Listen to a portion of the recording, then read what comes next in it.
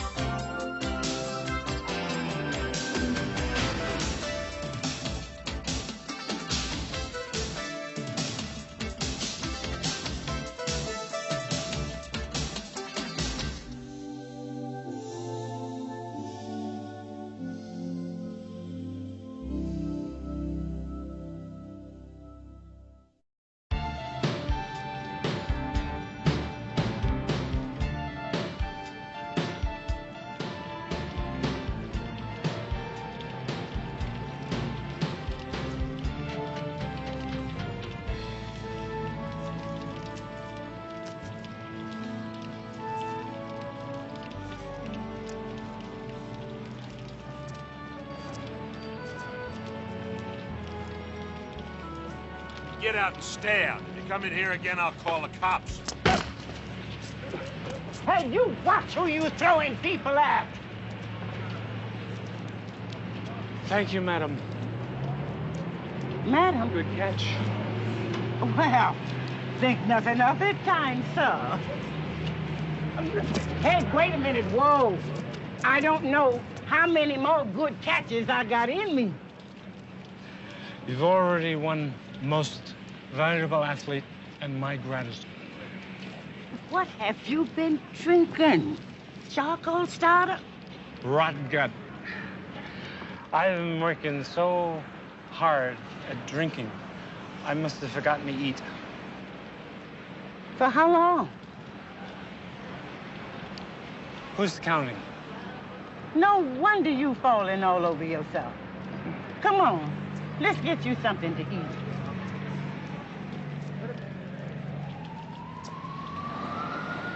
My name's Pockets. What's yours? Oh, not as interesting as yours. It's just John. John what? Just plain John. That's fine with me. Pleased to meet you, just plain John. Well, the thing is, you know,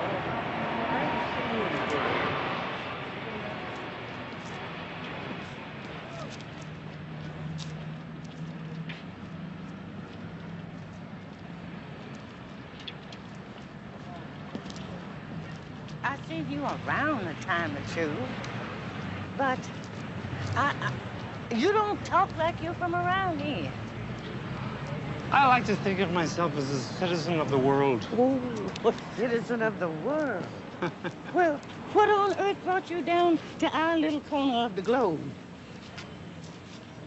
Discount liquor. Mm. Mm-hmm. I take a sip of sherry every now and then. Oh, you don't sound so good. I'm all right. I'm all right. You come over here and sit down. Sit down. I'm going to that bar across the street. I know the lady in there. She'll give me some food, and I'm going to give it to you. You are a remarkable woman. Oh, this man can talk some trash.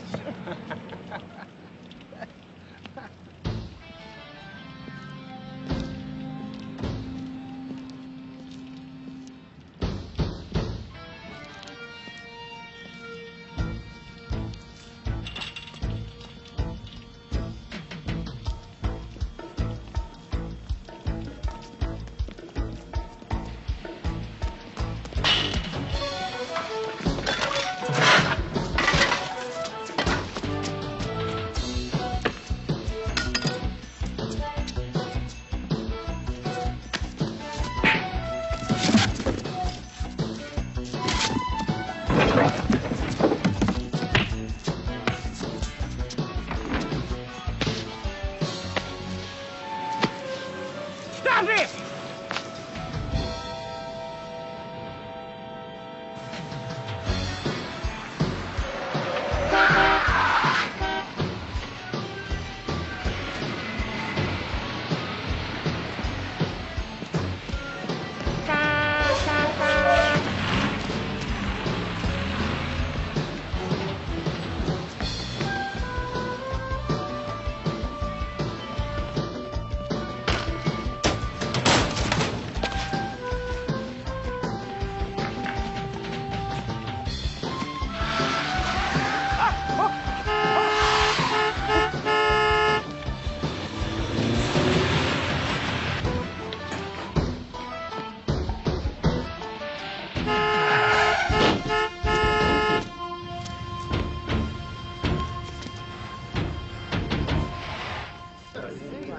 No money, no identification.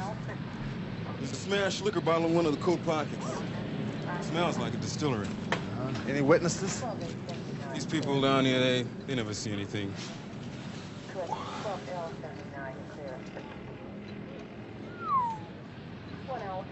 Who phoned it in? A woman, anonymous. Could be somebody in one of these buildings. Yeah. Okay, get him out of here. This is your beat, Myers. Did you ever see this guy before? I don't know. You work down here long enough, all these people start to look alike. Hey, Hunter. Lady over here's asking to see you. Yeah, thanks. Well, Pockets. Evening, Sergeant Arthur. Gee, it's been a long time, huh? Sometimes it seems like too long, sometimes not long enough. Seems like every time you turn up, somebody's dead. Yeah, well, it does seem that way, doesn't it? He seemed like such a nice fella. Did you know him? Only for a little while, How long was a little while? maybe 5 minutes. We ran into each other down the street and got to talking. He didn't talk like he was from around here. What do you mean? Do you have an accent or something? No, he talked like somebody been to college, even though he was so drunk he could hardly stand on his own 2 feet. What was his name? Just plain John. He said he hadn't had anything to eat, and I went across the street to get him a sandwich. This sandwich right here. But I guess he won't be needing it now. Pockets. Did you see what happened? Yes, I suppose I did. I heard this noise in the alley, and so I looked, and there was this tall, skinny dude jamming this knife into this poor fella. Now, did you see what the tall, skinny dude looked like? Well, like I say, he was tall and skinny, and he had on an overcoat. And it looked like he had a scar right here. Yeah, scar on his face. You must have got pretty close to him. Perhaps he saw you, too. Well, could be, but I didn't stay around to be introduced.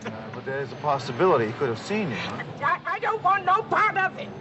Now, you tend to your business and you let me tend to mine. Now, look, Pockets. Don't you be throwing that angry voice at me, Captain. I'm a lady. I know that, honey. I know you're a lady. I just wanted to tell you that if there's anything that I could possibly do for you, call me. I shall do that. Yeah. I really shall.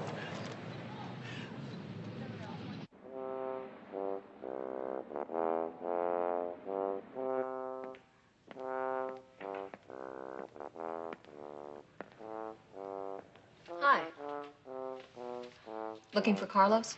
He's at rehearsal. Rehearsal for what? He just landed the 3rd tuba chair in the Burbank Philharmonic. Yeah, that's his audition tape. Are you kidding me? They are paying him to play that thing? He's very talented. You know, we're going to miss him around here. I'm Simon Cruz. You must be Hunter. No, I'm McCall. Hunter's, he's taller than... Carlos said that I'd be seeing a lot of you. Yeah. So, you have anything on our John Doe yet? Yeah. Why? You want to visit him? No, a report's fine. John Doe, number 38. Male, Caucasian, 42, 45. Cause of death, multiple stab wounds. Ooh. And let's see, blood alcohol level was 0.17. Any ID on him? No, not yet, but he shouldn't be too difficult to identify. He's got a Semper Fidelis tattoo on his arm. Really? That's Marines, then. Well, they've got to have a record of his prints on file. A couple of other goodies. This guy's liver indicates he was a strong drinker, but probably not for very long. 3-4 years at the outside. Also, the teeth. The teeth are in much better shape than we usually see in these street characters, you know? Good dental work, expensive, street. Yeah. Thanks.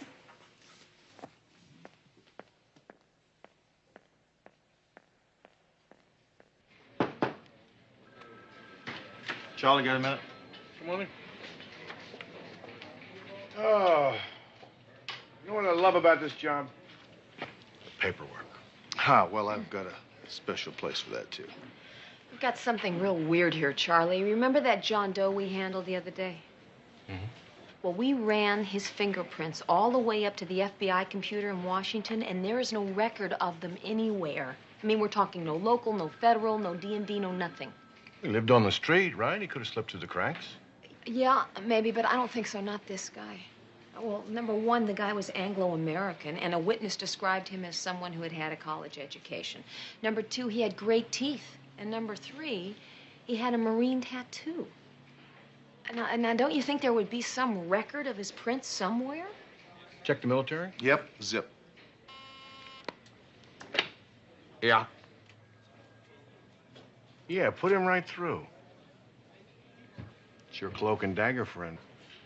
Bradley Wilkes? Wilkes. Brad, why is it I'm not surprised to hear from you? Because you're not the kind of guy who's easily surprised. Hunter, I have a friendly favor to ask of you. Oh, yeah, the favor wouldn't be about John Doe number 38 with it. I'd rather not discuss this on an open line. Well, you named the place. Riverview Park, South Side. About half an hour. Meet you there.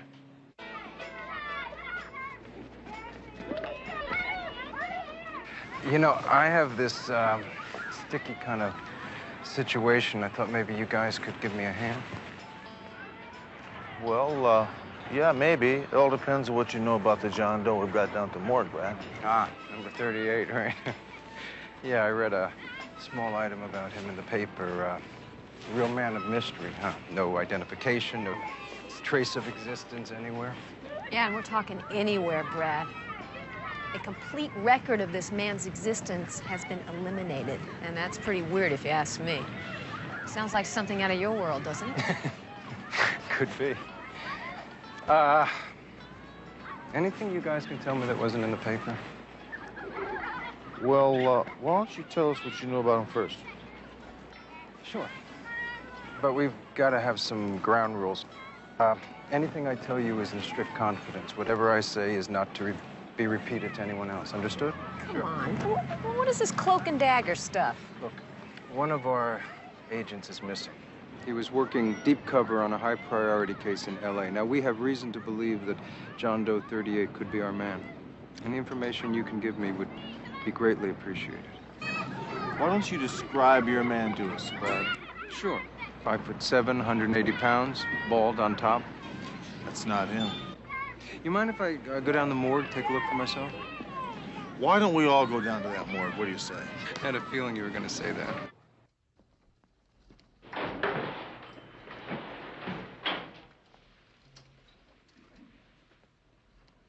No, not even a faint resemblance. You've never seen this guy before? No, to the best of my knowledge, I have never seen this guy before. Thanks, Barney. Of course, there's nothing about him very special now, is there? What are you talking about? Don't you remember what we told you? You don't find a John Doe like that every day. Should be right up your alley, Brad, huh? I'm sorry. I can't help you out. But if I hear any rumors, I'll give you a call. Yeah, you got my number. Yeah, I got your number. Dead end, huh? Yeah, it looks that way, Barney. Look, I know you did a complete and thorough autopsy on the corpse over there. Is there any way that you might have missed something? Cause of death was obvious, so we only did a standard workup. But you know how that is. Our budget's pretty tight. Each of our lucky customers only gets so much time. Well, look, let's stretch the budget a little bit here and take another look. We can find a spare change for that. Good, thanks.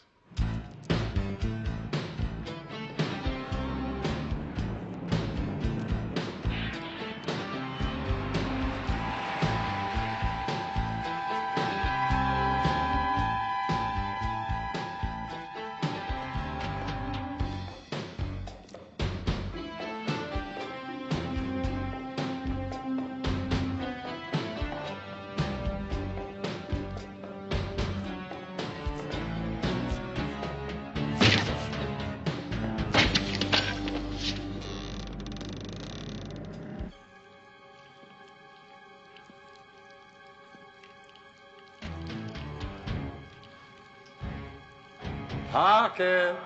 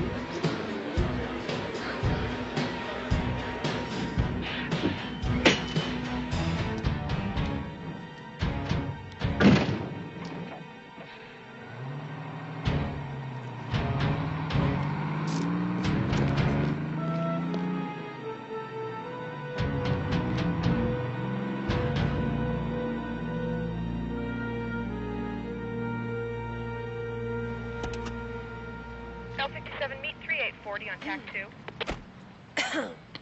3840, this is L57, go ahead. Sergeant McCall, this is Officer Meyer. I understand one of the characters on my beat is a witness in a case you're working on. Yeah, Pockets, is there a problem? Could be.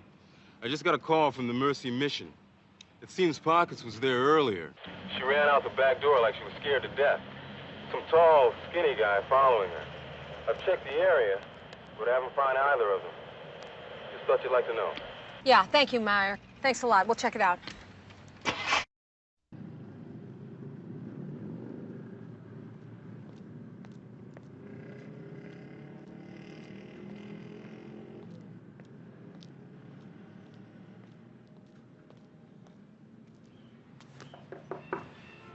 Pockets?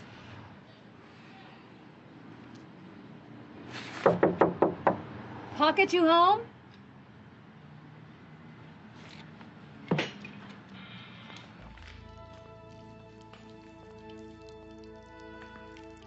Pockets?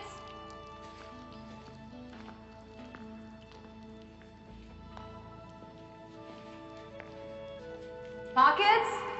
It's Sergeant McCall.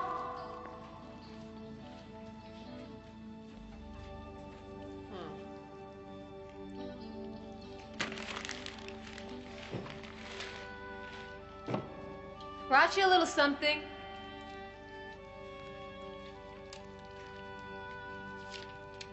Hope you enjoy it.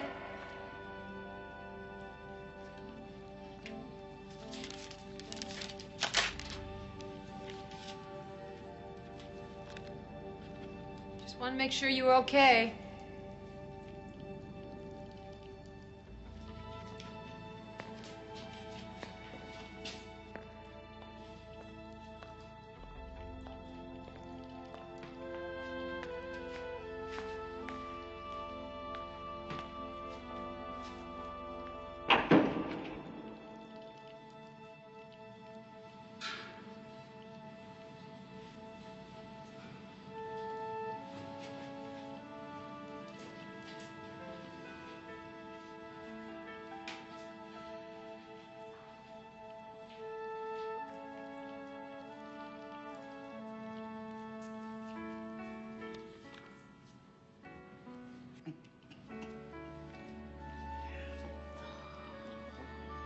Bless you, Sergeant McCall.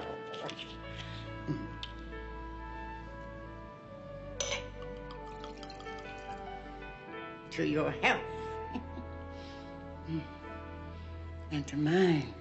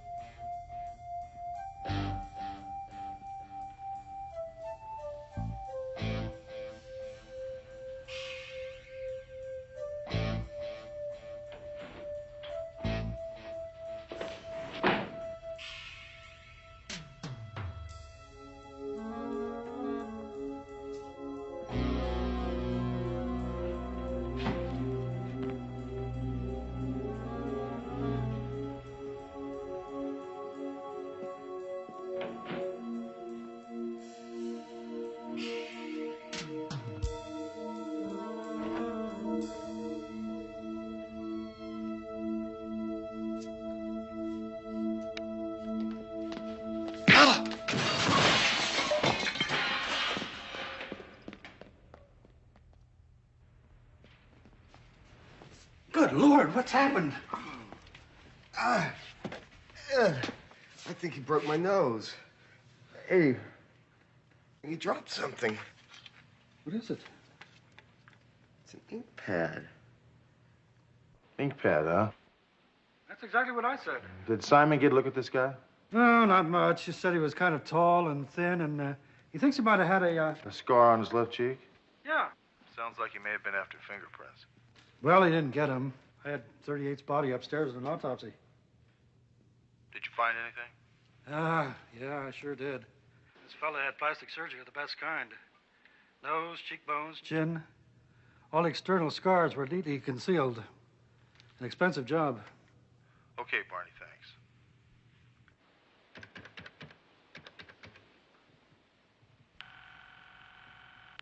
Federal Security Department. Yes, I have a priority 1 phone call for Brad Wilkes, please. We don't have that name in our records, sir. One moment, please. Operations, Salazar. Yes, Mr. Salazar, this is Detective Sergeant Rick Hunter of the Metropolitan Police Department. I'd like to speak to Brad Wilkes, please. Brad Wilkes. I'm sorry, Sergeant. There's no Brad Wilkes assigned to this office. Is that right? Well, I need to speak with him immediately. Now, how do we do this?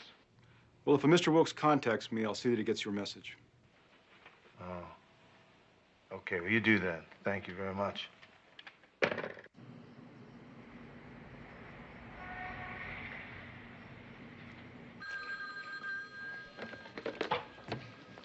Homicide, McCall. Sergeant McCall, this is Pockets. What's the matter, Pockets? Where are you? That ugly sucker's following me. Where are you? I'm off cell clerk at the steam plant.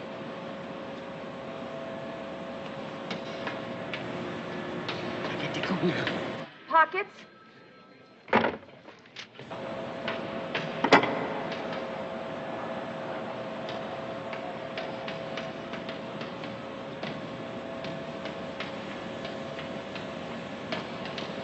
L57 or TAC 2? L56. Go ahead, L57. I'm en route to that steam plant over on Selkirk. Pockets just called from there in a panic. She says our suspect's following her. I'm on my way.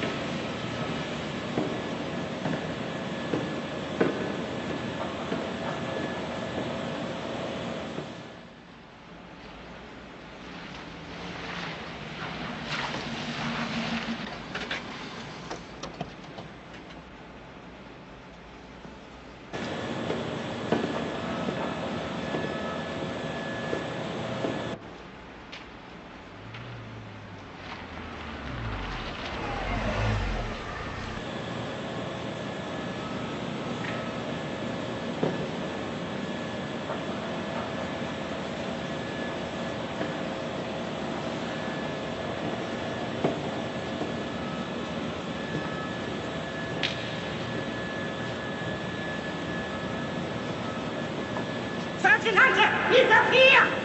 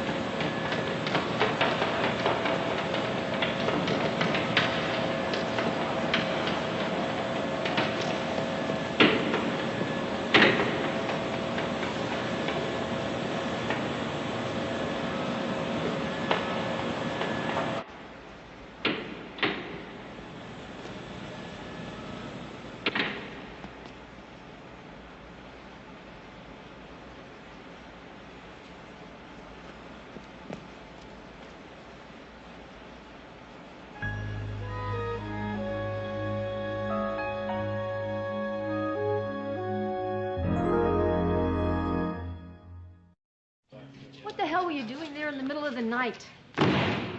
Well, I use that place for a shortcut sometimes. And when I seen this ugly dude following me, I went in there because there's lots of hiding places. Oh, and I'm so glad you showed up when you did. Why'd you lie to us, Pockets? Lie? Yeah, you said this guy didn't get a look at you. It's obvious he did. We seen each other as plain as day. But when he started after me with that knife, I did my best disappearing act. Well, why didn't you tell us that then? I suppose I thought it was all just gonna go away. Well, it didn't.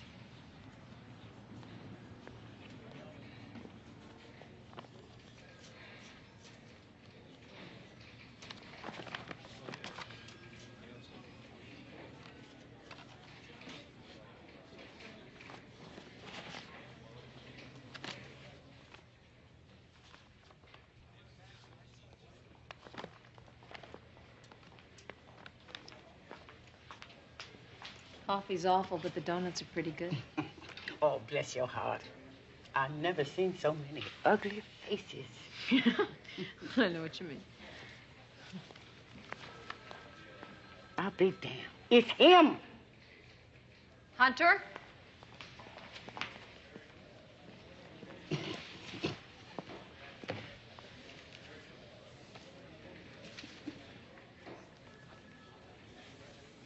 Marco Everett Foley. Okay, let's see. Marco Everett Foley, 6'3", 160, convicted 1974 of manslaughter, state prison, paroled 1979, arrested for assault with a deadly weapon 82 and 84. Acquitted both times on insufficient evidence. Sounds like a resume for a hitman. You want to lock me up? No, Pockets, we don't want to put you into jail. It's called protective custody. Well, I don't care what kind of fancy name you hang on it. It's still jail to me. Look, Pockets, try to understand our side of this. You're the only one that can identify this killer. I know I said I would help you, but you never said nothing about no kind of custody, which happens to be against my religion. Pockets, look, you only have to stay in there until we get the guy, and then... And then what? And then he gets out on bail, and I get to sit in custody until he comes up to trial? Well, no thank you. Now, listen, I lived all my life without no jail, no bars, and no policemen. I ain't looking to start that now. Pockets. It's either protective custody or we're gonna have to arrest you. For what? Vagrancy, no visible means of support. Now, you ought to know me better than that. The law says I'm supposed to have $11 in my pocket. Right. Well, I got $12, which means I ain't no vagrant. No visible means of support? Well, now, take a look at this. That there's a business license. You're looking at Pockets Discount Emporium, a fully licensed and registered DBA. So you go ahead and arrest me, Sergeant. I can use the money from the lawsuit.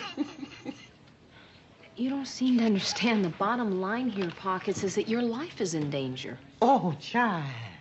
We all in danger. That's what makes life so special.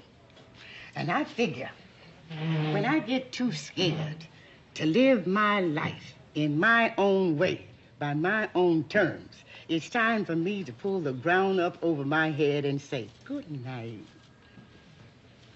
And good night is about all I got left in me for both of you. Right now, don't bother to show me out. I've been here before.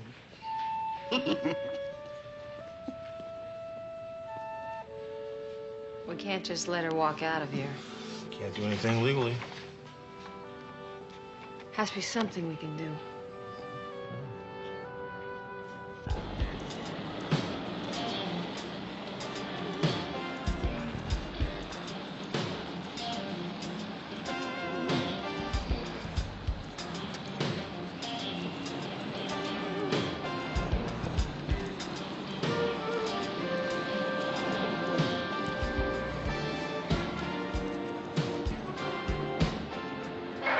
Foley?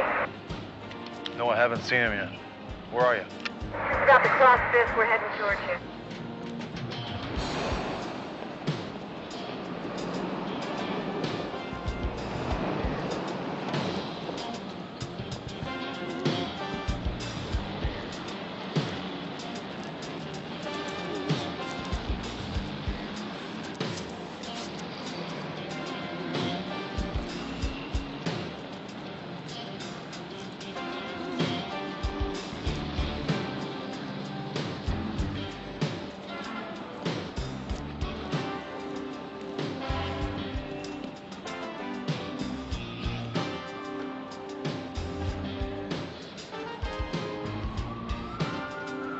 You just passed me on Colgate heading south.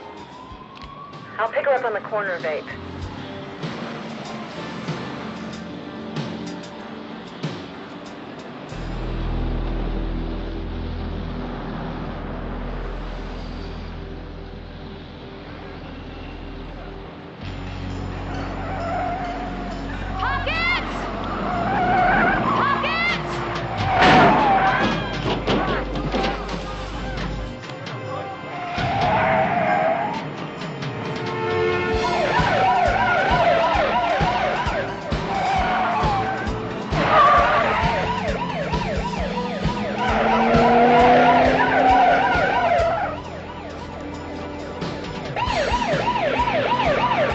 This is L56 in pursuit of a suspect headed eastbound on 7th at Vista. Request immediate backup.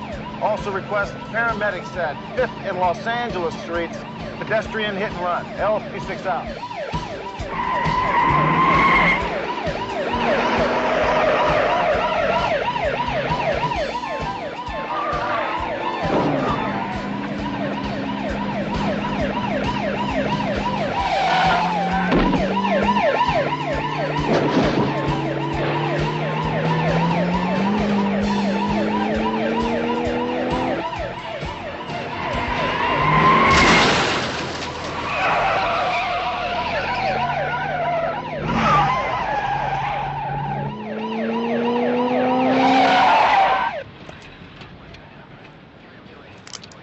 Metropolitan Police.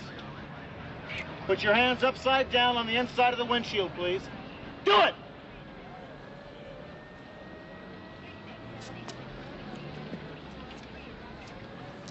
Get out of the car very slowly. Slower than that. Get your hands up in the air. Turn around and put them on top of the car.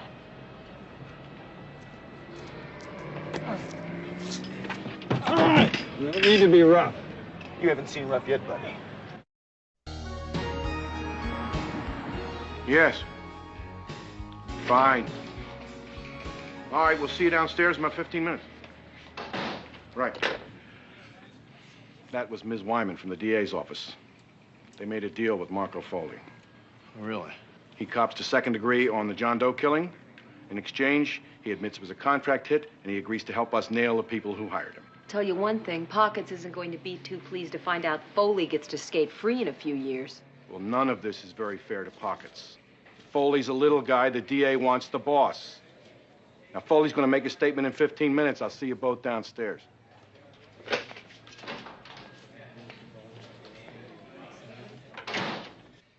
State your name, please. Marco with a K. Everett Foley. Did you and you alone take the life of the individual known as John Doe, number 38? Yeah.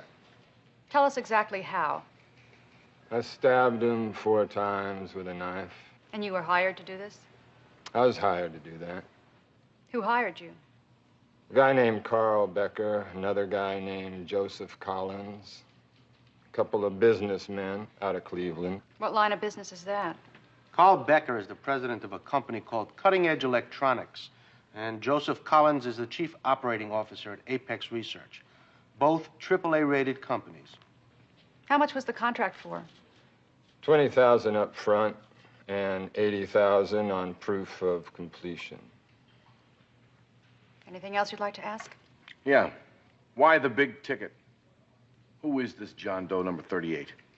I didn't ask, and they didn't say. They just gave me a detailed description, told me where I'd find him. I was supposed to verify the hit with a set of fingerprints. But you didn't get him. No. That black broad showed up in the alley, yelling her head off. Were you supposed to meet these men for the payoff? I don't meet them. They meet me. Soon as I have the prints. Wherever I say. Well, Mr. Foley, it sounds to me like you've got a call to make. We'll provide you with the prints.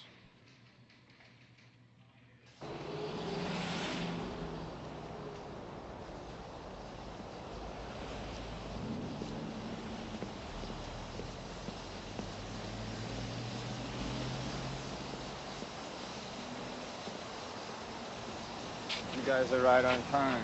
You have something to show us? Is that the money? Yes.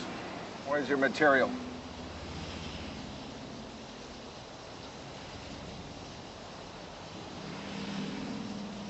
That's him. You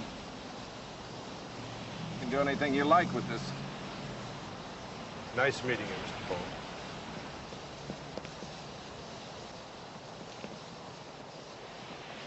Police department, you're under arrest. Turn around, put your hands on your head. On your head! You have the right to remain silent. If you give up the right to remain silent, anything you say can and will be used against you in a court of law. You have the right to speak with an attorney and have the attorney present during questioning. So desire cannot afford one, and an attorney will be appointed to you without charge before questioning.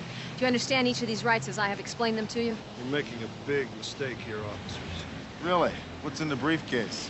See for yourself.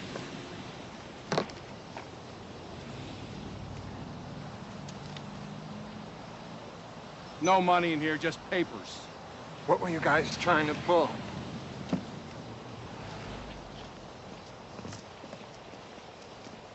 Business papers. They were supposed to be carrying an $80,000 payoff. They checked out the prints and then they started to leave. It looked like a payoff to me. Me too.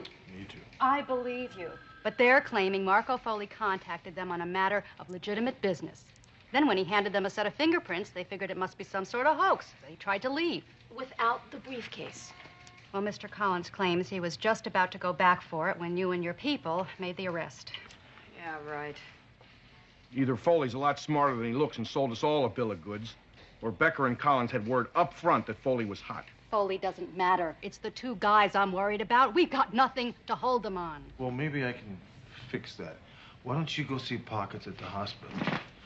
I'll hook up with you in about 2 hours.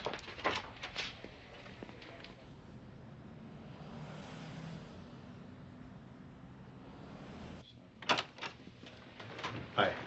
I'm looking for Brad Wilkes. I'm sorry, sir. There's Excuse no... me. I'm Salazar.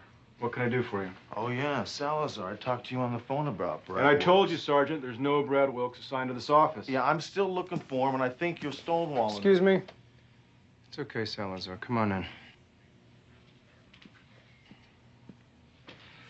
Thanks for stopping by. You lied to me, Brad. You said you didn't know John Doe. I never saw him before yesterday in the morgue. More importantly, I had nothing to do with his death. I'm going to tell you something, Hunter. You helped me with a case last year. I didn't forget. I felt like we got to be friends. Now I'd like to do you a favor. Well, do me a favor by telling me who Becker and Collins are. I never heard of them until they came out to L.A. to meet with Foley. My superiors told me to preserve the integrity of their operation. I don't know what their orders were, but I'm going to give you some friendly advice. Lay off. That's awfully weak. I'm just telling you what I know. It's a matter of national security. You go after Collins and Becker. You put your career and your life in jeopardy. I want to know who John Doe is.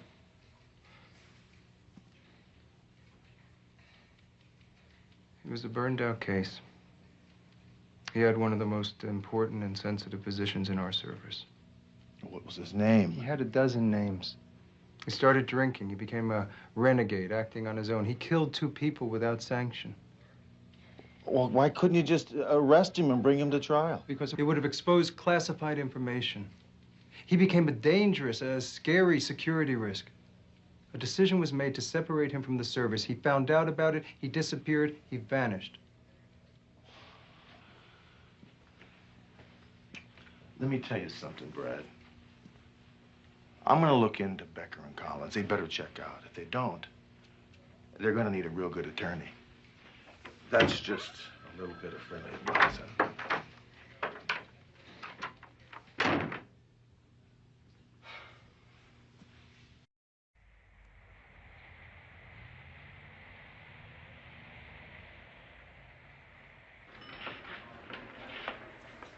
How your pockets? What do you think? Oh, shucks. You didn't have to get so fancy for me. Well, I picked him on the way in. He did not. The doctor said that we could not bring you a bottle of sherry, so we brought you a box of cherry cordials. And they're supposed to pack a wallop. Only you have to eat the whole box. You're gonna spoil me yet. Well, yeah. This nice room, color TV. I don't know how I ever got through the day without Pat and Van. A friend of yours came by to see me today. Mr. Wilkes. Brad Wilkes. Wilkes? Yeah. He's going to pay for everything. He's such a nice man. Your attention, please. Really? It's 5:30. Really is. Visiting hours are now over. I'm glad Pockets is feeling better, but I'll tell you one thing. It bothers me that Collins and Becker still get to skate free. Well, every phone call I made regarding those two turned out to be a dead end. As a matter of fact, our only alternative, considering those two, is to go to Cleveland. You really think that Captain Devane and the commander are going to give us the time and the money to go to Cleveland? No. So that's it? That's it. You know, sometimes I wish they'd give us the time and money to go off on some deserted island and get away from all this. Occupational therapist to rehab. Just a second. If I read you correctly, and I think I do, what you're saying to me is you'd like to go away to a deserted island with me. Am I right about that? I'd rather go to Cleveland.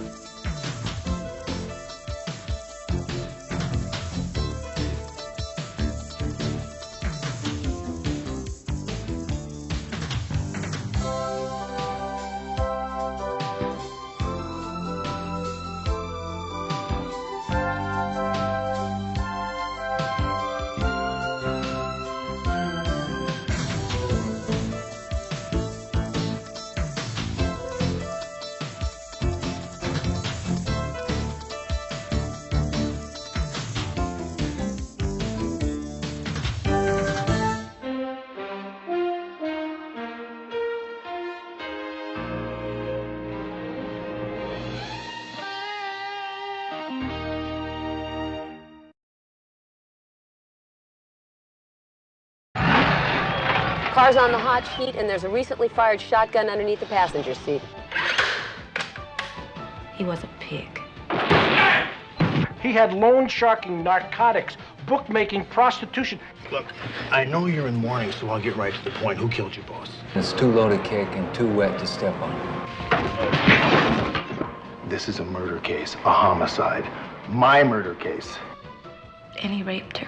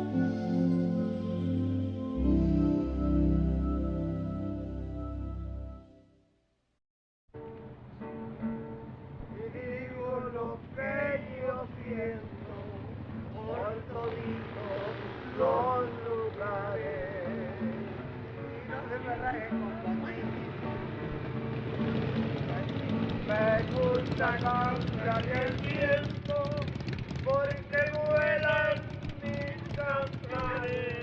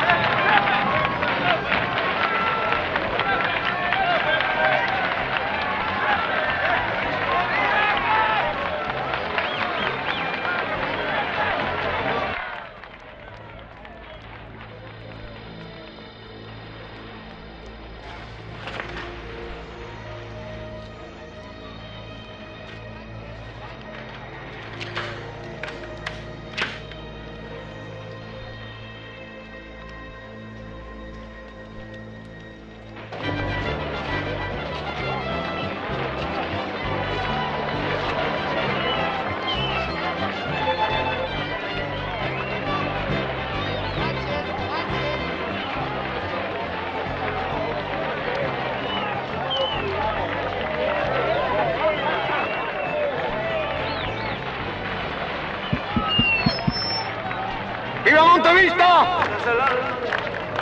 Ladies and gentlemen, welcome to our Monte Vista birthday celebration. And let me introduce you to the man who makes all this wonderful world possible, Mr. Max Santiago.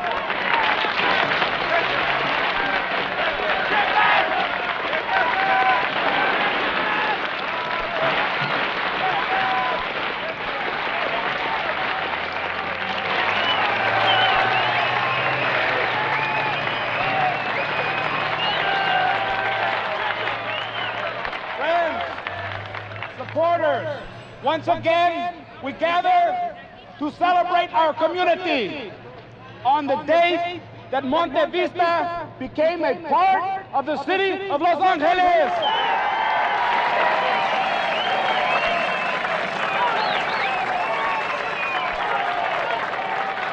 But today is more than a birthday party in honor of our beautiful community. Today, we also celebrate our citizens.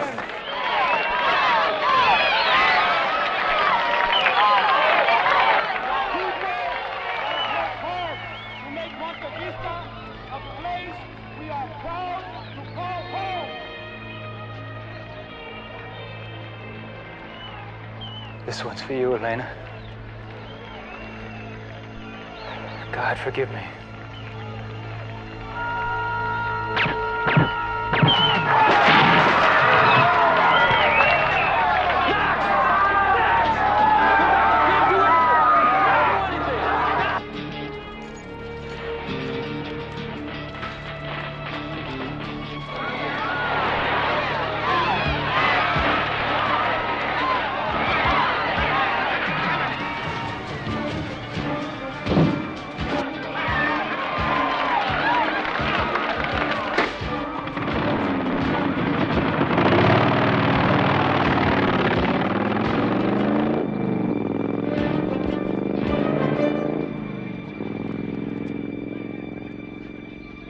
Are you sure you didn't hear anything like a firecracker or maybe a car backfiring? No, nope. All of a sudden, Max looks like somebody jerked him from behind, and down he went. No, I didn't hear any shots. Matter of fact, I don't believe anybody did. But when Max fell, I realized what had happened. I looked around. It took a while, but finally I noticed something. You see that building up there? Yeah. See that open window? Well, I know this neighborhood like the back of my hand, every inch of it. And those windows have been shut tight ever since that building was condemned. Thank you, Father. Thank you very much.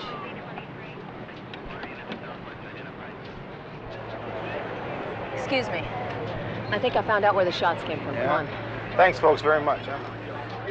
No fingerprints, no powder marks,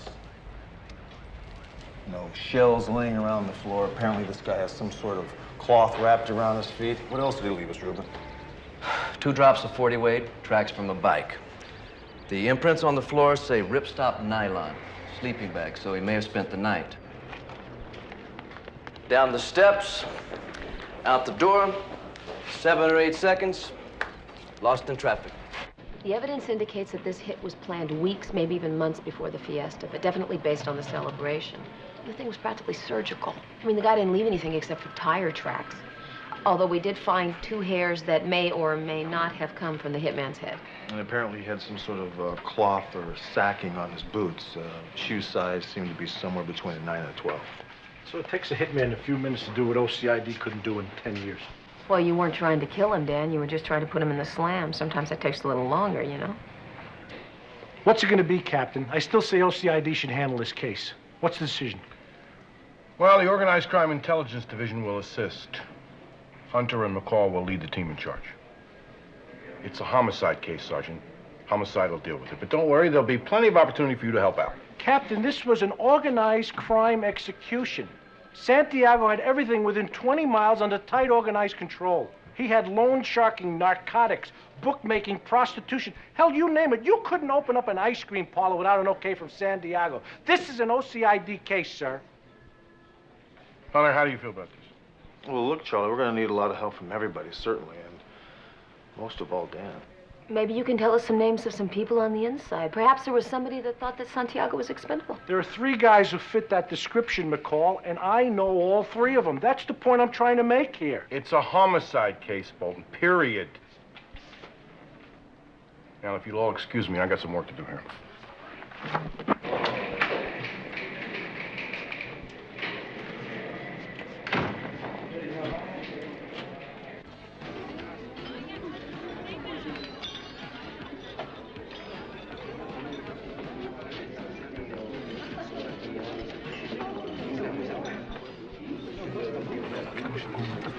Hi, fellas. Look, I know you're in mourning, so I'll get right to the point. Who killed your boss? Look, our organized crime detail has 3 suspects on their list. I'm sitting with all 3 of them. So, me being a much more open-minded guy, I have an idea it would benefit you if you talk to me. We gave statements. Why don't you read them? Oh, I read them. You were standing right next to Max when he got gunned down, all right. The interesting thing I found is that when the shooting started, you guys didn't pull your guns. I don't own a gun. Neither does Miguel here or Paco. Now, why are you here? Well, you see, anytime someone like Max Santiago gets gunned down, we have a tendency to look real close at the beneficiaries. Max was a man of commerce, a business genius who took real good care of us. We had jobs, good, high-paid jobs, which we don't have no more. High-paying job? Well, you say so. You see, Max was the wealthy one, not you guys. He was paying you out of petty cash. Now, look, let's talk women. Did Max scorn anybody lately? Max was seeing my sister. He loved her very much. Well, where can I find her? At home. She's still crying. And if you bother her... What? What are you going to do about it? You know, you guys don't seem to get it, do you? I'm paid to find the guy who killed Max Santiago. And if you guys don't talk to me, I'm going to start to wonder why. Maybe we want to find him first, you think of it? Oh, I thought about that. And then I thought maybe one of them, no, maybe all 3 of them hired the killer, huh? What is your name? Sergeant. Well, Sergeant, I manage this restaurant for Max. My good friend Miguel here ran Max's motels, and Paco here took care of the liquor stores. Who owns it now? La Señora Santiago, Max's mother. He left her everything he owned. And we're hoping that she won't sell so that we get to keep our jobs, but we don't know. I don't think she's going to be able to sell the prostitution, the bookmaking, the loan sharking. You're insulting the memory of a dead friend. I'm not going to allow that. And you're asking questions without reading us our legal rights. Hey, look, fellas, like I told you from the very beginning, this is a friendly visit. I'll read you your rights when I come back to arrest one of you, or all of you, for murder. Adios.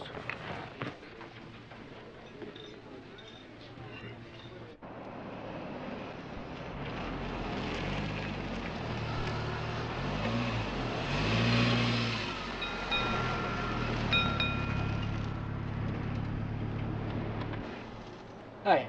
Did you fill it up?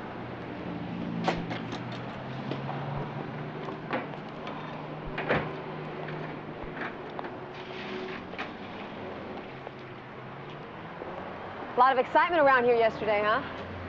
You mean the fiesta or the shooting? I guess both. Were you there? Everybody in Monte Vista goes to the fiesta. Did you know that guy? You know, the man that got killed at Santiago? If you live in this neighborhood, you knew Max Santiago. I lived here all my life. You better get that gauge checked. This was almost full. Yeah, I know. Sergeant McCall, homicide. Oh. You're Jonathan Pruitt, right? Jack, please. Only my mom calls me Jonathan. Jack, sorry. Our computer gave us 11 names of Monte Vista residents who'd had trouble with Santiago in the past, and you just happened to be number 7.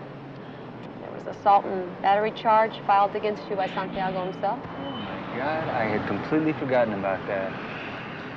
Yeah, I beat him up pretty good. Took a few shots myself. Well, that was 10 or 12 years ago. I'm not a suspect. Well, we're just checking out all the names the computer kicked out. Charges were dropped, right?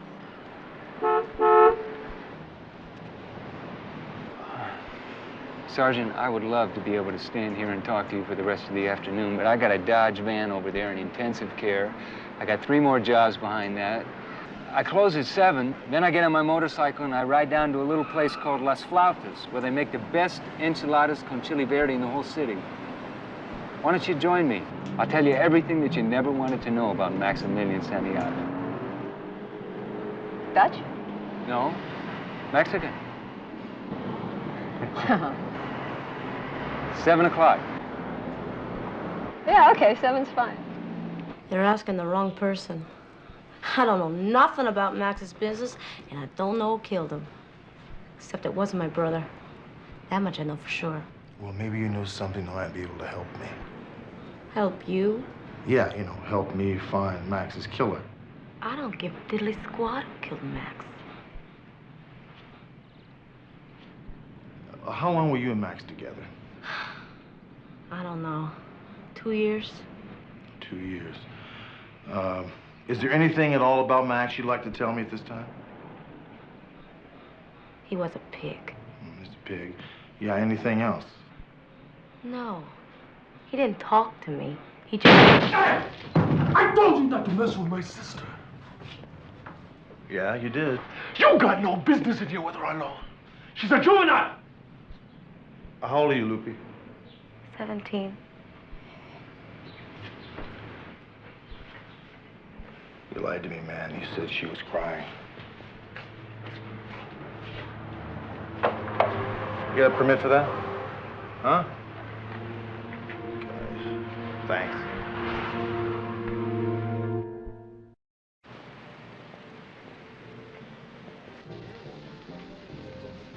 That had to be the worst drunk of my life. Any special reason why? That was a 10th high school reunion. A bunch of guys trying to outdo each other in the macho department.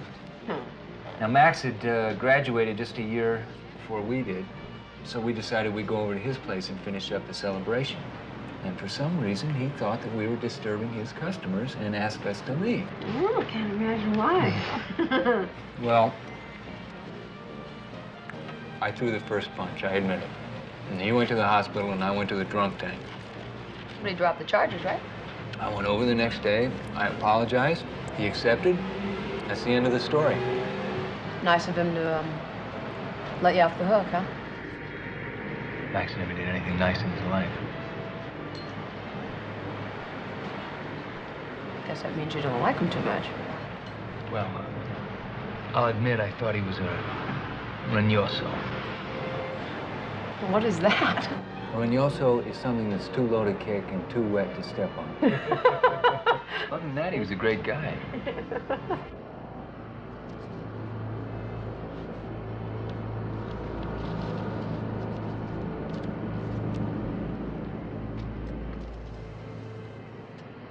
I came back from Vietnam. There were bars on my mom's window, and my kid brother had been busted for possession. And you blame Santiago? Yeah, I do. Any uniformed cop in this neighborhood will tell you Santiago took over Monte Vista at the end of the Vietnam War, and he turned it into a place where you could get anything you wanted, from a $10 bag of rock to a teenage girl for sex. And if feeling that way makes me a suspect, you got about 1,000 other people out there who feel exactly the same. You were right, you know, these were great. Oh, aren't they? Yeah, but I don't think I should eat for another week after this meal. And you have to let me pick up the check, okay? No. You couldn't pay for it even if you wanted to. The chef is my mother-in-law. It's funny, I thought you were single. Wonder why. Well, my wife died about 10 months ago. Oh, I'm sorry. What's your status? Are you married? Are you single? I guess you could say we have something in common. My husband died. He was killed about 5 years ago. He was a police officer. I'm sorry. You have any children? No. You? No, not for want of trying. Alina was a good Catholic girl. The match on the tire treads wasn't even close, Charlie. What about Santiago's people? Well, they were nothing but hired hands. Santiago's death just made more problems for them. You know, there's some political pressure building on this case. The chief is leaning toward me dumping this case on OCID. Yeah, well, give it to OCID if you think they can do a better job, but I doubt it. That's why I'm leaving you two on it. You're very smart.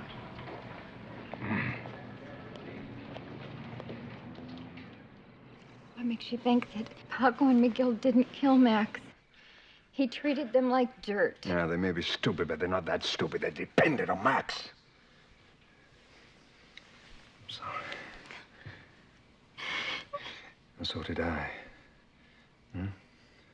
Well, maybe everything will turn out okay, huh? I don't think so. Max getting killed was the worst thing could have happened to any of us.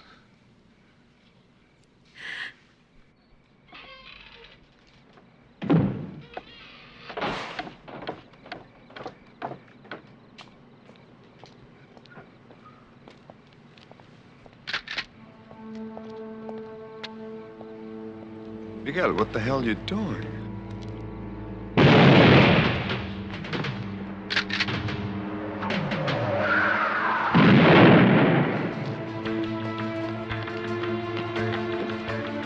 ¡Vámonos de voladas!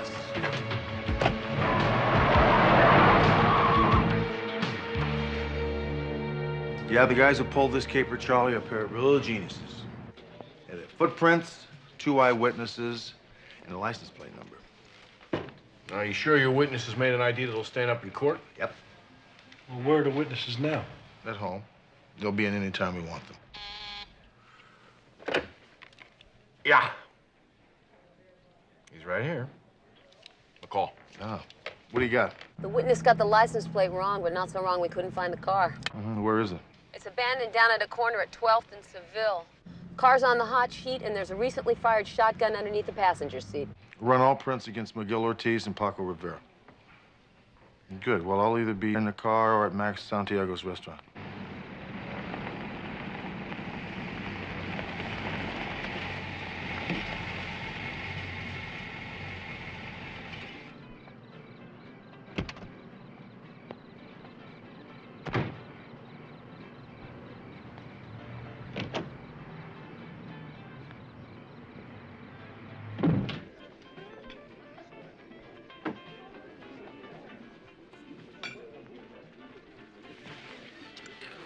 Paco, do you remember anybody inviting this dude to sit with us? Hey, where's Guerrero? If I knew, I wouldn't be telling you. Hey, Miguel, cálmate. I mean, the man's just trying to do his job. Don't get uptight, man. Reese will be here later. Now, he's a little late. 40 minutes late, so we ordered. Well, 40 minutes late, not 25, not 45 minutes late. What are you guys doing watching the clock? Hey, we don't have to talk to you. No, you don't, so I'll talk to you. Your friend Guerrero is dead as a doornail. Dead? I mean, somebody killed him or what?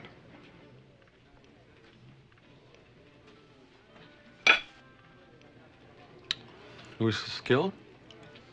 Like Max? No, not like Max. He was killed by amateurs. We have the car and the gun. Hey, Luis was a friend. All right, he will be missed.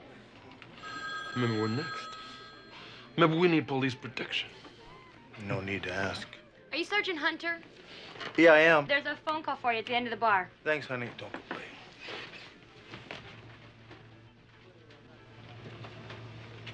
Thanks very much. Go. They were smart enough to wipe off the car and the gun, but we still got a nice clean Ortiz print from the cartridges they left behind. Is Ortiz there? Yeah, they're here. Oh, wait a minute. They left. I let them get away. I gotta call you back. You didn't pay your bill, mister.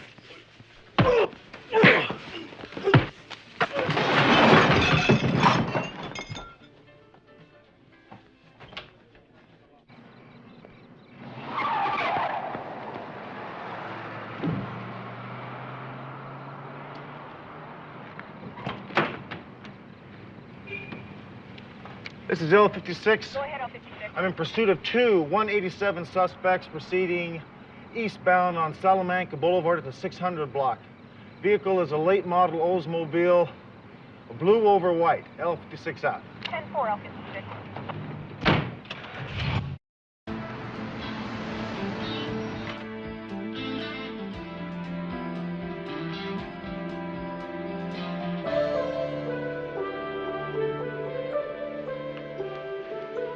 kids. Look carefully. Do you recognize any of these men?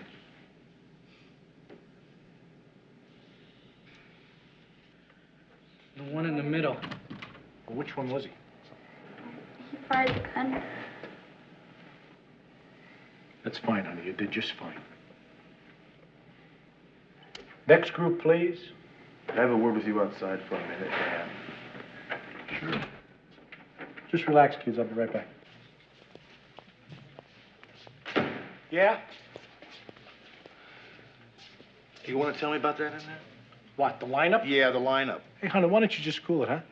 I knew where to find those two guys, and you didn't. I booked them in at 5 a.m. this morning, and I picked up the two kids before they left for school. Why didn't you call me? Hey, roused you out of bed at 5 a.m.? It's done all the time. Hunter, you know the pressure that's building up on this case. Yeah? Yeah, Commander Kane's demanding action, and so's Devane. So I moved too fast here? Hey, I'm sorry about that. Let me just tell you one thing. This is a murder case, a homicide. My murder case. You should have called me, Dan. Look, we pretty well know that Rivera and Ortiz murdered Guerrero, right? Where do you think that puts us in relationship to the Santiago killing? Case is closed. You're crazy. Yeah. Guerrero contracts a hit on Santiago. Rivera and Ortiz waste Guerrero. You guys got a hit guy out there someplace you probably never find. The pressure's off. You know something, you're full of it. Yeah, but the pressure's off. Let's get this over with.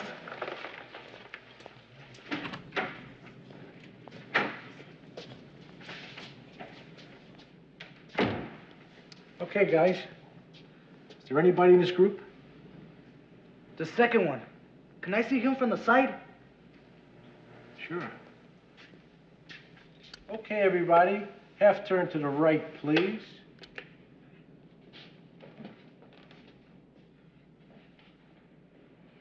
Yeah, the second one. He's the driver. So Rivera drove and Ortiz did the firing. We've got double eyewitness confirmation plus fingerprint evidence. This is good work, Sergeant. Thanks. So, on the Santiago case, we've got an outstanding suspect, a hitman, but with Guerrero dead, the case is a very cold one, right? No, it is not a cold case. Hey, Hunter, if you're ticked off about me jumping Yeah, on I am ticked off about that, Dan. And just because you got the two idiots that killed Guerrero, that doesn't mean you can forget about Santiago. What do you think? It takes some kind of genius to hire a hitman? Guerrero was smart enough to know one thing. If anything ever happened to Max, they'd all be washing cars for a living. Captain, we checked Guerrero's bank balance. He had $4,900 with no large withdrawals in the last year. Now, come on. These two killings are worlds apart. I mean, we're talking about entirely different leagues here. So what? You hire a hitman, you're gonna get a professional job. Well, thank you very much. Ortiz and Rivera say that Guerrero hired the hit on Max. Now, why should we believe them? The DA's not going to buy it either. I don't think the pressure's off. Look, I'm not trying to shut you down on the Santiago case, but Bolton's theory here makes sense to me. Charlie, those three flunkies had it made. Guerrero knew that. Well, those other two dips obviously didn't think so. Those other two dips didn't think, period.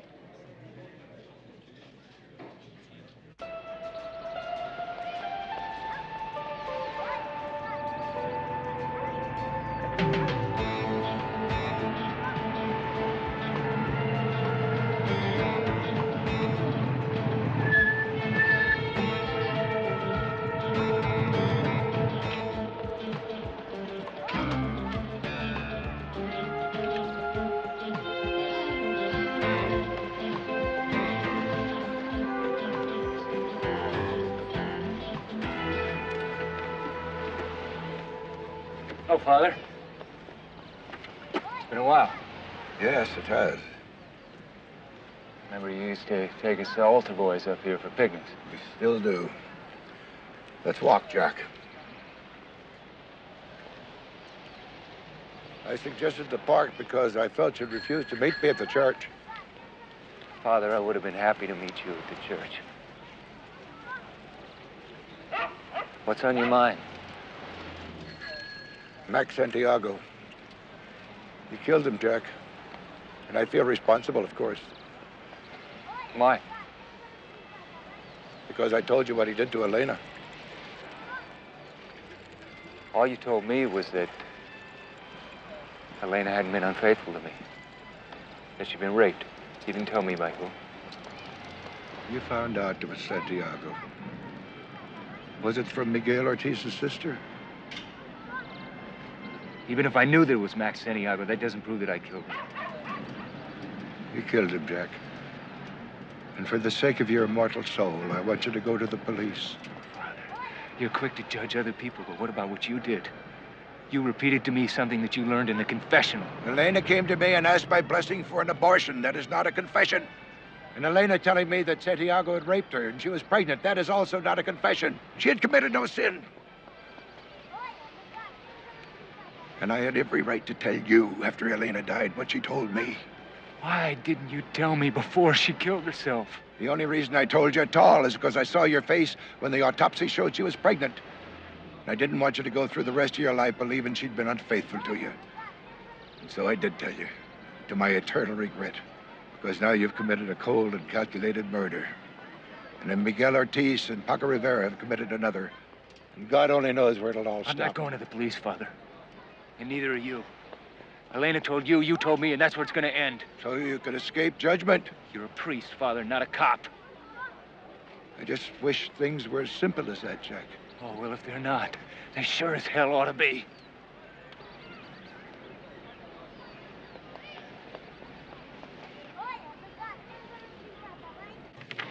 What's your source on this, Sporty? I don't believe that you asked me that, Hunter. What is my source? How reliable is your information? It is a consensus of opinion, my friend. Nobody who knows how the world spins believes that it was a business hit. A jealous husband, or the father or brother of some child that Santiago peddled to a Bel Air customer. I mean, that is how the cognoscenti of crime view the act. Sporty, I want to thank you for your time. Sergeant McCall would like to thank you. The pleasure was non-existent. Once again, I have devoted to truth, justice, and the American way. Sergeant Hunter? Well, Lupe Ortiz. This is Miguel's sister, Lupe. This is Sergeant McCall. I need to talk to you.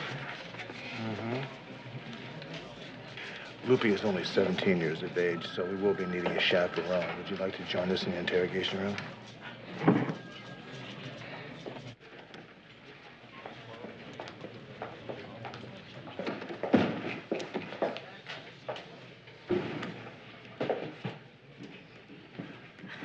I'm worried about what will happen to my brother. He had nothing to do with killing Max. He didn't. I think a man named Jack Pruitt killed Max. You have anything that might prove that? No. But just over a year ago, his wife, Elena, came to see Max to get us okay so her mother could open up a little restaurant. Max wanted Elena real bad, starting in high school, because she was beautiful and didn't like him. And there she was in his office above his restaurant asking for a favor.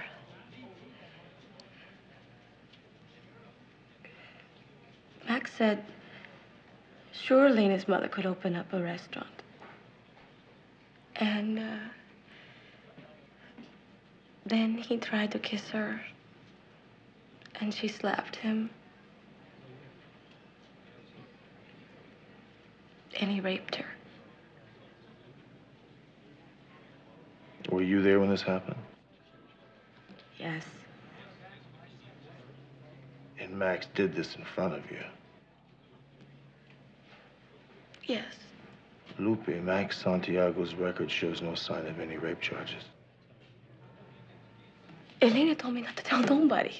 She said if her husband found out, he would kill Max. And he did. Did you tell Jack Pruitt about the rape? I didn't tell nobody. Jack must have figured it out. I don't know.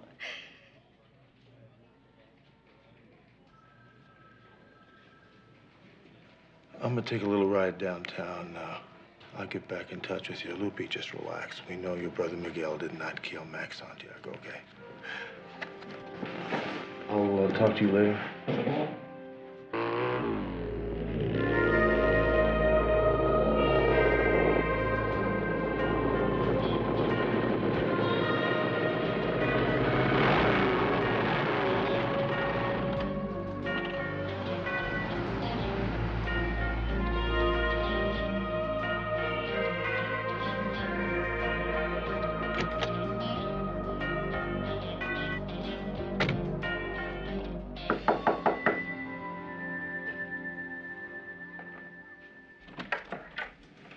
Yeah? Jack Pruitt? Right. Sergeant Hunter, Metropolitan Police. I was wondering if I might have a word with you about last Sunday's shooting. Sure. Come on in. Thanks. Sit down back here.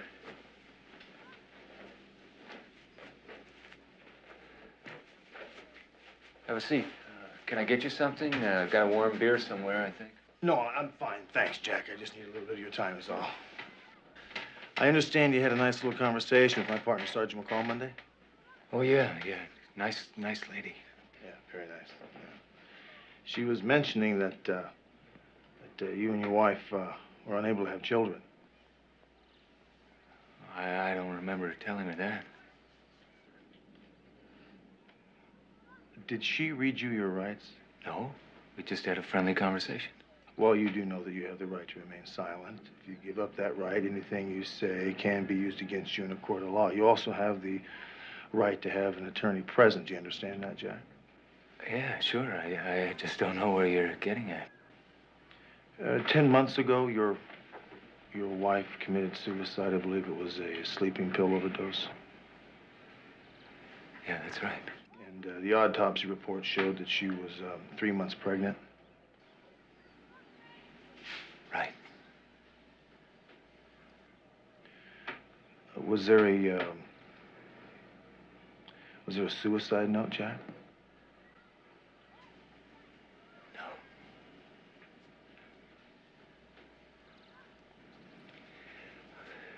You've been talking to Father Cusack about this? See, my wife told Father Cusack that she'd been raped. And after she took her own life, Father Cusack told me about it. But he didn't tell me who'd done it. So you didn't answer my question. Did Father Cusack tell you this? No, he didn't, Jack. I haven't talked to Father Cusack.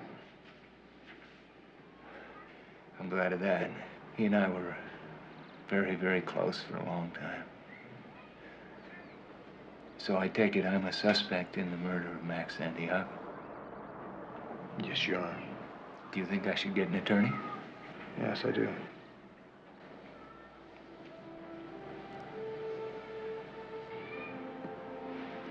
Well, it's going to be a long drive back to the station.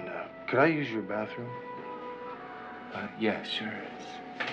It's just down the hall. Yeah, thanks.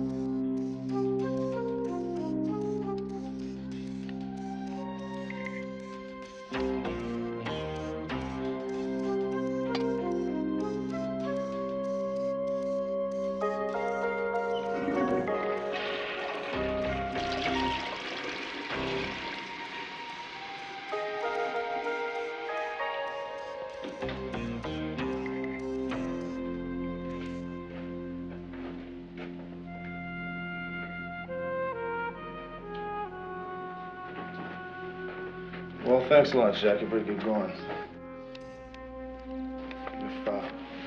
If you need to get a hold of me for any reason, you can reach me at that number. I thought you were going to arrest me. Or should I? No. No, not in my opinion. I think the district attorney might agree with you at this point in time. I still suggest you get yourself an attorney.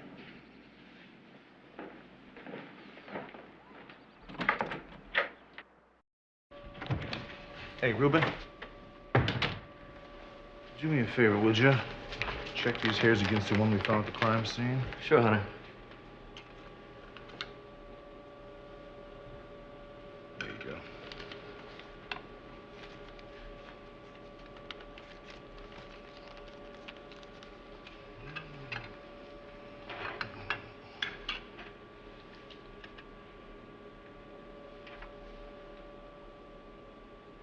Where'd you get this hair?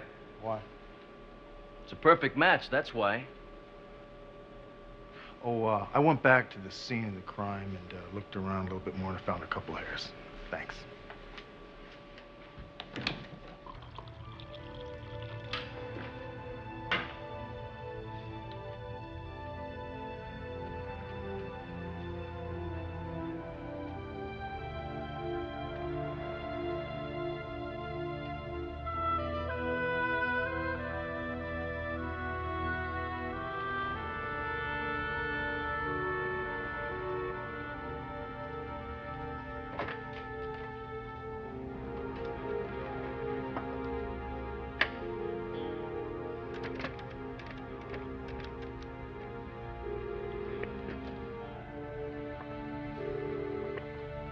Hello? Hi. You awake? Well, I am now. What time is it anyway? I need to talk to you. Are you alone? Yes, I am. What's going on? I'll be there in 15 minutes. All we have is 2 hairs. No motive. We can't even prove he knew Santiago raped his wife. So what are you trying to say? Look, do you want to forget that you found the evidence that puts Pruitt in the room the shots came from? Well, that's just my point. We don't have enough evidence to convict this guy. The captain is going to say that we have probable cause to arrest Pruitt, and that's our job. Even if we both want to look the other way. Well, it certainly wouldn't be the first time 2 cops looked the other way. Yeah, but I don't know how much longer I could keep being a cop if I did that. Hunter, look, maybe you and I think that Pruitt did society a favor here by just bucking the system, by taking matters into his own hands. But the bottom line is if you and I look the other way, then we're no better than he is. Look, I know that. I do know that. Okay? I'm just tired of seeing Pruitt suffer. I'm just tired of it. I think he suffered enough.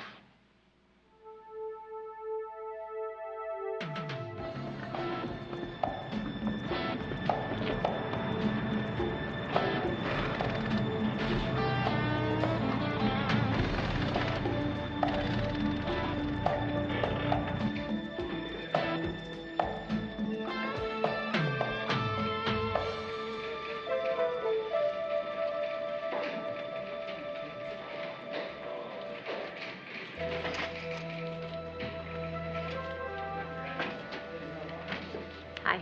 Hi. Get any sleep last night? No. Doesn't it look like it? Yeah. I didn't sleep too well myself. So did you come to a decision based on what we were talking about until the wee hours of the morning? Yes, I did. We're both still here. We certainly are. I have decided that I'm going to...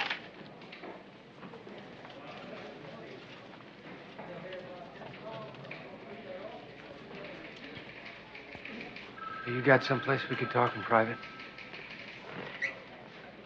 I haven't had much peace of mind these past few days. Or sleep either. This morning at 6 o'clock, there was a knocking on my door. It was Father Cusack. Came by to have a little chat about my immortal soul. I guess he's been looking out for it ever since he baptized me. I talked to him about your visit yesterday. And how I had the feeling that you knew that I... Anyway, I wound up making my first confession since before Elena died. And afterward, I felt peace. I felt real peace. For the first time since I decided that I was going to kill Jack, Schuster. just a second. Now, you recall yesterday I read you your right to your home. Recall that? Now, you do have the right to have an attorney present. Yeah. I suggest you do that right now.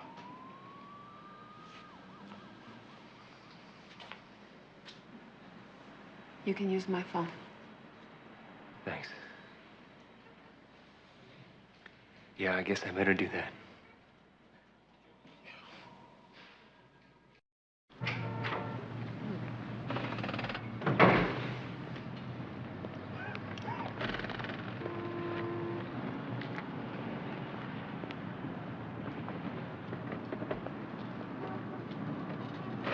You know, it's really a coincidence seeing Mike Snow here today, isn't it?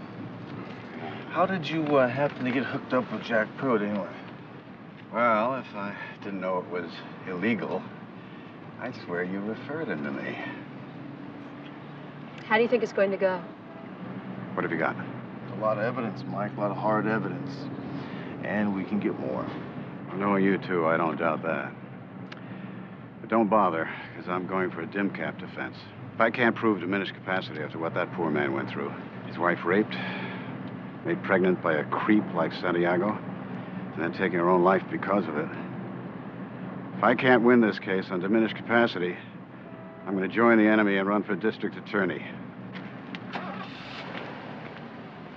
Good luck. Well, there goes another closed case. Hey, you know, when we were inside there, you were going to tell me something. Right when Pruitt came in. What was that? Uh-huh. Yeah, I couldn't quit either. Hunter, where'd you get this tie? Out of your closet.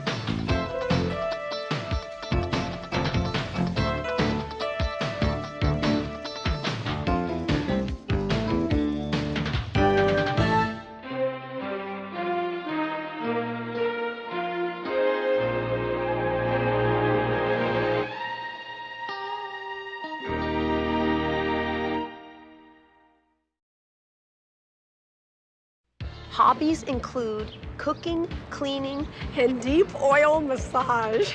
I can't believe this moment's really here. How do I get a pound of this? $2 million. I want what's mine. I want it now. Freeze, please. Kenny, now how did you disappear so fast? Because I'm Kenny Dunstan, that's how. You know, I really believe Kenny Dunstan is a legend. The joke's on you dudes. Your last ride, Alice. Get in.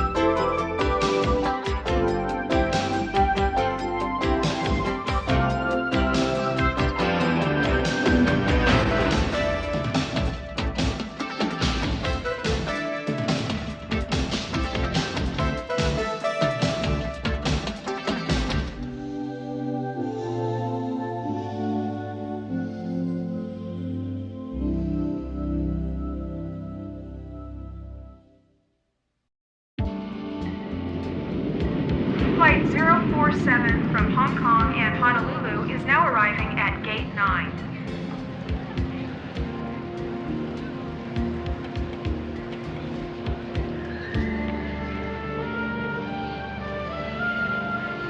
Arriving passenger from Hong Kong, Mr. Sean Lynch. Please contact airport security on the white courtesy phone.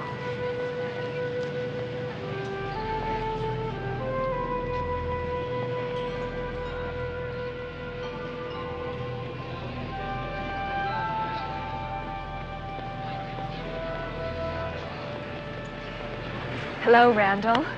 Hello, Rose.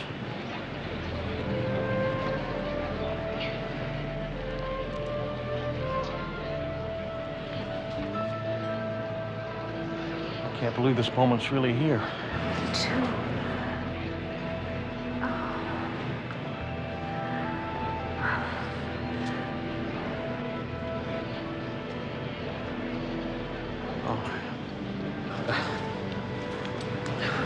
Thank you.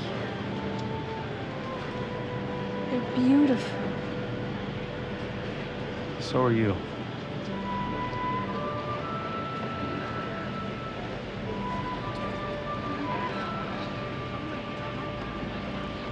I do have more luggage. Well, let's go get it, huh?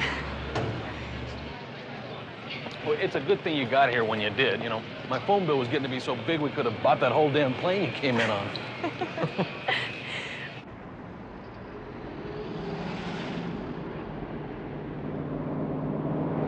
I figured with blood tests and all, we could get married the day after tomorrow. Of course, there's no rush. If we wait till the weekend, we could get married on our first anniversary. A year ago, Saturday, I saw your picture in Mr. Tanton's brochure, and I sent you a letter. Dear Miss Rose, it feels kind of funny writing to somebody I've never met, but I'll give it a try and see what happens. I guess it sort of did happen, didn't it? It's the oldest house in the block, Rose. It's about 30 years old. It's got an original floor plan. It's one of the things I really like about it. See, not many houses around here have an original floor plan.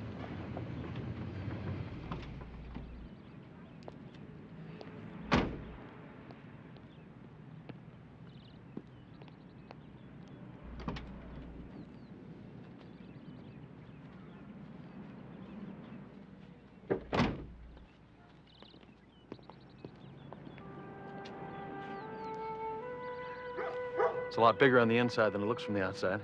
It's beautiful.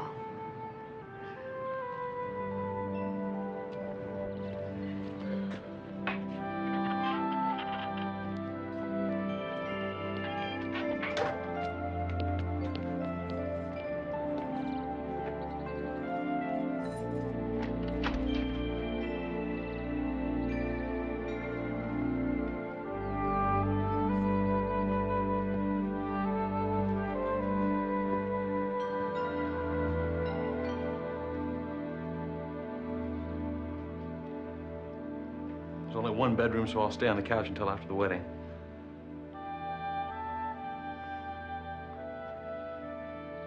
I'll get your other bags.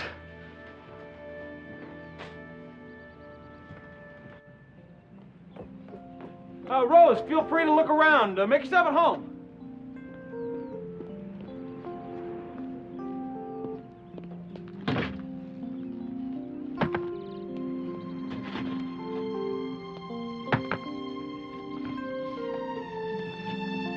Rose, you were kidding when you said you had your whole life packed in here.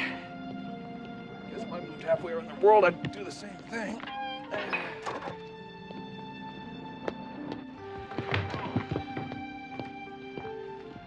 What do you think, Rose?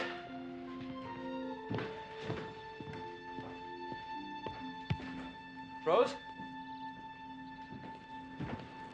Hey, where are you, Rose?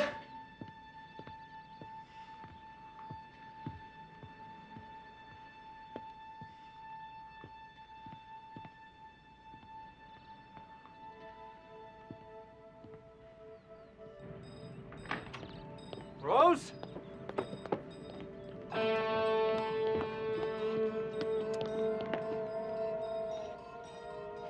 Hey, Rosie?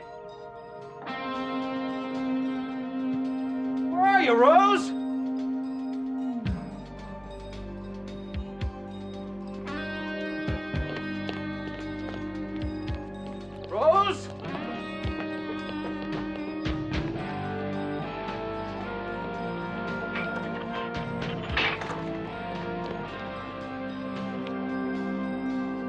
Rose!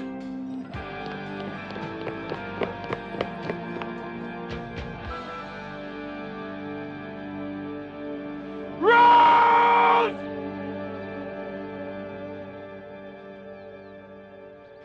You must be done with your typing because you are now obviously just loafing. I don't consider reading about the Chicago Cubs loafing, honey. Hey, Rick. I gotta talk to you. Hey, Randall, how are you? I'm okay, but I got a big problem, though. I gotta talk to you. I haven't seen you in a long while. You remember Sergeant McCall. You remember Randall. We served together. Look, I got a big problem. Can we go somewhere? Well, okay. We'll be at Rex's. Yeah. You're not gonna believe a word I'm gonna tell you, Hunter.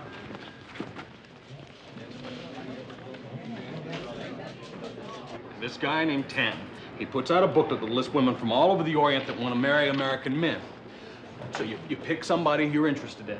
You write back and forth. You talk on the phone. If everything works out, you both agree. Tanton sets up the travel arrangements, brings the girl over, and he collects his fee. Okay, now look, Randall, isn't there a possibility that when you got Rose home, she took one good look at your profile and she realized that you weren't the apple of her eye? Rick, you're wrong. She liked me. I know she liked me. It just doesn't set right. She left everything at my house but her handbag, and she's a million miles away from her family. It doesn't make sense! Hey, Randall, relax, okay? A missing person is not a crime. Now, sit down. Just relax. Look, there's nothing I can do on this case officially. I can't even take a report on this girl for the next 72 hours. Oh, that's too long, Rick. I need help now. I can't handle this by myself. I know that. I know that. Just relax. Calm down.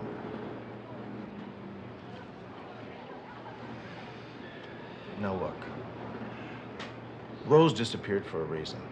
And we're gonna find out what that reason is, okay? Come by my office at 12:30. I'll take an extended lunch. We'll drive across town. We'll go see Leo Tanton. How about that? It's a start. Yeah, you bet.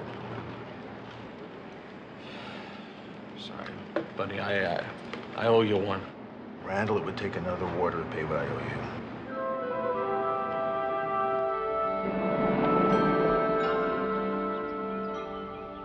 Like I've been saying for the past 20 minutes, I've been bringing brides over here for 6 years, and I've never, never, ever had any problems. You say she just disappeared, left the bags, and poof? She left everything but the bag she carried off the plane. I don't know what to say. Frankly, I'm very embarrassed, Sergeant. But I don't know how I can help, but I'd be glad to cooperate with you in every single way that I can. Well, I appreciate your time, Mr. Tanton. You can reach me at Metropolitan Police Department.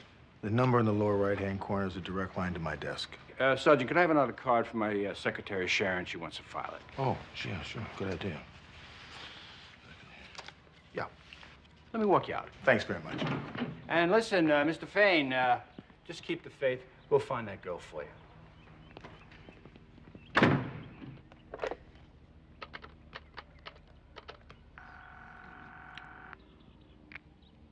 Z-Club. Yeah, Mr. Soul, please. Who wants him? Leo Tanton. Hang on. Soul. Hey, Mr. Soul, how you doing? What's going on? I told you never to call me here. Well, listen, it's just a little problem. You know, it's a girl, she disappeared before I can get there. We've been doing business for 11 months. We never had a problem. Don't worry about that, Mr. Soul. You know what I mean? Yeah, I'm very optimistic that I'm gonna, bring her back, yeah. Oh, I'm glad you were optimistic. Let me remind you, we still have business to conclude, and you still have got 1 hour. Get on him. I want to find out what's going on.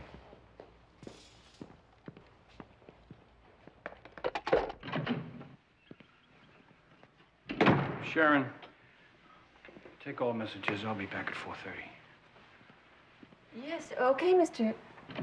Tanton.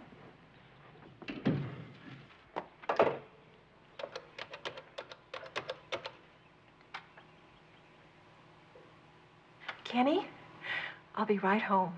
It just hit the fan. Yeah.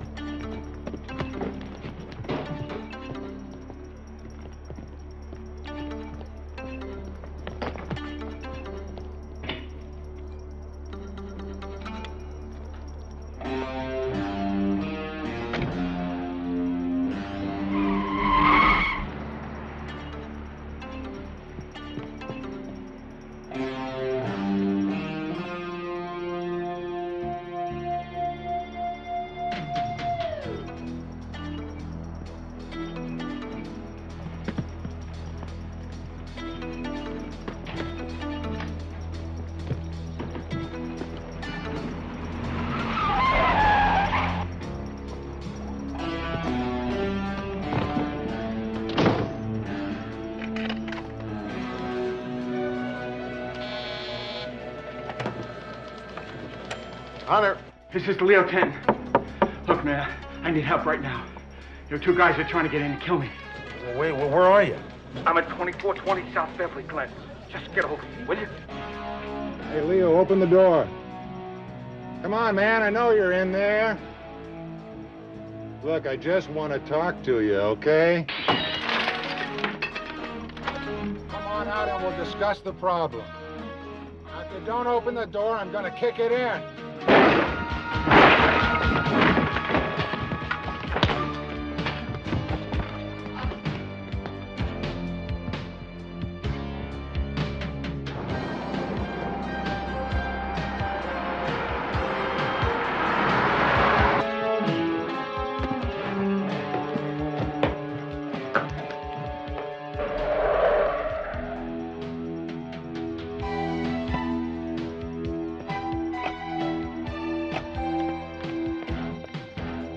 Get out of here.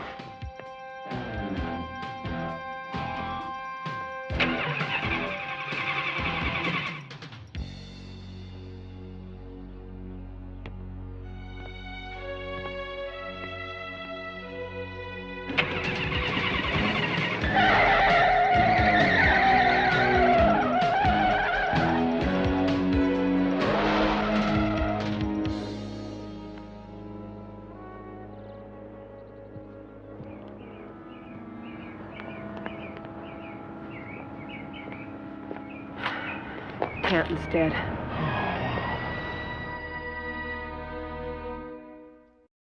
Have you ever actually looked at this brochure? Listen to this. Mei Lin, beautiful, petite, long black hair. Hobbies include cooking, cleaning, and deep oil massage. Hey, Liz, deep oil massage, huh? Maybe I should look into this personally. This is the kind of thing for those men that have stereotypical fantasies about finding some kind of a slave woman. It's like for an American man who cannot handle the modern American woman. No, wait a minute now. A modern American woman can be very, I'll use the word intimidating for now. And I can see where a very sensitive and shy man like Randall Fain would seek out other alternatives. Alternative? What? Wait a minute. What is intimidating about a woman that has her own sense of self, her own purpose, her own strength? This is the 20th century. What are you talking about? I said some people feel that way. I don't. Some people. No, right. You don't. No, you've never even ever thought of those thoughts, have you? That's right. So what about this Randall guy anyway? Now, what does that mean? Well, I don't want to have to pry. You don't want to pry? You, who should have your own talk show? What is it about you? Why is it that every single time I meet a friend of yours from your past like Randall, you say we served during the war? You don't say, well, you don't say we served in Vietnam. You say we served during the war. So where'd you serve anyway, in Burbank? You're a laugh riot, Alice. Get in. Still didn't answer my question. That's because, I know I didn't. That's because I'm concerned about this hot oil situation.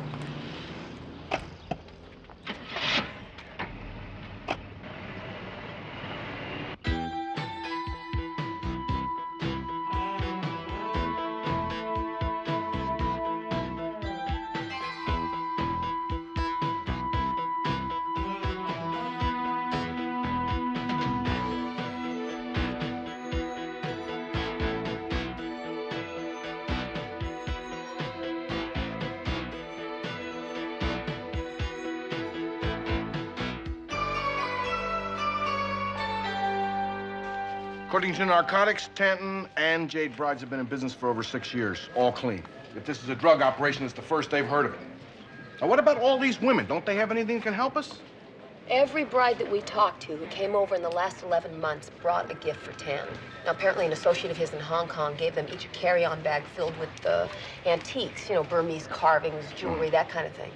As soon as the girls got to L.A., Tanton paid them a visit and got the bag. These girls are, well, they seem innocent. I mean, they have modest homes, modest jobs. I don't think they're smugglers, at least not knowingly. And if it is a smuggling outfit, maybe someone got wind of it and poor Rose got caught in the middle. And Tanton gets nailed because he doesn't produce the goods? Right. Who would have ripped him off? Who else would know about the operation? When we went back to Tanton's office, the secretary wasn't there. We wanted to get a client list, and, well, she had to pick the lock. Please, when you pull a stunt like that, do me a favor. Don't tell me about it.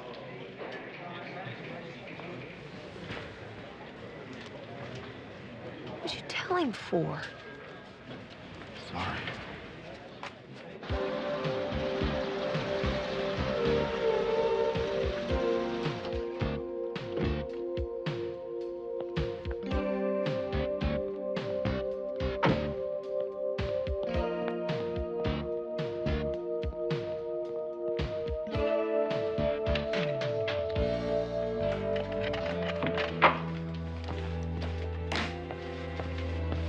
It's about time you got here. I gotta get moving. I'm gonna see a friend who got all the contacts. It's gonna be soon now, darling. Oh. Kenny, be careful. Promise me! I promise.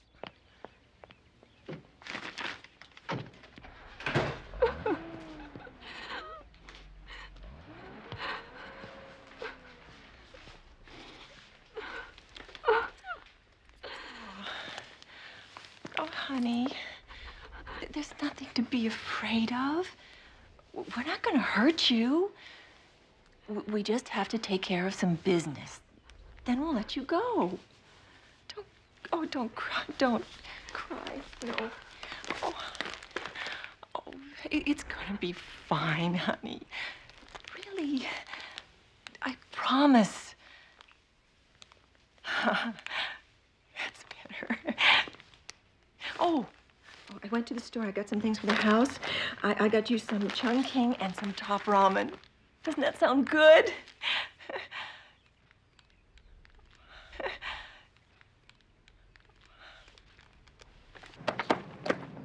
Hey, Spuddy, how you doing? You look exactly like Kenny Dunstan, but you can't be, because Kenny Dunstan would have come by to say hi to his old friend Sporty James after being out of the slam for 2 months, 3 weeks, and 4 days. Hey, I'm not impressed, Sporty. I mean, after all, my release was not such a big secret, you know. But I sit corrected. You're right. I should have come around sooner. And after all, I gotta ask you for a big favor. Okay, I accept your gracious apology. How can I be of service this time, Kenny? What? Has he had lunch yet? Oye, chico. Va a su comida ahora, ¿sí?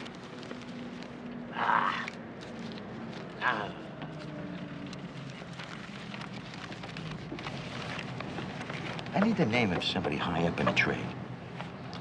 Plumbers, carpenters, brick masons, what trades is it?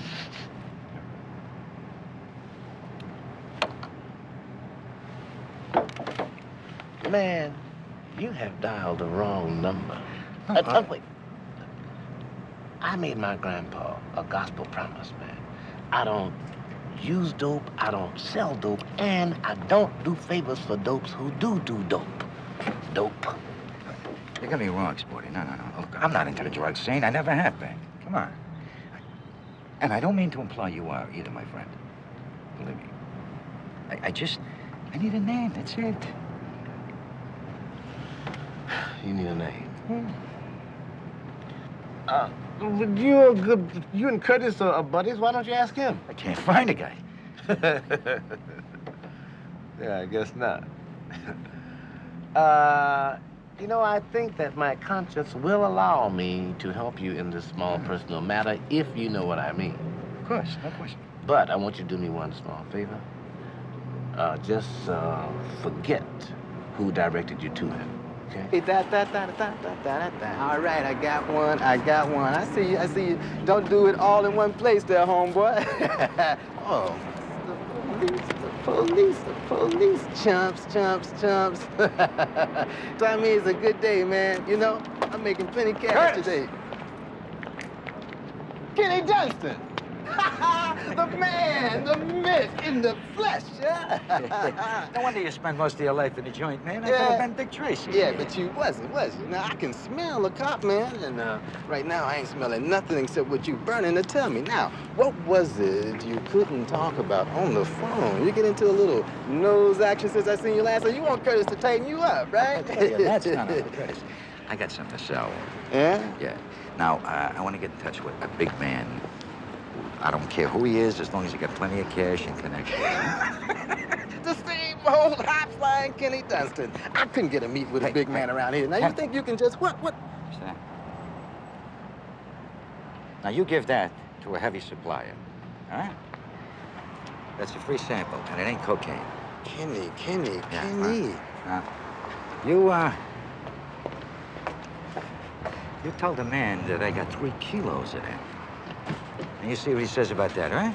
All right. Yeah, for real, man. Yo, Kenny, look, how do I get in touch with you, baby? I find you. Yeah, right, I forgot. Look, I'll be waiting to hear from you, you know my time, you know my schedule, all right? I'll be right here, okay? Be back same time, I'll be here. Are you sure this is legal? I never go into a tenant's apartment without calling first. Well, I can appreciate that. However, like I said, Sharon's boss was murdered. She's not at his office, and she isn't answering her phone here, so maybe, Do you mean we might find a dead body in there? Well, we can't tell what we're going to find in there. Oh. But let's just go take a look. Come on.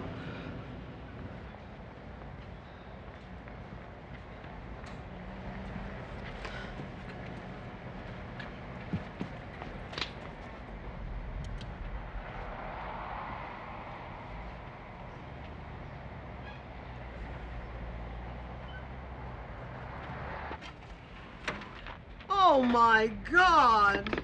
What are you doing here? Did you do this? Of course not. Look, I called Tanton's home. Somebody else answers the phone, wants to know who I am. So I go down to his office. Nobody's there, but I find Sharon's address on a Rolodex. I come here. The door's busted open. The place is a wreck. What is going on here, Hunter? Well, the guy you talked to, Randall, was a cop. Tanton's been murdered. What? Yeah. Now, look, when Rose arrived, did she say anything about bringing Tanton a gift? Yeah, she mentioned something about it when we were driving back from the airport. Well, it seems that every bride that's come across in the last year or so brought a little gift for Mr. Tanton. Well, what is that supposed to mean? Well, it means that Tanton was using the girls. Rose had nothing to do with it. She didn't know what she was doing. Well, what were they bringing back? I haven't the slightest idea. Hey, you, whoever you are you gonna pay to fix that door? Are you gonna clean up this apartment? Well, I wanna know who's gonna pay to fix that busted door. Honey, just turn around here, see if you can pick up something and straighten up. I'll be with you in just a second. Come here. I want you to go home, sit by the telephone. When I get something, I'll call you. Rick. Do what I tell you. As soon as you get anything? Yes, absolutely. Oh, the owner of this building's gonna be furious. Now, did Sharon have a girlfriend, a boyfriend that she saw a lot of? Well, I don't see what that has to do with a busted door. Maybe one of them kicked the door in. Well, there was this little man. I never did get his name. But I saw his license plate. It was one of those show-off things, It said, moving up, like he was going somewhere important. What a jerk. He sure didn't look important. Thanks.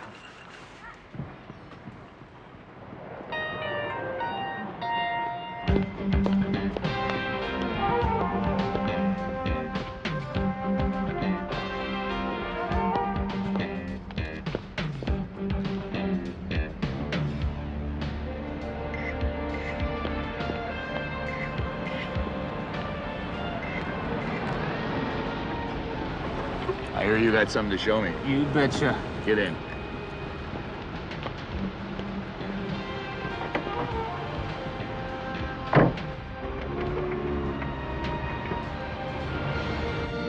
Some guy gave this to one of my runners. Says he's got 3 keys where that came from, and it's for sale.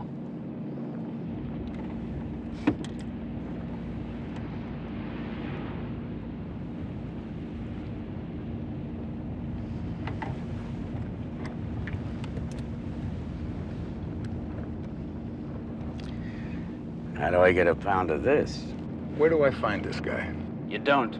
He told Curtis he'd be making the calls, but I can put Curtis at your disposal. He'll set it up however you want. I get ripped off for 3 keys of pure smack. And then some guy wants to sell me 3 keys of pure smack. Quite a coincidence. Tommy, this Senate situation, man, we gotta clean this country up, you know? Hey, get in! Yeah. Hey, my man. Yeah, they wanna meet. Yeah, attitude, that's how it's done, Yeah, what's the right? story? Any phone will do, my man. Oh, thanks, you got it. You I'll got send it. you a postcard. Right. Hey, Kenny, come here. Come here. On the up and up. Yeah. Look, this is the real time. Now, you watch your butt, or you'll be scraping it off the streets. Do you understand? Thanks, man. All right. Later. Okay. Hey, look at him go. That man is a legend. Yeah. Moving up license plate report just came in. Guess who it belongs to? Who? Come on, take a guess. He just got out of the slammer and you know him. What are you talking about? What is this, the Hunter quiz? Who has a 30-year history of breaking and entering and petty larceny and theft? A million guys. You gonna tell me? Who considers himself a legend? Kenny Dunstan? You got it. I don't believe it. Yeah? It's like John McEnroe joining the Raiders. Right. Let's roll.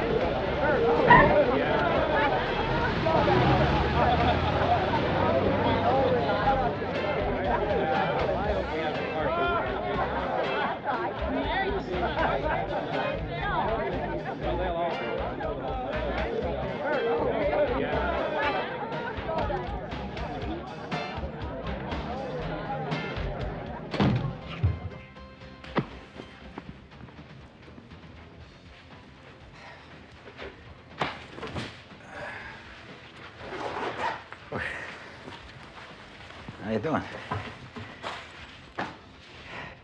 Hey. Oh, yeah.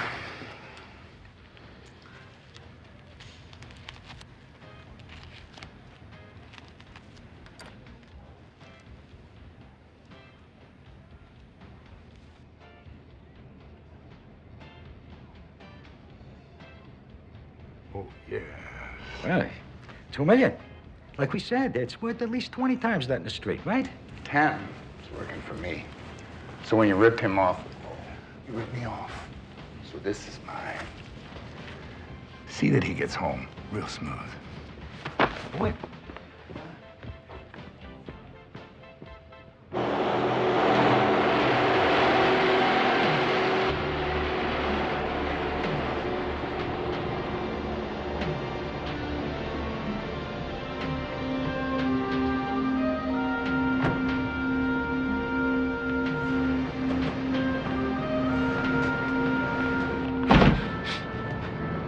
Zoll doesn't like bodies lying around unnecessarily. I can't say I share that view, but then again, I'm not the boss. Next time, try ripping off a Minimar. Maybe you can handle that.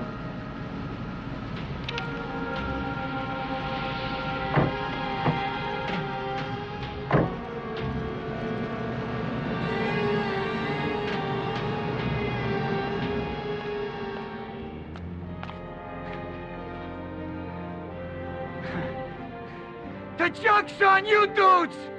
You gonzos! Ha! Ha ha! Yeah! Yeah! Yeah! The joke's on you! Yeah! Can't cut it. What do you mean you can't cut? I mean I can't cut it. Why not? Taste it. 99% natural brown sugar, coated with a thin layer of heroin.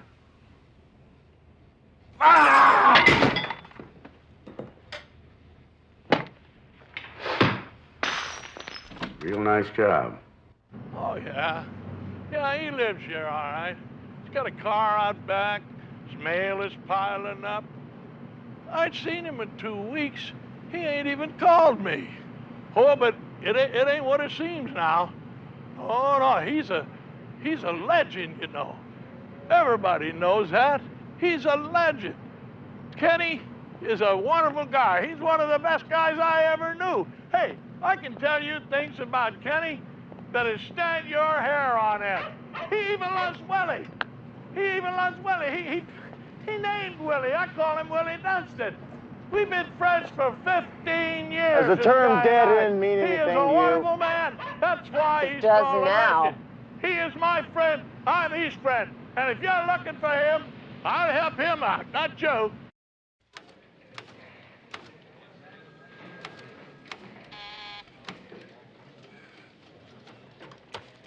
Hunter. Nicholson and Narcotics. I want you to get up here right away. I got something you're going to find very, very interesting. I'll be right up. Thank you.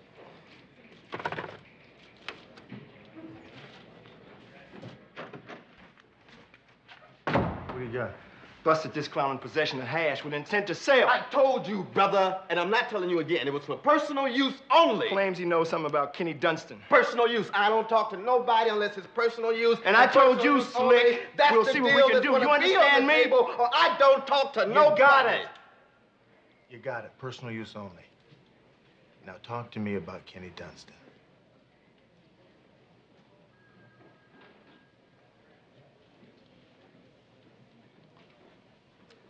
I saw Kenny a couple of days ago. He said he had 3 kilos of pure smack to unload. I hooked him up with a major dealer by the name of Zoe. What happened after that is anybody's guess. He could be up a tree for all I know. Ah, Mr. Zoe. Kenny Dunstan here. How are you? How are the boys? Listen to me, punk. Nobody, I mean nobody, does that to me and gets away with it. Not with me. Ah, come on, Mr. Zola. I had to let you know you were dealing with Kenny Dunstan, the legend. Now, you want to try again or what? Yeah. I want what's mine. I want it now. Sure. Only this time, I think we should meet on neutral ground. I'll get right back to you.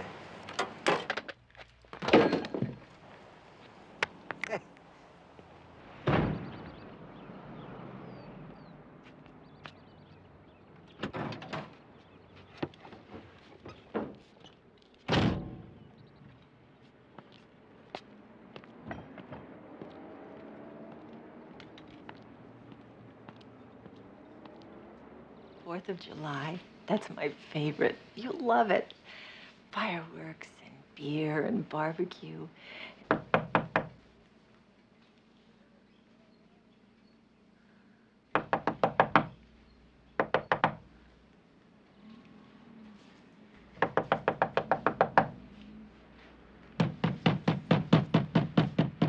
Just a minute. Don't you answer your door? Can I help you? The landlord wants the gas line under the stove fixed. Sorry. You just have to come back tomorrow.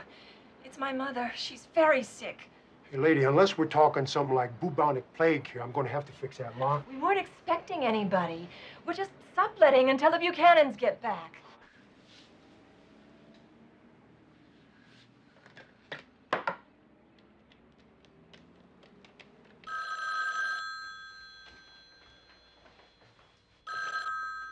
Hello?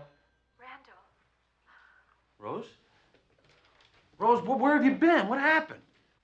Take down this number. Yeah, okay, hold on, just a second.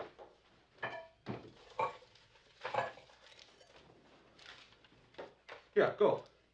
555-4774. Rose, what? Rose? It'll take me 30 minutes, max. You just have to come back tomorrow. If I come back tomorrow, who's going to pay for my time today? Took me an hour and a half to get over here. Take me an hour and a half in traffic to get back. I'll pay for it, whatever you need. Just come back tomorrow. I'm Big Tipper. He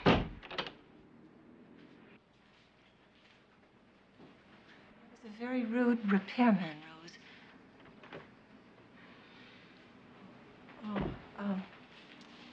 Where was I? Oh, I forgot Halloween. On Halloween, you get to dress up in weird clothes and scare the hell out of your neighbors. Jonathan Zoll, arrested 5 years ago for dealing cocaine. Only witness against him disappeared. Narcotics says he's been off the books since then. Which means he stepped up in class. Well, if it is him, he picked the right time to switch over to smack. Price of heroin's gone through the roof. Hunter. Rick, I know where Rose is. She called me. She gave me the number where they're keeping her. It's right here in the Wilshire district. What's the number? Wait a minute. I'd like to go with you, Hunter. Randall, you're wasting valuable time. What's the number? Rick, I want to be there when you find her. All right, Randall, you can go. What's the number? 555-4774. 4774. Where are you? I'll meet you on the corner of Johnson and Babcock. I'll be right there. Wait for me. Mr. Randall, he's got a number on Rose. Crisscross this reference, find the address on it. When you get it, patch it through to the automobile for me. I need a search warrant. You got it? All right, when you get the address, put it on the warrant, and get it out to me fast, huh?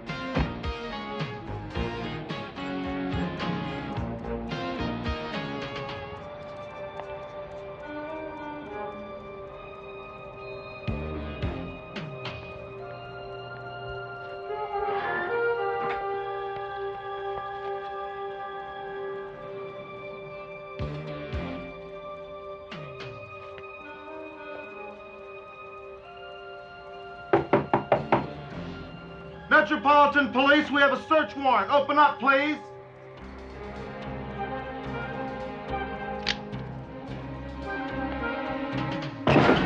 Freeze, police! Put your hands on your head. Don't move. Is there anyone else in the house? I think there's someone else on the back porch. Carter! Covering the back, Hunter. Randall! Get in here. Rose. Randall. Are you okay? Randall, you're here. Are you all right? Yes. Oh. Where's Kenny, Sharon? I don't know what you're talking Come about. on, Sharon. The people that murdered your boss could kill Kenny. He is in danger. Now, where is he? Sharon, it's over with. It's all over with.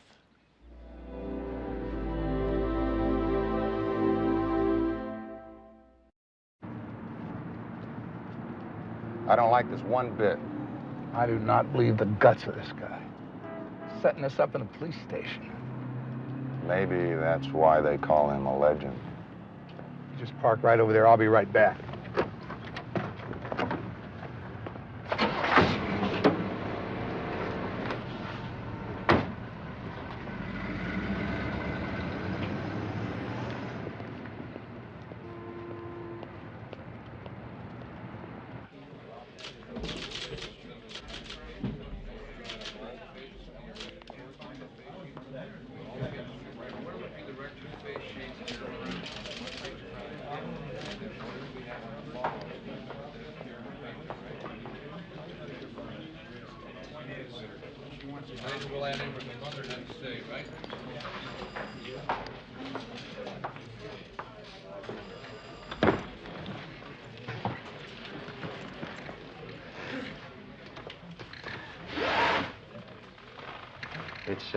It's the real thing this time. Trust me.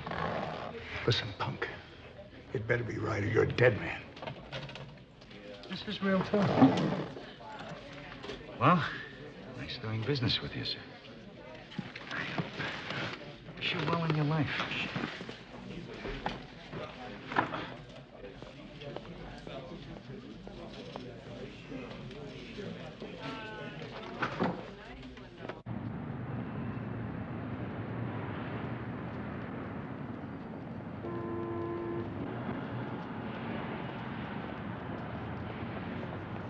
Mr. Zoll? Metropolitan Police, you're under arrest. Put your hands behind your head. Metropolitan Police, get out of the car and put your hands up on the hood. Do it, and do it right now.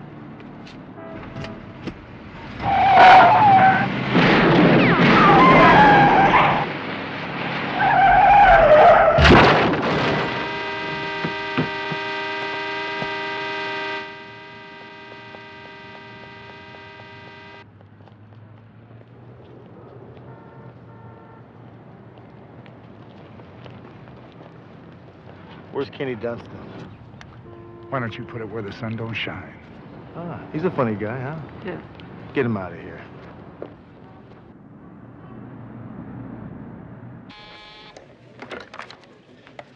Yeah.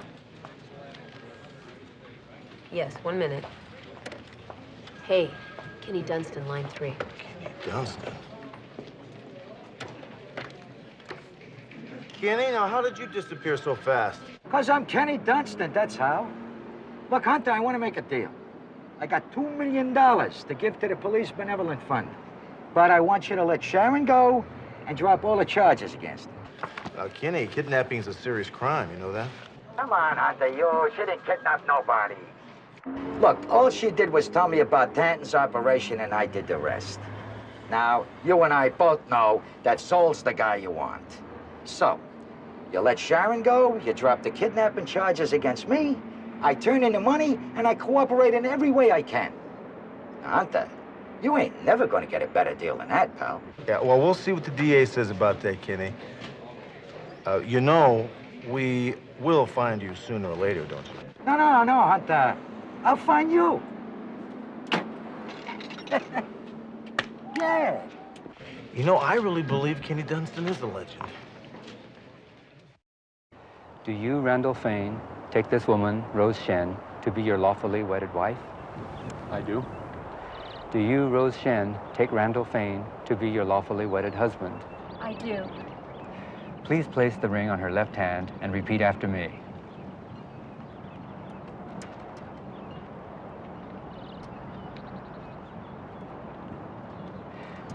With this ring, I do thee wed. I do thee wed.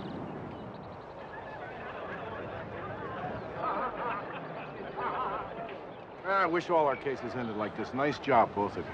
Thanks very much, Charlie. You know, Hunter, we could all take a little tip from your friend Randall there. Well, how's that? Well, he found himself a nice little bride. He's going to settle down, have a family. Fella could do a lot worse than that. Oh, okay. On the way back to the station, maybe I should stop off and get a bride's pamphlet. See you back at the station. He's right. What are you talking about? He's right. He's right. A woman like Rose would be very good for you. It would be exactly the thing you need. Exactly. It should be the best thing in the world for you. Yeah. Maybe you'd like to help break me in. Break you into what? Maybe on the way back to the precinct, you stop off at the auto parts store, gaff a couple of cans of 90-weight lube, a Bunsen burner, and you could help give me the hot oil massage I've always wanted. You're on. Let's go. What up, partner?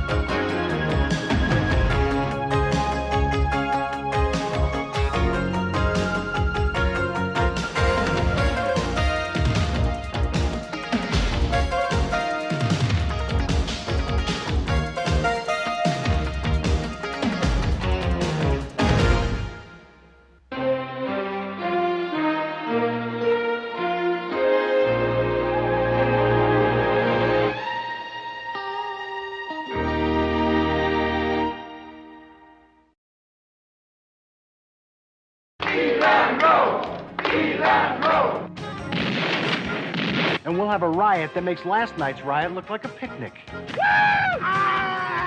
He likes fast cars and flashy women. And sometimes he steals them both.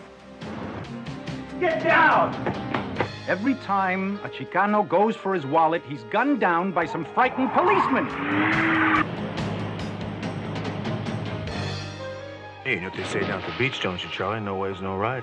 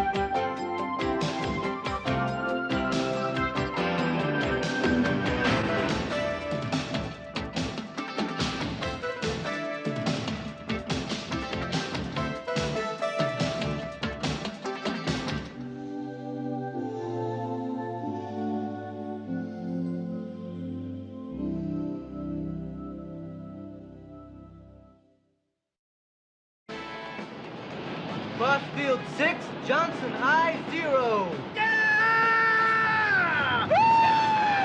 Yes!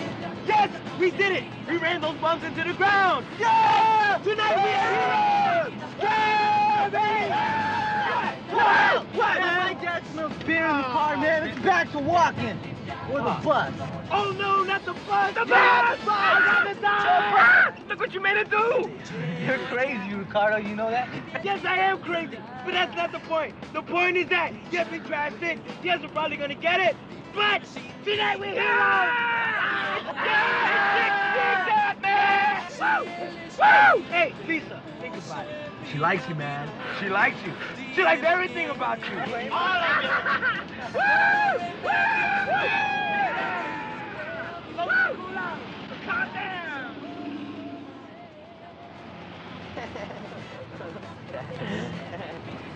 Yeah, we go to a party after this. So party quick, man. All right, let's go. Yes, yes, sir. Jam is gas, sir. Who's pumping the gas? Somebody pump the gas, man. You pump the gas. Hey, okay. Okay, the bus. Everybody's the bus. Not the bus again.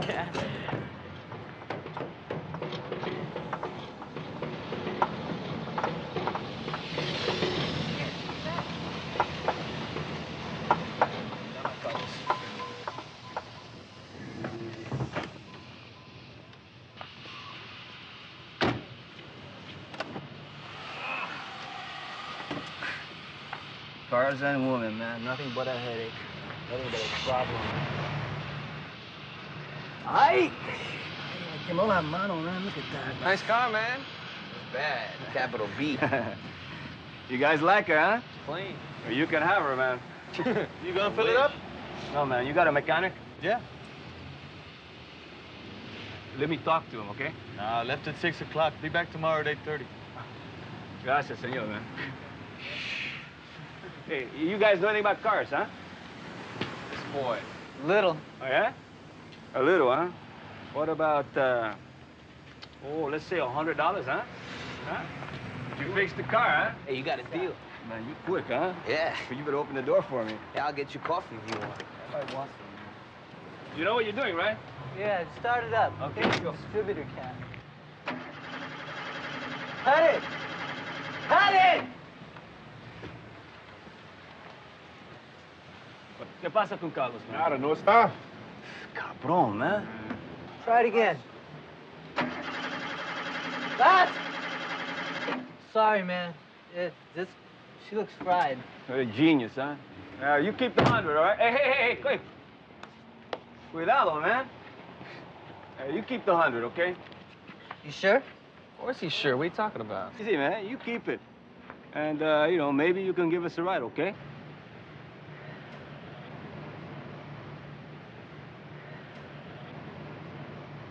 Okay. All right, man. Chévere. Vámonos, man. Let's get out of here. Let's go get some more beer. My car right here, man. Okay. 6L30, 6 Adam 24 on tax 2. 7 Adam 43 at 211 Silent. 6 to 1, he runs it. French on Western. 7 Adam 43. What would you call that, partner? Rolling stop. Shall we? This is 381. We're code 6 with a Chevy Impala. License 1, Paula, Charlie, Edward, 421. Boyle Heights, corner of Stone Court and Overhill. Roger 381.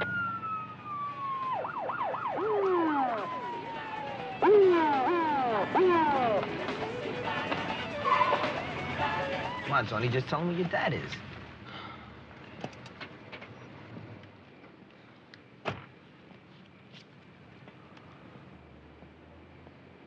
Hello, officer. Want to take a look at your license? Yes, sir.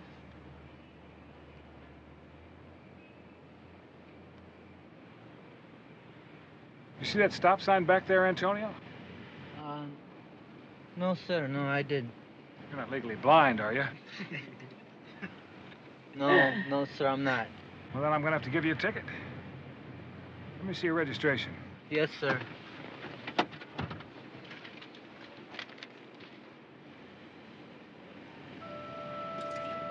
You been drinking, Antonio? No, sir, not me. Okay, everybody, out of the car.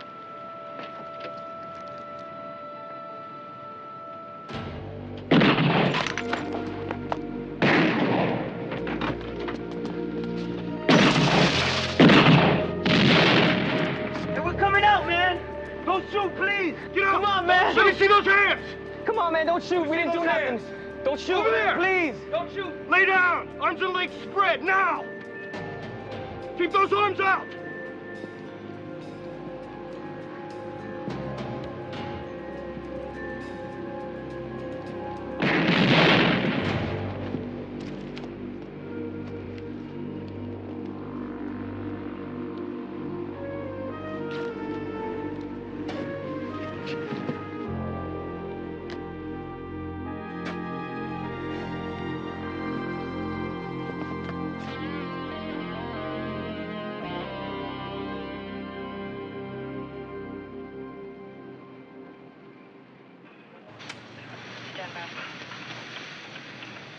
Kimmy, 367.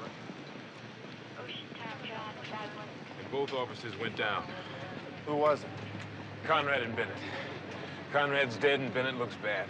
And we've got 3 dead suspects. We don't know what the hell happened. Okay, put a man on the black and white, one on the Chevrolet. Seal off the entire area.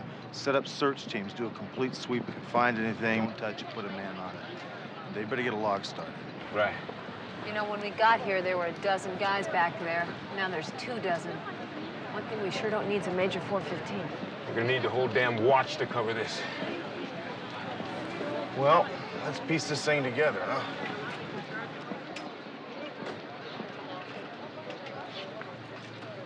What are his chances? He's lost a lot of blood. We thought he was dead when we got here. What's his badge?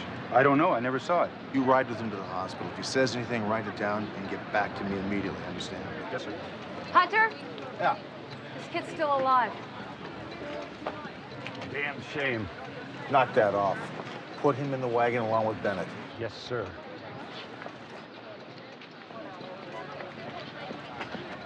Sergeant? Sergeant. Sandra Browning, KCP White How News. you doing? The officer says you're in charge. Sure am. Is it true that the boys shot here this evening were unarmed? Listen, I don't have the time. Excuse me. Thank you. Sergeant, are you aware that 2 of the boys were shot in the back while lying face down on the ground? Was this an execution? You want to tell him to shut that off for me? You haven't answered my question, Sergeant. Miss Browning, you're interfering with the police officer's investigation of a homicide. If you continue to harass me, I'm going to arrest you and him.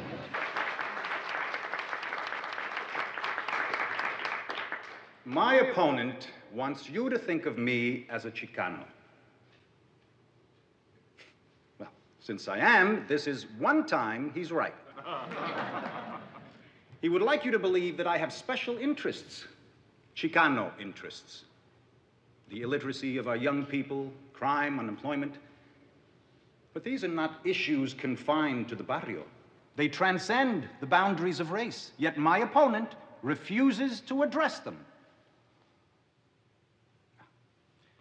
Perhaps he can afford not to. The people of this city cannot. Together on Election Day, we can make a difference. Thank you.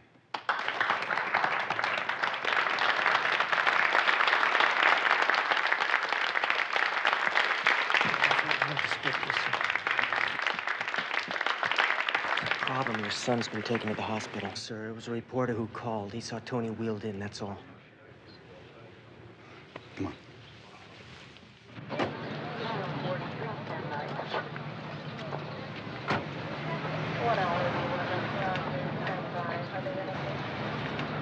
Someone definitely left here standing up. Yeah, that explains Bennett's missing gun and badge.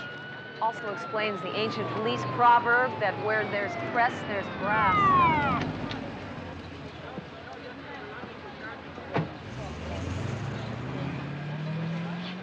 I just talked to the hospital. That young Hispanic kid taken in with Bennett was Councilman Alandro's son. Needless to say, with Alandro involved, things are gonna get very sticky. You two are gonna have to do a thorough job. Well, Commander, we always do a thorough job, regardless of whose son is involved. Whether you like it or not, this department is now on display. The press is gonna have a field day with this. 2 unarmed Hispanics shot in the back by white police officers. I don't have to tell you that community relations in this part of town is strained enough as it is. I'll be sure to tell that to Conrad's wife. Hey, Get that under control, Sergeant. Yeah, where you running to? You're such a big target, I tell you every time. It don't hurt no more. It feel like I got air conditioning. Compadre, I am dying. You got to get me to a hospital. Be reasonable, amigo. Can't take you to a hospital. You can't leave me here, man. If they find you alive, you tell them everything. Please. Ay, Benito, it's funny, huh? After all the things we've been through, for it to come to this. No, no.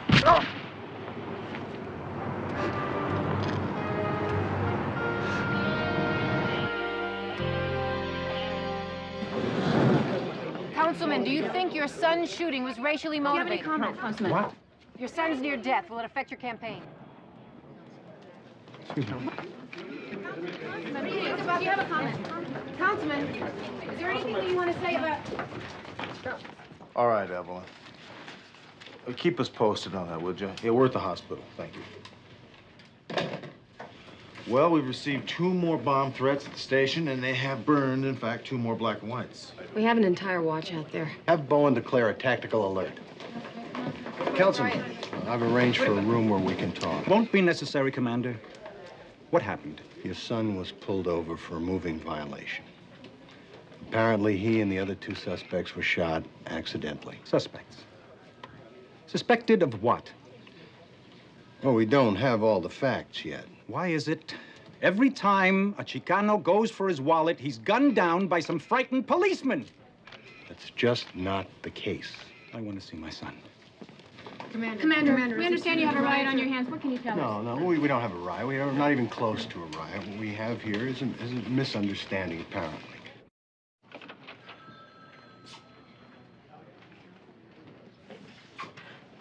Yes, my son was just brought in here. His name is Antonio Elandro. Yes, Councilman. He's in ICU. Intensive care? Yes. Well, do you know how serious his injuries are? No, I'm sorry, I don't. But Dr. Eller will come out and talk to you just as soon as he can. In the meantime, is there anything I can do for you? No, Well, why don't you have a seat in our waiting room over there? Thank you. Dr. Elias to emergency room stat. Dr. Elias to emergency room stat.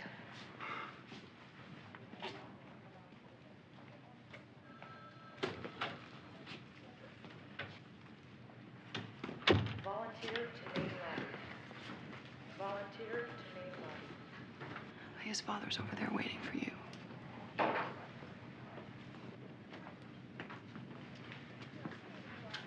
Councilman Alejandro? Yes. I'm Dr. Allegra. Oh, my son, how is he? I'm afraid there's nothing we could do. Oh. The bullet entered his chest, and his heart and his left lung were irreparably damaged. We did everything possible. Okay. May I see him? Yes, of course.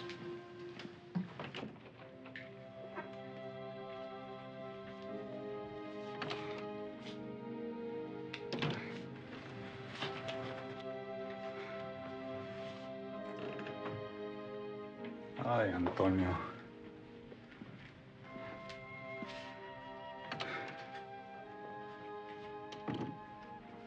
Ay, mi hijo.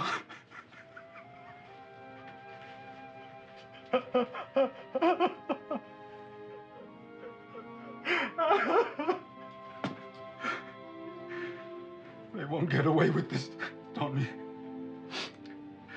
I swear to you. I won't rest until they pay for what they've done to you.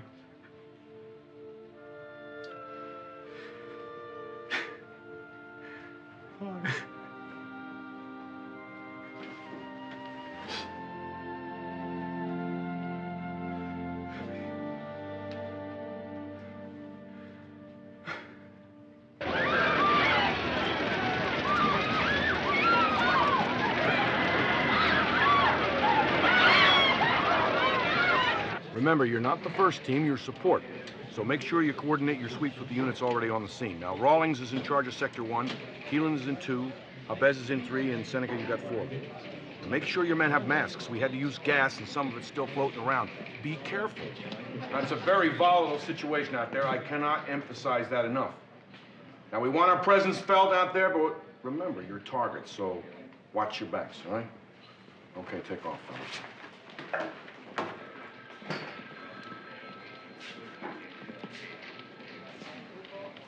We have something, Charlie. A report came in a couple of hours ago. There was gunfire down near the river about a mile away from the shooting, and they found this guy, Benito Canillo. He was shot twice, although we have 3 witnesses that claim they only heard 1 shot. So you think he was wounded before he got to the river? Yeah, there's no way the guy could have gotten there by himself. Now, Canillo had a known associate, a Santiago Munez. They're Marielitos. They were serving a murder prison term in Havana when Castro sent them over here as part of the amnesty deal back in '80. They did a 6-year stretch in a Texas penitentiary for armed robbery, and for the last 2 years, they've been working strong-arm for Louis Garrison in Las Vegas. Where'd you get all this stuff? Las Vegas police. Garrison's dead. Munez shot him today in an argument in a bar at 12:30. There were witnesses, but Munez got away. And you know, it only takes 5 hours to get here from Vegas. What do these two have to do with those kids? We don't know. Can you place Munoz and Canio at the scene of the shooting? Nope. The blood we found outside the kid's car on the ground is the same type as Canio's, but we can't prove it's his. What about fingerprints on the car? Nothing.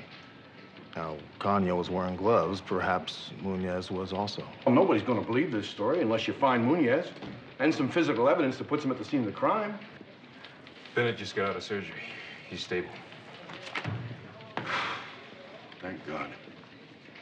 Bowen. Yes, sir. Have Henderson bring me down a cot, will you? You got it. Put it on APB on Munez. You find him, we have a chance to get this thing under control.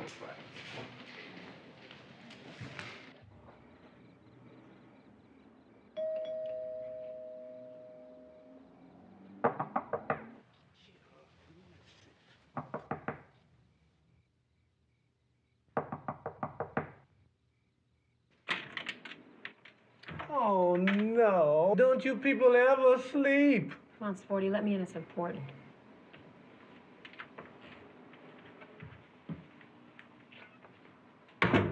Give me a handle on this guy, McCall. Las Vegas police says he likes fast cars and flashy women. And sometimes he steals them both. What's he into? Shooting cops. Last night, Boyle Heights. That's right. He even stole one of the officers' badge and gun.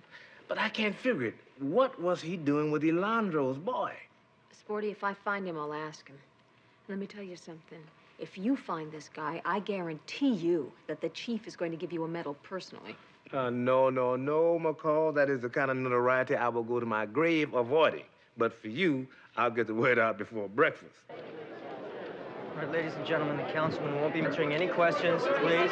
Please, no questions right now, please. He'll be making a statement momentarily. Ladies, please.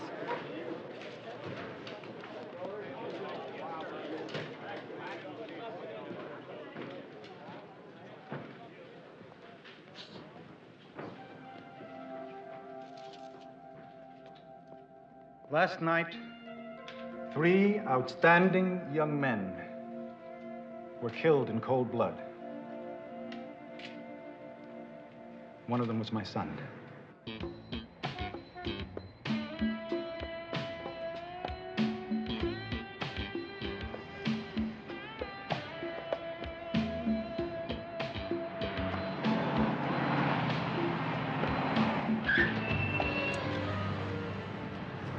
Hi. Hi. Get in. Oh, hey, you didn't get no offer. I didn't do nothing. Either you get in, I come out and get you.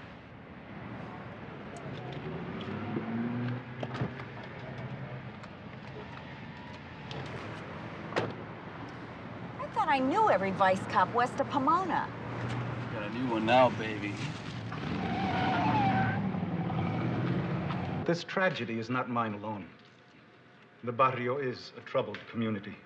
Our young people are our hope for the future. Last night, that future was put in doubt by the sound of police gunfire. A sound heard all too frequently in the Hispanic community. I make this pledge to the memory of Ricardo Higueras, Angel Pavon, my son Antonio, and all those whose efforts have elected me to public office. I will fight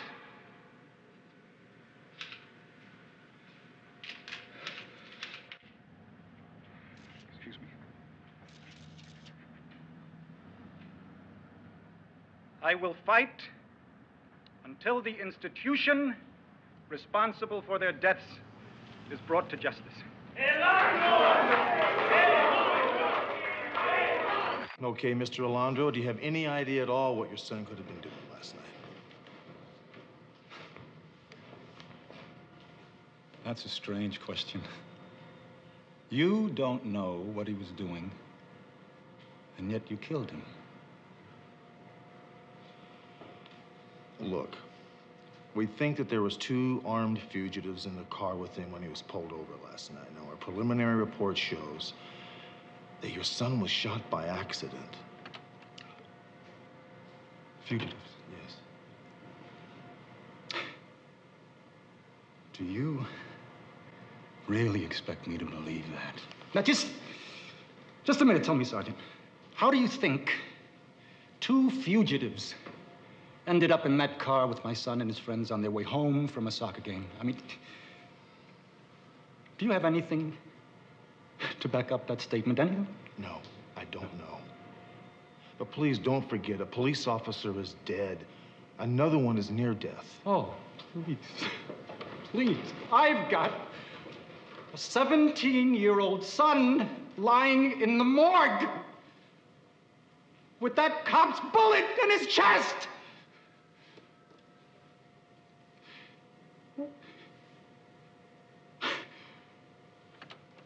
First you kill my son. Now you come here with some makeshift story, but what's the...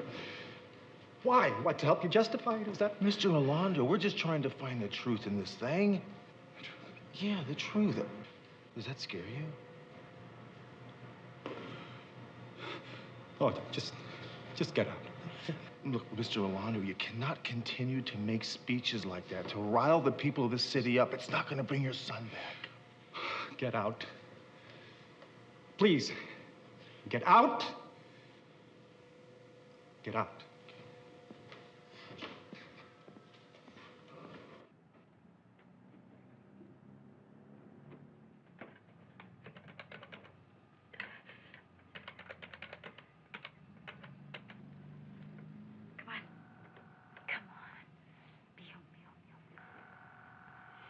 Put it down.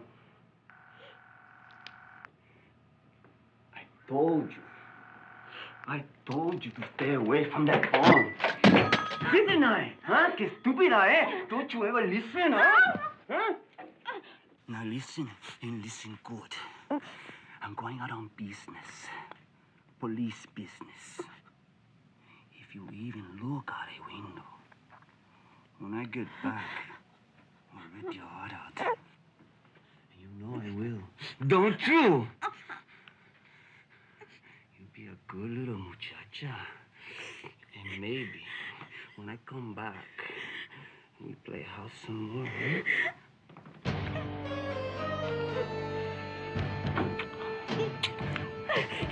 Ay, mami.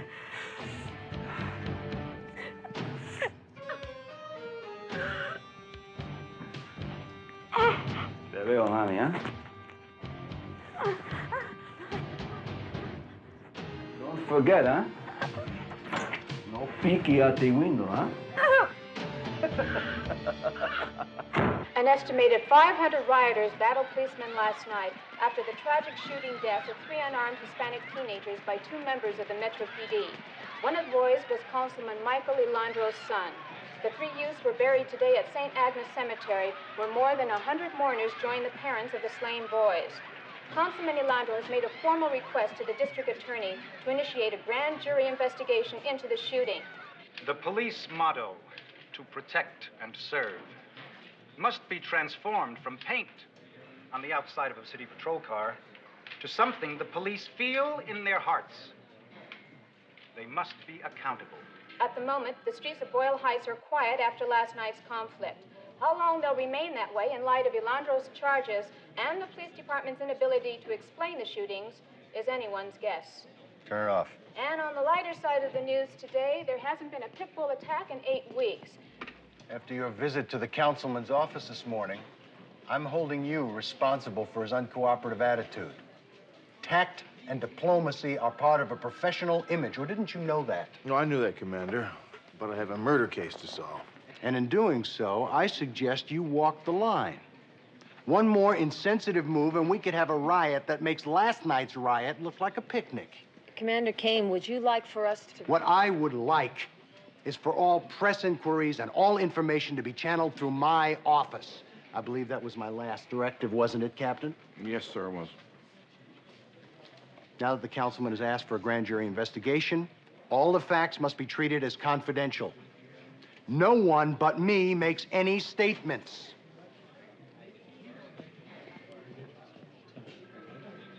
You know, it really is too bad he failed his fireman's test. Don't make waves, Hunter. Hey, you know what they say down at the beach, don't you, Charlie? No waves, no ride.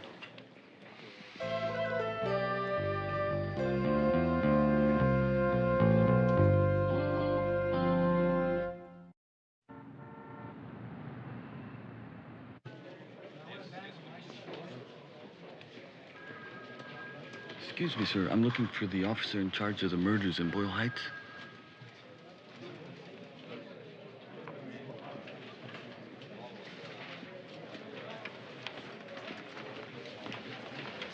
Sergeant Hunter? Yep. A couple of guys in a Corvette broke down at my station last night. They spoke Spanish. I think they were Cuban. Those kids that got killed in Boyle Heights, they were there too. They gave the guys from the Corvette a ride.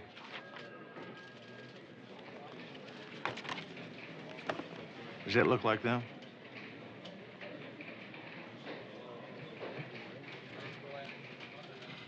Yeah, I think that's them. You think that's them?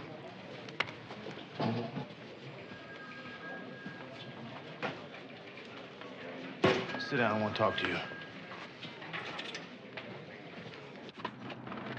What What are you talking about? Commander gave specific orders not to talk to Alondro. You give Kane a reason, he'll suspend you. Look, if Alondro understands how his son wound up in that car with Munez, perhaps he'll help keep the people off the streets. All right, maybe I ought to go with you. No. I'll go alone. This way, if Alondro doesn't listen to me, there'll be somebody left to work this case. Okay, look, I'll go over to SID and see if they have anything off of Munez's Corvette. And if you get something, call me.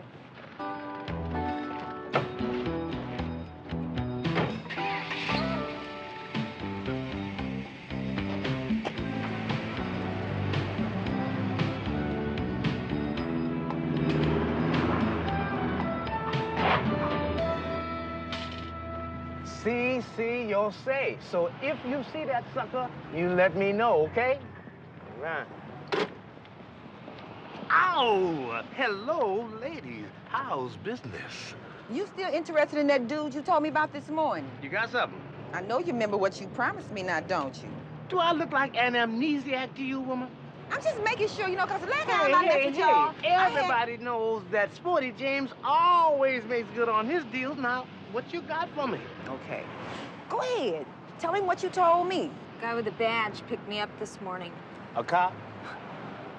I don't think so. You and me gonna make a little phone call, Mom.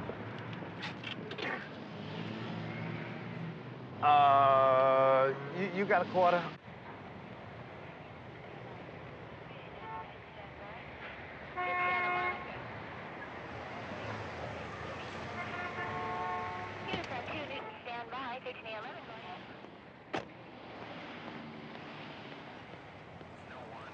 Have anything yet, Ruben? We've lifted a few prints, but nothing that matches Alondro's kid or his friends. What about Munez? Didi, if he was in this car, he was wearing gloves. Ruben? I think I got a new one. Give me the tape.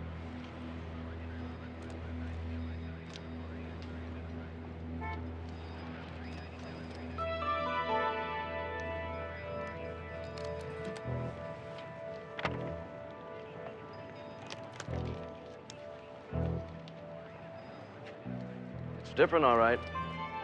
Index cards, please.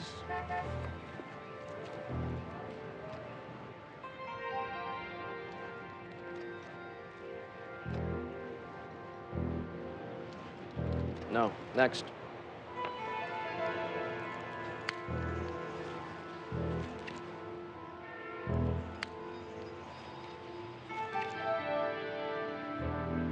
It's a match. Whose is it? Alondro's son.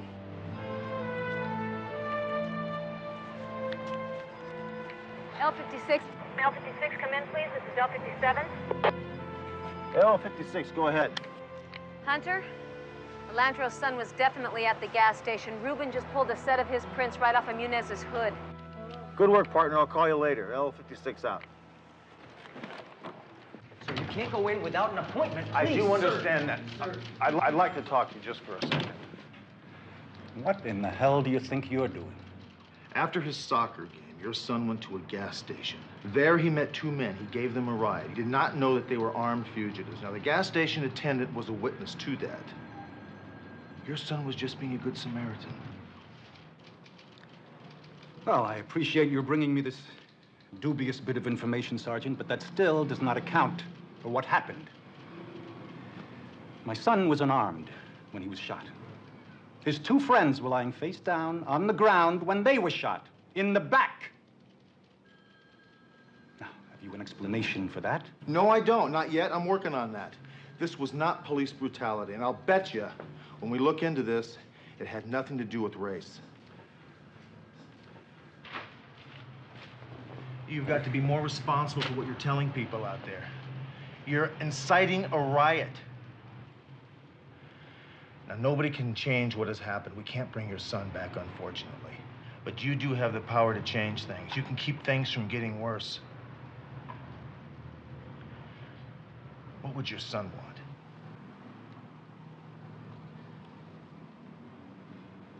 He would want to be alive.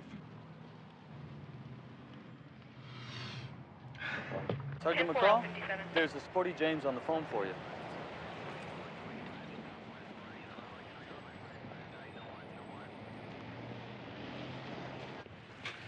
It's over there.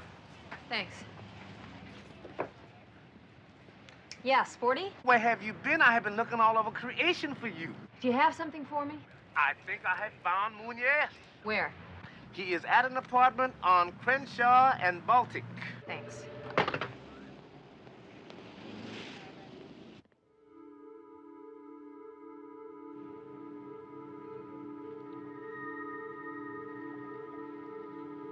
L56, this is L90. We're all set. We've got a landline open to the station.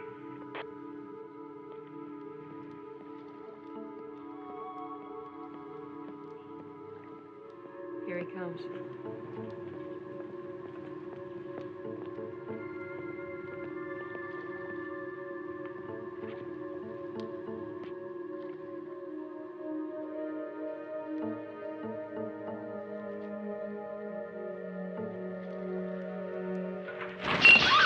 Let her go! Drop it! Drop it or she dies! Drop it! Come on. Move it back. Move it back.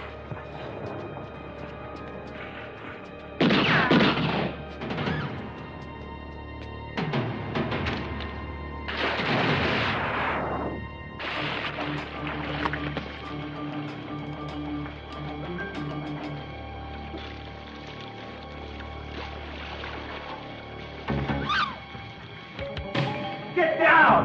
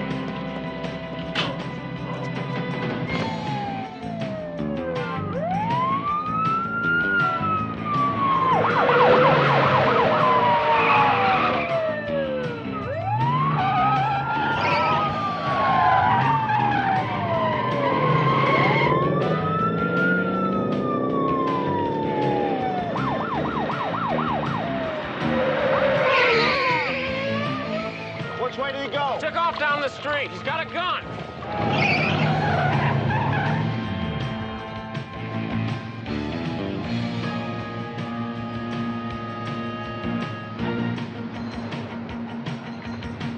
This is L56. All units have a 187 suspect, last seen on foot at Crenshaw Boulevard, headed for Baltic. Hispanic male wearing blue sports coat, considered armed and dangerous. L56 out.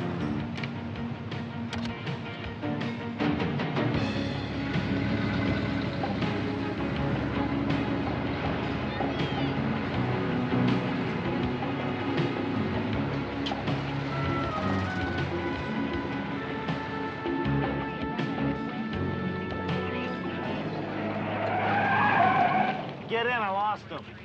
Put a 10-block perimeter on this place and get an air unit in here. How's Bowen? Took in a lot of water, but he'll be all right. What happened? I was right on his tail and I lost him. Maybe he stole a car. No, I didn't have time. A damn bus.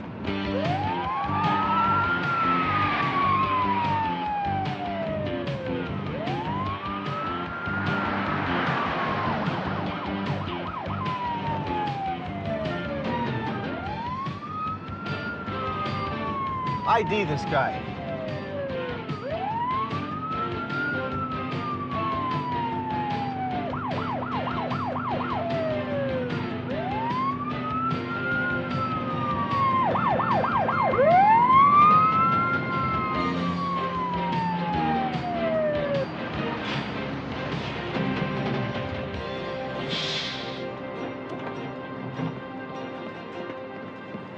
What is this, a cop convention? I'm looking for a Latino man in a blue sport coat, got on a ways back. The other cop? Yeah, the other cop. Where'd he get off? Back there at 43rd and Fig. I think he headed for the motel on the corner.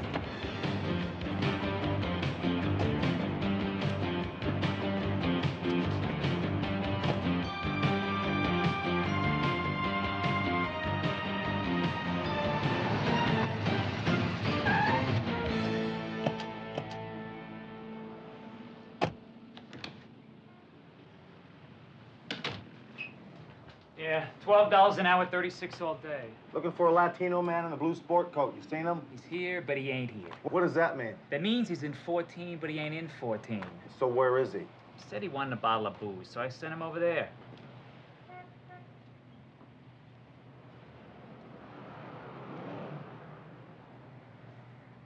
I watched him walk down there about 5 minutes ago. Okay, thanks.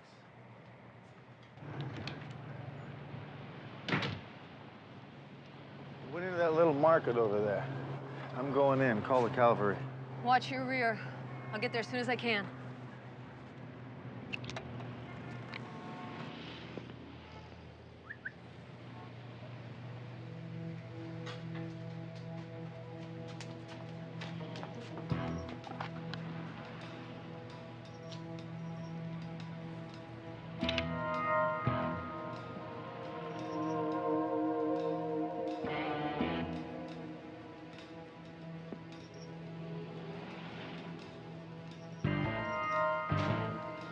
Freeze, police!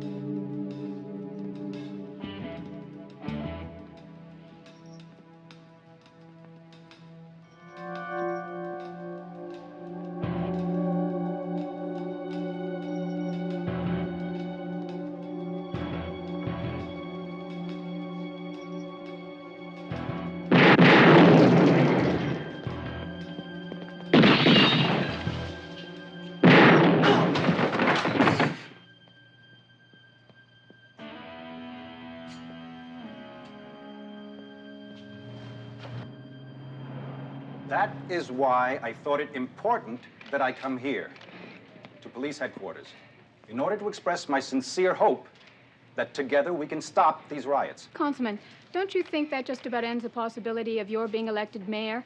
After all, the majority of your support comes from the Hispanic community, a community outraged by the very people you seem to be apologizing to. Well, in this case, Miss Pedrosa, an apology would not be out of order.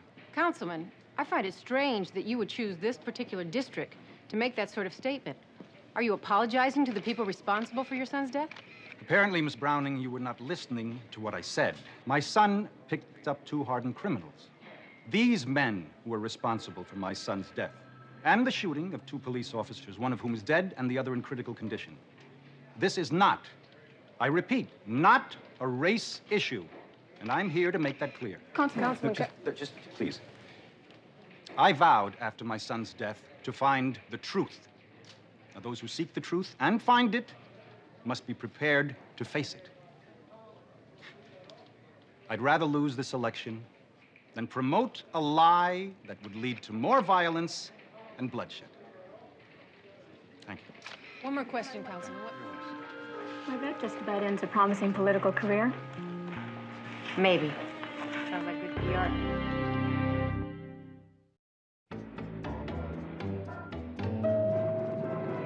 Dr. Marler, please call the operator.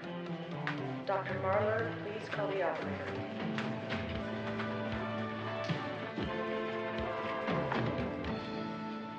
Councilman? Well, hello, Sergeant. I want to thank you for the speech you made last week. I wish I could have been there. Well, you didn't miss anything. I did what I had to do. I just told him the facts. I understand you've gone up 6 points in the polls. How about that? Yeah. I thought I was committing political suicide. But you didn't. Thanks again. Thank you. Remember to vote.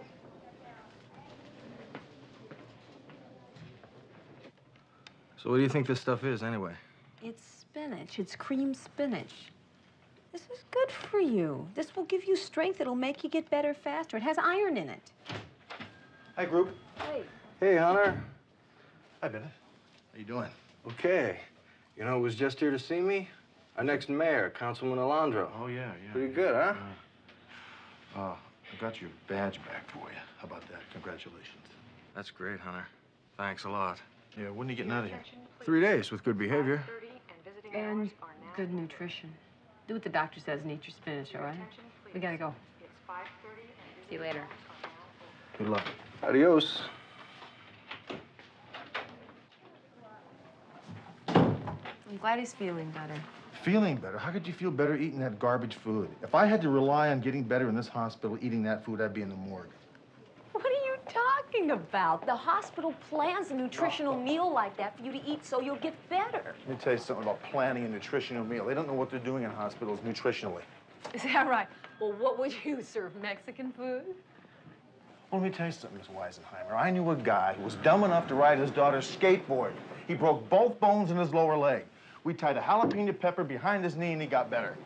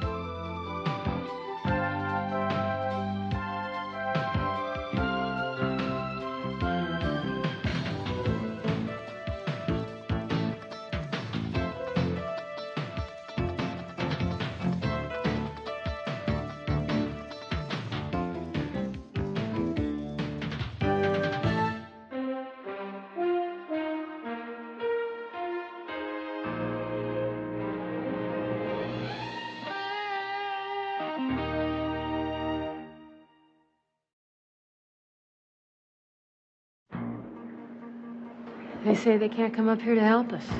They can't get up here on the roads. There's a snowstorm coming. You're welcome to stay the night, if it comes to that. These people make the Addams family look like Ozzie and Harriet and that one of them's a murderer.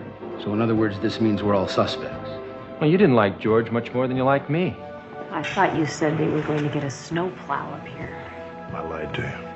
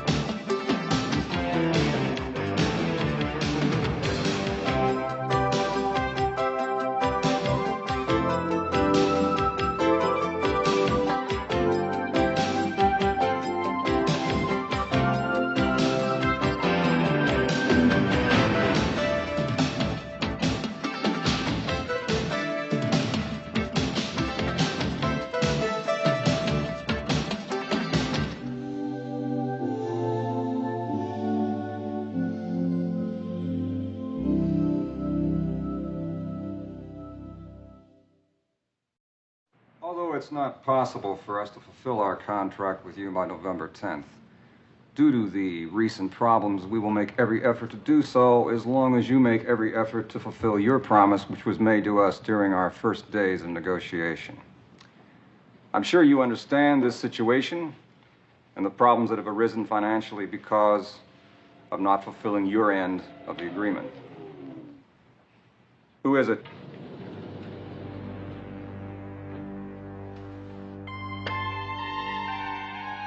Who is that?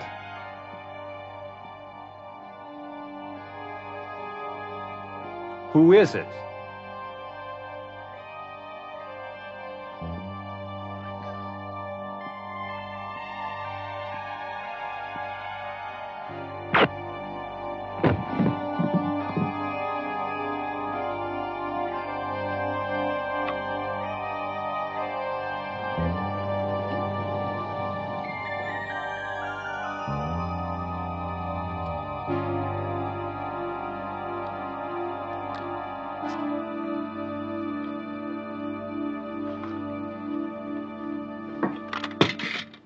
Secretary phoned it in, said she didn't hear anything. Nobody's been in or out. He's been dead about an hour.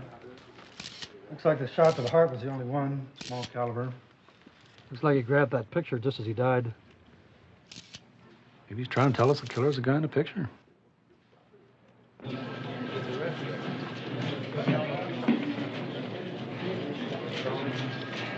Whoever killed him used the private elevator, and the only people who have keys to that elevator are George Edelton's brothers and sisters. Edelton Enterprises is definitely a family corporation. So you didn't get to talk to any of them?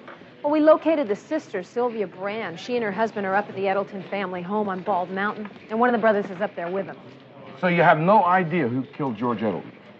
Well, we checked out this picture he was holding. Turns out to be a photograph of his father, Dwight Edelton. The guy's been dead for over 10 months. Wait a minute, Dwight Edelton? That rings a bell. Yeah, well, it should. He's still on our books as an unsolved homicide. And, Captain, this is really weird.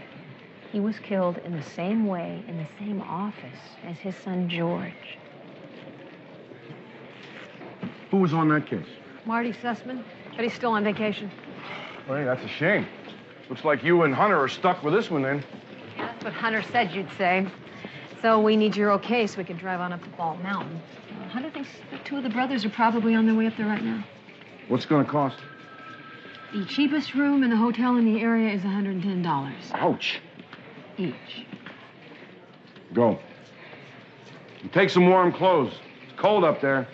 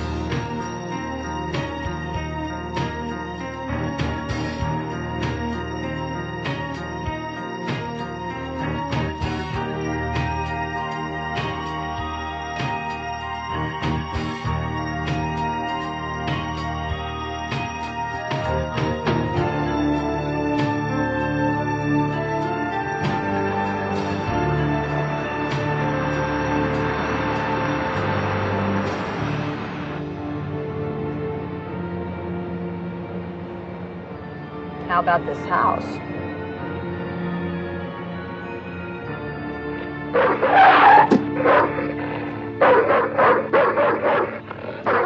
Makes you feel welcome, doesn't it?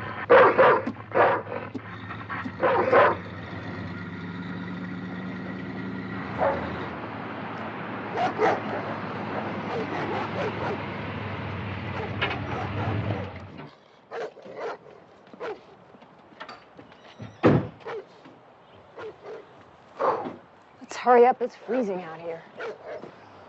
You didn't happen to bring a Saint Bernard with you, did you?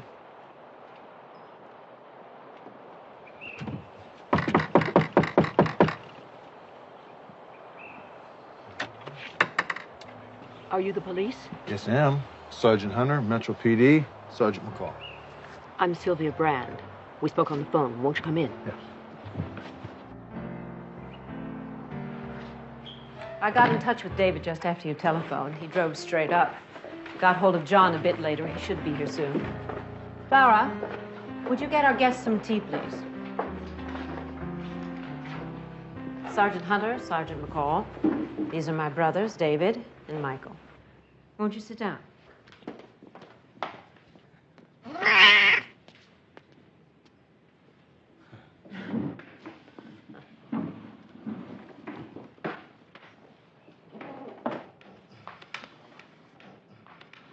So, do any of you know why anyone would want to kill your brother? No. George didn't have an enemy in the world. He was a little pompous, but not enough to be murdered for it. Don't start that crap, Michael. He was dull, too. Dull, dull, dull. But people don't get killed for that either, do they? This isn't the time to be funny, Michael. Just cool it. I was being quite serious, David. I never understood the heat of passion, but I certainly can understand being bored to death. Yeah, someone kills your brother, and all you can do is make jokes. One of these days, someone's gonna tear off that twerp head of yours and shove it up your... David! My brother gives the impression of being a belligerent drunk until you see him sober. Stop it, both of you.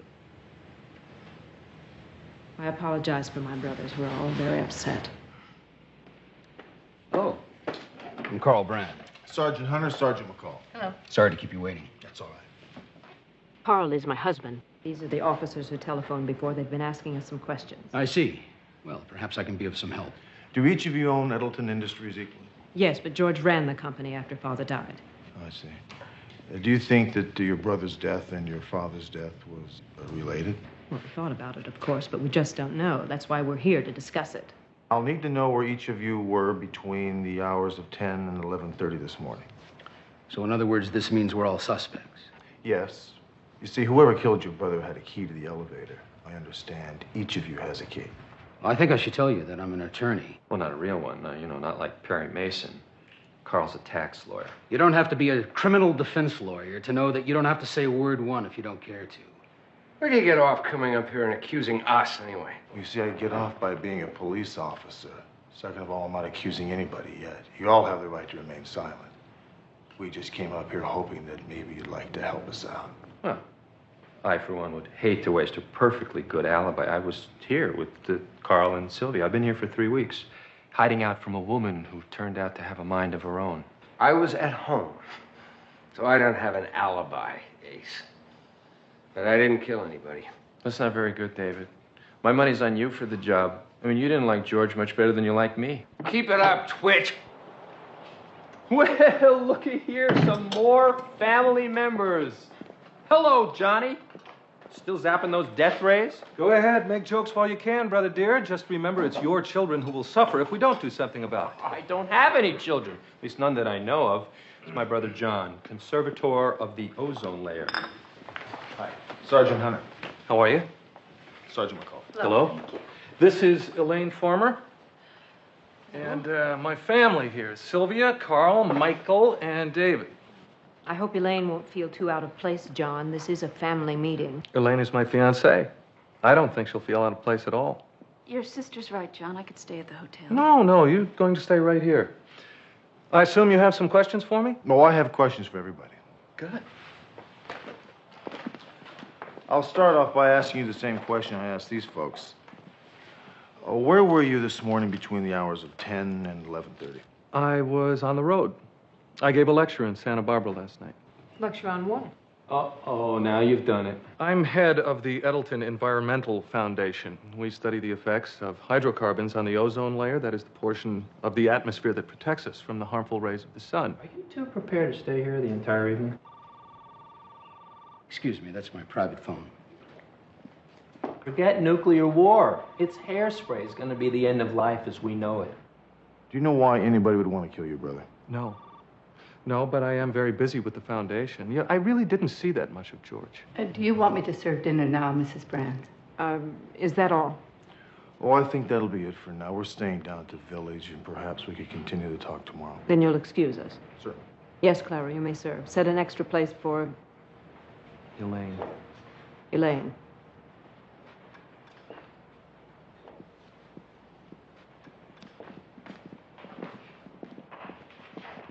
Another fun-filled family dinner at the Rue Morgue.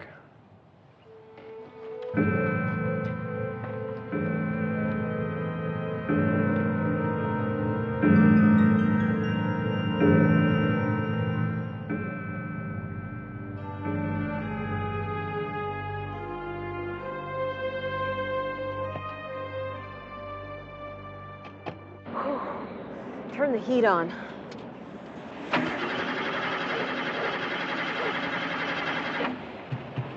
Oh, no.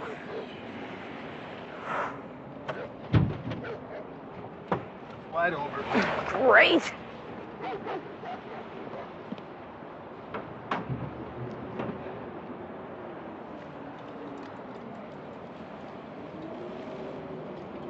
Hit the starter.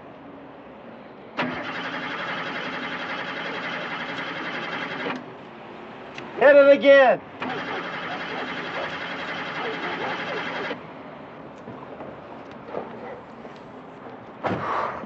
Great. Now what? Well, we better get a mechanic. All right, let's go inside and do it. I'm gonna die if I stay out here.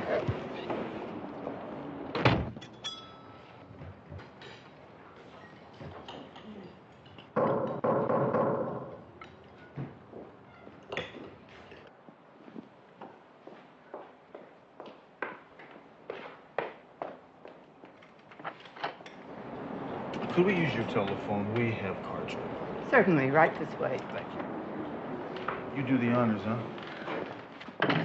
huh? You have a phone book? Of course. Here you are. Thank you. Thank you. You're welcome.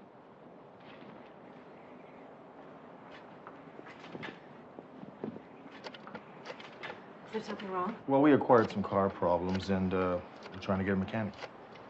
There's a filling station at the end of the road, but I really don't know if they'll come out this time of night. I'm up at the Edelton house, and my car won't start. Well, yeah, that's right.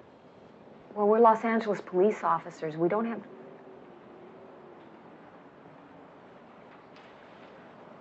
Okay, yeah, I understand. Thank you. They say they can't come up here to help us. There's a snowstorm coming. So, come in to dinner. And you're welcome to stay the night, if it comes to that. Oh, no, thank you. We're gonna try to work the phone some more. Thanks, anyway. You work on the phone, I'm gonna eat. What a partner.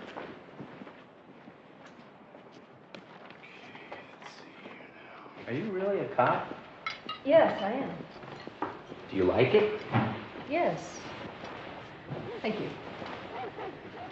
You like what you do? Oh, absolutely. I do nothing at all.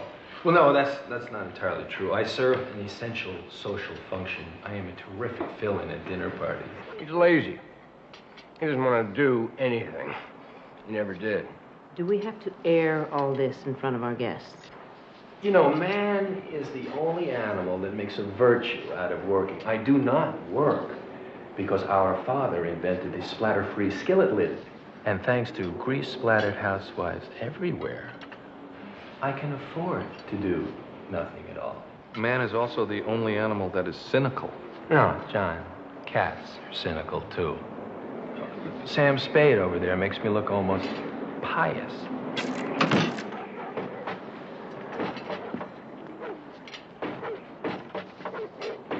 Clara, have Bert fix that shutter right away, please.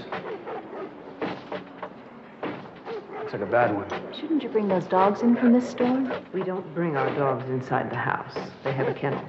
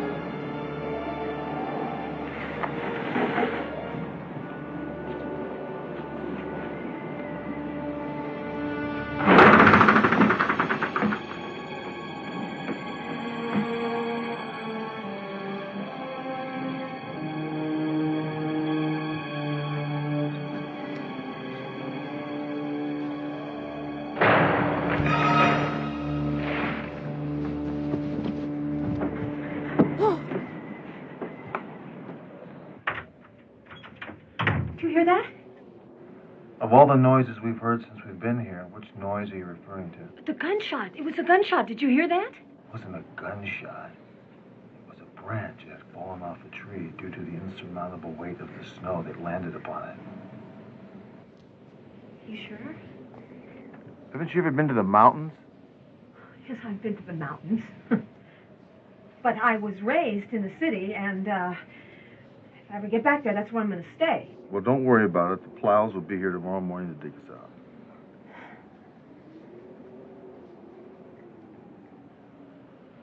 Are you scared, or do you have to go potty? I'm jumpy, you know. I'm jumpy. This makes a lot of noises up here. This place has a lot of noises. How did you raid a room like this? Well, didn't you notice Sylvia and I have a rapport? Yes, right. What is that? The Life and Time of Stanislavski? Since when did you start to read in bed? Well, actually, tonight's my first night. I'm kind of excited about it. Yeah, I wonder which one of our suspects reads books on acting.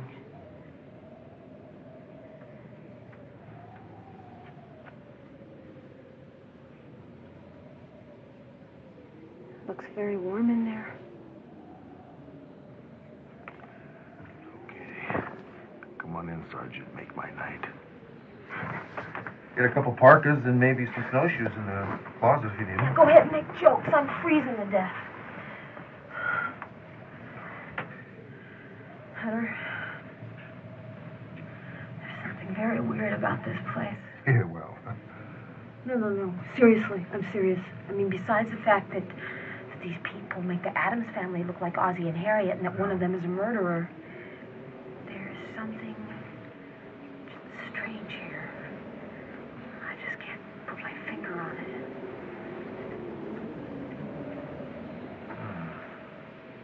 Hunter? It's just a power shortage. Relax. What are you so afraid of the dark for? I'm not afraid of the dark. Do you have that flashlight?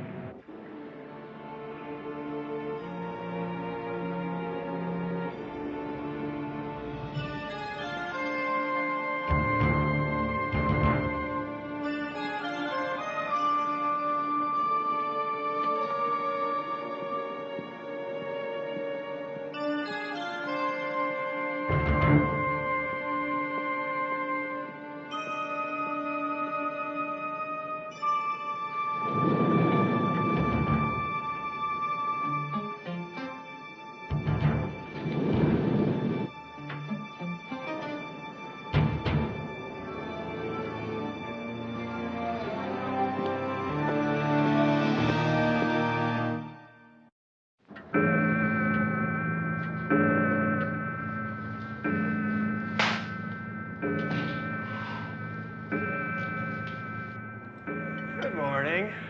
It's freezing in here.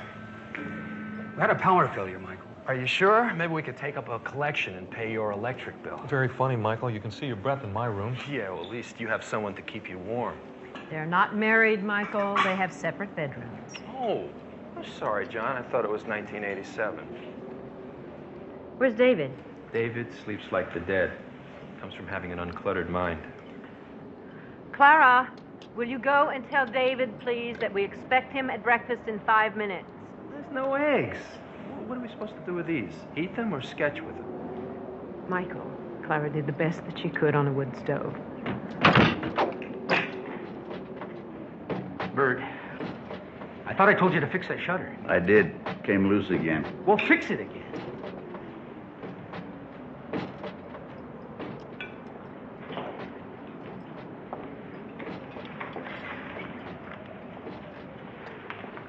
I thought you said they were going to get a snowplow up here. I lied to you. At this point, I'd settle for snowshoes.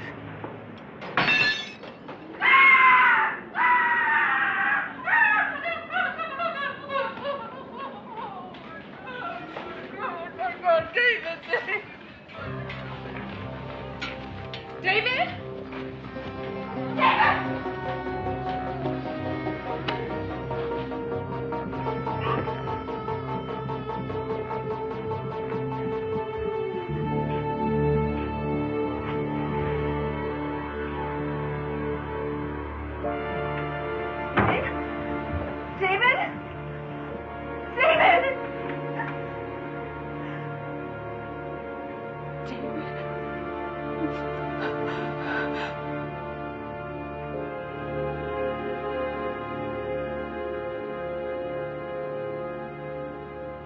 Now, Clara, you say you walked down the corridor. When you got to David's door, you knocked. You didn't get a reply, so you let yourself in, is that right? Yes. And that's when you found David's body. Did you hear anything at all? He was so still. He was so... Did anybody hear anything at all last night? You couldn't hear a bomb go off in here last night with that wind howling and that damn shutter. I fixed it. It keeps breaking loose. Excuse me. Was David killed in the same way as George? Yes, he was. Shot in the chest with a small caliber handgun. Has anybody figured out what this means here? Have you faced this? Someone is killing us one by one. Michael, would you just be quiet? Can't you do something? Yes, Sylvie, I can do something. I'm going to. I'm going to search this house from top to bottom. Now, Bert, I'm going to need a flashlight. Under the kitchen sink. Search for what? A gun? Maybe there's somebody in the house we don't know about. That's impossible. Sylvia, nothing in this house would surprise me in the least. Now, Sergeant McCall will be in charge.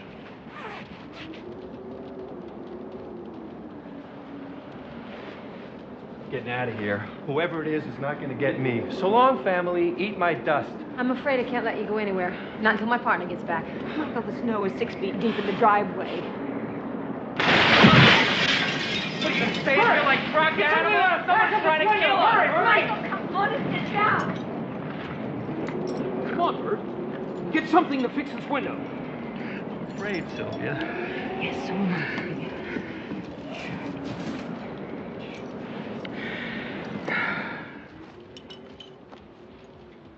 She's like a rock, isn't she? Even when I was a kid, she took care of me.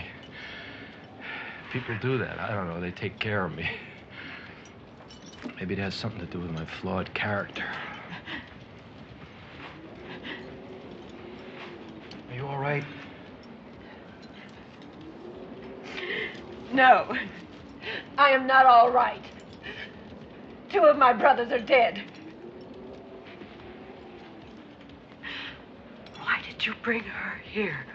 This was a family gathering to talk about George's death, and you bring a stranger into the house. I'm going to marry her. She is not a stranger.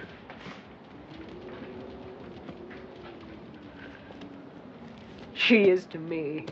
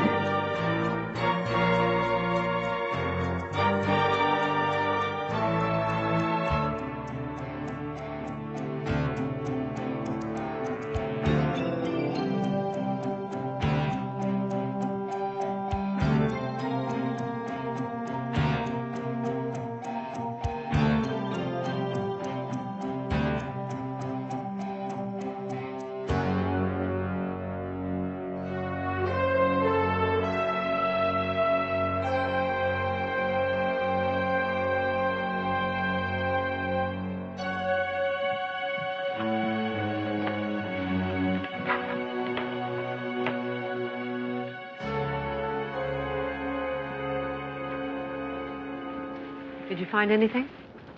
I found a .45 in your room. But did you leave it there? No, I took it. Oh, you didn't search us. That's next. I'll search the men, and Sergeant McCall will search the ladies. No one is searching me in my own home. You've already been through my private possessions. You have no right to do that. Oh, I'm afraid he does, dear. They're Los Angeles police officers on a murder case. They have every right to investigate. We have nothing to hide. You go right ahead. Let's get started. Well, I'm not taking my clothes off more than 2 feet from this fire. That's a good idea. The women stay here and the men in the dining room. Thank you.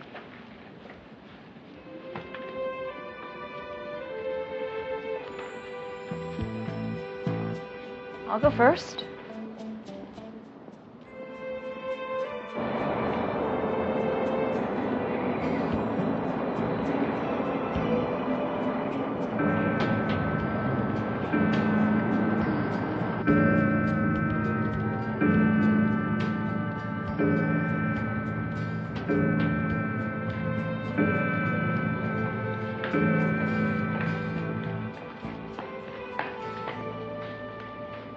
Sergeant Hunter and I have discussed it, and if everyone would feel better, we can all stay down here tonight. Well, I, for one, would feel a good deal safer in my own room. There are good locks on the doors. David just didn't have his locked. Well, that's up to you. Thank you. We who are about to die salute you.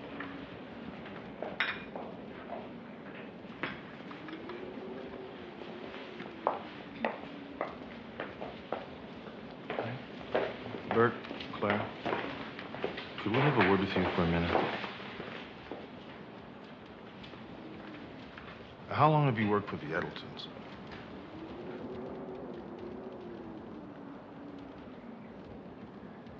Ever since Mr. DeWitt bought the place 25 years ago. Well, you must know the family pretty well, then.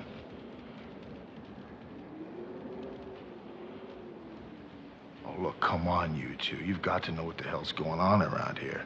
Anything you tell us will be held in the strictest confidence.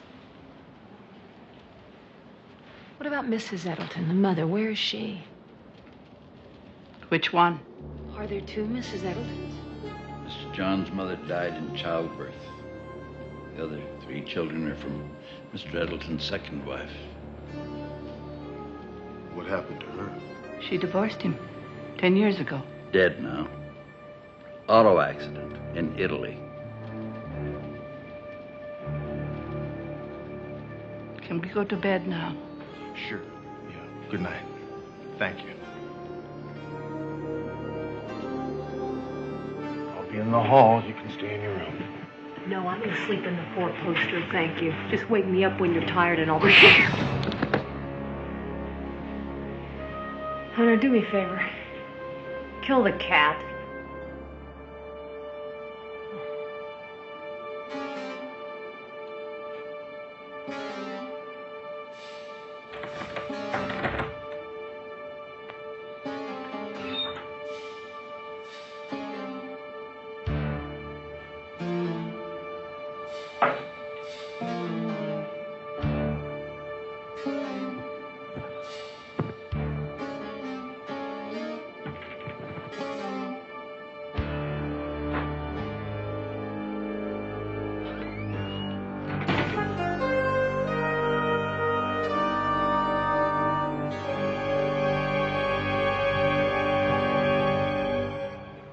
God. No. No!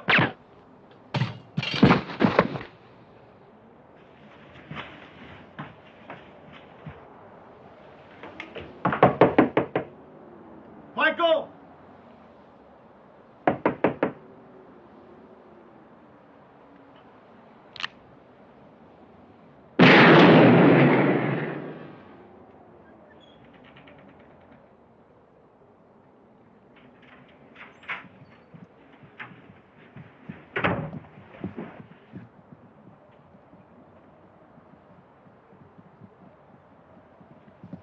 No, wait.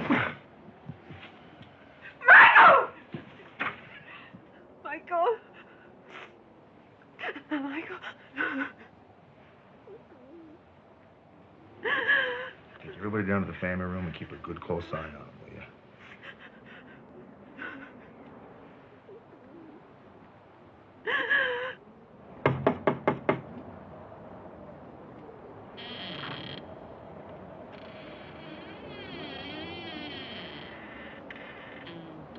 want?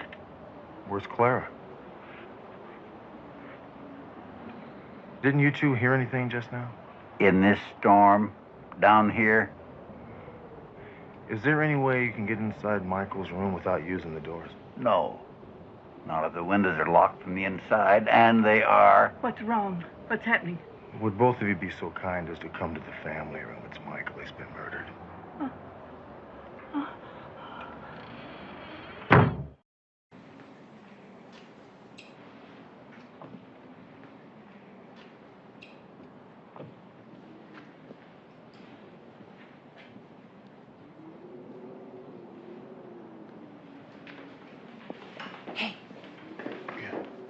Where you going? Well, there's got to be another way into Michael's room. I'm going to go take a look for it. Maybe someone just got there ahead of him. No. Everybody was in the hall after the gunshot except for Claire and Bert. What are you saying? You think that there's some kind of a secret passage in this house or something? Just like in the movies, my dear.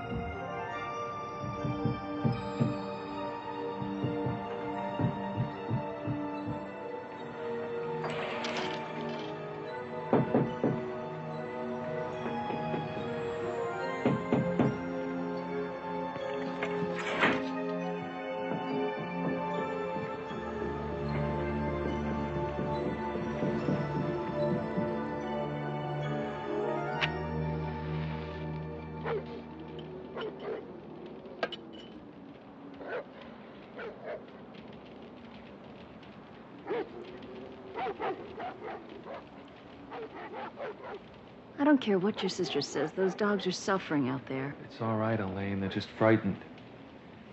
So am I. Sergeant McCall, I want you to arrest that woman. Why? Because she murdered my brothers and probably my father. She's crazy.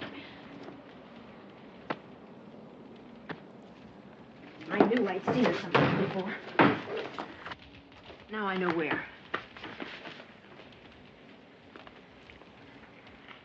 Her name isn't Elaine Farmer. It's Denise Parkins. She was sleeping with my father.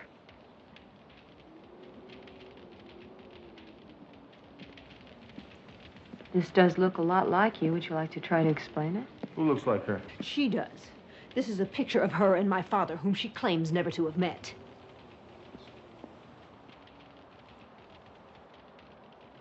It is a picture of me.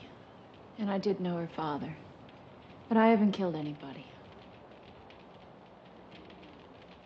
Dwight was 30 years older than me and rich. And I told him what people would think, but he laughed. He said that people would stop talking about us when we invited them to our 25th anniversary party.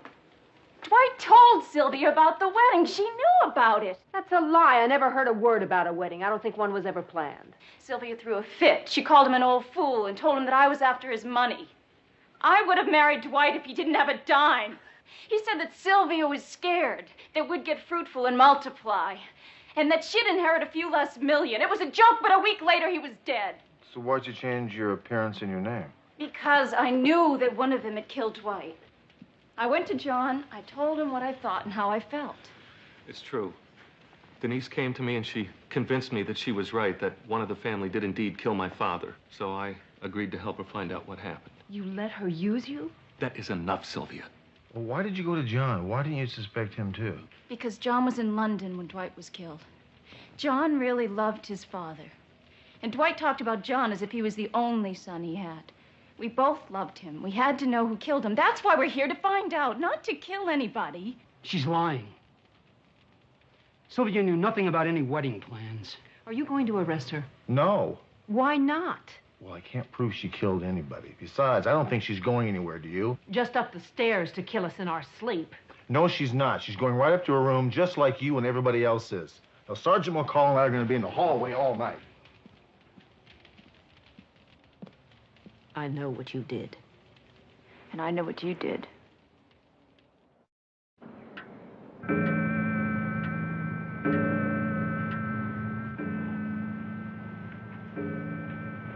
Hey, I found the panel.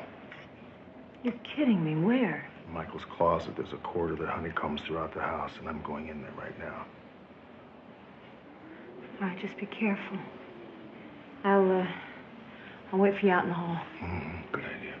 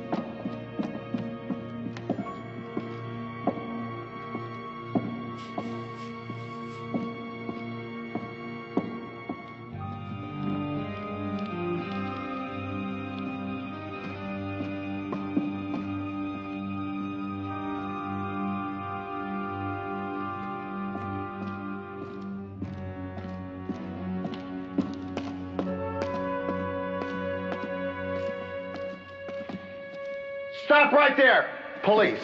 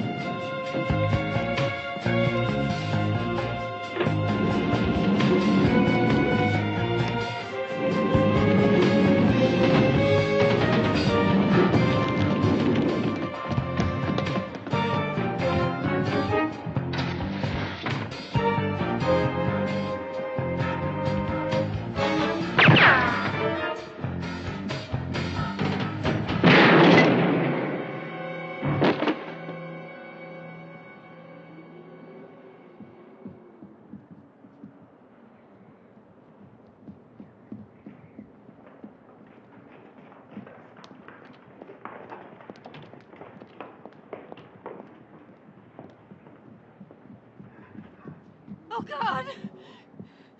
He's my father!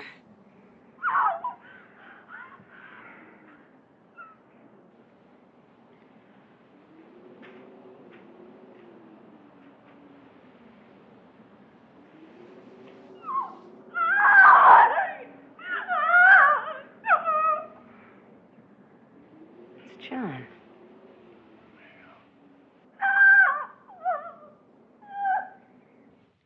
There were no fatalities reported, but some people up on Bald Mountain have had some pretty wild experiences during the storm.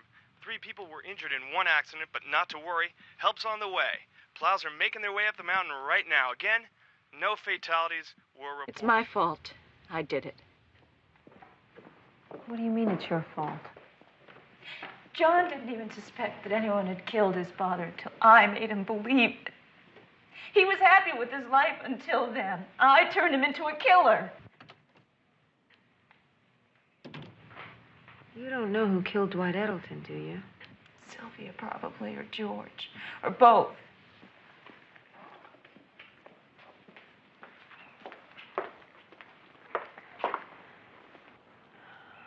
Elaine doesn't know who killed Dwight Edelton. She's just guessing. The Dwight Edelton murder case is not our problem anymore. That's Charlie's. We solved our murder case, remember? John Edelton killed George, Michael, and David. What are you talking about? The Dwight Edelton murder case is still open. And I know you. You'd love to solve it. Oh. Yes, you... Besides, what if Sylvia did it and she gets away with it? So what you're saying is you'd like to have Charlie open the Dwight Edelton murder case so we can investigate this family again? Yeah.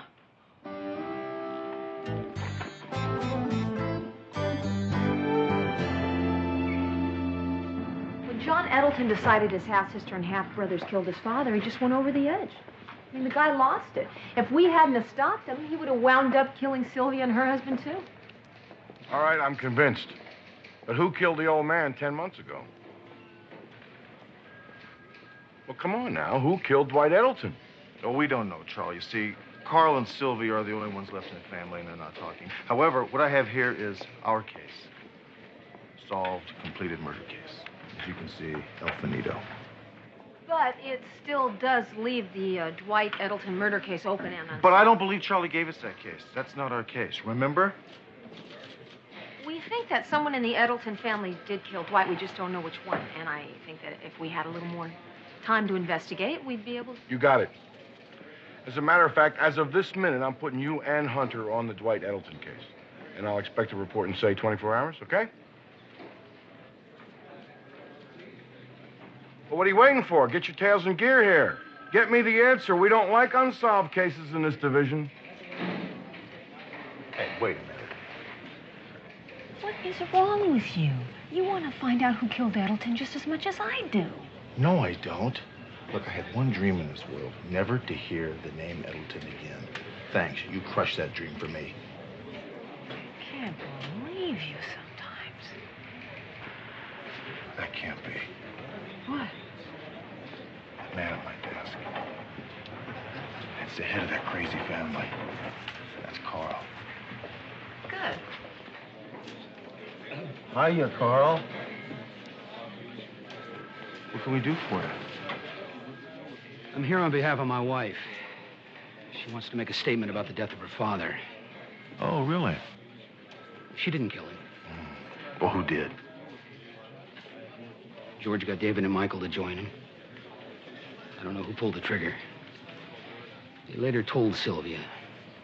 She kept silent all this time. She didn't even tell me till now. David became a drunk. Michael got even more insufferable than he was before. Sylvia kept quiet to protect her brothers. She was the only real mother they ever had. Where's Sylvia right now? She's out in the car. She wants you to set up a meeting with someone from the DA's office to discuss an equitable settlement. Yeah, I can do that. Have her get an attorney. We already have. He'll be here. Good. Thanks for coming in.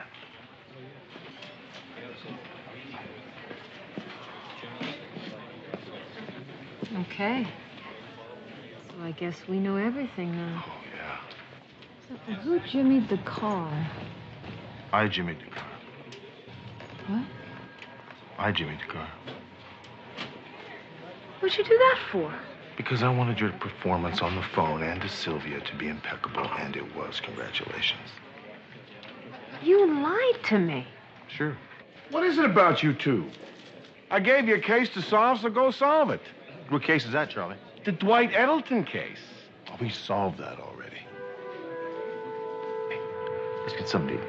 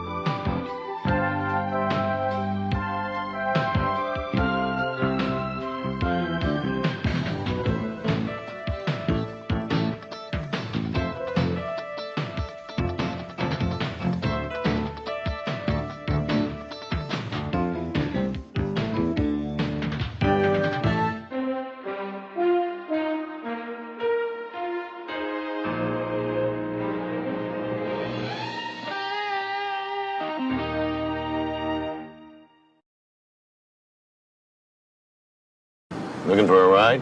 Depends on what kind of ride you're talking about.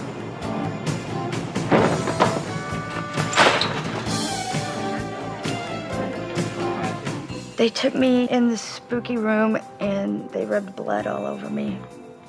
I made a quality arrest yesterday, and I have a feeling it's all starting to come apart. I'm concerned about you all of a sudden. Maybe I should have put you under protective custody. Someone had to die before you people would do something about a rapist, huh?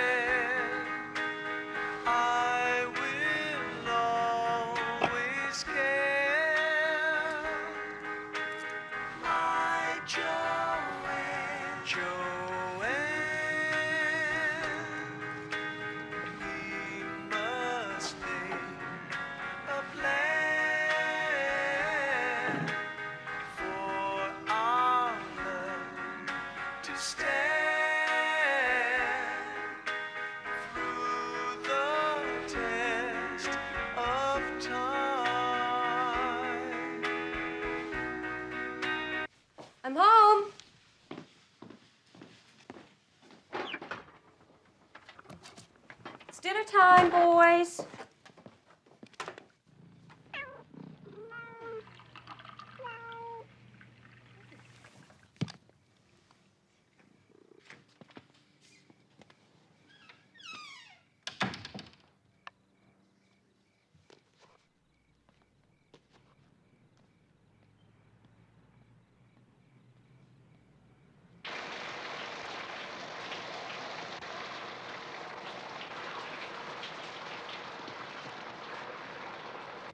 This promise I make to spend my whole life loving you.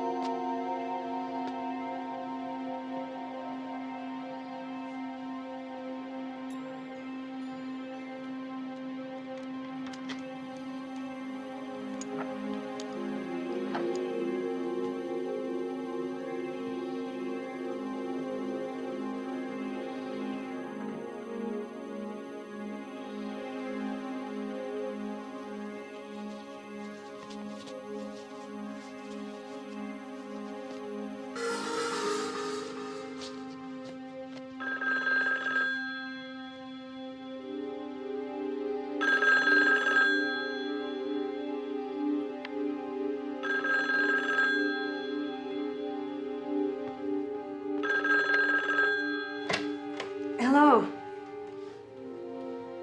Oh, no, I can't.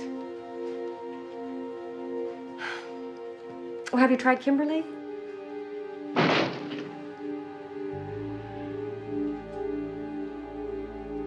Can you hold on a second?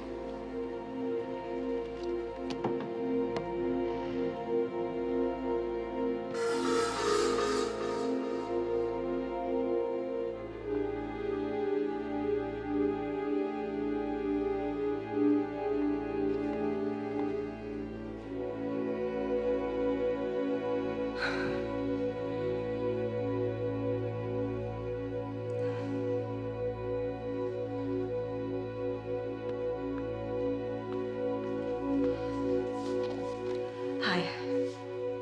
No, it was nothing. All right, I'll be there, 8 o'clock. Yeah, it's all right, no problem. Bye.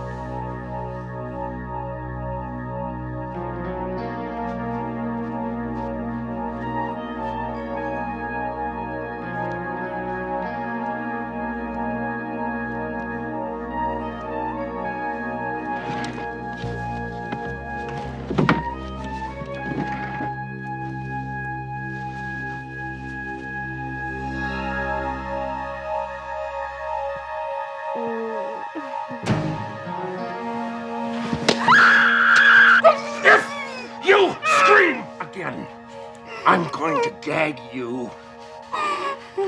I don't want to do that.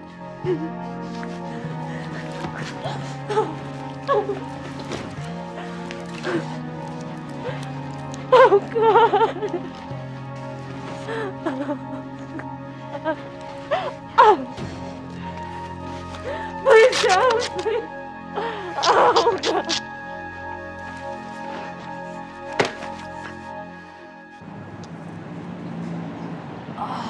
feet are killing me. Jeez. Now I know why they charge so much money. They don't give it to their pimps, they give it to their podiatrists. Don't worry, you will get used to it. No, I won't. This is simply a one-day loan out. One more bust and I'm heading back to homicide where a girl can be safe. Who's back? Look, right over there. That's 3 times around the block, right?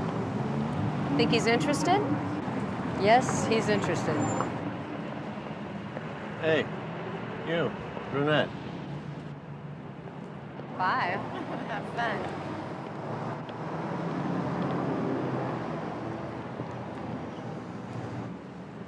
Looking for a ride? Depends on what kind of ride you're talking about. Come on, get in.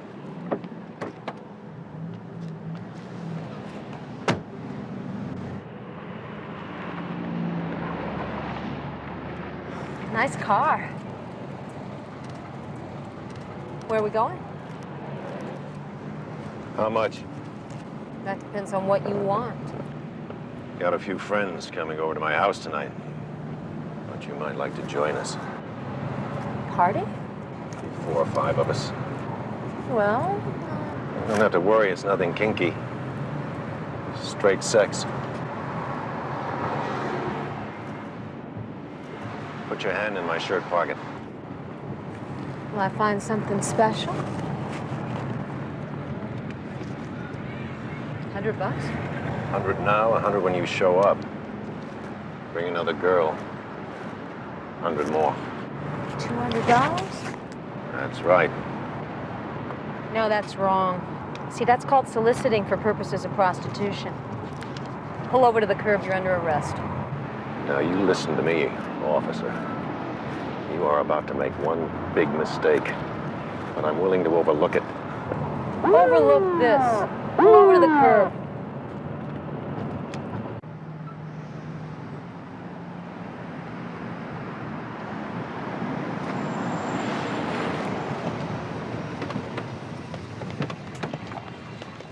Listen, I am Warwick Unger, Judge Warwick Unger of the Superior Court. You're making a bad arrest here, friend. This is pure entrapment. Take my word for it, Judge. It isn't. I'll have your butt for this. Careful, careful. That's what got you in trouble in the first place.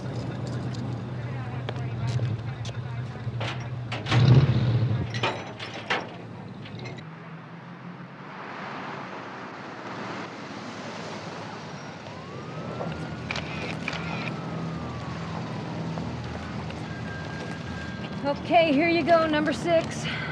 Finished arrest report. Tape. You're a free woman, McCall. I know. I gotta tell you, though, this last one is a Superior Court judge, and he is not pleased. Great. That's just what I needed. Sergeant McCall, Sergeant Hunter. Hi, what's up? I'm on my way to 811 South Fremont. We got a DB. Okay, let me get cleaned up. I'll meet you there.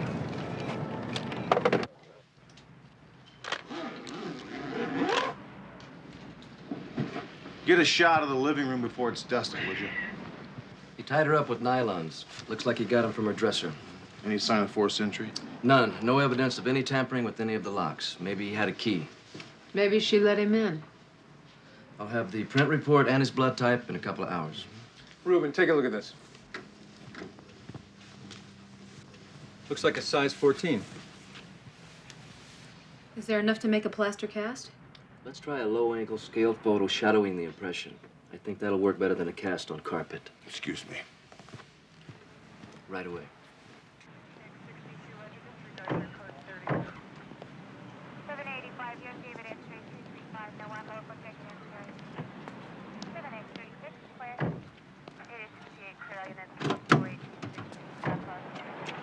L56 to William 90.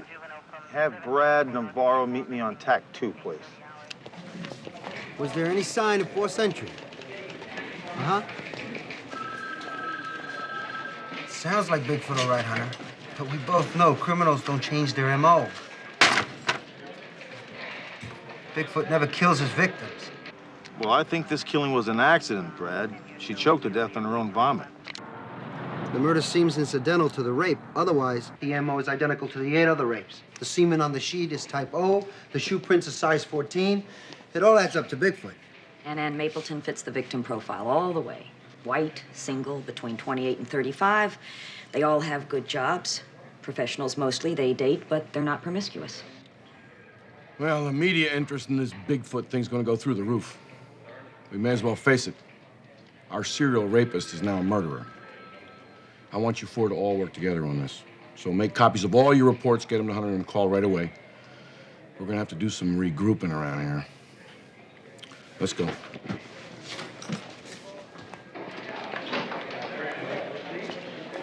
Let's get down to the morgue. I want to talk to you about something. I'd like to see whatever it is you've got in the files.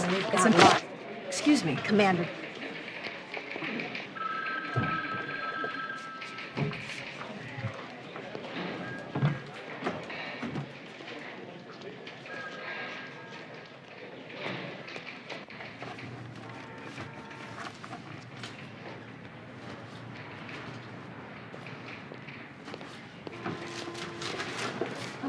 DA's been trying to reach you, sir, all afternoon. Did you tell him I've been at a budget meeting? Yes, sir. He sounded very upset about something. Said to call him no matter how late you got in. Thank you. Good night. Mr. Bendici, Commander Kane is on line 1. Commander Kane? Mr. Bendici, what can I do for you? At noon today, one of your officers, Sergeant Dee Dee McCall, arrested Judge Warwick Unger during a Hollywood vice sweep. My prosecutors were of the opinion that the case against Judge Unger smacks of entrapment. But can't your people simply issue a standard DA reject? No, they can't. This office could be accused of offering the judge preferential treatment. Now, Unger is a recent appointee of the governor. You understand these political situations, don't you? Yes, sir, I certainly do. I'd consider this a great personal favor, Commander Kane, and I'm sure the governor would too. Of course, I'm not asking you to do anything out of line. You feel the case against Judge Unger has merit? Please proceed with it. I'll look into it right away. We need an answer soon, Commander, before the press gets into it. I understand. Thank you for bringing this to my attention, Mr. Bendici. I'll get right on it.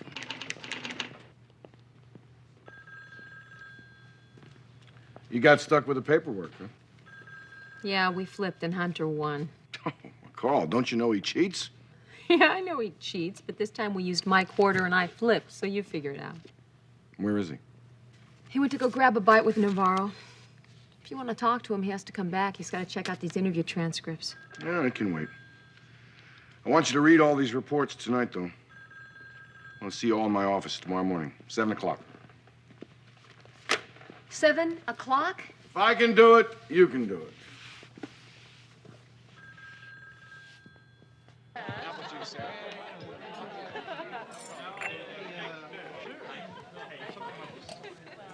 Anyway, by the time the ambulance got through traffic into the intersection,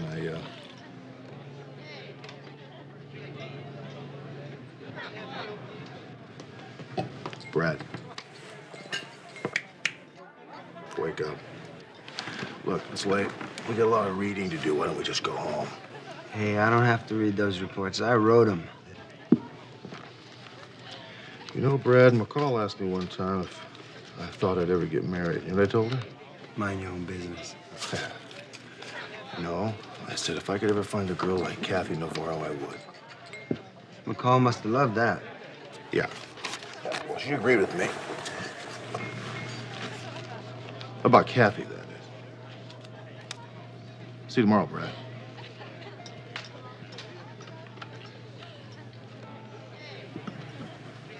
What's this? It's from the young lady at the bar.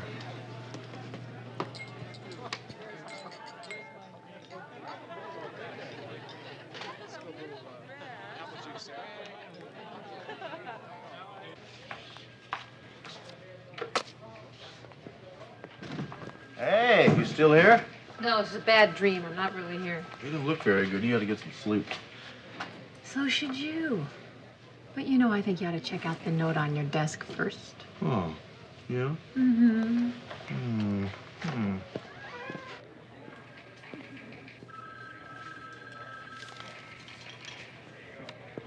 be here at 7 a.m.? Hey, Hunter. Have I got something for you?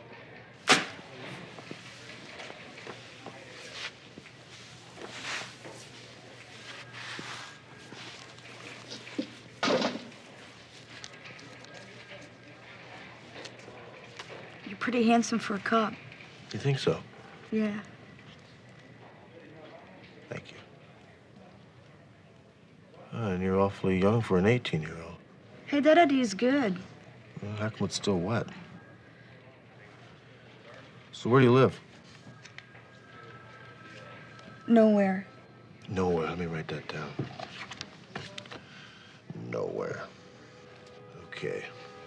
Stacy Tyler. Is that your real name? Yep, that's right. Desk sergeant says you want to report a murder. Yeah. Debbie, we both worked out of the Alvarado Motel. Oh, working girl, huh? Yeah. So? So, what happened? A couple of months ago, this guy with the pockmarked face came and picked me up at the Alvarado Motel.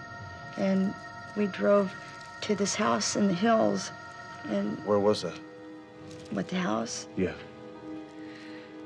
It was near the Hollywood sign. Whose house was it? I don't know. He didn't tell me his name. I wasn't gonna ask, you know. They took me in this spooky room, and they rubbed blood all over me. There must have been about 4 or 5 of them. I remember one of them was a woman, and they didn't really ask me to do anything. This happened for about 2 more nights. Then the man who owned the house told me about this big party that they were gonna throw out in the desert, and if I brought a friend, there'd be more money. Debbie had really bad vibes about it, but she needed the cash.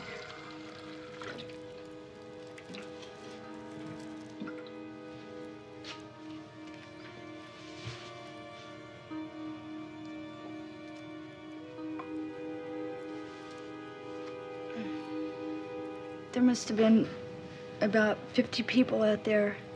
They all stood around us. It was horrible. They killed this cat.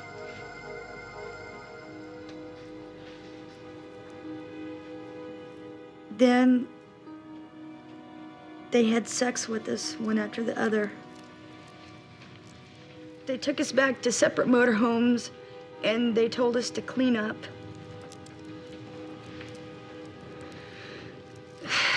They took Debbie, and the man who owned the house was there. He had a knife. I got so scared. I tried to open the door, and the door was locked. So I looked around. I couldn't find another way out, and there was a vent on top of the motorhome, so I crawled out of it. And then I ran back up to the highway, and I hitched back to L.A. They killed Debbie. You saw them kill Debbie. No, but they did. You think they did? She hasn't called or nothing for 3 days. Please help me.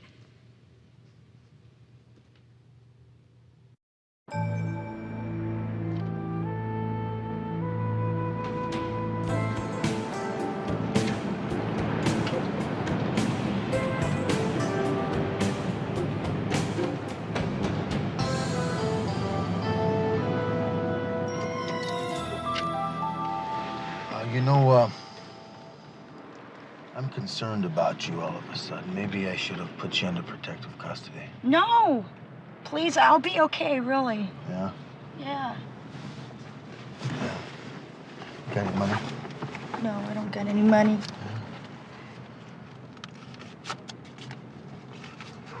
Yeah, $30. Thanks. Do you want to come in or something? No, that's okay. I'll walk you to the door. No, it's okay. I'll be all right. Yeah? Yeah, thanks. I'm gonna call you tomorrow. I want want you to be here, Stacy.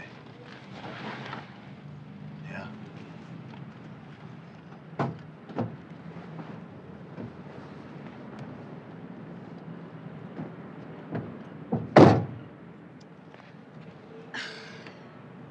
Everything that I told you was the truth.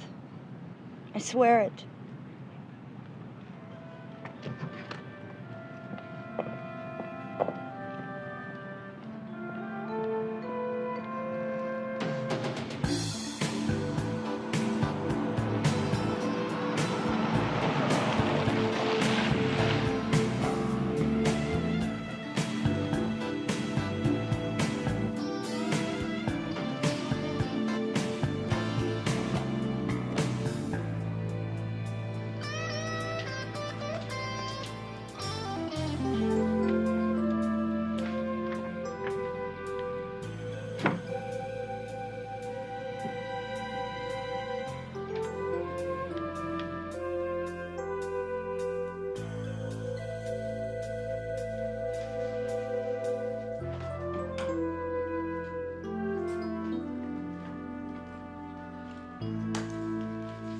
Hello, Brad. You didn't have to wait up. We have to talk. Can I wait until tomorrow? No. Please, sit down.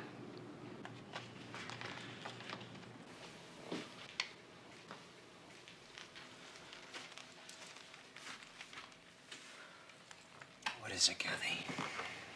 I don't know. I've been sitting here all night long trying to figure that out. Kathy, please, can we discuss this some other time? What happened to us, Brad? I told you, honey, it's got nothing to do with you. I love you. How can you say that and then... Baby, I can't do what I do all day and then come home and act like I just worked 8 hours in a bank. It's a stinking sewer out there. And by the end of my watch, I am so keyed up, I'm so well. I just got to unwind. And you can't unwind with me anymore, is that it? I don't know. I just don't know. I don't know either, Brad.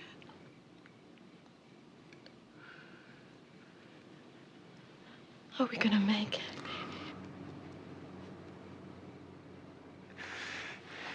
Kathy, you would kill me if anything happened to us. I love you. I love you very much. I love you too, Brad.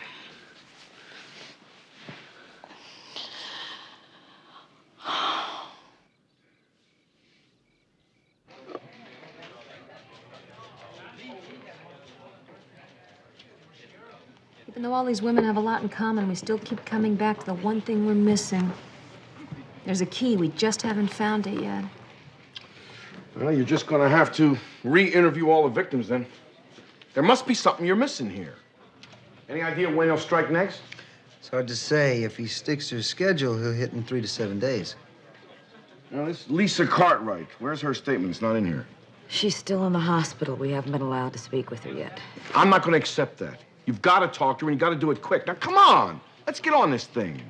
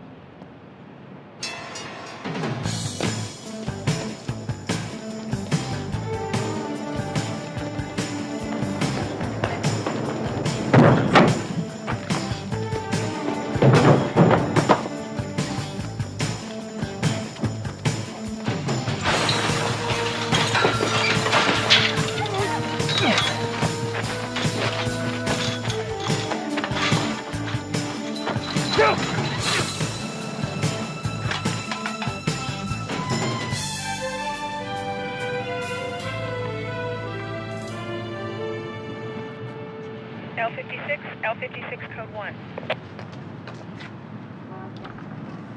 This is L56. Go ahead. L56, William 90 requests a call report to Commander Kane's office, code 2. L56, Roger, dispatch. What was that all about? Judge Unger, who else? I knew he'd be a big pain in the...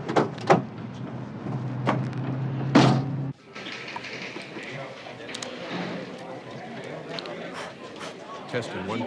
Testing, 1, 2. Carl, set up your camera over by the door. Come on, guys, let's go. Let's get these lights unpacked right away.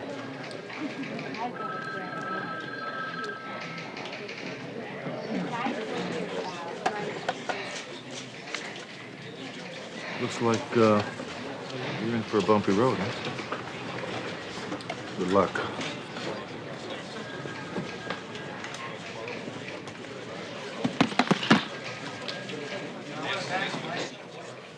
Commander? Sit down, Sergeant. You wrote this teletype? Well, if that's about Bigfoot, yes, sir, I did.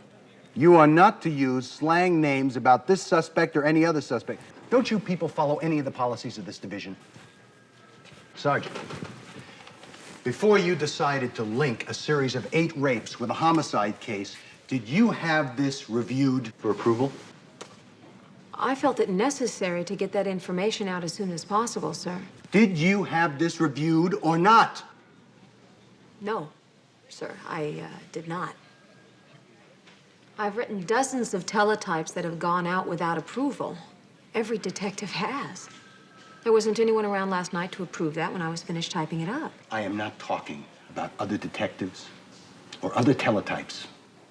I am talking about this piece of inflammatory guesswork that brought that crowd of reporters down on us. Guesswork? Do you have any hard evidence that proves the man that you call Bigfoot, who committed a series of rapes, committed yesterday's murder? The MO is the same, and the dead woman matches the rape victim profile. So, based on inconclusive evidence and without supervisor approval, you decided to announce that we have a homicidal serial rapist running loose. I don't think that the evidence is inconclusive. I'm willing to defend my position. You're gonna have that chance. Those reporters downstairs, they're all yours. Yes, sir. By the way, Sergeant, knowing your arrest of Judge Unger would generate a good deal of controversy, I reviewed your report. Strikes me that there's possible entrapment here. Might be best for all if you drop the charges. Entrapment based on what? Based on obvious weaknesses in the arrest. Sergeant, I'm giving you the opportunity to reconsider your actions. I'll rely on your judgment, sir.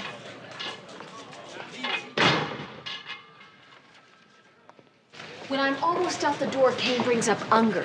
He wants me to drop the charges.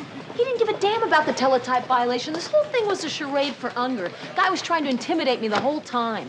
Well, what did Charlie have to say about it? He didn't say anything, nothing. He just stood there and let me take it. Well, I'm sure he had a reason for that. Yeah, I'd like to know what it is. He doesn't even like Commander Kane. What are you doing sitting down to get a whole room full of reporters to talk to?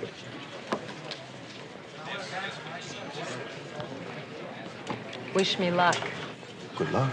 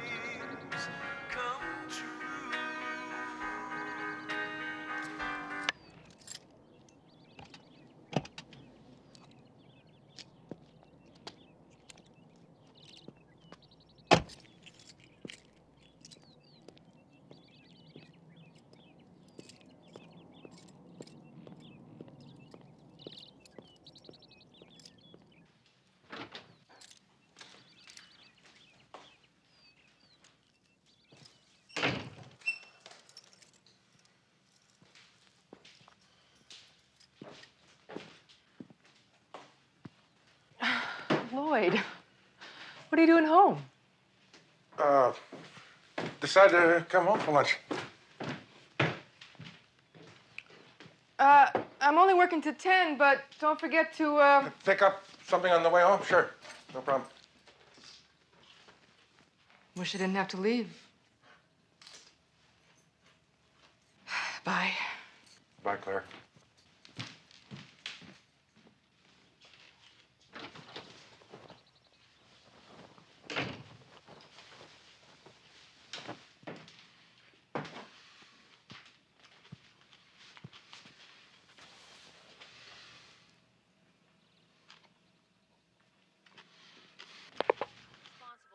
Homicide that occurred last night.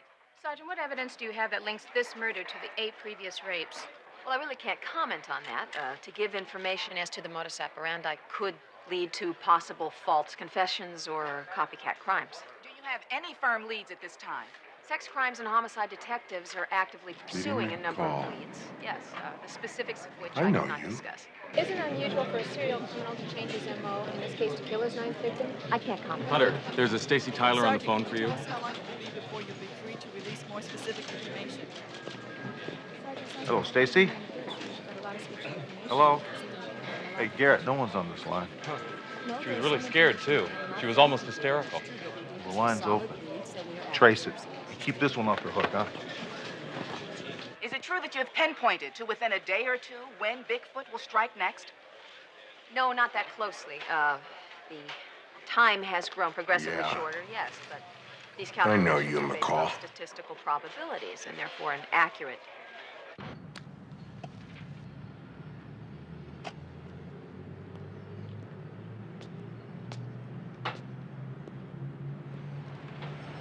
Looking for Stacy Tyler's room? She split. Where'd you go? How the hell should I know? I'm not a pimp.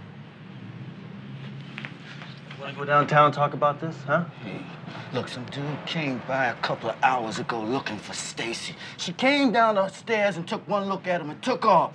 I ain't seen either of them since. Come on, man, get off my ear. What'd this dude look like?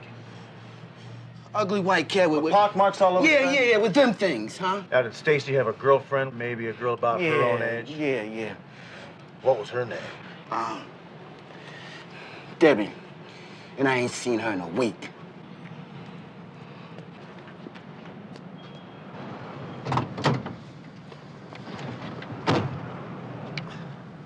This is Lincoln 5-6, requesting a warrant on a missing juvenile. Tyler, Stacy, female Caucasian, 16 years of age, 5'2", 100 pounds. Known to frequent the areas of La Brea and Fenton. Subject wanted for investigation of a 187. If located, hold and notify homicide, please.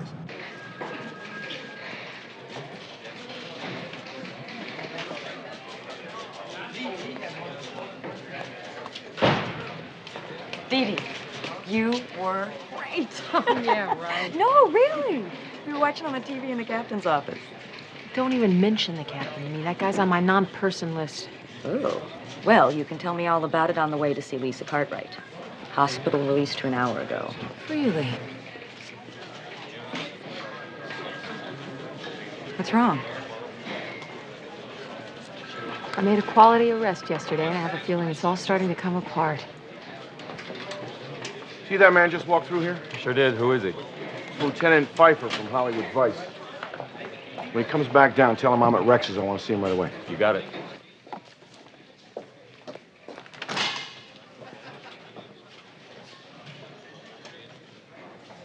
I left a message for you to call. You didn't have to come all the way over here, Lieutenant. You called about one of our arrests yesterday, Commander.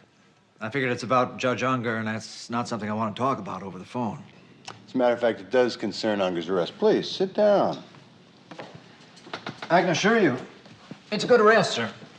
I'm afraid I can't agree with you. I've reviewed the case. It looks like marginal entrapment to me.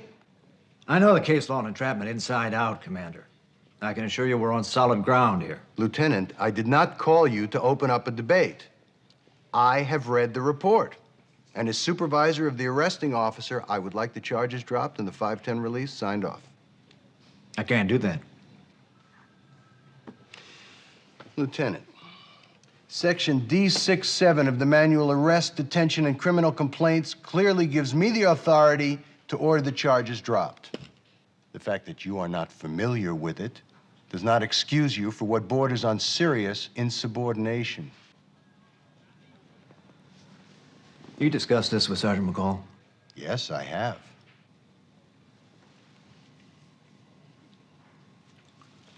All right, Commander. You can sign the 510 release. It'll be on your desk within the hour.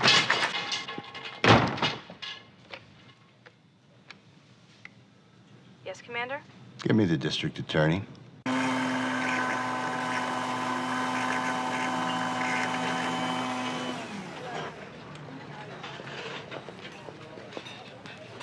Hey, Johnny boy.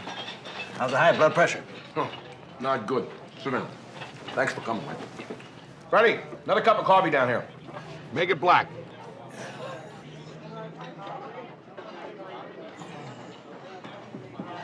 Well, we both know this place hasn't served a good cup of coffee in 20 years, so, what are we doing here? That visit you made to Kane's office, that's about the Unger arrest, isn't it? Yeah. Told me to let the good judge off the hook. And? I told him, no. Said it was a quality arrest. So then he quotes me some obscure manual article and threatens me with insubordination. I'll send him the 510. If he wants to let the guy off the hook, he's gonna have to sign it himself. Charlie, this whole thing stinks. And the DA is in it, up this neck. Sent one of his boys over yesterday to pick up McCall's tape. Asked me if there were any other copies. So I made one. Just in case something happens to the original. I'll send it to you.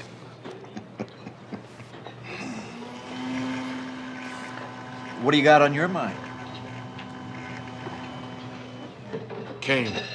He's an embarrassment to every decent cop in the department. I just wanted to see where you stood on it. You told me. You be careful, Johnny. You take this to the IA, it doesn't stick. Kane's gonna come after you. I was in his office this morning. He ordered McCall to knowingly disregard the facts of this case. And all to do a cheap political favor for the DA. Well, it's not so cheap. Unger is the governor's father-in-law. Kane is unfit for command. And I'm gonna nail him.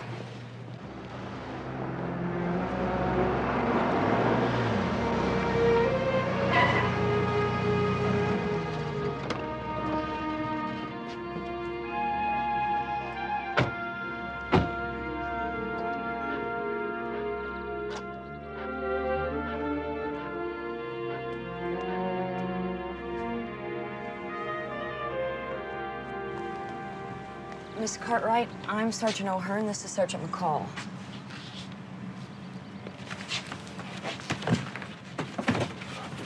Talk fast, Sergeant. I'm leaving. Where are you going? Sacramento. My sister lives there. Could we ask you a few questions before you leave? Nope. Please, Lisa. We just need to find out some... Hey, I saw you on television. Someone had to die before you people would do something about a rapist, huh? We're not gonna let it happen again, but we need your help. Oh, it's going to happen again. And you guys are no closer to finding that creep than you were 3 months ago. That's why I'm leaving. The last thing he said to me was he'd be back. Well, I won't be here waiting for him. I know how you feel. Oh, yeah? You know what it's like to be tied up and gagged and raped in your own house? Yeah, I do. Same thing happened to me less than 3 years ago.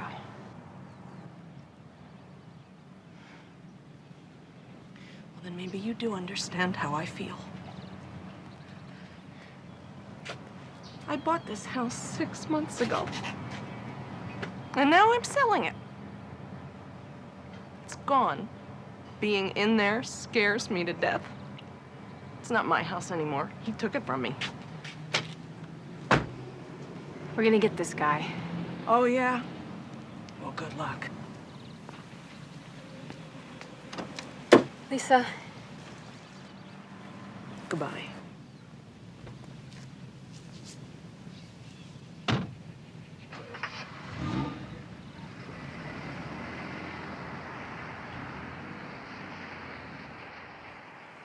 I don't mean to pry or anything, but Was that true, what you said back there to Lisa about being raped? Yeah. Guy was a diplomat. I was questioning him on a case we were working on. Guy found out where I lived.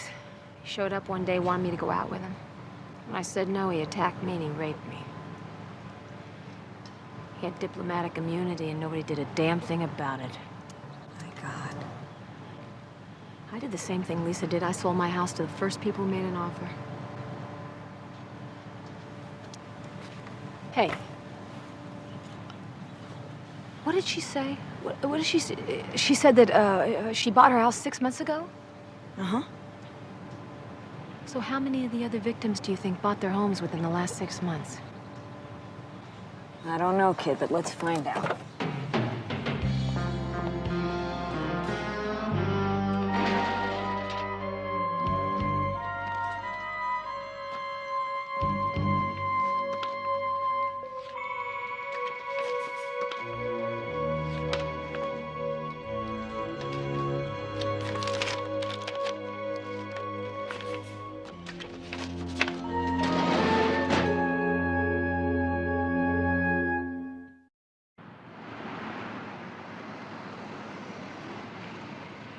Uh-huh.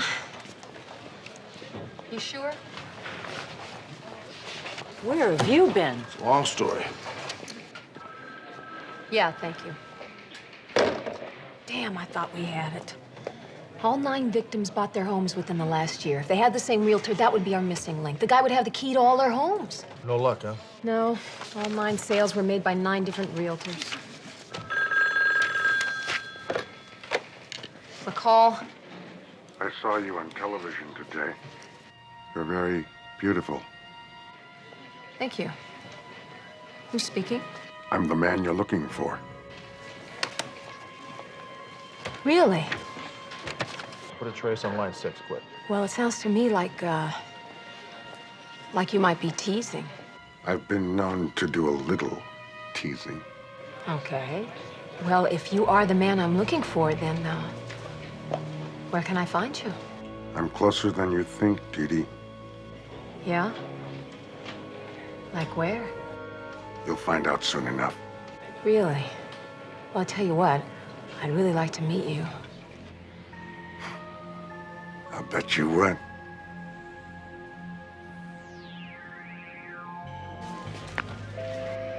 He hung up. What do you got? Run up on me again. Yep. Thanks. This guy's calling from your house.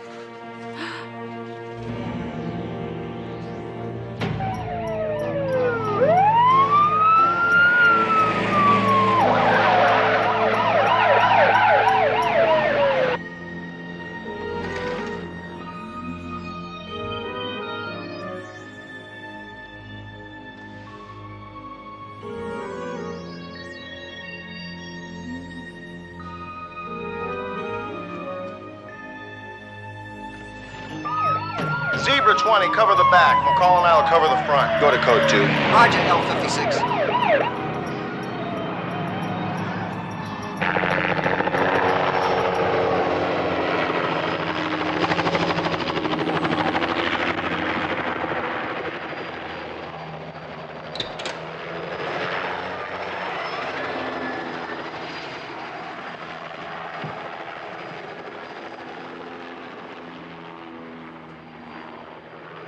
Brad, you in? We're in.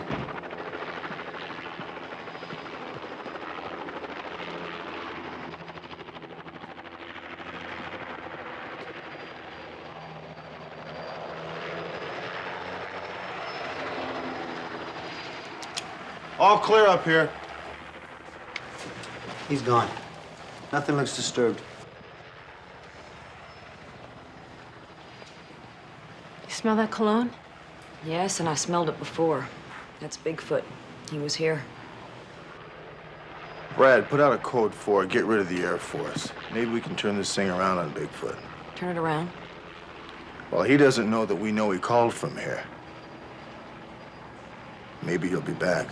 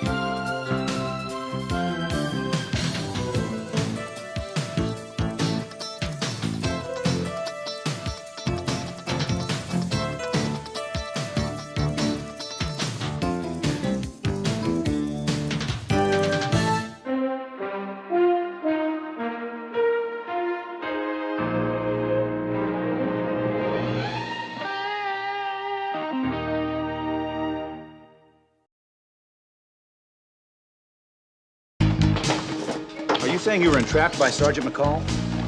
Yes, I most assuredly am. Brutally cut up, butchered, some sort of satanic rite. He's a killer! If you don't go away, Brad, I'm gonna call the police. I am the police! It calls for the sacrifice of the young woman. How many times I gotta tell you, Claire? When you're good, you don't need luck.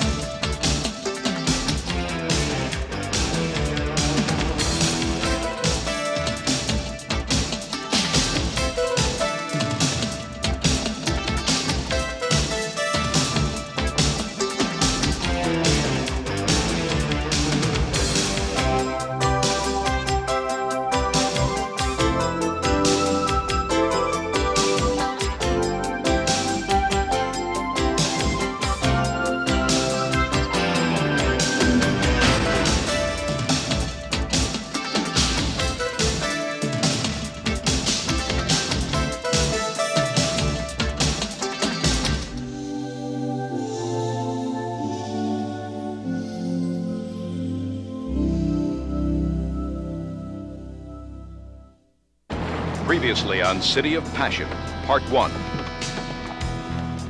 Listen, I am Warwick Unger, Judge Warwick Unger of the Superior Court. You're making a bad arrest here, friend. This is pure entrapment. Take my word for it, Judge. It isn't. When I'm almost out the door, Kane brings up Unger. He wants me to drop the charges. He didn't give a damn about the teletype violation. This whole thing was a charade for Unger. Guy was trying to intimidate me the whole time. Lieutenant, I did not call you to open up a debate. I have read the report. You discussed this with Sergeant McCall? Yes, I have. Kane is unfit for command, and I'm gonna nail him. You be careful, Johnny. A couple of months ago, this guy with the pockmarked face came and picked me up at the Alvarado Motel. They took Debbie, and the man who owned the house was there. He had a knife. They killed Debbie. I work out there, and it's a sewer. By the end of my watch, I am so keyed up. I'm so wound up in... Kathy, I just got to unwind. And you can't unwind with me anymore, is that it? Any sign of forced entry? None. No evidence of any tampering with any of the locks. Maybe he had a key. Maybe she let him in. The murder seems incidental to the rape. Other than that, the MO is identical to the 8 other rapes. The semen on the sheet is type O, the shoe prints are size 14. It all adds up to Bigfoot. We may as well face it. Our serial rapist is now a murderer. I want you four to all work together on this. He is also responsible for the rape homicide that occurred last night. Do you have any firm leads at this time? Sex crimes and homicide detectives are actively pursuing a number of leads. Yes, the specifics of which I cannot discuss. Well, if you are the man I'm looking for, then where can I find you? I'm closer than you think, Dee. Like where? You'll find out soon enough. Really? Well, I'll tell you what, I'd really like to meet you. I bet you would.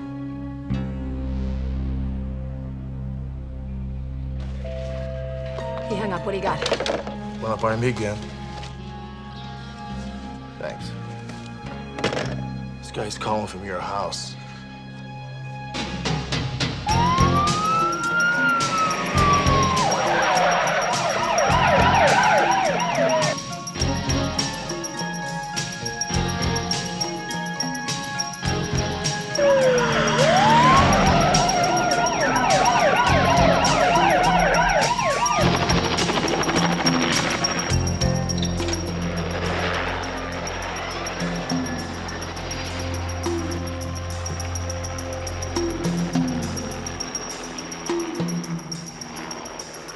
Brad, you in? We're in. All clear up here. He's gone. Nothing looks disturbed. Smell that cologne? Yes, and I smelled it before. That's Bigfoot. He was here. Brad, put out a code for it. Get rid of the Air Force. Maybe we can turn this thing around on Bigfoot. Turn it around. Well, he doesn't know that we know he called from here. Maybe he'll be back. And now, City of Passion, Part 2.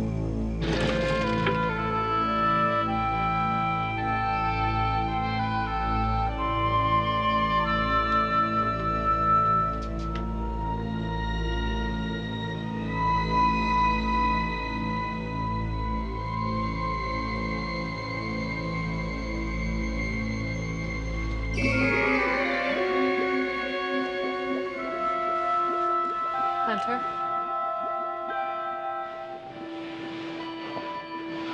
Yeah. He's been through my things. Go to bed.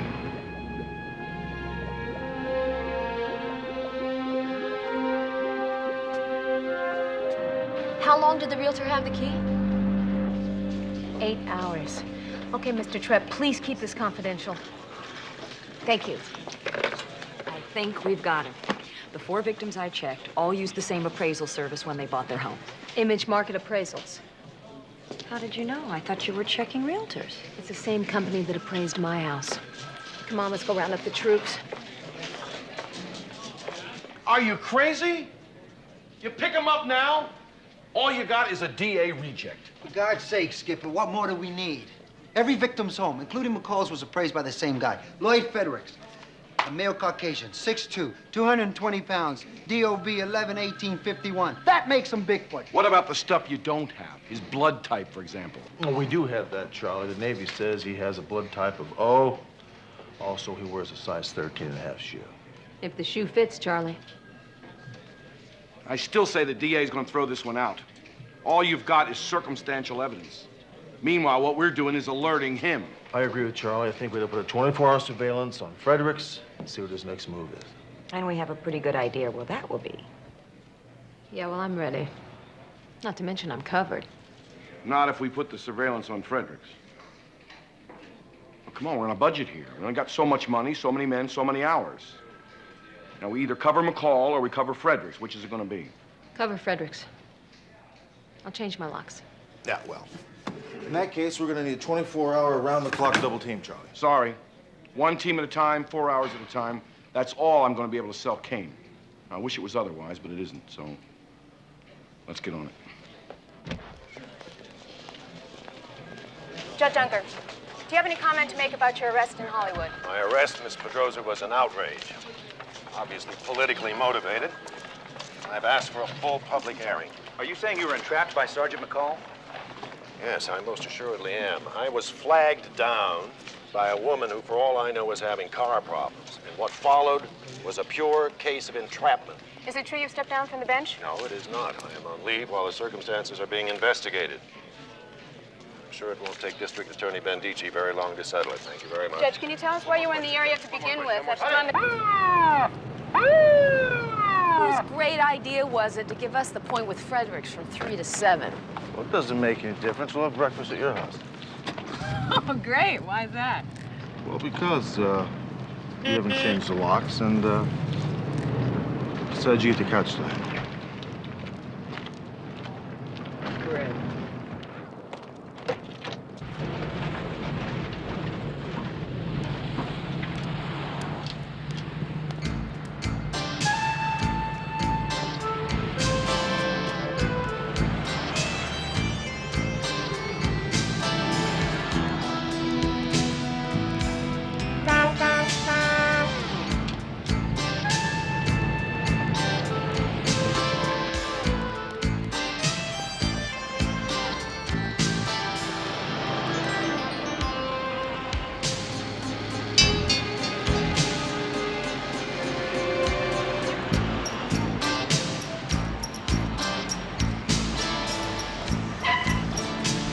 Baby, where you going? Anywhere. I guess you could say I'm just looking for a little fun. Come on in.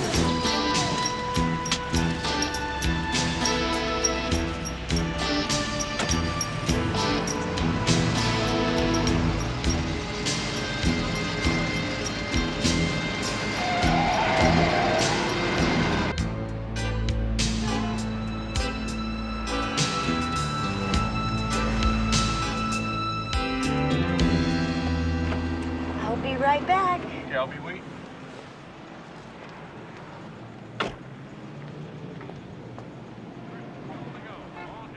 The 6-yard line. First and goal to go. Just shy of the Pittsburgh 6. I need a room for an hour. You got an opening, Mother?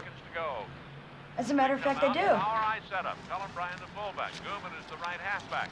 Charles White the tailback. You know, it's really funny how she looks like Andrew Jackson. Look at that. Gives to White. Spins off a man to the 1-yard line. He's down to the 1. It is third down and goal to go. And don't mess up the sheets. Here comes Graham. Stills back to throw. Loops it into the end zone. Caught for the touchdown by James Mc...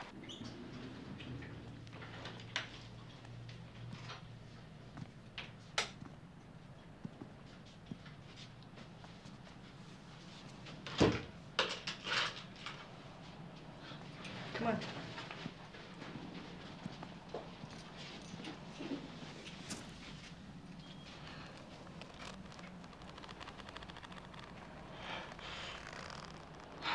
Maybe we should do something that doesn't require us getting undressed. Whatever turns you on. Look, I really like you, but I got expenses, you know? Oh, sure. I'm sorry. How much? $50. 50 more? I just gave you 20. Hey, what's going on around here? Police, open the door. Oh my God, he's lying. He's a killer. A killer. Open up! Open up! The girl's not here. She went out the bathroom window. I'm calling the police, you little whore!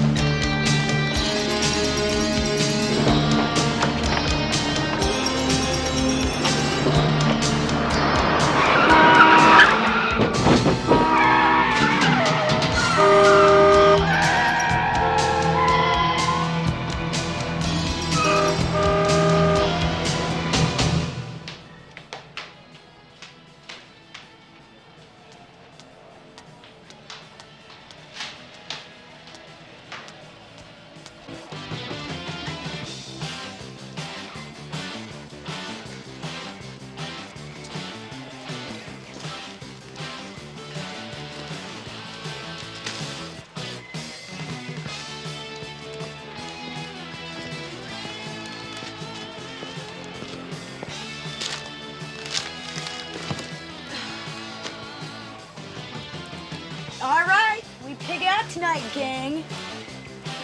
Check it out.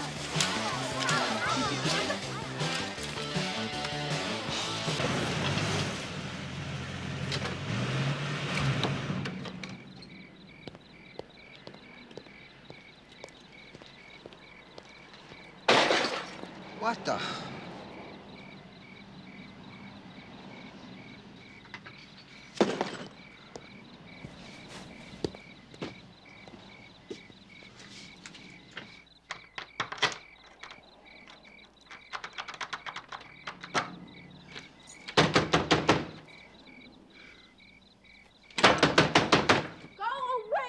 What's going on?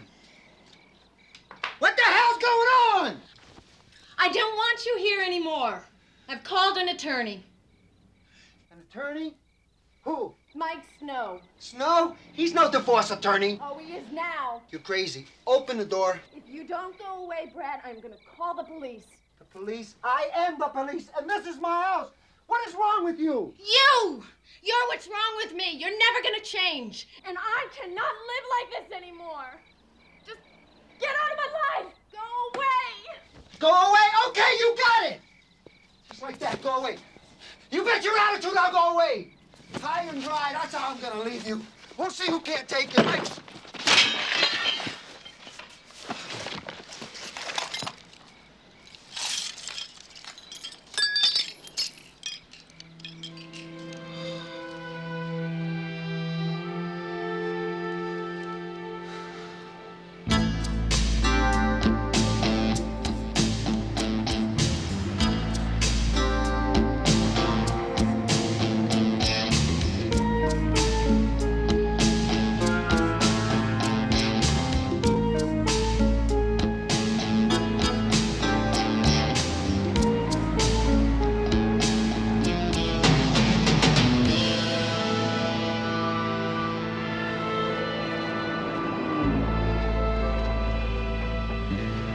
is Bill and Bob. Let's get out of here. This is L56, relinquishing point to L37. Roger, L56. Have a nice day.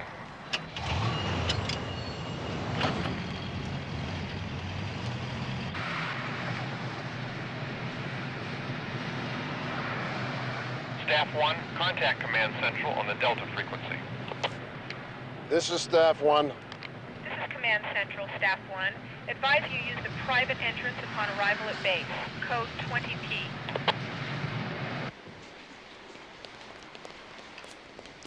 This better be good, Lieutenant. There are 5 TV crews waiting for you in the lobby, sir. What the hell's happened? Well, as you know, Judge Warwick Unger was arrested in a 647B during a Hollywood Vice. So why should that bring out 5 TV crews? Commander Kane ordered the charges against him dropped. The charges dropped? If there was something wrong with that arrest, why wasn't I notified? You weren't notified, Chief, because there's nothing wrong with the arrest. Politics is involved. Get Kane over here.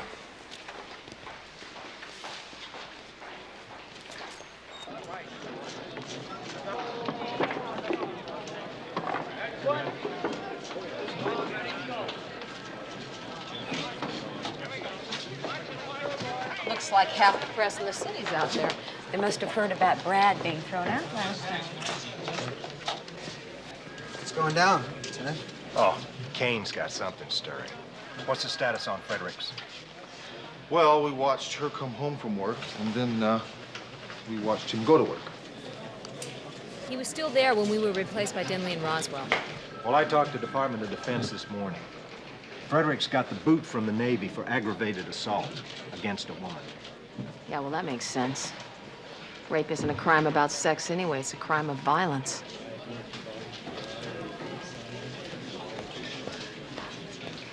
Sergeant O'Hearn? That's O'Hearn. You Sergeant Navarro? No, actually, I'm Ernie Benedetto. All right, look.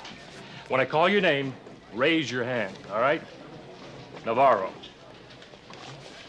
I just won the Publishers Clearinghouse sweepstakes, right? O'Hearn. McCall. Yeah. Nothing for Benedetto? As a officer of the county and the court, I serve you these summons. I suggest you contact an attorney. Now, could someone point me toward Captain Charles Devane? Certainly. The petitioner, Catherine Navarro, seeks an interlocutory judgment and dissolution of marriage from respondent Bradley Adams Navarro. The petitioner, Catherine Navarro, will present evidence that shows the police department, under the current administrative and executive direction of Chief of Police Edward Stanmore, who supervises Captain Charles Devane, who did, on or about March 1983, assign Detective Sergeant Dee Dee McCall, and did again on or about July 1985, assign Detective Catherine O'Hearn, both females, as police partners to respondent Bradley Adam Navarro. In so doing, the respondents had knowledge that respondents McCall and O'Hearn were females of considerable physical attraction. this willful act resulted in respondent Bradley Adams Navarro developing an abnormal and unusual appetite for sex. Which did cause the decline and subsequent collapse of normal relations with the petitioner. I can hear Mike Snow laughing. It's not going to be a bitter divorce. Right. She's a reasonable woman, right? $974,000? This is crazy, Brad. I haven't worked with you in over 4 years. Hey, Navarro, there's a dial-a-divorce returning your call on 2-6.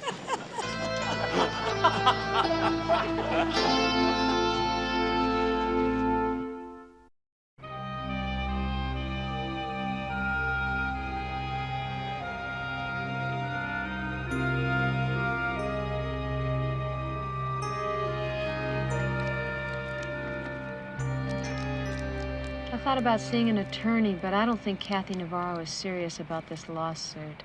Yeah, I think it's an interesting case. You kidding? No, I'm not kidding. I mean, come on, it's a well-known fact that police officers spend more time with one another than they do with their families. I mean, think about the wedding vows. I mean, they're a distant second to the unspoken bond between two partnered police officers. I mean, you and I are supposed to die for one another, right? Charlie asked me to go to Internal Affairs over Kane dropping the charges against Judge Unger. Yeah? What would you do? Go. Tell the truth. Yeah, that was my first instinct. But you know what it's like after a cop goes to IA. Hard enough being a woman on this force without being labeled a snitch. Lincoln 56, be advised McCall's meeting at Parker Center is confirmed for 0800, room 306. Well, there you go. L56, message received. Let me have that. This is L56. Request an update on the APB on Stacy Tyler, please. Stand by, Lincoln 56. You worried about this kid, huh? Yeah, I think I'm all she's got. Lincoln 56, there's been no response on the want on Stacy Tyler. L56, roger. Here we go.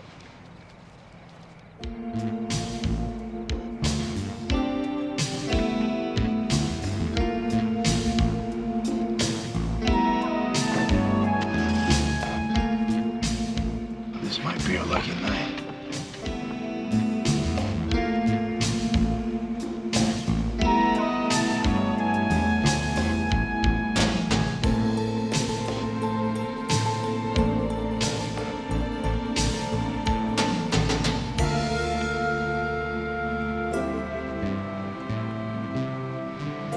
You think he made us? No, he needs a pair of binoculars to see us. Maybe he got spooked by one of the other surveillance teams. Maybe. Maybe he's gotten suspicious of any car he doesn't recognize.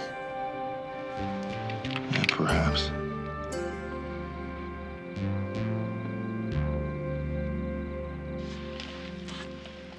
If you want to drink it all, Jamie, still your own.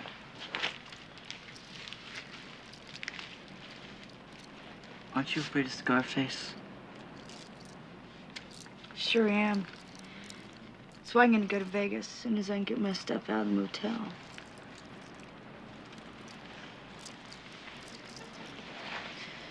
It's a lot warmer in Vegas, you know.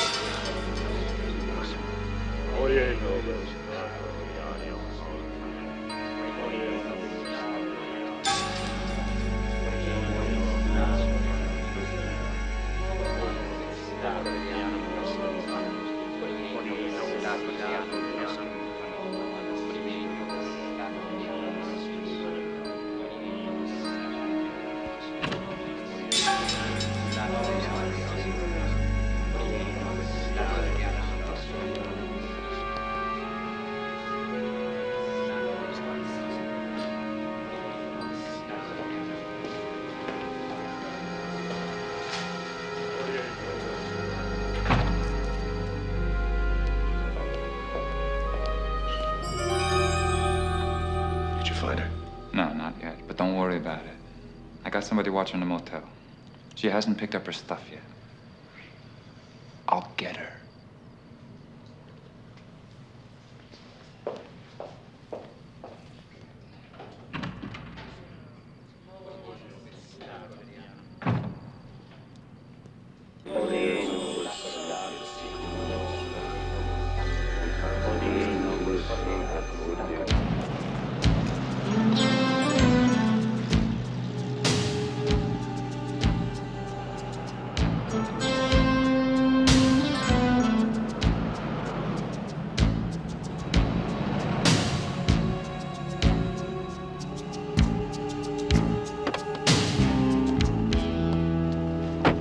Hey, police are looking for you, and they told me to call them when I saw you again.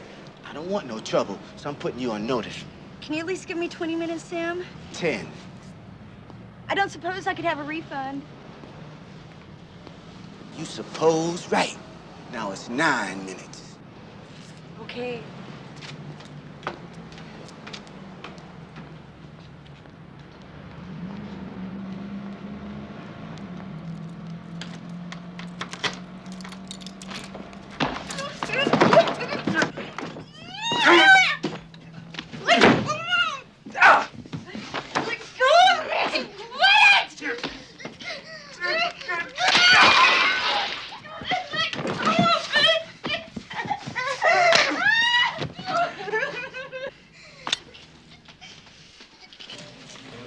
mail, McCall. Thanks. How come you're not with Hunter? I had a meeting down at Parker Center.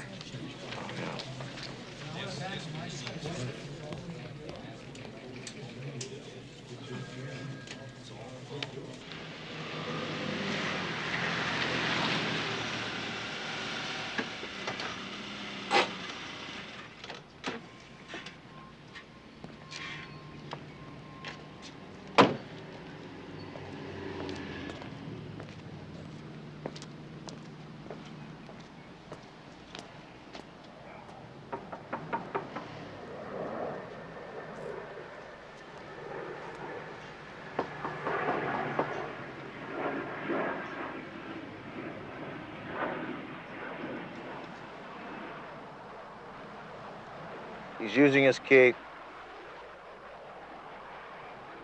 He's going in. Roger, 5-6. We're on Elm at Shadow Drive. We show entrance at 0912. Yeah, he spent 18 minutes at the last house he was at. Lincoln 56, code 1. Lincoln 5-6, go ahead. Lincoln 56, 7 Adam 43 is standing by at the Galaxy Motel on La Brea. They have a 187, a female juvenile. A business card with your name has been found on the body.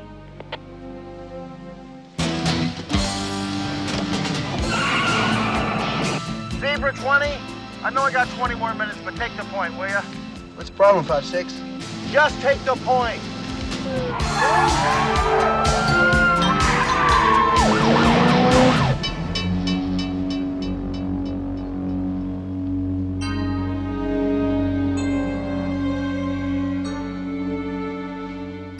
Found a gun in one of her bags.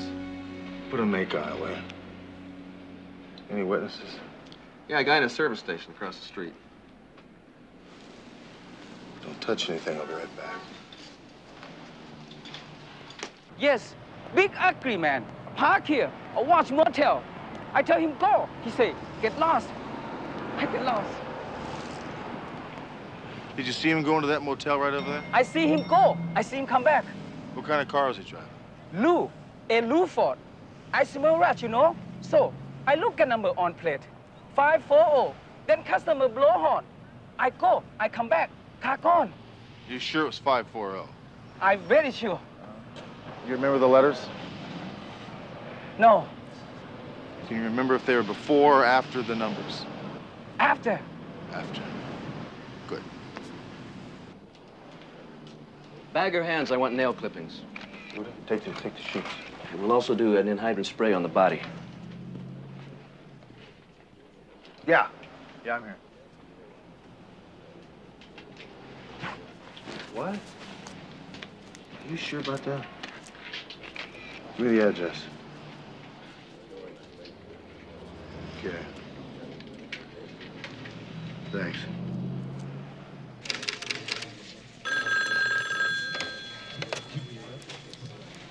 Homicide, McCall. McCall Hunter. Stacy Tyler's dead. We found a gun. Guess who it's registered to? Your very good friend, Judge Warwick Unger. I'll pick you up in 15 minutes. I think you'd probably have better luck with the judge if you went by yourself. Maybe you're right. I'll call you. Yeah.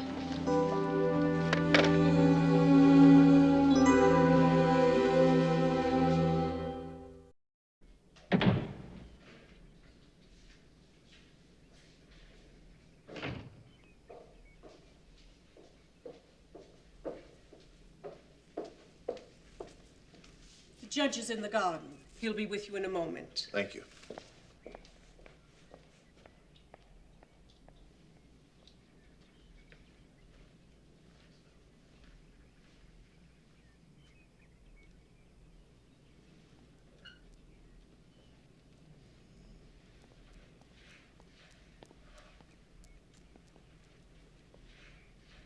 May I help you? Well, I hope so. I'm Sergeant Hunter, Metropolitan Police. Well, what do you want? Well, I'd like to talk to you about a gun you own. A gun? Yeah. Stay.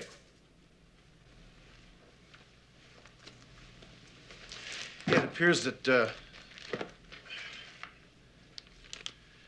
showed up in the purse of a 17-year-old prostitute by the name of Stacy Tyler. She was murdered this afternoon. Oh, was she killed with that gun? Oh, no. She was brutally cut up, butchered in some sort of satanic rite. There was a pentagram carved on her stomach.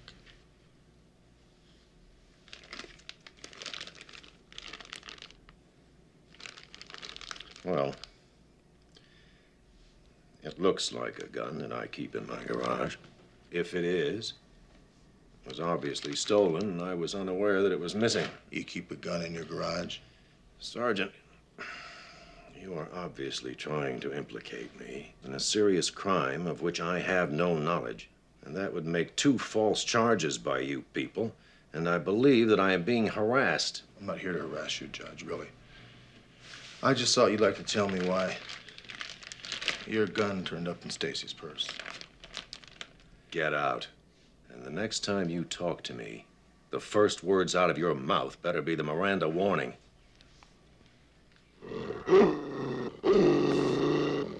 A movie more I shoot him. Damien.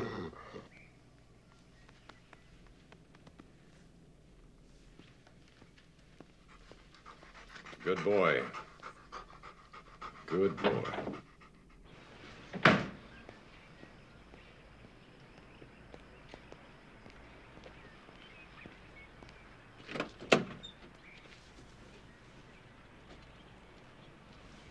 Lincoln 5-6, patch me through to Sergeant McCall, please. Homicide, McCall. McCall, you know anything about the occult? What? That's what I figured. I'll pick you up in 15 minutes.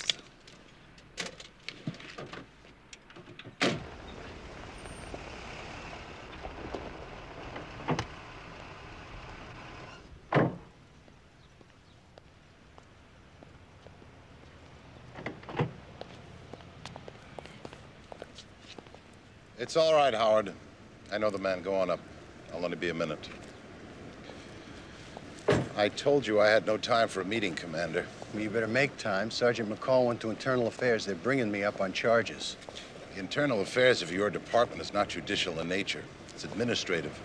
My office has no jurisdiction. Don't hand me that crap. You can help me and you know it. Commander, my office is always open when an officer needs help or advice, but as I just explained to you... Yeah, your advice is what got me into this mess. Now, wait a minute.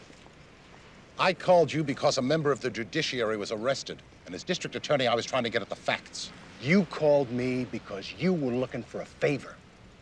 Your exact words were, if I can get the charges against Judge Unger dropped, the governor would appreciate it. I keep very careful notes of my calls regarding matters like this, and I said nothing of the kind. Come off it, friend. I keep notes, too. Cool off, Commander. Try to remember this. The district attorney's office decides whether or not a criminal charge is filed against anyone. So just stay cool. If it becomes a criminal matter, you have a friend in me.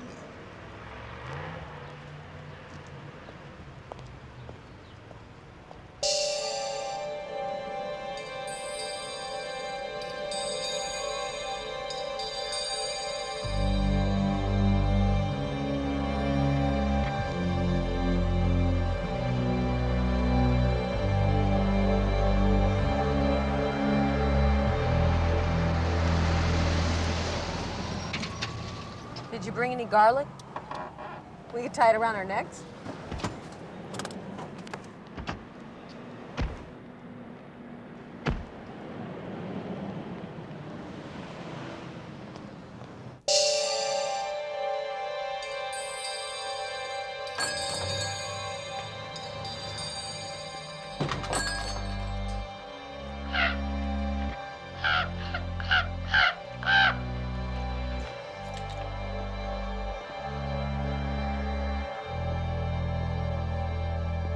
That's a nice crow you got out there. It's a raven, my friend.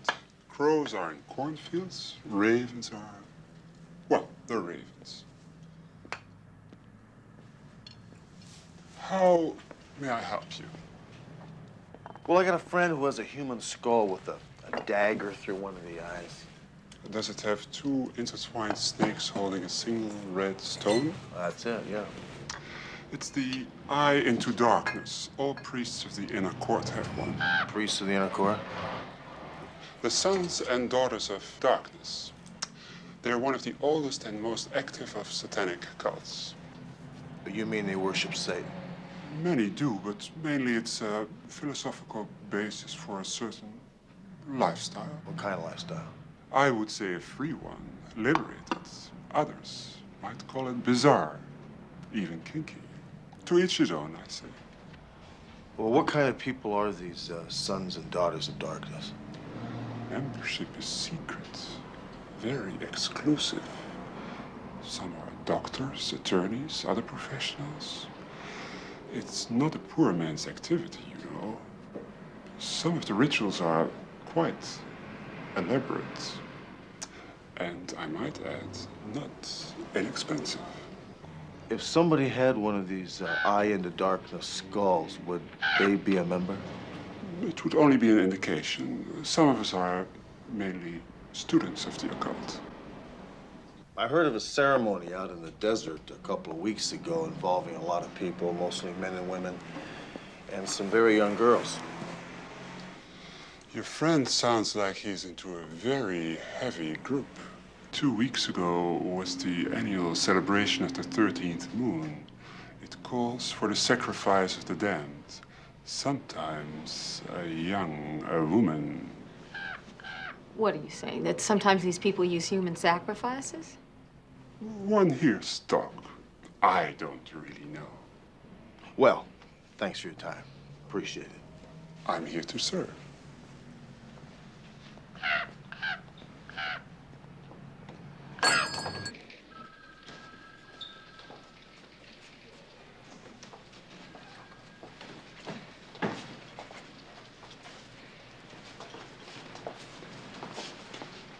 Why is everything so quiet?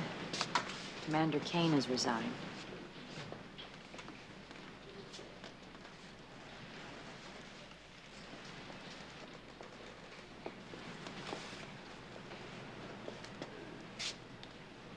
I hope you're satisfied.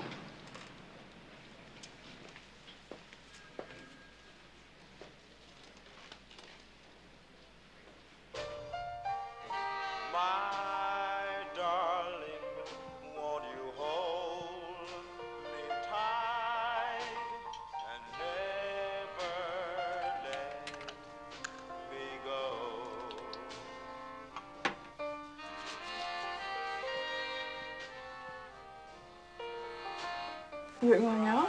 Yeah. Ted and I are gonna go bowling. He's picking me up in a couple minutes. I asked for a transfer to the day shift.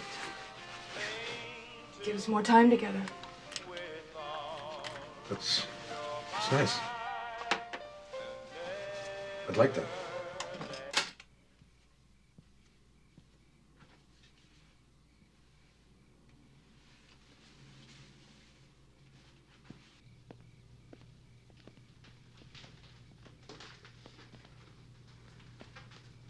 The ER crew's having a barbecue on Sunday. Think we could go? I've got the end of the month summaries to write up. It would mean a lot to me, Lloyd. Okay, I'll try to get them done early.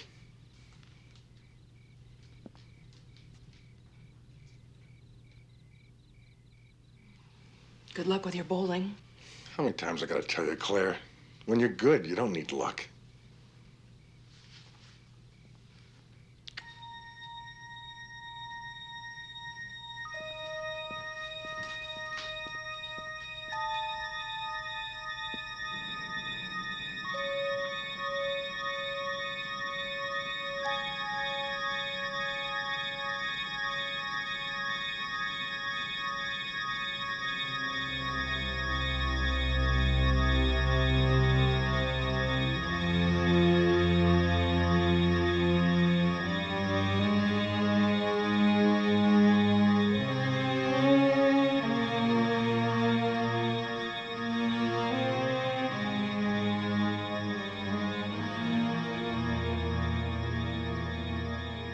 Mrs. Fredericks is on her way to work.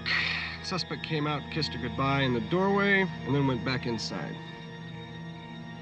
Probably the highlight of our night. Does the car have a full tank? Okay, have it ready for me in 20 minutes.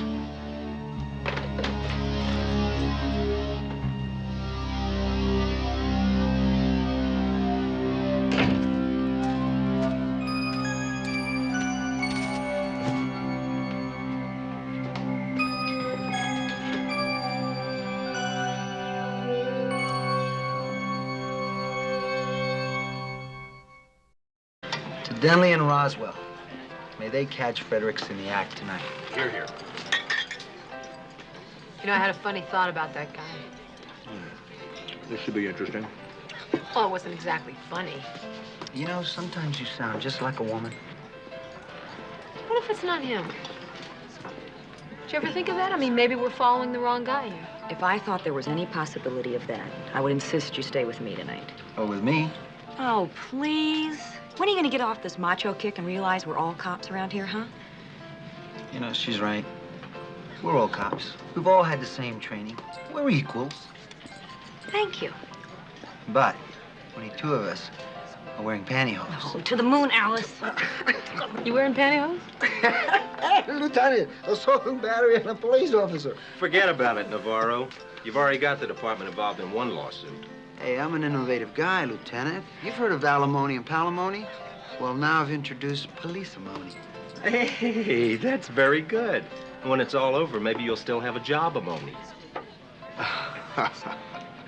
Or maybe you'll like this one better, Hunter. You remember that 3-digit license possibility you requested on the blue Ford? Yes, I do. Well, they've come in. All 2,752 of them. The printout's waiting on your desk.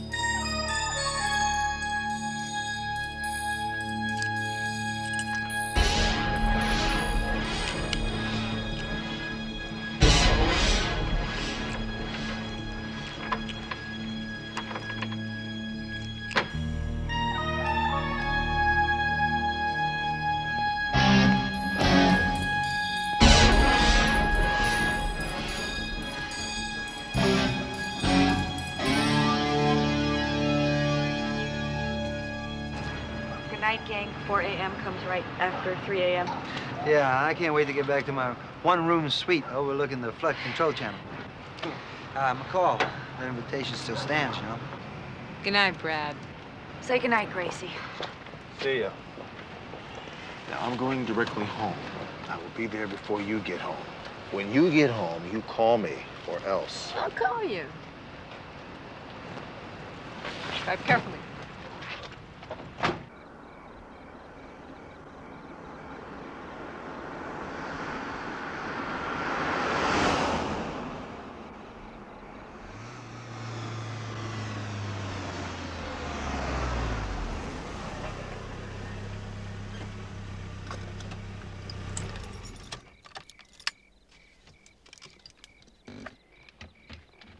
Zebra 30, this is Powder Blue. Base 20. Anything stirring? Negative, Powder Blue. All's quiet. Okay. Give me a landline if anything happens, all right? Roger, Powder Blue.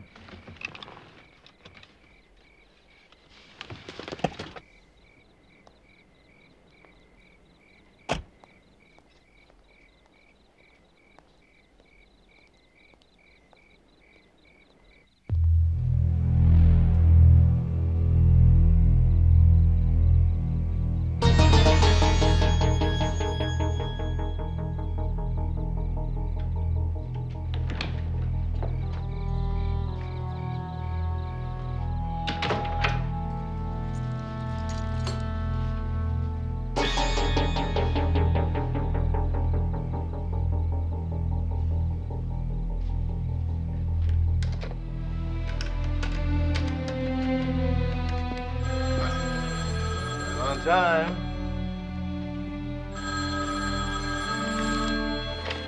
Dial a cop. Hey, dial a cop. I just want to make sure you got home okay. I'm home, safe and sound, McCall. I checked all my doors and windows. How about you? I checked in with Dinley and Roswell. They say that Fredericks is still on his perch. Well, if he makes a move, give me a call. I'll be right over. Sometimes you say the sweetest things. Yes, I do, don't I? Good night. Night.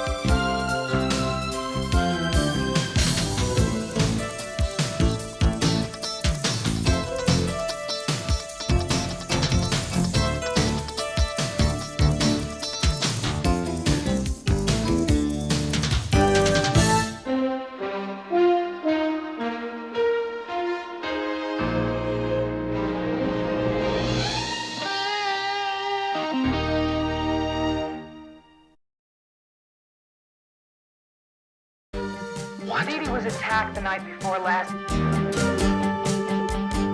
Love is more than just passion. That slut lured me there. It was a setup.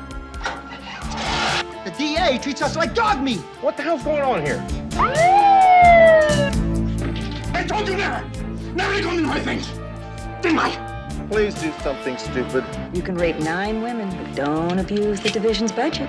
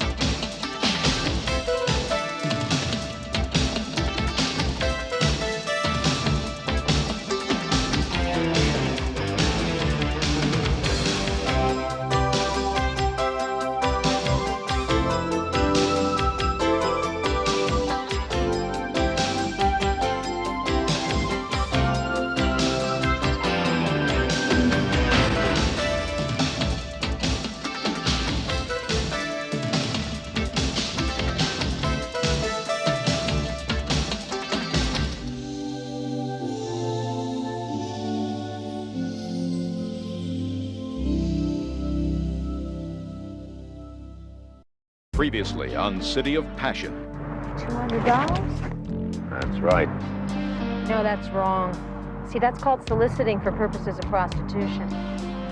Pull over to the curb. You're under arrest. What the hell's happened? Well, as you know, Judge Warwick Unger was arrested at a 647B during a Hollywood Vice. So why should that bring out 5 TV crews? Commander Kane ordered the charges against him dropped. Get Kane over here. He had a knife. He killed Debbie. Please help me.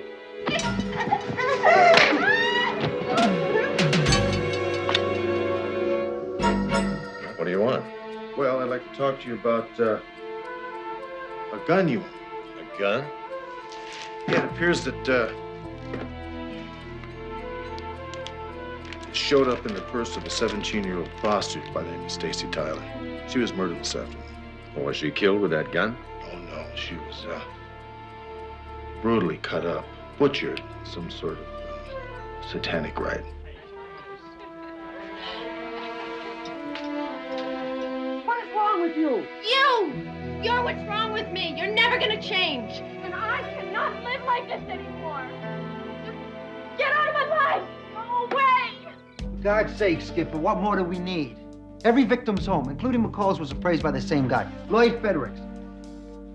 I still say the DA's gonna throw this one out. All you've got is circumstantial evidence. Meanwhile, what we're doing is alerting him. I agree with Charlie. I think we ought to put a 24-hour surveillance on Fredericks and see what his next move is. And we have a pretty good idea where that will be. Yeah, well, I'm ready. Not to mention I'm covered. Not if we put the surveillance on Fredericks. I'm home safe and sound, Nicole. Checked all my doors and windows. How about you? I checked in with Dinley and Roswell. They say that Fredericks is still on his perch. Well, if he makes a move, give me a call. I'll be right over. Sometimes you say the sweetest things. Night.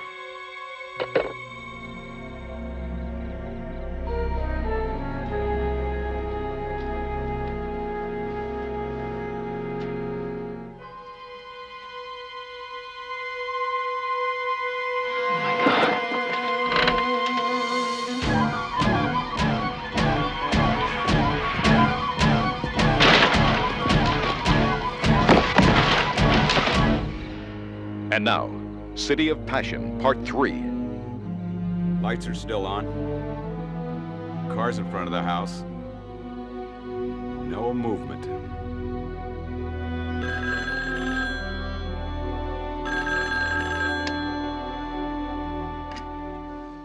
This is Dr. Paxton. Dee Dee, where are you? I'll be there in 10 minutes. Just don't move. Well, you have 2 broken ribs, a dozen contusions, some severe abrasions, and a probable concussion. Most of the abrasions are on your inner thighs, Dee Dee. It's obvious it was intended rape. Who was the man we're supposed to have under surveillance? Bigfoot. I can't believe you fought him off with 2 broken ribs. I fought him off with everything I had. He let me go because he heard a siren and he panicked. I guess he thought it was one of our surveillance teams or something. I don't know, but he ran. It wasn't the surveillance team? No. They're probably still sitting in front of his house. Did you call Rick? No. Why? Oh, boy. It's a little hard to breathe, but I think I'll make it. Dee Dee, what's going on in your head? Why didn't you call Rick? Because I didn't report the rape attempt. I'm not going to. For God's sakes, why not? I didn't see his face, Beth. The guy's big. He stinks like cheap cologne. We already know that. So what happened only matters to me. Do you understand? I don't have anything new to put into the report. Nothing. He attacked you and injured you. You have to report it. You know what half of my division is going to think? They're going to think that I was lying. They're going to say, I'll bet she was raped. She's too ashamed to admit it. You know what some of them are going to say? They're going to say, I'll bet you she asked for it. Same thing happened before, you know, a couple of years ago. It's exactly what's going to happen to me if I report this, and there's no need to do it. Dee Dee, Rick is your partner, your friend. I cannot risk involving him in this. Beth, don't you see? The failure to report a felony is a serious offense. They're going to fire me if they find that out. If he knows about it and he goes along with it, they're going to fire him too. You're reliving the trauma you went through 2 years ago. It's almost as if you were raped again. You're behaving as if you were.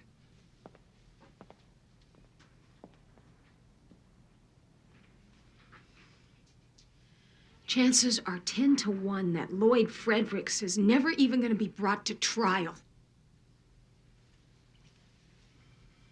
If that happens, I swear to God I'm going to do something about it.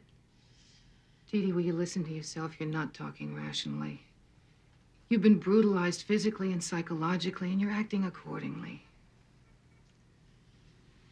I never felt so completely sane in my life. That animal is not going to walk free. You're going to stay at my house tonight. Don't go to work tomorrow. You should be watched tonight because of the possible concussion. I have to wake you up every hour or so just to be sure that you're sleeping and not in a coma. I won't go into work, but, I think I should be home just in case Hunter calls. I'll take you home in the morning early.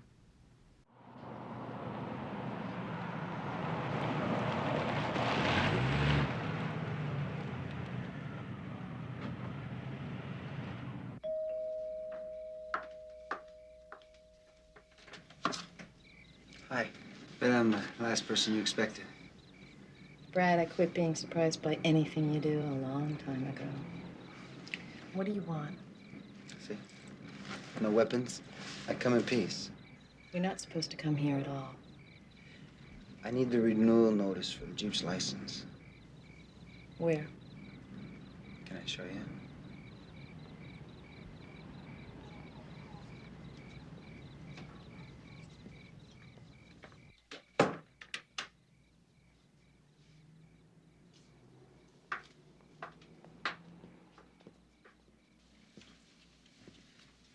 Should be in my desk.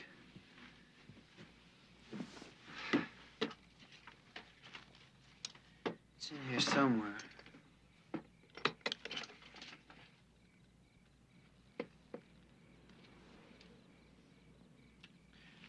Our cruise is St. Thomas.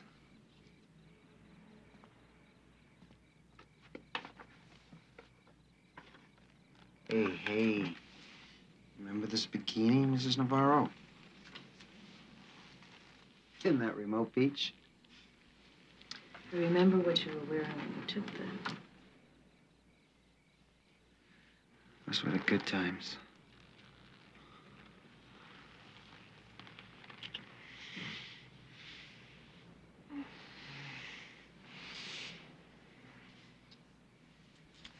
Damn you, Brad, no.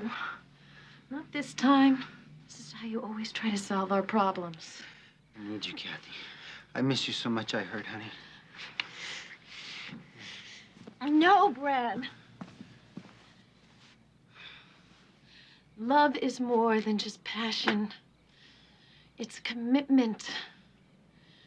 And I am tired of one without the other. Kathy, please. No. Just leave.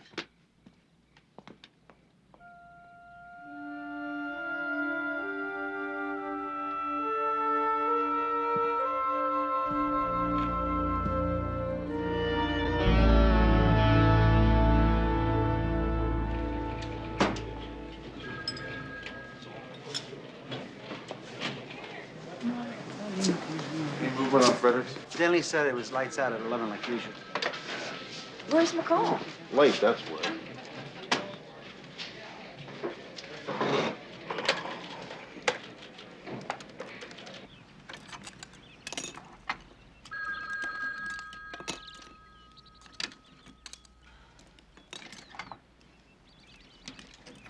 Hello? Hey, I thought we had a date with a rapist this morning. Hi. I was just about to call you. I've been up most of the night. I talked to Dr. Paxton, and she says there's some kind of flu bug going around. I guess I got it. Well, that's too bad. Our new commander showed up this morning. Really? Who's that? Jason Stone. Yeah, I've heard of him. So what's the latest on Fredericks? Well, no movement. You don't sound very well, do you? Navarro, Denley, O'Hearn, Hunter, McCall. Briefing room, 5 minutes. I gotta get going. Get some rest. I'll call you. Yeah.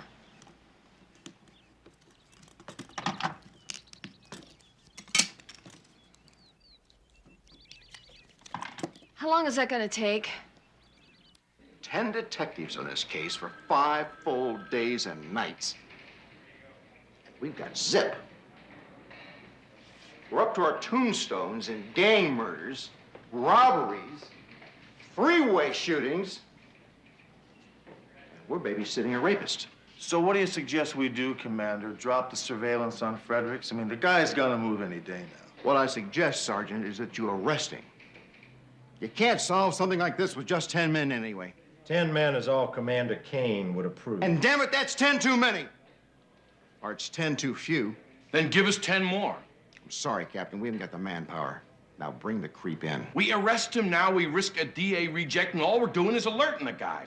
You know Fredericks is guilty. You convinced me he's guilty. Now it's about time we let the DA spend some of their money on the problem. Look, Commander, tonight is the third night of Bigfoot's strike pattern. Is one more night gonna break this department? Okay. But if he doesn't move tonight, I want to be introduced to him first thing in the morning.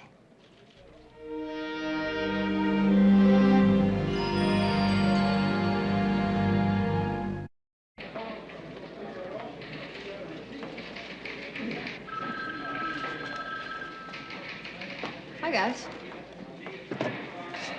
Take a day off, dump your work on others, and expect to be welcome back, huh? Better watch it, Brad. I might come over there and lay a kiss on you, give you this flu bug. Might be worth it. How you feeling? Almost human, thanks. Where's Hunter? Hunter's in interrogation room B. He's running a tape. Really? Sounds serious. What's going on? Lloyd Fredericks. We arrested a dirtbag this morning. What, Fredericks hit again? No, this is worse than rape. Too much overtime. You can rape 9 women, but don't abuse the division's budget. Dee Dee, are you okay? Yeah, I'm just, I'm surprised, that's all. Was that a Tuesday? Because I told you I bowl on Tuesdays. Was it? 17th was a Tuesday. So then I went bowling. Doesn't make me a rapist. Who'd you go bowling with? I went by myself. You went bowling by yourself. Sure. A lot of people do that. He's wearing that same cheap cologne he was wearing the night he phoned from your house. If you don't believe me, ask the manager of the bowling alley. I bowl there all the time. He'll confirm I was there. What's his name? Mike, I think. Yeah, Mike something. Mike something. Not exactly close buddies, are you? Hey, look, my life is an open book. In my job, all right? I have to keep a record of everything I do. Every appointment. Still fighting the flu.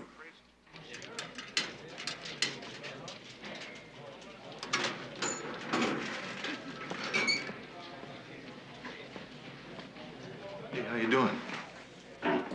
Semi-rotten. So you got Bigfoot, huh?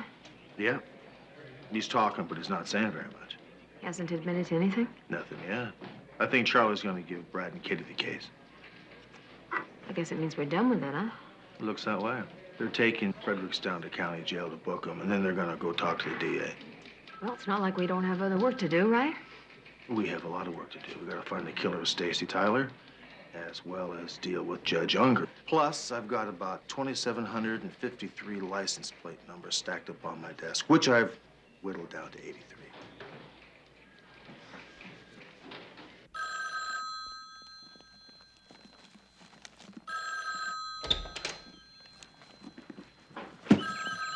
Hello. Claire, where the hell have you been? I worked a couple of hours overtime. Lloyd, what's wrong? I need you to go to my desk and find the deed to the house. The deed to the house. Why? Because I need it. I gotta have $2,500 cash from my savings for a bondsman. A bondsman. Lloyd, where are you? I'm in jail, Claire. But I got an attorney working on getting me out. As long as you bring the deed and the cash. Oh, my God. Lloyd, what have you done? Nothing. I'm gonna sue these jerks for every damn penny they got. Lloyd, just tell me what it is you've been arrested for. Rape. Claire? Claire? Claire? Claire?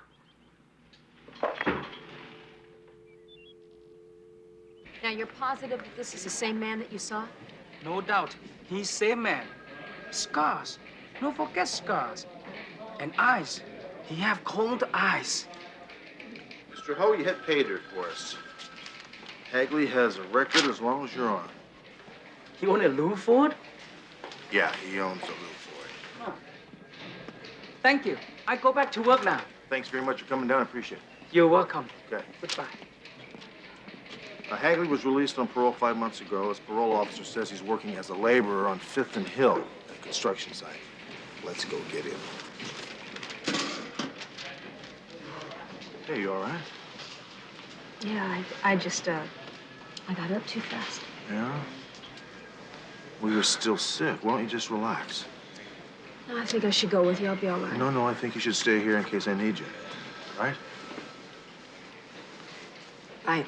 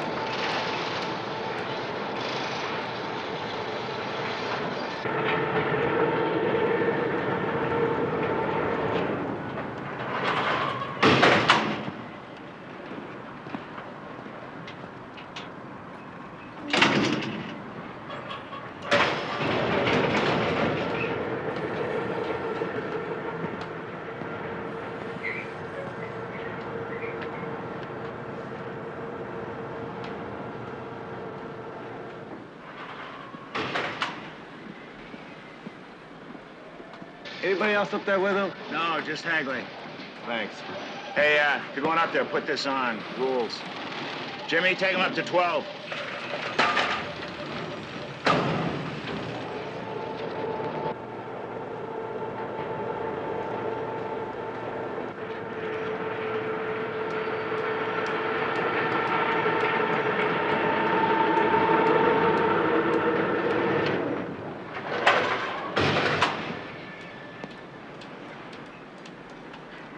Okay, take this thing down 3 floors and wait for me. Don't come back up until I call for you.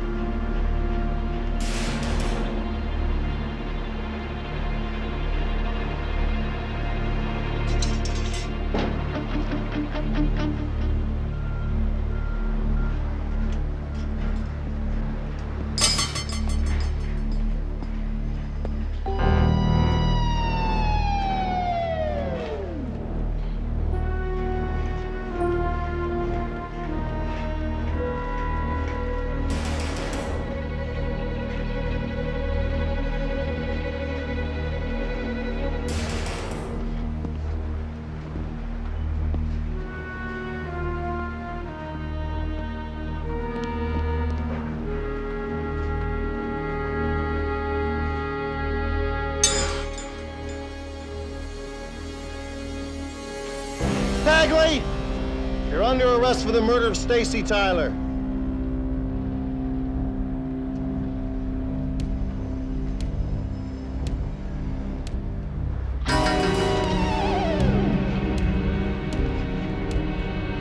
Please do something stupid.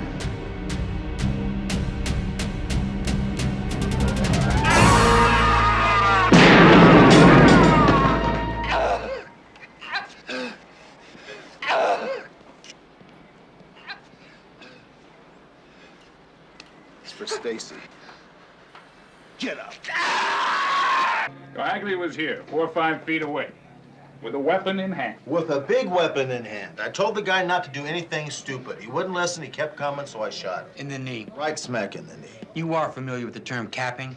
Oh. It's when you deliberately shoot someone through the kneecap, gives them a crippled leg for life. Listen, my intent was to protect myself and take the guy alive. Deliberately shooting to wound is a violation of policy. I know that.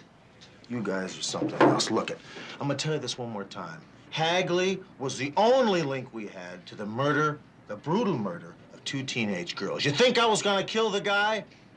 Look, I was doing my job. You guys want to pass judgment? Be my guest. Our job is not to pass judgment. We're just here to gather facts and present them along with a recommendation to the Shooting Review Board. They determine whether it's in policy. Now, let's go over this one more time, Sergeant. Is he kidding? You're taking this too personal, Brad. You bet your badge I'm taking it personal. I'm the one who's got to tell 8 women no one cares they were raped. This is where the case belongs, in the trash. Brad. Internal Affairs follows us around. Attorneys are filing $1 million lawsuits. The DA treats us like dog meat. What the hell's going on here? I'll tell you what's going on here. Justice is dead. This great city is a whore. What are you talking about? The DA rejected the case. Fredericks is gonna walk. 7 months of blood, sweat, and tears. Gone. Just like that. What's the DA's story? He says we don't have it. Not one eyeball witness, not one solid link, all circumstantial. What he's afraid of is he's gonna lose the case and look bad on TV. Okay. O'Hearn, if I were in my office, I want to hear all the details. Hey, we'd love to, Captain. But we have to go down to Central Jail and kick Fredericks loose. I'll do it. Okay, let's get this over with.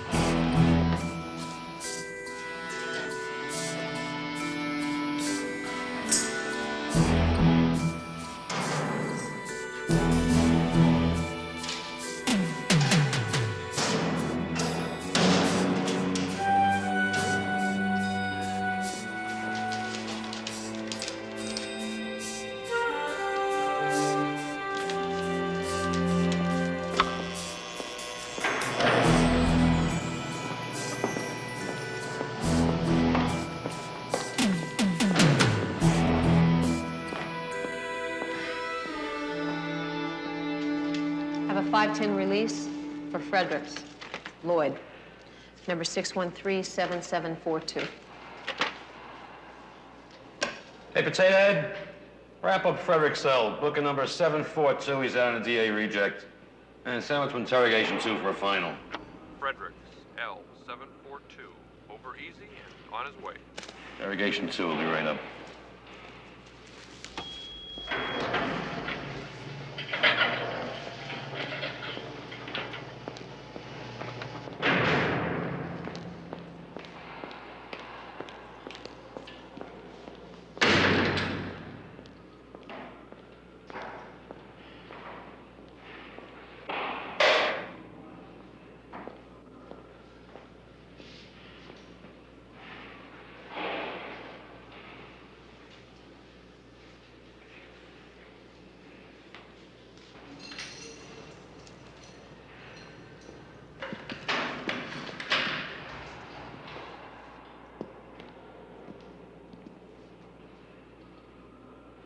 Sit down.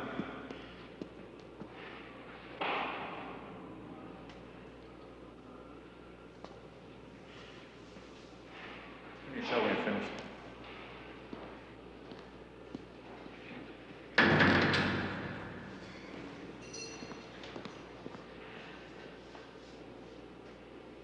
Mr. Fredericks, I'm Sergeant McCall. I wasn't there when they brought you in this morning, but I'm bringing you good news. You're being released. My wife got my bail?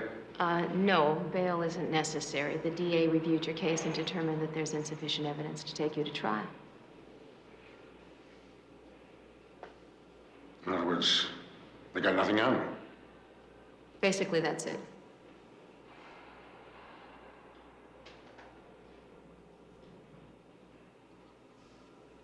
Off the record, Lloyd. Aren't you sort of, flattered to know that you've had your way with 9 women and not one of them ever identified you? Maybe they didn't accuse me because it wasn't me. Maybe they enjoyed it. Yes.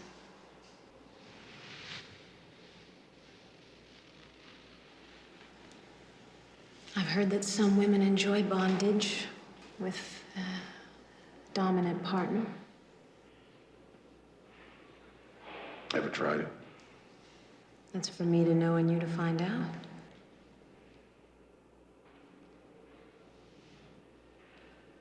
You're trying to trap me, lady. Forget it. I'm not stupid. I'm not a rapist. I'm not trying to trap you. What are you talking about? The only way I could do that is if I were one of your victims. You know what a victim is, Lloyd? A victim is an unwilling participant. If the victim doesn't file a complaint, there's no crime, right?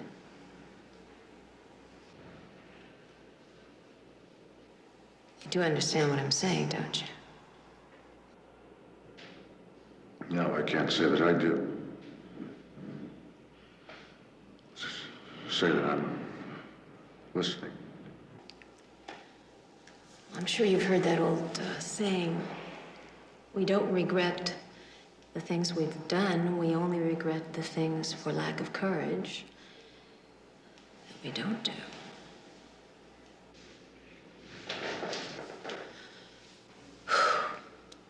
So hot in here.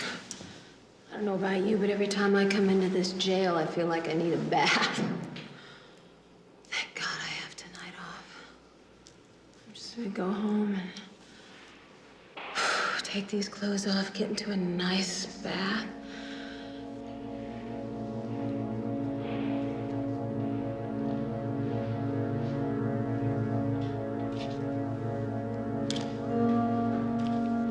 Is your birth date 11/18/51?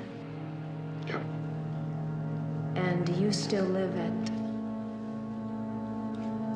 4500 Lakesboro Drive? That's right. Guess that's it.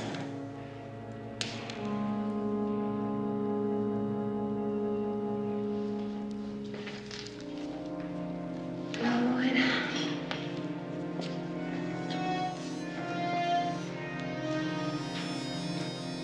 Maybe we'll run into each other sometime. Never know. Never know.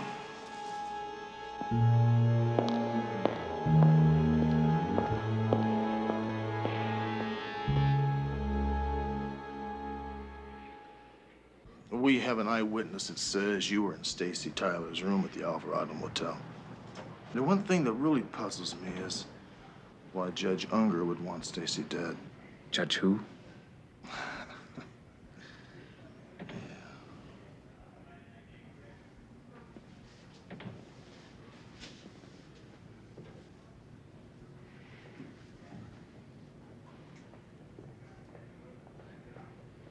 It's heating up.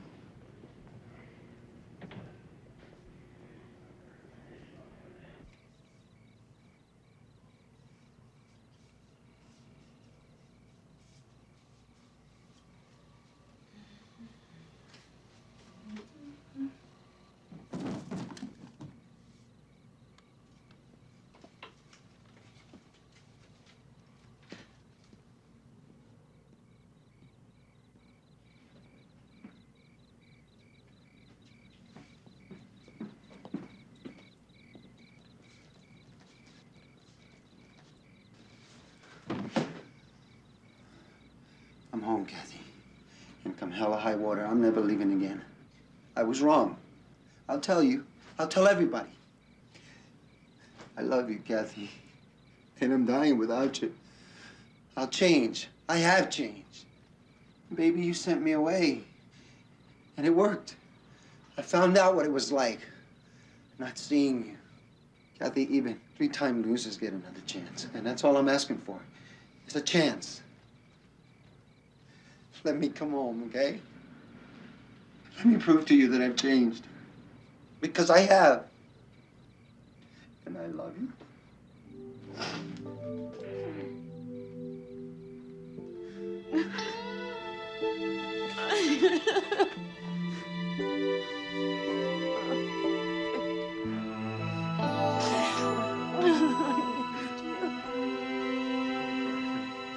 I'm home. I'm home. Don't cry, sweetie. Don't cry.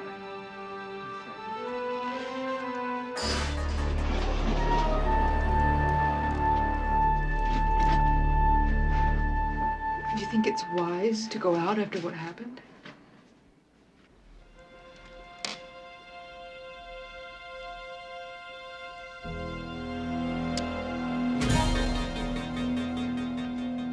What happened was not my fault, Claire. And after 12 hours in that jail, I just gotta get out for a while. Lloyd, why did they think it was you? They made a mistake, that's why they let me go.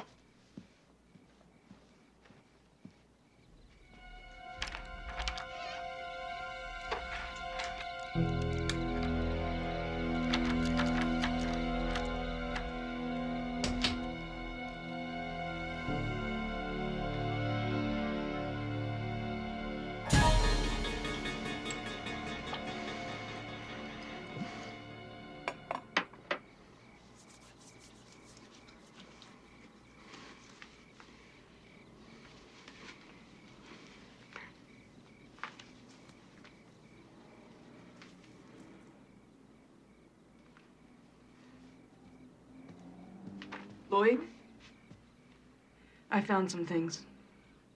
Some dates marked on the calendar and some pantyhose in your car. I told you never!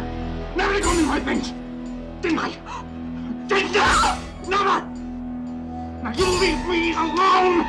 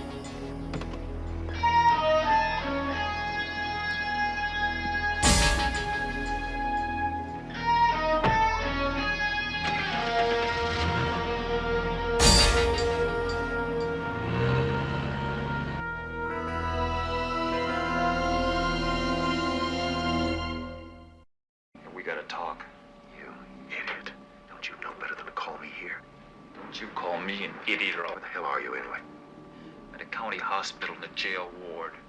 You moron. They don't have phones in county jail wards. I'm trying to tell you, that cop, Hunter, he knows. He knows everything. Don't say another word. I'll take care of it.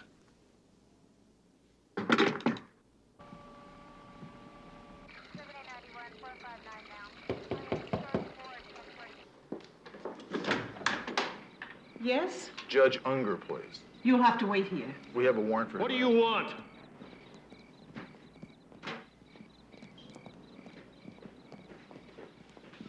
What the hell are you doing here? I thought I told you. I know what you told me. You have the right to remain silent. If you give up that right, anything you say can and will be used against you in a court of law. You have the right to have an attorney present during questioning. If you cannot afford an attorney, one will be appointed for you. You understand these rights as I've explained them. What's the charge? Murder of Debbie Keelan. The accessory to murder of Stacy Tyler. I want to speak to my attorney. I think you should.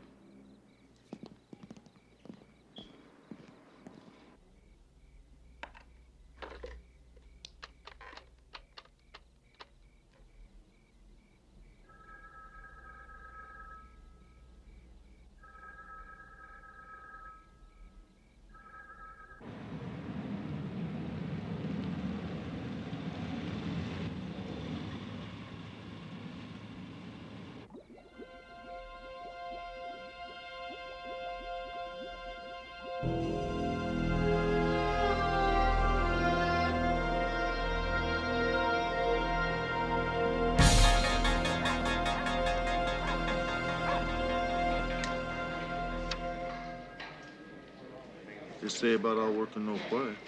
Is that an invitation? Saved by the bell.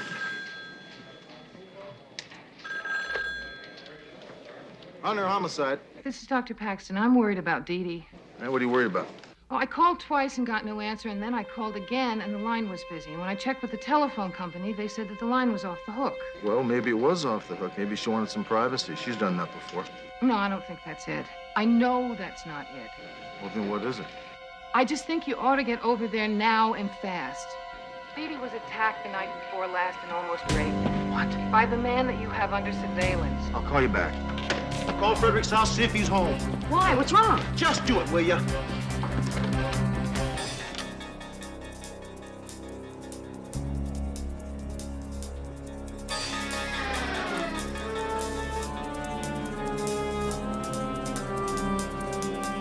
Mrs. Fredericks, do you know where your husband is right now? Has he been arrested again?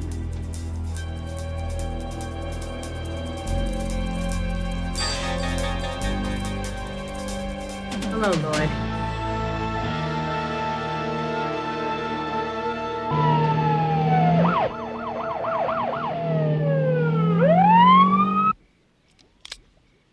Please. Please don't. How many of your victims said that to you? Please.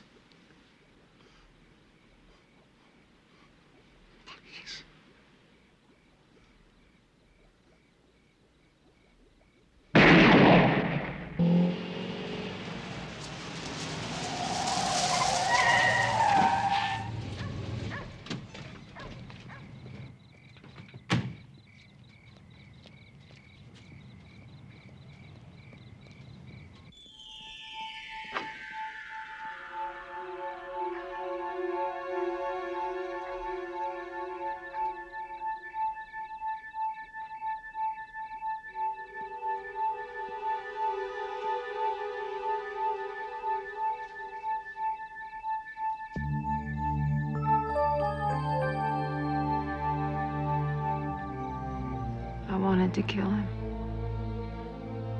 I intended to kill him.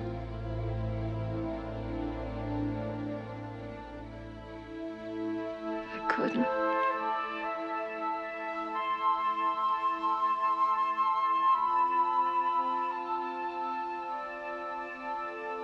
I couldn't tell you.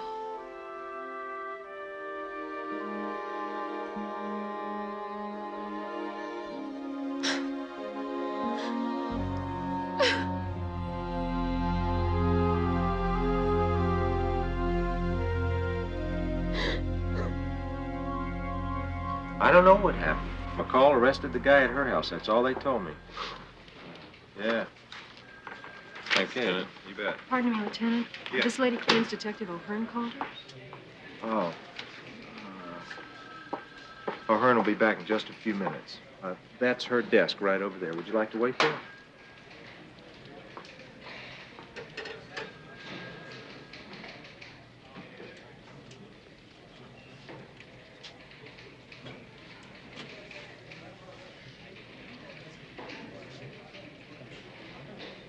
The minute Commander Stone learns about this, I'm going to have to ask for McCall's badge. You understand that, don't you? No, you're not. Charlie, consider the mitigating circumstances here. She's a cop who failed to report a felony. I know she's a cop who failed to report a felony, but come on, think about this. She was beaten and nearly raped 48 hours ago. I can't argue with you on that one, but we still got to deal with it. Now, did I understand correctly? She's willing to make a complete voluntary statement about what happened? She's willing to make this statement, but she can't swear that it was Fredericks who tried to rape her. But that doesn't matter. Don't you see? She failed to report the felony. Frederick's probably out there right now spilling his guts about what happened. No, she is through. We cannot protect her.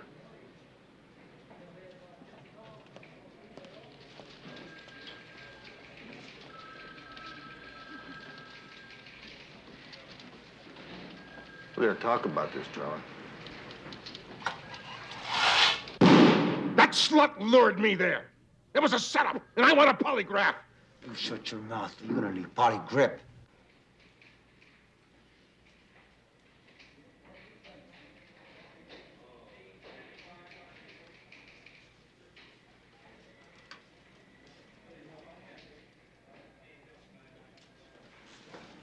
Mrs. Fredericks, you didn't have to come in. Well, I had to. I have to know what's going on. I'm sorry, Mrs. Fredericks, but your husband's been arrested on the same charge, rape. But that can't be. I mean, he said it was all a mistake. Not this time. This time he was arrested inside a woman's house.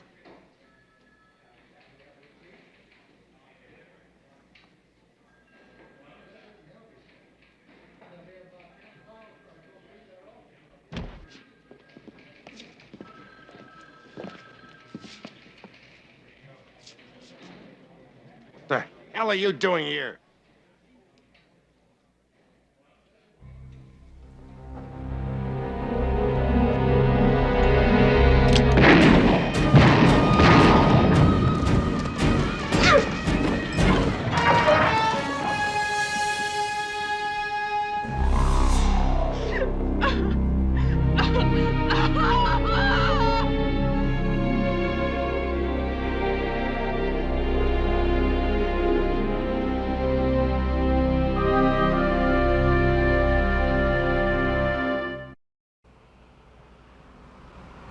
It's the Island Princess, and it makes stops at 3 islands. Sounds great. Sounds like a second honeymoon, Brad. You said it, partner. Gee, I hope the trip cheers him up. Next week, Kathy and I depart Miami for 7 sun-filled days of bliss. You know, I can almost feel the sea breeze, taste the cool salt air. Hey, Navarro. It's Dial a Divorce calling again on line 6. Tell them I'm a happily married man, and I don't believe in divorce. They keep calling. Hey, I got nothing to talk to them about. Tell them to go back to chasing ambulances, okay? They want the $2,000 you owe. $2,000.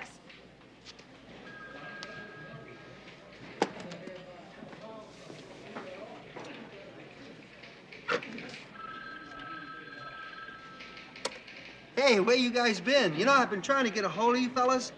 Now, you've got friends in this department, McCall. In fact, that tall one kept me up most of the night talking about you.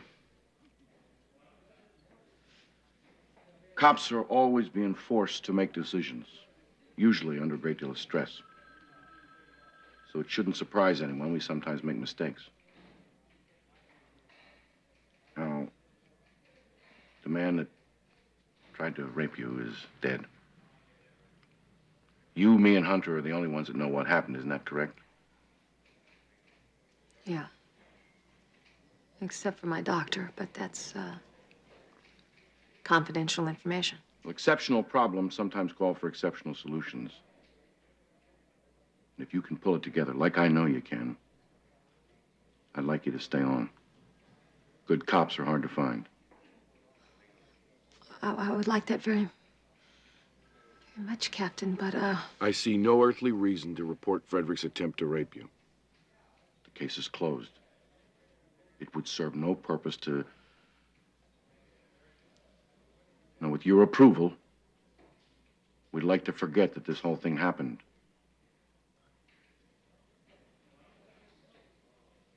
Look, you've still got 3 weeks leave left on the books. Why don't you take a couple of them right now?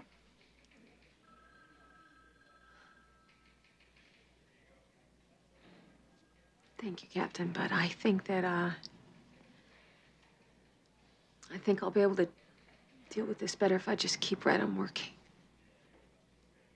Okay. Get to work. Yes, sir.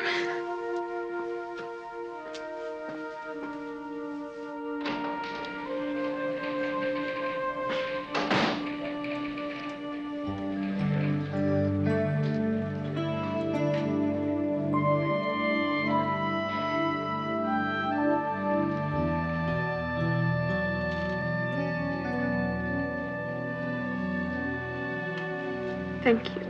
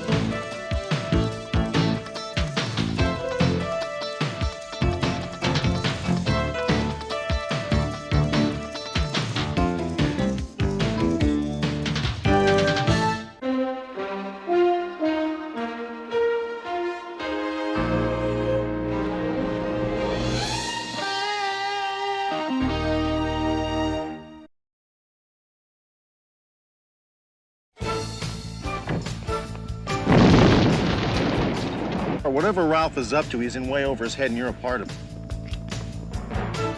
He's not gonna talk to you. He won't even talk to me. She and I had a little affair for about a year or so. Very sweet girl. Don't move.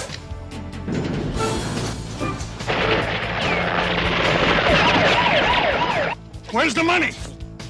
Where is it? Let's see the stuff that dreams are made of.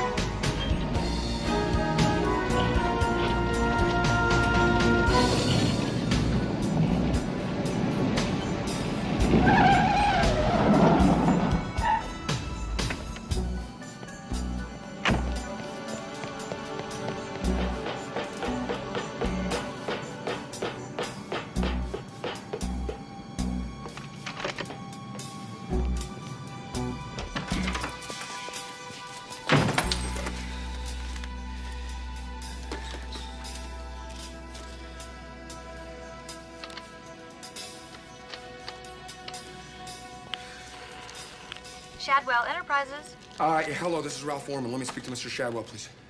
Hold, please. And Mr. Orman on line 2. You're late, Ralph. I think a man about to nail down a $2 million deal would try to be on time. Yeah, well, look, I decided to change our meeting place, okay? I want to see you in half an hour at Chez Martin. Yeah, but I need some more time, at least another hour, maybe 2. So if I'd showed up at your office on time, you wouldn't have had the money, right? Hey, I've got most of it. All right, that's it, my friend. That's it. My next call's to the cops. Chill out. I need 2 more hours. Then we'll meet at Chez Martin or wherever you say. Look, you're stalling me, man, and I don't like this. You're worth $400 million, and you can't raise 2? We're talking cash. I'll have all of it by 8 o'clock. All right, okay. 8 o'clock, Chez Martin.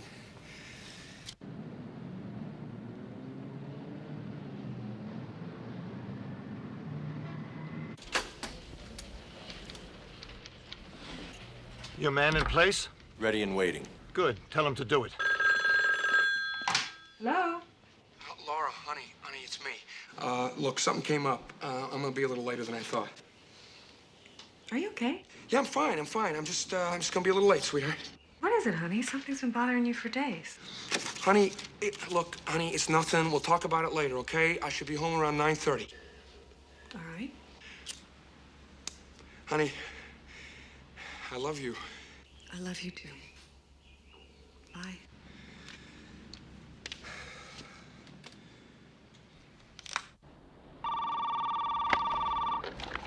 Yeah. You still on him? Yeah, he's in his office. He got it just a few minutes ago. I think if we got him situated there for the next 2 hours, that enough time? I only need 30 minutes. Get on it. Case closed.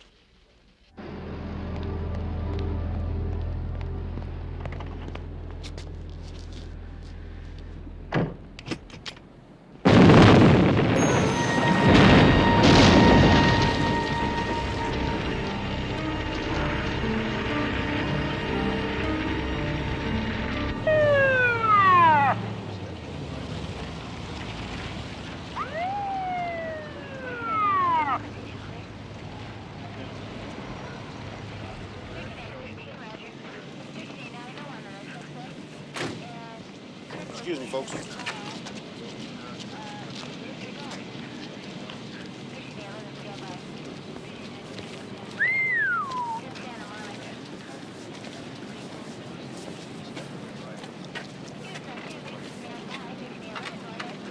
They didn't leave you very much, did they?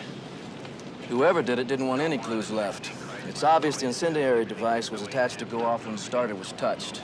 We'll know more when we get it to the lab. Get what to the lab? Tell me about it. Hunter?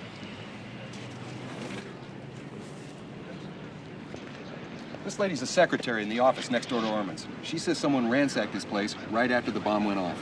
Oh, you saw somebody? I heard them. They were opening and slamming drawers, glass was breaking, things were falling. It's obvious. Where's McCall? McCall, to what do I owe the pleasure of this unexpected invitation? What do you have to do? Announce yourself to the whole restaurant? Sit down. Want a beer? Maybe. I'd like to hear what you want to talk about first. A reporter named Ralph Ormond was blown up in his car tonight. Mm-hmm. And then they tossed his office. It was practically torn apart. Mm-hmm. And then we found your phone number in his desk calendar. Mm-hmm. Would you like to talk about that? I think I will have that drink now, McCall, but no beer, please. Miss, Scotch, red on the rocks, please. Thank you, ma'am.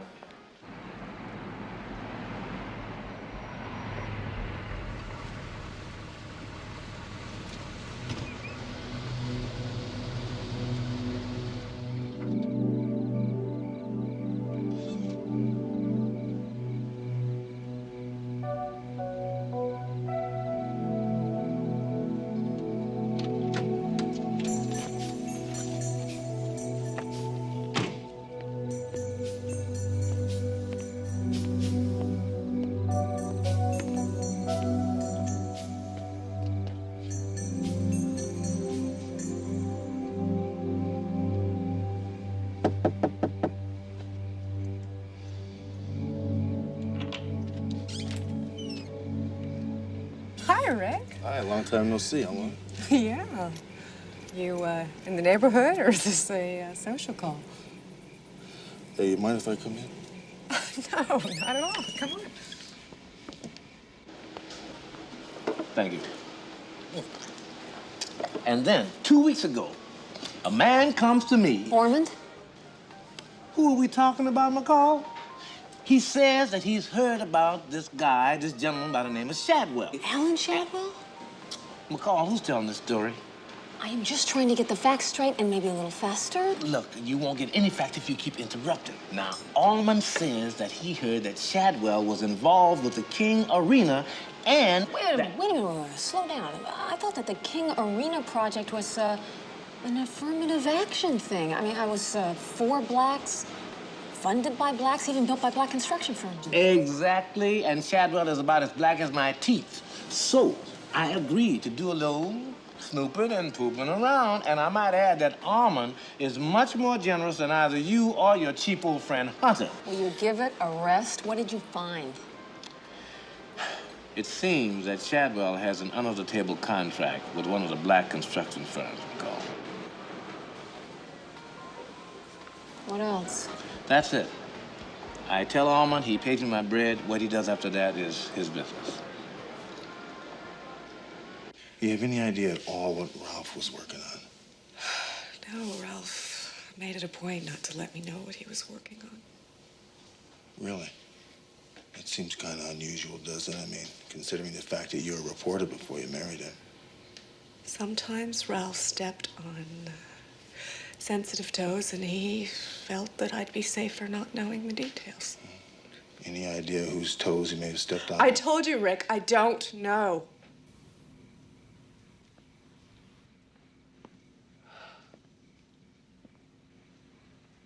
I'm sorry. Look, Laura, I know it's a tough time for you. And I hate to push, but right after Ralph's death, his office was ransacked. I don't think they got what they were looking for. And you think that they might come here? Yes. I'd like to take you maybe to a friend's house for the night. No, I'd rather stay here. I still have double locks, and I still have your number. Try 911, it'll be quicker. I'll leave a couple squad cars down the street just in case. Thanks. Thanks for coming, Rick. I know it wasn't easy for you to tell me. I'll bring the search team by tomorrow. I won't need a search warrant, will I?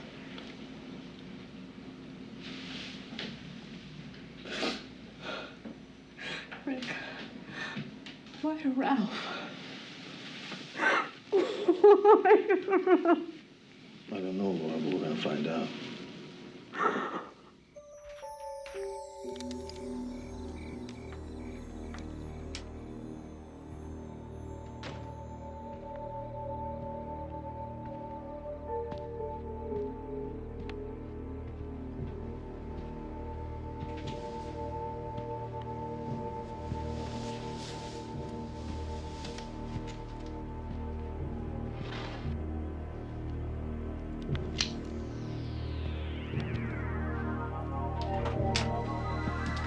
Don't move. Oh, my God. Ralph, they told me you were dead. I should be, baby. That bomb was meant for me.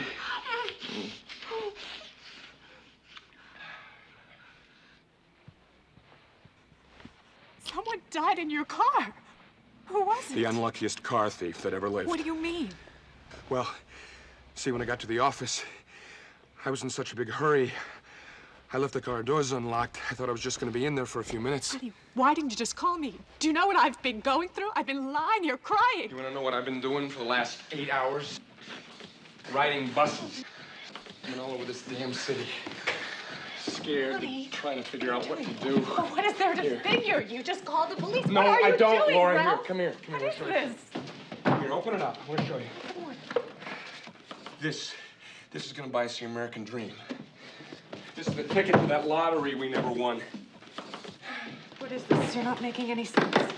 Laura, when I heard that bomb go off and I looked out the window and I saw my car on fire with a man dying inside of it. Well, let's just say that you're not looking at the same man that you looked at yesterday. At his living ghost, maybe. Anyway, from now on, it's a different story, Laura, with just the two of us at the happy center of it. What are you saying here? That you're going to try to extort money from someone? All right, there's still a couple of cop cars down the street, so I'm gonna leave the same way I came in, across the Jennings backyard. Where are you going? Would you tell me what you're thinking? I am thinking of time and comfort for both of us, Laura. Time to think, time to live. And the money to do it with, sweetheart. We're talking $2 million, maybe $4 million, honey. What's happened to you? Hey, baby. Baby, I died, remember? In that burning car? Honey, look, a chance like this comes along once in a lifetime, and we're going for it, sweetheart. I don't care if I have to drag you with me kicking and screaming. Listen to me, Ralph! Now listen to me! Listen, you're in shock. Someone tried to kill you tonight, and Listen. you just need to settle down, and then you're not thinking straight, honey. I never thought straighter in my whole life, Laura. But listen, I'm gonna need your help. Okay? Oh no, I'm not gonna help you. You will if you love me. I'll call you in the morning.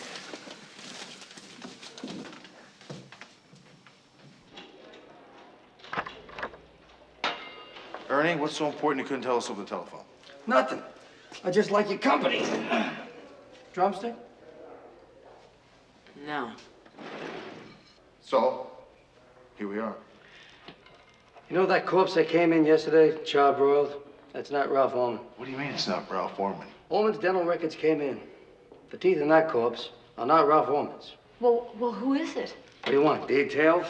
Impacted wisdom teeth? Gold crowns? Caps? Spare us. Just tell us what you've got. Not a clue. And all we got to go on are the teeth.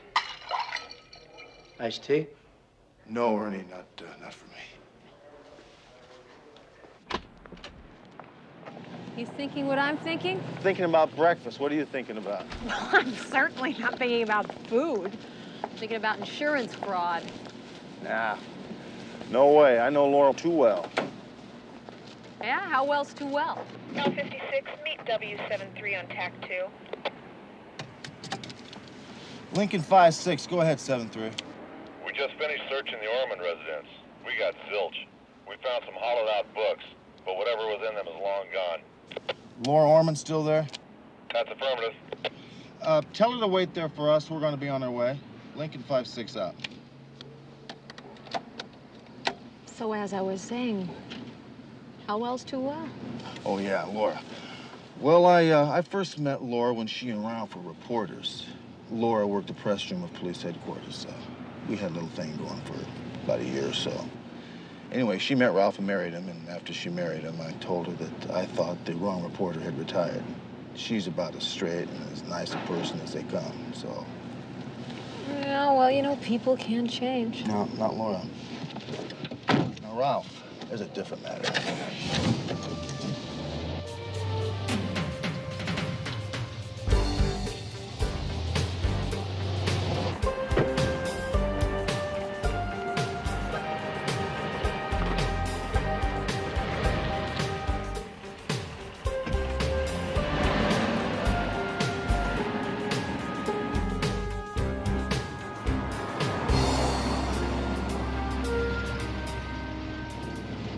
Someone you know?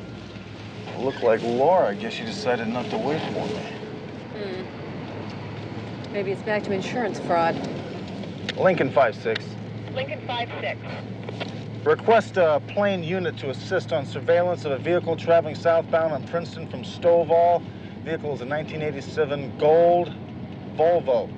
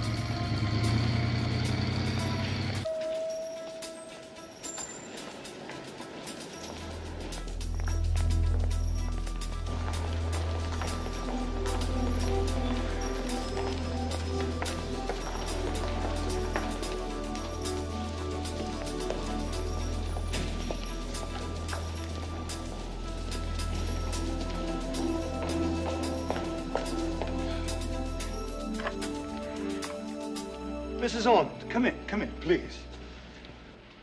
What a pleasure to meet you, Alan Shadwell. Have a seat, please. I heard about your husband's death in the morning news. I'm sorry. But I confess to being a bit confused. What brings you here? I wish I knew, Mr. Shadwell. But I think you're going to be receiving a phone call while I'm here.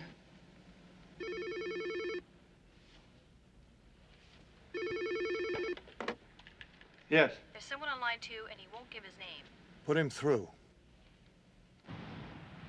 Who is this? I'll give you a clue. You're not talking to a ghost. Ralph? You killed the wrong man. Now put my wife on.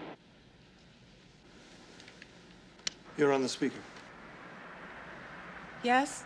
Tell Mr. Shadwell what the sentence is for conspiracy to commit murder with special circumstances added. I know what it is. What do you want? I want $4 million in denominations that will fit into 2 medium-sized suitcases. Suppose I don't allow your wife to leave the building. Have you considered that, Ralph? Well, as a matter of fact, I did. You'd have some explaining to do to the 2 cops that followed her there. Listen to me, Shadwell, I'm calling the shots on this one. If my wife does not show up at specific places at specific times, then I turn you and everything I've got on you over to the police. You understand that? There won't be any need for that, Ralph. I'm as anxious as you are to get our business settled. Then you better follow directions very carefully. Laura? Yes? I want you to go home. I want you to wait until I call. You're not going to see me again until this is all over. Honey, please, I just want to talk to you alone, just for a minute.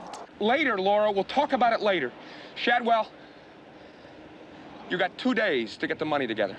I may need more time. You haven't got more time.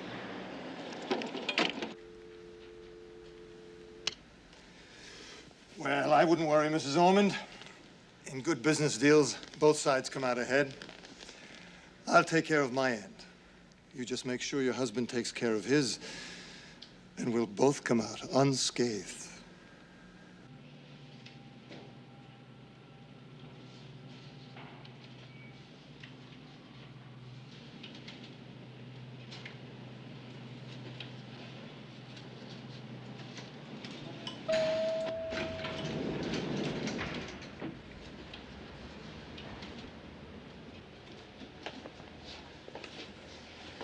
I think we should chat. I don't know what you're talking about. Laura, we both know Ralph isn't dead. Don't we? I didn't lie to you last night, Rick. I just didn't know he was alive till after you left. What were you doing in Shadwell's office? I can't tell you that. Is that because Ralph's blackmailing Shadwell? Whatever Ralph is up to, he's in way over his head and you're a part of it. No, I am not, but he is my husband, Rick. I have to stand by him until I have a chance to help him. Oh, a chance to help him, huh? Well, great. They'll give you a joining cell. He was almost killed last night. He's in some sort of emotional state. Look, if we could just give him a couple of days, I know he's going to come to his senses. A couple of days, huh? I gotta talk to No. Ralph. He's not going to talk to you. He won't even talk to me. I'm sorry, Ralph.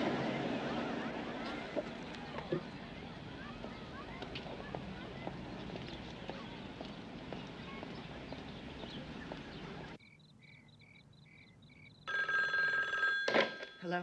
Laura, listen, our line may be tapped. Do you remember where we went on our first date? Damn it, Ralph, listen to me. I'll call you there in 10 minutes.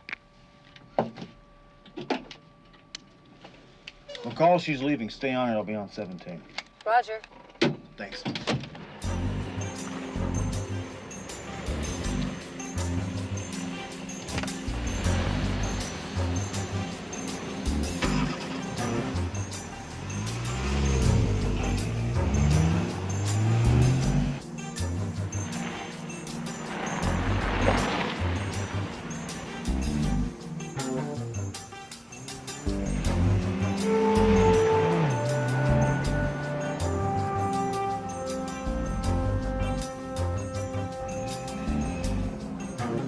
Hunter? Yeah. She's either not too good at losing tails or she just doesn't give a damn. Where are you? I am at Hillsboro and Breckenridge, heading south. I'll pick her up at Hillsboro and Westport. Okay.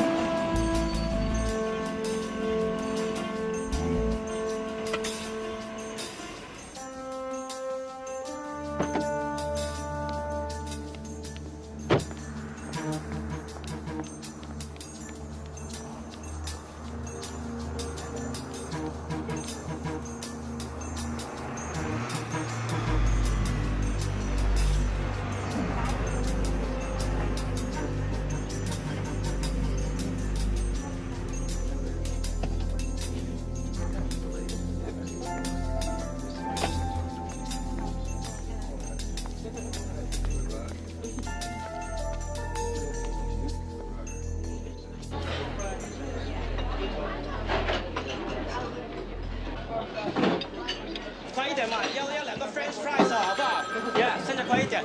Hi, what can I do for you? Iced tea. Iced tea， 还有一个 iced tea， 2个冰水。你快一点了嘛，现在要去了，快一点了。还有2个文件，看那个火好不好？看啊，看那边，不是啊。是，快一点。好，对。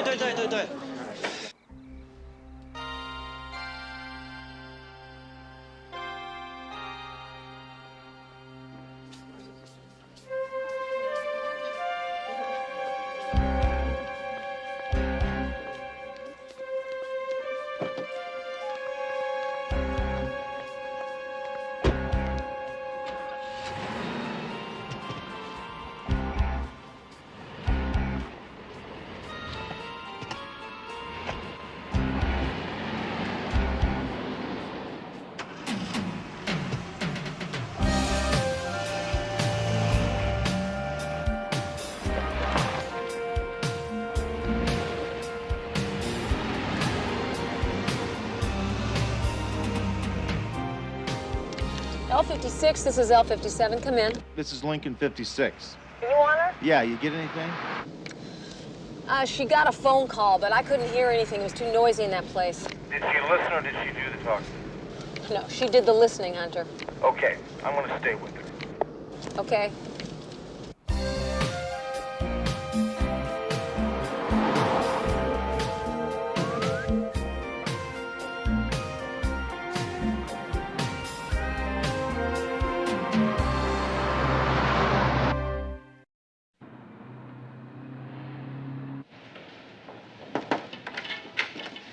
Captain, we gotta go to Tucson. Okay, sure, go ahead. Want to know why? I assume it has something to do with the Orman case. Yes, it does. You see, we got permission to tap her phone. She just made reservations to go to Tucson this afternoon. Now, we feel she's going to meet her husband. If we can get to him, we can get to Shadwell. I take it you checked with the Tucson PD. Yeah. Well, good luck. Call me.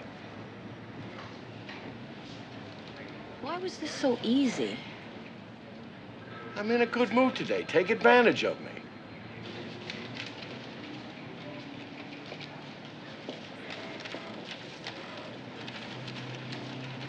Captain? Would you just yell at me a little bit? Get out of here. Thanks.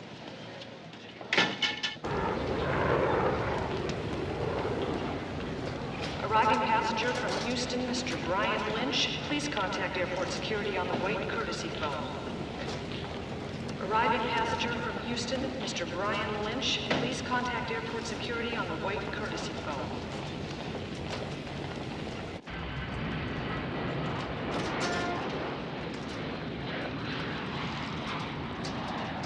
The shuttle for the downtown area will be leaving from in front of baggage claim area 3 in 15 minutes.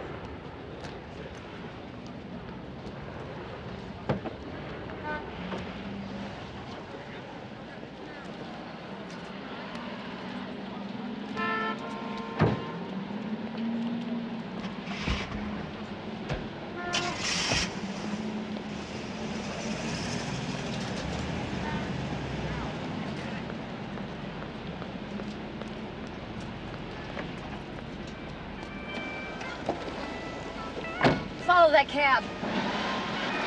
I've been waiting 20 years to hear someone actually say that. Yeah, well, you just heard it, so let's go. Yes, ma'am.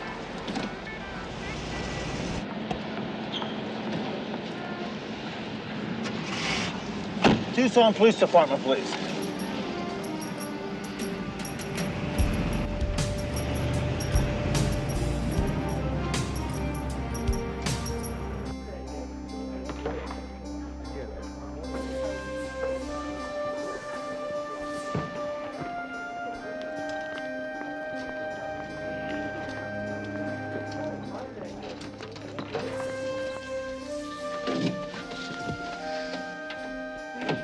Thanks very much. I appreciate it.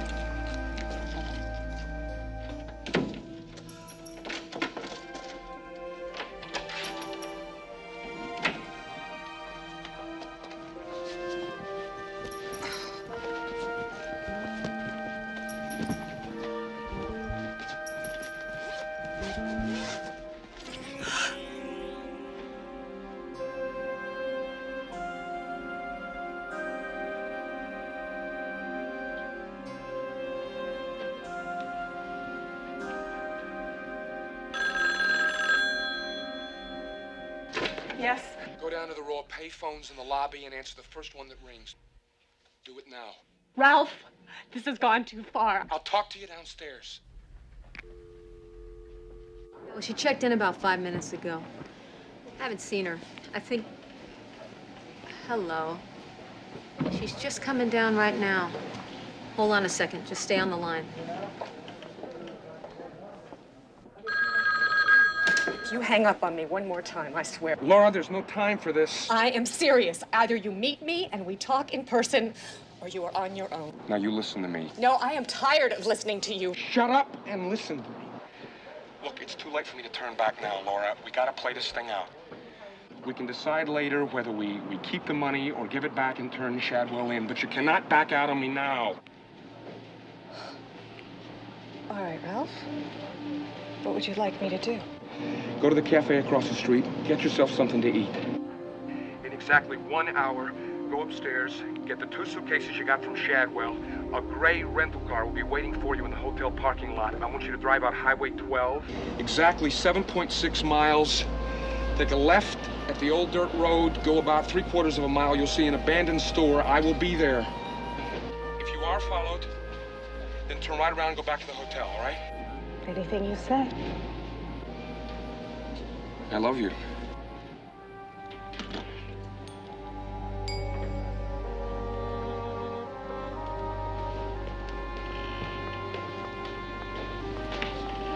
She did most of the listening again. She just walked out the front door. I'll get in touch with you later.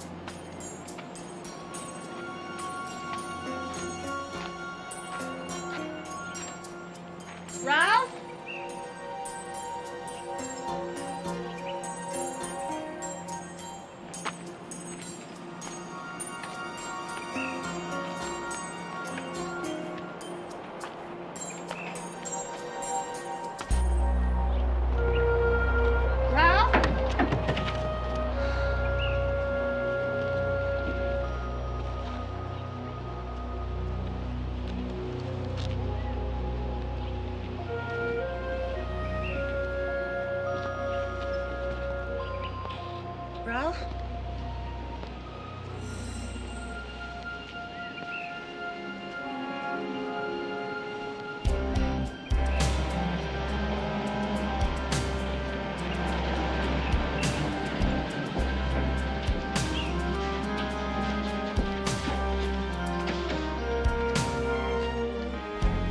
Mrs. Ormond?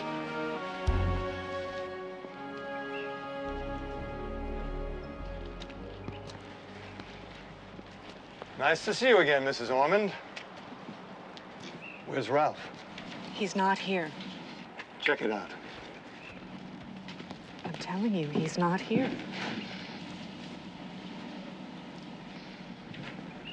No one inside, Mr. Shadwell. Check the suitcases. Give me the keys. What is this? I don't know, Mr. Shadwell. Ralph told me that he'd meet me here. What are you trying to hand me? Where is he? I told you I don't know. Where is he? I'm telling you the truth. Good. Lay them down. Well, open it.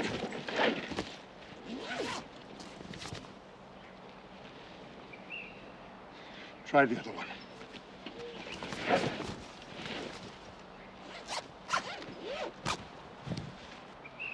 What's going on here? I swear to you, I don't know, Mr. Shadwell. Where is he? All I know is that Ralph told me that he'd meet me here. Where's the money? I swear, all I know Where's is the that money? Ralph told me that he'd meet me here. Shadwell. Where is it? Mr. Shadwell.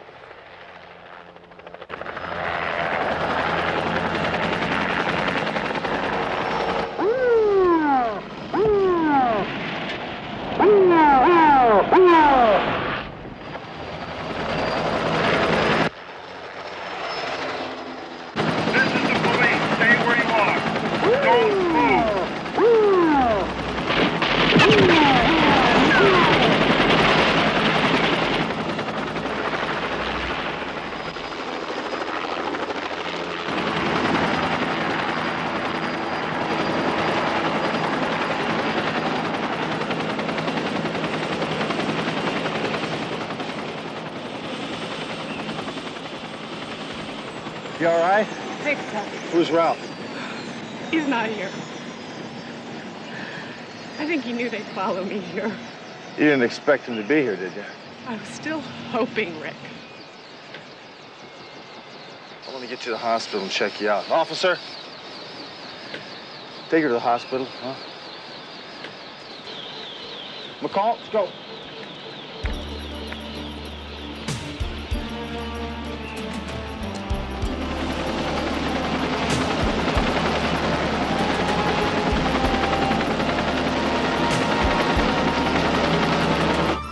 Flight 212 for Atlanta is now boarding at Gate 12.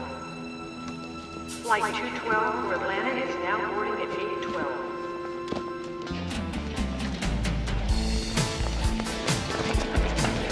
Get the bags.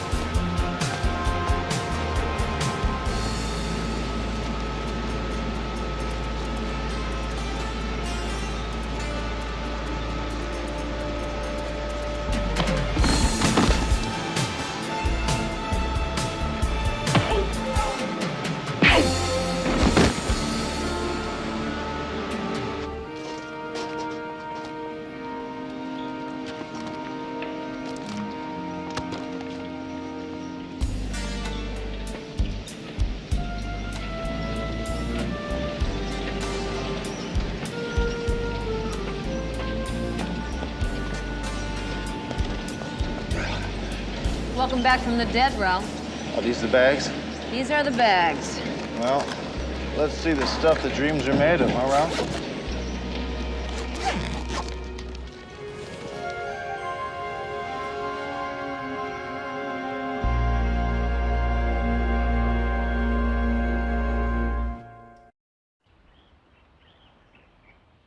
Blue 2 West. Code Blue 2 West. Excuse me? I'm Sergeant Hunter, LA Metropolitan Homicide. I'm looking for a patient that was admitted here a little while ago by the name of Laura Ormond. I'll check for you. Thank you. She was sent to X-ray. She might be back in her room by now. Security to Doctor's Lounge. Security to Doctor's Lounge. Need to see Laura Ormond? Inside.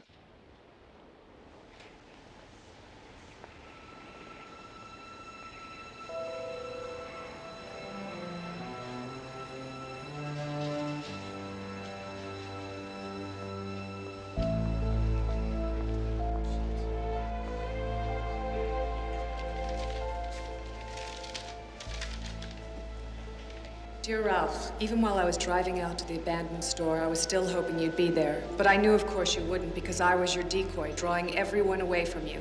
And when I got there, that was the final moment of truth. The moment when, after all my naive and gullible years, I finally grew up. I've asked Rick Hunter to do what he can for you. Laura. So where did she go? Ralph, I was hoping you could tell me that. If I knew, I'd sure as hell tell you.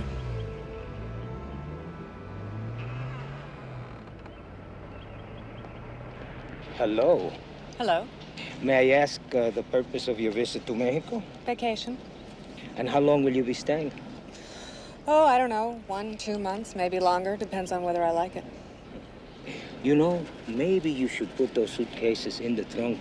It would be a big temptation to thieves, especially from a woman traveling alone.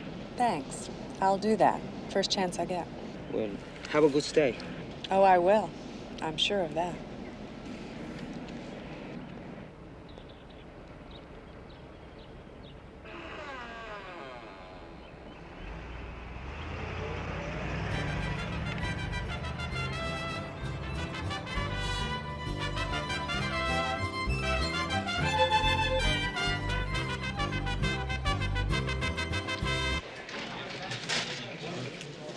Hey, Ralph.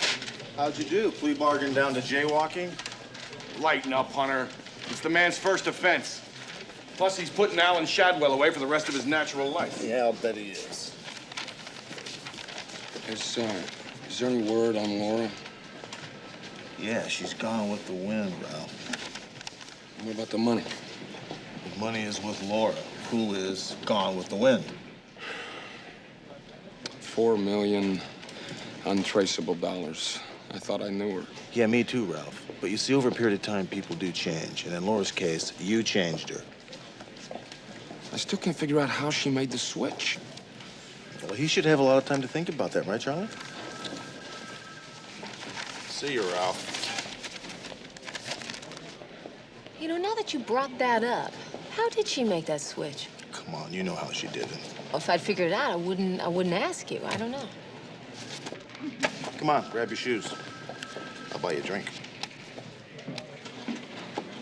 You see, when Ralph told Laura to go get some lunch, she didn't go get lunch. She went and got herself some suitcases. I know, and magazines and newspapers. Right, there you go. Now you got it. Well, yeah, I get it, but the point is what is she guilty of if she ever got caught?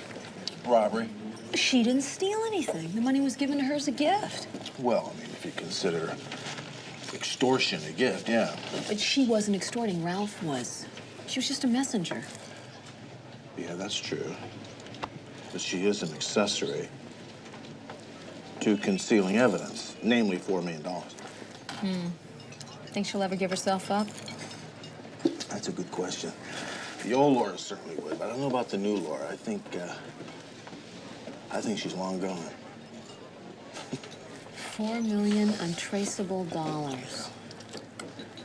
I'll tell you what, I was really hoping when I opened that suitcase to see 4 million bucks sitting there looking at me, you know? Yeah, me too, boy. You know, I gotta hand it to you. You really impressed me by fitting all these pieces together. Yeah? Yeah, I mean, Laura was gone. You hardly had time to talk to Ralph. You put it together really well. How did you do this? Well, actually, I had a little help on this one. Hitch. Hitch helped me. Hitch who? Hitch. Hitchcock. Alfred Hitchcock. Wait a minute. I have seen every Alfred Hitchcock movie. I mean, I'm a fan of this guy, so what movie was like this? Remember the scene? The bus pulls up on the middle of nowhere, and off the bus pops Cary Grant. The bus drives away, and Cary Grant's looking around, doesn't know where he is, why he's out there. And off in the distance, he sees this little biplane coming in, floating in. They cut to the airplane, they cut back to him, and he realizes the airplane now is chasing him, it's after him. Sure enough, he starts running along the road. The airplane starts shooting at him. He runs along the road further, jumps off the road into the cornfield. The airplane comes by and drops 2 suitcases on him.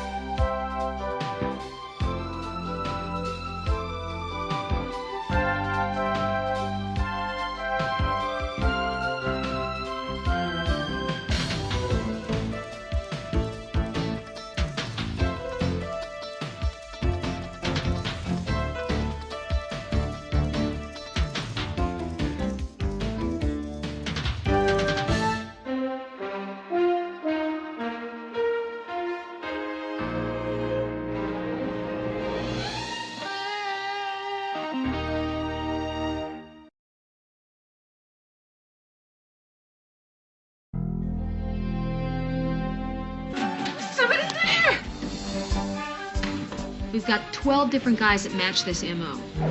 Prowler drives into a residential neighborhood. He rips off a car. This man stole this necklace. Seen either one of them? I am an honest businessman. Those are all diamonds. It's a murder case now, Mr. Benson. I want my necklace and I'm willing to pay for it.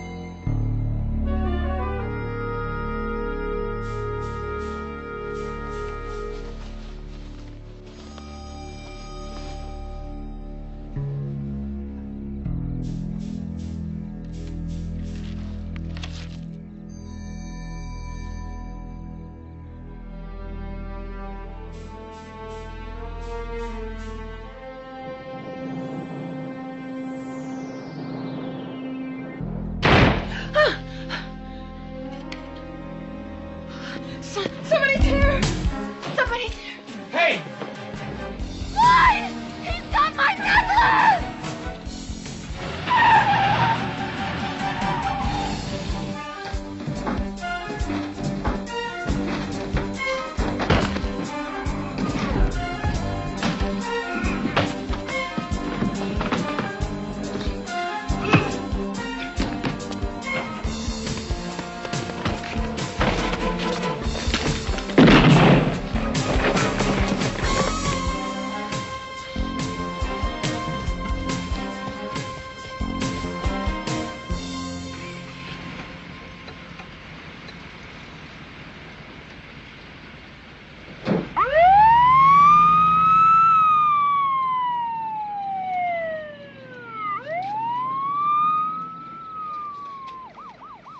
Security guard's name is Tom Mitchell.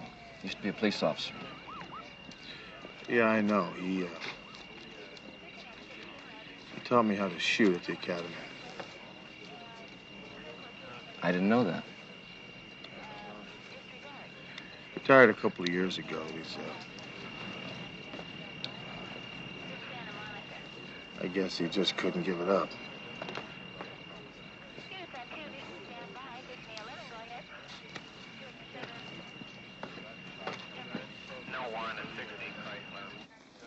Permiso. Can you tell me what the man looked like? It was too dark to see his face when I caught him. The punk got lucky with the sucker punch. I mean, he breaks in here, he threatens my wife. I'd like to tear the guy in half. What about when you turned on the light? Oh, God, I was scared. But I saw him. He's about 6 feet, and he was thin, and he was wearing all black. Was he Caucasian? Yes. And he wasn't bald, but he had a receding hairline. I'm sorry I can't be any more help. It happened so fast. No, it's all right. You're sure that this necklace is the only thing that's missing? That's all. I checked. And how much is it worth? Over $1 million. Those are all diamonds. Sorry, honey. I'm so stupid. I should have locked it up as soon as we got home. Don't worry about it. At least he didn't get hurt. Let's call it quits, huh? I mean, my wife's been through enough for one night. Sure. If I have any more questions, I'll contact you tomorrow, right?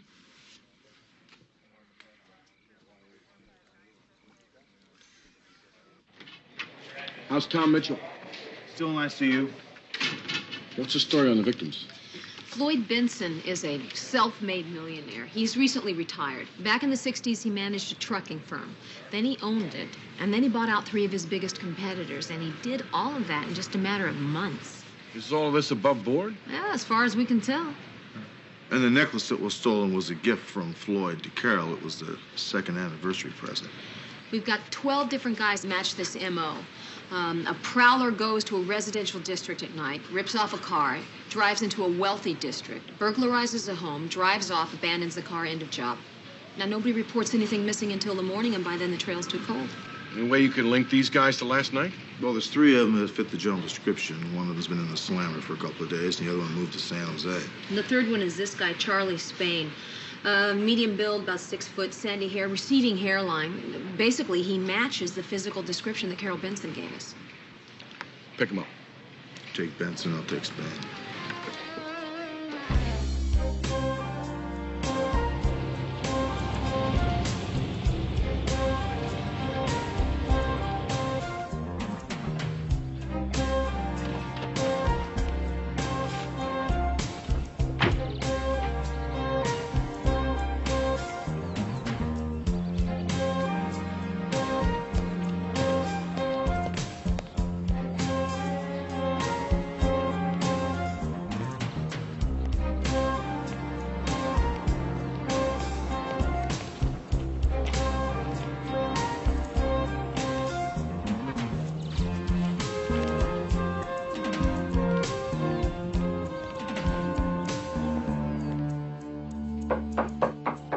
Yeah, who is it?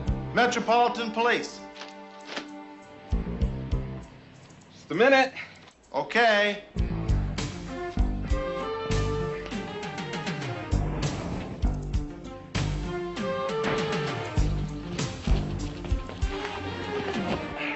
Right on time, Charlie.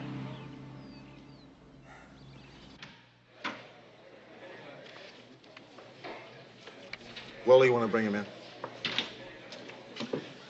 We're going to ask you folks to take a look at a couple of people here in the lineup. I didn't get much of a chance at the guy. That's all right. Just take your time. Can they see us? No.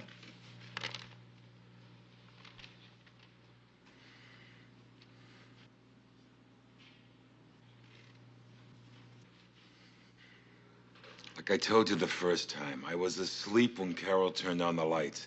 And it was dark where we had it out. I didn't get a shot at his face. I don't recognize any of them. Would you take another look, please? I'm sorry, I don't think he's there. Thank you.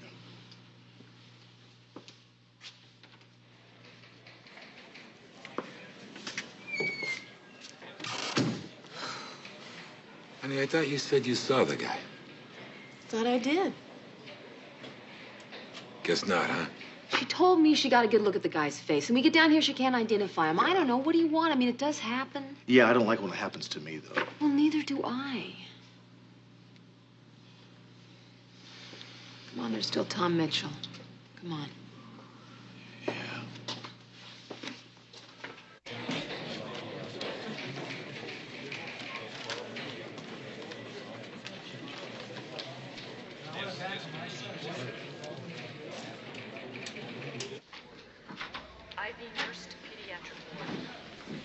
Hi. I'd like to see Tom Mitchell, please. Are you a relative? No, but I'm a good friend. I'm sorry. Mr. Mitchell died about half an hour ago.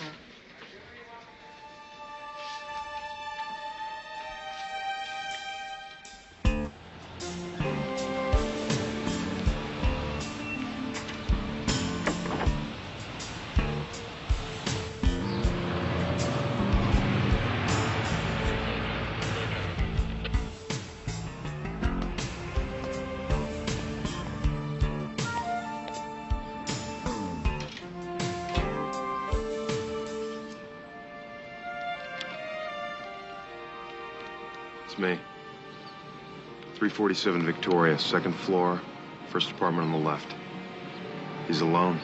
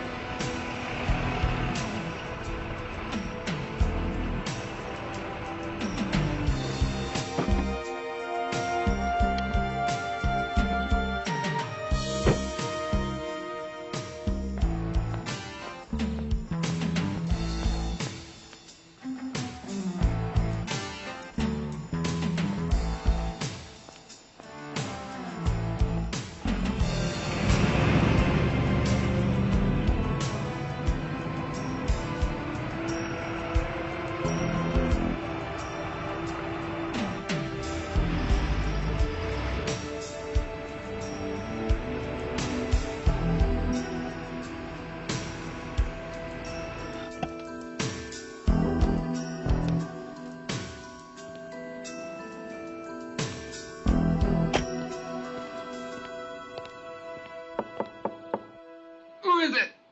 Carol Benson.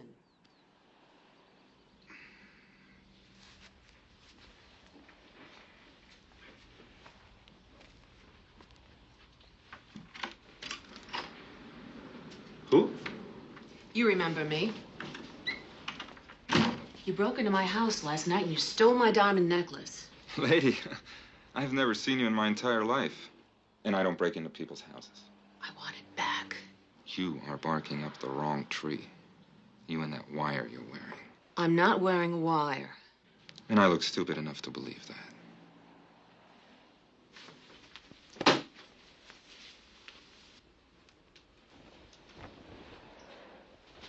Well? There's more than one place to hide a wire.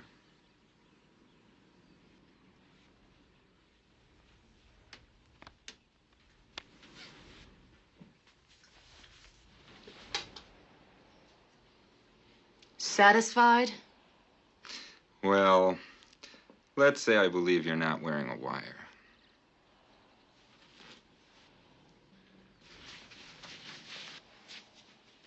Nobody knows I'm here. I want my necklace, and I'm willing to pay for it.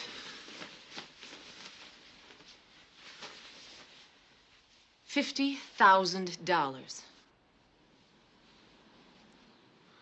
Okay, I'll play along with this. Some guy grabbed your necklace? What'd you say it was? Diamonds? Diamonds it is. What's something like that worth? Call it $1 million? Well, that guy could get 10% from any fence. 10% of $1 million? $100,000. I'll pay $100,000. Lady, you've got to have insurance. What's going on here? I don't want the insurance money. I want my necklace. Like I said, I don't have it.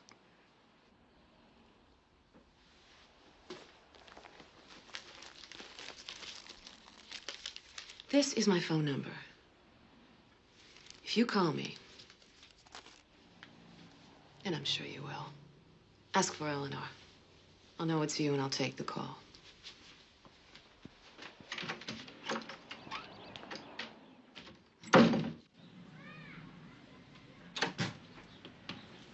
Look what I got. Hey, Grandpa, look, it's all fixed. Just a little dab of super epoxy glue. That's all it needed, man, and it's as good as new. Now watch this here.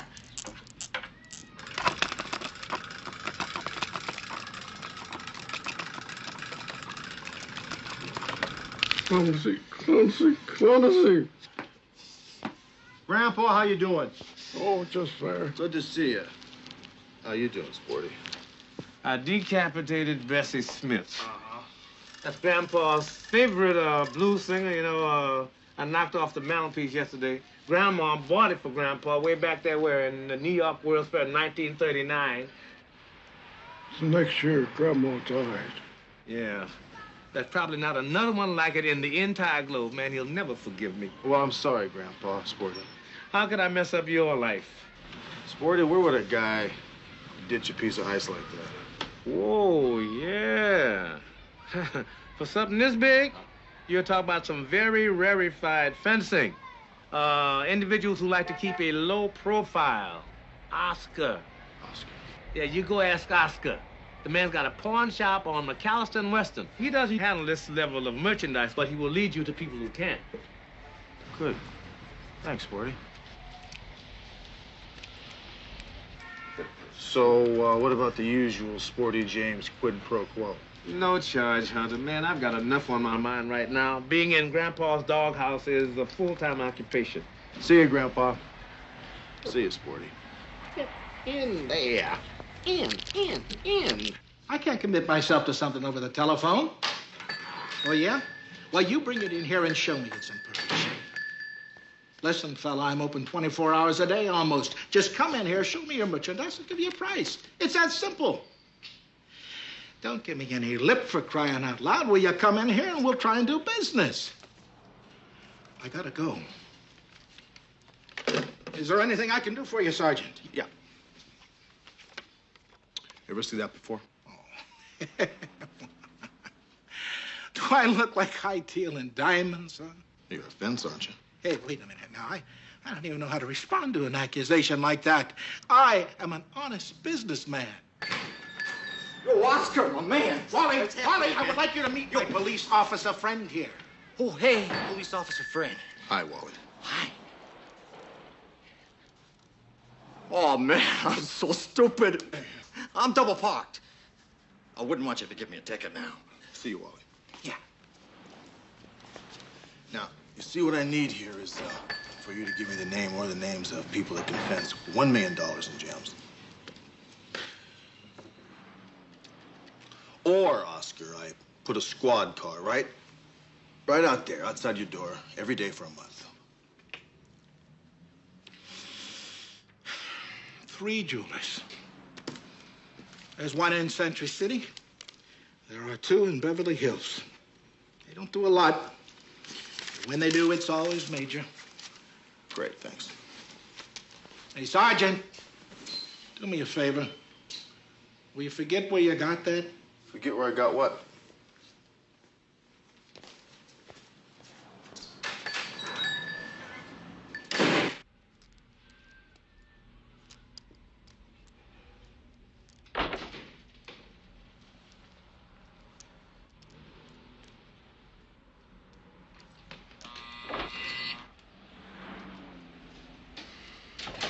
How can I help you, officer?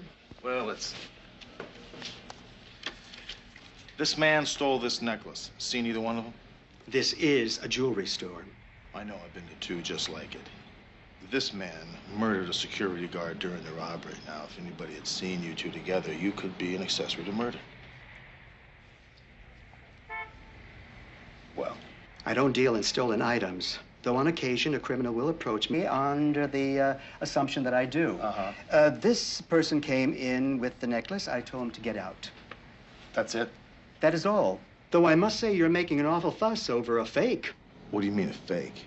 Cubic zirconia synthetic diamonds. About $5,000 worth. A brilliant imitation. Good enough to fool the rich and famous, but not good enough to fool me. This necklace is a fake. A fake.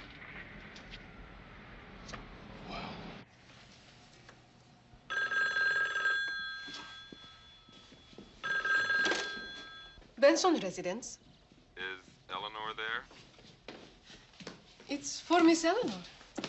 I'll take it. May I help you? Hello, Mrs. Benson. Oh, hi. Let's say I do have that necklace of yours. And let's say I took it to a fence. A good one. A jeweler. And he said that they're not diamonds. I might begin to think, why would you shell out $100,000 for a fake? Get to the point. I might also start to think that you don't want anybody else to know that it is a fake. Especially not your moneybag's husband. And that you'd pay, oh, say, $200,000 to make sure I return the fake and keep my mouth shut. Is that it? I think I've said enough. You know where I am. Yes, I do.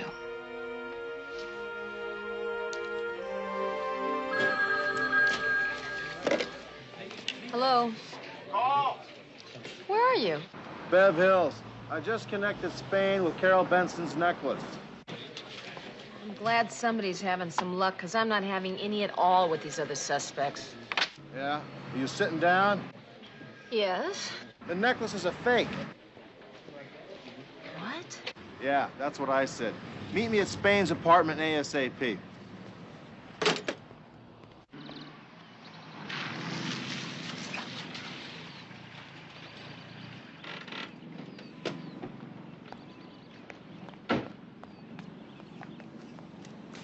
He's in that apartment up over the garage there. Why don't you wait around the back for me? I'll go in the front way.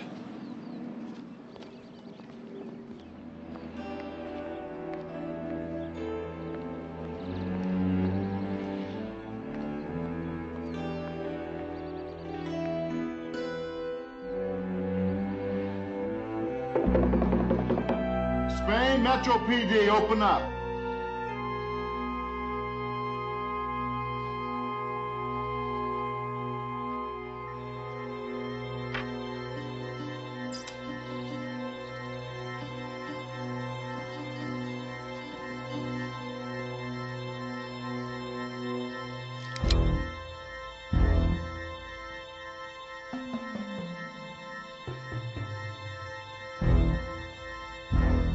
Spain!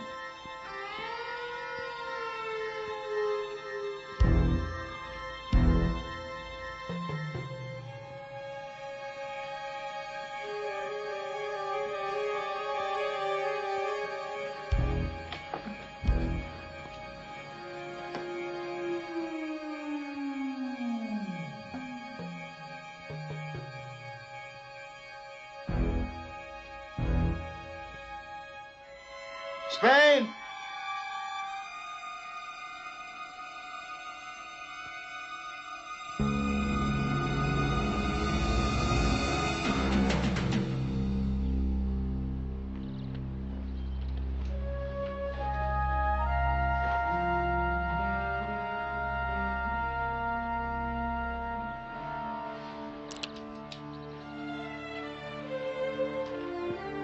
Call! He's dead.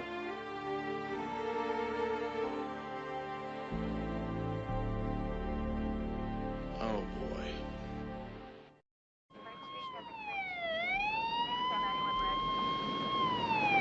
Can you describe exactly what you heard? Two pops, just like firecrackers. As a matter of fact, I thought that's what it was, the neighborhood kids messing around. Can you remember about the time that you heard these sounds? Oh, I can exactly. It was 1 o'clock. I had just switched on Another World, and pop, pop. That's when it starts. Another World, 1 o'clock. Thank you. You've been very helpful. Oh, sure.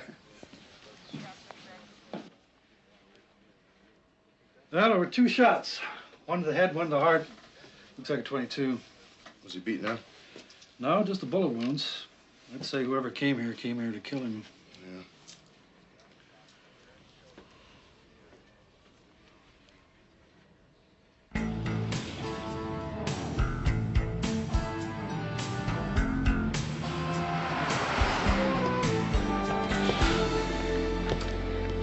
You know, I still don't understand why she'd risk everything she had.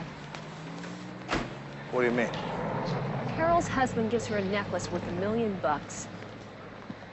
She trades it in for cash, and then she replaces it with a fake. Now, why would she do that? She's young, she's beautiful, she's married to this wealthy guy. Why would she risk losing it all by stealing from him? It doesn't make any sense. Besides, $1 million is probably petty cash, considering what the guy's worth. I mean, she already has it all. Well, the old man's 30 years older than she is. Maybe he doesn't give her enough space to do what she really wants to do. Like what? Like take advantage of the fact she's young and beautiful. Good theory. Bus 2014, express to Pomona, Indio, and Blythe, now boarding. Of course, I just provided we find something in this locker other than gym shorts. Bag. Do the honors. Well, I won't disappoint you. Oh, hello. Check it out. Think he wears that when he works out?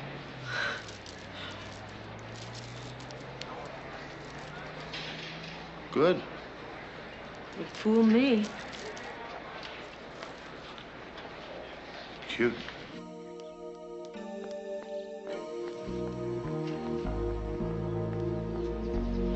There she goes. See you later. Keep in touch. You got it.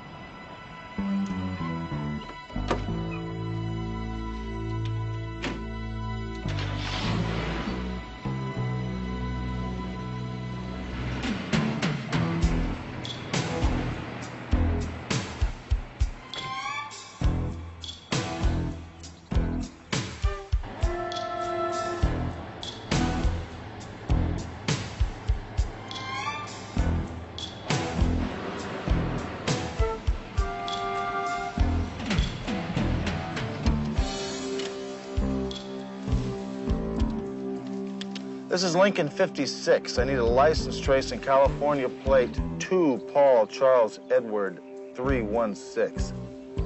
Looks like an unmarked police vehicle, maybe for Beverly Hills.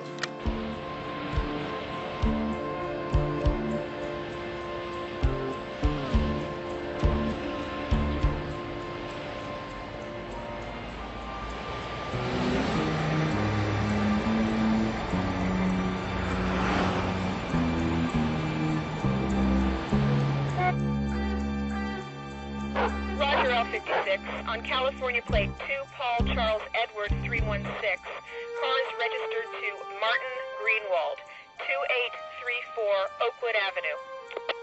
Marty Greenwald, the private dick? Owner is listed as licensed private investigator. Roger, L56 out.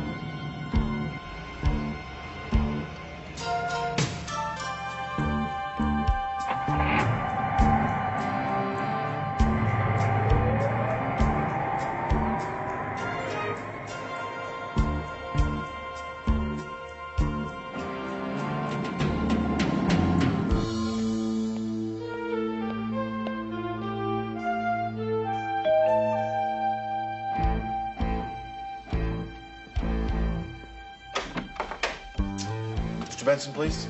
Oh, yes. Just a minute, please.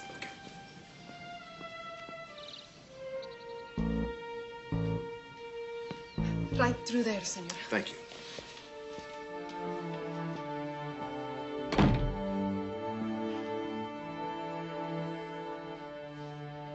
Sergeant. Mr. Benson. Have a seat. Thank you. Did you come here to give me a report about our necklace? No, actually, I came here to talk to your wife. What for? It's a murder case now, Mr. Benson. You mean the security guard died? Who else would I have met? What are you getting at? Did he or didn't he? Yes, he did. He passed away several hours ago. But there's been another death. Charlie Spain, the prowler that your wife could not identify in the lineup, he's dead too. What the hell is going on? Just relax. Just sit down. I need to know where your wife was at exactly 1 p.m. today. In Beverly Hills. Every Wednesday, she's got a beauty appointment from 12:30 to 2 o'clock. That's where she was. Can I check that out? Angela. Get Sergeant Hunter the address of Mrs. Benson's beauty parlor. By the way, where were you today at 1 o'clock? Playing golf. Why? Golf. What did Marty Greenwald want? You see, I know Marty. I just saw him leaving. Look, I hired Greenwald because I want that necklace back. Sentimental value alone, it's priceless. I know damn well the police department care more about finding the guy who shot the security guard than it does about my necklace. And I like to deal with people who work for me. Thank you. Okay, and thank you.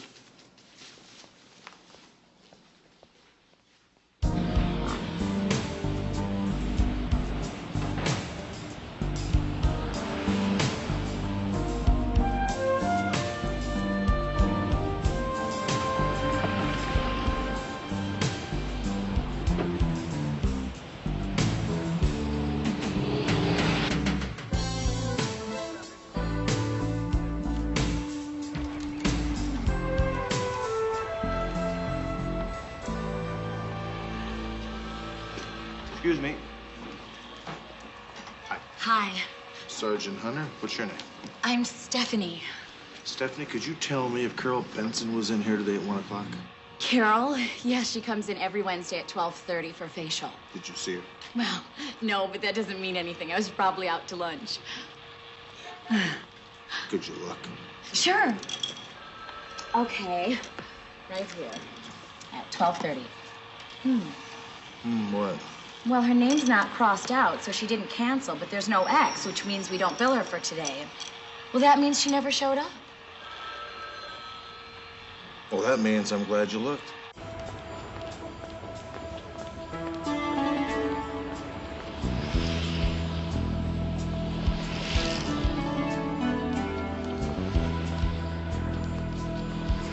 Lincoln 5-7, this is Lincoln 5-6. What's your 20? 8900 block on Wilshire. Heading east.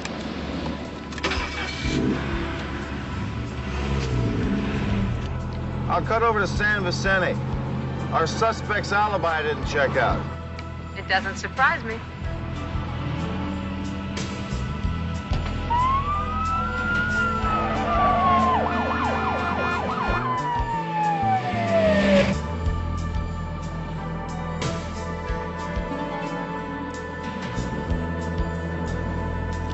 Just crossed Cannon.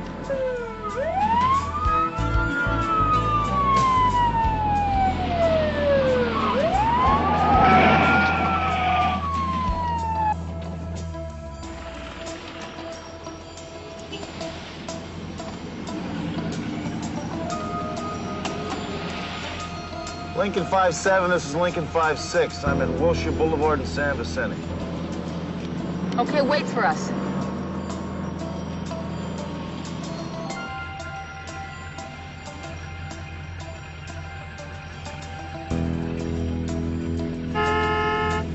Hey, let's go! Move it, you jerk! Sorry.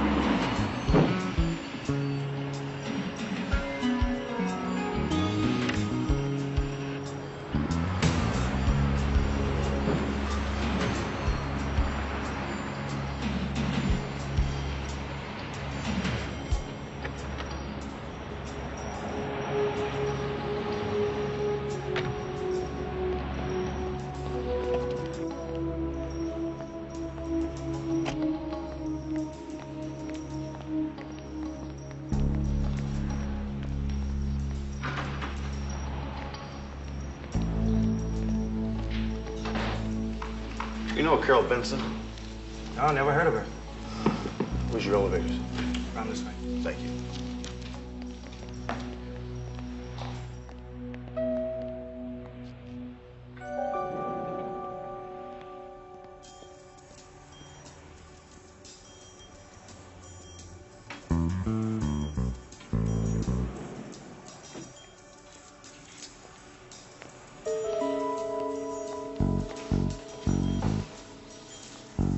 I'll call the floors. Yeah.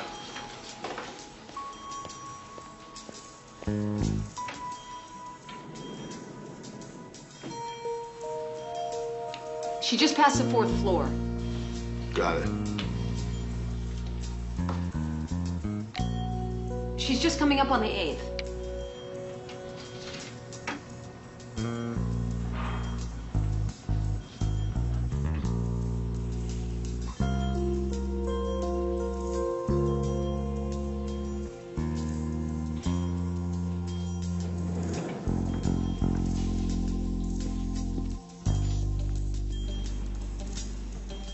She stopped at 16.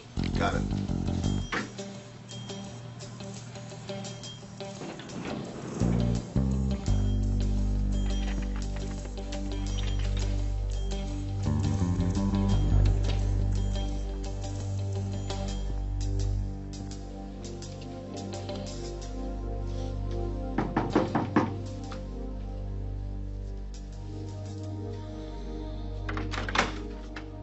Hi, Carol Benson, please. You must have the wrong apartment. I live here. Well, I know that, but I think we both know she's in there. Do you have a search warrant? Let him in, Jeffrey. Thanks.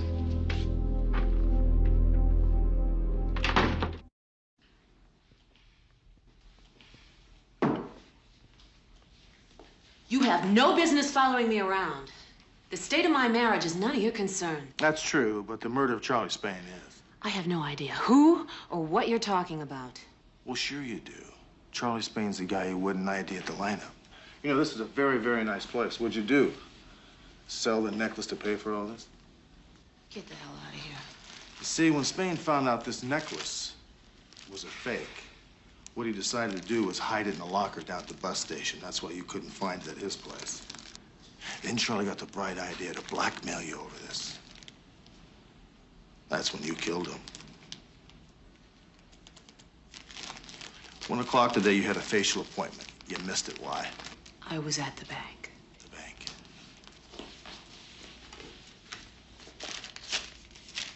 Here. They messed up my checking accounts. Took them forever to fix it. I missed my facial. Look, the time and date are printed right on it. What is it, a little after 1 o'clock? Yep. Why don't you call the bank? I bet there's maybe 6 or 7 people who remember me. I may have raised a big enough stink about it. Very good, Carol. Not only do you have an alibi, but you got one in black and white. I'll bet you don't have an alibi in black and white, Jeff. What are you trying to say? I think what she's trying to tell you is she didn't kill anybody. Now, if that's the truth, then that leaves one other suspect. What were you doing at 1 o'clock today, Jeff? I was at the health club between 12 and 2. Working out with at least half a dozen people. You can go over there and check. Let's see now. Pumping iron between 12 and 2 and the bank at 1 o'clock. I'll check both of those out. Don't leave town. Appreciate it.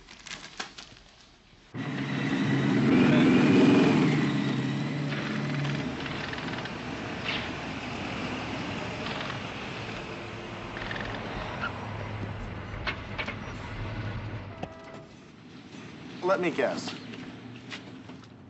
Jeffrey's alibi checkout? Yeah, he was doing squats with about 5,000 other guys. What about Carol?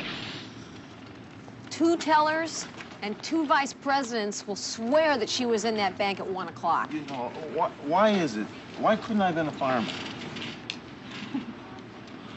Oh, you know, when you left Benson's house, guess who drives up? Marty Greenwald. Marty Greenwald? Yeah, Marty Messy Divorce Greenwald, that guy? Benson hired him to find the necklace.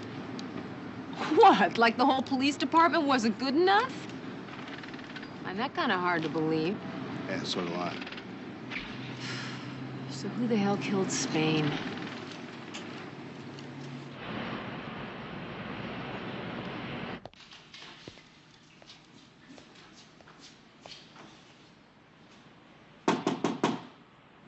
Just a sec. Hunter. Hi, Marty. I just getting ready to take off, but come in. You been a good boy. You look good. Yeah? Well, I try. I see you got out of that case with the minister's wife, you know, with the photographs of the nude women spread all over town. Lord works in mysterious ways. Yeah, what were you doing at Spain's apartment? What are you talking about? You a hitman now? Spain's dead. Hey, now, wait a minute. No, I don't know anything about Spain being hit. And, you paid Benson a little visit today. That was your car I spotted there? Yep. Benson made it clear that he hired you to find that necklace. Necklace? Yeah. Hell, he hired me before that ever happened to tail his wife. He thought she was having an affair. And I got the records to prove it. Now, that's more than I should have told you. Are you gonna Mirandize me?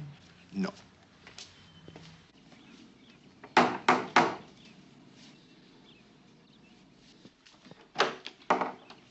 Angela? Hi. I'd like to see Mr. Benson. Mr. Benson not here.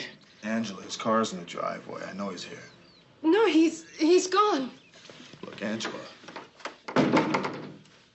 You know something bad is going on here, don't you? Will you do me a favor? Will you stand right here and yell as loud as you can yell if anybody runs through this door? Will you do that for me? Yes. Okay.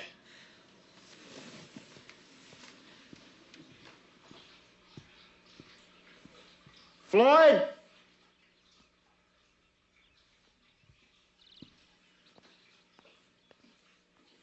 Floyd!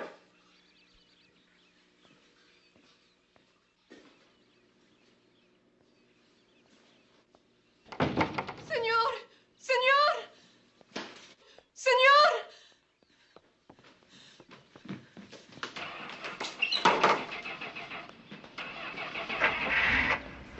Stop! Police!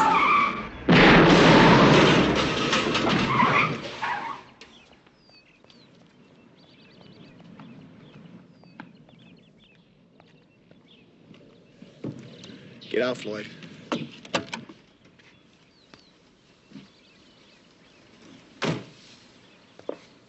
You know, Floyd, I wasn't too sure who killed Charlie Spain until you took off. Now I know. I'll be out in 3 days. Spain had an affair with my wife. No way they're gonna send me up for killing the bastard. Now, you're right about the affair bit, but it wasn't with Charlie Spain. You're crazy. I've known for months something was going on there. And then when she went and identified that punk in the lineup, Marty followed her to his apartment. Marty saw her getting undressed, for crying out loud. You shot the wrong guy, Floyd.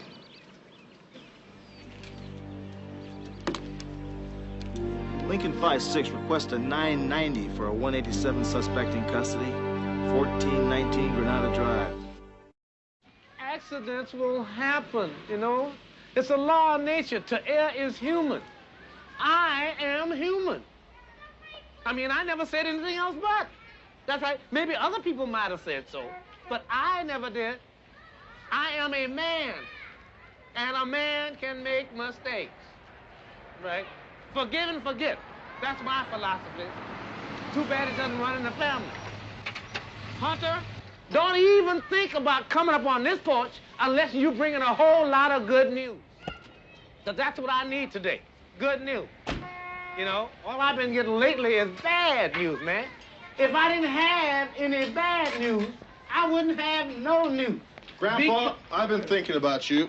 I picked up something over at Oscar's. I think you're gonna like this. Oh, thank you, Mr. Hunter. Huh? My grandma thanks you, too. Yeah, well, this is a pretty nice little situation. And you keep your hands off that doll, do you hear me?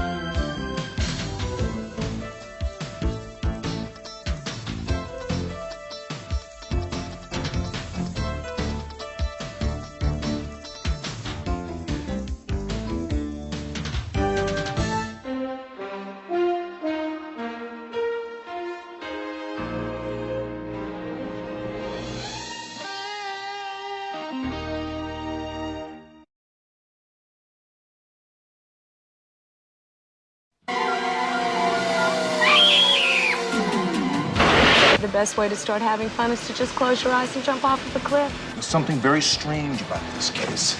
I'm gonna find out what it is. Allegra's an easy girl to fall in love with. Now, I think that makes her uncle one very wealthy priest. Guy like that, he could buy witnesses by the pound. You break into my house, you follow me. If you're trying to hide from me, Rick Hunter, you're gonna have to do a much better job than that.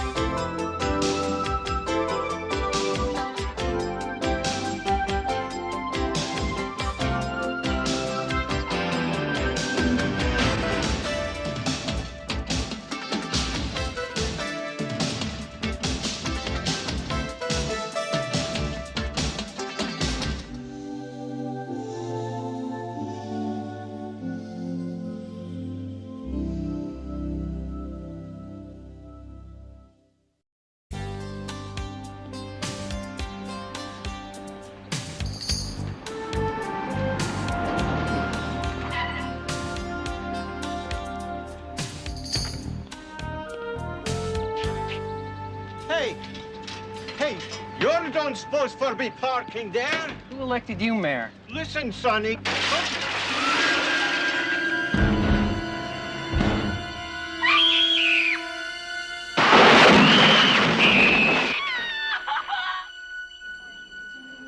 Somebody threw her right out the window. 12 stories. She hit the metal awning on the way down and rolled off onto the pool deck. First impact probably killed her. Ruben's up there now.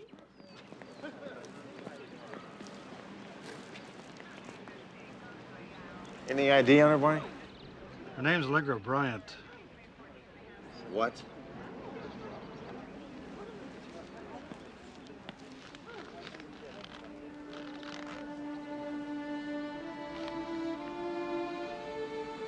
Do you know her? Yeah, I know her.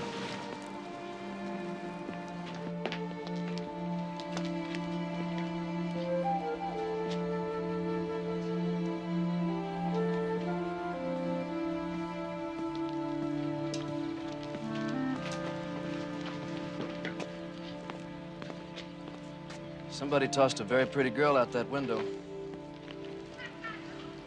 Put up a heck of a fight. Not good enough, Dee Dee.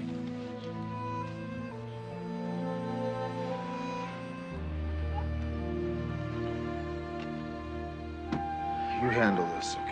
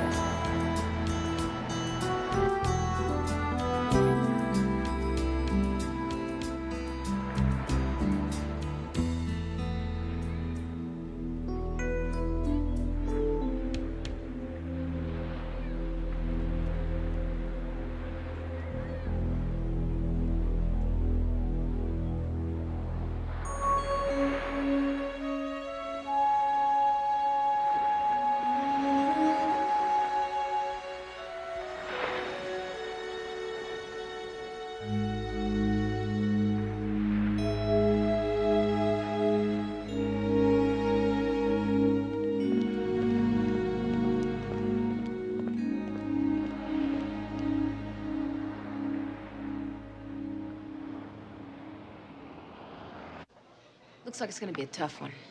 She was beautiful, wealthy, parents deceased, had a huge trust fund. She was a bit of a playgirl. But then that's not really anything you don't know, is it? No, it's not. So where'd you meet this girl? You never mentioned her. It was way before your time. I mean, our time as partners.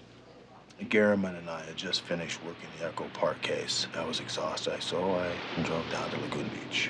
And there she was.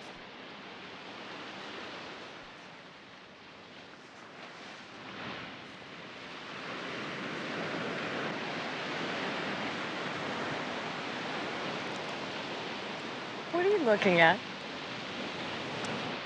Actually, I'm looking at a very pretty girl who has walked back and forth in front of me 3 times in the last 5 minutes. That obvious, huh? Yeah. My name's Allegra Bryant. Hi, Allegra. Rick Hunter, pull up a sand dune. Thank you. Having a blast, aren't you? Actually, I am. Isn't it obvious? Oh, it is, of course. You've got your radio and your book and liquid refreshments. Hey, where I come from, that's called breaking and entering. Watch it. And where exactly do you come from? Oh, I don't think you want to know that now, do you? Can I be completely honest with you? Do I have a choice? No. I've been watching you for the past couple of days, and you're having a miserable time. Now, I know that you didn't come here intending to have a miserable time.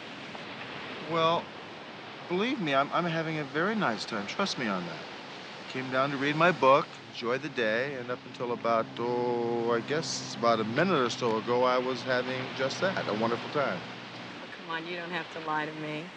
You came here to have fun, and it's just not happening. You just need a little guidance from a specialist, that's all. Where do you think I might find that specialist? Ta-da. Yeah, somehow it doesn't surprise me. Well, this specialist in particular has found that the best way to start having fun is to just close your eyes and jump off of a cliff. Is that a fact?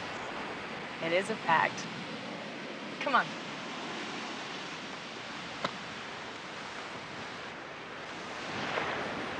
Oh, wait.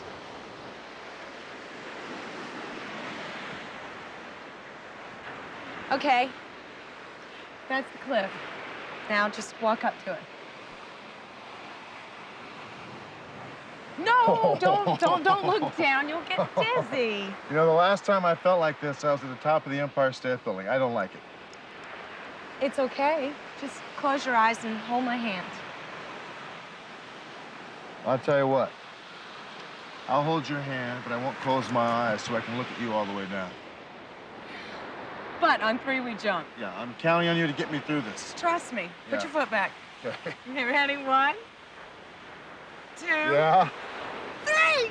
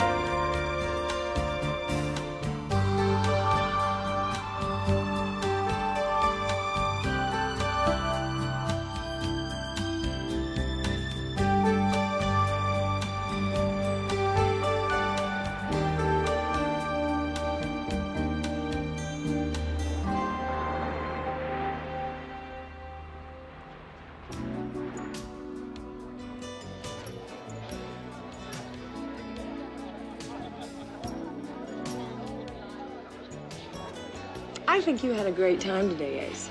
Well, I take that as a compliment. Thank you. You're welcome. Tell me something. Are you really a policeman on vacation, or are you here to arrest somebody? Well, actually, I'm here to have a nice, quiet vacation. Me too. Really? Well, I didn't think you did this for a living. But I do.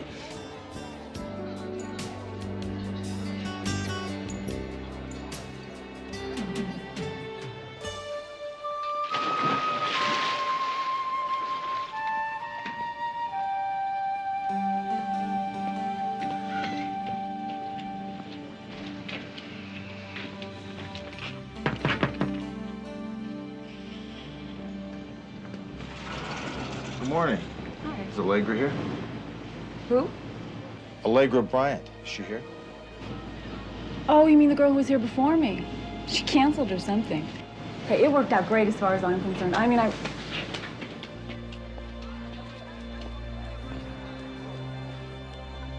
She was reserved for the full week, checked out after 5 days, left last night at 3 a.m. Were you working the desk, Henry? Oh, yes, I was. She seemed a bit rushed, if that's what you're asking. I got the impression that something might have happened that required her immediate attention. Did she leave any messages? Not a one. Thanks. So that was it? Did you ever see her again? Yeah, she called me about 8 days later.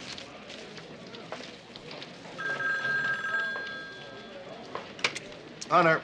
I guess you weren't lying when you said that you were a cop. Do you know that I had to call 7 Division before I finally ran you down?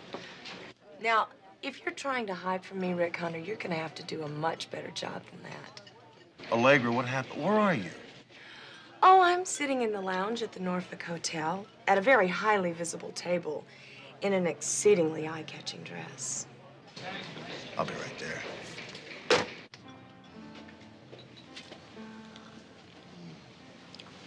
Very nice. So, you took off in the middle of the night, yeah? It was the middle of the night here. But in Europe, it was the middle of the afternoon. It was perfect tanning weather. What possessed you to do that? I got a phone call from an old friend. Well, I haven't seen her in 3 years. She's been living in the south of France. And she just broke up with her boyfriend. She asked me to be with her. You expect me to believe that? Well, of course. A friend is a friend, and it was the middle of the night, remember? I didn't want to wake you up.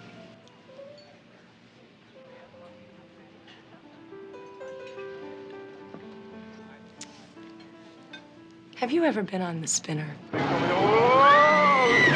some reason, going to my left is worse than going to my right.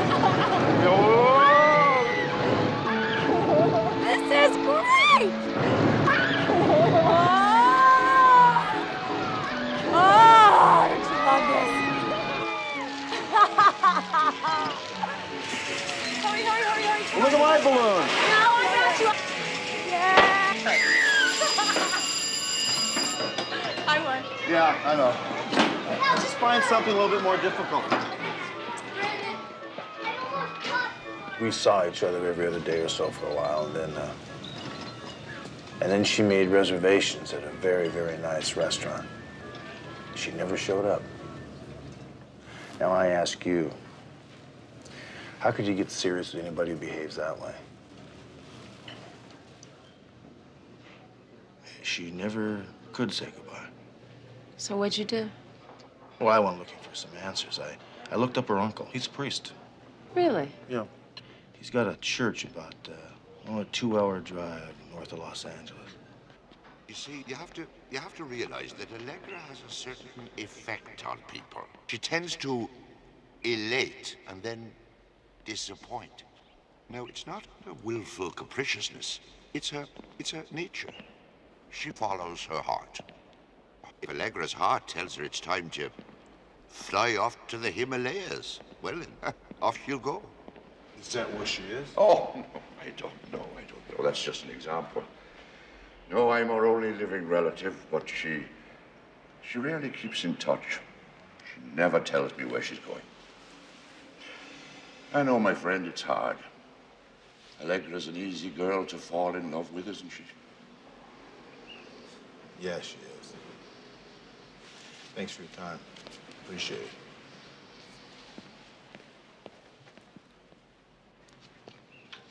Ten days later, she shows up at my house, in my kitchen, cooking me dinner. Where was she this time? Outer Mongolia? No, the Amazon. What, are you kidding? As she put it, I had the sudden urge for tropical jungles. Okay, so she's back from the Amazon. How long did she stay this time before she decided to disappear? About 2 weeks. Oh, well, you guys were made for each other. How long did this go on? Well, it didn't. What I'm trying to tell you, Allegra, is I don't want to do this anymore. Okay, then let's sit down. No. That's not what I mean, and you know it. I'm talking about your lifestyle. It's not working out for me. But that's the way that I am. Allegra, how do you think I feel every time you take off and vanish into thin air? I don't know when you're coming back, or I don't even know if you're coming back. Now, how are we supposed to get to know one another?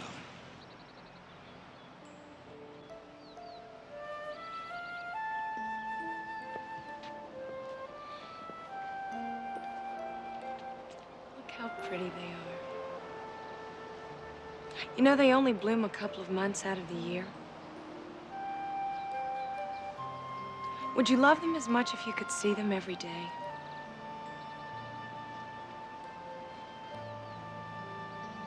I can't change for you, Rick. Not for you, not for anyone. I'm sorry. Allegra, all I'm asking you to do is tell me when you take off. Is that too much to ask? I just hate to say goodbye.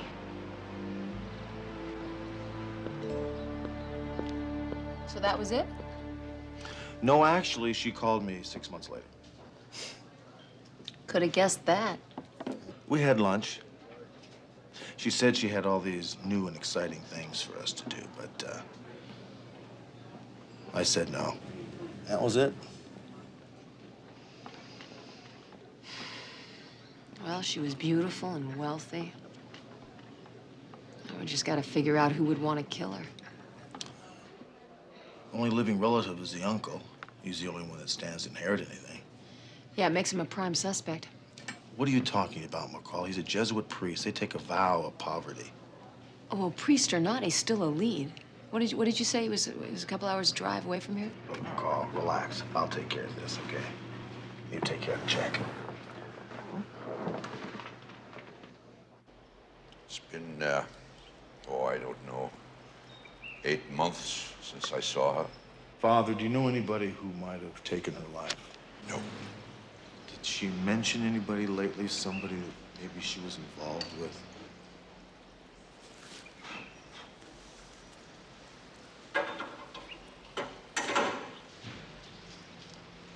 There was a man she spoke of once, Johnny Martino. Johnny Martino? I believe he's associated with one of the hotels in Nevada.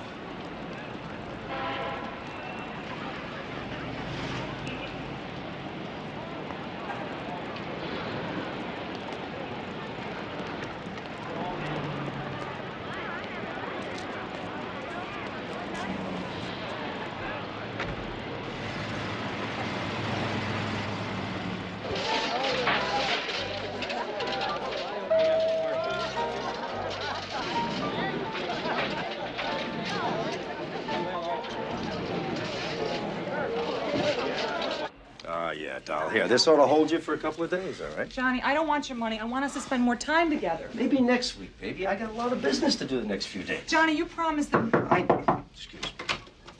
Sergeant Hunter. Johnny Martino. Right. Come on in. Thanks for calling. I'll talk to you later, okay, baby? Bye. Can I get you a drink? Not for me, thank you. Excuse me, I'll have one. You're a smart man. It's bad for the internal plumbing. How well did you know Allegra? As well as anybody, probably. She was in love with me. I was down in your neck of the woods about 2 years ago on a vacation, one of those tennis hot tub places. And we met on the court. Was it in a hot tub? I don't know, one thing led to another. Did you know her? Yeah, we had met. She romanticized me as some kind of a gangster, I think. She wanted me to have a nickname like Nicky Bananas, Paulie the Weasel. I said, Allegra, please. I don't want to be known as a piece of fruit or some kind of a rodent. Anyway, when you were coming in, did you notice that hotel across the street? Yeah, the big hotel? Mm-hmm. When I was 25 years old, I had 12 points in that place.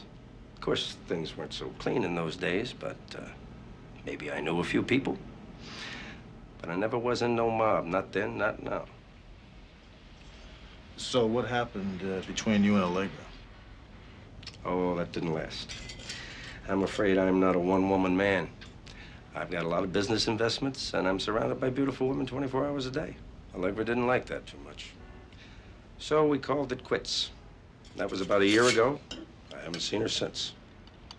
Have you heard from her in that time? Well, she left a lot of messages, but I never returned any of the calls. Too bad. Funny girl.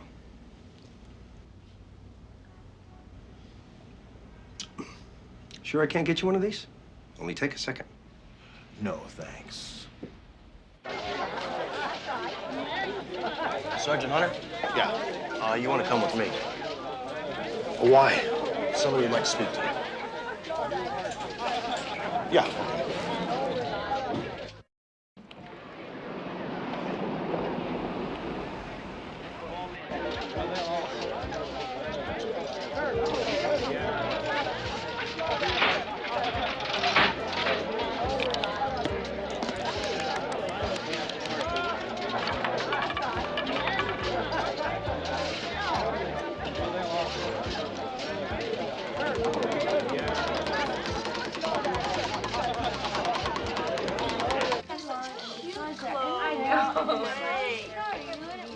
You don't let me go out. Where'd you go? Last night after 7.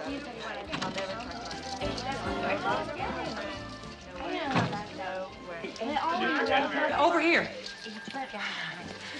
Remember me? You're on in 5 minutes, girls. Yeah, you're the girl in Johnny Martinez. Yeah, Michelle. Sergeant. Hunter. Right. You hear about Allegra, aren't you? Yeah. If I know Johnny, he told you that Allegra was nuts about him and he blew her off, right? Right. Figures. Johnny'd never admit the truth to another man. He was completely in love with her, wanted to marry her. She drove him crazy, strung him along for months. She'd disappear for weeks at a time. She'd call from Greece and tell him the weather was great. He'd drop everything and fly there. She'd be gone. Drove him absolutely insane. He kept trying to track her down, bothering all her other friends. She finally told him to leave her alone. She wasn't in love with him. Why are you telling me all this? Because I'm sick of hearing about Allegra this and Allegra that. I met Johnny 6 months after she dumped him, and still that's all he could talk about. It got better for a while, but now he's a basket case again. Now, if Johnny could stop kidding himself about her, maybe the two of us could have a chance. Look, I just can't compete with some fantasy chick who's not 3 even minutes, alive let's anymore. move it. Well, look, I appreciate the information. Thanks very much. Don't mention it. You gonna stay for the show? No. Next time around, I will. Okay. Thanks. Bye. I've got 12 witnesses that say Martino was in Las Vegas the day Allegra was murdered. Now, I checked all the flights from Vegas to Los Angeles. No Martino. Well, if he doesn't own a plane, he can borrow one. I mean, a guy like that, he could buy witnesses by the pound. Charlie, I know that, but right now, the guy checks out. Put a check on Allegra's finances. Recent estimates put her trust at $50 million. All of that money went to one heir when she was killed. Now, I think that makes her uncle one very wealthy priest. Are you going to continue this? What's the story on you two? McCall thinks just because the guy's going to inherit $50 million, that we should make him a #1 suspect. Well, sounds logical to me. Will you guys get off the guy? He's a Jesuit priest. He had nothing to do with this. Trust me on that. Now, you seem a little edgy, Hunter. Are you sure you're giving us the whole story here? Yeah, I'm edgy, Charlie. I've been edgy ever since the girl was murdered. Now, there's something strange about this case. I'm gonna find out what it is.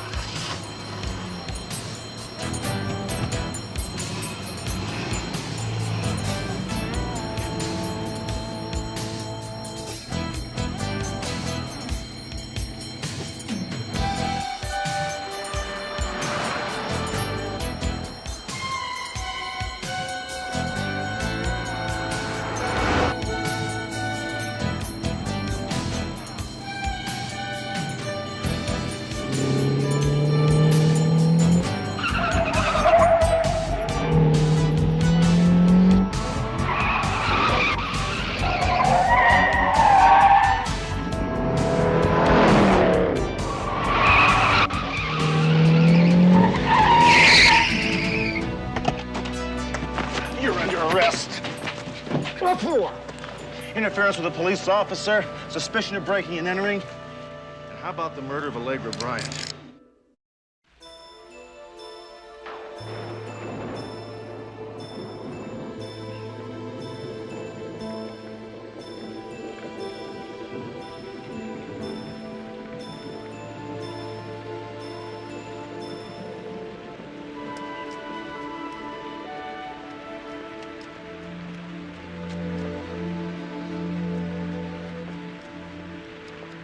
Excuse me. Hi. Oh, hello. Can I help you? Nice garden. Thank you. I was wondering if you could tell me if there's a place around here where people get together, you know, just hang out. Oh, well, I'd like to say my church, but unfortunately that is not the case. Well, there aren't any clubs or bars, if that's what you're looking for. No, that's not what I meant. I'm just driving up the coast, and it's just so very pretty here. I thought it would be nice to stay over a couple nights, take a little time. Well, you might try Mrs. McGinnis across the street. She runs a bed and breakfast. People from the city often stop there when they come through.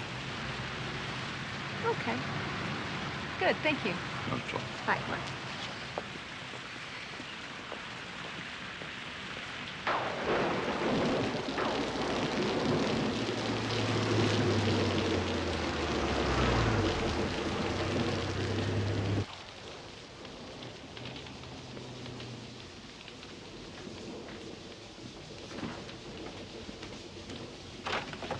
Goodness, come in out of that rain. Looking for a place to stay? Well, actually, I was just driving through, and, well, a friend of mine, Allegra Bryant, used to tell me about this spot, so I just thought I'd stop. Oh, so awful. Yeah. You knew Allegra? Oh, I've known her for years. She was here just last week. Last week? You sure? Yes. Just a few days before she died. Thank you. Allegra visits her Uncle Father Michael's all the time. Well, he lets her use the little house behind the church. That's funny, I don't remember her saying anything about that. Are you sure that it was last week? Well, she came in for breakfast. She does that sometimes. Oh, here I am, rattling on about her like she's still alive. Sad end to a sad life. What do you mean? Well, you know how some people seem to walk around with a black cloud over their head? That was Allegra, right? Used to sit right over there, stare into her coffee and not say a word for hours and hours. Saddest girl I've ever seen. It's a shame. So pretty and all. Are you sure we're talking about the same person here?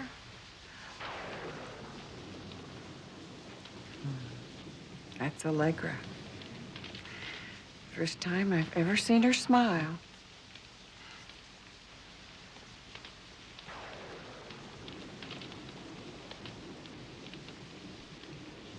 I don't think you realize who you're talking to. You're a #1 suspect in a murder case. I was in Vegas when that girl was killed, and you know it. You were in love with her. You wanted to marry her, but she didn't want you. And if she couldn't be with you, she wasn't gonna be with anybody. And that's why you killed her. No! Are you through? No, I'm not through, John. I got one more thing I'm gonna do. I'm gonna book you for first-degree murder. Don't go away. Hold it. Wait a minute here. All right, look, I'll talk. I was in love with Allegra. Is that what you want to hear, Sergeant Hunter? Is that what you want to know? No, Johnny, that's not what I want to hear. I want to know why you're in Los Angeles. I figured if you had some lead on the guy that did it, I could find out. I want to kill this guy myself. Look, I know how it works. You guys are going to bust the guy that did it. Then he's going to beat the rap, or else he'll plea bargain his way into a second-degree murder beef. He'll catch 20 years, and he'll be on the street in 7. Not this time. The guy that threw Allegra out that window's going to die. One way or the other, he's going to die. We'll see about that. Sit down.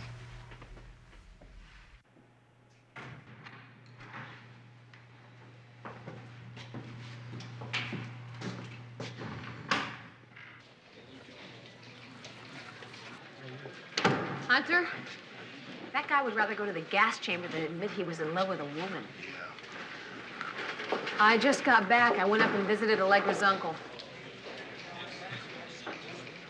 Well, you didn't tell me you were going up there. No, that's because you and I have a difference of opinion concerning this particular priest. And I feel he's a strong suspect, and so I had to act accordingly. What'd you find out? I found out he lied to you. He said that Allegra had not been up to visit him in 8 months, and that's not true. She was up to see him the week before she was killed. Wait a minute. Did he tell you that? No, I went and talked with a neighbor. She said that Allegra went up to visit her uncle several times a year. She was up there just last week. Was there a passport inventoried in the stuff from Allegra's apartment? I don't know. I don't remember. Let's go find out.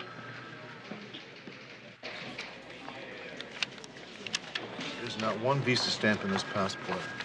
All the time she said she was out of the country, she was lying to me. She never left, not once. Well, I'll tell you, I gotta go have a talk with Father Michaels. Well, wait a second. There's something else that I wanted to tell you. What? Just when you get up there, don't be surprised if you find out that Allegra was not who you think she was. Father Michaels, I know Allegra was in town 1 week before she was murdered. We talked to Mrs. McGinnis. Yes, I'm sorry. That's true. Father, you told me you hadn't seen her in 8 months. Why? Allegra made me promise to tell no one about this place or her visits. And in honor of her memory, I kept that promise. She spent most of the time in that little house out back there, as if there was something somewhere she didn't want to face. I couldn't guess what it was. She barely said a word. It doesn't sound like Allegra.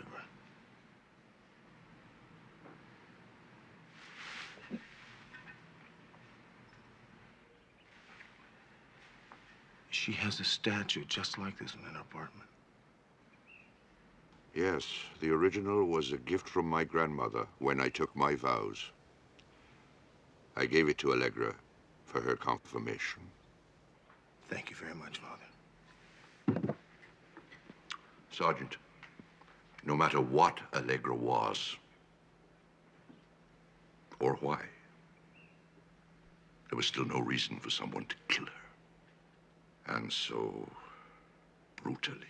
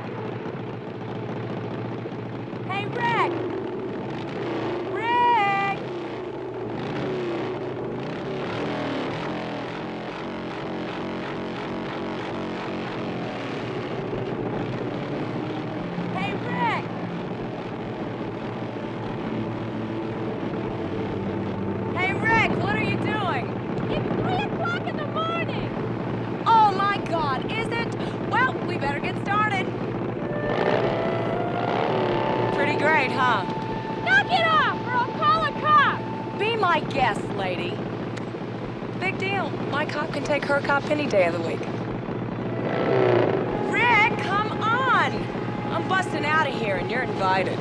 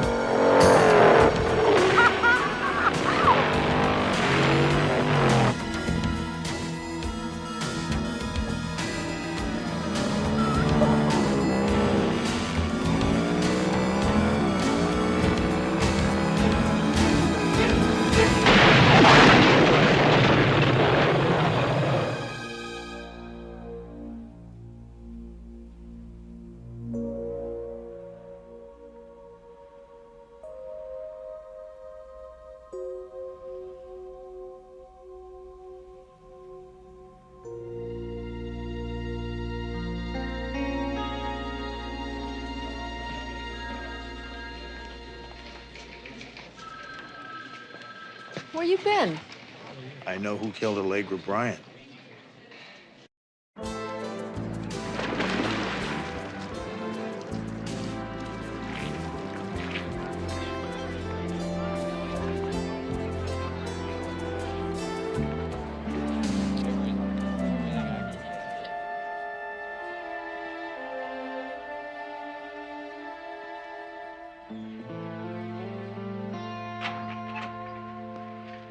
Spent the morning talking to some psychiatrists about Allegra's problems. All of them seemed to agree on one thing. She sounded like a classic case of manic depressive psychosis. These doctors are going to stipulate to that fact for our records. Let me show you something. You notice anything about this statue? Yeah, it's the only thing in the whole place that's not broken. Exactly. Father Michaels gave it to Allegra for a confirmation. There's a life and death struggle going on in this place, and this statue is the only thing that isn't broken. Take a look at this place. It's trashed. Everything is broken, except this, laying down in the middle of the floor. I think I got you. There was no struggle for life and death here. Allegra committed suicide. But how are we going to report it? Well, look, her last wish was to protect her uncle from the pain of her decision. I'd kind of like to respect that. Yeah, but if we do that, then we're going to have to report it as an unsolved murder. And if we do that, that means 50 years from now, there are going to be 2 homicide detectives just like you and me investigating the Allegra Bryant case. I know. And we can't do that. No. I still don't like the alternative.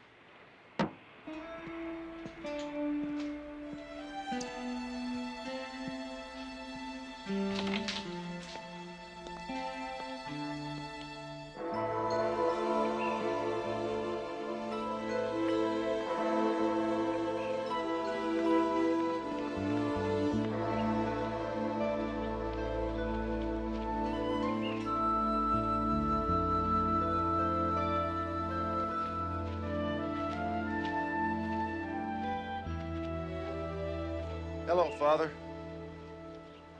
Hello there.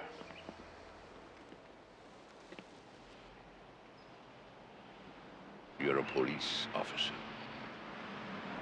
Yes, I am. Father Michaels, Allegra was experiencing some very difficult mood swings, wasn't she? She was. But she refused to be treated, didn't she? Yes. I suggested it more than once. Allegra wouldn't even discuss it with me. What you two very compassionate people are gently trying to ask is, did it ever occur to me that she may have killed herself? Yes. That may have been my first thought. But I've also seen photographs of her apartment. And I've read about evidence that Allegra put up a terrible struggle before she died.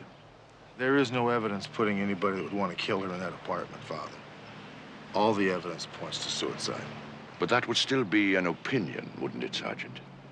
I mean, we are discussing a matter of opinion here, not fact.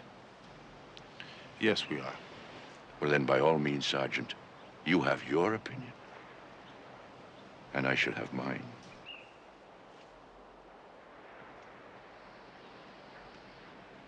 An individual who takes his own life rarely does so without leaving a note behind. Allegra was loved and cherished by so many people. If she had taken her own life, she would have left a note. I'm convinced of that.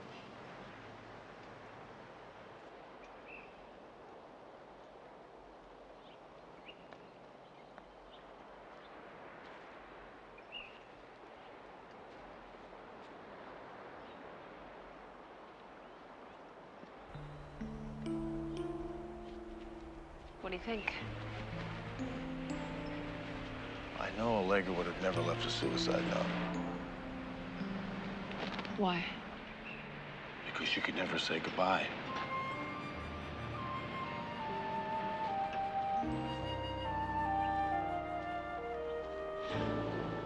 Goodbye is so... I don't know. It's just so final. It just doesn't work for me. Now, in some faraway lands, People have a single word that means both goodbye and hello. It's sort of a generalized, all-purpose, one-size-fits-all verbal gesture. Okay, it's a small improvement, very small. But it doesn't address the full gravity of the question. It's like if you say goodbye, you're not really sure you're ever coming back. Not absolutely positive. I think goodbye has a bit of an end in it. There is the chance that you will never see that person again. And I think that people die a little bit every time that they say it. So, Rick,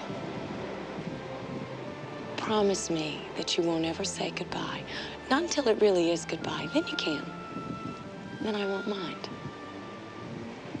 I'll be in a place where I won't mind at all.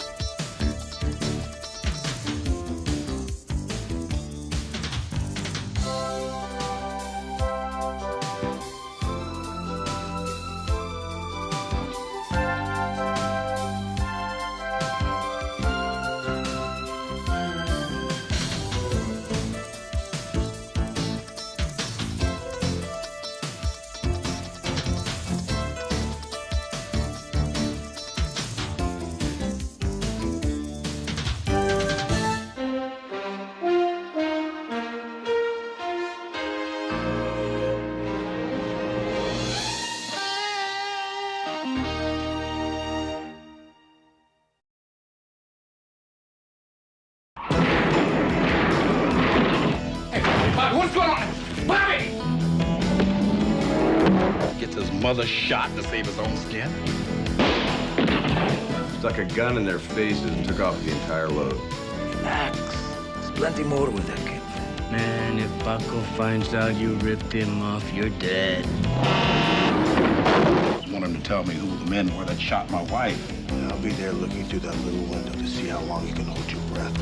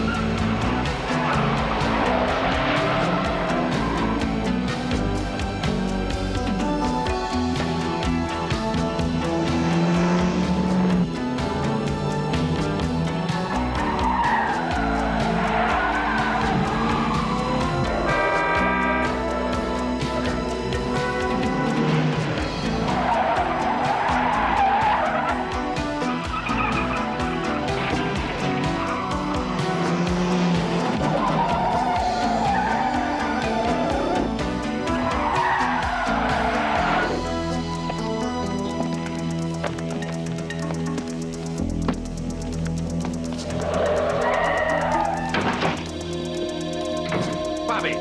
Bobby!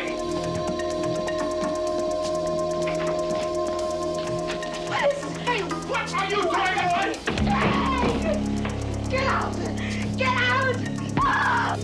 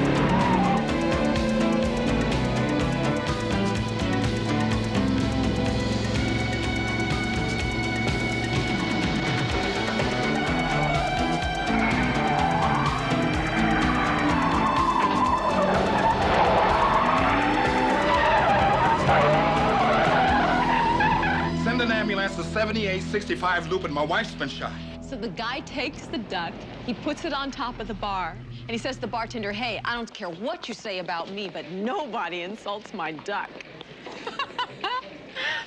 Don't you get it? Nobody insults my duck. Well, the last time I heard that joke, the guy pulled a chihuahua out of his pocket. You bring the chihuahua. Doesn't work with a dog. Hunter, can I see you a minute? What'd you do now? I don't know. I'll find out. Charlie, what's up?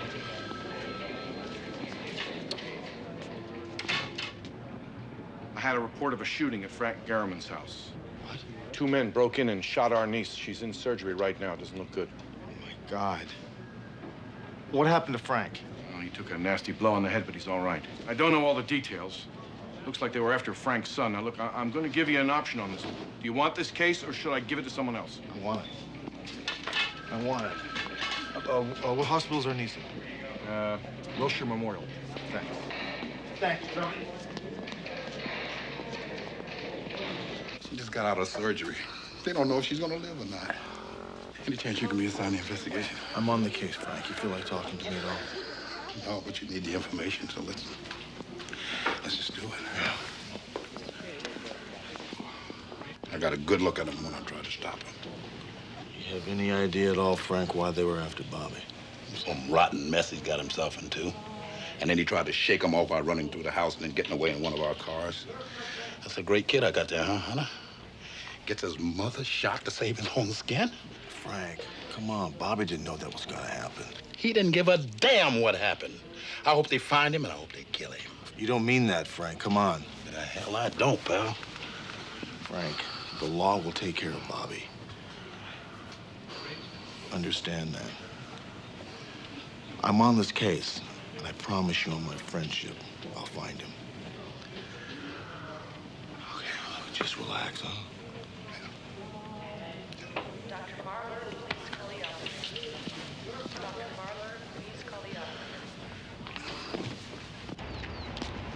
This is Lincoln 56. Patch me through to Lincoln 57, please. One moment, please. Go ahead, Sergeant. McCall, what do you got? A neighbor across the street got the license plate of the car that was chasing Frank's son. They're registered to the La Guajira Restaurant Corporation. R&I says that narcotics detail has the place under investigation, and Jeff Wadsworth is in control of the operation. I'll check with Wadsworth. Thanks a lot. Lincoln 56, clear. You set up the deal and said it was safe.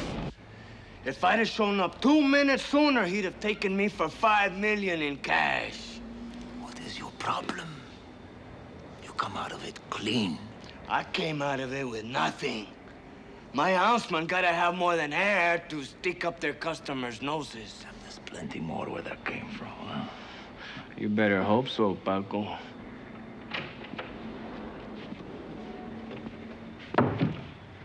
Lieutenant Wadsworth is here. He got another narc with him.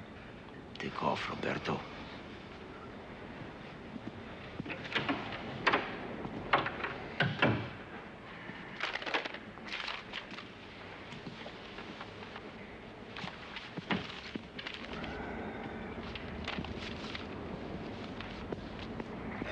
Lieutenant Wadsworth. So good to see you again. I will have a table reserved for you and your friend. Compliments of the house. We didn't come to read the menu, Paco.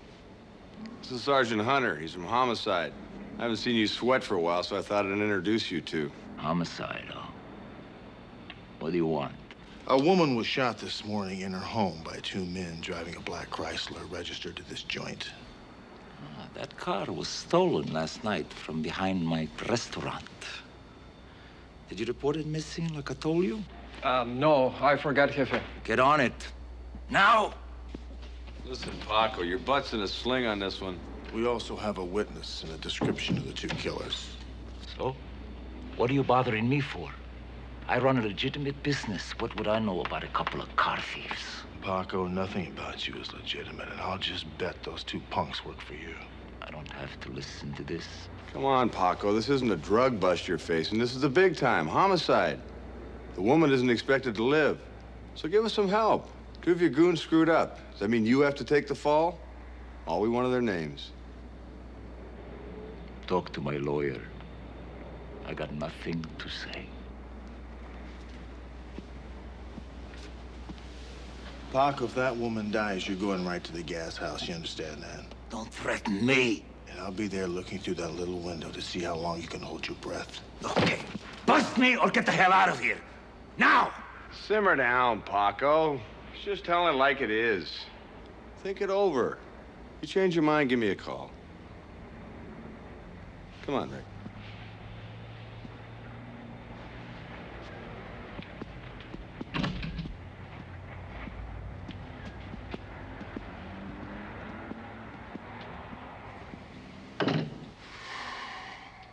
Get a hold of Chico and Arturo. Tell them to ditch the car and stay the hell out of sight. They're going home. Now listen to me, Elizabeth. Lock all the doors and don't let anybody in here. And whatever you do, don't leave this house.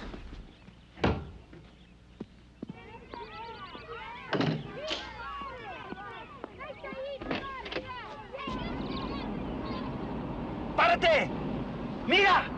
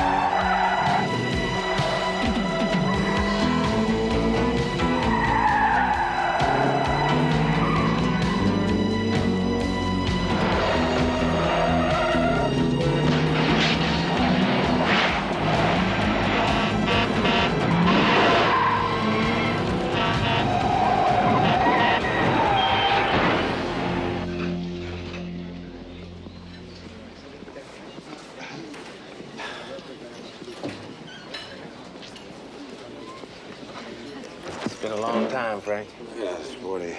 Good to see you. How you been? Tell me about our niece. Is she gonna be okay? Our niece is on life support. You know, it just doesn't seem fair, man. She's one of the sweetest, kindest people I have ever known. If there is anything that I can do, please, lay it on me. Sporty, I got a favor to ask you. I want you to find Bobby for me. The police are looking for him already. That's right, they are. So, why, me, Because he's hiding out someplace and you got ways of finding out where. Listen, I'm not asking you to violate the law or anything like that. I just want Bobby to tell me who the men are that shot my wife, and then I'm going to turn him over to the police. Yeah, I understand, Frank. But, you know, I get these weird vibrations that if I find Bob and let you know where he is, man, that we both are going to regret it. Sporty, let me ask you something. If you loved a woman more than you loved your own life, and then two animals come into your house, and and shoot her down. I mean, wouldn't you want to do something about it? Yes, I would, Frank. But I would pray to God that I had a friend who would talk some sense into me before I did. And as your friend, I'm giving you the best advice I got. Go home, Frank. Say a prayer for our niece and let the police take care of Bobby. Believe me, man, I know. I've been there. Yeah, okay. Thanks, buddy. I'll see you around. Frank, you are going home, aren't you? It's not a home, Sporty. It's just me. It's just me in some empty rooms.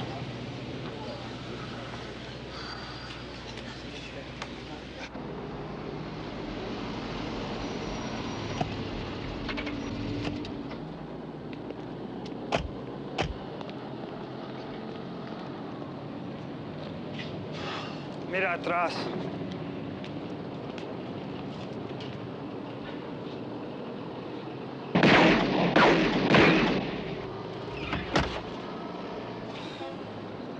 You sure about that? Okay. No, I owe you one. Thanks. Any luck? Paco Reyes sent a couple of men on a cocaine delivery. Before the buyer arrived, Frank Garriman's no-good son showed up, stuck a gun in their faces, and took off with the entire load. Got any names on the delivery men? Nothing yet. What about the buyer?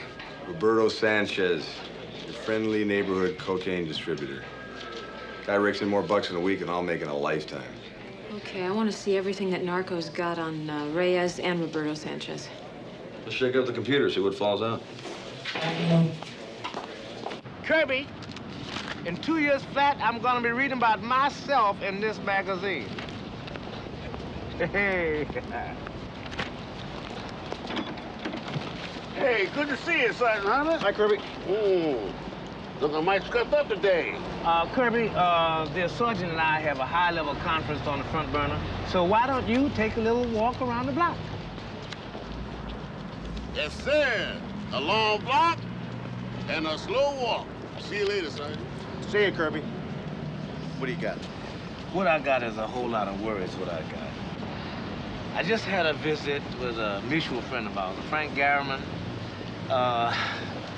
He's looking for Bobby, right? He says that he just wants to know who the men are who shot our niece. But, Hunter, I have this ugly feeling, man, that as soon as he catches up with Bobby, man, he's gonna kill him. Look, Sporty, you got to get everybody you know on the street looking for Bobby, you understand? Yeah, well, I got the word out just as soon as Frank got done talking to me. But, man, until I get results, Hunter, you can do me a favor, man.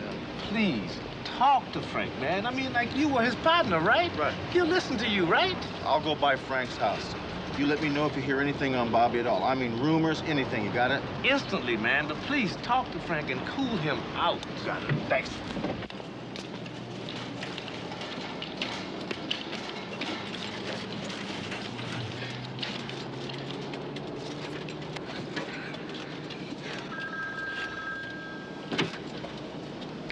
Hello? Papa, it's me, Bobby. Bobby, where the hell are you? Don't be mad. I'm sorry about the car. You'll get it back. Your mother's in the hospital, shot by 2 killers that you brought into this house, and you talk to me about a car? They shot Mama.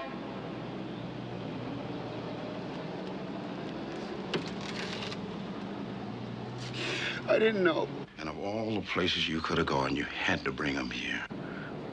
I was scared. I didn't know what to do. They were after me. They're gonna kill me, Papa. Papa, please, you gotta get me out of this. Where are you? The car ran out of gas at that old warehouse on Prospect and 120th. That's where I'll be. All right, I'll be there. But you gotta do something for me first. Who were the men that shot your mother? I only know their first names. Chico and Arturo. They work for Paco Reyes. Look, Papa, I gotta get off the street. How soon are you gonna be here? I'll be there in 20 minutes. Papa, is Mama gonna be okay? Papa.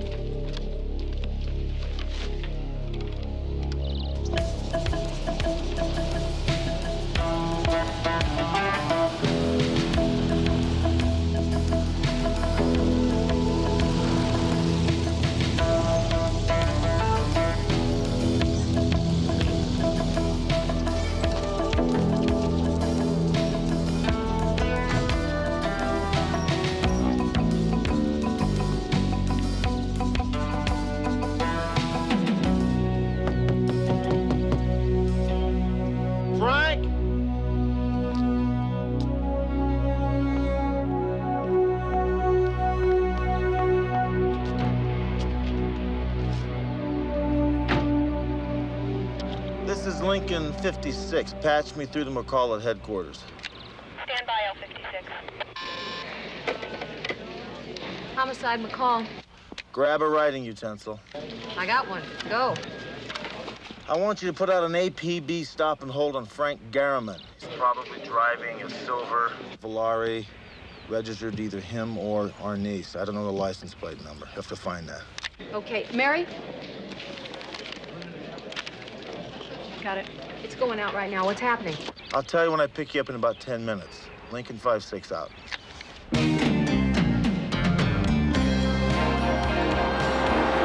All units be on the alert for a silver Plymouth Volare, 1 Peter Charles Edwards, 379.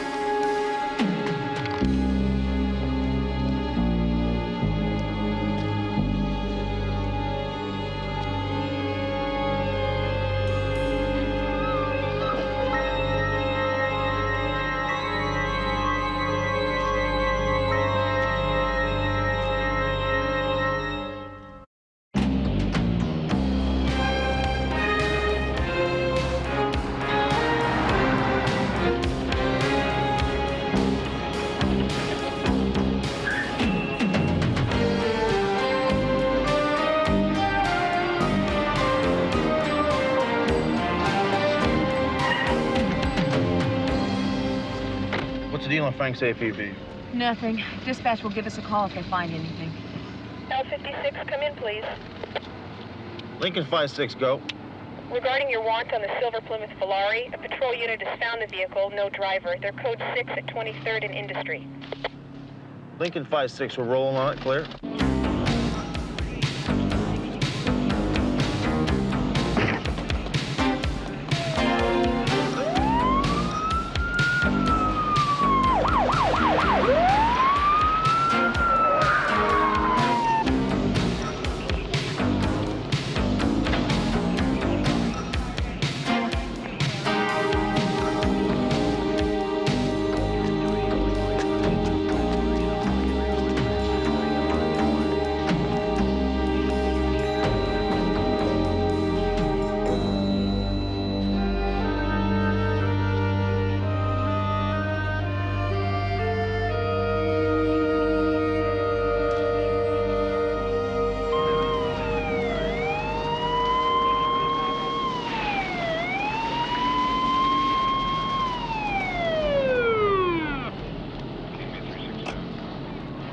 Got a couple of partial prints on the murder weapon, but they're not defined.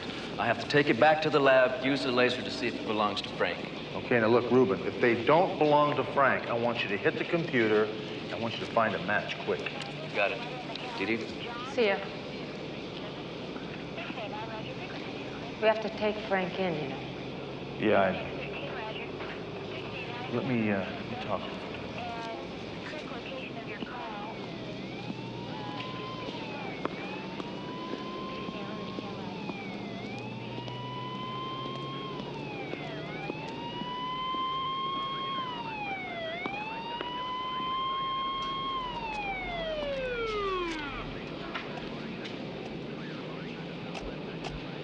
Ruben's got some prints off the murder weapon, Frank. He's gonna run through the lab. You know mine, Hunter. I found Bobby lying there. Dead. Frank, I know you didn't kill Bobby. But you know how it works. Until I get the report back from the lab, I gotta hold you. Might be better if you did. Hunter, the same two guys who shot our niece, killed Bobby. And if you want to keep him alive, Hal, you better lock me up. Let me tell you something, Frank. You go after those two guys by yourself, you're gonna wind up dead, you understand? Hunter, they shot my wife, and they killed my son. And I'm not gonna rest until those guys are off the street for good. You understand that? That's not your job, Frank, and you know that. That's our job.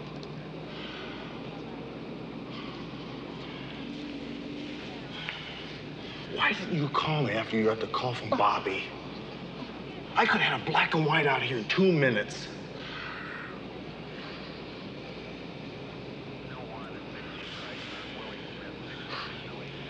You'd have acted like the good cop that I know you are instead of a vigilante. Bobby might be alive, Frank.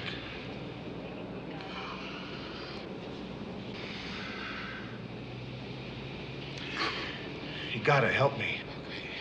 Okay. Bobby said the two guys who were after him were called Chico and Arturo. They worked for some guy by the name of Paco Rios. Yeah, what else can you tell me? Bobby had a girlfriend. Her name was Elizabeth. About the same age as Bobby. But she works as a hairdresser in Westwood.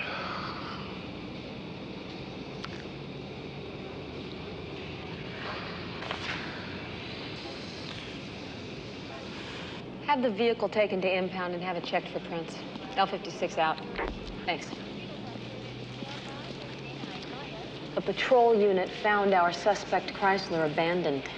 Good. Come on, we gotta find a hairdresser. Hairdresser?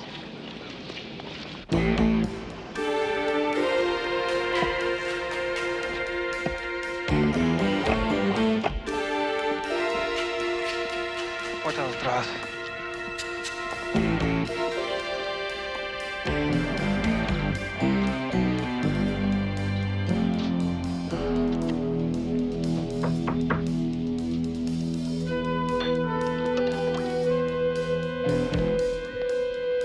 Bobby?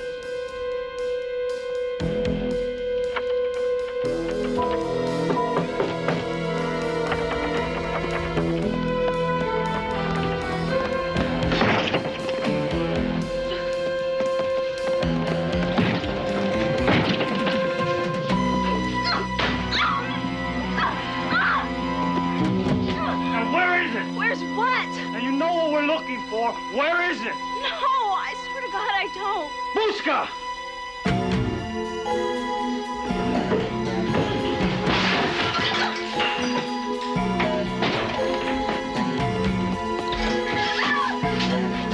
Don't get time to mess around. Where is it? I don't know. I don't know. Please. Please, you're hurting me. Please.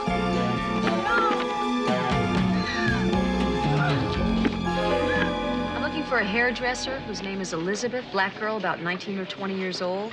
Ruben, that is fantastic news. Thank you very, very much. Hunter, Captain wants to see you.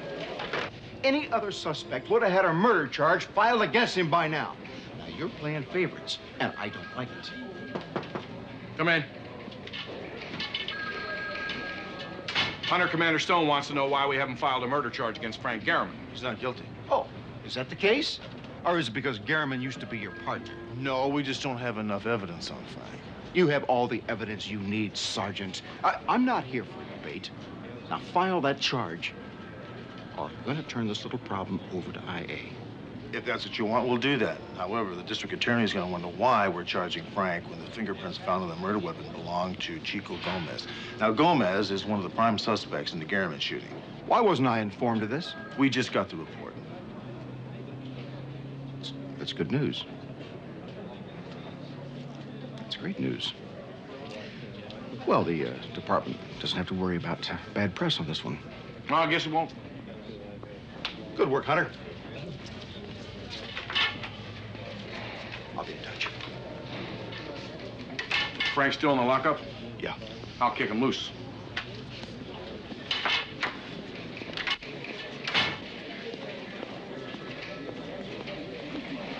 I think I may have found her. Her full name is Elizabeth Childs. She's got a boyfriend that matches Bobby's description, and she didn't come to work today. She called in sick. You got a home address on it? Wadsworth is going to meet us there. Great.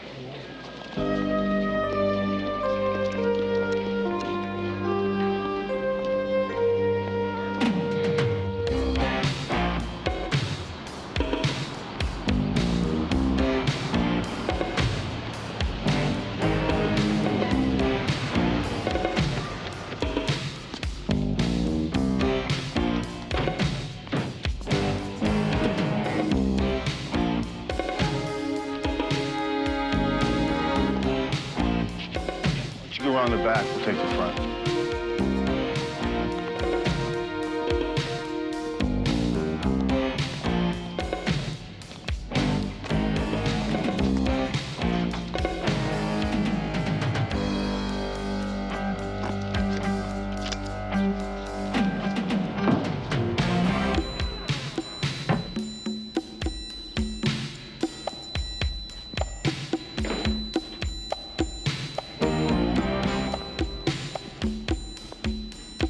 Jeff, you in? Yeah.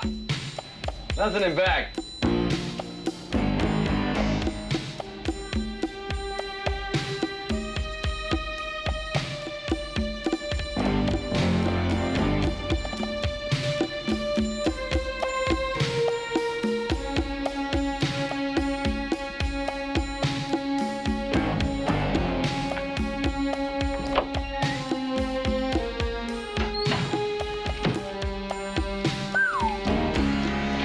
Think they got what they were looking for? Yeah. Just once, I'd like to beat these bastards with a punch. Hunter?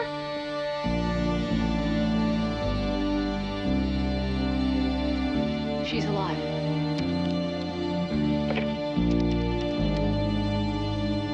Send an ambulance to 1661 North Holliston, please. Make it fast.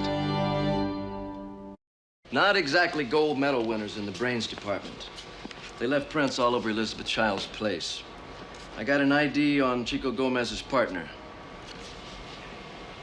Arturo Hidalgo? R&I's running a records check on him. They should have something for you within the hour. Lab. He's right here. Mr. Arnold James.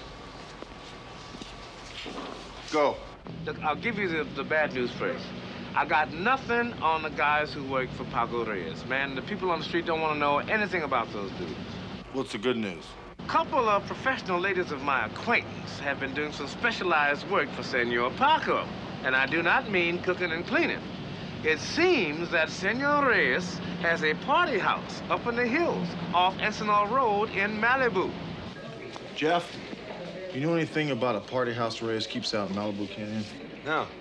What do you got? Let's take a ride.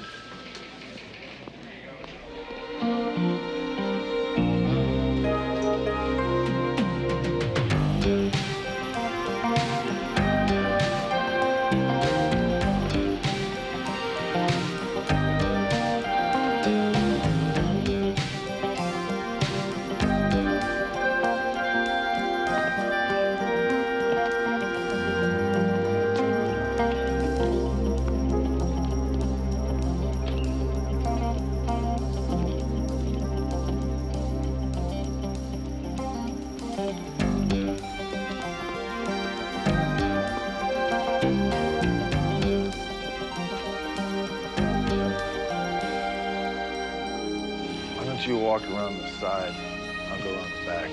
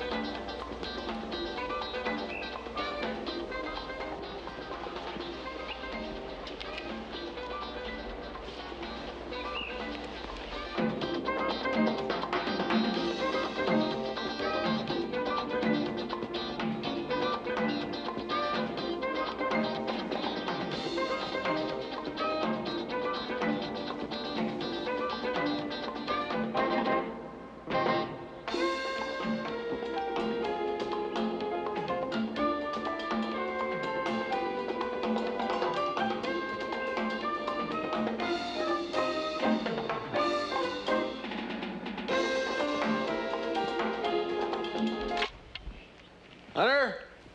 Yeah, in here, Jeff.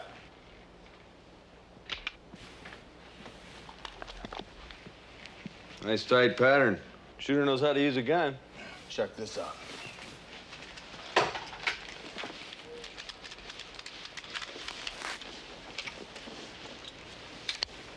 Yeah, this is Sergeant Hunter. Give me Sergeant McCall on homicide, please.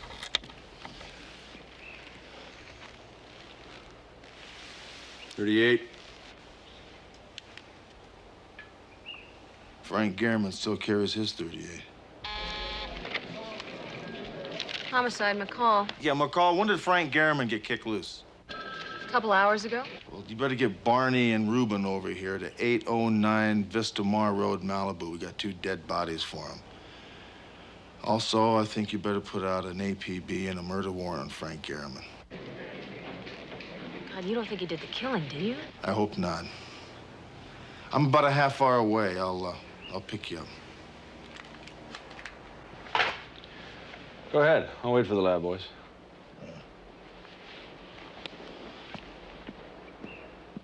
The investigation continues into the shooting deaths of 2 murder suspects at a home in Malibu Hills. Police are looking for Frank Garriman, a retired Metro PD officer in connection with the slayings. Ironically, Garriman was once one of the top homicide detectives on the force. The City Council today voted to extend its ban on parking in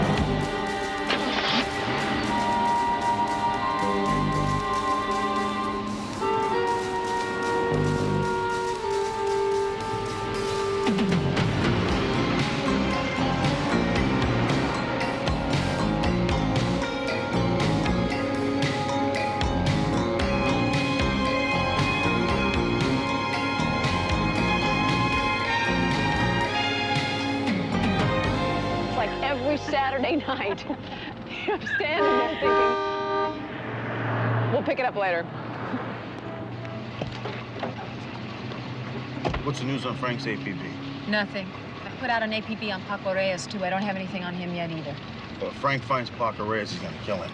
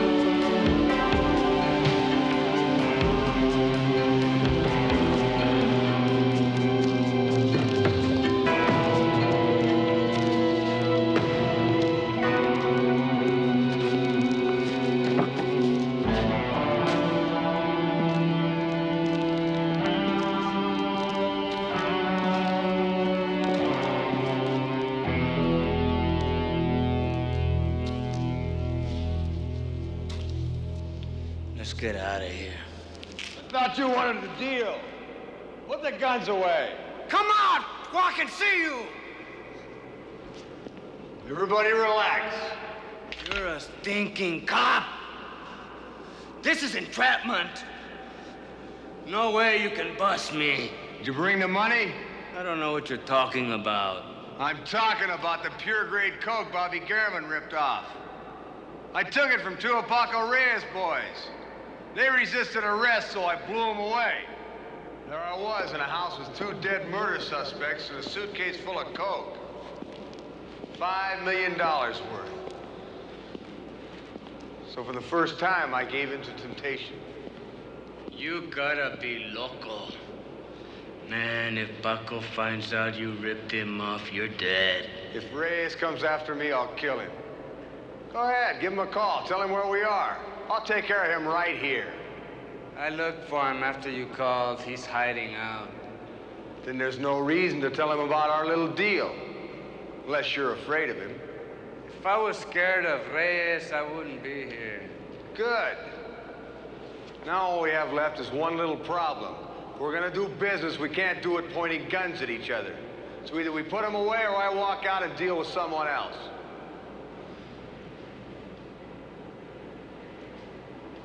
Okay. Somebody's gotta trust somebody, right?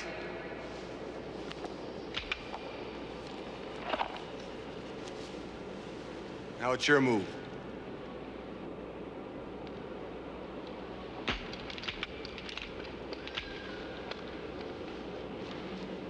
Let's see what you got. You first. Sure. There's no law against carrying money around.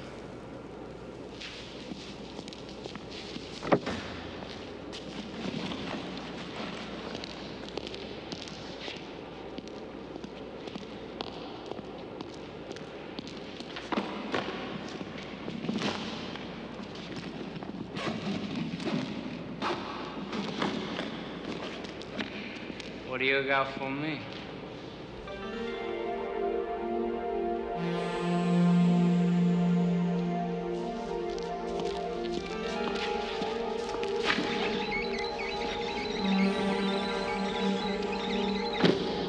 Check it out.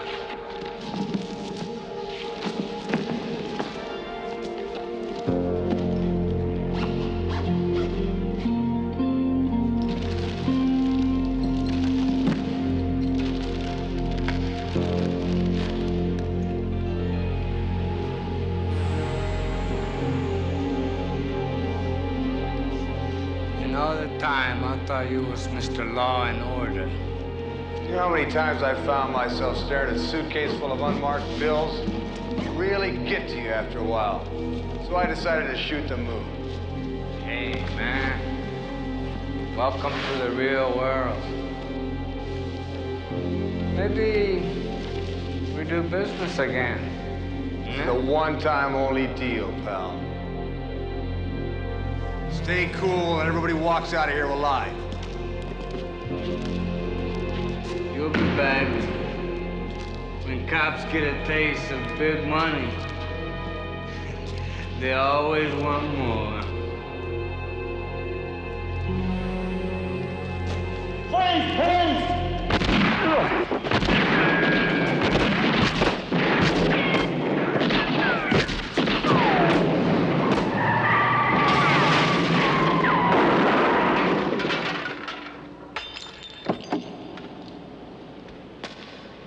Drop it right there, Sanchez. Very slowly, put it on the ground. Move!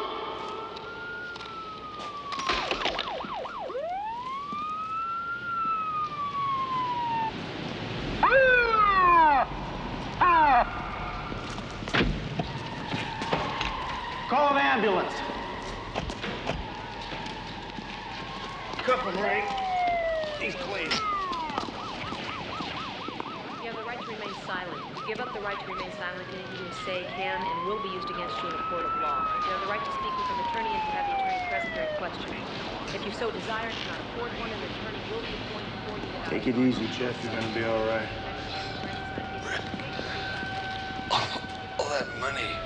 I didn't mean to. I didn't mean to. We got an ambulance coming for you. It's too late.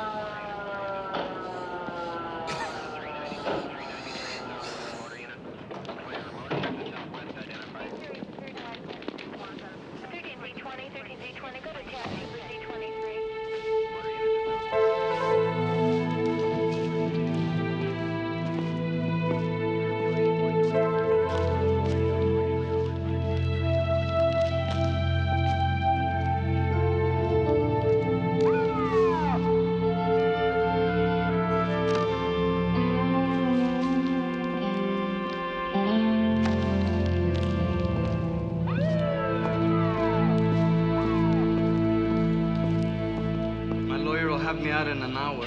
Yeah? We got 2 counts of murder on you now. 2? Now, what are you talking about? Wadsworth. And we're gonna push for an accessory into Bobby Garriman, Kelly. That wasn't me. That was Paco Reyes. Cut me a deal and I'll give him to you. You tell me where he is, and I'll talk deal later. He has a condo over in Carolina. He hides there when things get too hot. Okay, Ray, get him out of here.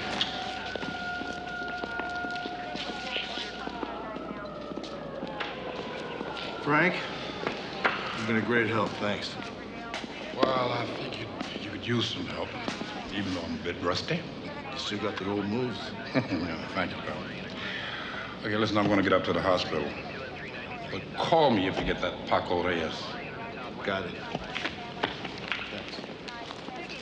Got a chopper waiting to take us to Catalina. Great.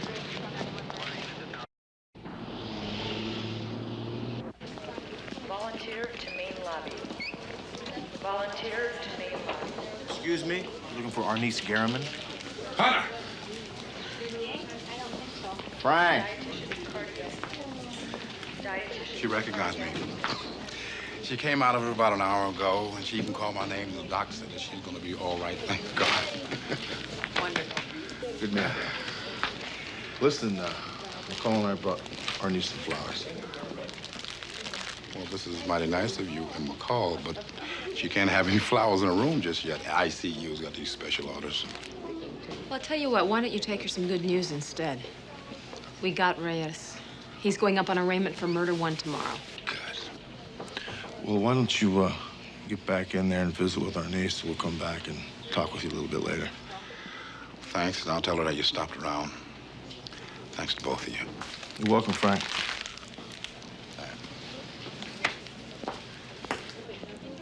Shame about those flowers. What do you mean?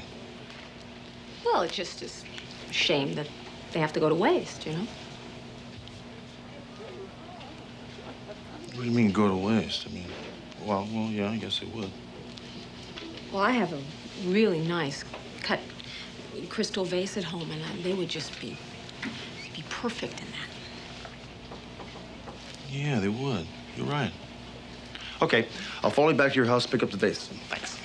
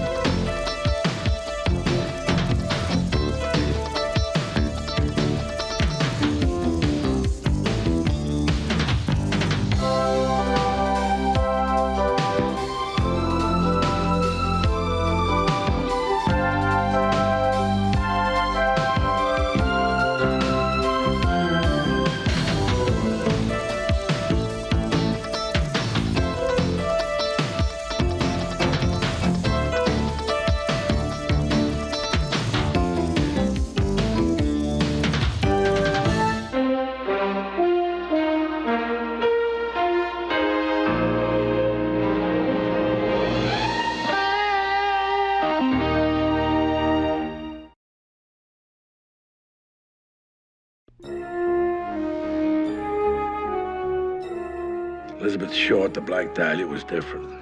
Special. She went straight to the front pages and stayed there. And I mean all over the world. It's the Black Dahlia murder case. It's the most famous unsolved murder case in the city's history. After all these years, what could have brought them here? I'll bet those are her bones. All cut up like the Black Dahlia was. You said there was no one in the world as beautiful as she was.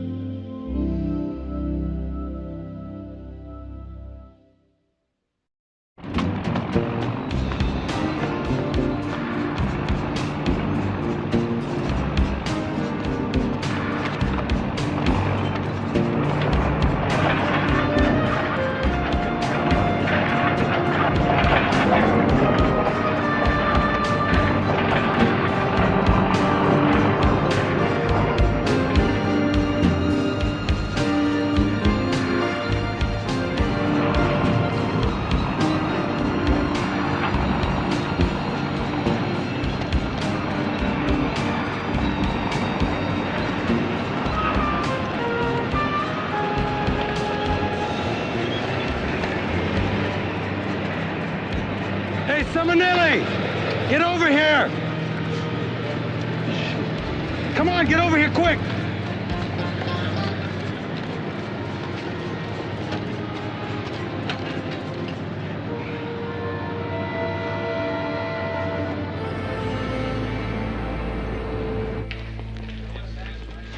How you doing? Can you tell me where I'd find Detective Sergeant Hunter? Sporty, I think your friend should have thought about that before the merchandise stuck to his fingertips. No way. Yeah. I'll have to talk to you later about it. Bye. Hunter? Well, I'll be damned, Sergeant John Doyle. It's been John Doyle for quite a while now, but Sergeant has a nice ring to it. I've heard of you. You were quite something. Thank you. Thanks for not adding in your day. I wouldn't dream of it. I'm Sergeant McCall. Hunter and I work together. Oh, nice to meet both of you. Hey, how come I never had partners like you when I was on the force? Well, I don't know. Maybe it's because I heard you were a real pain in the you-know-what. Come on now. I was a sweetheart. Anyway, I hear you two are on the Black Dahlia case. We are? We are. Our number came up when Marinsky retired. It's now our case until we retire. It was my case for 15 years. The only big case I never solved. The only one. Still, you never know when you're gonna get another shot. A friend of mine named Bruno Simonelli tipped me off about a human skeleton they dug up on a construction site. Human and female. Well, where is it now? Right here in your forensic lab. It was cut in half exactly the same way the Black Dahlia was cut in half. That's why I'm here. Sergeant, the Black Dahlia was murdered 41 years ago. The foundation Simonelli just tore up was laid 41 years ago. There are enough similarities to say that it is the same method of dismemberment, the same knife, and in my opinion, the same killer. That means we start all over again. At square one. Oh, did I say we? I meant you. Well, that's all right. We'll all start at square one. And friends, you're looking at square one. You spend your life working in homicide like I did. Murders come and go. But not the Black Dahlia. It always kind of surprised me, all the attention. Usually a murder, no matter how gory, it's a couple of days of headlines, then adios, on to the next murder. Elizabeth Short, the Black Dahlia, was different, special. She went straight to the front pages and stayed there. And I mean all over the world.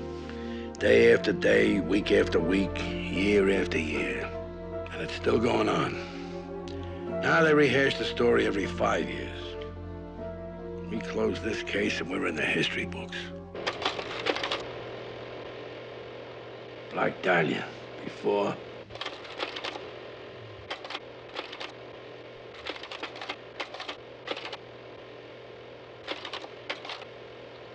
And after.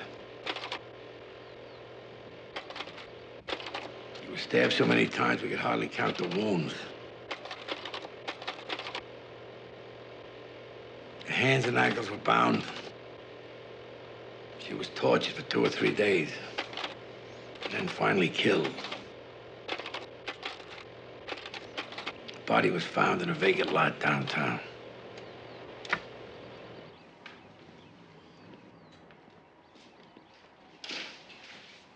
Newspapers jumped all over it. Black Dahlia. Jet black hair, white skin, black clothes she always wore. Black Dahlia murder case. Oh, the press people loved it. They'll always love it. Until we nail the killer. That is, if he's still alive. He's still alive. I can feel him. You know, this case is addictive. You'll get it, both of you. You said he. It's possible that the killer's a woman. Yeah, it's possible. But I doubt it. It's quite a collection you have over there.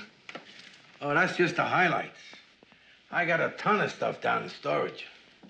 There's a picture of the mayor and me, the governor. Everybody was fascinated with Elizabeth Short, the whys and who of her murder. Like I say, the case is addictive.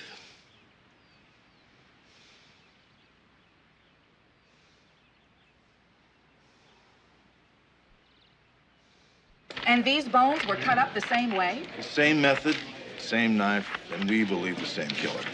Are you sure about the date? You know, the killing occurred 41 years ago. The city records have the foundation being laid January 7th, 1947.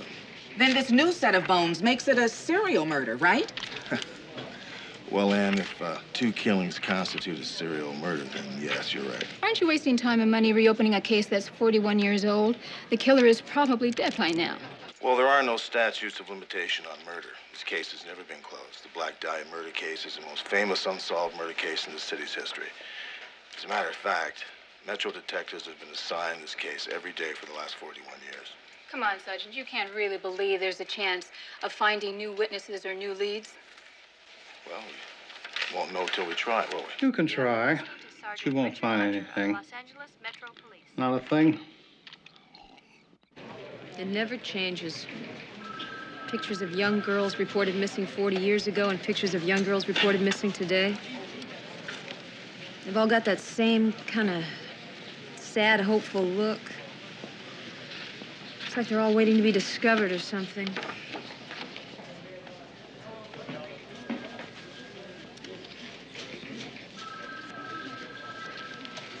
Where you been, Doyle? We've been expecting you.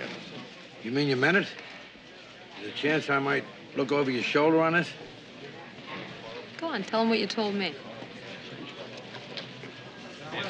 He said he thought that it would probably be a very good idea if you'd help us out on this. What do you say, Doyle? Want to help us?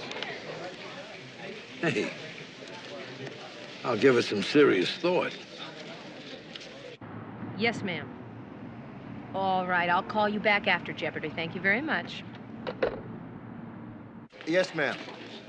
Yeah, Sergeant Richard Hunter, Metropolitan Homicide. I was calling in regards to a missing persons report that was filed on a Nora Stack on January 7th, 1947.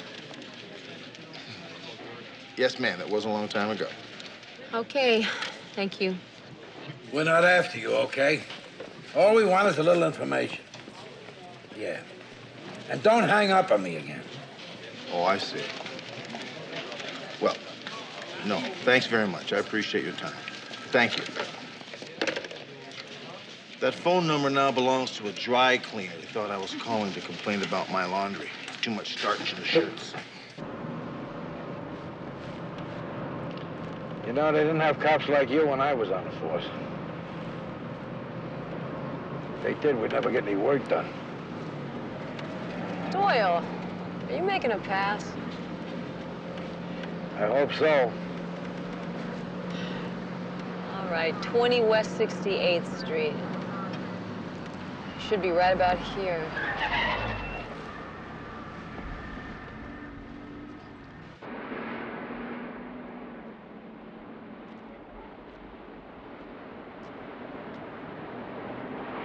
My kid's sister. That was more than 40 years ago. Yes, I know. You trying to tell me you found out what happened to her? Well, you see, we found the remains of a body that was buried about 41 years ago. Myra? I wonder. Mr. Peterson, we're not exactly sure that it's your sister that we found. That's why we're here. You could help us out a lot if you can tell us exactly what happened and when. She was 18 years old. A wild girl. Oh, I tried laying the law down to her. But Myra wouldn't listen. I know. So what happened? She just disappeared, just like that, and I never saw her again. So you think she's dead? Well, a few weeks after Myra disappeared, that Black Dahlia girl was killed. I went to the police. I spoke to a guy named Boyle. It was Doyle, Mr. Peterson. And I'm the man you spoke to. The hell you are. His name was Boyle. He was much taller than you. Mr. Peterson, what happened? Like I told Boyle then. Ah, poor Myra. I'll bet she was done in by that same guy who killed the Black Dahlia. Oh, they said they were going to look into it, but they never found anything. Because as far as I'm concerned, they didn't look hard enough. Thanks, Mr. Peterson. If we have any more questions, we'll give you a call. I can't wait. You ever stop to think the poor kid got fed up? Got the hell away from you as fast as she could? By the way, that cop's name was Doyle. And you're looking at him. He had a lot of hair, a lot of wavy hair. Come on. Yes? Hi, Sergeant Hunter, Metropolitan Police. I was wondering if you might help me with some information. Yes, of course. If I can. On January 4th, 1947, a Florence Johnson disappeared. Yeah, I remember that. You do? Or were you the one that reported her missing? No. I'm the one that was reported missing. I'm Florence Johnson. I ran off with a sailor. We got married. Lived with him for 12 years. My mother said he was no good. She was right.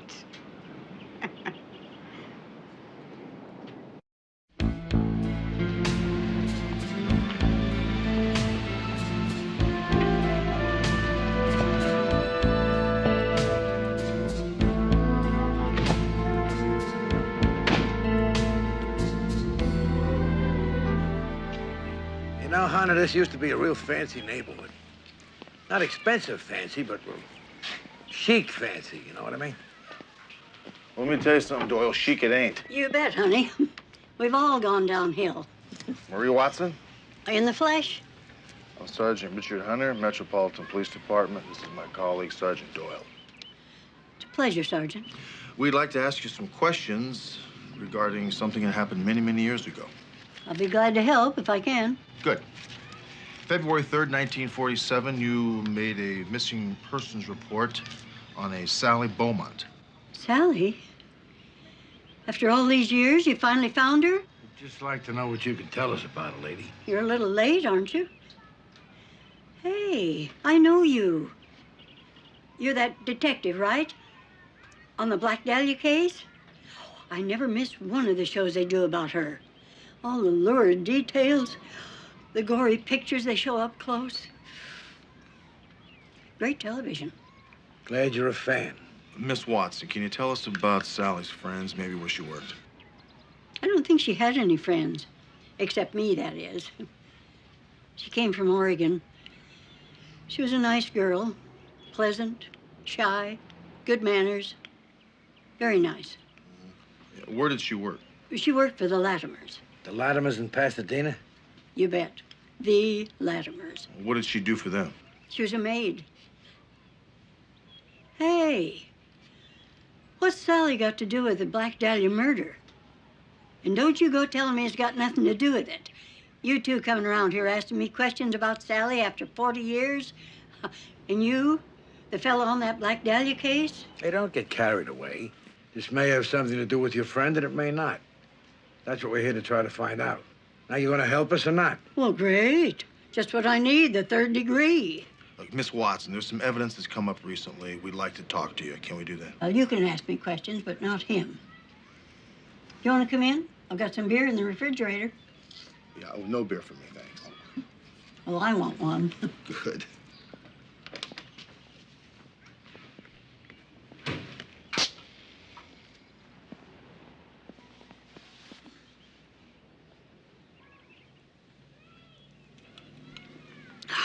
Nothing like a cold beer on a hot day. Now, what kind of questions you got? Well, we'd like you to tell us a little bit more about Sally. Well, there's nothing to tell, really. She left the Latimers to go visit her folks in Portland. She had this old Chevy. She was dead set on driving it up there, nonstop. Well, when I didn't hear from her, I called her folks. Not only wasn't she there, they didn't even know she was coming. I guess Sally was planning on surprising him. That's when I reported her missing. Well, couldn't she have run off with the boyfriend? Oh, no way. I told you she was shy. Not only didn't she date anyone, she certainly didn't run off with anyone. I think she fell asleep at the wheel, and bam, she was dead. Those roads were terrible back then. Maybe up near the Oregon border, where those cliffs go straight down into the ocean. I figure that's why the car was never found. Sally neither. And there's got to be more than that. What'd she do on her days off? I told you she never dated any guys, if that's what you're looking for. On her days off, she used to come over here and we'd sit around listening to the radio. No television then. You trying to tell us that's all there is? Where'd you find this guy? Look, Marie, I really appreciate your time. If you think of anything else, call me at that number. Come on. Yeah, you I'll call. Hey! Don't they have a retirement plan in the police department?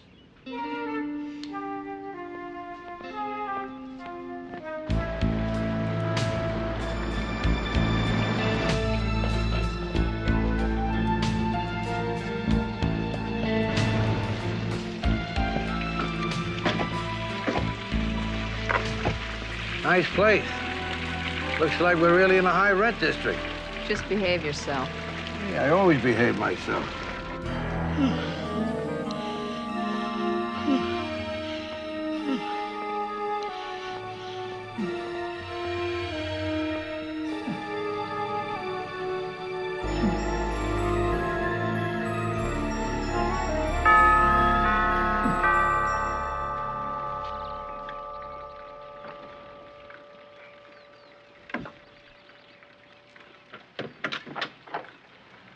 Sergeant Hunter, Sergeant McCall, and Mr. Doyle. That's Sergeant Doyle. Mrs. Latimer's expecting us. Yes. This way, please. Mrs. Latimer is waiting for you in the drawing room.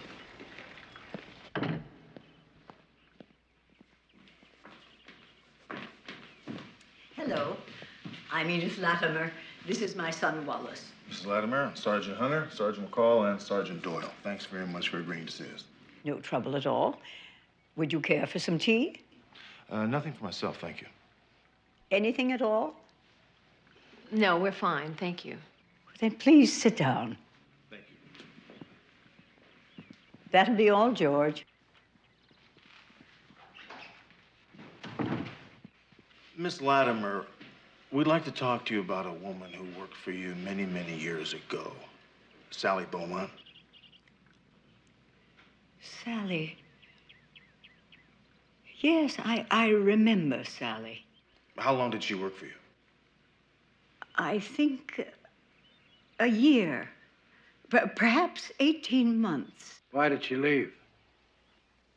As I recall, she wanted to pay a visit to her parents. What kind of girl was she? Sweet, very sweet. We were hoping that she would come back. Do you recall what she looked like? Plain, as I remember. And very shy. I think her stay here was probably her first time away from home. Yes, we were surprised that we didn't hear from her again. And then, many weeks later, 2 policemen came here to ask about her. And it seemed that she had never arrived at her parents' home and had been reported missing. Just out of curiosity, what could possibly have happened that's made you interested in Sally at this late date? A human skeleton was found. Female. Killed by the same person that killed Elizabeth Short. Elizabeth Short? The Black Dahlia. The Black Dahlia? That poor woman who... That's the one. And these remains. You think they could be Sally? Could be. Oh, how horrifying. Mrs. Latimer, we're not certain that the bones belong to Sally Beaumont. We're trying to find that out. I'm sorry, that's all we can do to help. It's quite all right. Thank you for your time. If you think of anything else that might be of interest to us, please call me at that number.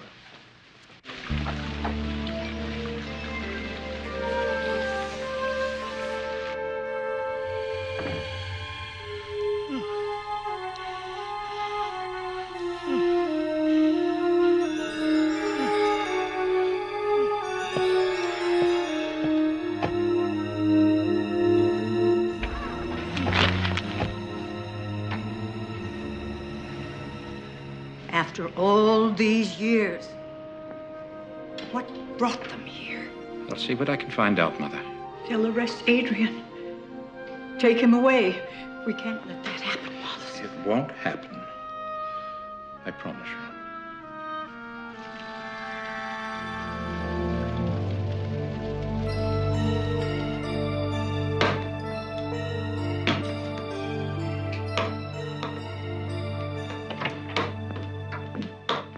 Oh, who were those people who were here today, Mother?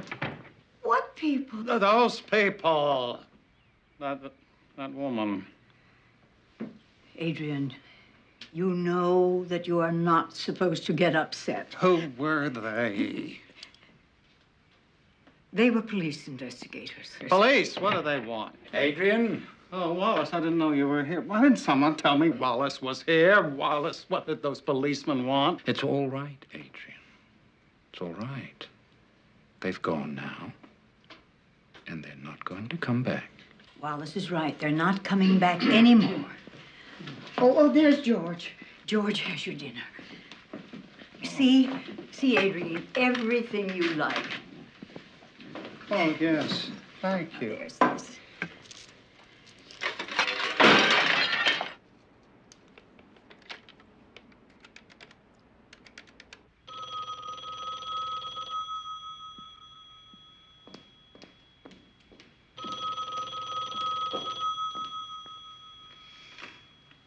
Hello? I would like to speak to Mrs. Edith Coles Latimer, please.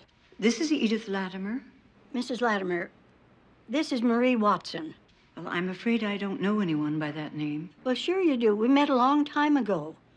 I was Sally's friend. Sally Beaumont. Mrs. Latimer? Are you still there? Yes, I'm here. Do you remember me now? Not really. What do you want? We have something to talk about. I would like to come and see you. I'm afraid that's impossible. Then you'll have to make it possible. What do you want to talk about? That's what I'm going to tell you when I see you. I'm telling you this is important. It would be better if you'd let me come and see you.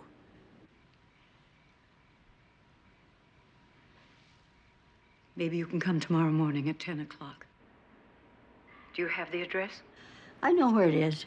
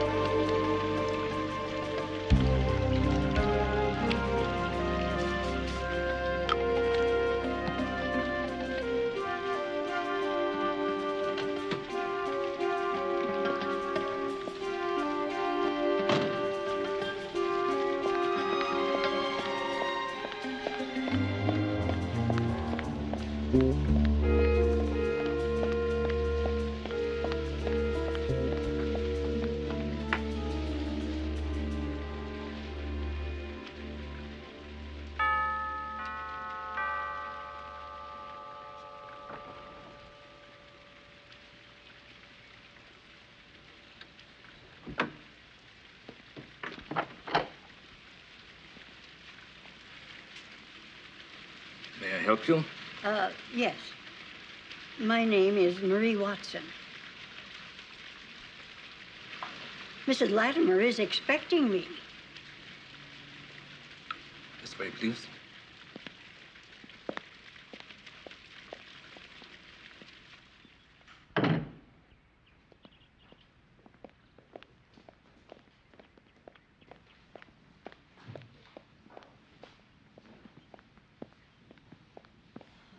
Hello, Miss Watson. This is my son, Wallace. Pleased to meet you. Thank you. Miss Watson, I'm sure you understand that we're curious to know why you are here. Oh, I'm sorry. May I sit down? Yes, of course.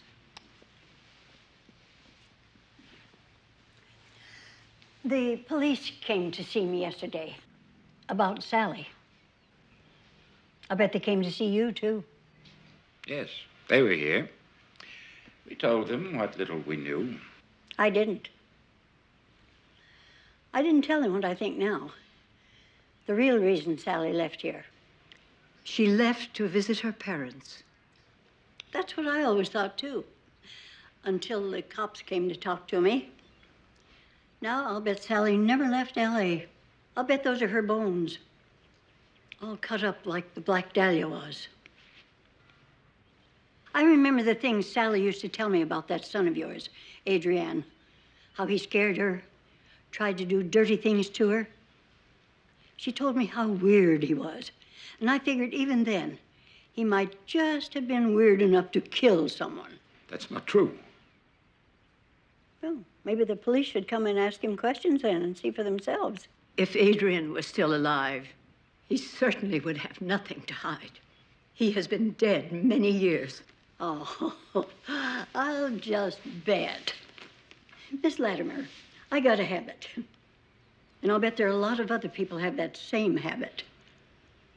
I read the obituaries. And even if I'm in a hurry, there are two things I never miss. The astrology column and the obituaries. And if Adrian Latimer had died, I sure as hell would have read about it. And I sure would have remembered it. Miss Watson, Adrian is dead.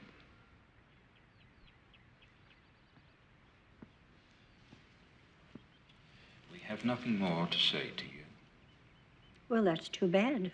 That's just too bad. What's too bad, Miss Watson? I came here to be friends, and now it's too bad you don't want to be friendly.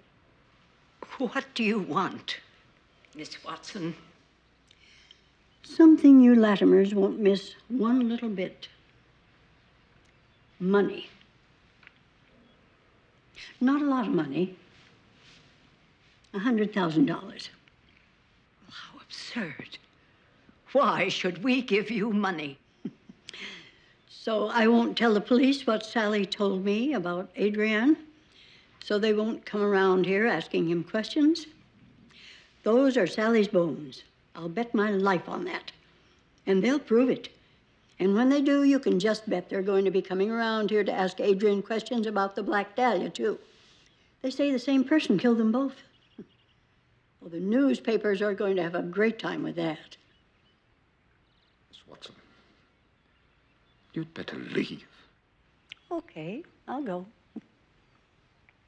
I'll even give you time to think about it. Maybe a day or two. Who knows? By then, maybe you'll want to be friends.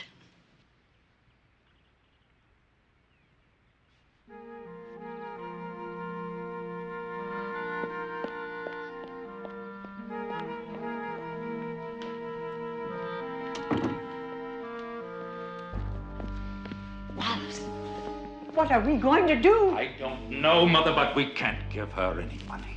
But why not? At least she won't talk. No. No, if we pay her, we'll never be rid of her.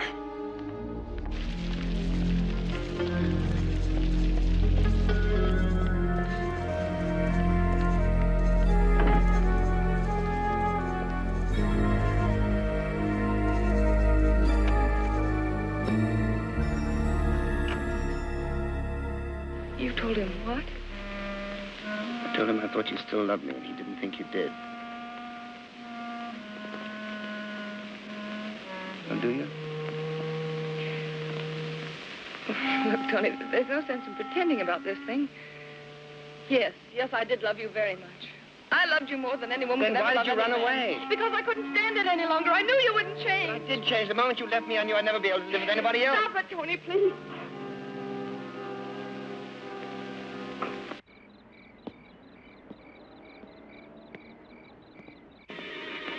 Too bad, isn't it? For me. For me, too. Oh, darling. I've missed so much.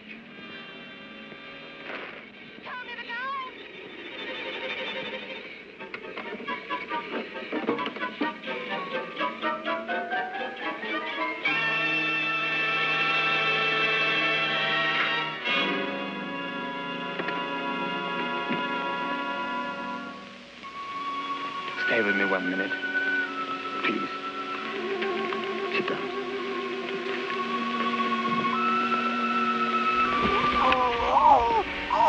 Now we can have a good cry together. It's funny, isn't it? Yes. Very. There must be something I can do to make things right. Why not? Because I'm married. No, but you left me, didn't you? Well, that was different. Different? Why? Well, because Don needs me. And I don't. No, you don't. You don't need anyone. Why, you even live in a world all of your own. No one's really a part of it. And I wasn't. But there must be something I can do.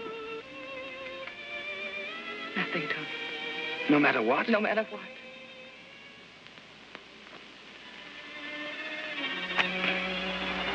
Come on, Tony, let's get out of here.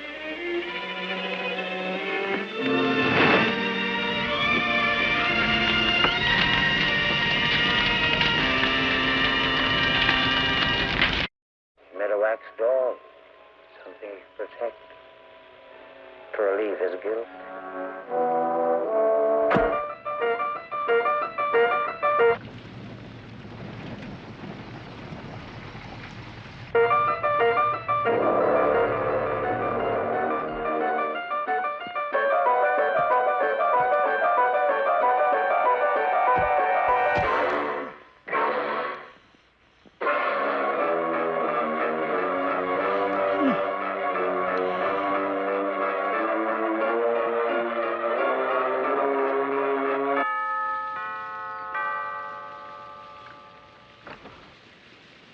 Like to see Mrs. Latimer, please?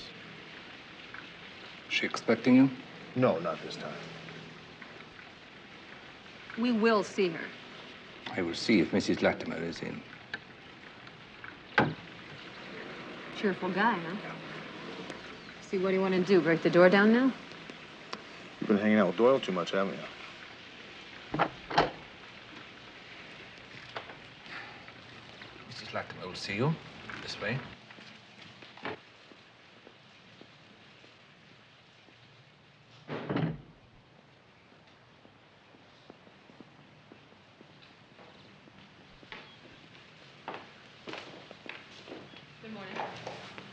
We have a number of questions we'd like to ask you. Yes? Sally Beaumont had a very good friend here in Los Angeles, a Marie Watson. We questioned her yesterday, and today she's dead. Her house burned down last night with her in it. The fire squad has labeled it a fire of questionable origin. Why would you think that something like that could have anything to do with us? Because Marie Watson called this house night before last about 10:30 in the evening. Yes, I was the one who took that call. She wanted to know if the police had been here to see us.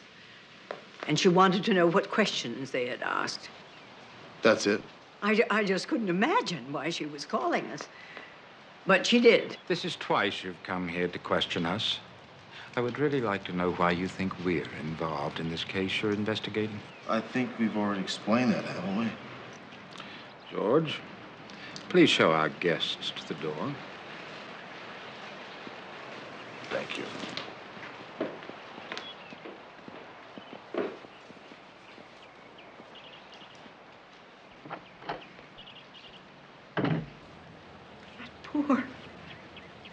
Poor woman. Dead. Wallace, I know that you didn't do it. And I certainly didn't. But who could have done it? Well, I know the likeliest suspects, Mother. You and I and Adrian.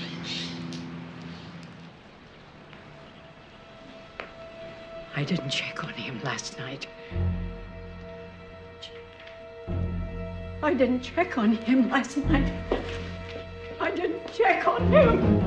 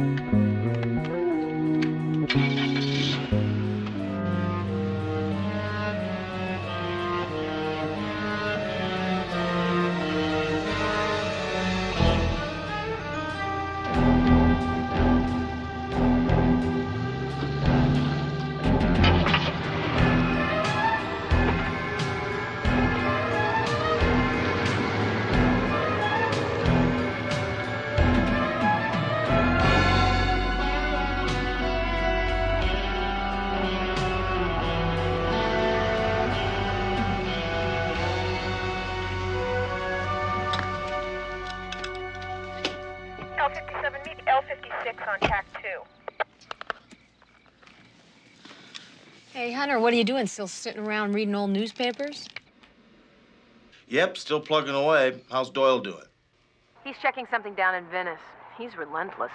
Listen, I got something. A neighbor of Marie Watson saw a suspicious car, a dark blue two-door sedan, last night, right before the fire. Dark blue sedan, huh? Good work. I got something. It appears Mrs. Latimer had another son, Adrian, born January 14th, 1926. Now, he shows up every once in a while, up until right around the mid-40s, and then he suddenly disappears. So I called the Hall of Records for a death certificate, found nothing. I think first thing in the morning, we're gonna run this guy down, dead or alive. Wait a minute, what do you mean first thing in the morning? 7 a.m. Oh, no. 7 a.m.? Okay, make it 7:05. What a pal. Thanks.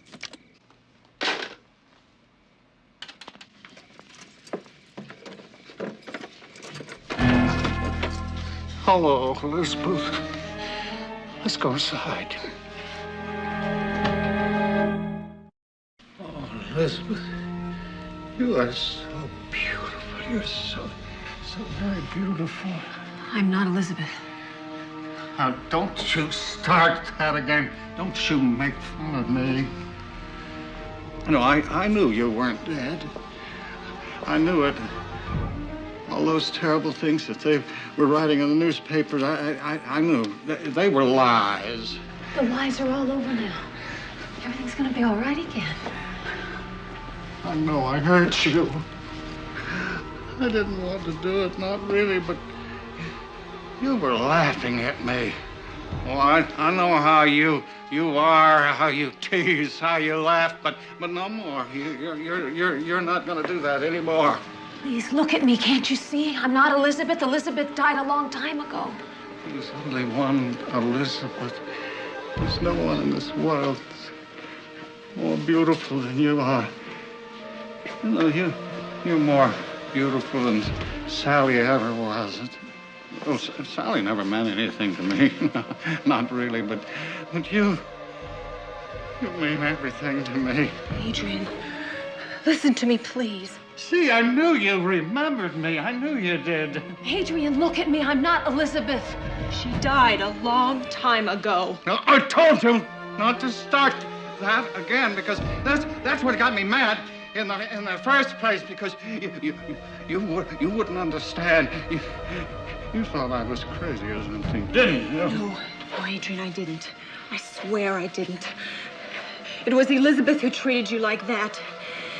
Remember you said there was no one in the world as beautiful as she was. Can't you see I'm not Elizabeth? Don't make me do it all over again. If you make me do it, I will. Sally, don't come in. He thinks you're dead.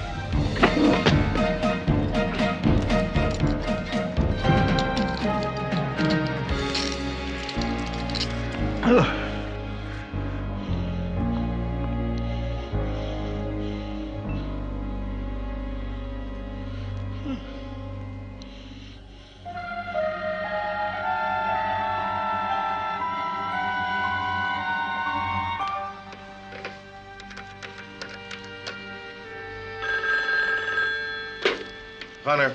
I hope you're sitting down. Been sitting down all day. What's up? I think we just solved the Black Dahlia murder case. Have you been drinking? No. I'm sitting here looking at Adrian. I presume his last name is Latimer. It's the same guy who killed Elizabeth Short and Sally Beaumont. He's on my floor, handcuffed.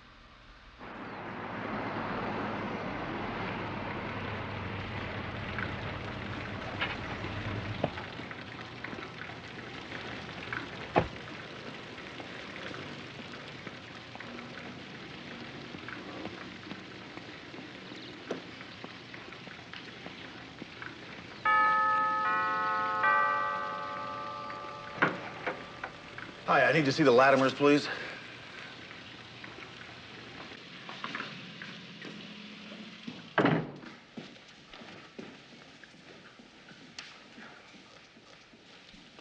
Have you found Adrian? Yes, we found him. I might add that he found my partner. We have him in custody now. I have 2 warrants for your arrests. Accessories in the murder of Elizabeth Short and Sally Beaumont. Suspicion of murder in the burning death of Marie Watson. I had nothing to do with that woman's death. And neither did Wallace. Sergeant Hunter? Yes, George. I can assure you that Mrs. Latimer and Mr. Wallace were here the entire night. Neither of them left his house. Really, George? You up all night roaming the halls? I am a light sleeper. If either of them had left the house, I would have known. I would have heard. Do you own a dark blue 2-door sedan? Yes, I do. And do you know a car fitting that description was seen in the neighborhood the night Marie Watson was burned to death?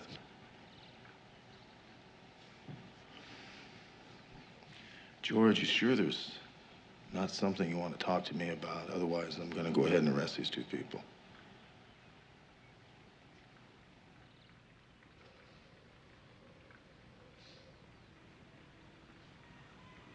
Sergeant, it's me you want.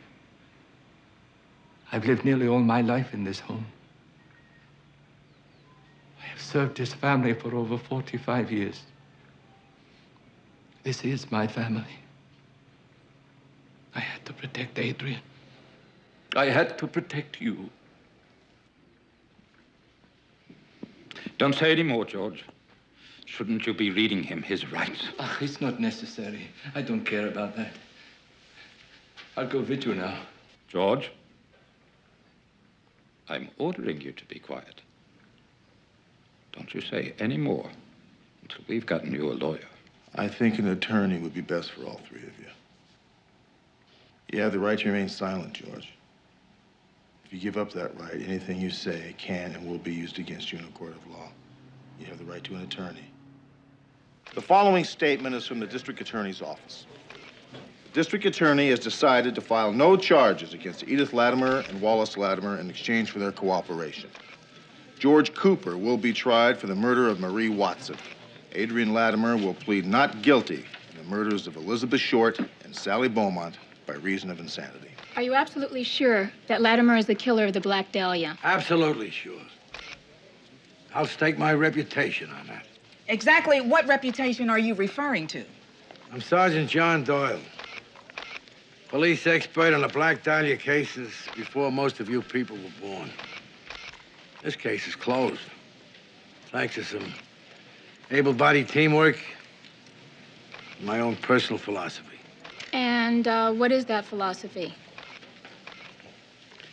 It's never over till the fat lady's behind bars.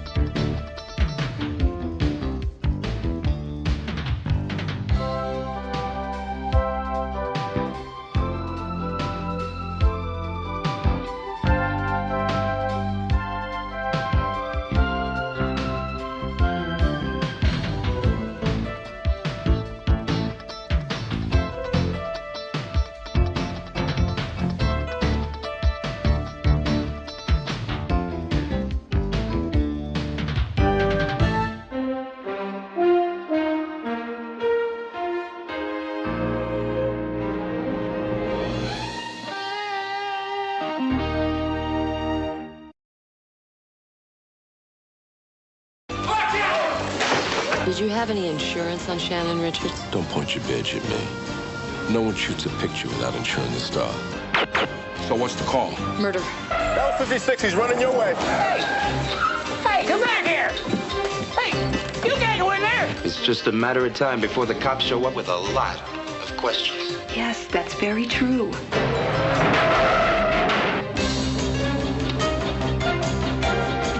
You know, we are one telephone call away from losing this case.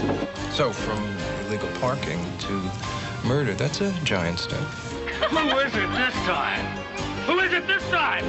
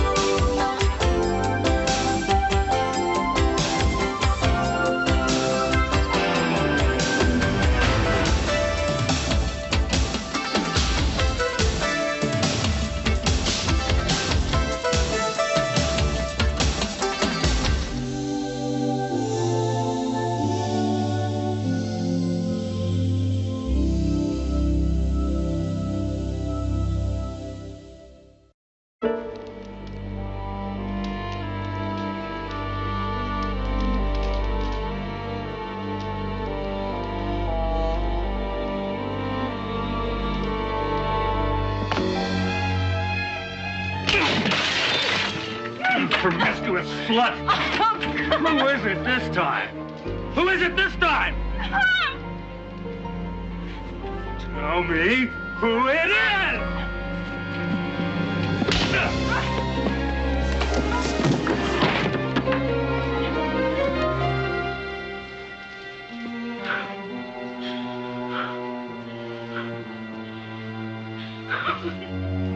You haven't got the guts.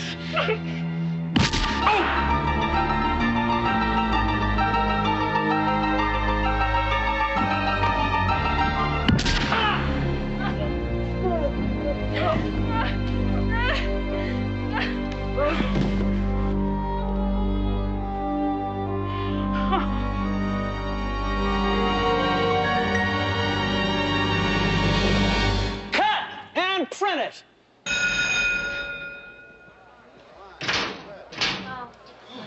Oh my God. Are you okay? Okay, everybody. Listen up. Let's move it out of here onto the library. Shanna, sweetheart.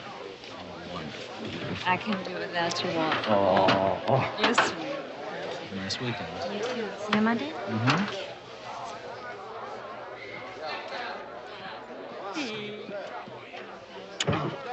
It was wonderful. Just Did you wonderful. like it? Yeah. Did you like it? I loved it. You like it? Yeah. You can have them reshoot it if you didn't like it. No, it's fine. Looking forward to the weekend?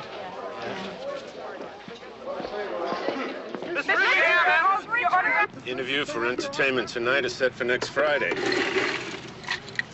And the Tonight Show wants you back. ASAP. Shannon, Miss Richards over here. Shannon. Jerry, get us out of here. Shannon, over here. Run over him if you have to.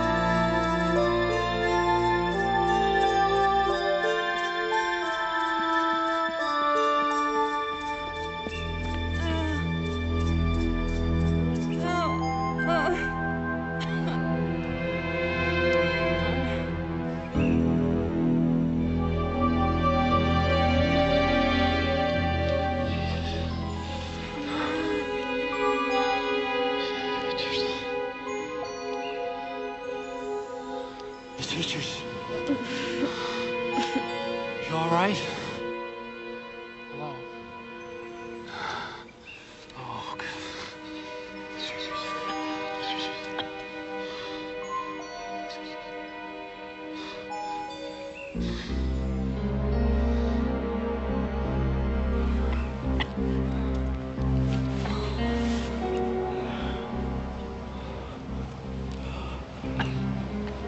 Truck.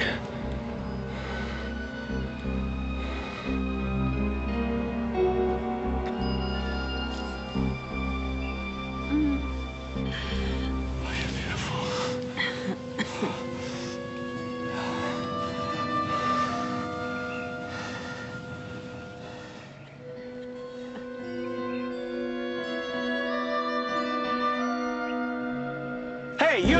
What are you doing there? Get him, Dutch! All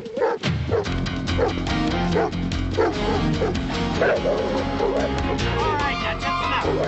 Dutch, get back here. Leave it alone. Dutch, that's enough. Dutch, get back here, now. Dutch, that's enough. Get back here.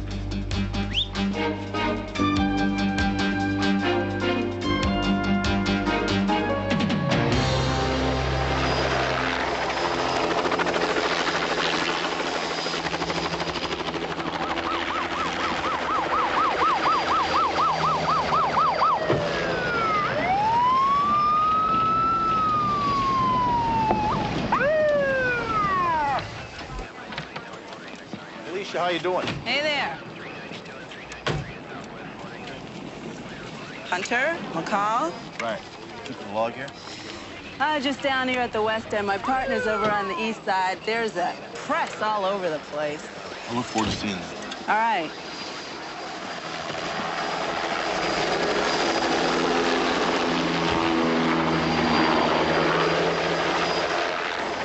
We're setting up hot dog stands in no time, huh?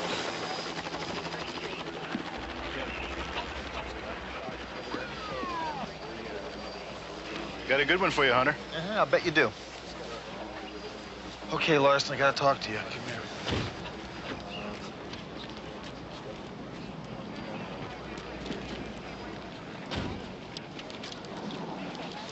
What the hell you think you're doing? Well, I'm the watch commander, Sergeant. It's a hell of a big case. Thought I'd get out from behind my desk and do a little field supervision until someone from homicide showed up and took charge. That's me. Now you got 4 cops, a dog, and a civilian trampling evidence into the ground. We didn't disturb anything. The body's under the tree. How do you think it got here, Larson? Drop out of an airplane? I don't like your attitude, Sergeant. Oh, really? Lieutenant, would you have your men move up the road, please? Thank you.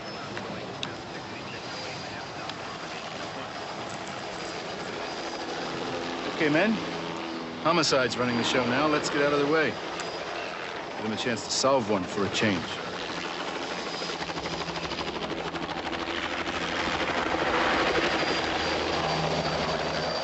Aren't you afraid you might be disturbing the evidence? I'm not gonna turn this into a circus, McCall. This is going to be one big circus. Let's get some details. Why don't you let me go talk to Larson, okay? You just relax. Yeah, it's a good idea. Lieutenant, send us the first unit responding to the scene, would you?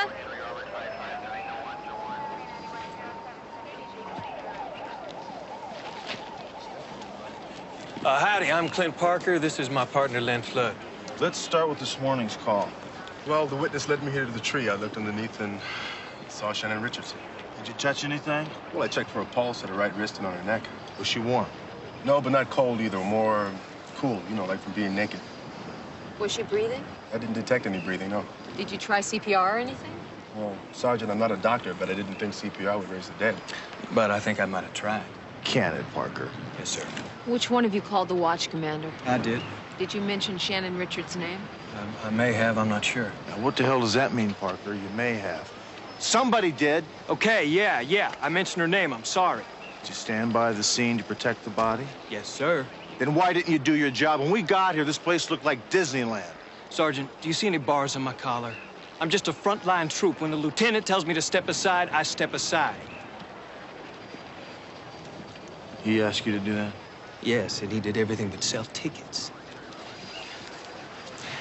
You see that beady-eyed little wimp with him? That's Lieutenant Ellis. He's from the Rampart Division. Larson invited him over to have a look. Tell him about Clark. What about Clark? Lieutenant Larson let him take some pictures. Of the body.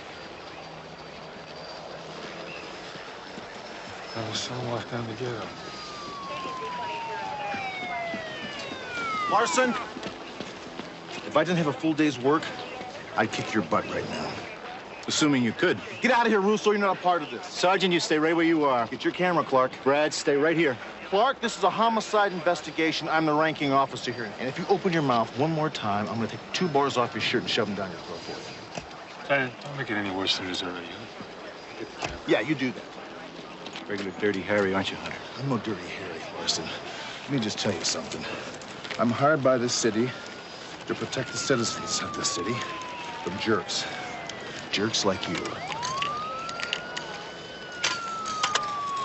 camera belong to the city? Yeah. This is a homicide investigation. I'm the ranking officer. I'm ordering both of you guys out of here. I'll see you another day, Hunter. Good.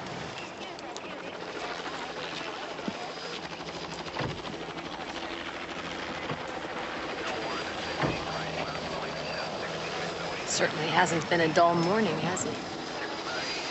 Here is a special news release. Famed film star Shannon Richards has been found dead in Elysian Park. Shannon Richards, star of both television and screen,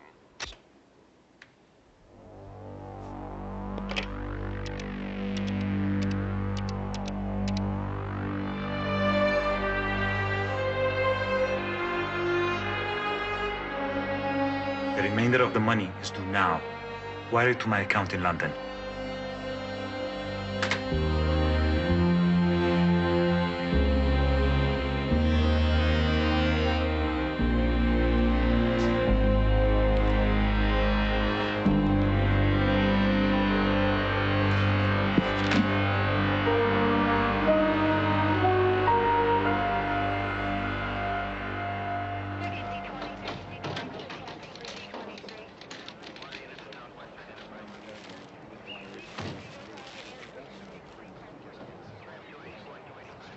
Is it who we hear it is?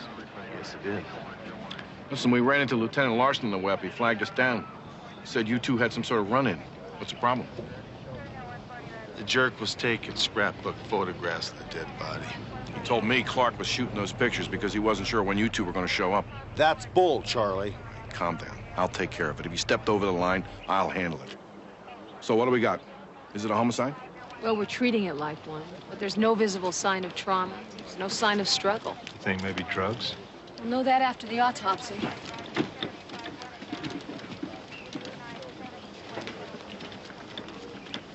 Remember my ex-wife, Sarah? She's a big movie buff. I remember her talking about this Shannon Richards. When she first hit, everybody wondered who she was, you know, where she was from. But none of the stories she told ever checked out. Nobody ever found the answer either. I guess it's your turn now. Good luck.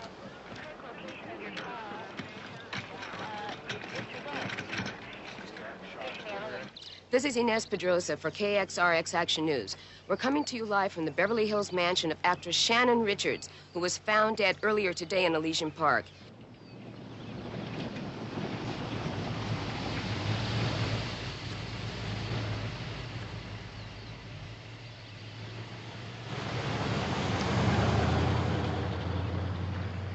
We're standing by awaiting further developments. Therefore, guys, back to you in the studio.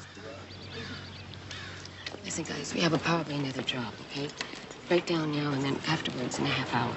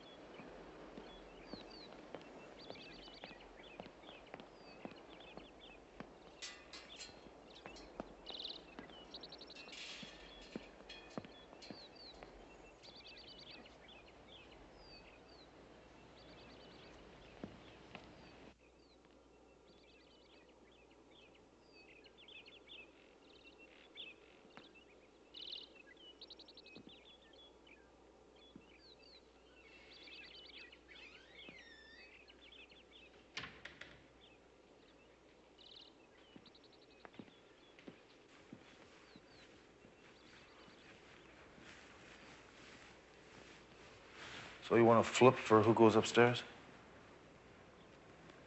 You have longer legs. You go upstairs.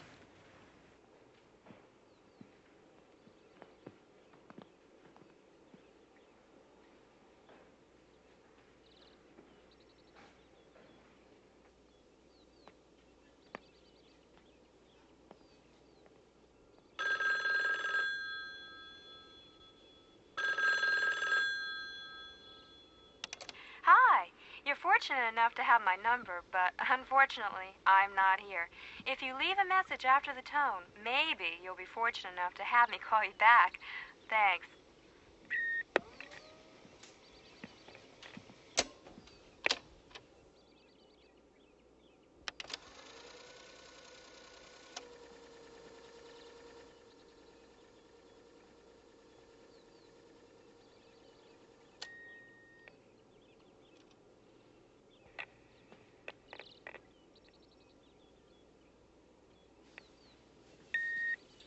Good morning, Miss Richards. This is Bruce, your friendly AD. The limo will be out in front at 6 a.m. Thank you. Shannon, you know how I hate these damn machines. You filthy rich, hire some poor unemployed actor to take your calls. Tony Rondino wants to talk. I promised him you'd call, so call, damn it. You're beautiful. Hi, Thelma. It's Shannon. I probably won't be home till late, so before you take off for the weekend, would you be sure to pick up the dry cleaning? Thanks. Gotta go. Bye-bye. Hello, Shannon. This is Tony Rondino. Weren't we getting together this evening? Give me a call, please. Shannon, this is Diana Cross. I want you to know I meant everything I said. Thank you for agreeing to meet with me Friday night.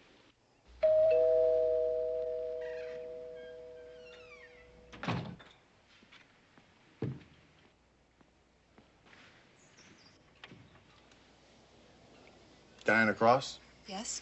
I'm Sergeant Hunter, Metropolitan Police. I'd like to ask you a couple questions.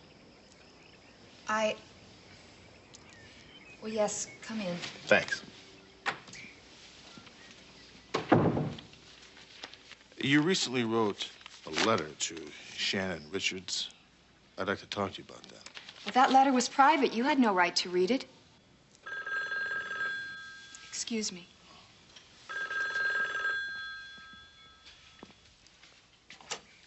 Hello? Yes? Uh-huh. I don't mind.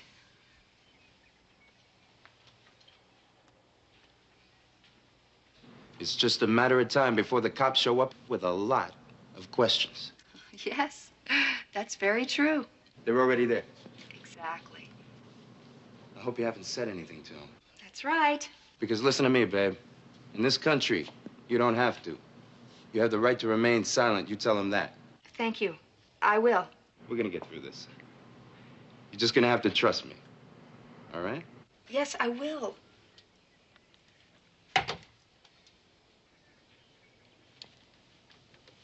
Sergeant, I'm sorry. I'm not going to be able to answer your questions. Whatever you want to do, Miss Cross, I'm going to find out what's going on anyway. Well, I'm not going to talk to you. Don't I have that right? Thanks for your time. I appreciate it. May I have my letter? No, we're going to keep the letter. It's evidence. Thank you.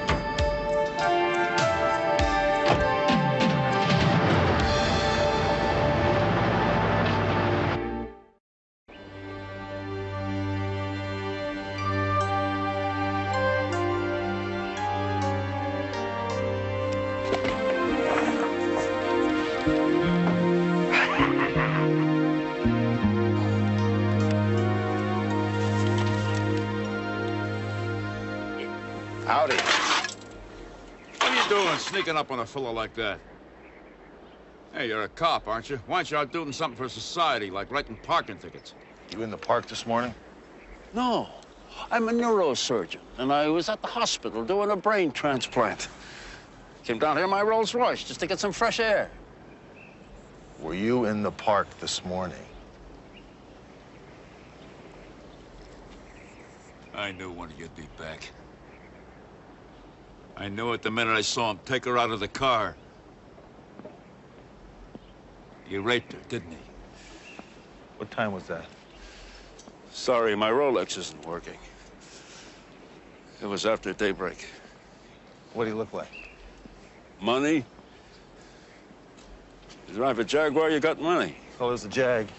Blue. Black. No, dark anyway. 2-door, 4-door? 4. He got her out of the back. Is she dead? No, she wasn't dead. She sort of,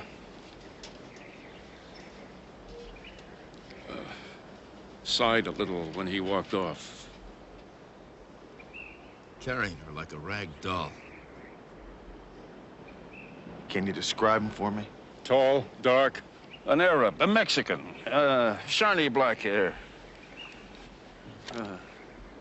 And skinny. I guess when you got money, you don't have to eat.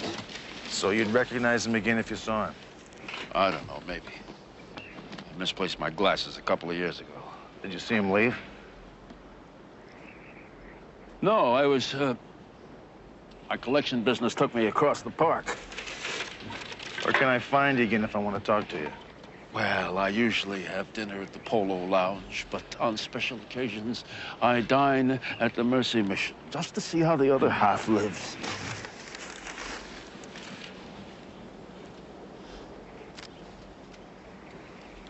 Thank you, sir. What's your name? Harry Caulfield. Harry Caulfield. Thank you, Harry. Appreciate it. Thank you.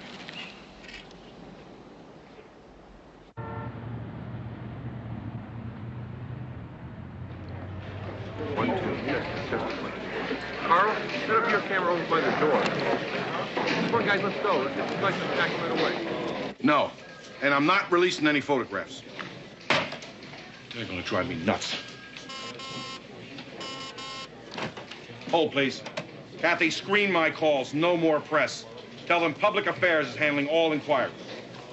Charlie, screening your calls ain't gonna get rid of the camera crews in the lobby. But you are, Lieutenant, so you go down there and tell them something. Tell them anything you want, but get rid of them. Oh, no. No, Charlie, you're the one that's good with the press. I'm also good at delegating authority. Let's go. All I want is the bottom line, McCall. Blood level shows there were toxic amounts of both alcohol and barbiturates in her system. We're looking at 0.26 blood alcohol. That's it? That's the bottom line? No, Barney says that the level of intoxication combined with bruises along her jawline indicates forced ingestion. She couldn't have walked or driven to that part. No way, absolutely not. This girl was so full of booze and drugs that her involuntary systems could hardly have been working, let alone her voluntary ones. So what's the call? Murder, forced overdose. Press is gonna love this. Yeah.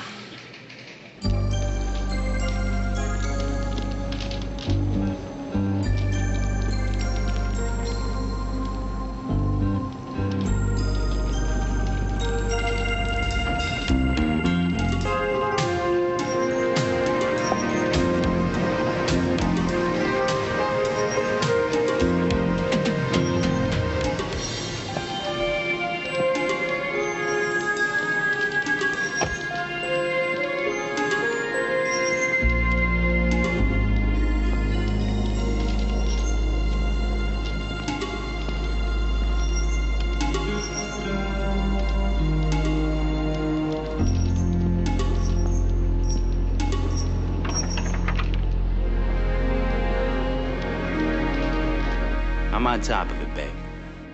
I don't want you to worry. Everything's gonna be all right. No, it's gonna be fine. Trust me.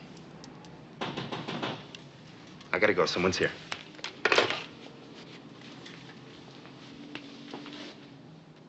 Come in. Hi. What can I do for you, officer? Sergeant Hunter, Metropolitan Homicide. I was wondering, you do have a client by the name of Diana Cross, right? So? She had a meeting set up last night with Shannon Richards, you know, the movie star. I'd like to know what that meeting was about. Sergeant, I'm sensing a real conflict of interest here. No, really, I am. My loyalties are torn between my high regard for the LAPD and my client's welfare. Well, I can appreciate your conflict. However, you knew there was a meeting, right? Perhaps you were there. No, I wasn't there. As a matter of fact, excuse me. I don't have to answer that. You already have. Is that your blue Jaguar downstairs? Yeah, as a matter of fact, it is. Good. Excuse me. You're under arrest. What for? Suspicion of murder. All right, everyone, listen up. Stand on a white line, keep your heads up, and look straight ahead. Recognize any of those men, Mr. Caulfield? Well, if I got to pick one, I'd say it's that guy right there, second from the end. Would you be willing to testify in court to that fact? In court? Yeah, in court. Oh, wait a minute. I don't know about that. I didn't say that was the guy. I just said he looked more like him than the other guys he got up there. A woman's been murdered. Now, if that's the guy that did it, your testimony can help us to put him away. I've been on the sauce for 15 years. You think anyone's going to believe what I have to say?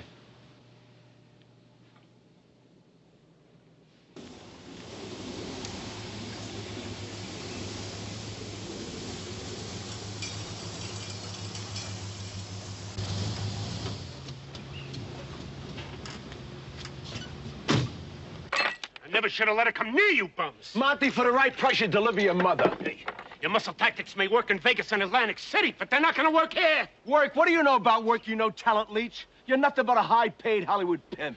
Gentlemen, please, now, let's stop the bickering. We're not going to be bickering, George. I've made my decision, and you guys know what it is. Gentlemen, this isn't getting us anywhere. Now, why don't you both cool off? I'm trying to talk to this stupid hustler. He's got nothing to say worth listening to. Sorry I wasted my breath. If you don't get the message, it's your problem. Who the hell are you to tell me what Excuse me. It's all over. Can I help you?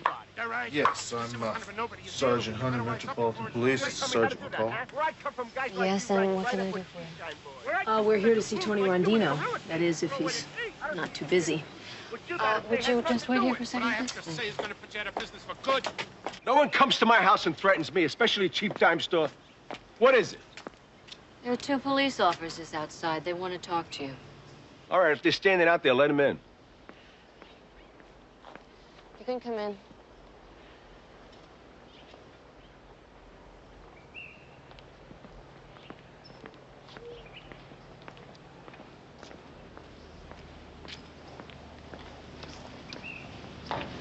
Gentlemen? Meg says you're cops. Yes. I'm Sergeant Hunter. This is Sergeant McCall, Metropolitan Homicide. We're investigating the death of Shannon Richards. Shocking, absolutely shocking. Monty here came over to discuss it. He was Shannon's personal manager. This is George Franklin. He's my partner. And you are? Tony Rondino. Tony Rondino. You must be the producer of Shannon's latest film. Ex-producer. It's all over now. We've only been shooting for 10 days. We had 16 weeks to go, so we shut down. It's a shame. Shannon was really a gifted actress. Is that what this little argument was about, Shannon Richards? Argument, hell, Sergeant. This is Hollywood. You lose a picture that figures to gross $100 million. You tend to yell a little. Right, Monty? Yeah. Especially when you have a piece. Have you any idea what happened to Shannon? Well, we know she was murdered. God. How? How was she murdered? You were her manager. When did you last see her? I took her home from the studio on Friday. Everything was fine. She was looking forward to a weekend around the pool. She never went out much when she was working. Do you have any idea who might have wanted to do this to her? I don't know. She didn't have any enemies that I know of. But, she was very secretive about her past. If she had parents or any family, I never met them. Mr. Rondino, you called Shannon Friday night, right? Hey, you do your homework. I like that. Yeah, I wanted to see you. Monty set up a meeting. George and I were going to talk to her about the picture over dinner. It's nothing important. It's called staying in touch with the star. But she never showed up, right? No. George and I went over to the studio. There's a little poker game there every Friday night. Mr. Rondino, did you have any insurance on Shannon Richards? Don't point your badge at me. No one shoots a picture without insuring the star. The bank won't lend you a dime without it. How much insurance did you have on her? George, give her the figure. $15 million for the term of the shoot, and budget was about $34 million. That's fairly standard.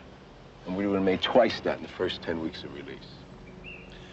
Well, I can see you're all pretty shook up over Shannon's loss, so we'll be leaving now. If there's anything that you guys think of that might be able to help us, we'd appreciate a call. You could bet on it. We're going to give you a call.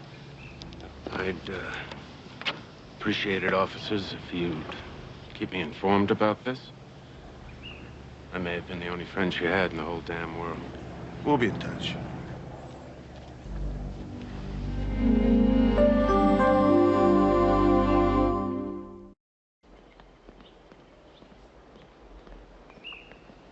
Adam 43, okay, 7. Mary 40, roger.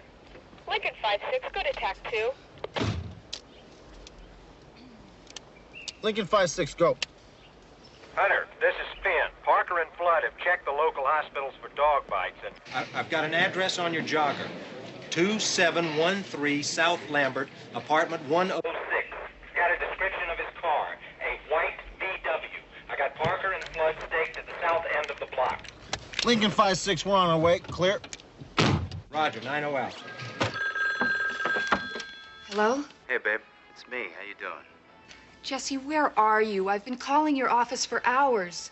Well, some trouble walked in last night. The cops put me on the griddle. The police? Why? Who knows why the cops do what they do? They probably did it so they could look it on their daily report. Jesse, I'm worried. Maybe I should just call Sergeant Hunter and tell him the truth. What difference would it make? Listen to me. Nothing in the rule book says we got to talk to cops. But I do want you to talk to that attorney I told you about. I don't know, Jesse. Everything's happening so quickly. Do it. Just do it. Now, come on now. Either we take care of business or it takes care of us. Right? I want you to call that attorney and do exactly what he says. Right, Jesse, if that's what you want. Now, this is for you, not me. Trust me. I'll call you later. I think the only reason you want to be a detective is that you think everybody gets a partner like McCall. You have to admit she's a hell of a lot prettier than you. Yeah. But I hear detectives ain't all that great, man. Needs a patrol. If I'm going to spend the rest of my life driving, I'll be a traveling salesman. Hell. No. I want to use my head, solve some crime, capture some crooks. You've been watching Miami Vice again, haven't you? Huh? 6 Adam 32, this is Bell 56 on tack 2. You read me? 6 Adam 32, go. We're over here on the north end. Any movement? Nothing. He hasn't shown yet. All right, keep in touch. You know, that sign at the TV station flashes 80 times every 30 seconds. Now, we've been here for 5 hours and 20 minutes, so that means... My butt is so dead and so flat, it belongs on Boot Hill.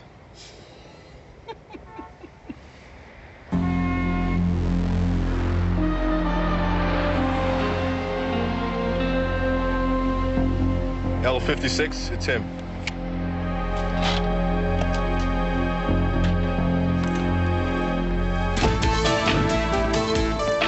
L56, he's running your way.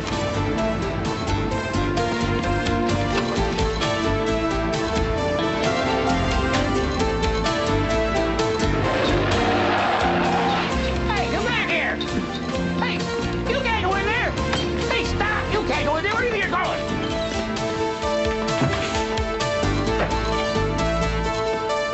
The president will return to the White House tomorrow. And now let's see what the weather is going to bring us.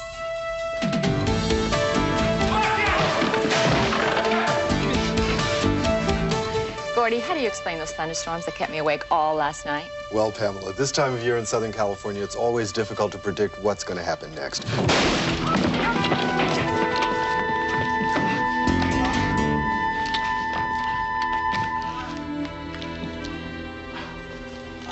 Those cameras on? What?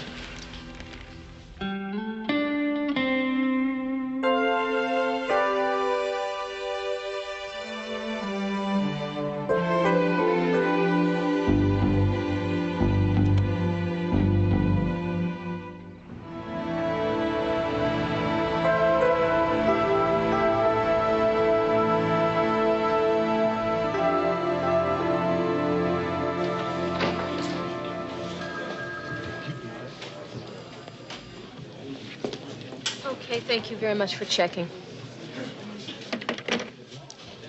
Bureau of Vital Statistics in Olympia says that there is no evidence of a Shannon Richards being born or even living in the state of Washington. Did you get anything from our jogger? No, he just wanted to take a sick look. I believe him. You know, we should do a background check on Golden and Medina. Watch Commander said you wanted to see us. What's up? Parker Flood, you're being loaned out to homicide for a little while. Loaned to homicide. Hot damn. Parker and Homicide, we try not to say hot damn. Yeah, I also want you guys to try and find a blue or a black Jaguar that was in the park the other day. Do you know how many Jaguars there are in this city? Yeah, I do, Parker. I've already found one. You guys can find the rest, right? Welcome aboard. Yeah. Right. Jaguars. Jaguars. Have fun.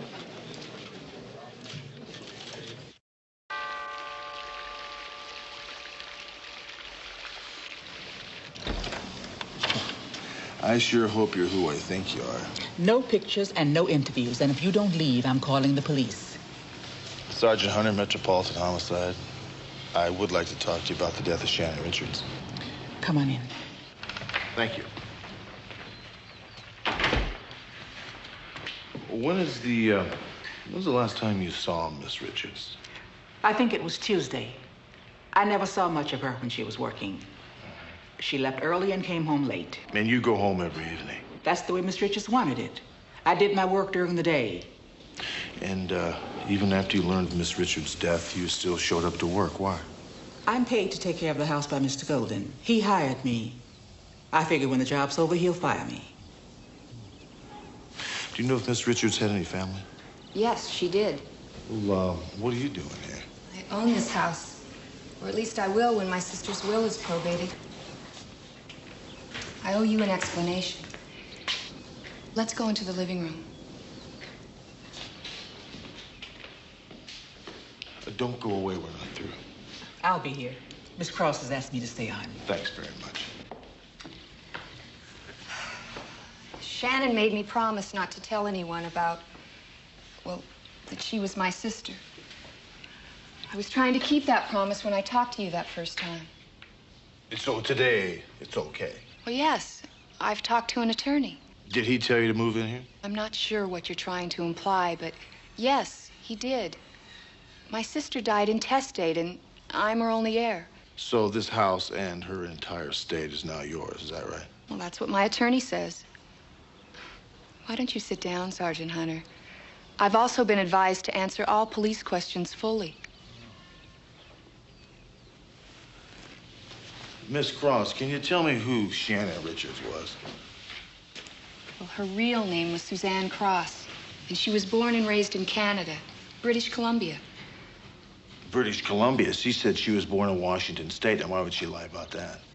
Oh, when she was 16, she stole several $1,000s from a neighboring rancher and disappeared. I was 14 at the time. And since then, she hasn't been in contact with any of her family? No. I saw her in a film 3 months after our parents died in an automobile accident.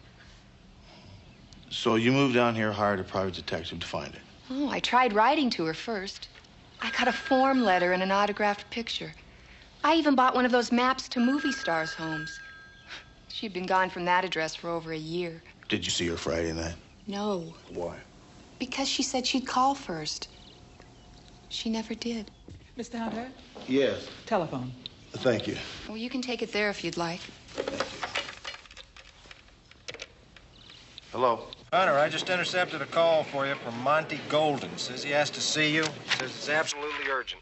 Great. Thanks a lot, Ambrose. I'll get right on as soon as I finish up here. Right.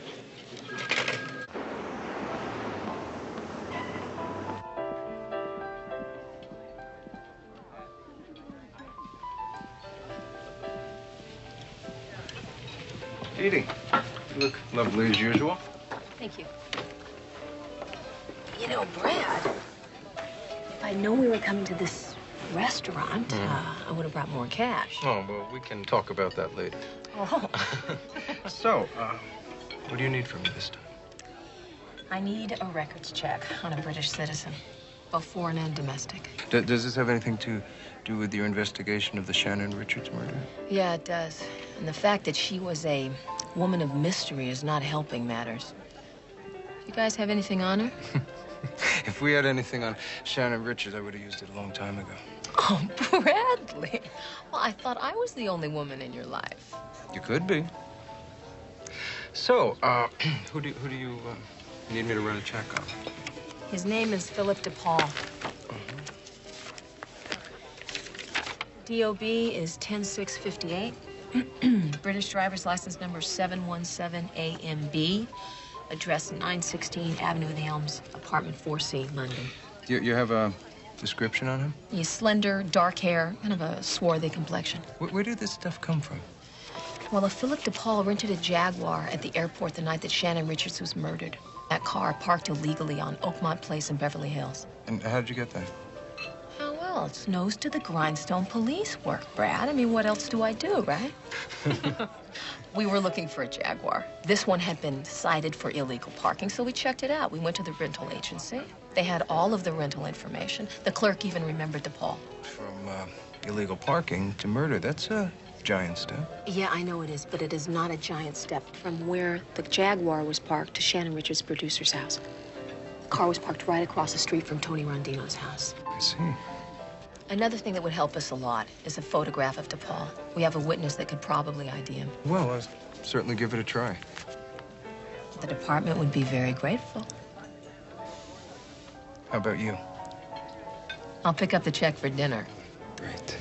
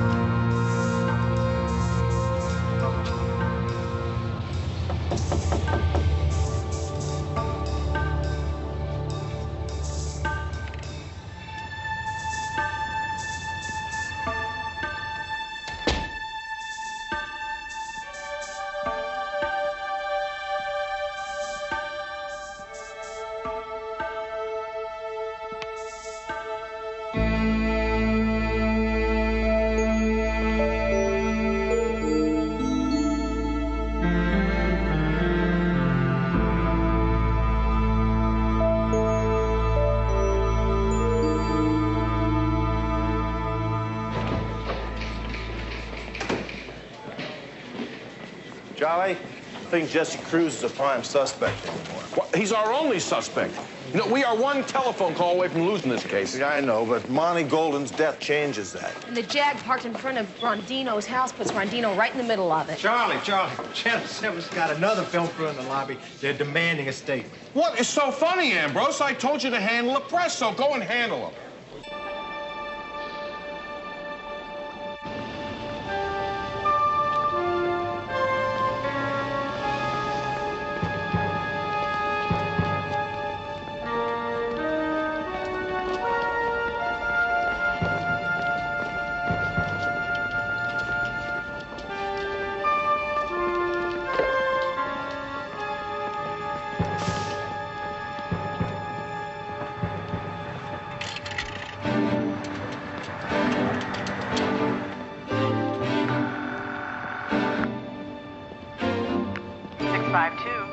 I need a secure line.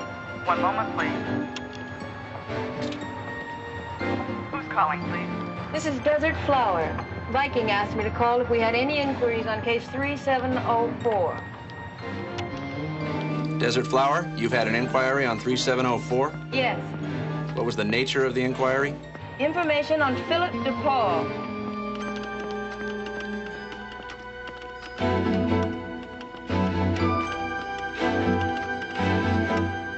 Inquirer's name, if known? Sergeant Dee McCall, Los Angeles Police. Through SI agent Bradley Wilkes, same city. Thank you for calling, Desert Flower. Viking will be in touch.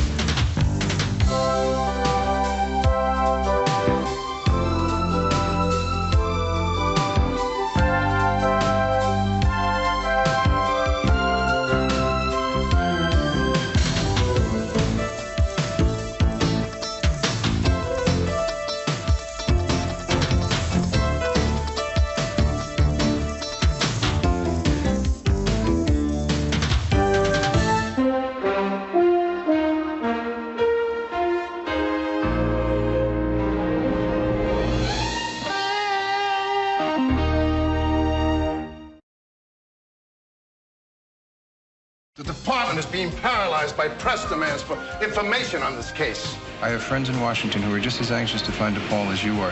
Why is Washington interested in this guy?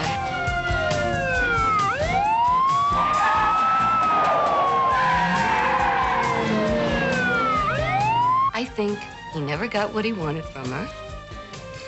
And I think he killed her. Either stick to the contract or be terminated. Murder is my business.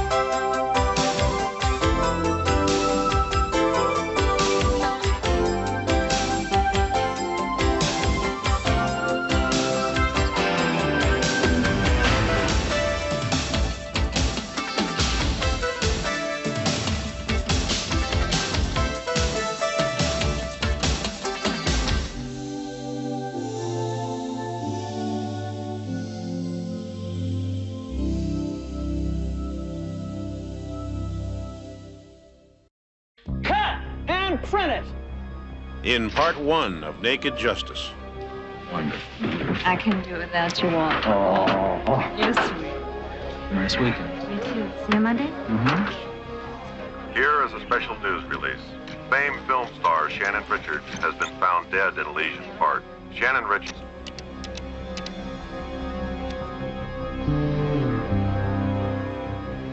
The remainder of the money is due now. Wire to my account in London.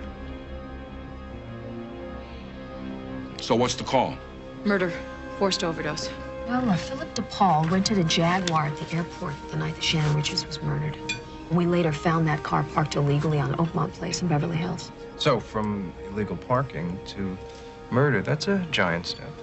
It's just a matter of time before the cops show up with a lot of questions. Yes, that's very true. Is that your blue Jaguar downstairs? Yeah, as a matter of fact, it is.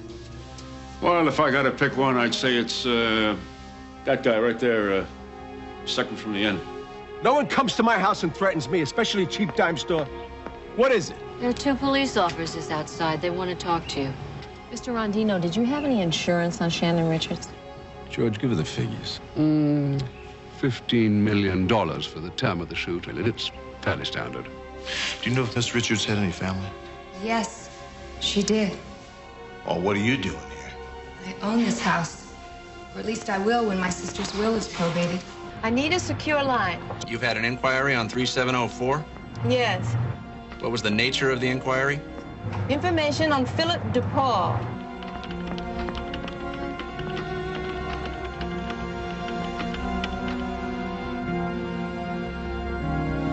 Inquirer's name, if known?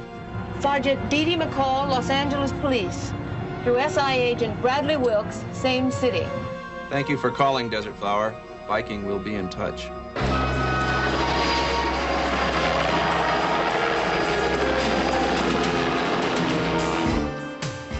And now, Naked Justice, Part 2.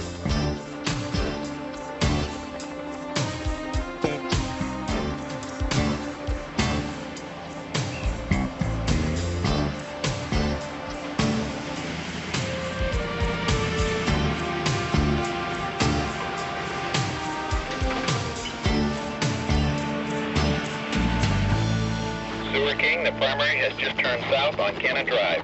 Stand by to pick him up. Roger, Air 6. Sewer King is in place. Roger, Sewer King. Primary is a block north, still southbound. Sewer King, this is TV Man. We'll take the point as soon as Humpty Dumpty's on the wall. Roger, TV Man.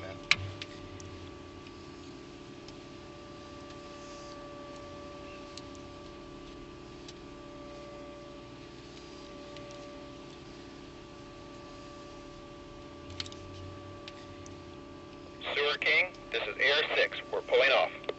Go ahead, Air 6. Sewer King's got an eyeball on him. You know, all that guy has done is drive to and from the studio for the last 2 days. Can't be on the level. Rondino's just laying low till the dust settles, that's all.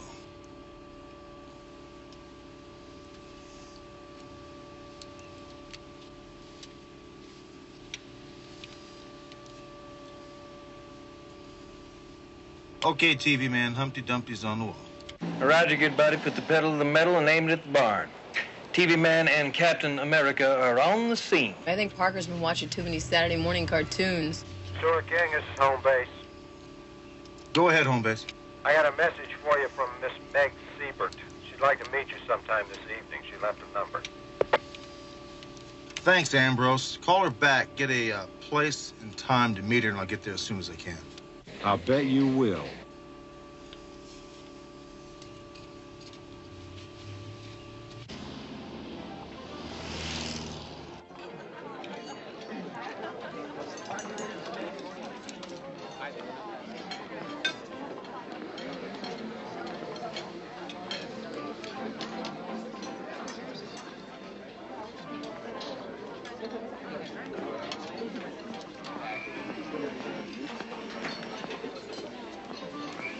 Sorry I'm late.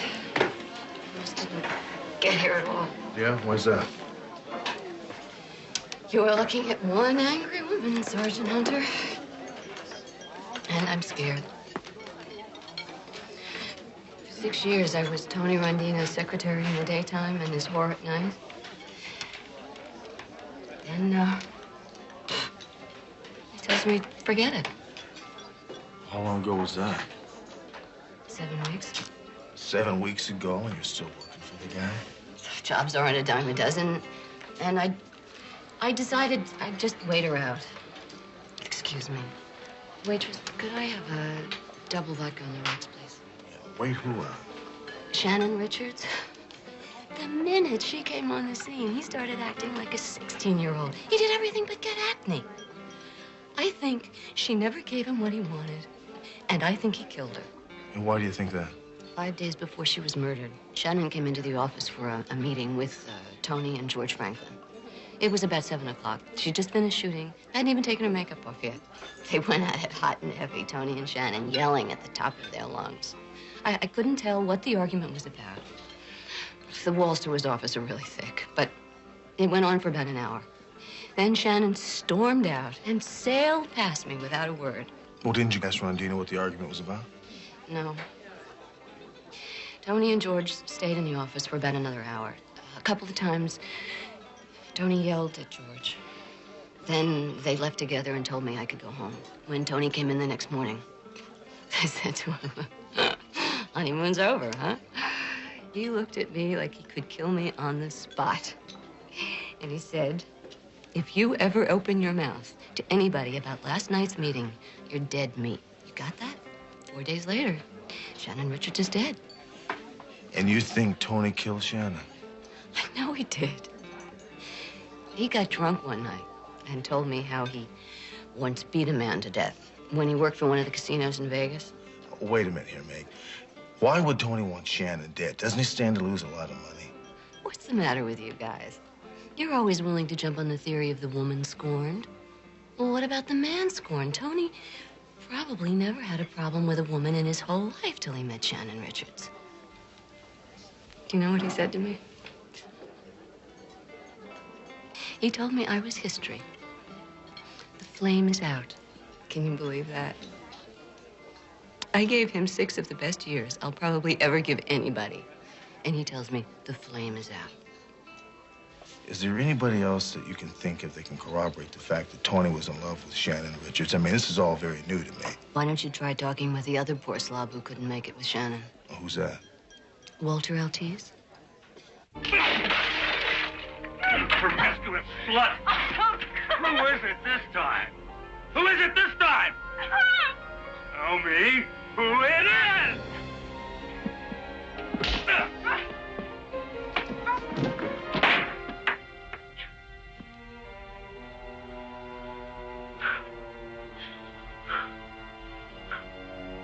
You haven't got the guts.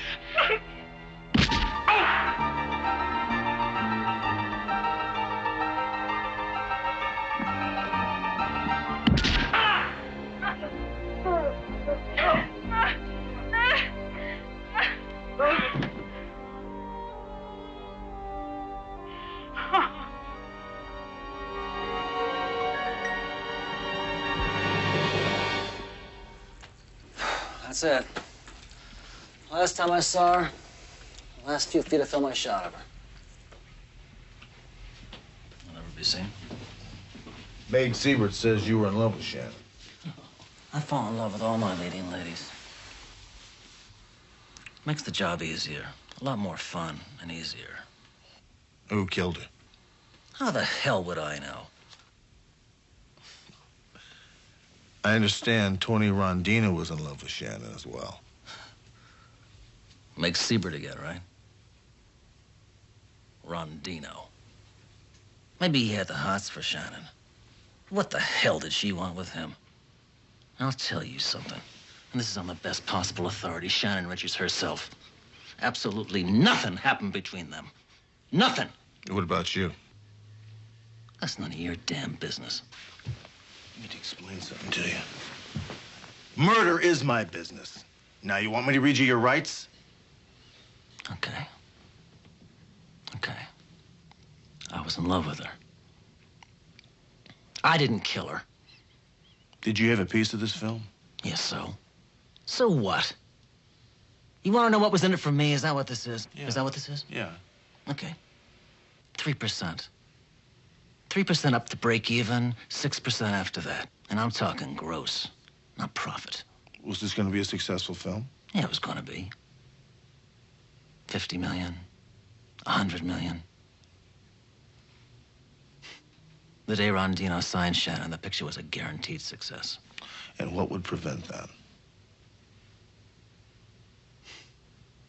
Her death.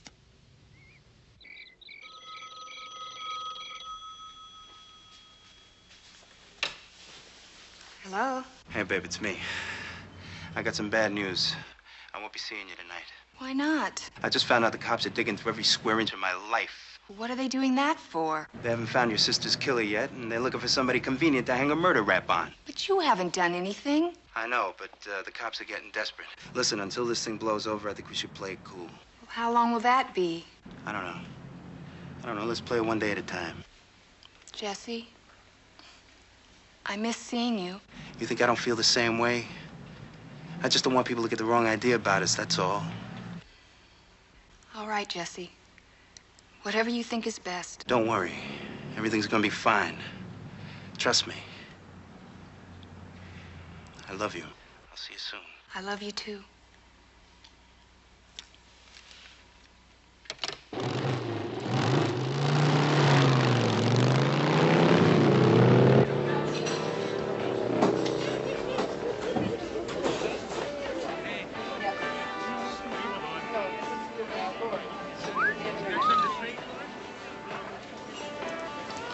Hi. Oh, we look lovely tonight. May I show you to your table? Bradley, I'm gonna kill you. What? I would have thought that after our last get-together, you would have picked a place that had a little bit more panache. Well, Dee Dee, my dad once told me, Brad, don't put your money in a bank that doesn't pay interest. Our special is meatloaf. You want to see a menu? 2 coffees. That's it? That's it. It ain't gonna get better later, honey. Dump them. Well, you heard the lady, Brad. What? What does that mean? You don't want to see the pictures of DePaul? Do you have them? Is the special meatloaf? Well, so give. That sounds like something I should be saying. Bradley, if you don't give me those pictures, I'm gonna tell the waitress that you want more than just her meatloaf. Right. I give these to you with the condition that if you find DePaul, you call me immediately. Come on, Brad, I can't promise that. No, it's a two-way street, Dee Dee. I have friends in Washington who are as anxious to find DePaul as you are. Now, if they find him first, they'll call you. Why is Washington interested in this guy? That's not part of this deal. This is part of this deal. You find DePaul, you call me. I've got to have your word on that. All right, I don't like the terms, but you have a deal.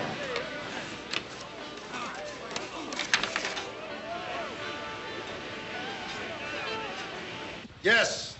Tell them I'll have a statement for them in 1 hour. And hold all my calls. The department is being paralyzed by press demands for information on this case. Now, I want to know what we've got. I want it brief and simple. We've got Harry Caulfield, who apparently saw the killer. And we've got photographs of this Philip DePaul, who may be that killer. Well, did anyone show these pictures to the witness? We're having a little trouble finding him. We got a high priority look on this thing, but he's a vagrant, so he's got no known address, no associates. We'll find him. Who is this guy, this DePaul? He's a Bulgarian, a.k.a. Stefan Avak. He's defected and he's currently living in London, but no one has seen him there for at least a week. And we think he's probably a professional killer. His current whereabouts are unknown, but he was definitely in Los Angeles the night that Shannon Richards was killed. And you connected this guy with Tony Rondino, the producer? Only circumstantially, Chief. No one's actually seen them together. The only one that would benefit by Shannon's death is her sister, Diana Cross. Now, she's presently hooked up with a private detective by the name of Jesse Cruz. Is this Cruz a suspect? In my opinion, yes, sir. Well, if you think he's a suspect, what are you doing about it? Well, we presently have him under surveillance. R&I is doing a complete and thorough check on his background. How much does this sister, Diana Cross, how big is the estate? They're saying 10 million, but it's a hell of a lot more than that. Then we've got a suspect, right? With the best possible motive there is, greed. And this Cruz might be involved with her, right? Yes. But we cannot overlook the Hollywood angle, Chief, which tends to lead us away from the sister. Now, this Shannon Richards, her personal manager, Monty Golden, was also murdered. 5 days before Shannon's death, she had an hour-long shouting match with both of her producers. We have both of them under surveillance. So something was going on there. Come on, we're not sitting around on our butts on this thing. I know, Charlie. You're doing the best you can. Unfortunately, that's not something we can put on the 6 o'clock news. Get back to work. I'll try to come up with something to keep them off our backs for another 12 hours.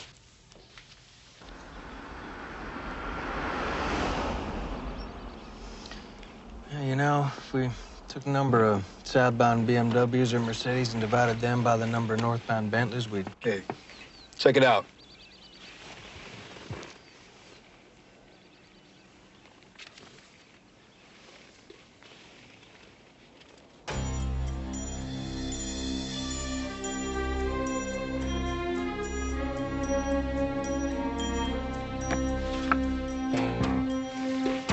It's him. Zebra 32 to L90. L90 here. Go ahead, 32. L90. Advise Hunter the man he's looking for just showed up. Roger, 32, stand by. Hunter, it's for you. Parker, he's got something for you.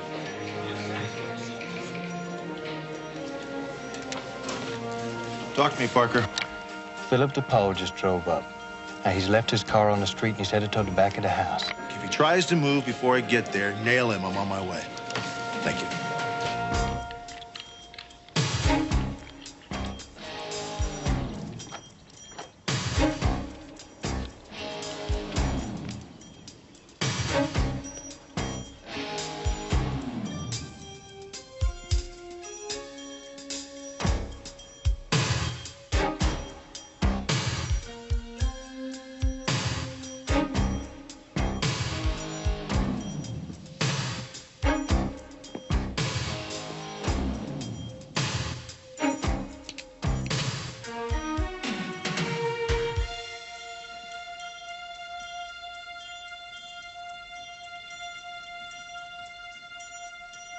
Scrambled eggs, just the way you like them, and lots of hot coffee. I got a better idea.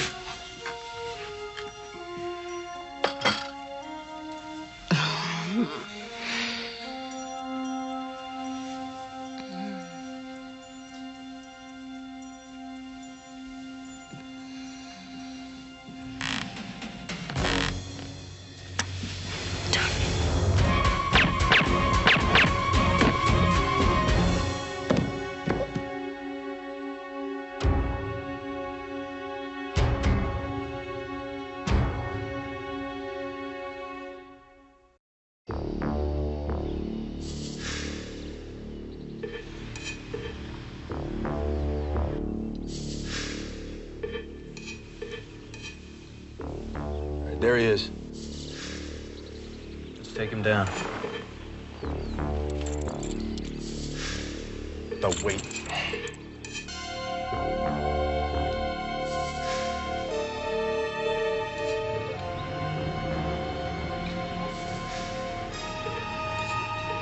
Oh, damn. We gotta let him move.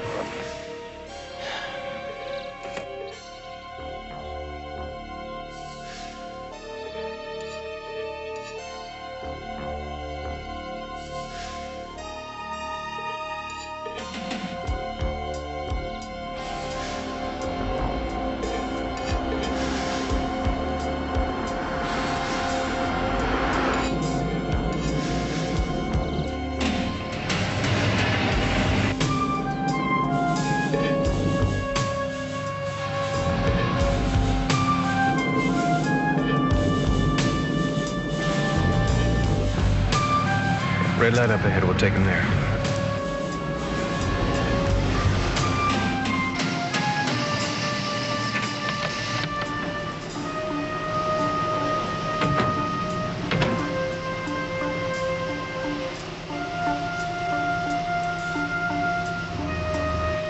Out of the car, please.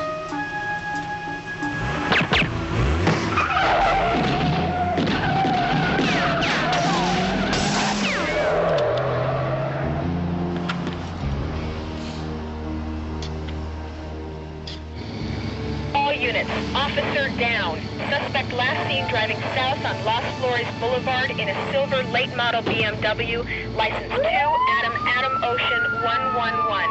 Use extreme caution.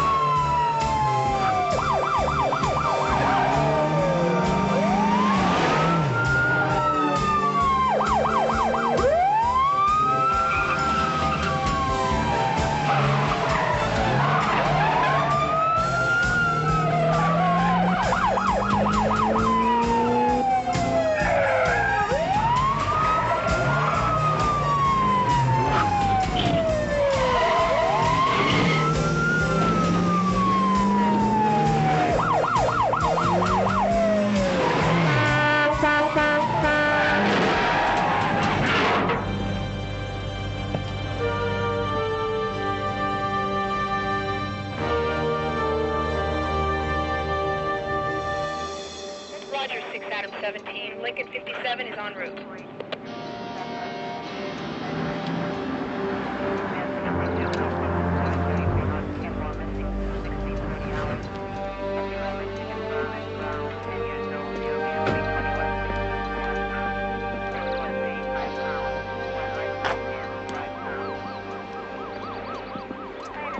What have you got? A woman in apartment 212 says she saw her Toyota being driven away, and when we got here, we found this vehicle abandoned. All right, put an APB out on the Toyota. The driver's wanted on a 187. And hold this car for prints. All right, will.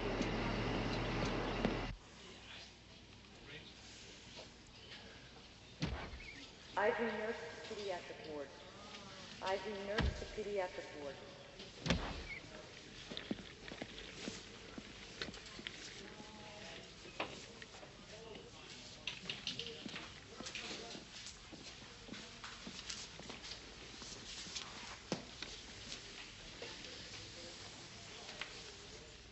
Look, I know this is a tough time for you, Parker, but I need your help.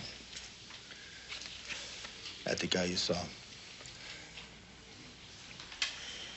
Yeah. Yeah, it's in my pocket. Pardon me, gentlemen. I'm sorry. Your friend died in surgery.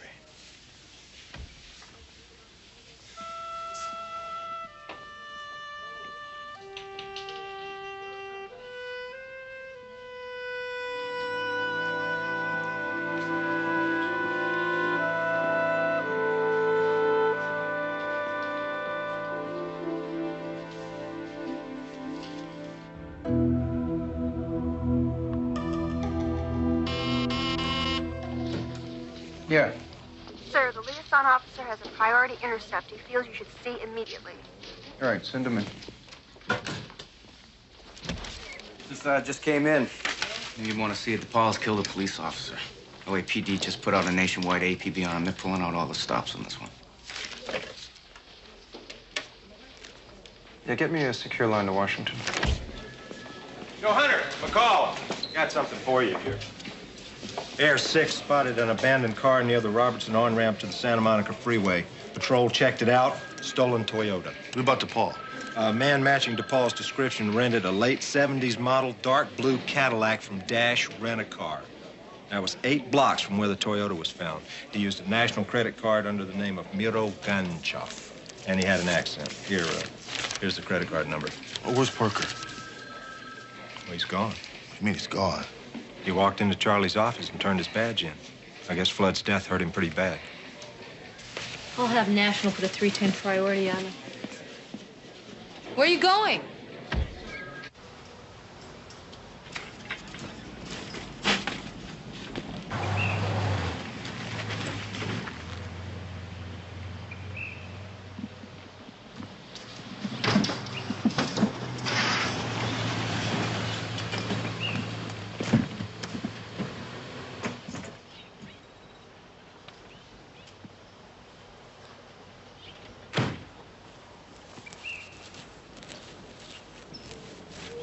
Planning a trip, Parker? Going home. A little early to make that decision, isn't it? Well, I'm not making a decision now. I made it when that doctor walked out of the emergency room and told me my partner was dead. You're not gonna be happy if you walk away. Well, being here sure as hell hasn't made me happy. I've been waiting on it. Sense of accomplishment. A thank you from some citizen you just laid your butt on the line for. Justice in court. I've been waiting on it almost 8 years now. The only good thing about this job died today. Damn. I just can't cut it. It just isn't here. I wanted it to be. I wanted to be the best damn cop in the city, but it just isn't here. You think you got the market cornered on that feeling, Parker? You don't think I've had my belly full at times? I'm not gonna let DePaul get away with what he did. Yeah?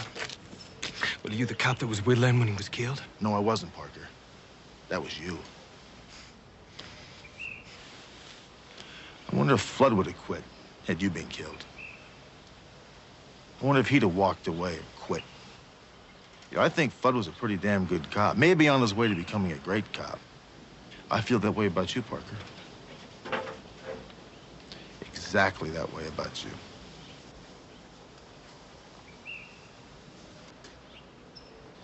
I need you to help me get to Paul.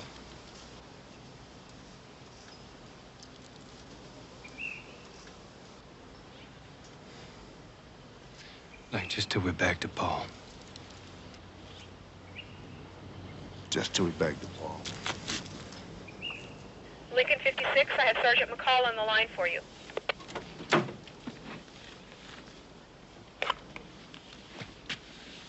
Lincoln 56, go. National came through.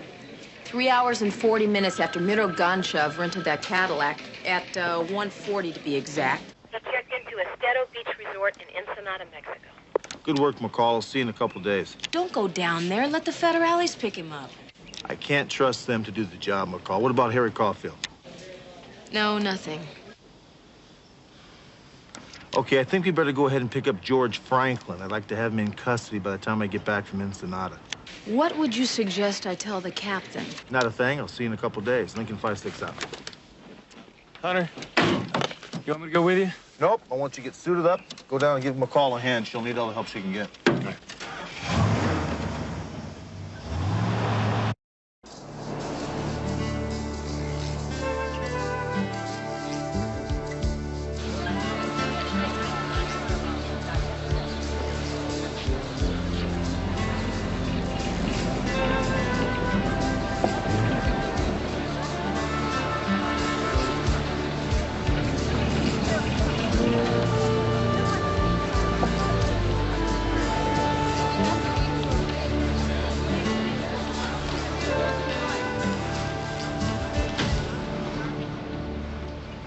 ¿Cómo está mi amigo? Bien, señor. Habla inglés? Oh, sí, señor. Has an American by the name of Miro Gonchev checked in here today? Sí. I took Senor Gonchev to room 106, but he's not there now. I saw him leave. Okay, are you familiar with our President Jackson? Sí, el presidente Jackson? Sí. He'd like to know where Miro Gonchev can be found. I find out, señor.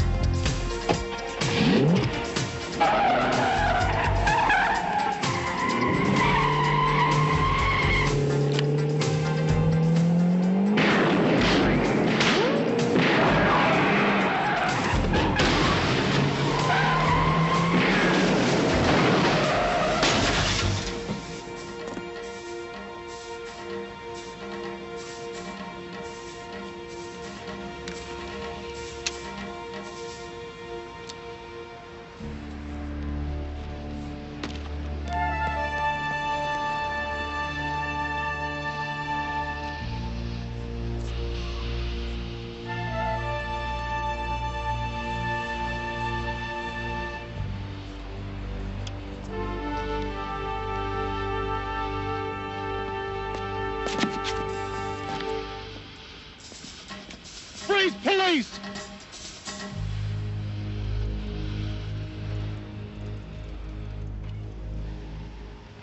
Drop the gun, DePaul.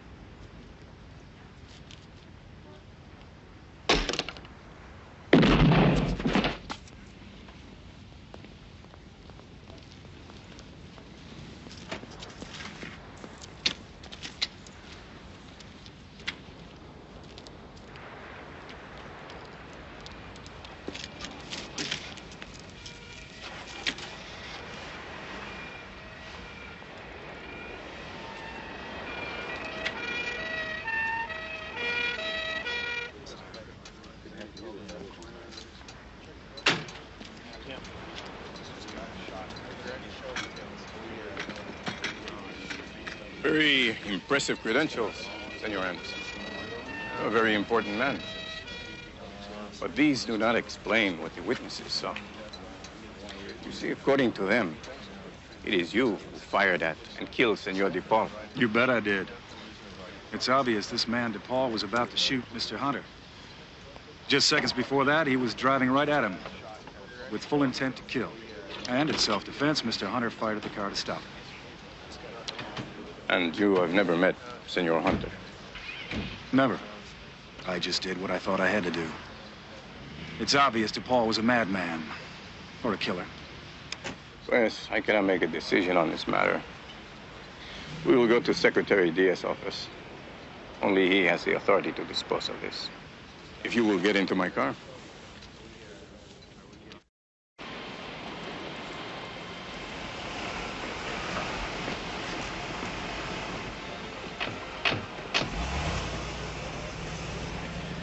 I want to know why you shot DePaul.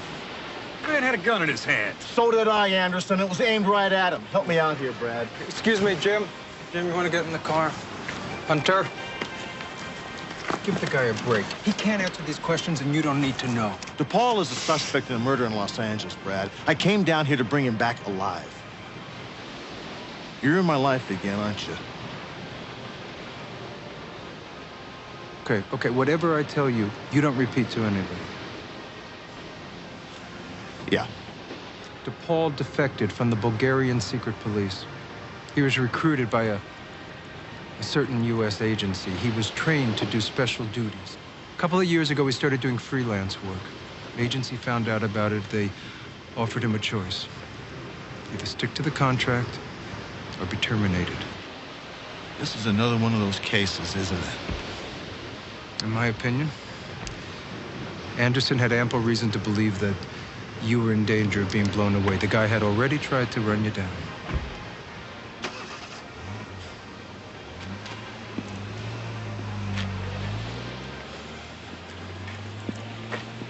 You owe me a suspect, Brad.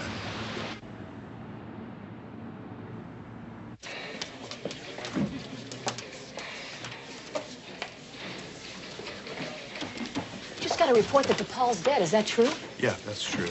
Brad Wilkes showed up.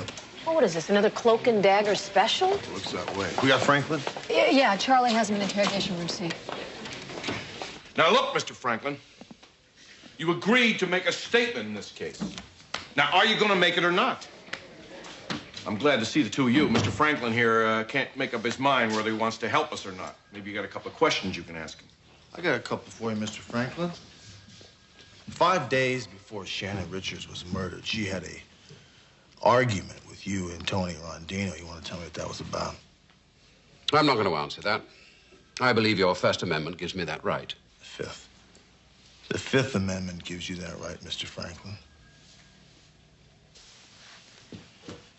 3 days before Shannon Richards was murdered, a phone call from your office was made to London to a Philip DePaul. Want to explain that? No, I know nothing about that phone call or who Philip DePaul is. Book him for murder. Wait a minute.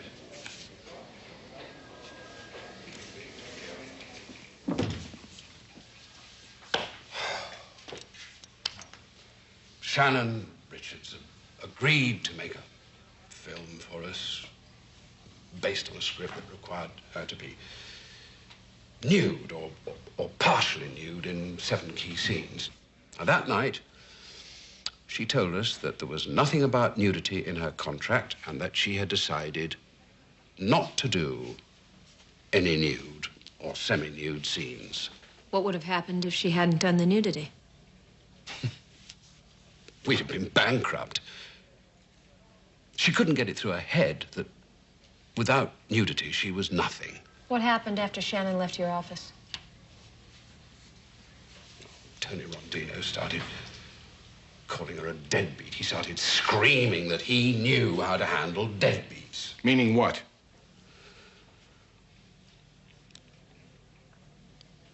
He was going to kill her. He said it wouldn't be the first time that he killed someone. I tried to talk him out of it, but he kept on going on about our insurance policy for Shannon. He kept on saying that she deserved to get hit and that the 15 million would leave us with 5 or 6 million in the bank. But when it was found that Shannon was dead, Tony swore to me that he had nothing to do with it. Did Monty Golden know about Shannon's decision? Oh, yes. Yes, Tony tried to buy him off, but Monty wanted too much, so... Oh, well, then he threatened to go to the police and... Tony killed him. And then DePaul killed Tony Rondino. Why? I don't know. Really, I do not know. Mr. Franklin, after Tony Rondino killed Monty Golden, didn't you think that maybe Tony had gone over the edge a little bit? Yes, yes, I did. That's when you hired Philip DePaul to kill Tony, isn't that right?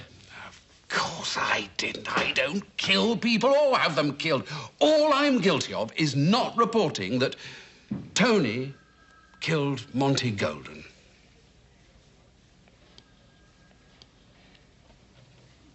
You have anything to add to this? No, that's all I know, so help me God. All right. Mr. Franklin, you can go. I can go? Just get up and leave? Private citizens are not required to report felonies. I think you hired DePaul to kill Tony Rondino. We haven't got the evidence yet to book you. But if you attempt to leave the country, or even the county, you'll be arrested and booked for murder. All right, you can go.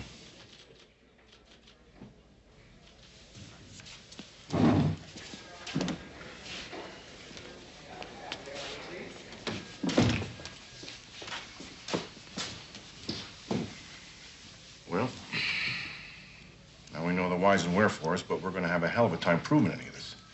We don't have the answer yet, Charlie. What are you talking about? Charlie, DePaul was a pro. Oh, look, whoever killed Shannon Richards was an amateur. What reason would DePaul have to kill Tony Rondino? DePaul wanted to be paid by Rondino, regardless if he made the hit or not. Tony wouldn't pay him. DePaul murdered him.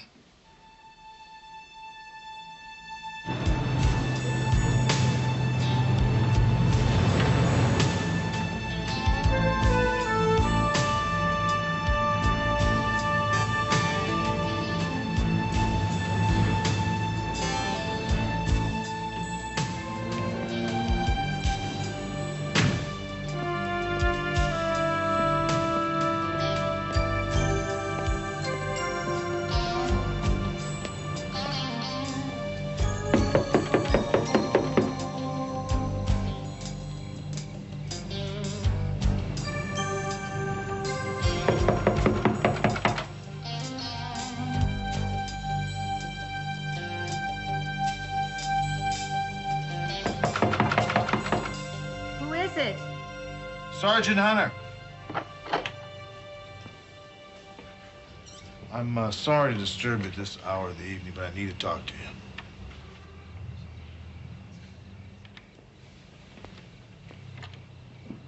you. Where's Jesse? Jesse? Jesse Cruz. Why would he be here? Why not? You're married to him, aren't you? See, Diana, you married Jesse about the 7th of this month, 8 days before your sister was murdered. All right. Jesse and I are married. Is there something wrong with that? No, not at all. But why keep it a secret? Jesse was afraid that his ex-wife might make trouble for him. He wanted to wait until things settled down. Which ex-wife was he concerned with, Diana? He's got 3 of them. I don't believe anything you're saying. Well, you should. How long after you hired Jesse did he actually find your sister? I don't know, 3 weeks or so? 3 weeks or so? Do you know how long it takes a good private investigator to find a movie star like Shannon? About 20 minutes. I want you to leave. Jesse smelled a good thing. You know he didn't have any parents. Knew Shannon was single. And if anything ever happened to Shannon, you'd become a very wealthy woman. So he turned up the charm and married you. Shortly after that, he found Shannon. And then he killed her. Just make one move that I don't like, Sergeant, and you're dead. Now you take off that jacket real slow. Come on. Okay, baby. Now you can get his gun with no problem.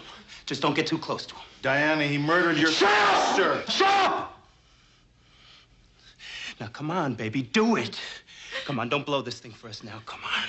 Jesse, did you kill my sister? Come on. What's the matter with you?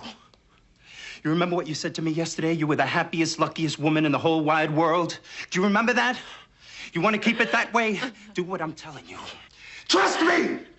I think we've heard enough, don't you? Jesse, don't do anything stupid. Give me the gun, Jesse, very slowly, butt first.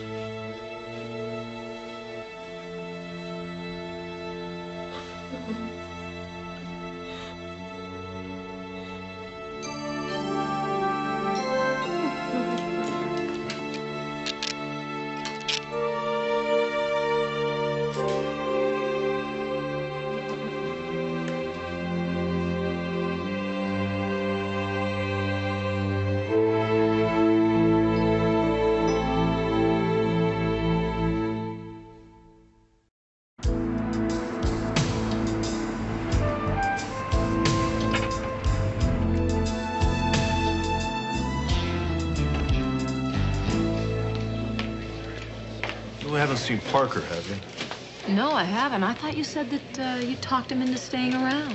Well, I did, but he said he'd only stick around until we found DePaul. All right, to my congressman, the senator, the mayor, the chief of police. This country belongs to the common man. That's me.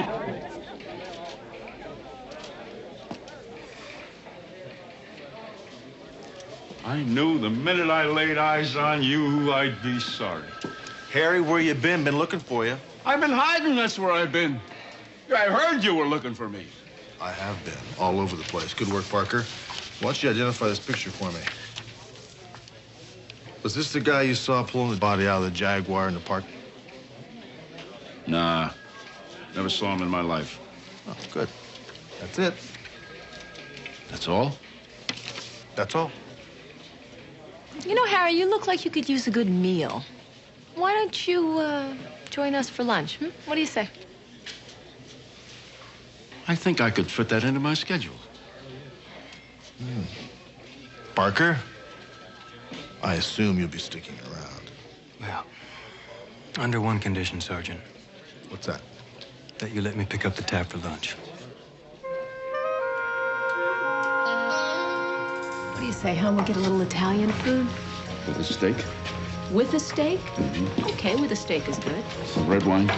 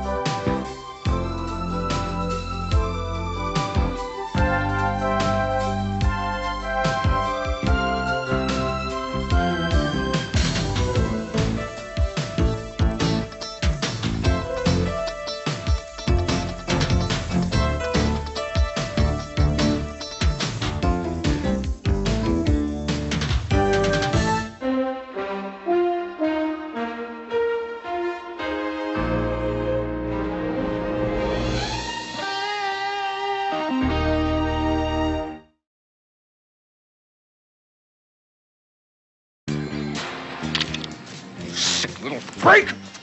Well, I'm gonna make it real clear. You two are off this case. Well, everything looks pretty good to me, too. Have you been picking locks again? No. Because if you have, I'm giving you a spanking at lunch. Good night, my love. Wait till the news media gets a hold of this. Movie star caught in murder triangle. Charlie! Put the gun down.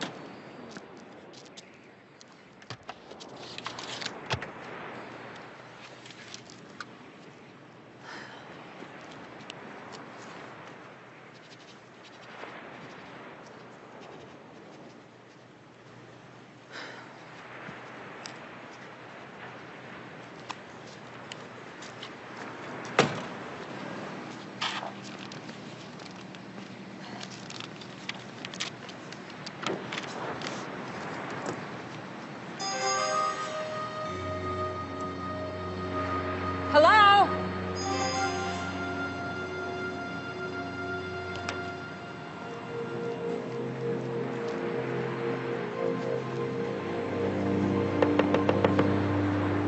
Are you all right?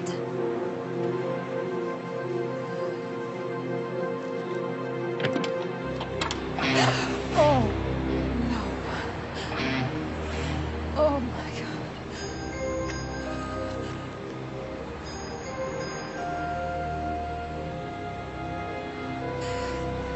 Oh. Help! Help!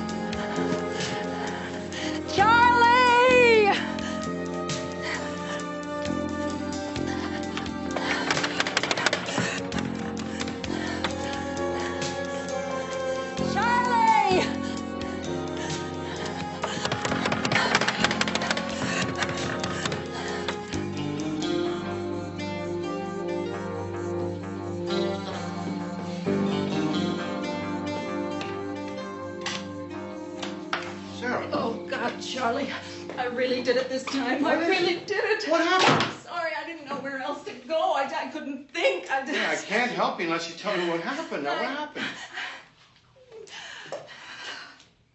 I killed a woman. look. Calm down. Take a couple of deep breaths. Deep ones now. All right. Now what happened? She was in a parked car on the coast highway, and I was coming home from a party. All right, hold it. Let's go in here. All right, you were at a party. Have you been drinking? No, I hardly at all. I had a couple of drinks at the party. It was foggy. I didn't see her. So you ran into her car? Yes. Well, Sarah, how do you know you killed her then? I went to leave a note, and that's when I saw her. So I called out to her. She didn't answer. I opened the car door, and she almost fell out of the car. Well, did you take her pulse or anything? I touched her neck. I didn't feel anything. I was just so scared. I wanted to get out of there. So you really don't know if she was dead? Oh, I'm sure she was. No, but you don't know it. I'll tell you what we're going to do. We're going to call the highway patrol right now. Where did this happen? In Malibu. It was near one of those canyons. I don't know which one. You think you could find it again? Yeah, I think so. It's right around here.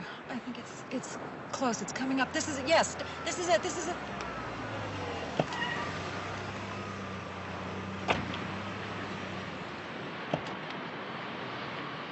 Yes, this is it. That's it right there. Look.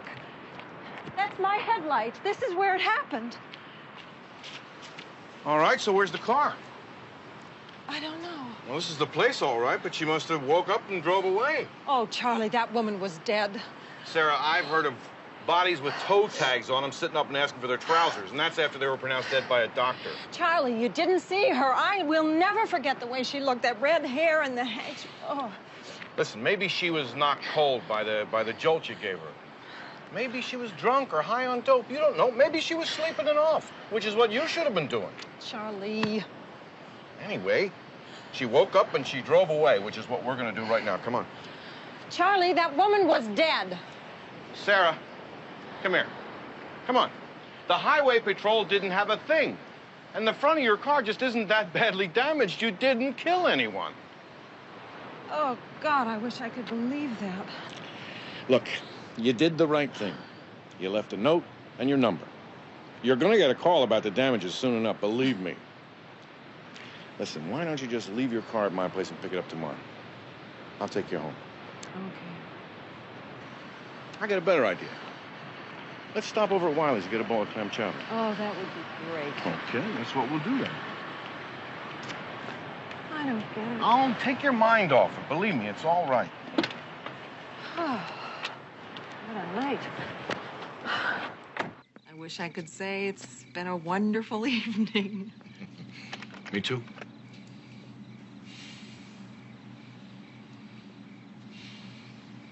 Well, guess I will say goodnight. Life sure is funny sometimes, isn't it? How do you mean? Remember when you were a street cop and I was always so scared?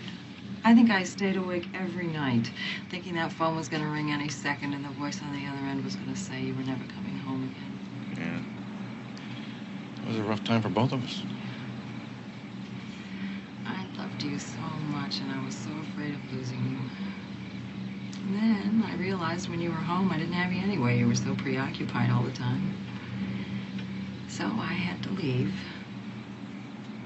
I know you did. Really, I know what you were going through. And then I left, and you got promoted to captain in that comfortable desk. It's not that comfortable.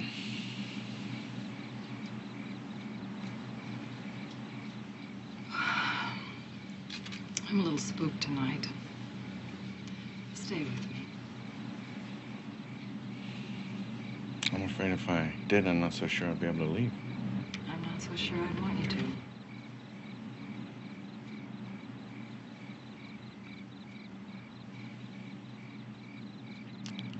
You'll be all right. There's nothing to be afraid of. Oh, Chucky.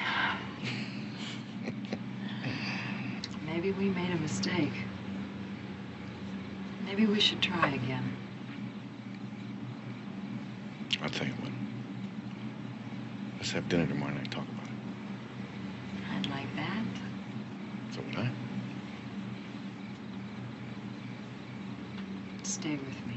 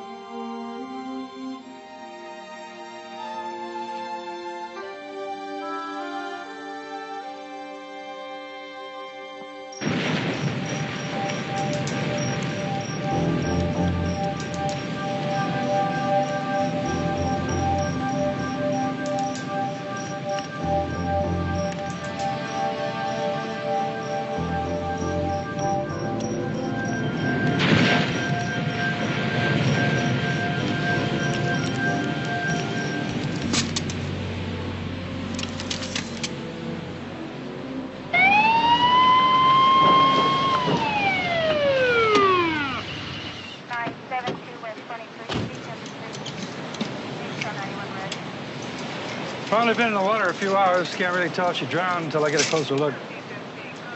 Maybe she fell in, hit a rock. Or maybe she was pushed. Let's get back to the office and see what we can dig up. Thanks, Barney. Keep me posted here.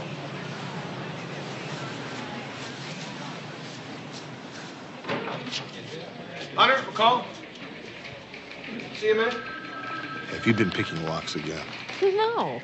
Because if you have, I'm giving you a spanking at lunch. Ooh. I've been picking a lot of locks. All week I'm picking locks.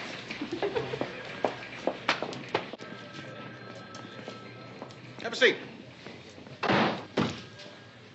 Listen, I read your report on the DV this morning, the girl on the beach. Yeah. A kind of weird thing happened this morning about 3 o'clock. My ex-wife, Sarah, shows up on my doorstep. She told me that she ran into a parked car out on Pacific Coast Highway. Well, she got out to leave a note and all, and there was a woman in the front seat. Sarah thought maybe she killed her. Did she report it? She panicked and ran, came over to my place. I took a look at her car. There wasn't very much damage. Anyway, I called the highway patrol. The two of us took a ride back out there. Car was gone, so was the woman. Where was that? It's about a mile north of Portuguese Bend. We'll take a ride out there today. Yeah. Did the highway patrol get anything? Not a thing. I figure the woman was probably sleeping it off and woke up after Sarah left. Then I read your report, and the description of the girl on the beach matches Sarah's description of the woman in the car. Red hair, youngish. It's a long shot, I know, but I thought you guys should know just in case there is some kind of connection. Well, Barney puts the time of death at approximately 2 a.m., so there's definitely a connection there. And Sarah will have to view the body. I know. And it's your case. I want you to be in charge of setting the whole thing up. Good. And Hunter, be tactful. What, Mr. Diplomacy here? I'm kidding. You're kidding. We'll set it up. Thanks a lot.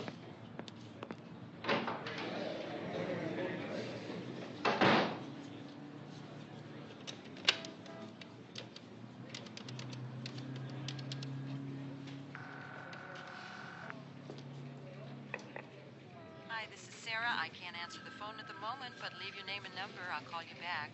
Wait for the beep. Yeah, it's Charlie again. Listen, I was serious about dinner tonight, so call me, huh?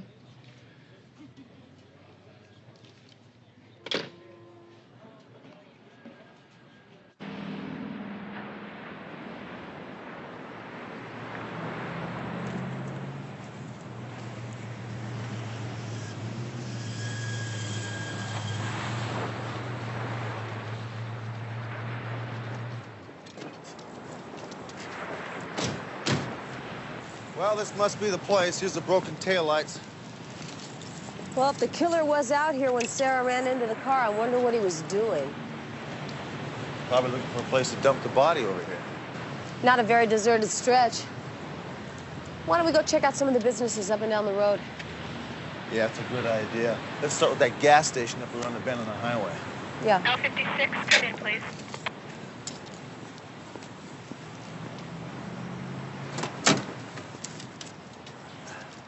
Lincoln 5-6, go. Hunter, stand by on TAC 2. Captain Devane is on the line for you. Lincoln 5-6, go. Hunter, were you able to talk to Sarah? No, Charlie, we tried to get her on the phone. We couldn't.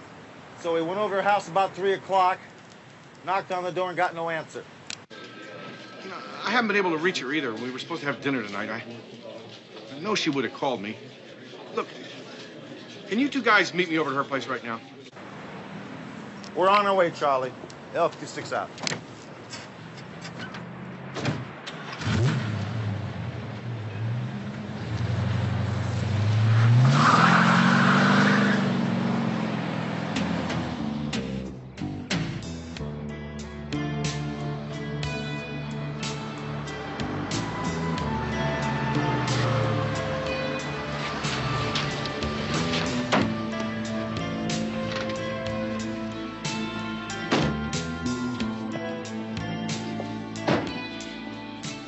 Sorry I'm late.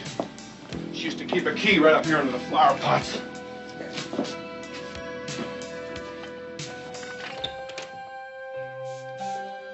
Sarah? Wait here, I'm gonna check upstairs.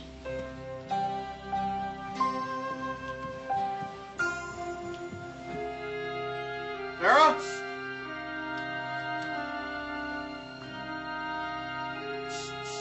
Sarah?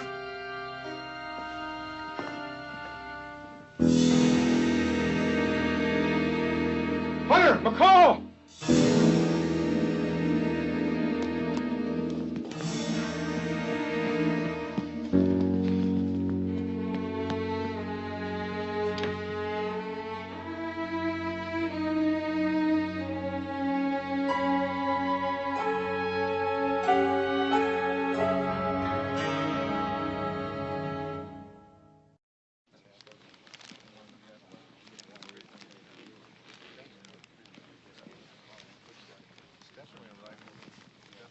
It's my fault. It's not your fault, I'm Charlie. responsible for this. She asked me to stay. I told her there was nothing to be afraid of. She told me she was scared. I should have listened to her. I should have known she was in danger. You couldn't have known, Charlie. Talk to me, Barney. Water in the windpipe. Facial bruises. She was held under by someone with fairly large, strong hands.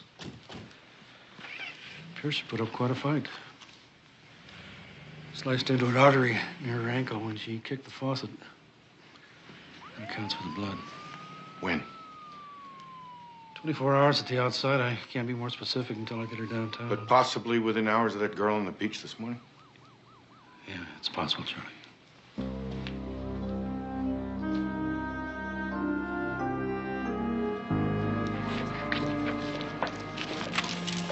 Sick little freak! Charlie? He's very sorry. Not half as sorry as he's gonna be.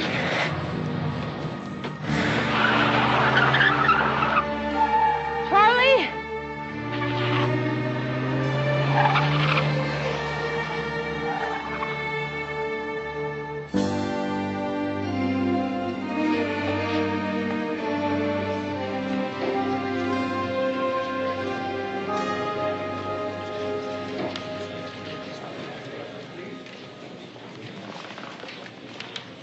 Hi, Charlie. I'm taking you two off this investigation. I'm giving it to Tom Lester. Tom Lester's retiring in 6 months. Hell, he hasn't even left his desk in 2 years. It's his case now.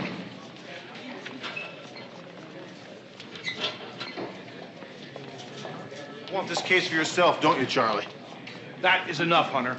You want Lester on this case because he'll roll over and stay out of your way, isn't that right? This is Lester's case now. Charlie, when my husband was killed, I wanted to get my hands on the guy that shot him so bad it made me nuts. But it didn't do any good. It didn't bring Steve back. I am still running this department, whether you realize it or not. Charlie, you can't be objective doing that. Hell, you could be a suspect yourself. Well, then you better arrest me, Hunter. Because short of that, I don't care if I have to take a leave of absence or even resign. I'm gonna nail this bastard's skin to my wall. Please listen for a minute. Maybe you are mistaking this for a discussion. Well, I'm gonna make it real clear. You two are off this case. Clear enough?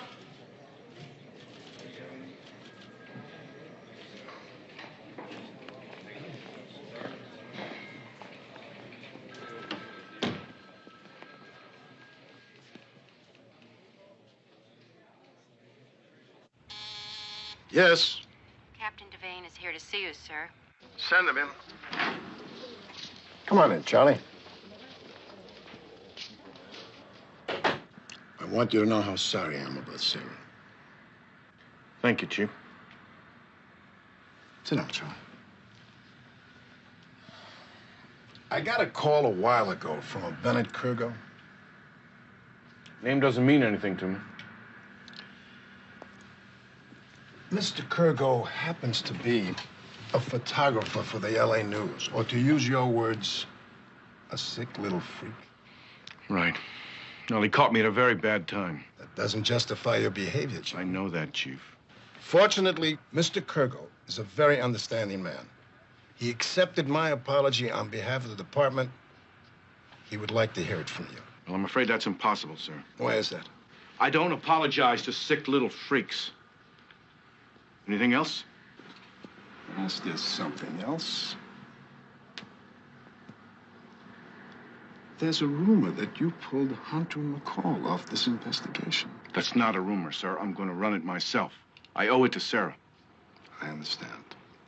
But I want Hunter and McCall back on this case. Now, look, Ed. Charlie, I'm recommending that you take a week's leave of absence with pay. Well, who's going to run the division? I think Lieutenant Finn can handle it for a week, don't you? Yes, I do. Anything else? I want it clearly understood that you stay away from this investigation.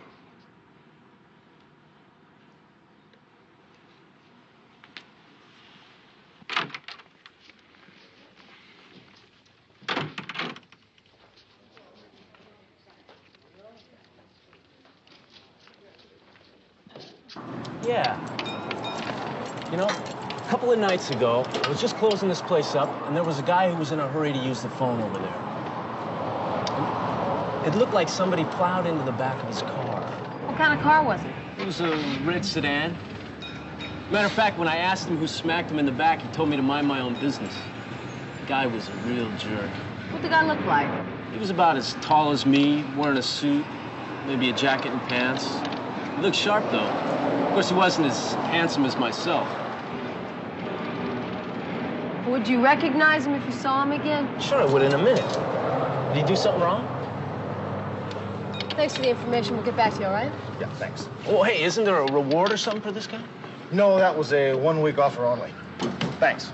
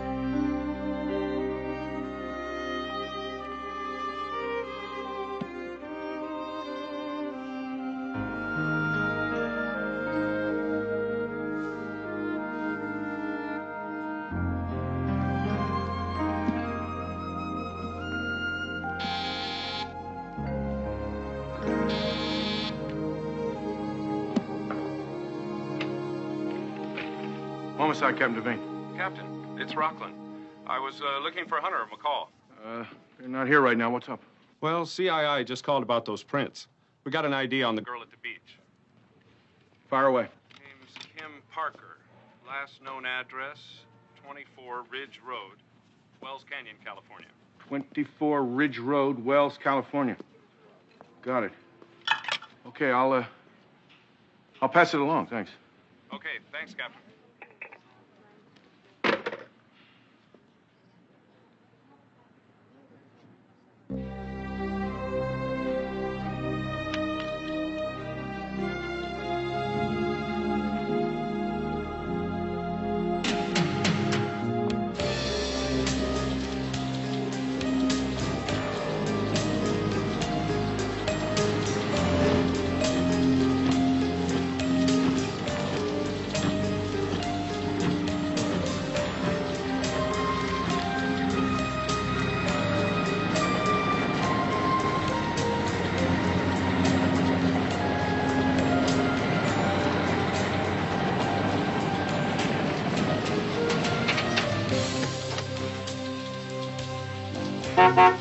Anybody here?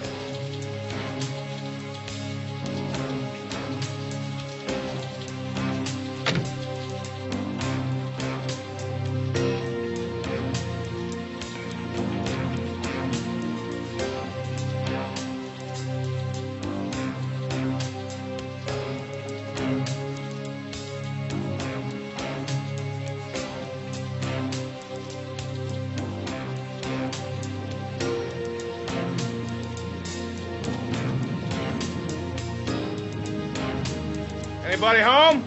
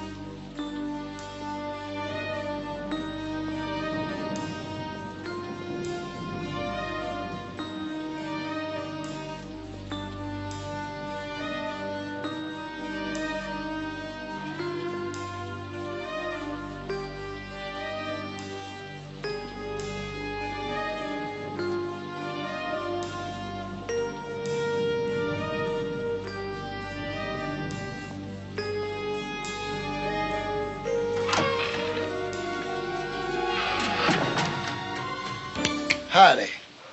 Put your hands in the air. I'm a police officer. All right, police officer, come on down here. Turn around. I got a piece in my belt. My badge and ID's in my right trouser pocket.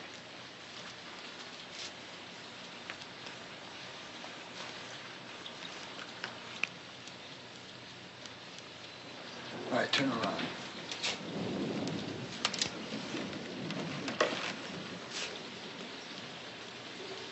Charlie Devane. Neighbor spotted you driving your car in here. Didn't recognize it. Now, I don't know what it's like in L.A., but up around here, a cop needs a warrant to break and enter. Didn't have time to look up a judge. Sorry about that. Mind telling me just what it was you're looking for in there? Kim Parker was murdered in L.A. 2 days ago. Yeah, I heard about that last night.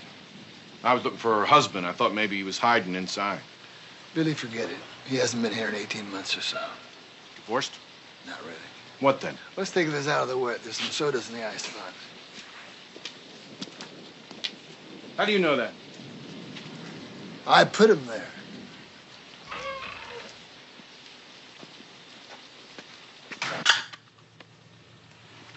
So, why did Billy go to L.A.? Same reason everyone does, I guess. Billy loved the movies. He used to go over the valley, see 3 or 4 movies in a day. He ran the video shop over at Wells Canyon. No movie question that Billy couldn't answer.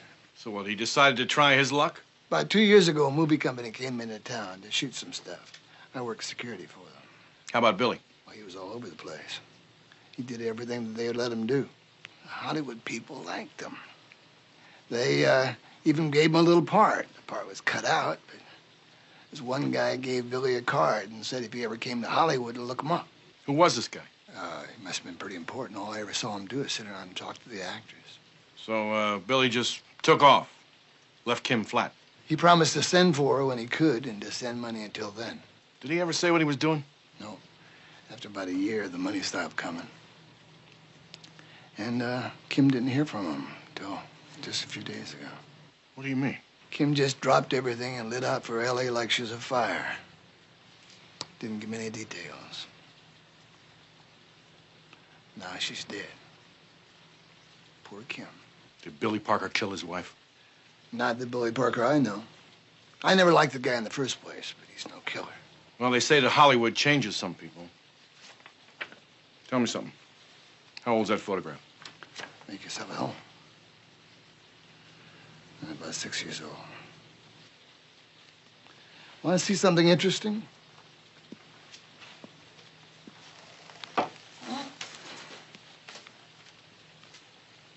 Take a look at that. Guy look familiar?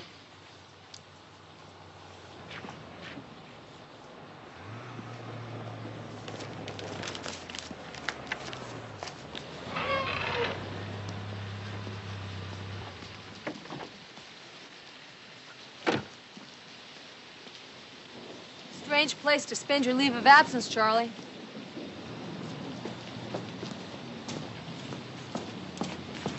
Deputy Castle, this is Sergeant McCall. I was just leaving. Charlie, just a second. Would you excuse us a minute? Look, I'm sorry. When the ID on Kim Parker came in, you guys weren't around. I decided to check it out myself. I was going to fill you in. So why don't you just leave us a message? Come on, McCall. I said I was sorry. Now, look, I'm going to stay out of your way from now on.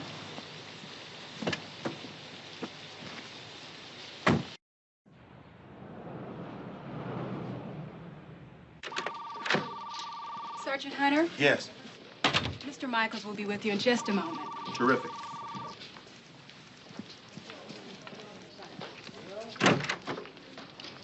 Sergeant Hunter? Mr. Michaels. Yes. How are you? Fine. Come on in. So, how may I help you? Well, I'm actually looking for Tony Baxter. Tony Baxter? Really? Why? He's wanted in a double homicide.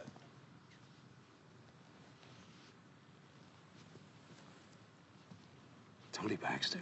Is it Billy Parker or is it Tony Baxter? Sergeant, please come in. Sit down. Tony isn't in today. I believe he's on his way to New York. You still haven't answered my question. I thought it was rhetorical. Of course, Billy Parker and Tony Baxter are the same person. People change their name in Hollywood all the time. In fact, I suggested he change it. Why is that? The name Billy Parker just wasn't consistent with the image I wanted. Tony Baxter has much more panache, don't you think? It doesn't do a lot for me. What brought Tony to Hollywood in the first place? Would you like some tea? No, not for me. Thank you. Oh, yes, Darlene. Bring me my tea, please. Thank you. I met Tony on a movie set in the middle of nowhere. He was a nice kid, smart, good-looking. I gave him a card. I give a lot of people cards. I never really expected him to show up, but he did. I've made stars out of people with less.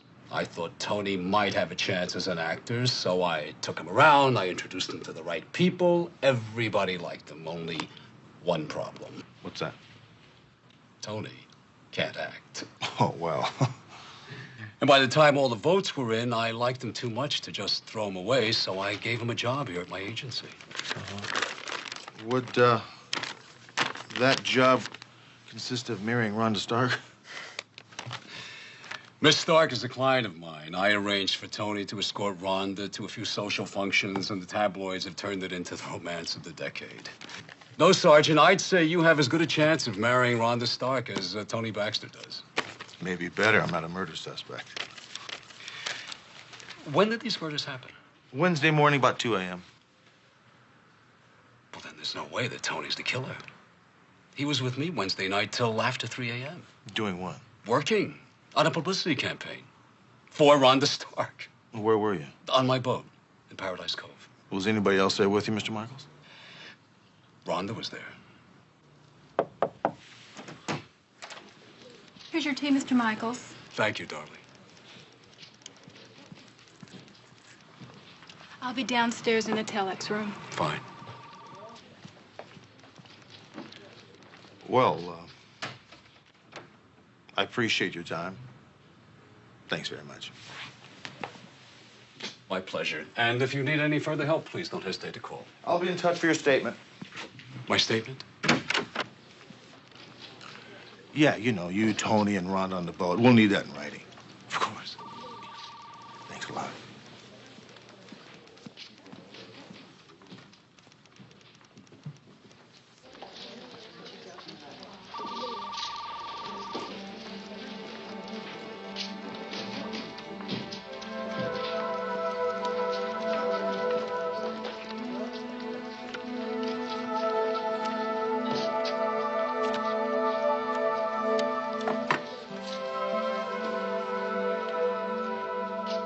It's out of control. Completely out of control. Look, I just gotta see you. We can. I don't know. We can get a place in the mountains somewhere. You can wear makeup, sunglasses. Tony Baxter? Just a second. Who the hell are you? Name's Devane, LA Metro Police. I'll call you back. You ever hear a knocking? Yeah, I rang your buzzer. Problems with your girlfriend? That's none of your damn business. I think it is. What are you doing? You crazy? Sit down, Billy boy. How's the wife in Wells Canyon? Kim, isn't that her name? Pretty girl with red hair? I wouldn't know, man. We've been separated for over a year. Said sit down. Then I guess you don't know how her body washed up on the beach with a big dent in her skull where you bashed in her head? First, I'm gonna call a cop. Then I'm gonna call a lawyer, because I'm gonna sue you blind. Maybe you didn't catch the name. Devane? As in Sarah Devane? You remember Sarah, don't you? Charlie, put the gun down.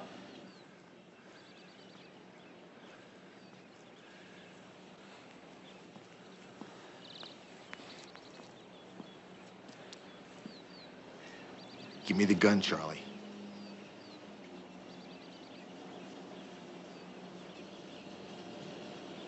Charlie, give me the gun.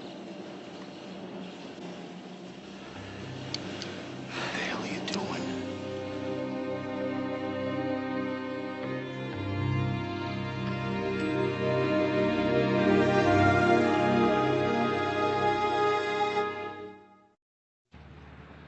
wanton disregard for subjects' constitutional guarantees, physical abuse resulting in bodily injury and emotional trauma, not to mention insufficient evidence, bad judgment, and flat-out insubordination. Do you have anything to say about all this? No, sir. Well, you better come up with something pretty damn quick, Captain. One of the top lawyers in town just waltzed your boy out of custody and on writ.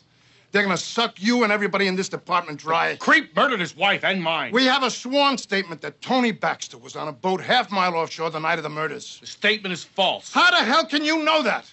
We don't have any evidence to prove it. Face it, Charlie. You blew the case. Internal Affairs is investigating. The DA won't touch it. I'm gonna relieve you from duty pending the outcome. Anything else? Yes. Your ID, your badge, and your gun.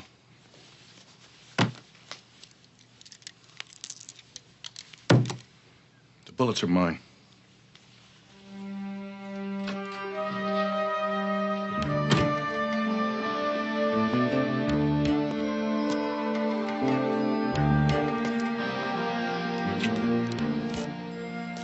Yes. Yes, this is Sergeant Hunter, The Metropolitan. front door's open. Let yourself in. I'll be right down.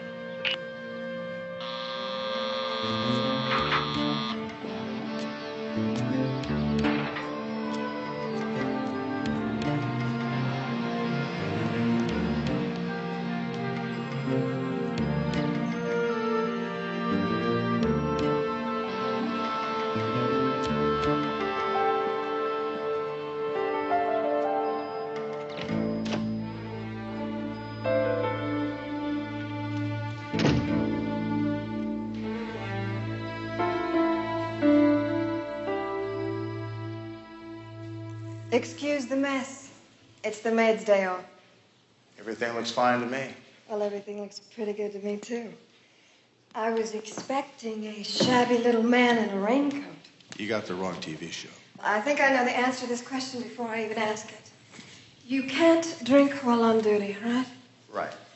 Well, I am not on duty. Tell me, Sergeant, what can I do for you? Well, you can start off by telling me where you were Wednesday morning at 2 o'clock. I was on Victor Michael's boat with Victor and Tony Baxter. Uh-huh. Mm-hmm. What's your relationship with Tony Baxter? Well, that isn't easy to explain. I know, but give me a try. Sergeant, when I go out with the very rich, the very famous, or the extremely handsome. You see, to me, men are a public relations device. Most men, anyway. Tony Baxter. Strictly PR. Also, not bad in bed. It's part of the job. You see, when Victor finally realized he couldn't have Tony for himself, he gave him to me. Victor Michaels? Why do you think Victor told Tony to look him up? Because he could act? Didn't you know Tony was married? Separated, sure. He told me that he was separated. Well, that's unfortunate. He didn't tell his wife that. What are you saying? Well, Tony Baxter just up and left his wife. Didn't he tell you that? Sergeant, I think that this interview may have been a mistake. I'm sure that you can find your way out. You're in love with Tony Baxter, aren't you? You know, Rhonda, the more I start to figure this thing out, the more I realize you're in this thing up to your neck. I mean, Tony Baxter's wife turns up dead. You appear to be the other woman. Wait till the news media gets a hold of this. Movie star caught in murder triangle. I don't have to listen to any more of this. Thank you. Let me just tell you something. Tony Baxter is a murderer. You lie for him, you become an accessory to murder. You understand that? That's not the way it is. You can't prove any of this. Oh, yes, I can. The night Kim Parker was murdered, she was seen in this neighborhood. Now, that's just too big of a coincidence. What the hell happened that night, Rhonda? Talk to me! It was me. Oh, God. It was me. What? I killed that girl.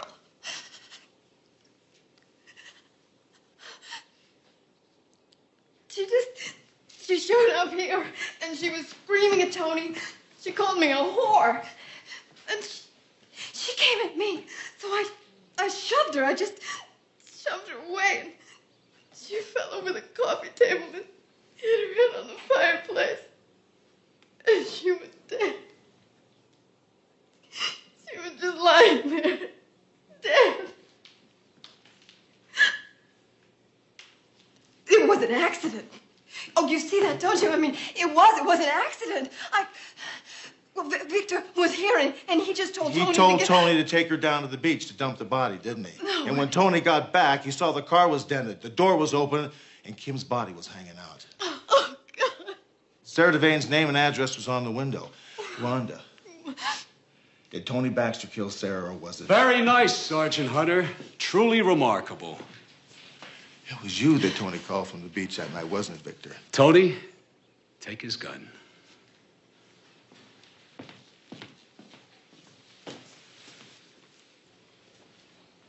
Tony?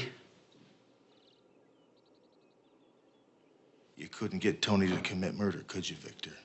So you went to Sarah Devane's house, and you strangled her. Tony, come on. We're driving Mr. Hunter down to the beach. Not this time, Victor. Well, now what do we do, Victor? Come on. Let's go. I mean it.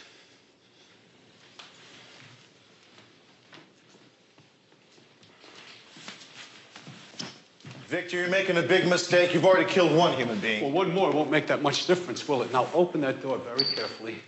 Open it. Easy. Easy. Hold it, Michaels. Police! You're under arrest for the murder of Sarah Devane. I'll kill him. I swear I will. If you don't drop it, I'll kill him. What are you going to do now, Victor? Shut up. Oh! I got him. Hold it, Victor!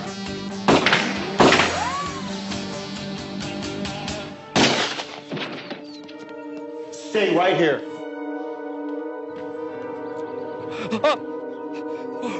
Please.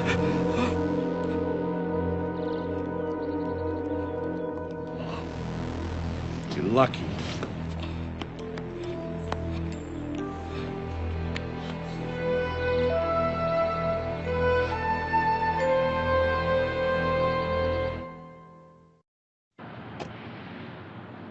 And finally, I want to say thank you for the flowers and the kind words. Believe me, Sarah's family and I really appreciate it.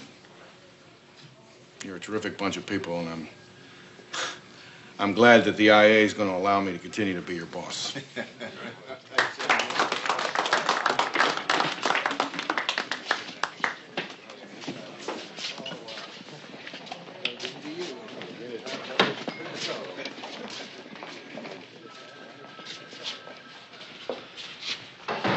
The DA is going after murder one on Victor Michaels, and Tony Baxter said that he will fully cooperate against him. Well, that's good news. What about the movie star? Involuntary manslaughter, I doubt that she'll serve any time. Listen, I know there's no two people alive know how much trouble this whole thing's cost me, so I really do appreciate all your help. You're welcome, Charlie. It's good to be back to work. Yeah. It's good to hear you say that. So, let's go back to work. Okay.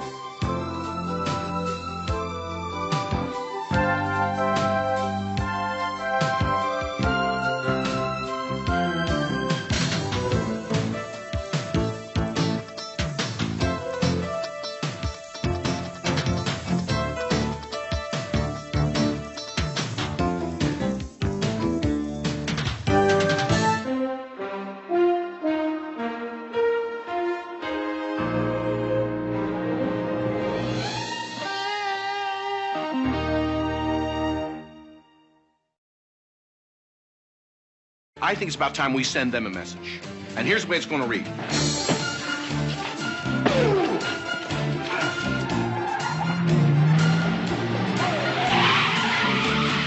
Assume you think he's still alive. That is not Sporty's lifestyle. If Sporty's missing, you would know where he is. Where is he? Where is he? If I could tell you where to find him, what would that be worth? Sporty's life isn't the only life in danger here. You got that?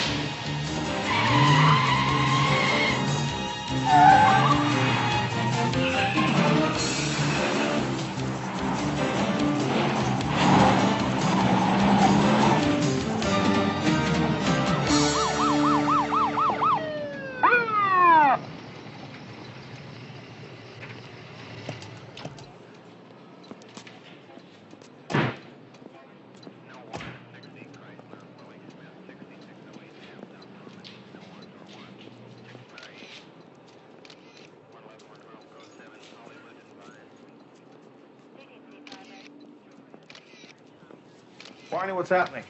Hunter, call. Yeah, we got an odd one here. Shot from 3, maybe 4 inches away. The odd thing is, what's a guy in a $800 suit doing in a place like this? No ID in his wallet, just money. Lots of money. Any weapon? Apparently the killer took it with him. There are signs of a scuffle in the dust here. We got pictures of it, but no footprints, nothing useful. Oh, I found this in his wallet. Busca a Raphael. See Raphael? I think I will. I'll have Hank wait for me. Take me back to the station. Yeah. Thanks, Barney. Okay, guys. Is there anything left to get here? We'll give it a long, hard look, but I think what you see is what we got.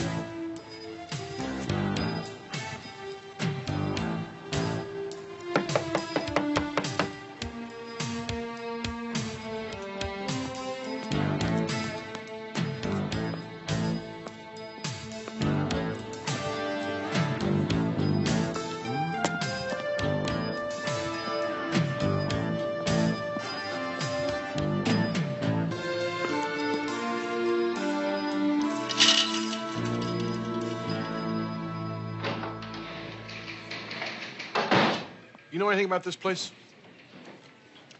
Yeah, it's a disco, the current end spot for the coke users. Turn it over there. This refers to the owner, probably, Raphael Larisco. I won't buy a little while ago. Place is locked up. Not surprised. They don't open till 10 p.m. 90% of the celebrities that show up are known coke users. What do you mean? You're saying they deal there? No, Raphael's a wholesaler. We think the showbiz folks go there as a kind of payoff to a Roscoe to keep them well supplied. You know this guy?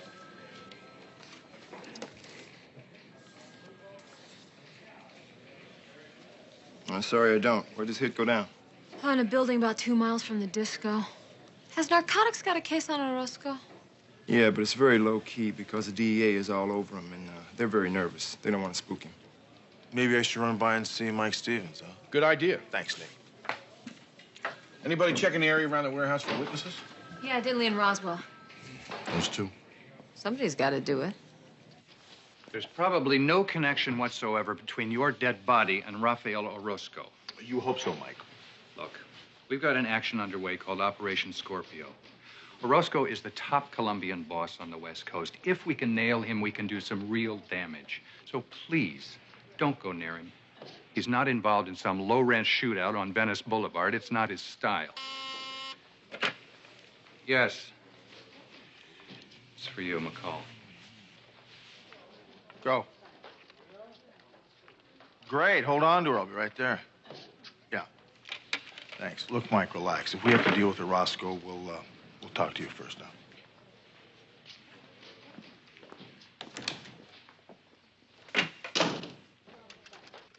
And I heard this real loud noise. I've got arthritis, so I couldn't get to the window as fast as I wanted to. But fast enough, because I seen this black man running out of there. Mrs. Parsons, how far away from the building is your home? Honey, don't call me Mrs. I'm a miss, and proud of it. And my name is Emma. Okay, Emma. How far away were you from what you saw? I've lived there long before they built that old eyesore. Now it's dead and gone, and I'm still there. That's great. And how far away is there? Let's see. There's the alley. Then there's my backyard. Not real big. And then there's my house. And there's nothing the matter with my eyes either. I seen that man real good. Oh, well, then you would recognize him again if you saw him, right? I sure would. He was kind of scrawny-like, but a real flashy dresser. And he's got this big, ugly gun in his hand. He jumps into this big maroon car and he drives off lickety-split. You say he killed someone? Do you know the make of the car? Oh, honey, I don't know one kind of car from another, but I can read. Here it is. There was another car there, too, a dark one, but by the time I got back with my pen and paper, it was gone. But I did remember the first one, and I wrote it down, because I figured he killed somebody. To Paul Charlie Edward 316. Scrawny man, flashy dresser, maroon car. Emma, I want to thank you very much for coming by. You've been a big help. Officer Denley will take you home. He's right over there. You think this is possible? This is sporty.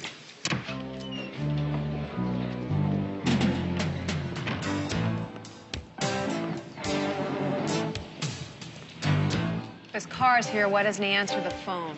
Just relax now. Maybe he just got here. Let's go find out. Come on.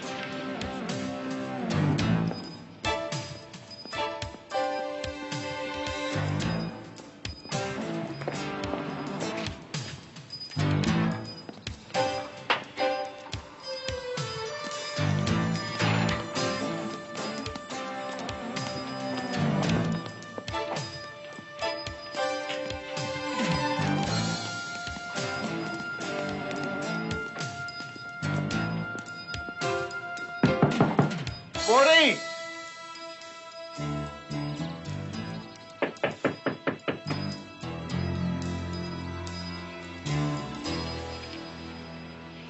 Open it up.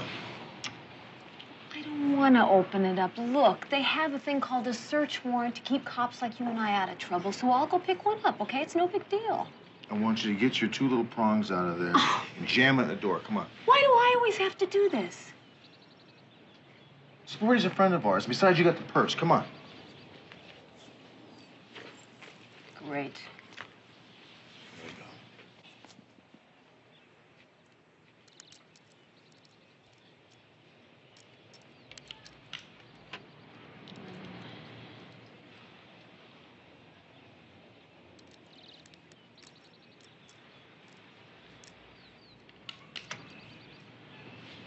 Two.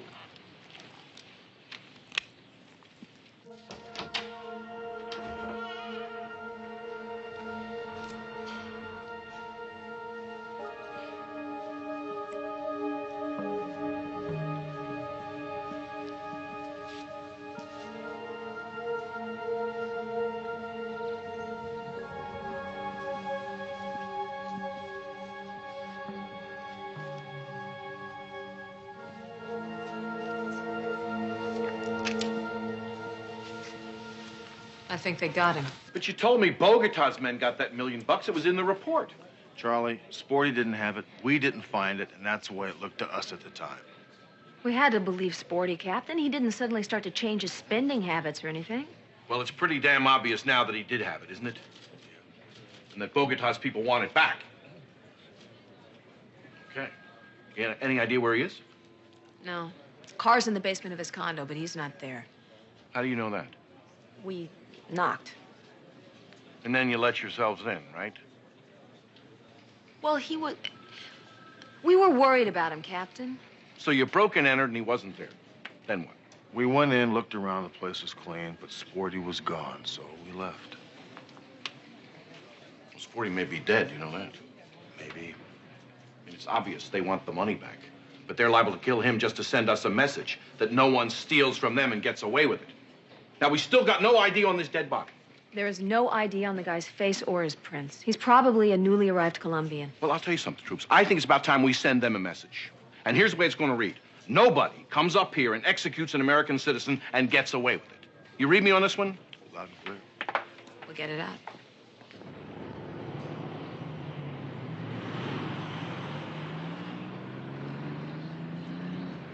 Thanks.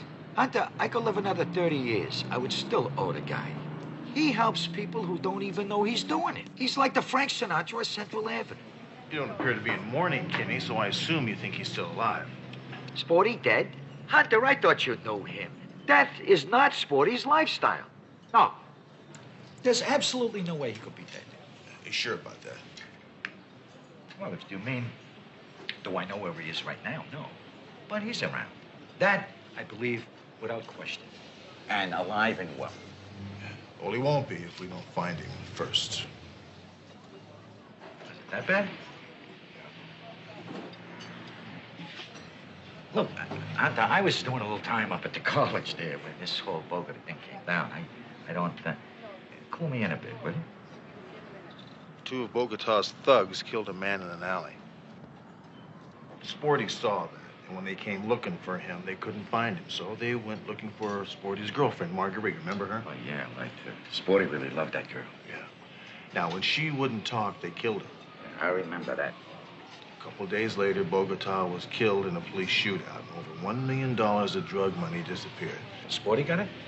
I think he's got it, yeah. You did the right thing then, coming to Kenny Dunstan.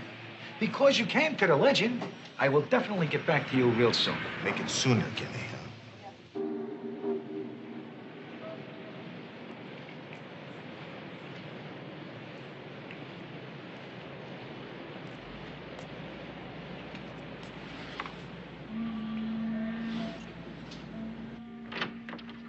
You have been doing very good with us, Curtis. Is that not so?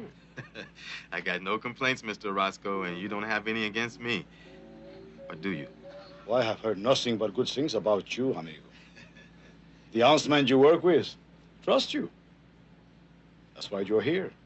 If he trusts you, I trust you. I see. And the reason that I'm here... Do you know a certain gentleman by the name of Sporty James? Oh, I know the gentleman, but not close, you understand. But yes, I do know him. We're what you call acquaintance. Where is he? Where is he? You mean right Just now? Right now. Where is he? Well, I could guess, Mr. Roscoe, but I couldn't say for absolutely certain. I don't know. I think you do.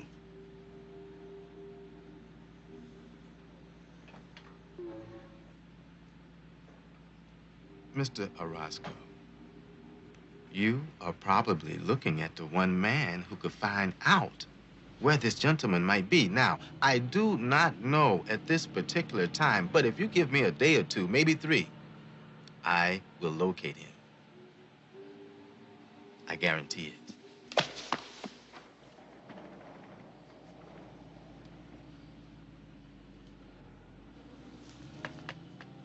You have 12 hours. If you do not find him in 12 hours, I will assume that you have lied to me. And then we will have another meeting. Look, I told Sergeant Hunter I don't know where he is. Yeah, and Hunter told you that if we don't find Sporty, he'll be dead. That's if he's not dead already. Now, come on, Kirby. Help us out here. His life's on the line. You know Curtis? Yes, I know Curtis. He came by to see me late last evening. Curtis was awful anxious to find Sporty. Awful anxious. Thanks, Kirby. Lincoln 5-6, go. We gotta find Curtis. He's into this thing with Sporty, and I'm not sure whose side he's on. McCall, don't worry about Curtis. He found me. He's on our side. I gotta go. I'll talk to you later. Lincoln 5-6, clear.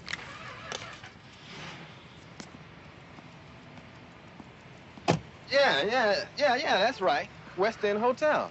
Yeah, you know where that is, right? Yeah, well, you better step on it, because I can't say how long Sporty will be there. Yeah. You owe me one, Hunter. Orozco is nasty. Yeah, okay. Look, I'll meet you at Harry's bar in 1 hour. Got it? Sure, yeah, I'll be there. Sure. This don't bother me at all, Hunter. No problem. I'll be there. Good. Yeah. Good luck. 1 hour.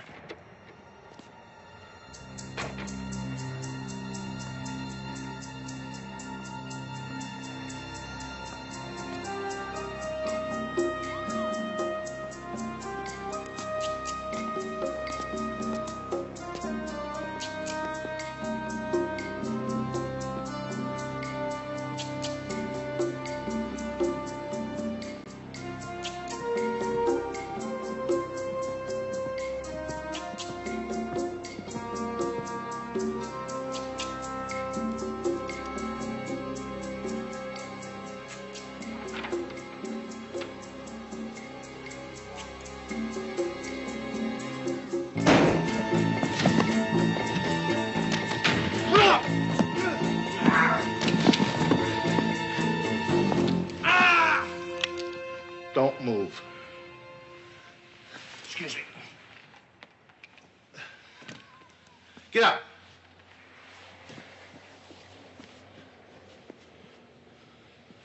You guys, speak English? Yes, we speak very good English. Put your hands on top of your head. That's what I thought. Voltearte.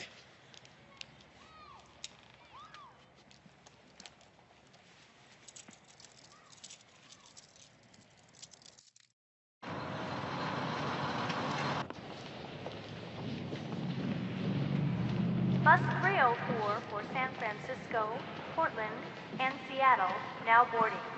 All passengers for Bus 304, please board. Oh, come here. Weren't we supposed to meet? Man, are you putting me on? This town is too hot for your friend Curtis. Now, those Columbos know that I am the dude to set them up. I gotta blow this sweet city until you put Orozco and his troops away. Come here. Stand over here.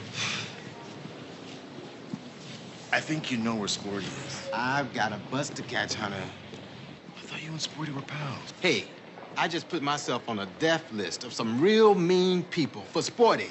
Now, I cooperated with you because me and Sporty are soul brothers, man. He practically adopted me when I came back from the Nam with my head all messed up. Now, you want me to tell you where he is so you can bust him. Now, why would I want to do that? Maybe because you think he's got $1 million stashed away somewhere, huh? Or maybe you want to book him on a murder charge, huh? Sit down. Come on. Now, Curtis, we want the $1 million back. Sporty knows that. Yeah. But we also know Sporty is not a murderer. The cat's in trouble, man. We gotta help him. You being straight with me, Hunter? Yeah, I'm being straight with you, Curtis. He's alive, isn't he? Sporty? Sporty will outlive us all, man. That's his nature. The only time I have ever seen Sporty down, I mean really down, was when he lost Marguerite. Had me worried there for a while. I mean, the cat was suffering, man. Way down deep and hidden. Then one day, he just pulled out of it. Nah, honey. You don't have to worry about Sporty. That's one rare cat with 9 lives. Okay. Just one more time. Now, he may not be at any of these places, but I think you can find him in one of them. Last call, bus 208. Bus 208 for Tucson, El Paso, and Dallas. Last call. Okay, that's me. I gotta go. Look, honey. Now, I am trusting you because I know Sporty trusts you, okay? Great.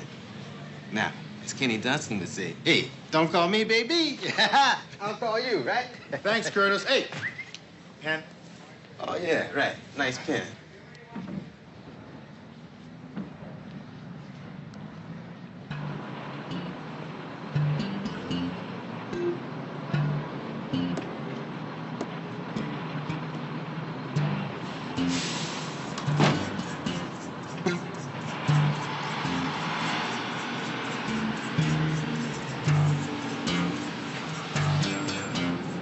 That's him.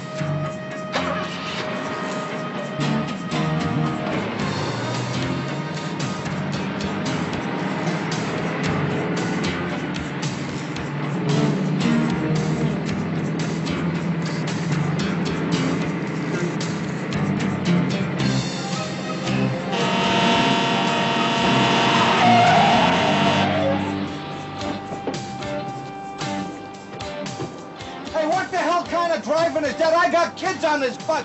You hear Open what- up! I blow you away. Shut up! Cool out! Oh, get up, man. Let's go with me. You don't need no bag. Get going. You make one move, I'll blow your brains out. Freeze, police! Right there, very slowly drop the guns.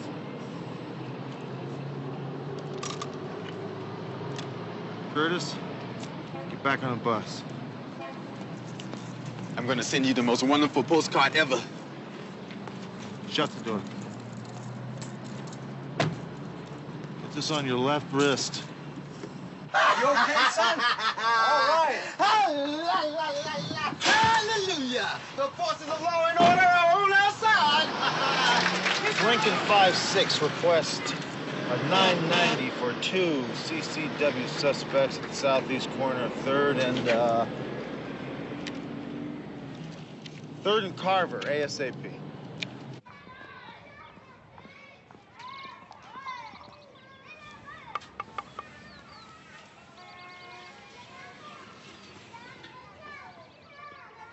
Thank you. Yes.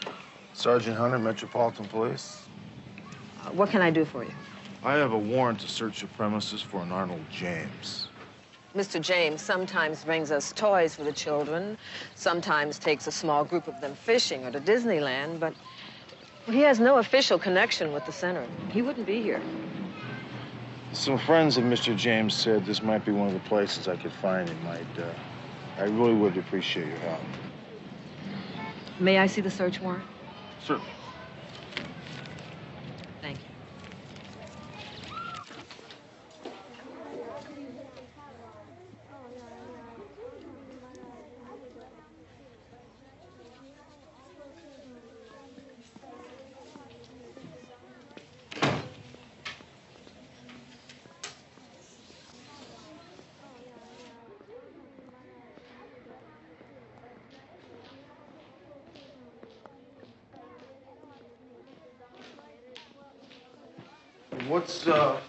What's in here? It's a storeroom. Hasn't been open for years. It's locked. Can we get in there? It's full of junk. We should try to get in there. I don't even know if it's going to be on here. I'll give it a try, though. Good.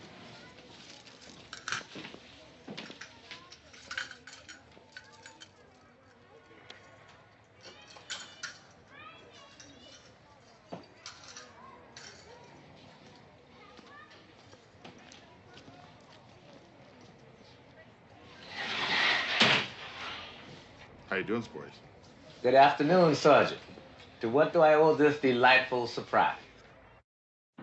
Then Pearlie shows up and says the same thing.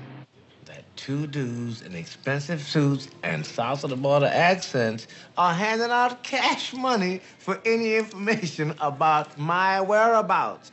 So, I decide to take me a fast out-of-town holiday. You know what I mean? And so I dash home to pick up a few necessities.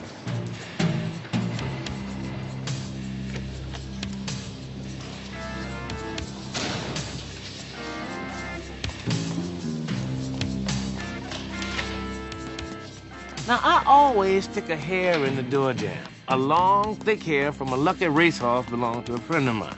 I stick it about a foot above the floor. But that hair was not where I put it.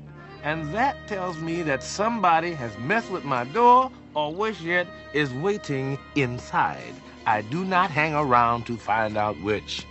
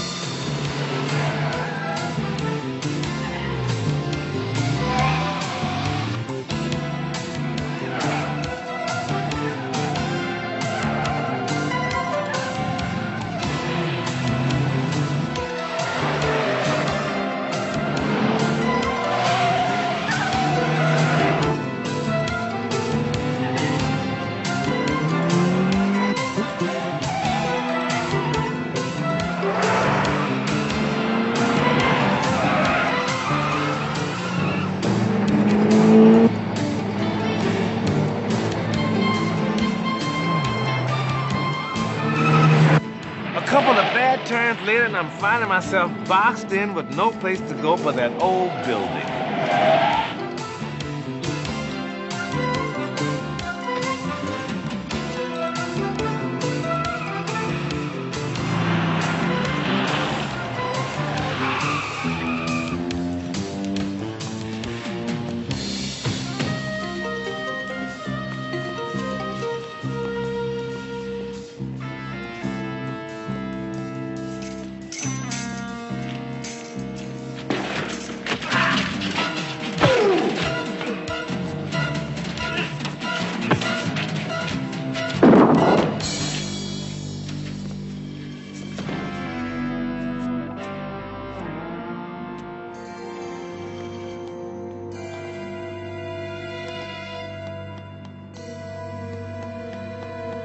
I swear, this is the whole truth and nothing but. It wasn't even self-defense. It was, read my lips, accidental.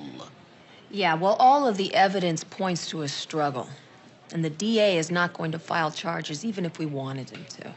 But Sporty, these guys are Colombians. They're Bogata's men. They want their $1 million. Yeah, I know that, which creates a big problem because I don't have it. Where is it, Sporty? Hunter, suppose one of those guys saw me putting it in the locker, right, and took it and didn't say anything about it. You better hope that didn't happen, Sporty, because if it did, you have no way out of this, you understand? Hunter, you are right. And believe me, if I had it, man, I would give it to them. I do not have it. Maybe we ought to put you in a safe place for a while. You know, a little protective custody. Thanks, but no thanks. However, I would appreciate it if you would drop me off at Central and Bristol. You can take the bus, Sporty. That's some cold stuff. Honey, you know that? For a law-abiding citizen like myself.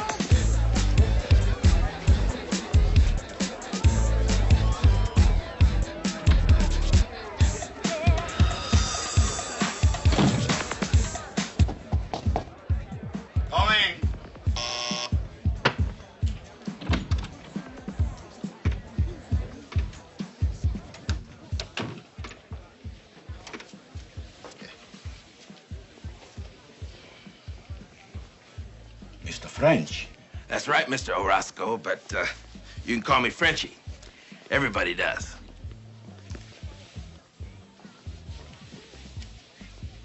You say you have a business proposition that you know will interest me. I truly do. That is, if you are, as I'm informed, still interested in finding a certain Sporty James. If I could tell you where to find him, what would that be worth? Well, he has $1 million American dollars that belong to certain valued associates of mine. If I find him and get the million back, that will be worth $100,000. If I find him and do not get back the money, it's worth nothing. I heard you want to make an example out of the dude. We want our money back. He means nothing to us, dead or alive. My offer is clean and simple. What it is you give me 10 grand, I tell you where you can find Sporty. And if you get your money back, I get another 90. I trust you for it. You know a runner by the name of Curtis? Yeah. Well, he make a deal just like the one you want to make. And then he double-cross me. Two of my men go to jail, I have to bail them out, which I forfeit. Because I send them home. How do I know you're not trying the same? I want the 100 grand. And I just happen to hate Sporty James's guts. A fact you can check out with just about anybody on the street. But you want 10,000 right now, huh? And I'm trusting you for the other 90. You'll try to take me for 10? Would I make an enemy out of you, Mr. Orozco, over a measly 10 grand? I don't know. But I will check out you, as you say. Maybe we do business.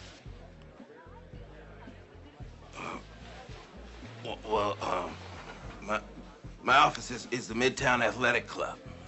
That other number's the phone in my car. When the price is right, I'm available 24 hours a day. Good.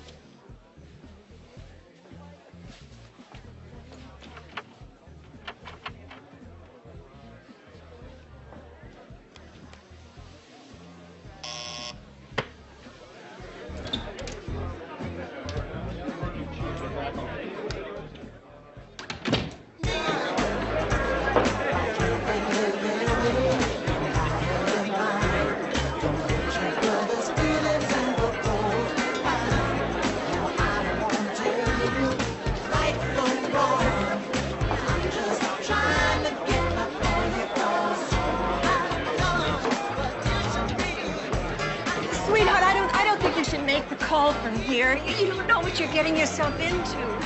Orozco's too dangerous to be playing games with.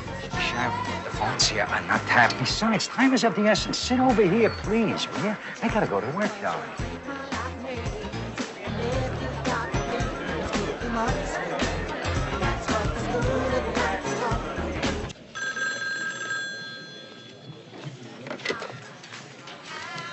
Homicide, McCall. McCall, Kenny Dunstan here. Where are you? I'm at Pizzazz, the disco. I just saw something that I gotta talk to you and Hunter about, but not on the phone. Have something good, huh? Well, I'll let you be the judge of that, darling. Where do you want to meet? Max's, the coffee shop in Westwood. I gotta take my girlfriend Sharon home, so, I'll meet you in about half an hour. Okay. And I know this for sure. Fat Frenchie is sporty enemy #1.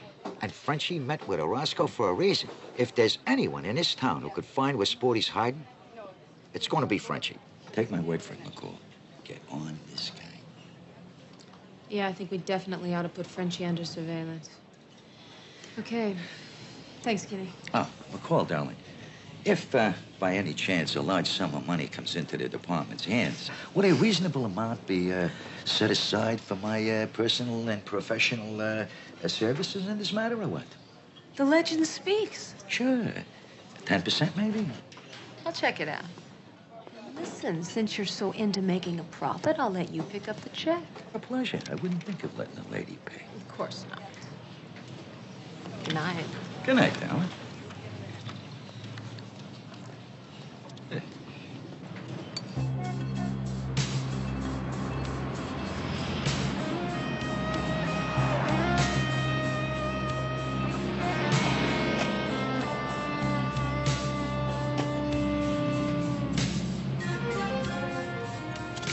L57, this is L56. Come in, please. Lincoln 5-6, go. 2 Latinos in custom-made suits just went into the gym. I got a real strong feeling they're from Orozco. Just sit on them, see what comes out. Lincoln 5-6, clear.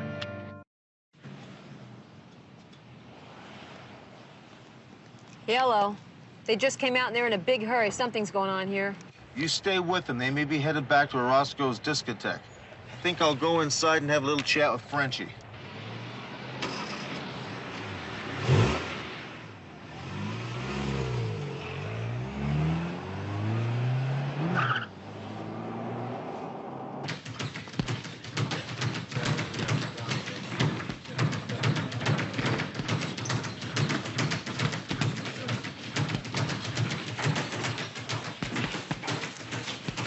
Something, I can do for you? Yeah, I need to see Frenchie. Frenchie? Yeah, you know the guy that owns the place. Oh, that Frenchie. Yeah. That Frenchie's not here. You wouldn't lie to me, would you? Frenchie's not here. You calling me a liar? Look, pal, we can either do two things. You can take me to go see Frenchie, or I can get some squad cars to surround this place in about 15 minutes, have them bring a search warrant, turn this place upside down. How about it? I'll call you back. He says he just wants to talk. That's right, about Sporty James. Okay. Outside.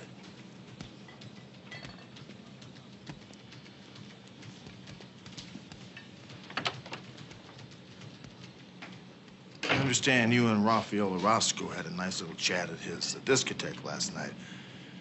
I don't have to talk to you. So, you want me to get some muscle in here, or you want to go in peace? Look, Sporty James's life is in jeopardy. I really do need your help. I don't give a damn what you need. You don't come in here and talk. Let me just tell you something. Sporty's life isn't the only life in danger here. You got that?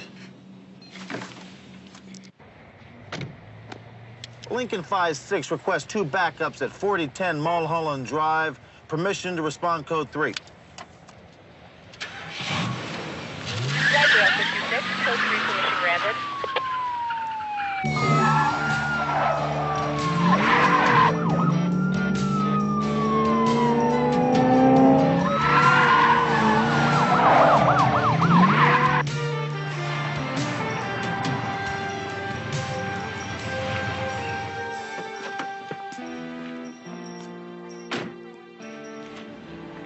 Everything's secured? Yes, sir. We got it all secured from the outside. Stevens, Slocum, and Myers are on the back and the side.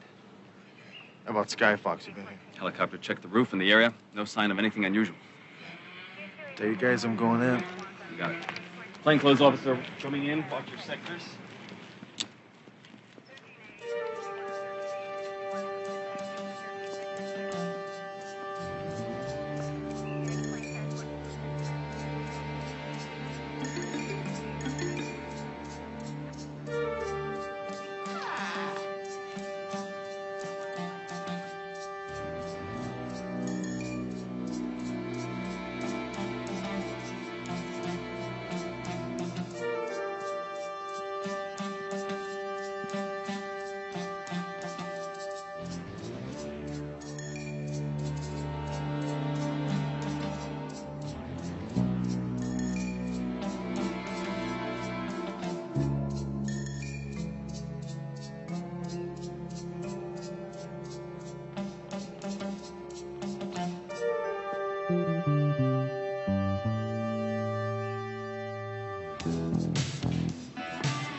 House is all clear.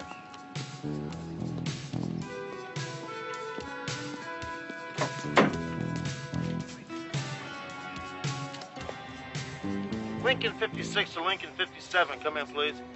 This is L57, go ahead. We'll call you still out in front of the nightclub. Yeah, I'm right out front. Get a search warrant and some backup. I'm 15 minutes away. They got Sporty. Stand by.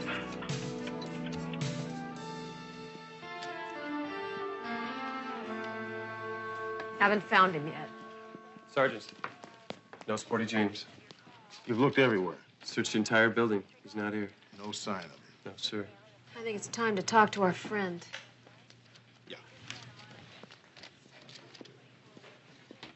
I need to talk to him for a minute. I'm calling my lawyer. Good, you do that. Let me explain something to you real quickly here. Your boss is involved in a kidnapping charge. Wait any longer, it's going to turn into a murder rap, and you're going to be an accessory. Now talk to me. How the hell did I get into this? Speak up. Warehouse in San Pedro, corner of Ocean and Arrow. He talks to nobody. Do me a favor. Call Mike Stevens, tell him to meet us at the corner of Arrow and Ocean and San Pedro. Make it quick. Yes, sir.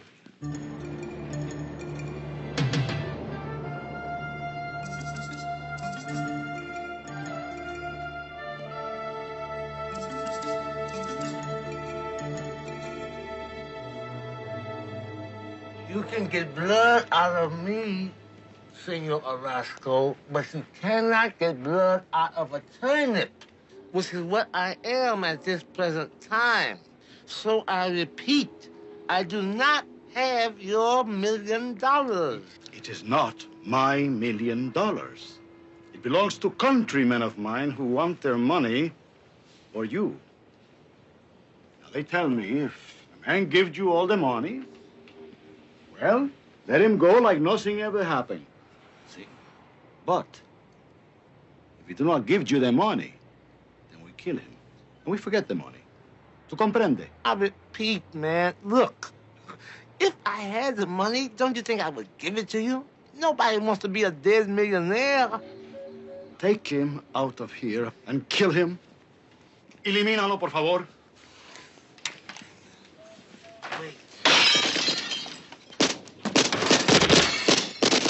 Okay, man. Okay, man. Okay, you win. I got your $1 million, okay?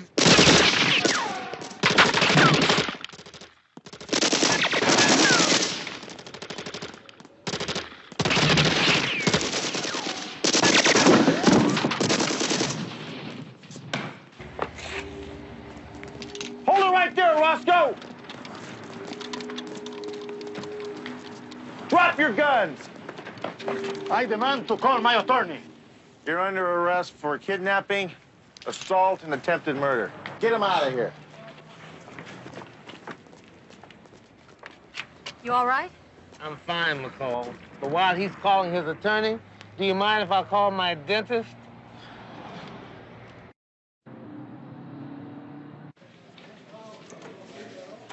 Orozco is still talking. And Stevens and the DA are very, very happy about this. But we're not too happy, Sporty, because Orozco says that you told him that you had the money. McCall, he was going to shoot me. Of course I told him I had it. But I assure you I don't. What'd you do, Sporty? Give it away? No chance. Look, charitable contributions are deductible for only 20% of your earnings. I would owe the IRS a fortune. Not to mention that if I gave away $1 million, I'd never live it down. Sporty. I know where the money is. What? I just checked our records, Sporty. Marguerite's last name was Montero, as in Montero Child Care Center. Formerly Slauson Avenue Child Care Center, right, Sporty? They recently were the recipients of the following: more teachers, new paint, new equipment, and computers throughout the school. That don't mean a thing, Hunter.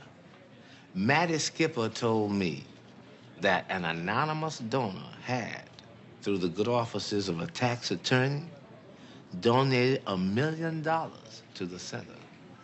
Now, she said she didn't know who it was because it was anonymous. But she said it was all as legal as the Constitution. Anonymous. So the Colombians know nothing about this, right? I don't think I'm going to have to worry about those Colombians. They're going to conclude that if I had had their money, I would have given it to Senor Orozco, which is all too true because I would have. Oh, but I want to thank you both for your kind concern. You're welcome. Oh, my God. Wait up, Sporty. Let's have Sporty buy his lunch.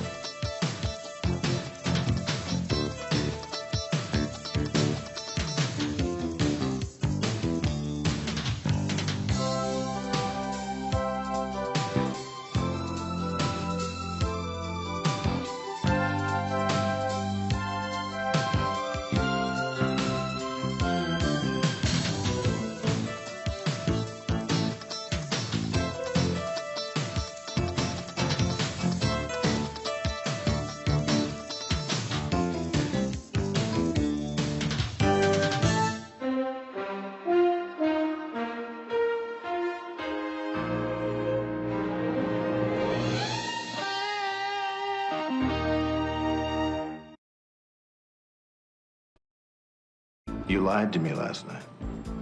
If someone had driven my car, I can't explain it.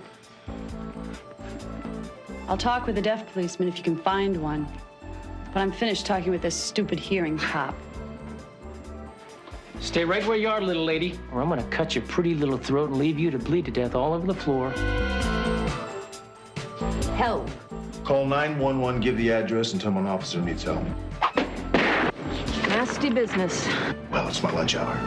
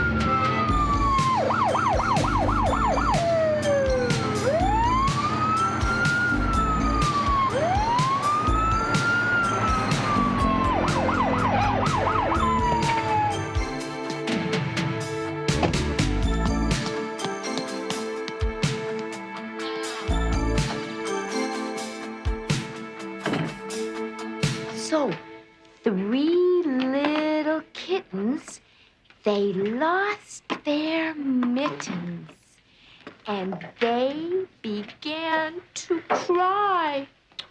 Oh, mother dear, sad fear that we have lost our mittens.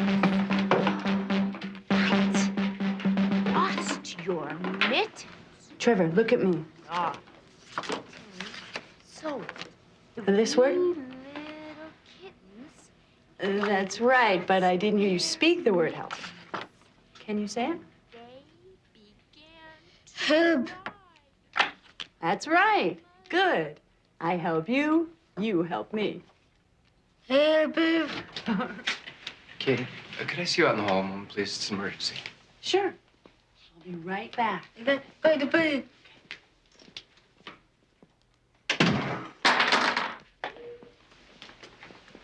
Katie, this is Sergeant Hunter. I understand you're an interpreter. Yes, I am. A deaf man has been stabbed. He's been trying to tell us something. We need somebody right away. Go ahead, I'll cover for you.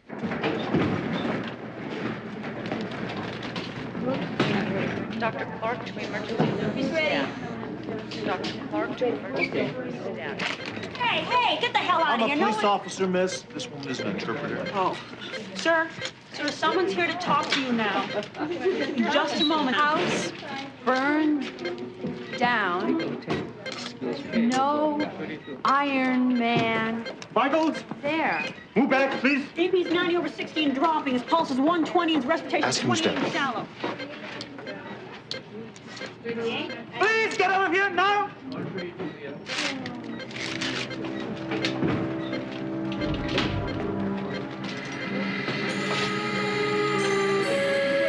All right, let's crack him open. Okay, Ambrose, thanks very much. Yeah. We'll be here until he gets out of surgery. Thank you. Code Blue 2 West. Code Blue 2 West. Well, the only major fire reported was a stable in Will Rogers Park. He very clearly said house burned down. No Iron Man there. Are you sure about that? I mean, his hands were so badly cut up. He fingerspelled each word. House. See, there's just no confusing it. It's simply out of context. We just came in at the end of what he was trying to say. Sergeant Hunter? Yes. I'm sorry. 2 of the chest wounds were inoperable and he had lost too much blood.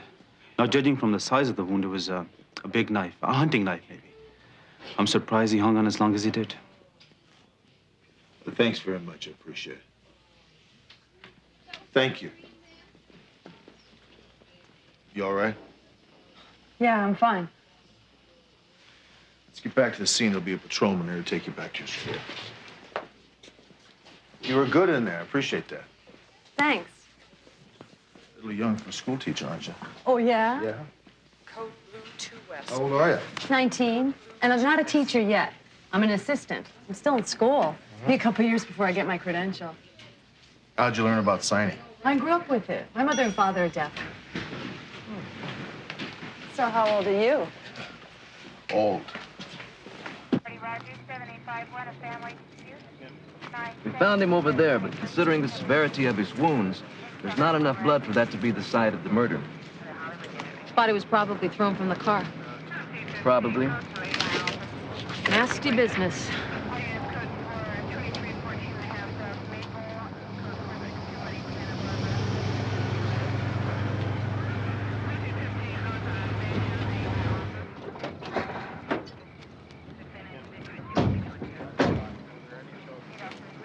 How you doing? Pretty good. Katie Wilkins, Sergeant McCall. She's acting as interpreter on this case. Hi. Hi. Did you get anything from the victim? No, he passed away before we could talk with him. You got anything here? Well, we found this guy's wallet. It's got cash in it, credit cards, ID, so it wasn't a mugging. We also got his home phone number off of his medical emergency card. Finn's been calling, trying to contact his wife, but there doesn't seem to be anyone home. May I see that? Sure. Well, this is a TDD number. TDD? Stands for telecommunication device for the deaf. It's like a printer that works over the phone line. Can't get through unless you have another one. His wife must be deaf, too. Would you mind coming along, talking with her? Sure. Great, thanks. Hunter McCall. Hiya, Charlie. I hear the victim is Noah Hasbrook, is that right? Yes, it is. Did you know him? No, but I've been reading his stuff for 20 years. He's an authority on the Old West. We got anything? You can check with McCall on that. I'll talk to you later. Come on.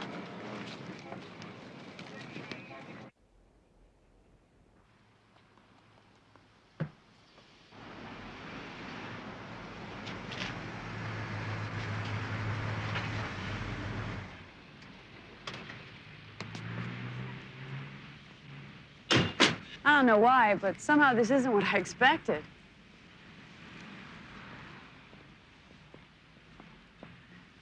What a beautiful car.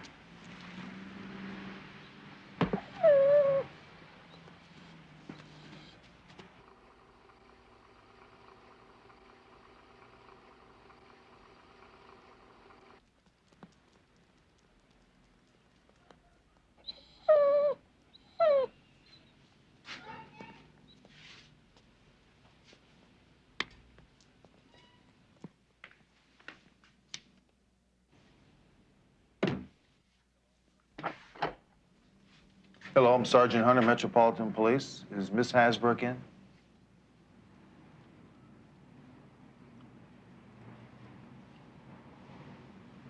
I'm Mrs. Hasbrook. May we come in, please?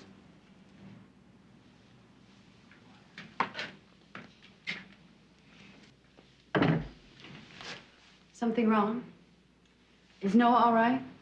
Mrs. Hasbrook, I regret to inform you that your husband is dead.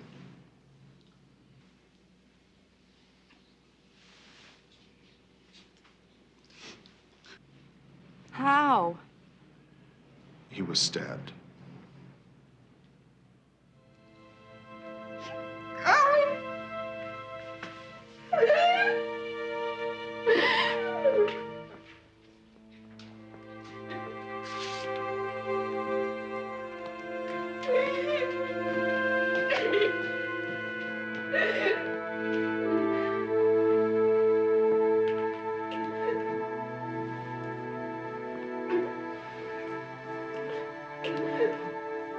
Someone's at the door. Is she expecting somebody? No.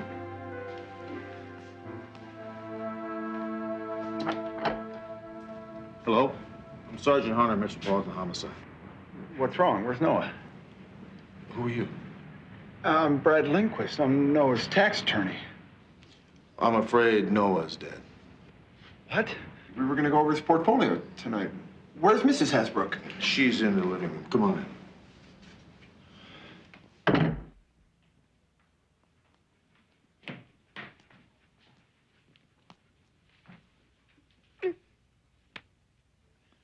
I am very, very sorry about Noah. I wish I were a better signer. Noah taught me a few things, but it was mostly business. I better go. Rebecca, if you need anything, call me. If you need to talk to me, you can reach me here. Thank you.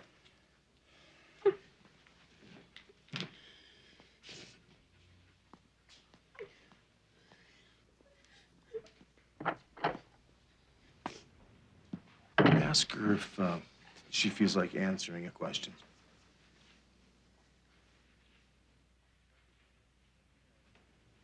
Rebecca, do you have any idea at all of anybody that would want to harm Noah? No. Noah was the nicest man. I can't think of anyone who would want to hurt him. When was the last time you saw him? This morning, before he left for work. And then later, he called me from the plant. The plant, I was under the impression that he was a writer. No, he owned a printing plant. Writing was his hobby. What did you talk about when you spoke with that he was having lunch with a friend, and he'd be home late. He was working on a project. He spent a lot of time on it. What kind of project? I asked him, but he wouldn't tell me. Who was he having lunch with?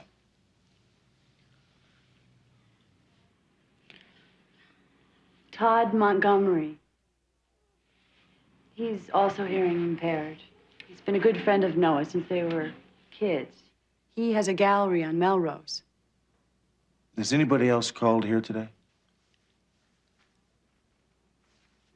No. Kit would have come and got me if he heard the phone. He's a hearing ear dog. So you've been here all alone since this afternoon? Yes. Is that your Aston Martin out in the driveway?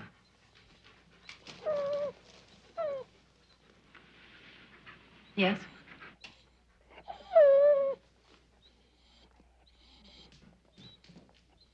Something's wrong.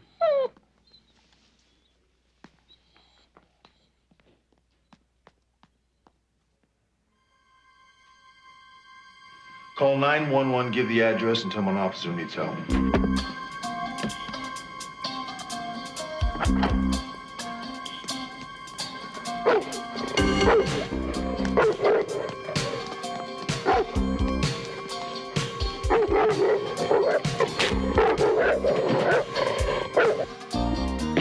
Oh, my God. Gunshot.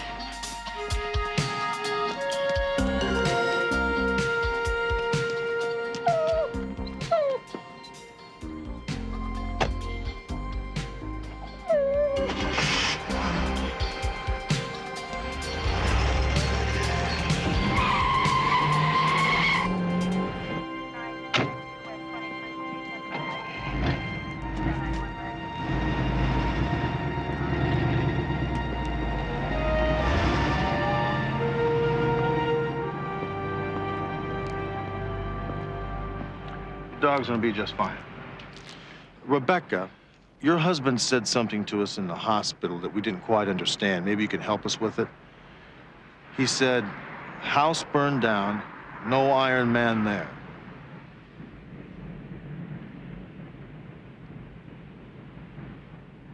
We had a cabin in the mountains at Arrowhead. It burned down last November. The police suspected arson. But I don't know what Iron Man could mean. Well, thank you, Rebecca. Good night.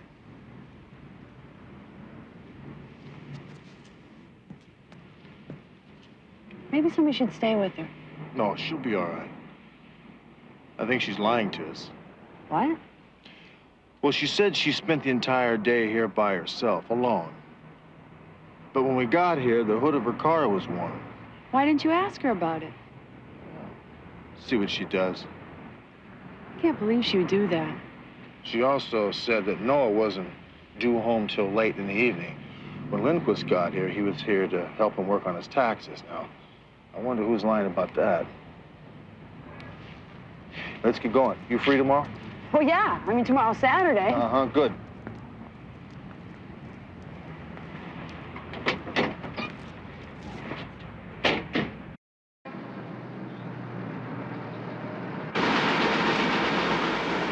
Through in 30 minutes.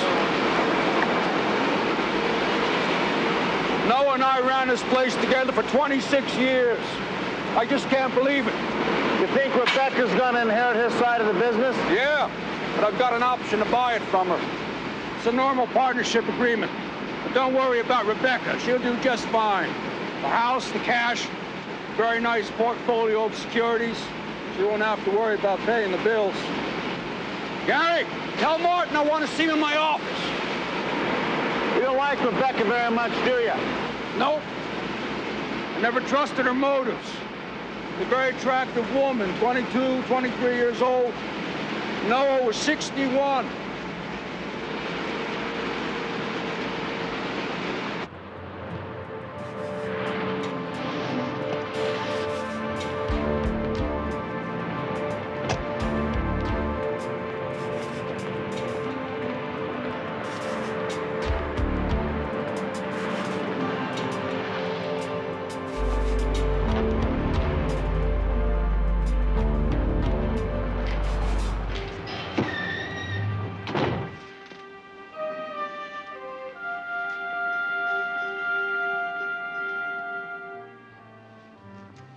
Some nice pieces here. Thank you, ma'am. I'm looking for a Todd Montgomery. Well, now, he just stepped out for a bit, but I'm expecting him back any minute. Is there, something I could do to help you, officer? No, I guess I'll just look around. I'll wait for him. Thanks. All righty.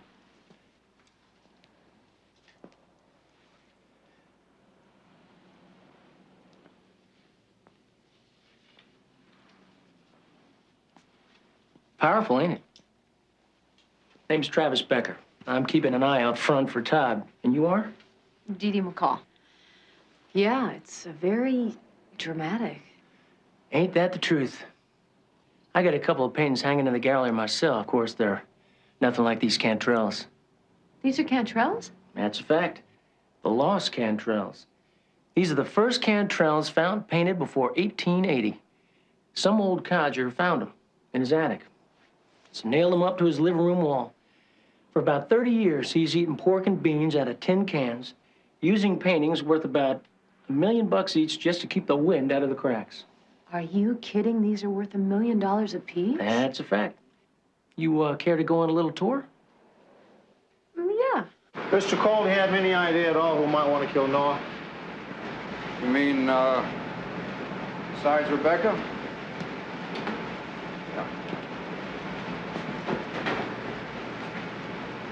His brother Albert, maybe. He leeched off Noah for years until Rebecca put a stop to it. Albert came into the plan about a month ago asking for more money. Noah wouldn't give it to him. He went berserk. I had a couple of guys throw him out. Where can I find him? Sorry. I don't know. But you should check out Rebecca's ex-boyfriend, too. Austin McCabe, real hot-headed deaf kid. Militant as hell. He thinks Noah stole his girl. He even threatened him once. Oh, really? Did Noah report this to the authorities? Nah, he wouldn't do it. Noah's a real pussycat. You want to talk to me, Sam? Yeah, tell the sergeant about last night. Security guard heard somebody trying to break in around 2:30 in the morning. When the guy heard Peters coming, he ran off. Did Peters say what this guy looked like? No, but he'll be back on duty at 3 o'clock if you want to talk to him.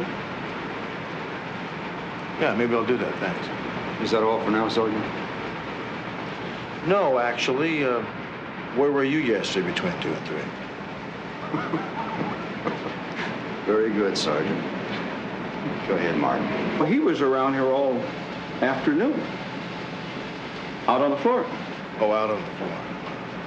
Always suspect everybody. Dickens said that. Smart man, Dickens. I guess most of this stuff here is about 1,000 years old. And that's a problem with the art business. By the time you're rich and famous, you're also dead. Isn't that the truth? Yeah. Oh, Todd, this pretty young lady here is Dee Dee McCall. Oh, yes. She came from Rebecca. You know, I must have misunderstood. I thought you were deaf. Yes. I lost my hearing when I was 3, and I read lips. Well, that's great. Then we won't need an interpreter, will we? L56, come in, please.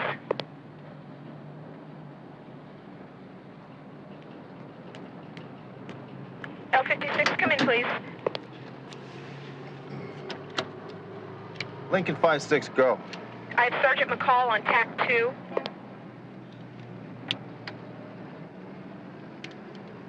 Roger, TAC 2. What do you got, McCall? You're not going to need an interpreter here. Montgomery can talk and he can read lips. Okay, then I'm going to ride out and see Rebecca's ex-boyfriend, Austin McCabe. All right, I'll talk to you later.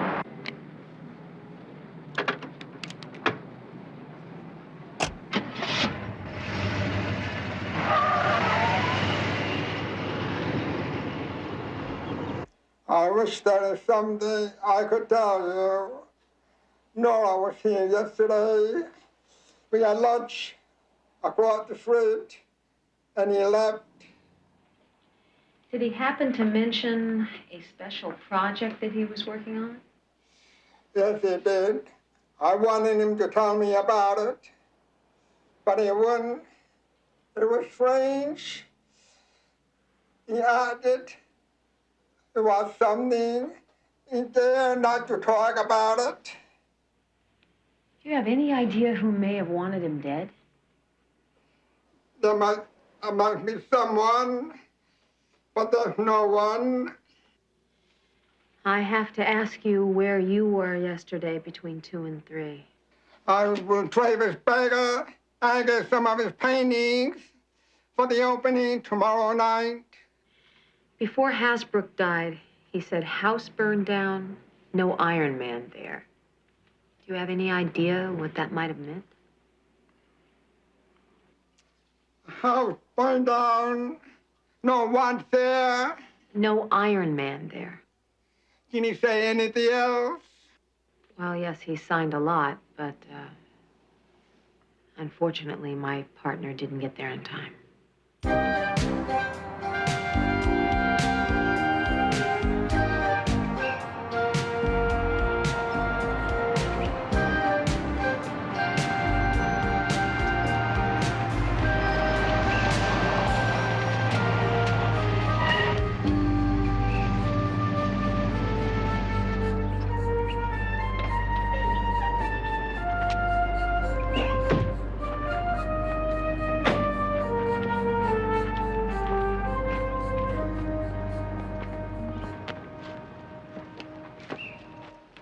Sergeant Hunter, Metropolitan Homicide. Are you Austin McCabe?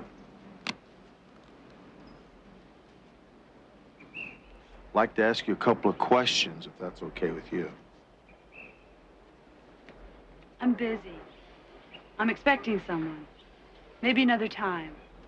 Tell him this is a homicide investigation. He can either talk to us here, or he can go downtown with us and talk to us there. Whatever he wants to do.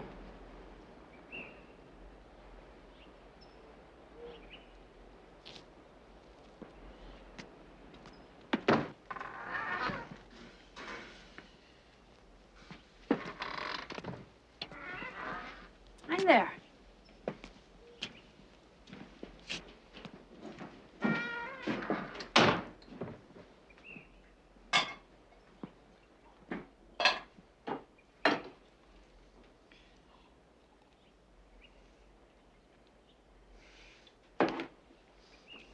You said something about a murder investigation. Who was murdered? Noah Hasbrook. I'm glad he's dead. But what's that got to do with me? Didn't you threaten his life at one time? I told him to get the hell away from Rebecca. If that's what you mean. I could have given her something. Children, a family. All Hasbrook could offer was money. Where were you from 1 o'clock yesterday on?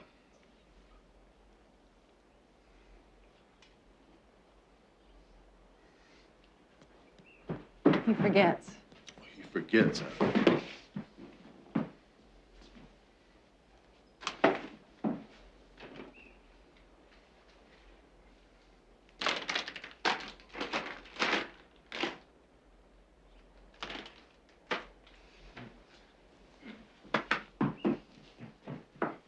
Cute boy. I'm watching him for my sister. I'm not going to answer any more questions. I'll talk with a deaf policeman if you can find one. I'm finished talking with this stupid hearing cop. You tell him he's a prime suspect in a murder investigation. I will be back.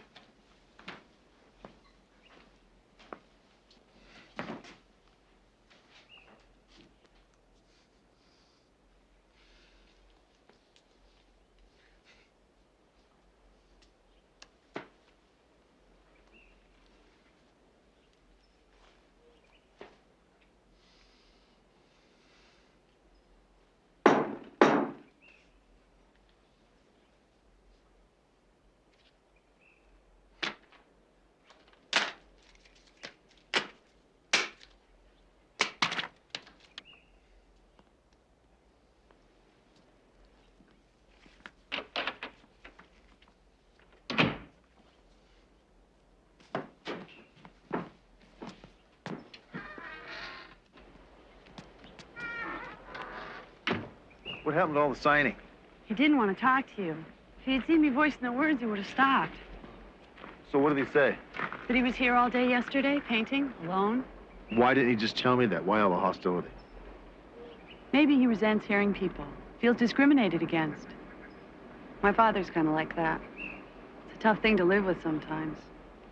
Maybe that's why Rebecca left him and married Noah Hasbrook. Or maybe she just opted for Beverly Hills. Are you always so cynical? Quite often, it helps me solve crimes. What did he tear up there? It's a picture of him and Rebecca. You know what I think his real problem is? Yeah, he's still in love with Rebecca, which makes him my #1 suspect. L56, L56, Get in. come in, please. I have Lieutenant Finn on tack 2. Lincoln 5-6, go. Hunter, I got the address you asked for on Albert Hasbrook. He lives in Venice at 1087. Mr. Del Mar. I know exactly where that is, Ambrose. Thanks very much. Lincoln 5-6 out. It's a couple of minutes drive from here. Mind if we go by there first before I take you home? No, not at all. Good.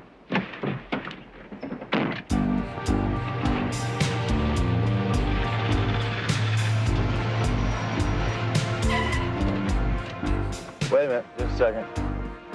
I want you to stay here. When I get out, lock the doors and roll the windows up. Don't worry about me. I don't worry about you, I worry about the neighborhood.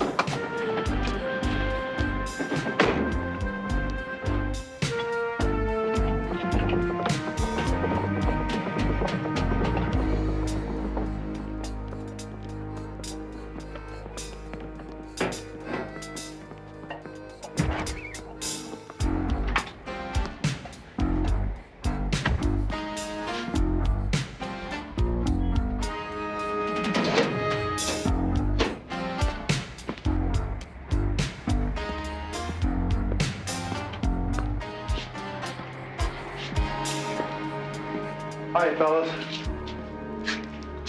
Can I get through here? Pretty please. Thanks.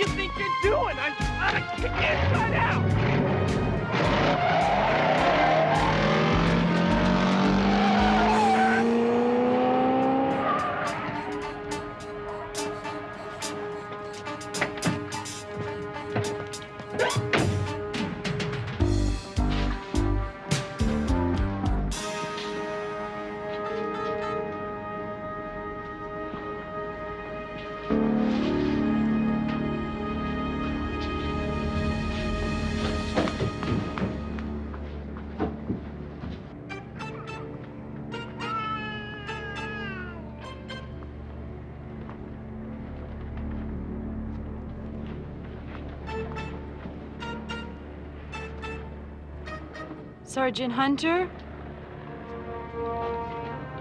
Oh my God.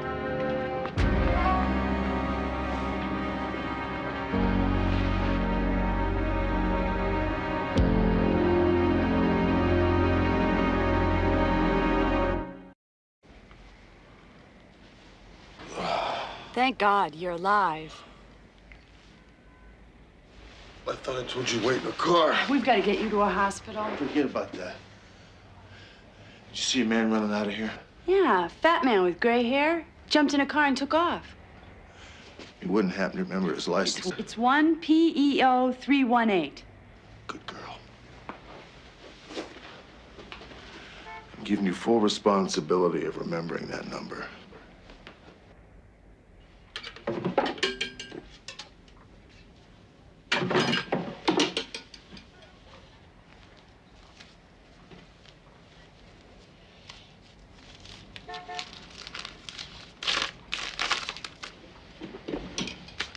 Here's a ticket to Arrowhead Lake. Made out to Albert Hasbrook. He left November 10th and came back on November 11th. Not a very long trip, was it? However, long enough to commit arson. Take a look at that. There's a picture of Rebecca. That's him. That's the guy I saw run out of here. I assume that's Albert Hasbrook. Can you tell where they are? It looks like where they found Noah's body. That's Albert. When was this photograph taken? Last summer, by my husband. Noah always hoped that Albert and I would grow to like each other, but we didn't. I'm not surprised that Albert was in Arrowhead when the cabin burned down. I always suspected him. But for my husband's sake, I didn't say so. When was the last time that Albert saw Noah? I don't know. Rebecca, why should I believe you? I don't understand. You lied to me last night. Lied? What are you talking about? You said you hadn't left the house the entire day. That's right. But the hood of your car was very warm when we got here.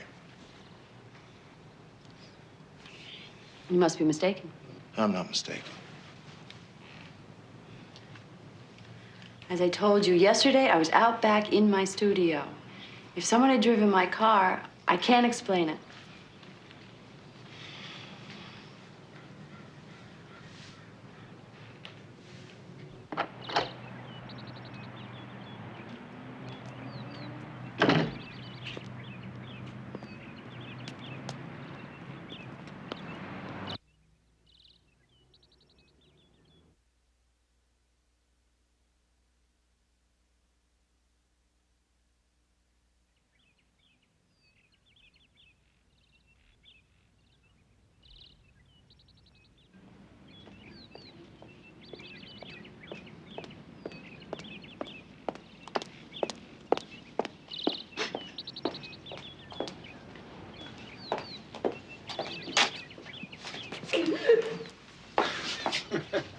Calm down, baby. I told you it would be all right. Come on, not again. How much of this do you think I can take?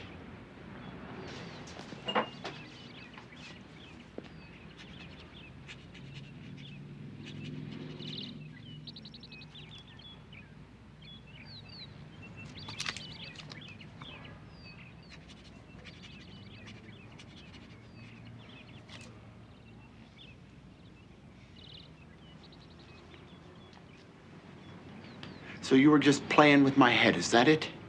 You know, we got a word for women like you. Here, let me write it down.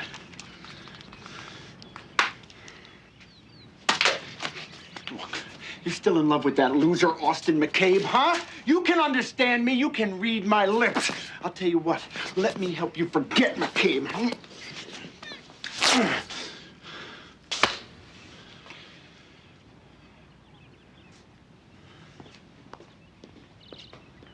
The car was registered to an Albert Hasbrook, Charlie. We've got an APB out on him, but we don't have anything yet. His rap sheet shows a 1984 extortion charge, but they were dropped.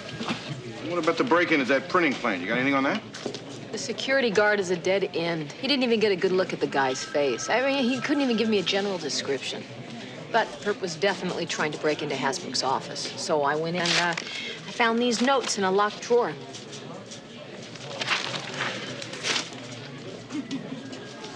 This is unreadable. What is it, some kind of personal shorthand? I think I should be able to decipher it if I just have a little time. I don't know, you know, maybe these notes have something to do with that special project that Noah was working on. You have any idea what that project was about? Well, I think it has something to do with those paintings down at Montgomery's gallery, the Lost Cantrells. Did you talk to Todd Montgomery about that? Well, I tried to reach him at his office and his home. Couldn't find him. So go see him first thing in the morning. You better get down there in the morning. Yeah. Want me to go with you?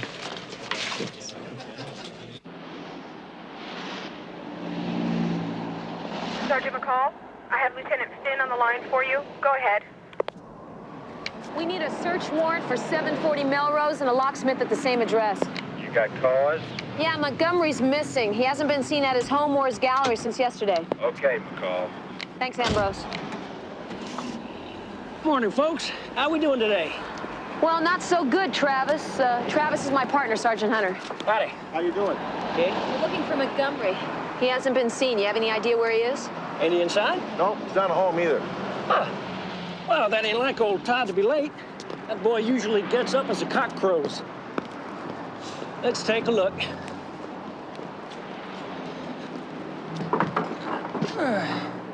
Huh. Well, don't worry about it. I got a key.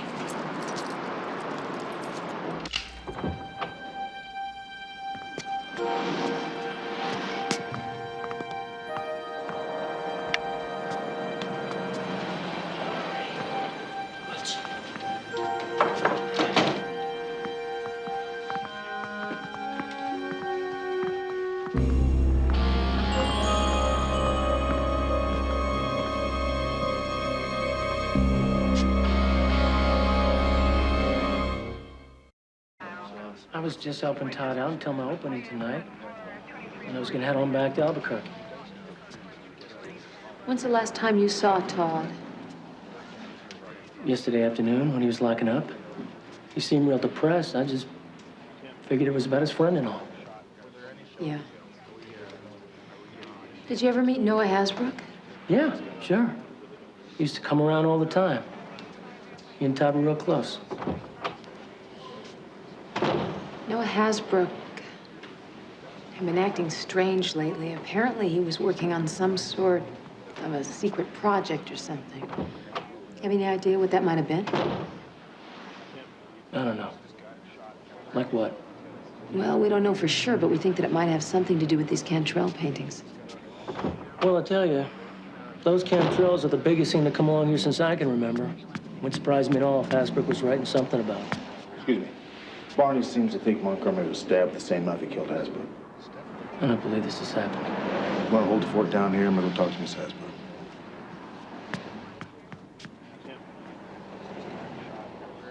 If you have an alibi for yesterday, I suggest you use it. Otherwise, I'm going to have to take you in on suspicion of murder.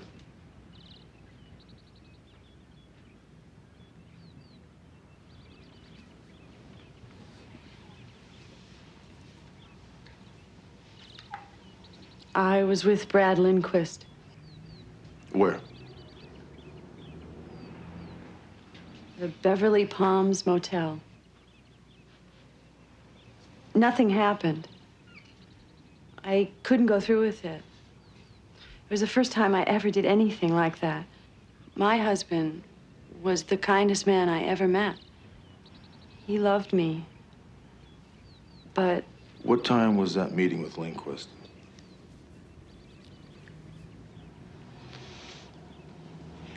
$1 o'clock. We were there less than an hour. That doesn't explain why the hood of your car was warm at 7 p.m. that evening.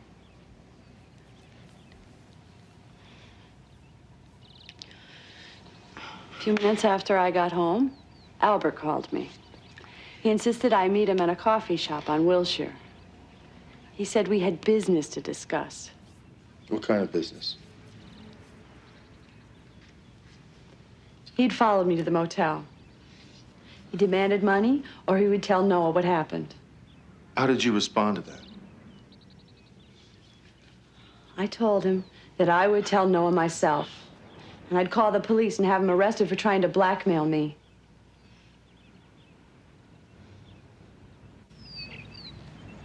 Do you believe her?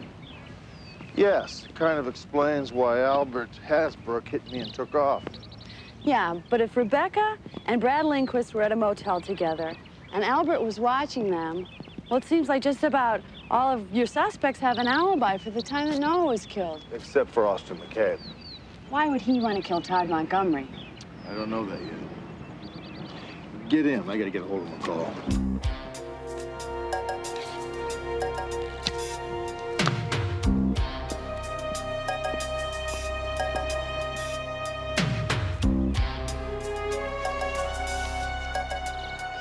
Cowboy. JRG. For man branding cattle. Iron Man. Cowboy jargon for man branding cattle. Iron Man.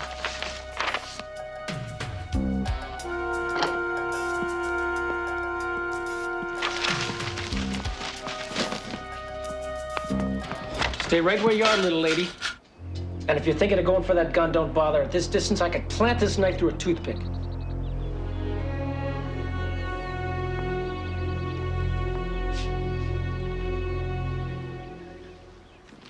Cantrell painting.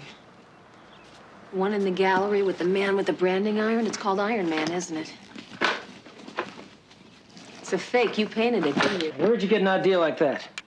Because there's a house in the painting, and that house burned down a year before Cantrell was supposed to have painted it. Yeah, quite an imagination, don't you? Unfortunately, I don't have time for it. Now, why don't you just give me what you found in Noah's desk, and I'll be on my way. I don't know what you mean. Little lady, you're gonna do like I tell you, or I'm gonna cut your pretty little throat and leave you to bleed to death all over the floor, and then I'll just look for it myself. Killing me isn't gonna do you any good, Travis. If I could figure it out, and why don't you think my partner could? Now, without Noah's research, you can't. Now, you got 5 itty-bitty little minutes to tell me where it... Drop the knife, Travis. Be very slow with it.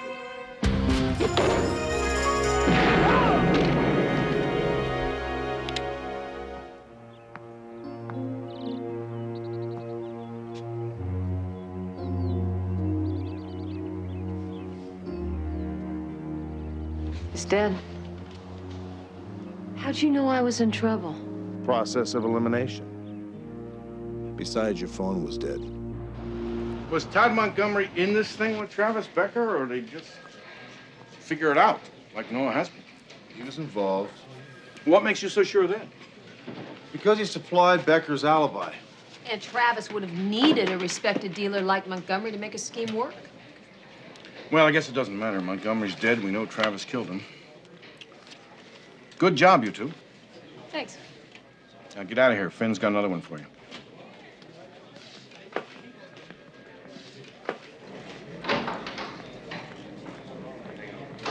Sergeant Hunter, Sergeant McCall.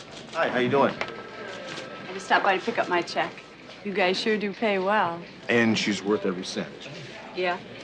Then you don't mind filling me in? No, not at all. Hungry? Yeah. Let's get a ham sandwich. Okay. And if one of the lost Cantrells was a fake, Noah figured that maybe all 6 of them were. Turns out he was right. End of story. Not quite. That's not the end of the story. I got a call on the TDD at school from Austin McKay. He asked me if I still had that picture he tore up. You were right, Sergeant. He's still in love with Rebecca. You know, and I think she feels the same way. You're not as cynical as I thought. Well, it's my lunch hour.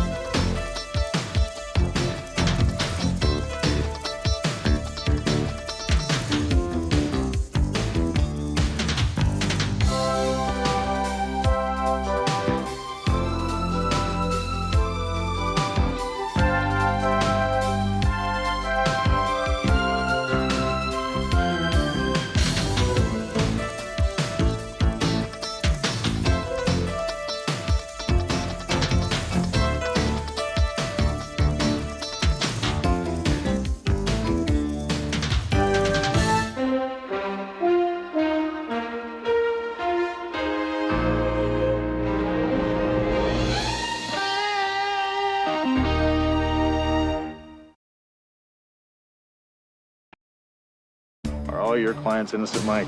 I don't care whether my clients are guilty or innocent. Whatever it takes to win. Yes, we gave it a considerable amount of time. There's nothing Hunter or anyone else can do about it. I want a restraining order, a court order to keep that man away from me. Sergeant Hunter, Metropolitan Homicide. Reba Schofield, housewife. So what more does the DA want from us, Miss Wyman? A signed confession? Counsel is badgering the witness. Overruled. The witness will answer. Not right now, but I'll be back.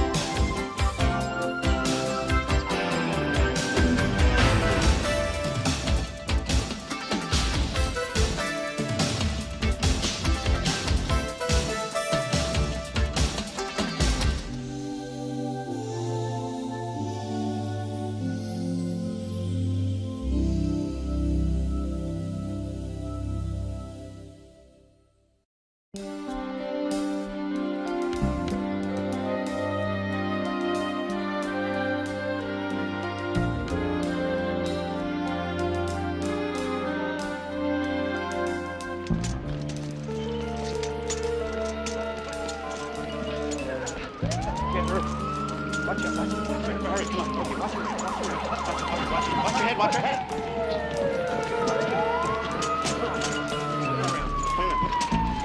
Okay. Drop. Come on. Hurry. Get her in. I'm going with her, okay? Sorry, sir. Against regulations. We're taking her to Pacific General. Wait a minute. What? Excuse me. You the gentleman that called about the accident? Yeah, but listen, I don't know how to... Get in the back. We'll take you to a hospital.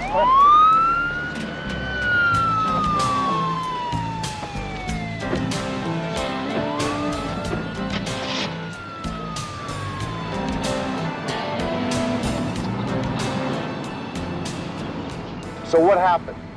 Well, it sure as hell was no accident. We pulled up alongside Neil Banion's boat to warn him about wind conditions off Catalina. How far out were you? About 4 miles southwest of the marina. Neil decided he'd go on to Catalina anyway. He hadn't moved 10 feet when wham, his boat blew up. Well, what makes you so sure that it wasn't an accident?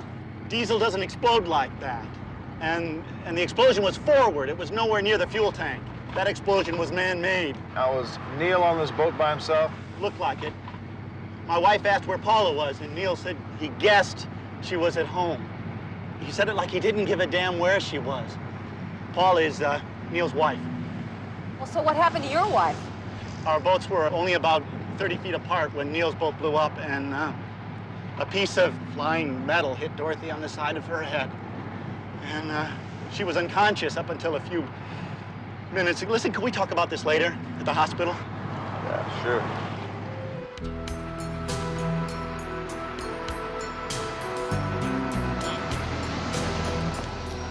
You stay with him. I'm gonna check on Neil Banion's wife.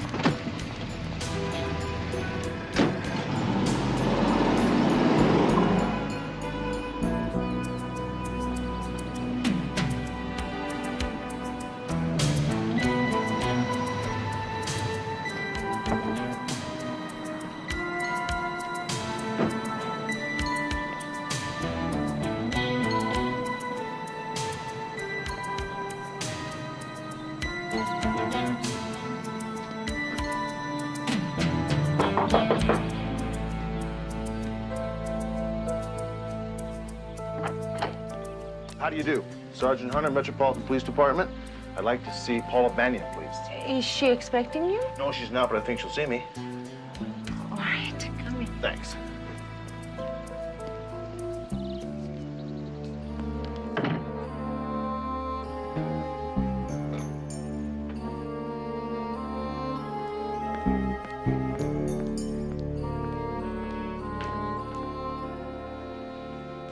Paula Banyan? Yes? I'm Sergeant Hunter, Metropolitan Homicide. What is it, Sergeant? I have some very bad news. Your husband's boat went down at sea, and he's presumed dead.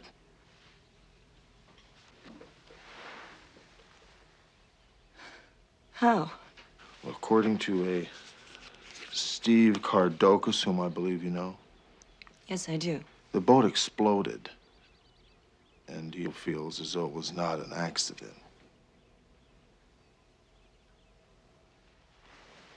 Will you excuse me, Sergeant?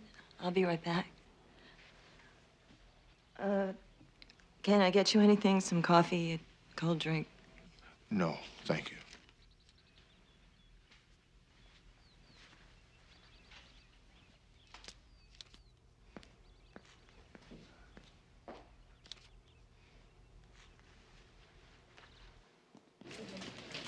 Physical therapist to 4 West.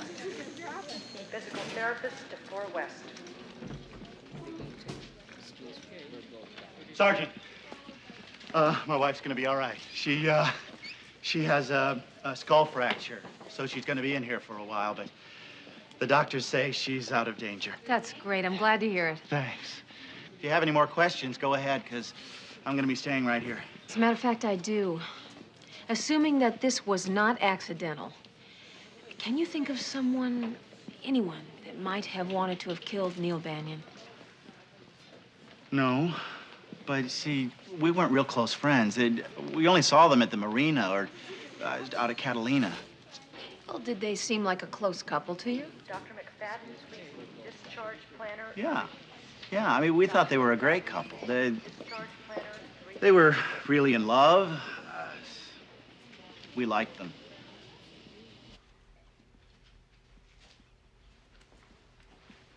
I've called an attorney.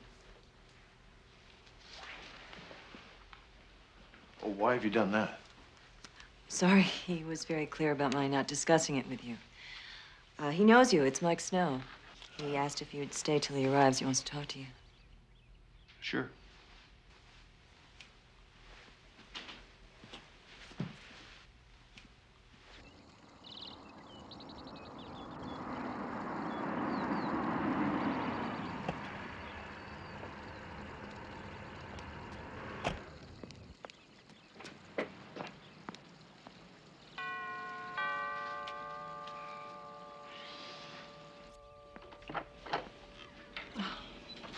Mrs. Banyan is expecting me.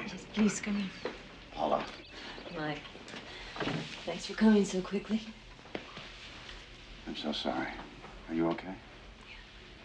Where's Hunter? Rick. Hiya, Mike. How are you? Very well. Thanks for waiting. What happened that makes Neil's death a case for homicide? Well, his boat blew up about 4 miles offshore. The witness said that the explosion looked man-made. Is that all you've got? One man's opinion that it was not an accident? So far, that's all I have, yeah. I see. Are you here because my client is a suspect? I came here to tell her what had happened. Then she called you. She's behaving like a suspect.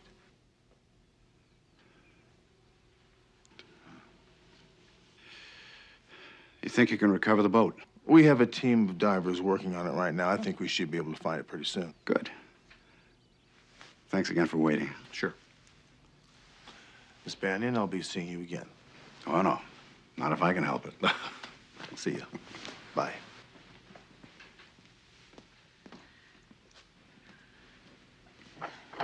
He's right, you know. Your calling me does look suspicious. But I'm glad you did. You probably had a good reason. I do.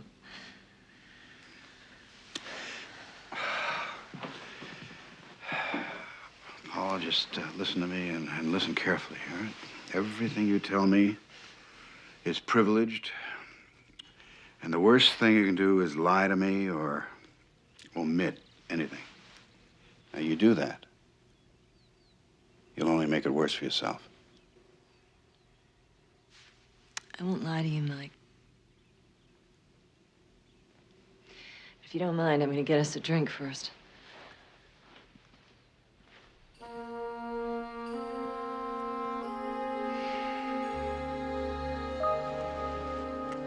Thanks, McCall. That helps out. Lincoln 5-6 clear.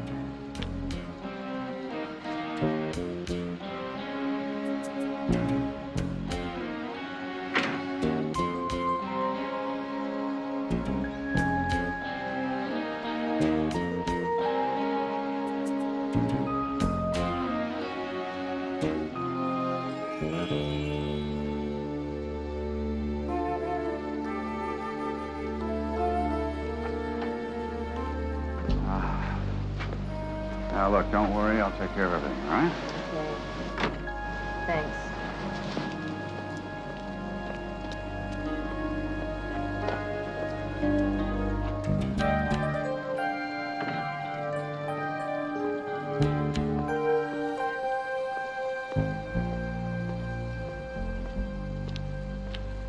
You waiting for me?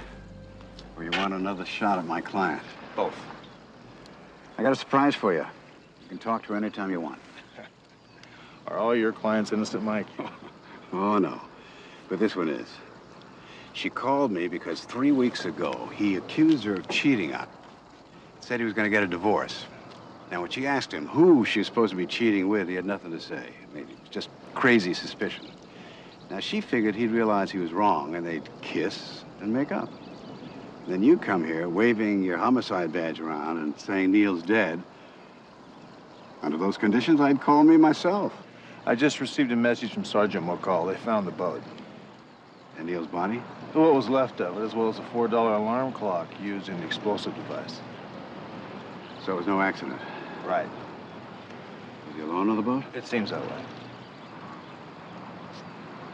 Thanks. Excuse me. I want to tell Paul about this.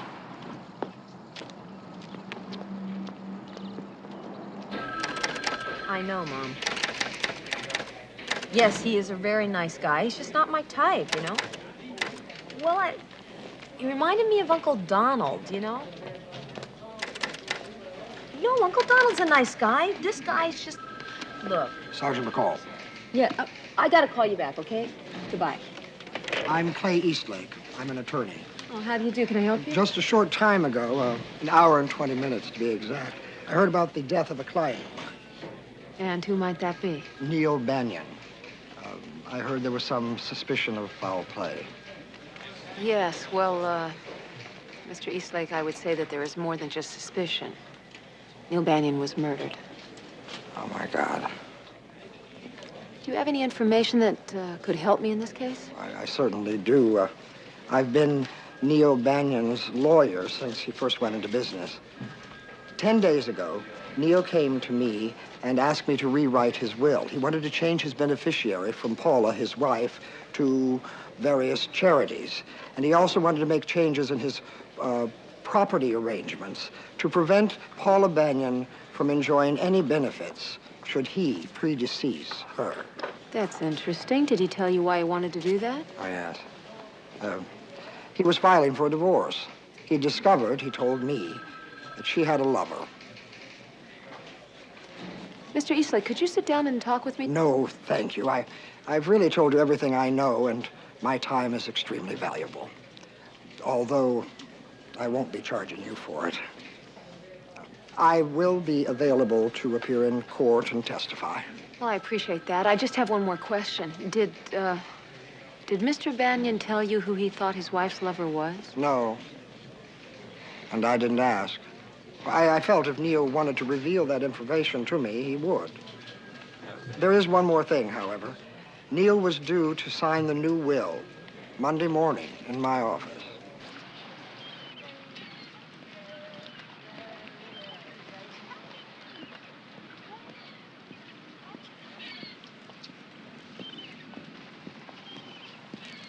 Nice boat. Yours? Uh-huh. Sergeant Hunter, Metropolitan Homicide. Reba Schofield, housewife. Ask you a couple questions? About what happened to Neil Banyan, right? Right. Come aboard. We're looking for somebody who might have seen someone board his boat last Friday. Well, Sergeant Hudson, you have come to the right person. Sergeant Hunter. Hunter, right.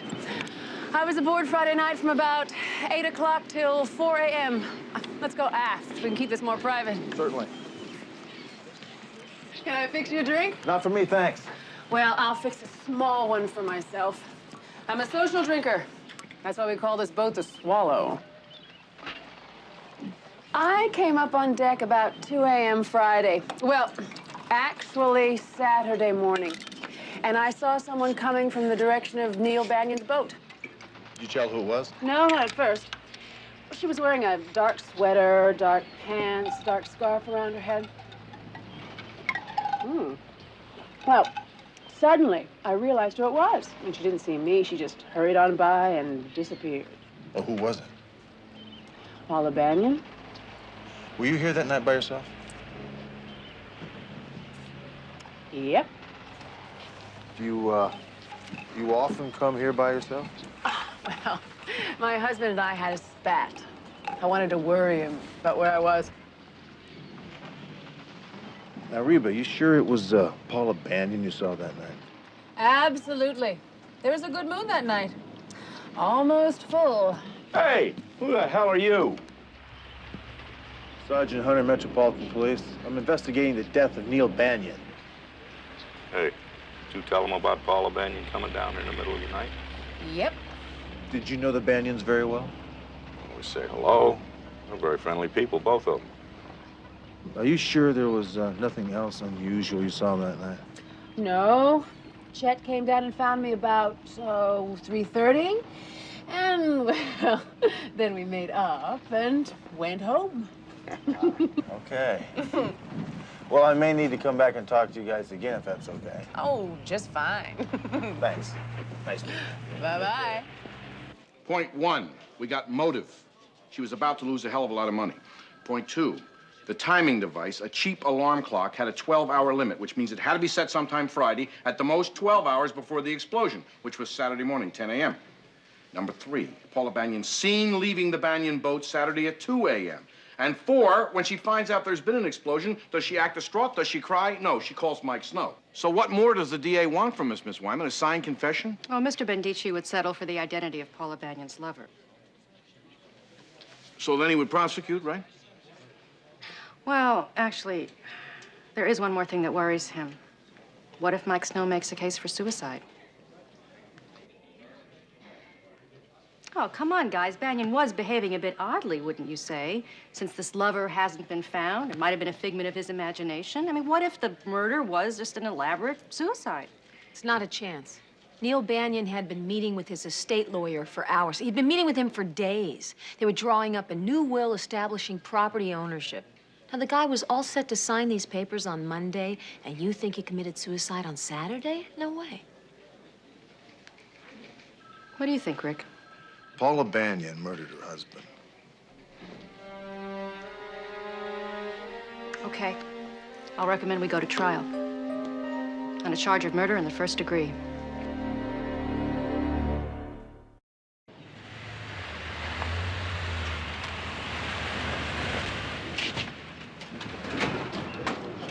Grab it. Theodore? You will tell us why I wanted to lie. But the real reason I wanted you here was for that. Right on it. Focus on ready. Yeah. Okay.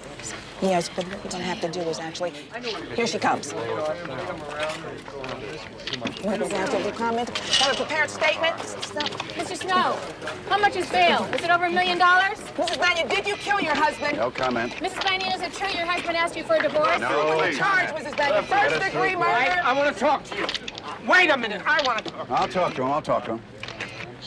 Why didn't you return my phone calls? I've been busy. I've been in court. You had plenty of time to run around asking insinuating questions about me, most of them damn close to slander. Now, why didn't you just come to me?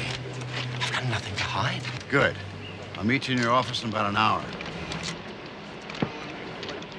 Mrs. Banion, did you kill your husband?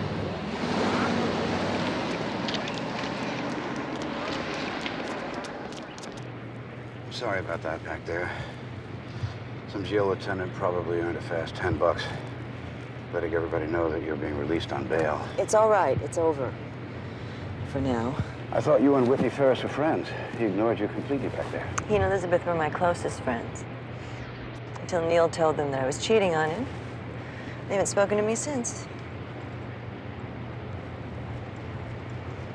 So what was he so angry at you about? Whenever I defend someone on a murder charge, the first order of business is to find a plausible alternative. Whitney Ferris is my plausible alternative. Have you got anything to back that up? Well, he's Neil's partner. They had frequent differences of opinion. And I don't have anyone else who fits the bill. If my defense depends on your casting Whitney Ferris as the killer, then I'll be found guilty. Why? They were friends. And they were more than friends. They needed each other. Paula, he's all I've got at the moment. So please, don't repeat what you just said to anyone. Unless for some reason you don't want me to point the finger at Ferris. Hey, Mike, I want you to do whatever you think is necessary. If I had to spend one more night in a snake pit like that, I'd kill myself. The thing that tipped the scale that made the DA go for murder one was the fact that Neil changed his will, and he was murdered just hours before he was scheduled to sign it. Did you know anything about him changing the will? For God's sakes, don't lie to me. I should have guessed it, I suppose, but I didn't. Mike, Neil never told me that he was writing a new will. Never.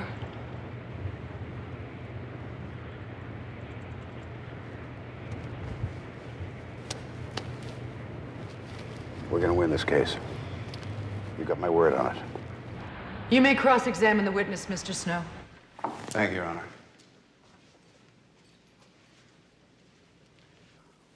Mrs. Schofield, you and the defendant were friendly, were you not? Yes, we were. You had had lunch together on more than one occasion. Yes, we have. Now, on this particular night in question, you said that it was not dark and that the moon was almost full. Is that correct? Yes. Now, here it is. It's between 2 and 3 a.m., and here comes this friend of yours alone.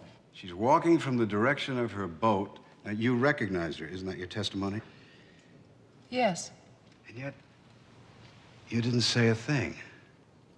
I mean, you didn't say, "Hi, Paula, are you okay?" You didn't even say, "Hello." Now, wasn't that because you weren't sure it was Paula Banyan? Objection. The witness has already testified that she recognized the defendant. Overruled. The witness will answer. Mr. Snow, I can't answer your question. For the life of me, I really don't know why I didn't say hello to Paula. Maybe it was because it was too dark for you to recognize anybody.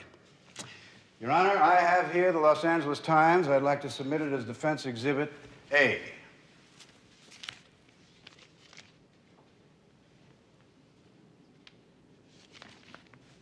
And Mrs. Schofield, if you'll note here, this is the day in question. The moon was not almost full. As a matter of fact, it was the final 2 days of the last quarter. It was just a sliver, a very dim source of light. I don't see how you could have recognized anybody. Thank you, Your Honor. I have no further questions. Any redirect, Miss Wyman? Yes, Your Honor. Mrs. Schofield, you saw Paula Banyan clearly enough that night to know who it was, didn't you? Yes, I did. I truly believe that I did. And at no time, while you were preparing Neil Banyan's divorce action against the defendant, was the name of this alleged lover revealed to you? Mr. Banyan chose not to reveal who it was. Now, as a divorce lawyer, don't you find that rather peculiar, Mr. Talbot? Objection. Calls for a conclusion. Sustained. I have no further questions for this witness. Yes, my partner and I were assigned to the case as soon as we were informed that Neil Banyan's boat had sunk. And you were informed, were you not, that Neil Banyan had told the defendant that he was divorcing her because she, quote, had a lover? Yes. Did you consider the identity of the lover important to the case? Yes. And you gave the matter proper investigative attention? Yes, we did. Would I be correct in saying you gave it a great deal of attention? Yes, we gave it a considerable amount of time. Come on now, Sergeant McCall. Didn't you feel the identity of this lover was important enough to have a major bearing on the case? We felt that it did have a bearing on the case, yes. Not a major bearing? Your Honor, counsel is badgering the witness. Now, Sergeant McCall has answered this question twice. No, I think Mr. Snow's intention is both clear and proper. I would like you to be fully responsive to the question, Sergeant. We felt that it was an important aspect to the case, Your Honor. Thank you, Sergeant. So the jury can therefore assume that you gave a considerable amount of investigative time to this matter. Correct. But you never found this alleged lover, did you? No. So to the best of your knowledge, there is no such person, is there? Objection, objection. Sustained. The jury will disregard defense counsel's last question.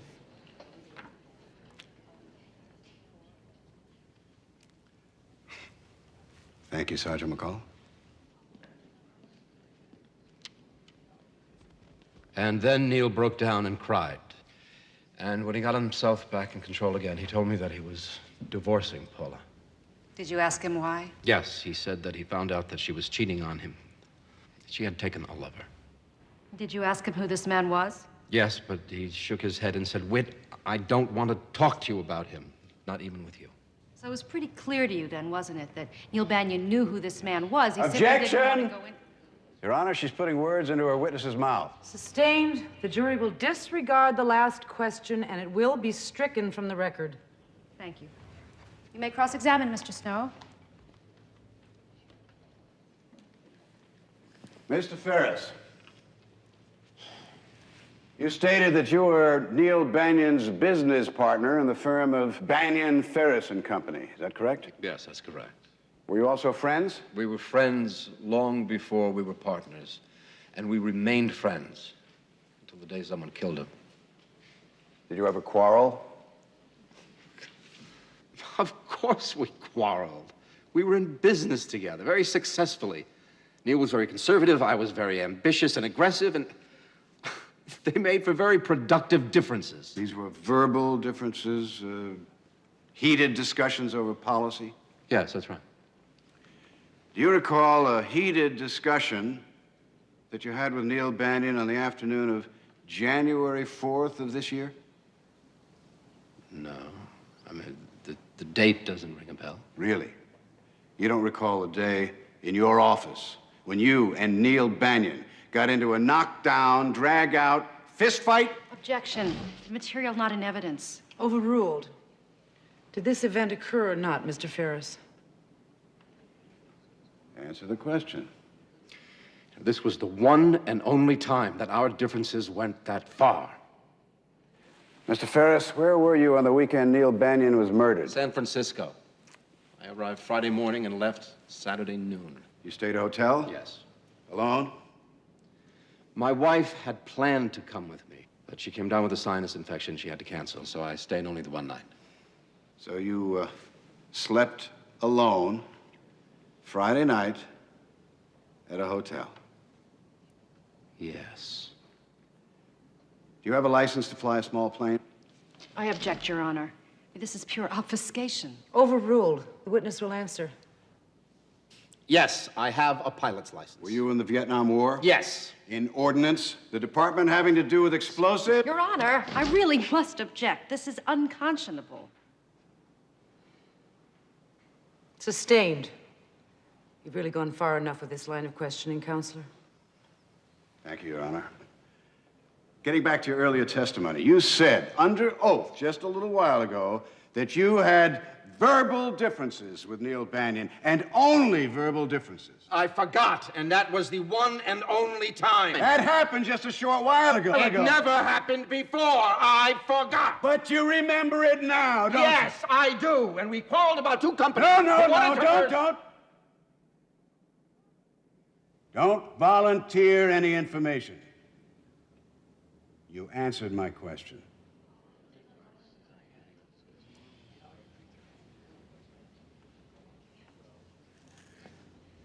I finished with your witness. Any redirect, Miss Wyman?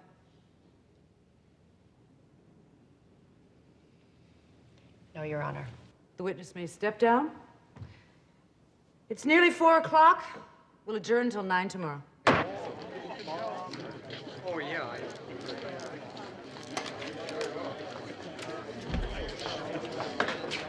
Much for those comments. I wish I could talk. Anything goes, doesn't it, you bastard? Whatever it takes to win, right? Anything. What do you care if someone else looks like a killer? Get your I care, and I'm not gonna let you get away with it. Break it up! Knock it off, will you? Relax.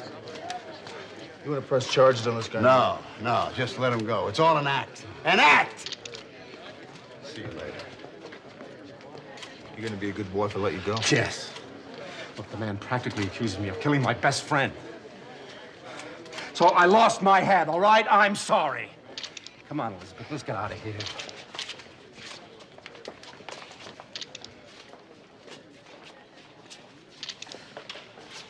Mike Snow says it was all an act. You believe that?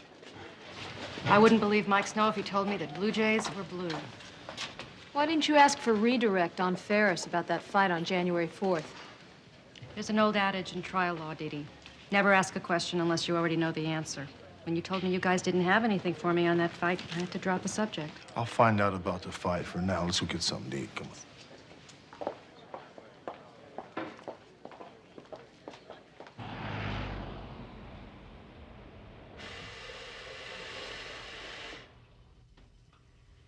You two don't have to wait, you know. The jury could be out all night. No, we have to wait to see what the outcome is. Hunter and I made a bet on it. You went hog wild, bet a whole $1. So you still think she's guilty, huh? Yep. Sorry about that, Esther. I have to go with Mike. His stats are 90, 14, and 2. What do you mean, 2? There's no such thing as a tie in a murder trial. Well, sure there is. It's called a hung jury. What makes you so sure Paula Banion's guilty, Rick? Aren't you? No, I was before the trial. I'm not now, but you still are. Why? We got ourselves a verdict.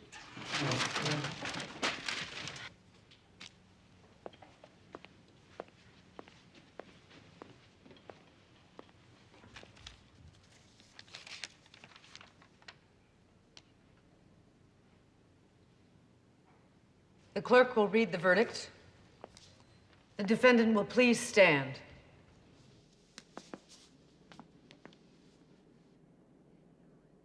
We, the jury, in the case of the state of California versus Paula Lorraine Bannion, Superior Court case number 882-2452-118, in the charge of murder in the first degree, as defined in Section 187 of the California Penal Code, find the defendant not guilty.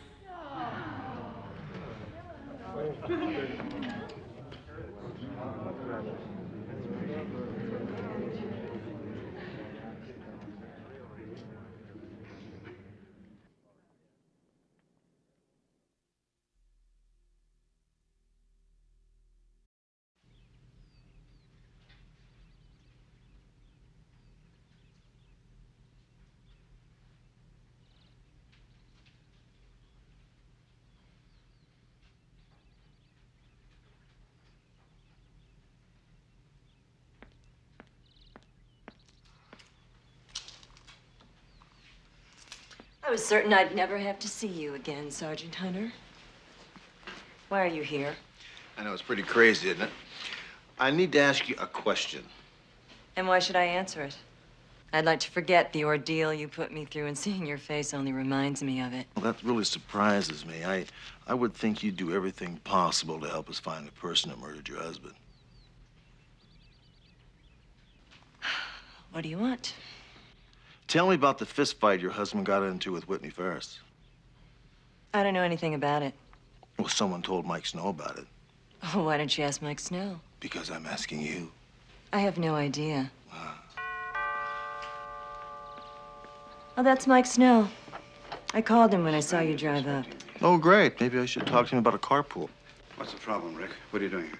Working on the murder case, Mike. He came here to harass me, to try to frighten me. He thinks I killed Neil. Any truth to that? About the harassing? No. But your client did kill her husband. What did he ask you? If I knew anything about the fist fight between Neil and Whitney Ferris. All right. That sounds like a legitimate question. You told him you didn't, right? Of course. Any other questions? Not right now, Mike.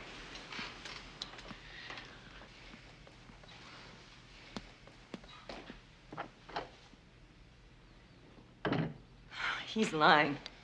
He thought I was guilty from the first day he came into this house, and he is never going to leave me alone. Paula, whatever Hunter thinks doesn't mean one damn thing. There's nothing he can do to you.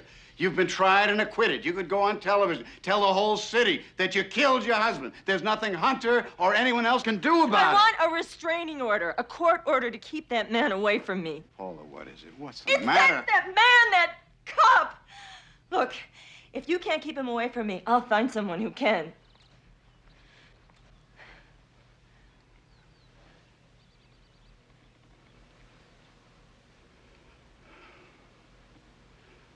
Paula? Did you kill Neil? Now, if you tell me you did, I'm forbidden by law and ethics to reveal it. Did you? I already told you I didn't. I believed you then. I don't believe you now. So you think I'm guilty too? Are you? Yes, I am. Does it make you feel any better to hear it?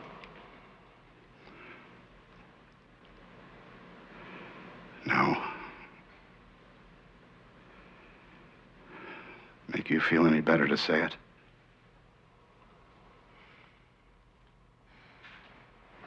Yes, Mike, it does.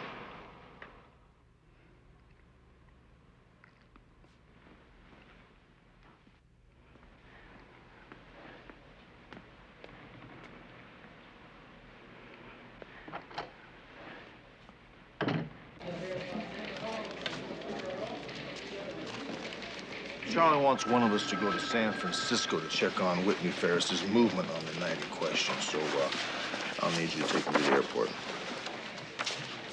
Well, why don't you take me to the airport? I'll go. No, I'm going. Well, I happen to love San Francisco. You know that, so I'll go. I'll bring you back some of that bread you like, all right? We'll flip for it. Okay, Heads I go, tails you go. fine. Oh, Mr. Heads. Why do I always fall? I don't know.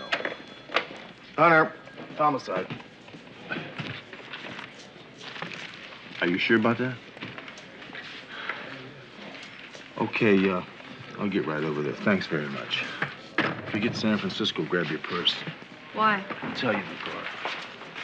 Ray? Yeah? Get a hold of Esther Wyman for me. Tell her I need to talk with her in the next half hour. Right, Hunter. Thanks. Hang on, JR.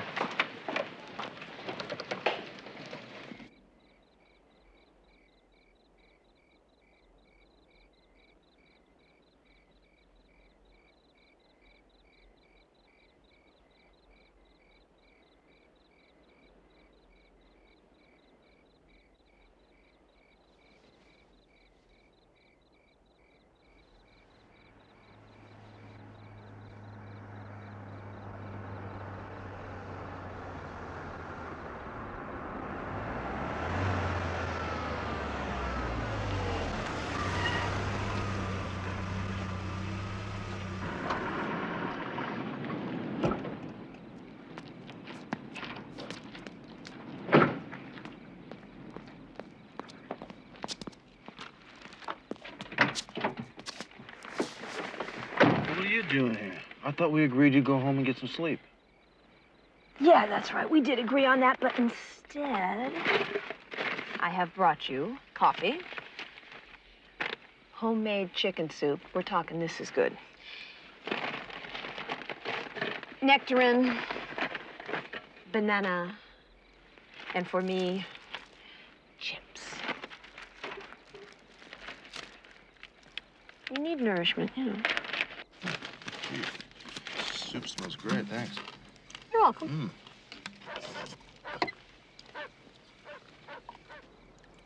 How long has it been since you turned out that bedroom light? 1:43 to be exact. So So that would make us... Well, that's a whole big 60 seconds here. Right.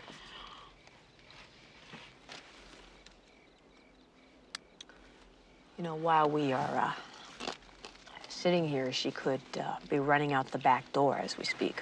I don't think so. She has no reason to run. I wish I was as sure as you were that she should have been found guilty. Oh, she's guilty, all right. And she will be paying the piper.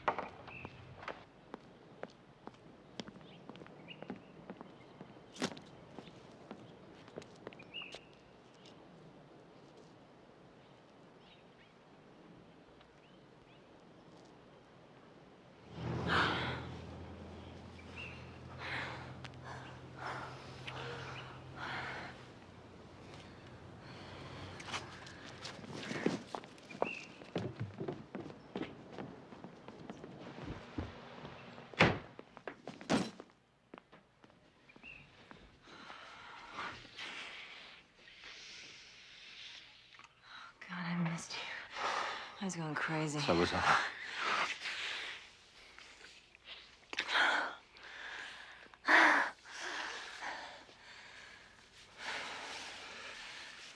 Let me help you with that. I think I can do it faster. I don't think so.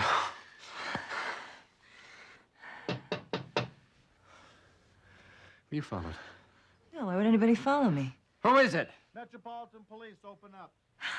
It's Hunter. Oh. You don't have anything to be afraid of. He can't touch me, and you were in San Francisco. Go ahead, open it.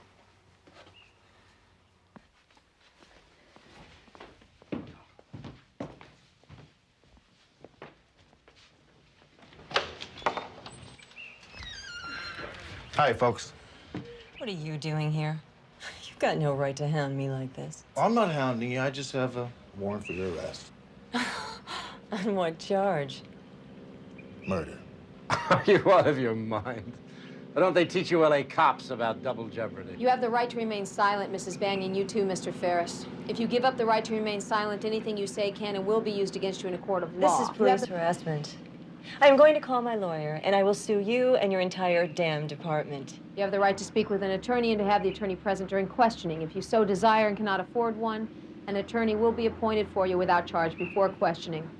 Do you understand each of these rights as I've explained them to you? I was already tried and acquitted on that charge. Are you crazy? You can't arrest her for murder. That was a different charge and a different body. You see, Dorothy Cardocus, the woman in the other boat, died suddenly last night of a brain hemorrhage. And this time, I don't think we're going to have any problems at all proving Paula had a lover. Do you, Mr. Ferris?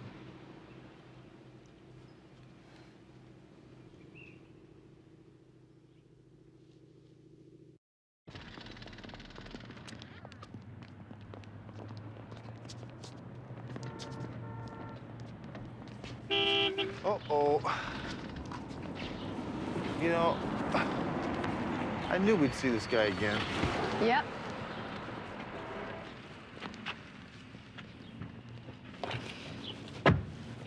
You two are full of surprises, aren't you?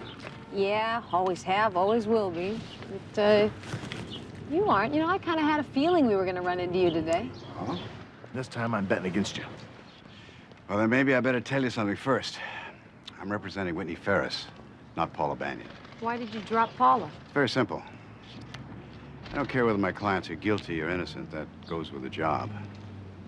But I do care whether they're honest with me. You know, I better go get Mr. Ferris out on bail. Excuse me. So what do you want to do here? You want to bet 20 bucks, 10 bucks, 5 bucks? What do you mean? Well, I'm taking Esther on this situation. No way.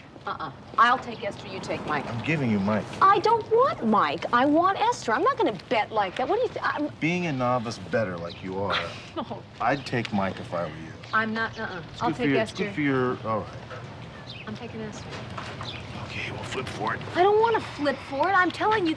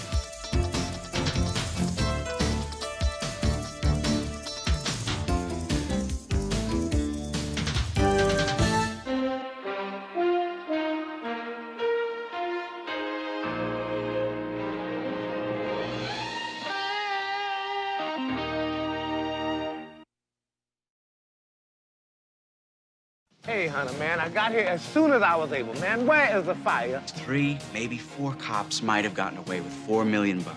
And if we want to uncover the fourth man, If there is a fourth man. that man's name may have been Hunter. I can't believe you lied to me. You want crooked?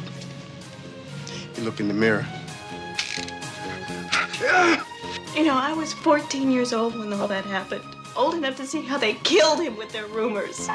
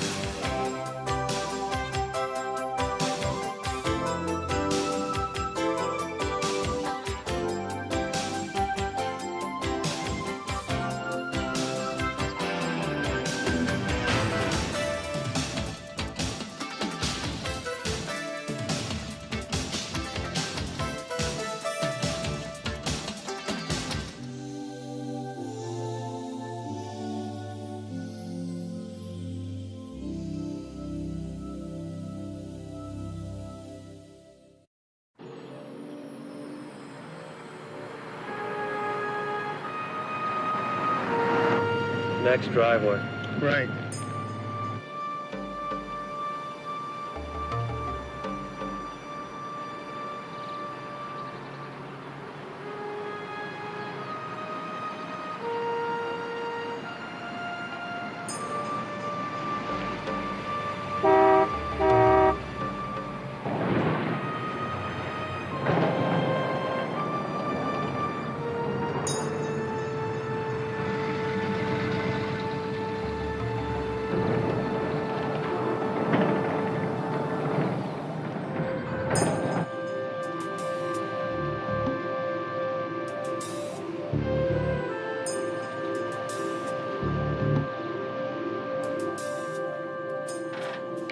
William 3. We're in place. Subject vehicles inside. This is 8 William 4. We got a 2-minute ETA. Give me a growl when you're in place. Roger. Don't start without us. We'll see you at the finish line. Roger that. 8 William 4, clear.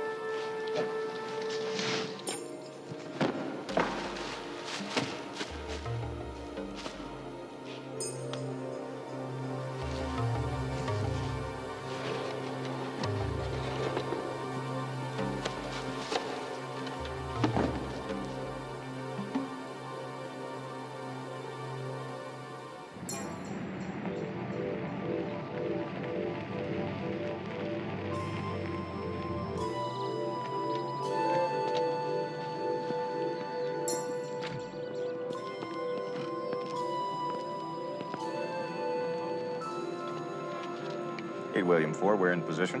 We're rolling.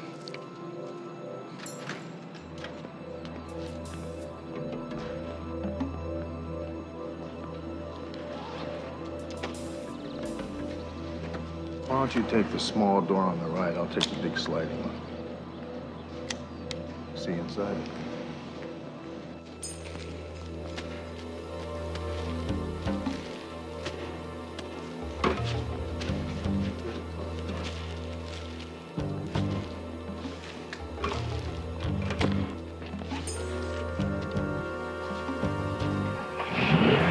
Hey, where you going? I'm not through counting the money yet.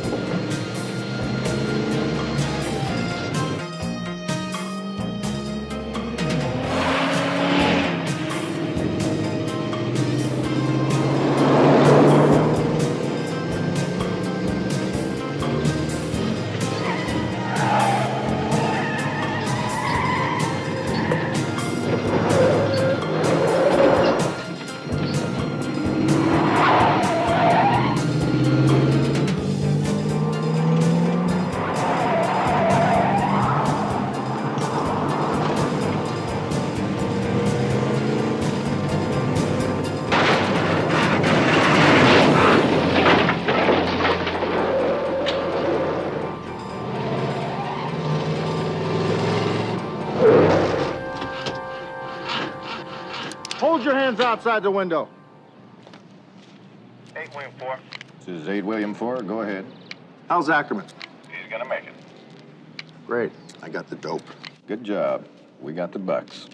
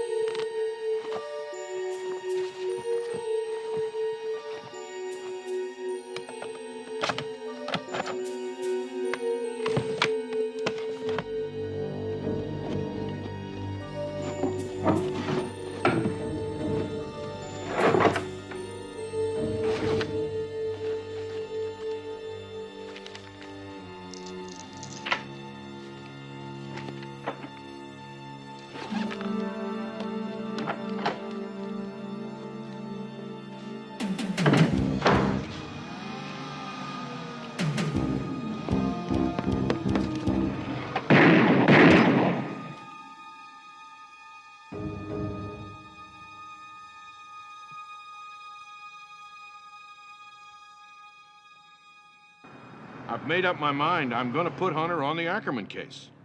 There's no possible way that we can allow Sergeant Hunter to take this case, Captain. IA won't stand for it. Charlie, it doesn't make much sense, does it, not to have me on the case? It's stupid, as a matter of fact. See, I know the circumstances, I know the people involved. Well, that's exactly my point. You know this case far too well. What's the problem, Commander? Hunter was completely cleared. All right, let me show you the world according to IA.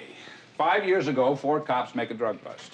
3 suitcases with $2 million in each, plus the dope. Now, Ellis Riley, the only surviving dealer, now he claims that there are 5 suitcases, $10 million. Did Ackerman, Chandler, and Tolson, and maybe a 4th man, take $1 million apiece? Internal Affairs starts an investigation. And ruins the careers of 3 damn good cops. Amen. Thanks for calling me, Charlie. Ellis Riley lied to cut a deal with the DA, but it didn't work. Ackerman, Chandler, Tolson, and Hunter are all completely clear.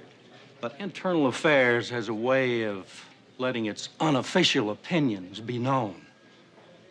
And unofficially, IA decided the 3 cops on the scene took that money and agreed to sit on it until the statute of limitations ran out. Well, you couldn't prove that. So you did the next best thing. You froze them out. Ackerman took an early retirement. Chandler quit because of a bad ticker, and Tolson probably because of a bad conscience. Now, if you want my opinion, Captain, they got off easy. It's too late to rehash all that stuff now. But I'll be damned if I'm going to keep quiet while you do the same thing to Hunter 5 years later. August 10, Tolson and Chandler can start living like the millionaires they are right now. Now, if I left out a name, it's because there may or may not have been a 4th man. And that man's name may or may not have been Hunter. Charlie, just give me the case. You'll find out I'm not the 4th man. It's you people at IA who seem to think that since there were $4 million stolen, there have to be 4 men involved. And there is no evidence, even if you're right, that your 4th man's Hunter. I'm putting him on Ackerman because the killing may be connected to that drug bust. And he knows the case and the people involved. I just found out some information that I feel is going to throw a wrench into everything you gentlemen have been discussing. Ellis Riley got out on parole 2 weeks ago. I'd say that nails it down for IA. Ellis Riley told the truth, and now he's out on parole, and he's looking for $4 million. And he knows right where to find it. Take Chandler. You may have to go up north to find him. I'll find Tolson and check on Riley's P.O. What's the matter with you? Why are you so uptight? Want to know why I'm uptight? Because there's people in this department, believe it or not, who think I'm sitting on $1 million. This is my opportunity to prove them wrong.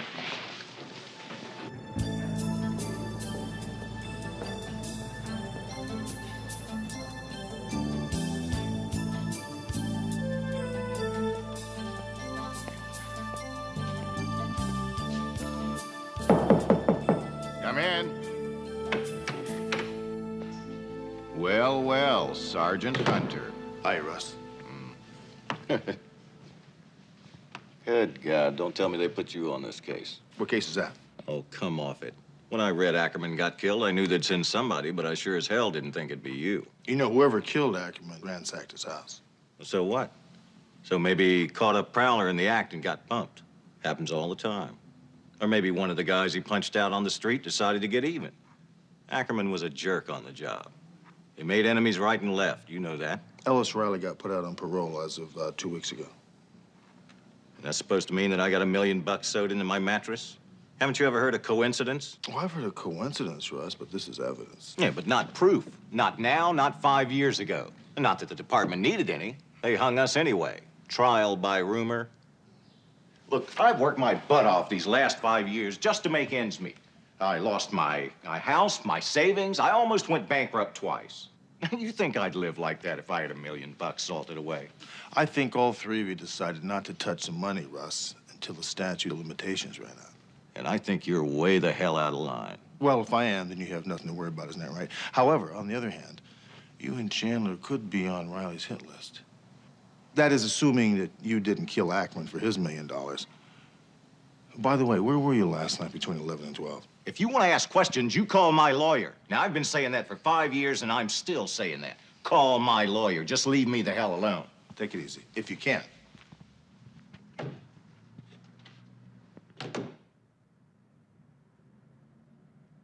A trip to Mexico would be considered a violation of your parole. That's right. Canada, too. All international borders. State lines. Large bodies of water. Jacobs, Rick Hunter, Metro PD. Sergeant? Hi, have a seat. How much bought his water, huh? How can I help you? Ellis Riley. I figured somebody'd be around. Ellis Riley was a model prisoner. He's a model parolee. On the other hand, any idiot can keep himself clean for 2 weeks, especially if he's got plans. What do you mean? Ellis is living with his lovely wife, Vanessa. She helps manage the Cinegrill, that jazz club. She met and married Ellis Riley while he was still in prison. Now think about it. Why would a woman, with her act completely together, marry a con with 0 prospects? I don't know. You tell me. Because 3, maybe 4 cops might have gotten away with $4 million. If they did, Ellis Riley is the only man in the world that knows for sure. And Ellis is gonna get some of it back. Maybe prison rehabilitated him, huh? That's a fat chance, my friend. Oh, now, if one of these guys dies and comes back as Mother Teresa, then I might believe in rehabilitation. Until that happens... Jacobs. Will you accept a collect call from Mr. Skarlowski? Collect? Yes, sir. Mr. Skarlowski is calling collect from Las Vegas. Take the call, man. I'm in deep trouble.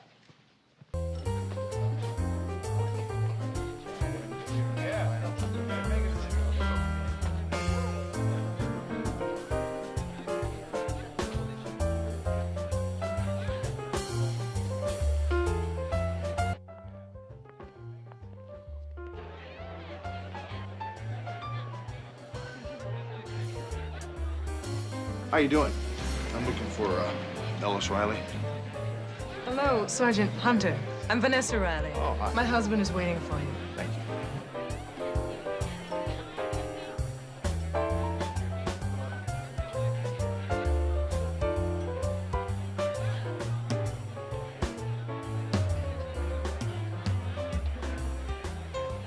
How you doing, Riley? Long memory. What's it been? 4 years, 3 months, 22 days? Where were you last night about 11 o'clock? Last night. Last night when Ackerman got what was coming to him, huh? I went home about 11. Anybody there with you? Your wife, maybe?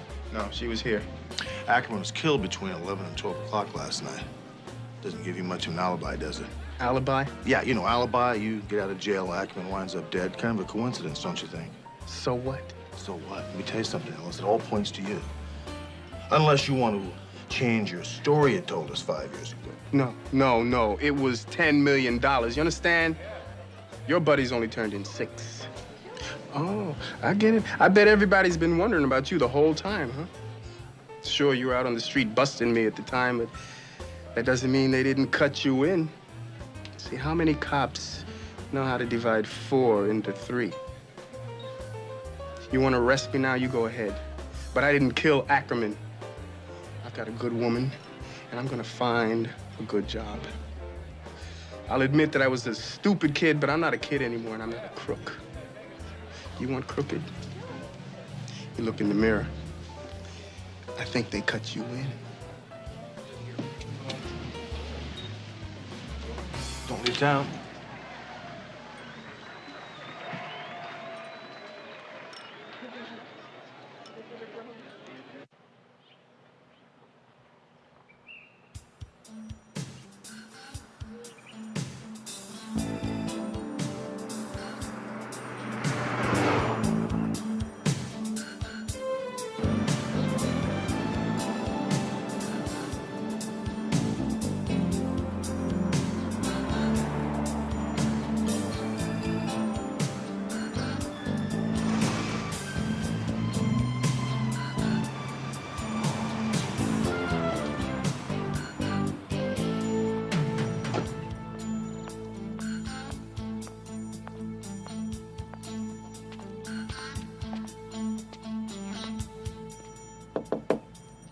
I haven't seen him around the last couple of days.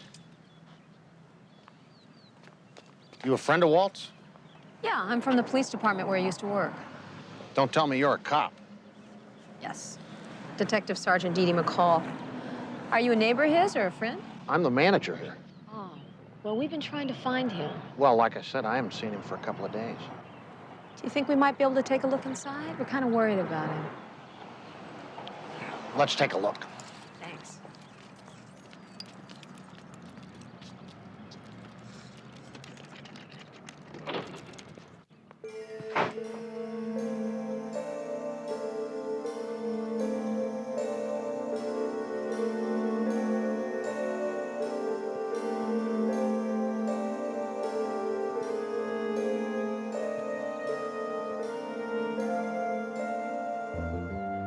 Who's the girl in the picture?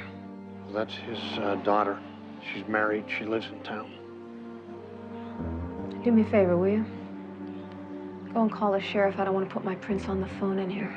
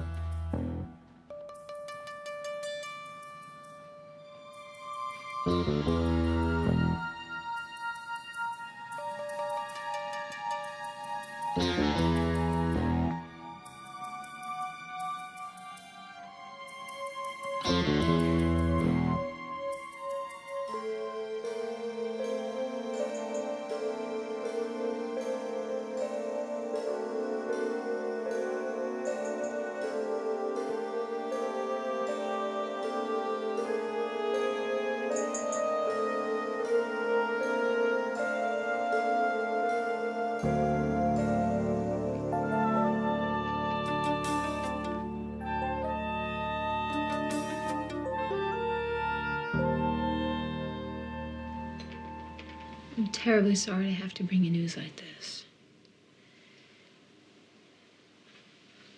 I still have some more questions that I need to ask you, but I can certainly come back later. No, it's okay. Well, maybe we should try to locate your husband. We can't. He's out looking for work right now. I don't know where he is. Mike got laid off last Christmas. Well, about your father. Yes? When was the last time he was in Los Angeles? Years. Probably 4 years ago. That's when he moved up here. Did you ever make any short visits, you know, like on the weekends? No. He would have told me. What did you know about his financial situation? He had a disability pension from the police department because of his heart. Was there anything else? You know, like a savings account? Or maybe $1 million he was chipping away at. You know, I was 14 years old when all that happened. Old enough to see how they killed him with their rumors. My father and his partners were innocent. My father was a good man. When are you people gonna believe that? The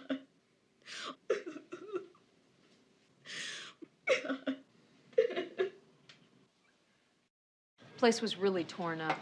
Coroner said that Chandler had been dead for more than 2 days. Cause of death was a massive coronary. He had bruises all on his face and his shoulders, and the coroner said that apparently he died of cardiac arrest while he was being slapped around.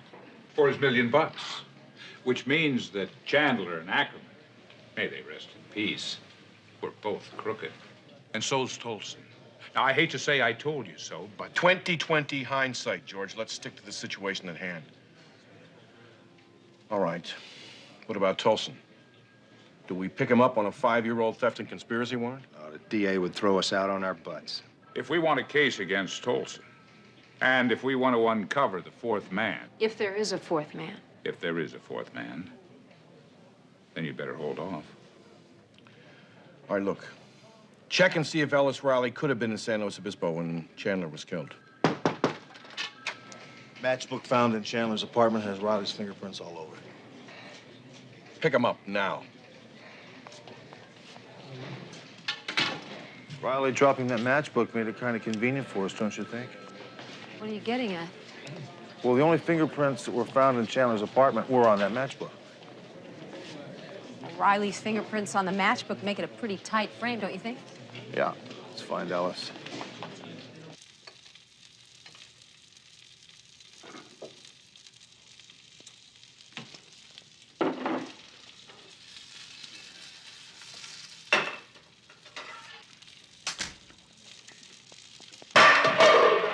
Who the hell are you? 5 years in the slam made you a tough little man. Huh, Ellis? Sit down. Sit down.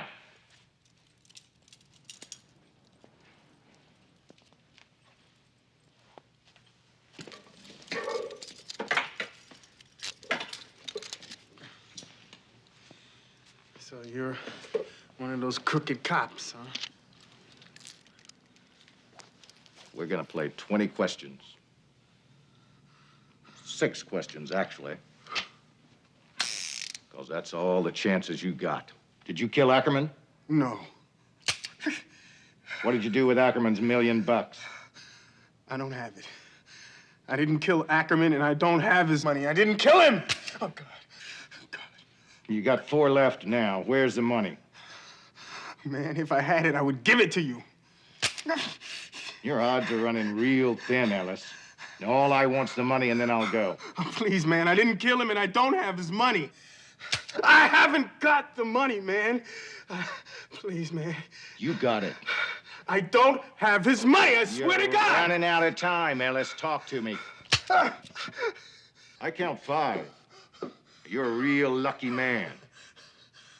Tell me where the money is and stay lucky.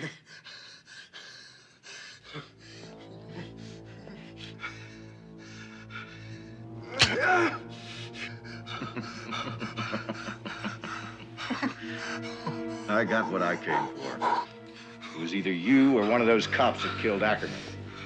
Now I know it wasn't you. Either that or you're the toughest guy that I ever met. And I know that's not the case. Ow!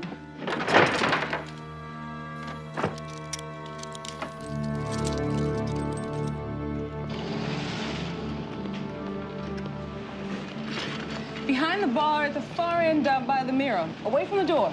Thanks. May I help you? Yes, I'm Sergeant Jeannie McCall, Metro Homicide. I need to speak with your husband. It's rather important. Well, he was supposed to be here half an hour ago. He was going to help me with this. You can wait if you'd like. Where's Sergeant Hunter? He's probably at your apartment right now. Look, man, when he pulled the trigger for the 5th time and I couldn't come up with any answers for him, he decided to believe me. Now, if he believed me, why the hell can't you? I believe you, Ellis. You know, you being out on parole gave the killer his opportunity. If I take you in, there's no way we can catch him. Then I'm in the clear. Looks that way. But if you really want to be in the clear, you got to cooperate with me. How? I want to get you out of town where no one can find you. That way, if Tolson or someone winds up with a bullet in their head, you don't become a #1 suspect. Look, I'm gonna have to call Vanessa. I'm already late. She's gonna be worried. And what about my parole officer? Don't worry about that. I'll take care of that.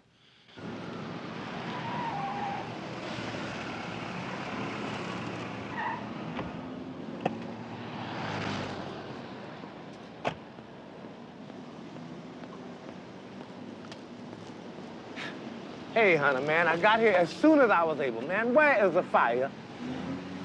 So this is the fire. Sporty James. Ellis Riley. I heard you were recently out from under. Sporty wants you to do me a favor, take Ellis and get him out of the city, and I mean out of the city. Out of the city. Hey, I can do you one better than that. I can take him off the continent. Good, he'll like that. Let's go.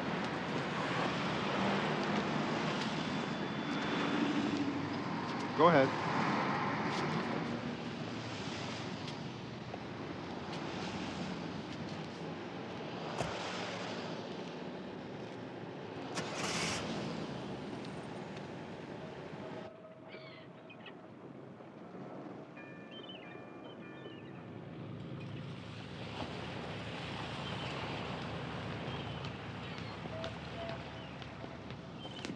Let me tell you about Gordon, okay, Ellis?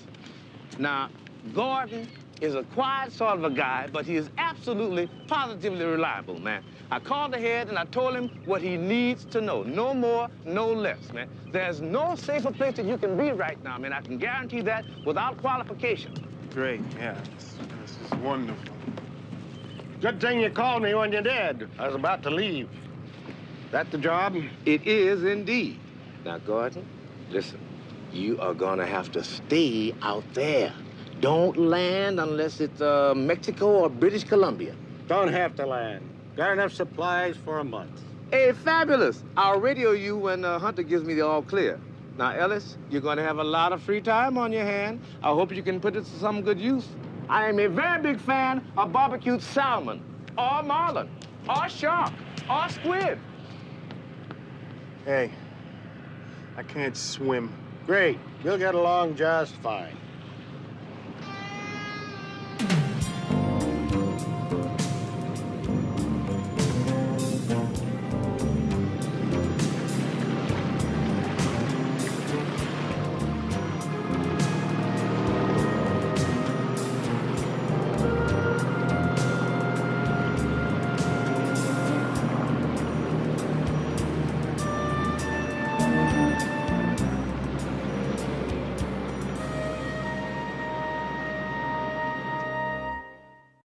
Ellis Riley wasn't at his wife's club, wasn't at her apartment either. She was expecting him, but he never did show up. What did he do? Take the money and run? Yeah, I think it's possible. First he goes to see Chandler, and then Chandler dies before he gets a chance to find out where the money is. Then he hits Ackerman, and he scores. $1 million. But why doesn't he leave town immediately? Why wait? Maybe he panicked. What do you think about this, McCall? It sounds reasonable. Hunter's in the process of running down everybody that Ellis came into close contact with while he was in prison, especially parolees for the last 5 years. It's possible he could be with one of them. All right, good. Keep it up.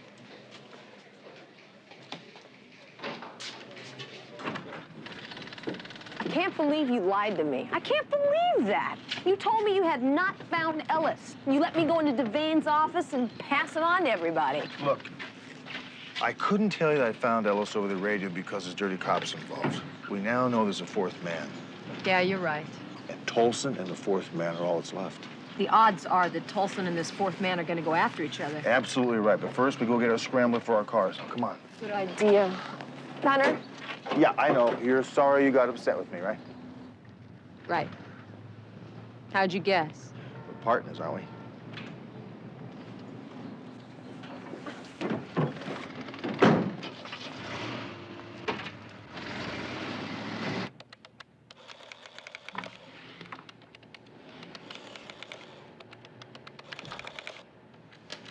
Where is Ellis? I don't know. Have you seen this man in here in the last couple of weeks? No.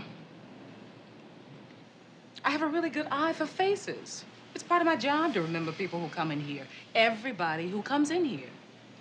If this guy had been in here in the last couple of years, I would recognize him.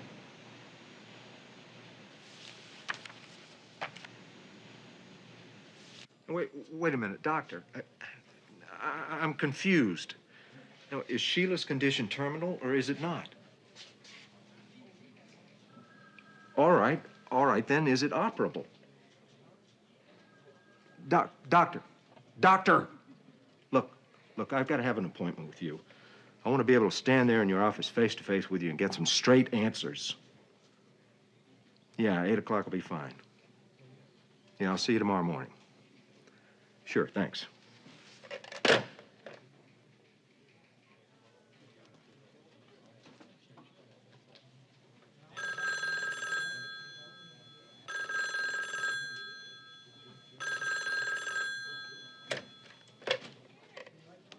Lieutenant Finn. Jim McBride, Lieutenant. How's it going? You know, rounding up the usual suspects. We haven't found Ellis Riley yet, if that's what you're wondering about. How did you guess? I know you, Jim. I know how important it is to you for your men to be cleared. Yeah, it sure is, Ambrose. It sure is. You boys any closer to it yet? Hunter thinks that someone tried to frame Ellis by stealing a matchbook from the Cinegrill with Ellis's fingerprints on it. Hunter knows it's not your boy Tolson, if that's worth anything to you. Well, it's worth plenty. That's a big step in the right direction. Anything else? No, not much else. Say, I was just on my way over to Rex's for a pot of coffee. How about joining me? We can both talk about our troubles. You haven't got any troubles. That's what you think. 5 minutes? You got it, Ambrose. 5 minutes. Lincoln 5-7, come in, please.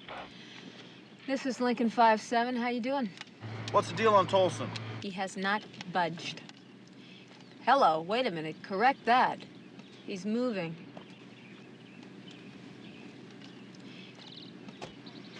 He's moving in a gray Dodge sedan. Okay, keep reporting your location, McCall. And remember, don't get too close to him. He's an ex-undercover cop. Yes, I know.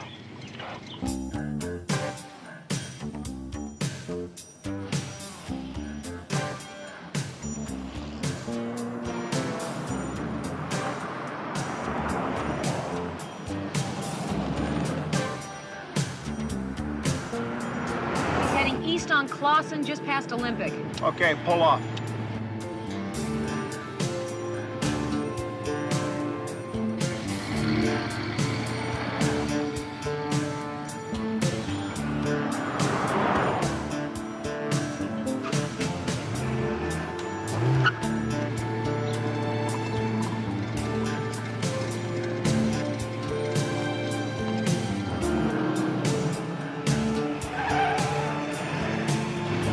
Just turn left onto Crescent. Okay, I'll take it.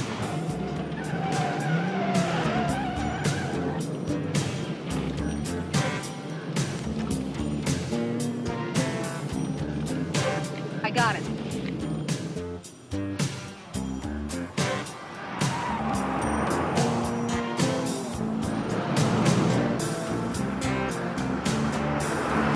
He's still heading north on Crescent, just past Vista. Yeah, I'm with you.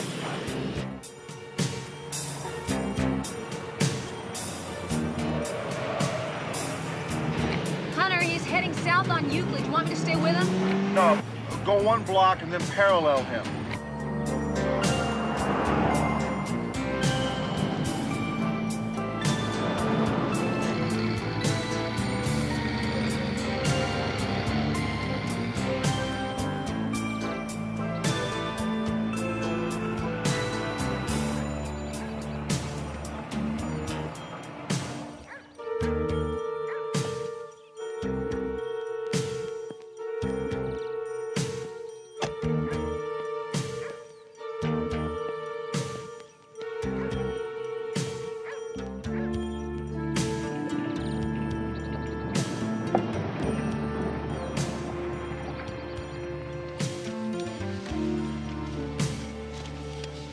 Lincoln 5-7, come in.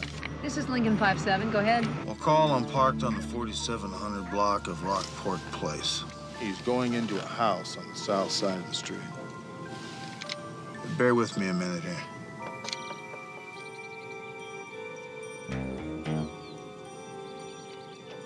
I think we found our man. Who is it? No, I can't tell you now. I'm gonna wait till I see your face. You won't believe it. Lincoln 5-6 out.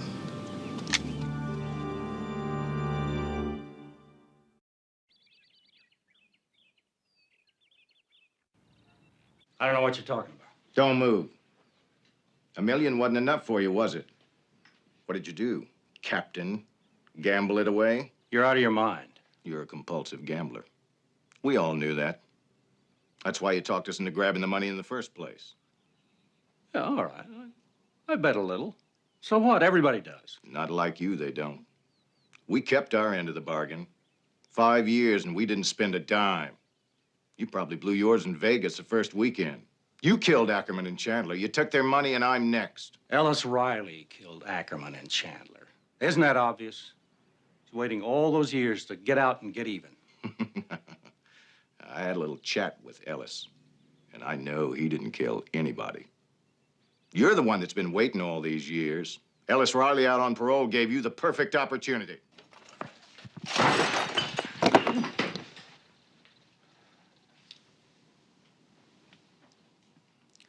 You can't kill me. You got 5 months till that statute of limitations runs out.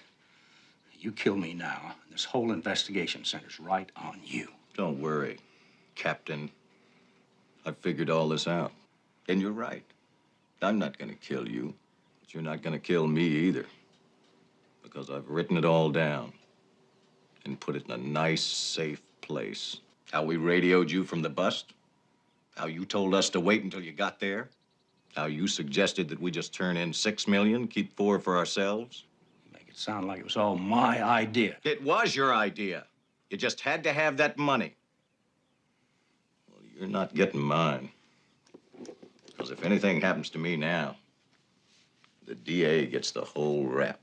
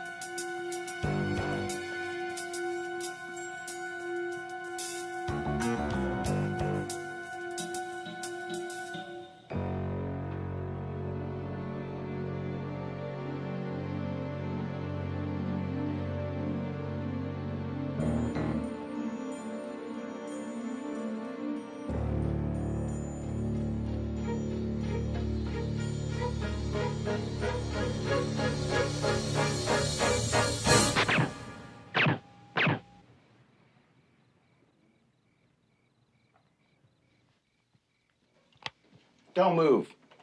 All right, now throw the gun on the bed. Now turn around. I knew you didn't believe me when I told you I'd written everything down. I could see it in your face. So I came home, and I did. I wrote it all down and decided to wait on you to show up. And here you are. Go ahead, take a look. It's all there. And it's gonna go to that nice, safe place I mentioned. I said, take a look. Drop the gun, Russ. Very gently. Easy.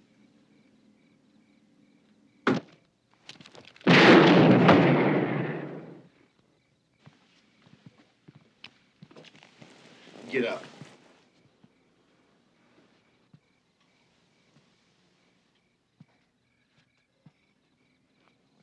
We almost made it. Almost. Move.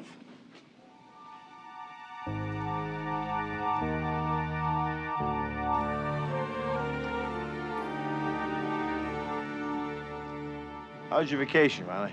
Let me tell you, I've seen worse. I missed you. Ah, baby, I missed you too. Hey, that's for Sporty. Caught that off the coast of San Luis Obispo. Thanks a lot, Gordon. I bet you guys had a lot to talk about, huh? Are you kidding? That man said 8 words to me the whole time. Throw up on my deck your shark bait. So am I in the clear? You're in the clear. What about you? I'm in the clear, too.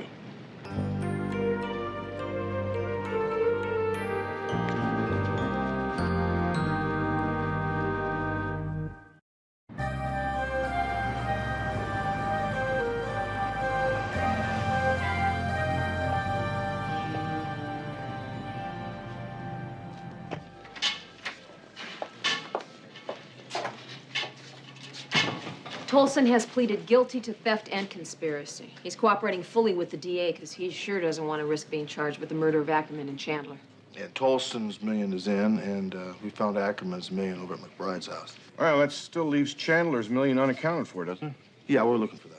Well, I don't like loose ends, especially $1 million worth of loose ends, so keep looking, eh?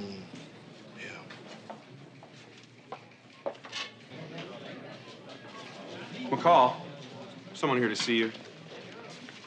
Hi. Hello, Sergeant McCall. This is my husband, Mike. Hi, Mike. Hi. I'm Sergeant Hunter. Hi, folks. We found a safe deposit key in her dad's things. And, well,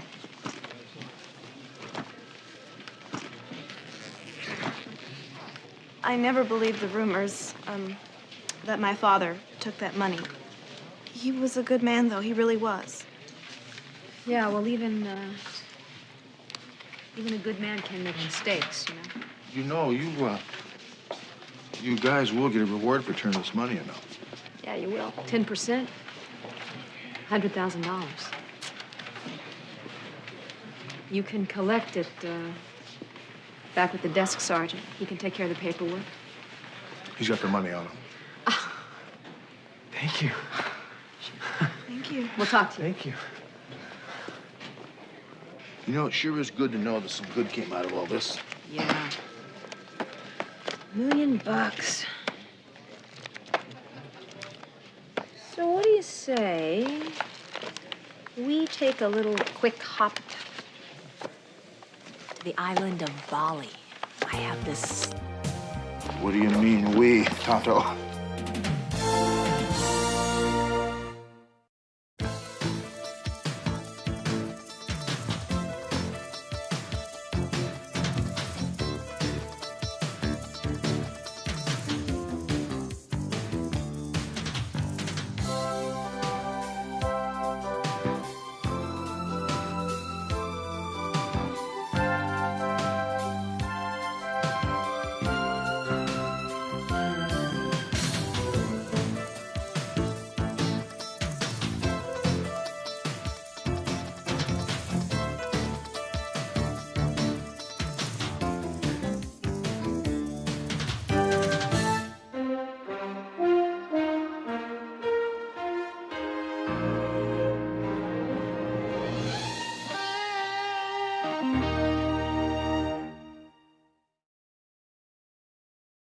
It's really good to see you all here together. Been too long. Miss Brasher, you know what the slammer is? I believe so, Sergeant. Grandfather hated him. Hated me, too, as a matter of fact. Did Miss Brasher remind you of anybody? Yes. Uh-huh. She did. I just couldn't figure out who it was. Who is that? I don't know. You are going to let me help you on this case, aren't you? And no, ma'am, we're not. Might be fun. Could be bizarre. Do you know who killed him? Of course.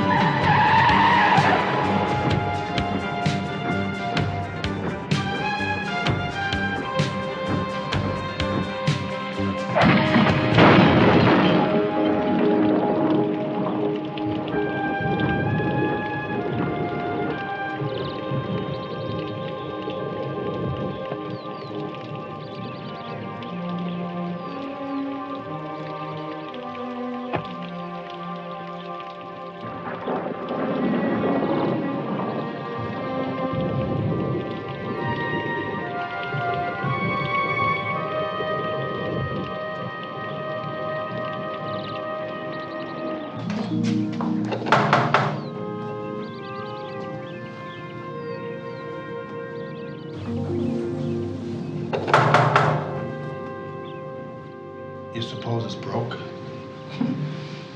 Maybe they're just not home.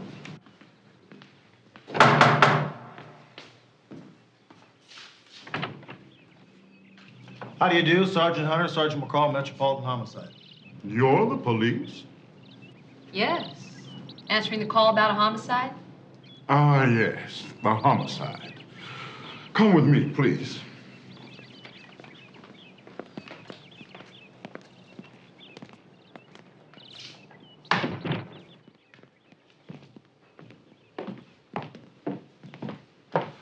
The people you called are here, sir. Thanks, Cecil. Hello. I'm Clarence Highland. Hi, Sergeant McCall. Mr. Highland, Sergeant Hunter, how are you? Please be seated. You had a homicide report?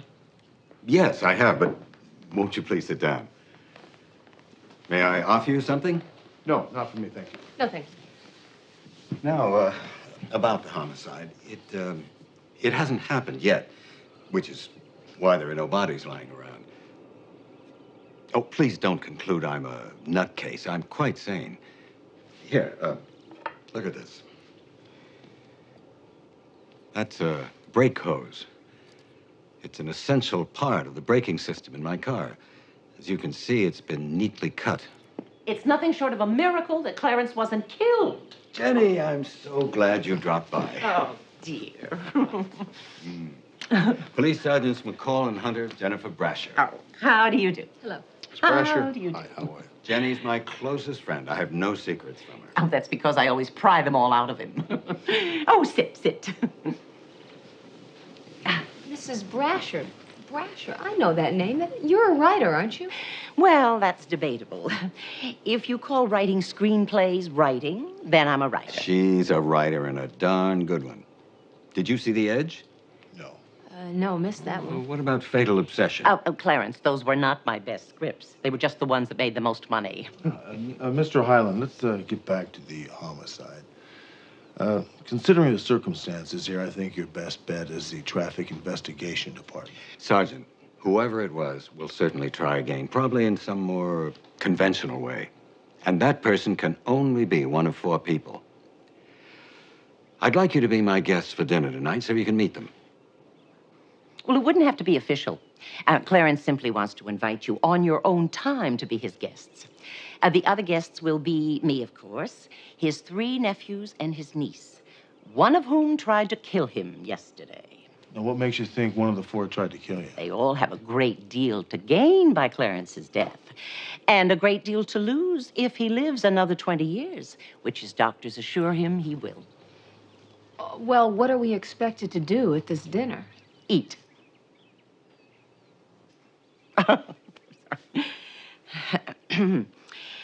Clarence feels sure that there will be another attempt, and soon. Now, if you have already met the 4 of them, well, it would be of great assistance to you in case an investigation should ever be required. Don't you agree? No. You see, Mr. Highland, I still think that the Traffic Investigation Department is your best bet. But now that I've met you and Sergeant McCall, I'd be very pleased if you'd accept my invitation. We'll think about it and get back in touch with you. I do hope you can join us. I'd be deeply grateful. Mr. Highland, thank you very much. Cocktails are at 7, dinner at 8, and it's casual. Please come as you are. Ms. Brasher, pleasure. Thank you. Thank you. Bye-bye. Nice to see you. Thank you. Thank you.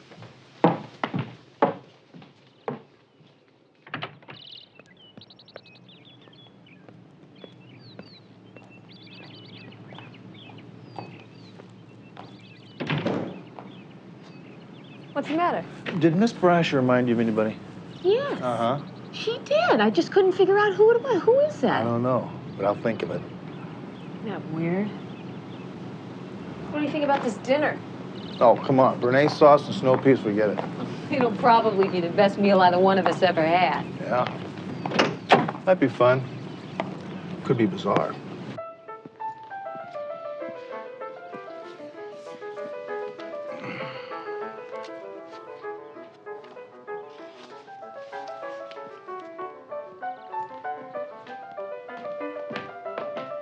Max, you're early. But I'm glad. Uncle Clarence, how are you? Always good to see you. See you too. Where's Jennifer? In the garden, I think. Listen, I'll be right back. I want to talk to her. Something private? Oh, it's very private. Jennifer will no doubt tell you all about it later on.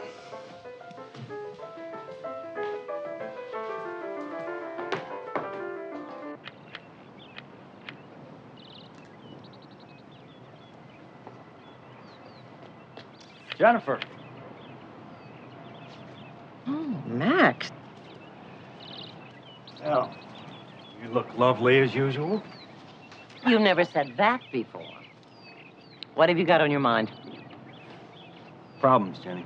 I got problems on my mind. Well, it sounds serious. I need money. I need a loan. Can you help me? You need a loan? The bank has been lavishing money on the four of you. $300,000 a year, last I heard. And you need money? Jenny, before those vultures would lend us a dime, they had to make sure we'd outlive Clarence. They made each of us get life insurance. Max, I assumed that. So? I flunked my physical this time. Oh, I see. They cut you off. They wouldn't even lend me cab fare home. Well, Max, I am not a wealthy woman. I can't lend you money to live on. I just need enough to get by on until I figure out what to do. Well, let's go inside, and we'll talk. With Clarence?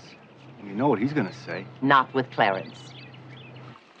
It's really good to see you all here together. Been too long. I should say all except Michael. Michael is Devon's fiancé. Fine young man. I'm very fond of him. How is Michael, Devon? I haven't the slightest idea. Don't tell me you and Michael... I'd rather not talk about it, Jennifer. I'm sorry, dear. Oh, I think you could say that we each have a calling. Take Byron, for example. He's true to his namesake. He's a poet. Novelist. How is your novel progressing, Byron? What page was on the last time you asked? Oh, I think it was 450. Now it's about 300. I made the mistake of reading it. You're a writer? No. I write. A writer is someone who makes a living writing, like Jennifer. Jennifer doesn't write, Byron. You gotta get that straight. Max says that what I do isn't writing, it's typing. No, Jennifer. Truman Capote said that. I merely stole it. Did he say it about me? Wonder who he stole it from. Have you known my Uncle Law? No, actually, not long at all. But, you know, I think he's one of the most charming men I've ever met. Yeah. How many men have you met? Not many. Max. Drunk. Oh. Hey, you know, you really ought to take the time to get to know this man. As you can see, he's brilliant. He's brilliant. Uncle Clarence tells me you're a stockbroker. Are you really? Do you always believe the things your uncle tells you? He used to tell us the most awful lies when we were kids. And we loved them. Well, I'm afraid he's done it to you again. Actually, I'm a botanist. Oh, really? What do you do? Do you teach? Yes, at the university. Thank you. Do you believe in love at first sight? No. Do you? I do now. Aren't the others joining us? No, Jennifer hates my cigars. And the others, well, the others will do whatever suits them. Sergeant Hunter? No, thank you. I think I'll make myself a drink. Please do. I won't like this if you share Jennifer's low opinion of cigars. It's fine, really. Go ahead. Well, what did you think? I find it difficult to believe that any of them would want to kill you. I think they all genuinely like you. I always felt they did. I love them, actually. All of them. But you think one of them's trying to kill you? You see that stern-looking gentleman? Seamus Highland. Born in 1845 without money or prospects. He died in 1929 and left a fortune worth $30 million. Oil, of course. Oh, he didn't drill for it. He just found a way to monopolize the distribution of it. And over there, my father, Edward Highland. Grandfather hated him. Hated me, too, as a matter of fact. I was too young to notice it. I was only 6 when the old buzzard died. When Grandfather got ready to pass on, he set up an irrevocable trust. His son, Edward, would inherit nothing, and Edward's children, that's me, I'm the last grandchild left, would inherit nothing. You had to have inherited something, Mr. Highland. Oh, yes, the income from the estate. It went first to my father, and when he died, it passed on to my sister and me, and after her death, it all came to me. The income's considerable, of course, but the estate has remained untouched. It's valued at over $200 million today.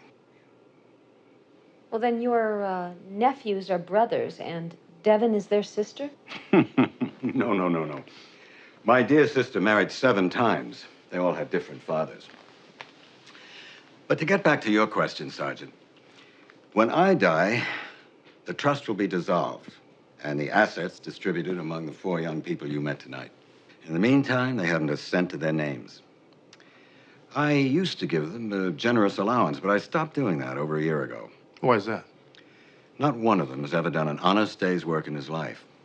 I thought it was time they did. Have they? Unfortunately, no.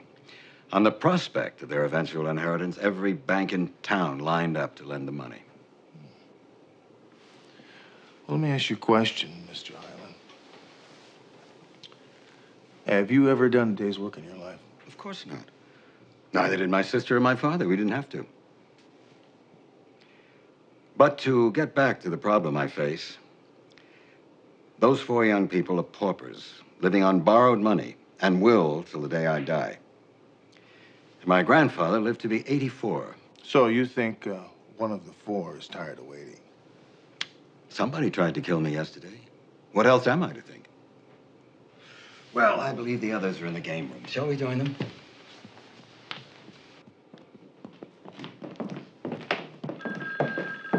Excuse me.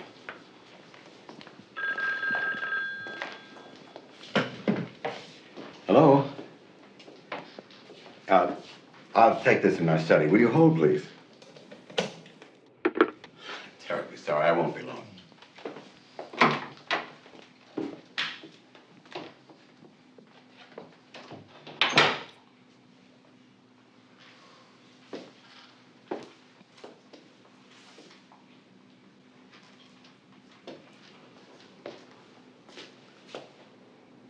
You know, I wonder who's going to get this house and all the furnishings.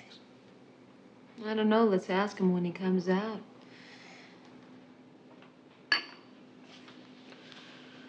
Do you know the names of the 3 Musketeers? Let's see, Happy, Pee-wee, and Sneezy. You've had enough of this. As well. Hi. Well, where's Clarence?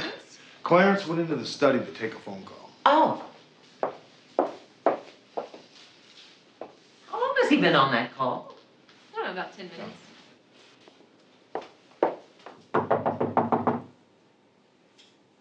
Clarence! That's odd. It's locked.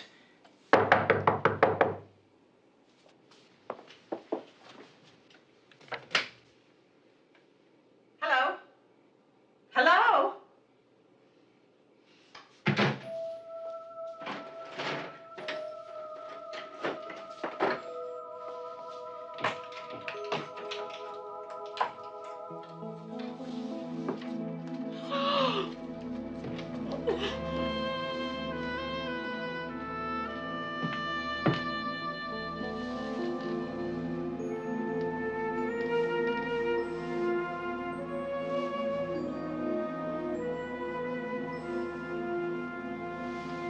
He's dead. Oh.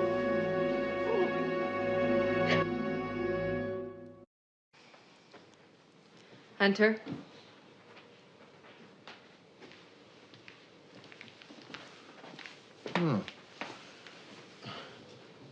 22 Ruger. Well, I'll gather everybody up in the dining hall and call the lab.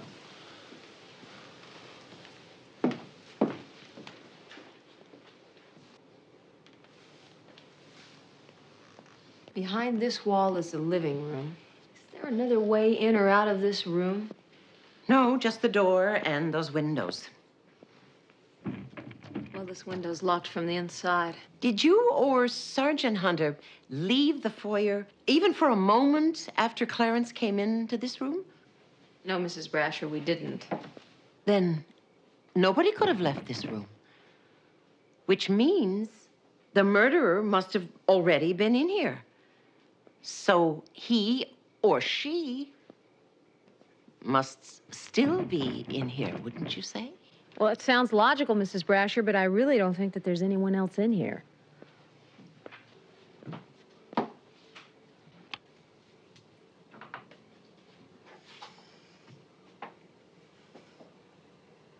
Just us two.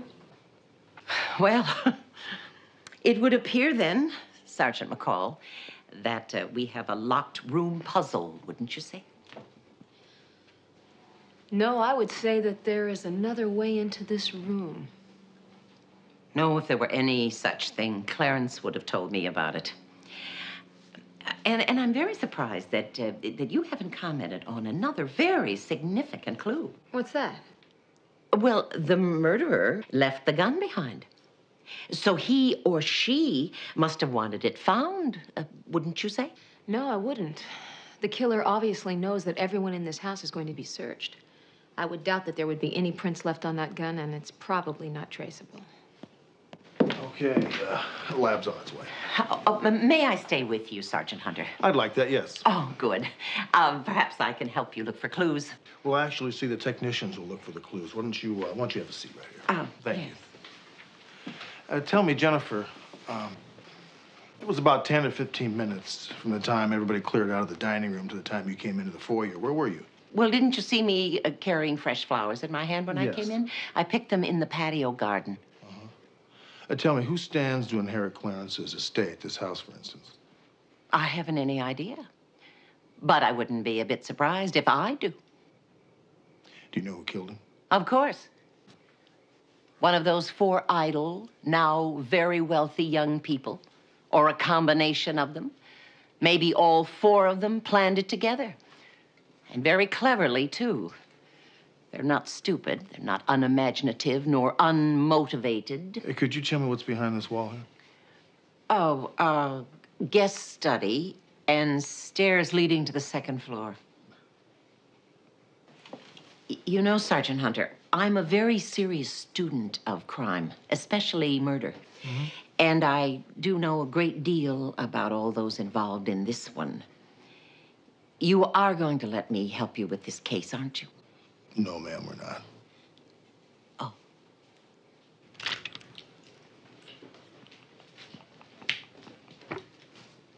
Ernie, let's go. Reuben, I'll be in the dining room.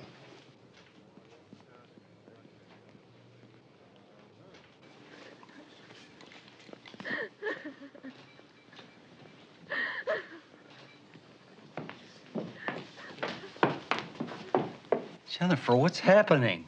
We're getting a lot of questions and no answers. All I know is that Clarence is dead. Somebody shot him. What do you got? Mr. Majeska and Miss DeLoire went into the game room immediately following dinner. They say that they stayed there and played backgammon until you came to get them. Mr. Van Aanholt and Mr. Thornberry went into the bar. After a while, Mr. Van Aanholt went upstairs, left Mr. Thornberry in the bar alone. Mr. Fowler and the staff were in the kitchen. We were all in the kitchen eating from the time we cleared the table till you came down and told us Mr. Highland was dead. Eric, you went upstairs. How come? To see my old room. I always go there when I visit Uncle Clarence. It helps me to remember the good times we had here. Clarence was the only person in all our lives who ever gave a damn about us. Where's that room located? It's up the stairs, directly above the study. Oh, I'm gonna go check it out. Yeah. Mr. Fowler, would you and your staff wait in the kitchen, please? Certainly. Thank you. You say that after Mr. Van Aanholt went upstairs, he left you alone in the bar, correct? as my blood alcohol content will no doubt establish. Did you see anyone? The heavy question is, did anyone see me? The two of you were in the game room. Did one of you leave for a minute or so? No, we were together the whole time. How well do the four of you know this house? Very well. We grew up here. Byron's the youngest. He was 4 when our mother died, and Clarence brought us here. Is there another entrance into Clarence's study other than the door from the foyer? No. Is there a phone in this house that's not connected to the 3 PBX lines? Why? Well, the call that came through took your uncle into his study alone. It's possible that that call originated from inside the house. There is a phone in the extra study. Clarence liked to call it Jennifer's office. That phone's not part of the PBX system. Jennifer's office. So, Mrs. Brash,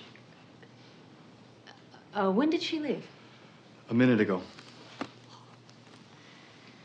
Officer Biggs is going to have to take all of your fingerprints, if none of you mind. No.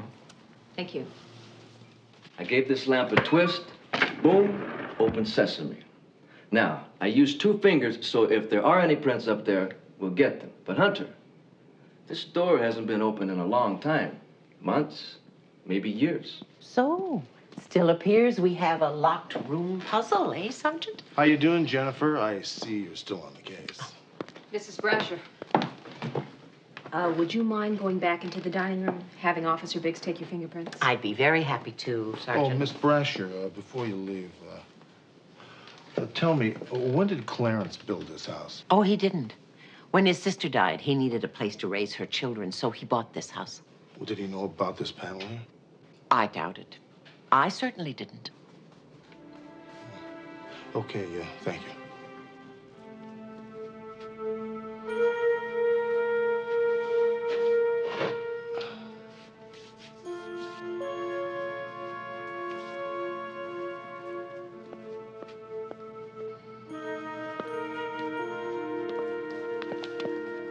Jennifer, how good to see you again. Is that the door leading to the study you talked to me about? Oh, yes. Clarence used to call it Jennifer's office, but I seldom used it. You have a key for it? Yes, but I never locked the door. Anyone could have used the phone in there. I think you should dust it for prints. Well, speaking of prints, why don't you hop into the dining room and have yours taken? All right. Good. Thank you. When Sergeant Hunter comes out of there, no one touches anything, no one goes through that panel. Okay? Reuben? Yes. I need a complete set of blueprints and ownership history of this house. I want to find out who built this panel here.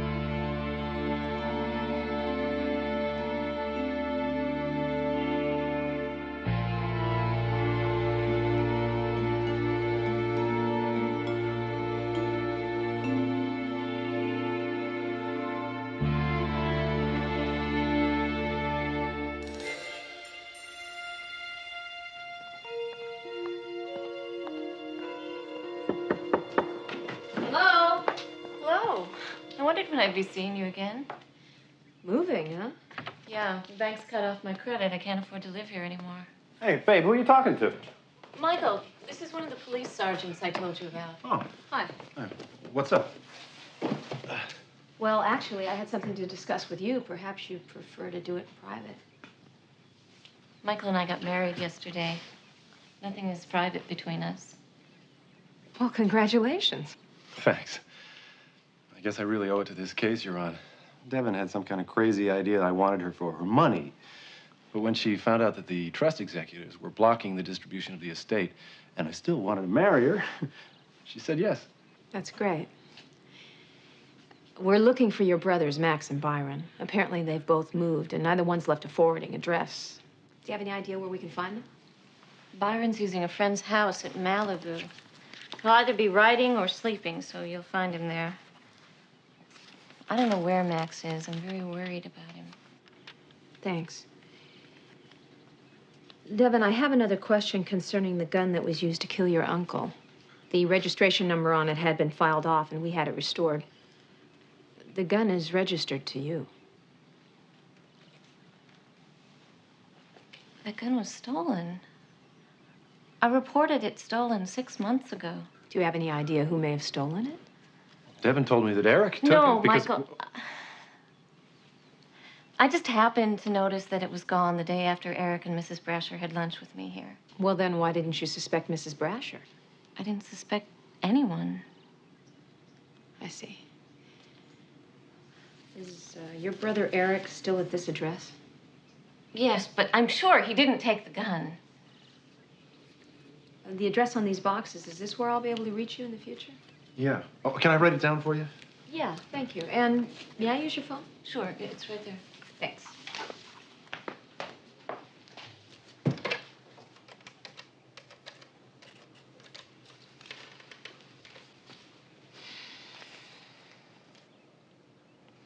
Hunter, I'm over at Devon's.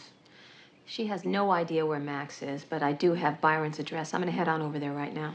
And by the way, that address on Eric is current. 11490 Wilshire, Suite 1505. Are you crazy? That cost me $5,000. What about this? What did this cute little item set you back? Look, don't touch that. Coslow knows I'll pay him. Like hell he does. He asked for the money over a week ago. He got nothing. I'll pay him. How? I'll borrow it. The banks won't even let you in the damn door. Look, I got friends. Yeah. They're gonna hand you 200 grand tomorrow. I asked you a question. Oh, please, look, don't break that. Tomorrow. Yeah. You're a liar. Freeze, police! Don't move. Eric, get their guns. Get your hands up. Eric, over here on the table. All right, both of you down on your knees. Let's go, come on. Cross your legs behind you. Now put your hands behind your head. Clasp them good.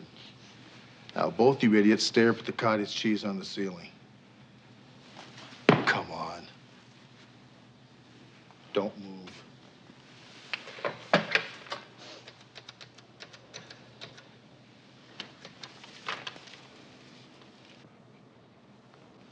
Jimmy, this is Hunter.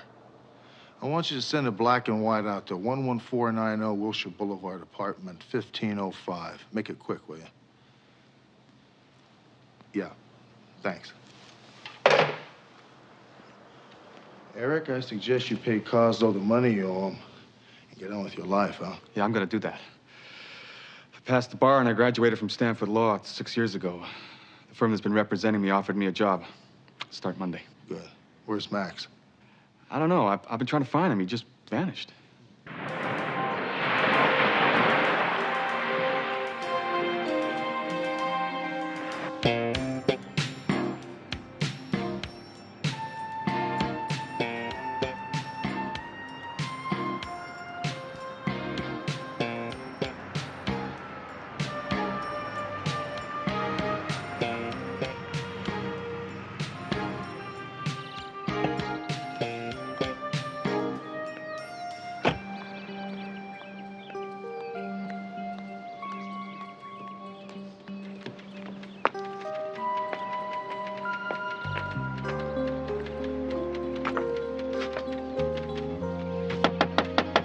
Go away, I'm busy.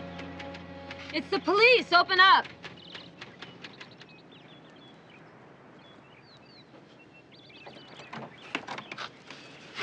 What can I do for you, Sergeant? May I come in? For how long? That depends on you.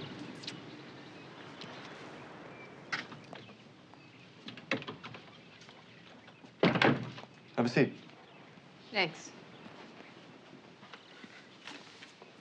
I gather you still don't know who killed my uncle. We're working on it.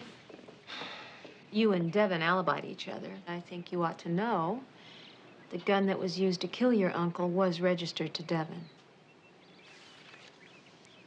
You sure of that? Absolutely sure. Well, she did have a gun, but somebody stole it. I told her to report the theft. I don't know if she did. Yeah, she did. But maybe that gun was stolen by one of her brothers.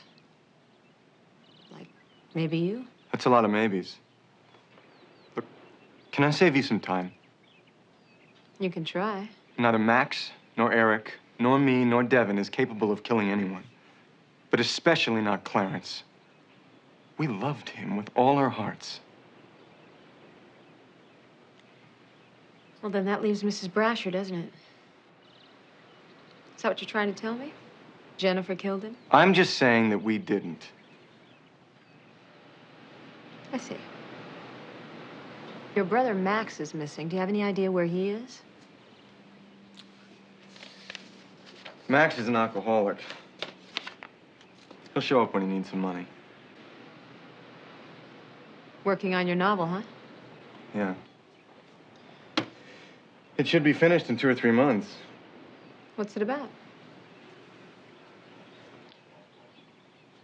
People who have nothing because they have everything. Sort of autobiographical? Do you have any idea what it's like to discover that there's this great, fabulous game being played out there, and you haven't been eligible? Who said you weren't eligible? Nobody had to say it. It's like everybody's out there in the thick of it, you know? Trying to figure out who they are, what they've got to give, what they, you know, how far they can go, whether they'll kill the beast or be killed. I never realized what a wild, wonderful challenge that was until they told me that the distribution of old Seamus Highland's fortune was going to be delayed, maybe for years to come. It was like being born again. I threw out the novel I was writing. I started on this one. For the first time, I'm in the damn game.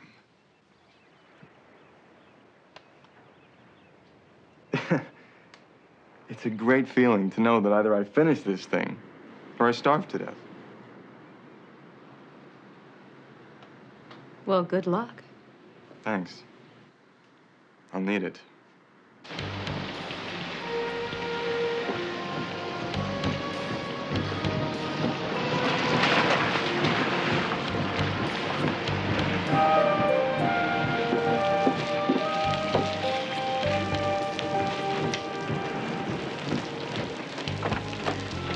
Sergeant Hunter, how nice to see you. Come on in.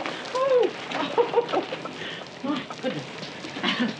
You know, Max Thornberry disappeared. You were the last one to see him. Well, if that's a question, I think I'll refuse to answer. You know what the slammer is? I believe so, Sergeant. Would you like to go there? On what grounds? Obstruction of justice. You know much more than you've been telling me. I drove Max to the Farnsworth Clinic in Palm Springs and signed him in for the full 12-week cure. That's a very expensive visit. Who paid for it? I did. What? Max would have been dead in a month if I hadn't taken him to the clinic. I did it for Clarence.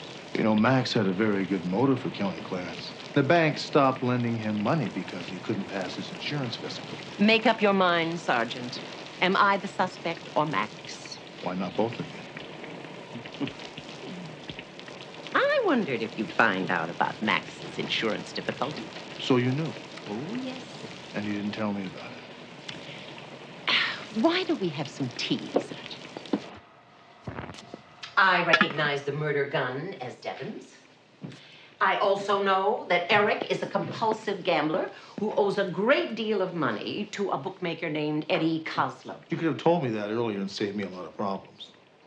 So you think Max and I joined forces to bump off Clarence Highland? You don't really believe that, do you? Does the date February 2nd, 1987 mean anything to you? No. Why? Because that date was circled in red on Clarence's calendar. 4 days later, all monies were cut off to his niece and nephews. Sorry, I can't help you. Let's not forget about the slammer. If that secret panel was there when those children moved in, they would have found it. Which points to all four of them. Because they all claimed not to know any other way into that room. But you and I both know that they didn't do it, right? What's the other choice? I don't know. But I'm gonna find out. Thanks for the tea.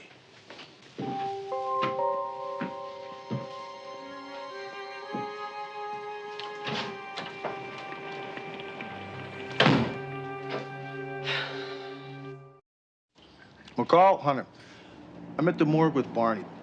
Look, I got an idea. Take Exhibit A, load it with blanks, and meet me out at the Clarence Highland estate. That's right. Yeah, as soon as you can. I'll explain it to you when you get there. Okay, thanks.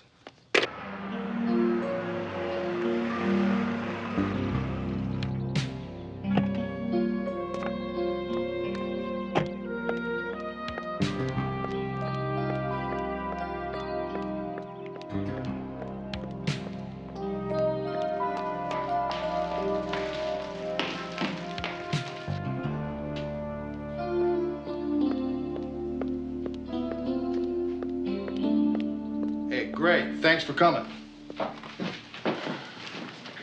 The gun and it's loaded. Fantastic. Come on over here. Now, I found this string the other day while I was looking through Clarence's desk.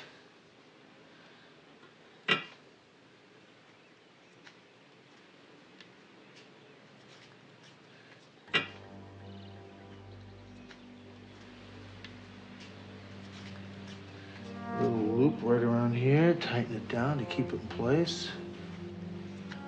What are you doing? Barney did an autopsy on Clarence. Found out he had leukemia. What? He had probably less than a year to live. Are you kidding me? No. He didn't want those kids inheriting $50 million apiece, and he was going to do whatever it took to keep that money on ice. Maybe February 2nd was the day that Clarence found out he was sick. That's exactly correct. Excuse me. 4 days later, he cuts off all monies to them. Now, Clarence is sitting here. Of course, he had a cigar. Lights a string.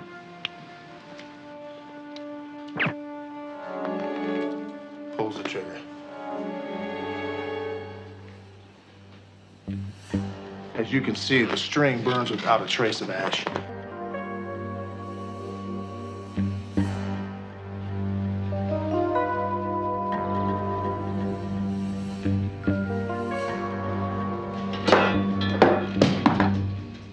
Clarence killed himself. That's all very true, Sergeant. I was with Clarence when he was told he had leukemia. And when the bank stepped in to lend them money, Clarence brooded about it for a year. And then he did what he thought he had to do, to be sure that the trust was not distributed for as long as possible. Are you saying that you knew he intended to kill himself that night? No. He would never have told me what he was going to do. He knew I wouldn't let him do it. But he did it. And if you report what you have just found, you will undo everything he died to accomplish. What was he trying to accomplish? You've already seen it happening. He wanted his children to have meaningful lives. His father and his sister had meaningless, empty, worthless lives. And so did Clarence, until those 4 children suddenly became his to raise. They were his salvation, and he loved them. You placed the call to Clarence that night, didn't you? You got him into this study alone. He asked me to place the call, yes. Then he put me on hold, and he came in here. And he asked me to go out and get some fresh flowers and bring them in. I demanded to know what was going on, and he said, just pick the flowers, Jenny. I promise I'll tell you about it later.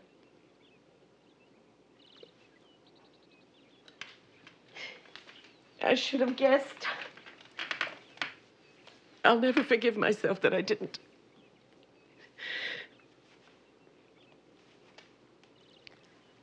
When we found him dead, I knew then, of course. And I knew why. So I tried to make it as difficult as possible for you. The children had to look guilty if that will was to be held up. But surely you must have known that had we not figured this out, the four of them could have gone to prison or worse. No. Clarence knew I would never let that happen. He knew that I would be able to figure it out just as you have. I wanted Clarence to achieve what he died for. And I still do. It would be a terrible, terrible thing if you reported what you have discovered here. No crime was committed. Suicide is not a crime. Jenny, we can't do that. Are you really prepared to take away from Clarence what he did for those kids? It's not up to us to make that decision. But it's already working. I mean, Byron is writing, and Devin is finally able to accept a man's love. Eric is doing what he was trained to do, and Max, oh, well, I don't know, but there is hope that he can be cured. Please, forget what you found. Look, Jennifer. It's going to be very difficult for us to make this report, but we will be telling the truth.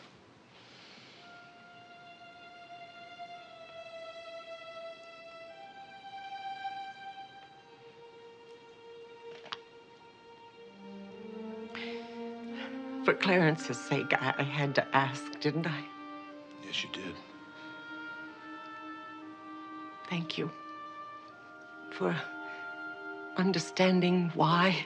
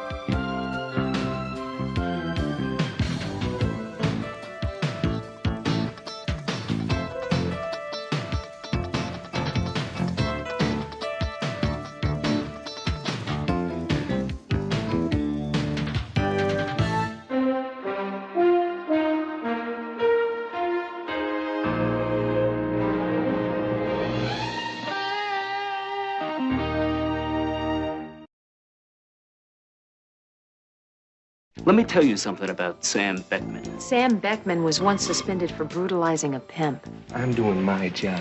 One of my jobs is to provide hostesses. You mean prostitutes?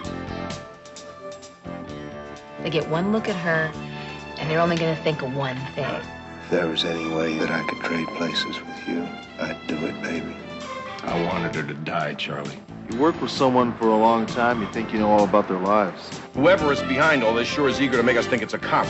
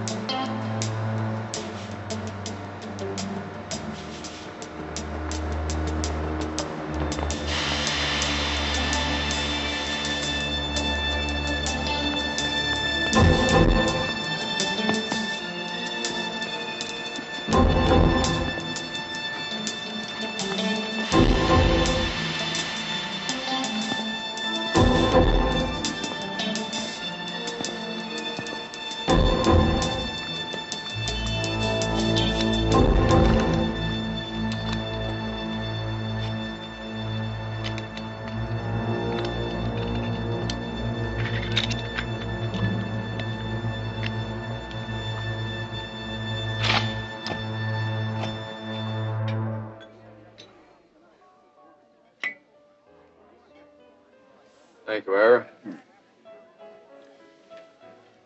let me get this straight. You want me to provide you with my best girls, but you don't want them to... That's right. I need women who know how to handle men. Women who can take care of themselves and be entertaining. And women who know when to say no. That's quite a switch.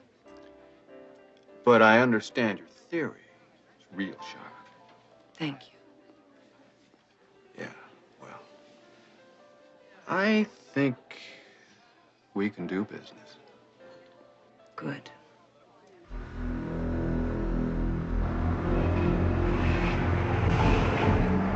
White Aston Martin. Step on it.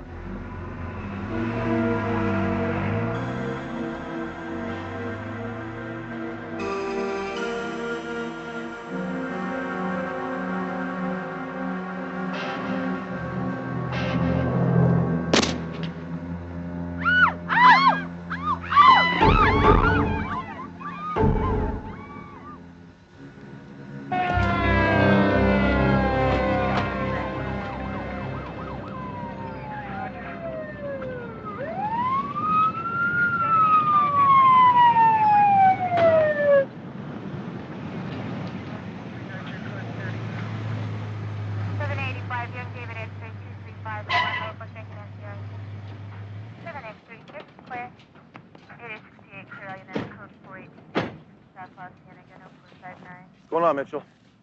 7 Adam 43 got the call, ambulance shooting. Looks like a drive-by, no robbery involved.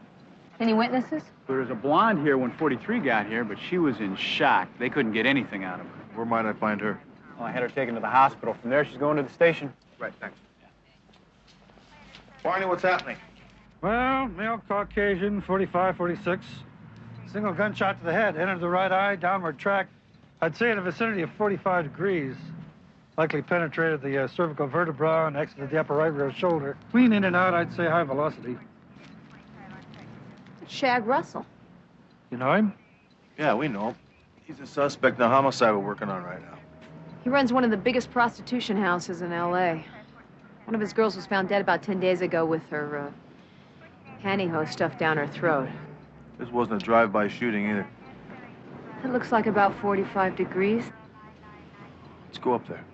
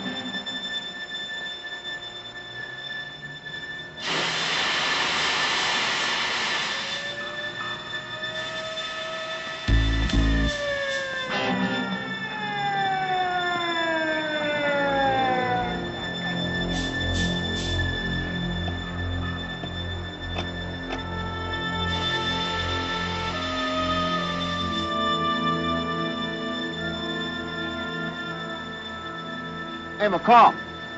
Come here.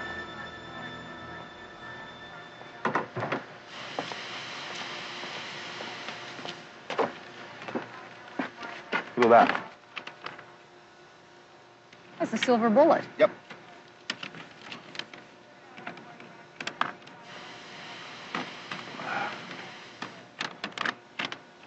Hey, Mitchell! Stand where the body was.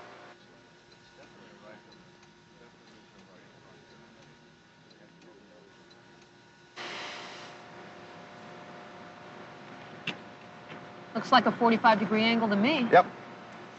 I'm gonna take Mitchell and go on over to Russell's apartment. I don't know, maybe the guy that shot him might be over there looking for something. No, don't say anything to anybody about the silver bullet till we talk to Charlie. Reading my mind again. Yeah, I know. Yeah, I like it when you do that. I'll do it for you later. Come on. Miss Rogers, I'm Sergeant Hunter. I'll be investigating the Shag Russell homicide. I'm very sorry to keep you waiting, but as you can well imagine, we are very, very busy. Now, what were you doing this evening having dinner with a known pimp? Sergeant, I work for a multinational conglomerate, and we have our annual meeting this week. Executives from all over the world are going to be coming to Los Angeles. One of my jobs is to provide hostesses. You mean prostitutes? No. Hostesses. We hire professional women who know how to handle themselves. They're told not to engage in anything illegal. What company do you work for? Protochem Corporation. Protochem Corporation. You can call them if you want. I'm Vice President of Corporate Relations. I wasn't doing anything contrary to policy. You can talk to my boss. Uh-huh. Well, wouldn't you say having dinner with a known pimp like Shag Russell goes against company policy? Sergeant, where do you live? Sesame Street. We have to hire professional women that we can depend on. They're not hired for sex. We cannot afford to get amateurs for the job. How did you meet Shag Russell? His name was in our files, and I called him and we had dinner. And when we left the restaurant, he was shot. I didn't see or hear anything but the sound of the gun. Did you set him up? What? Well, the shooter was waiting for him on the roof when he came out of the restaurant. Yeah, well, why couldn't the shooter have just followed him there and then waited for him to shoot him? Maybe. Thank you, Mitchell. Glad to help out.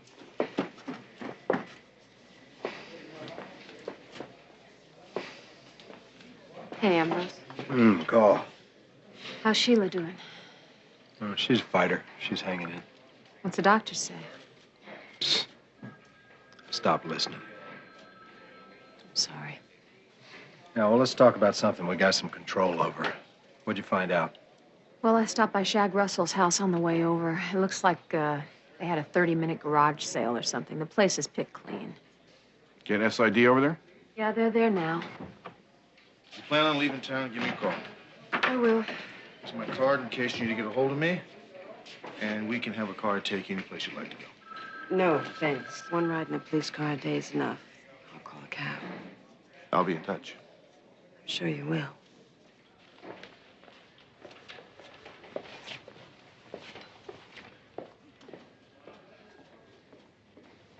Get anything out of her? No, she didn't even know where the bullet came from. Perhaps we should consider that she set him up. No, I don't think so. What do you got on this case? Anything? Yeah.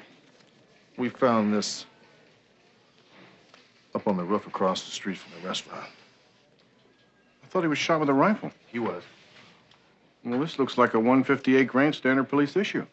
We think maybe the killer's trying to tell us something. Like what? Well, like maybe he's trying to mess with our heads, make us think he's a cop. How many people know about this? Just the four of us. And the killer. Well, I'm going to take responsibility for this. If the press finds out that they found a silver police-issue bullet... Right.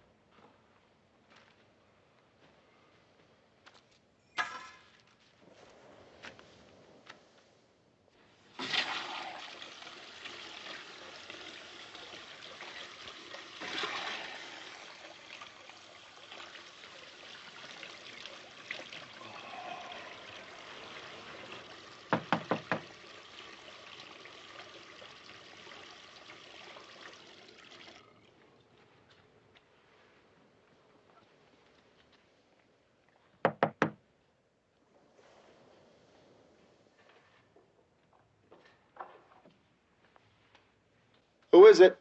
Joyce Rogers?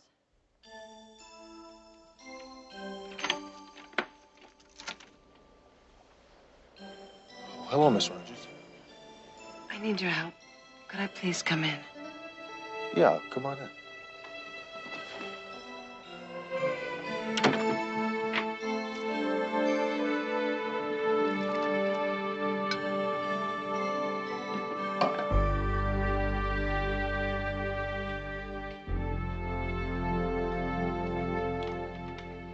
Okay, Joyce, talk to me. Well, these two women, they came to my door. And they accused me of setting up Russell. They tried to break the chain lock on my door, but I managed to close the door on them. Do you think the two women belong to Shag Russell? Oh, yeah, absolutely. I was so afraid, and so I packed a few things together, and I went downstairs to my car, but my tires were all slashed. And I tried to get back into my apartment, but I couldn't because they jammed a key into my lock. Did you call the police? I was too afraid. I just ran down, I grabbed the first cab I could, and I came here. Okay, let's go take a look. Now? Yeah, right now.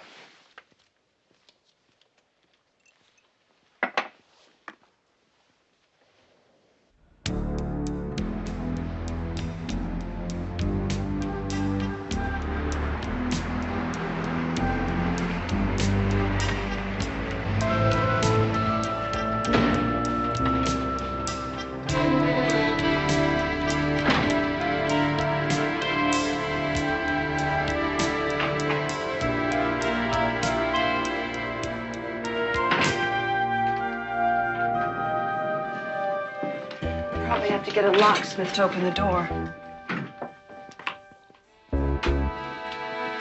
First one on the right.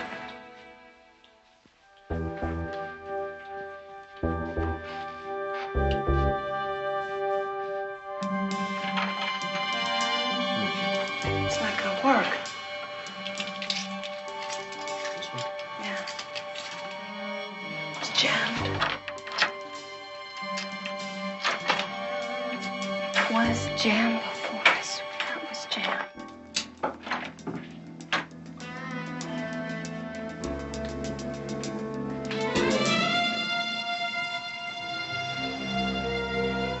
Oh my God.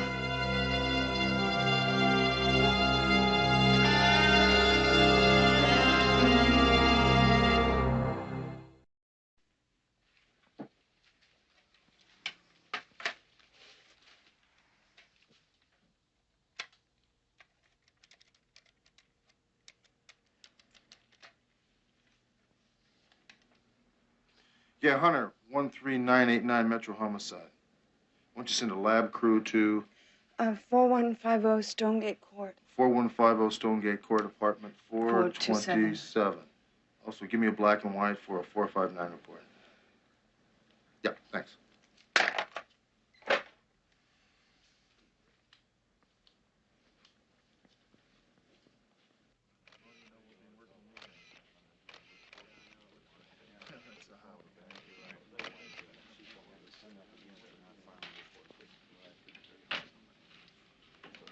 Jack, make sure you dust everything. I want all these prints are priority.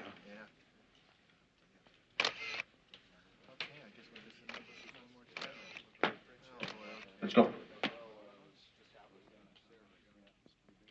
I'm not going to stay in a hotel. I mean, if they found me here, they could find me again. You know, maybe I'm just being paranoid, but I don't think they're through with me yet. Well, isn't there someone you can stay with, a friend or something? Yeah, sure I could, but I mean, if they found my place, they could find hers, and I don't want to do that to her.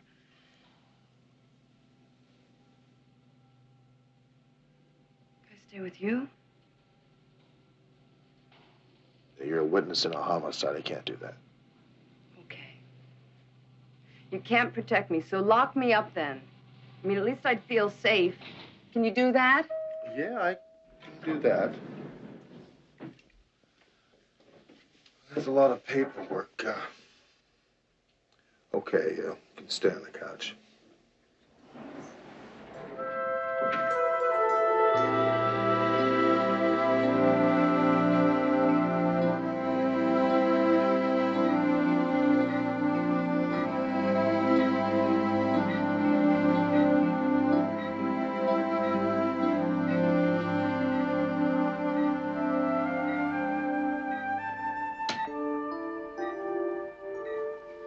Lieutenant, the duty nurse told me to let you know when it was 3 a.m.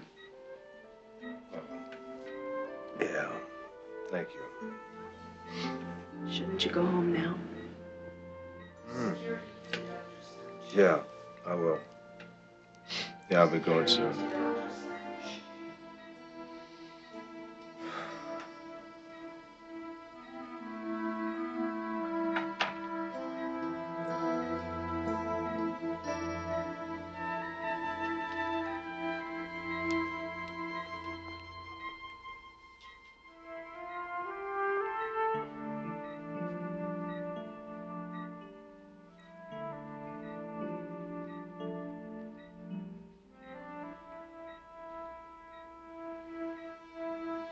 Sweetheart,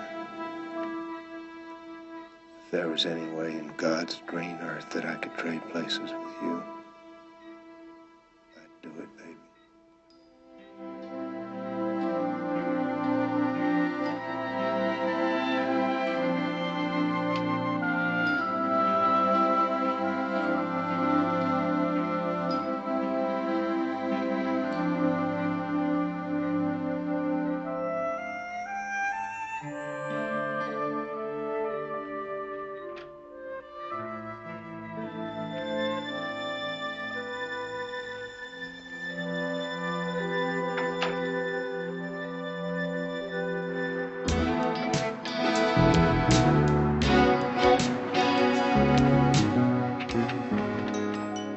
Look, I don't blame you at all. I think it's hard enough to get a witness into custody, let alone one that didn't see anything.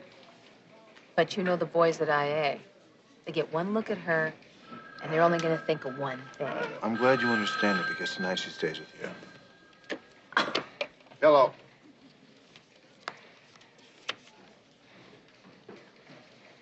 Very nice. Thank you. Good work. It was Reuben. He says the fingerprints we found in Joyce's apartment belonged to two of Shag Russell's prostitutes.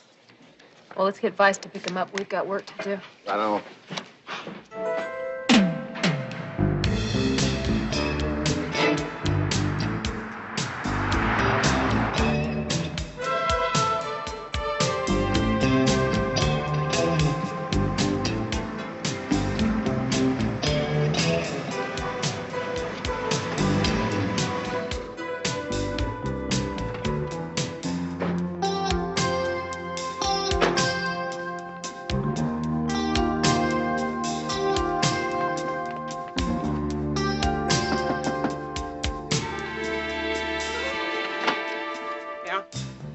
We're investigating the shooting that took place last night about midnight. Is that what all them damn sirens were about? Helicopters buzzing overhead. I thought you people kept the peace. You didn't happen to see anything last night, did you? What a nice woman, huh? Yeah, I don't think she saw anything.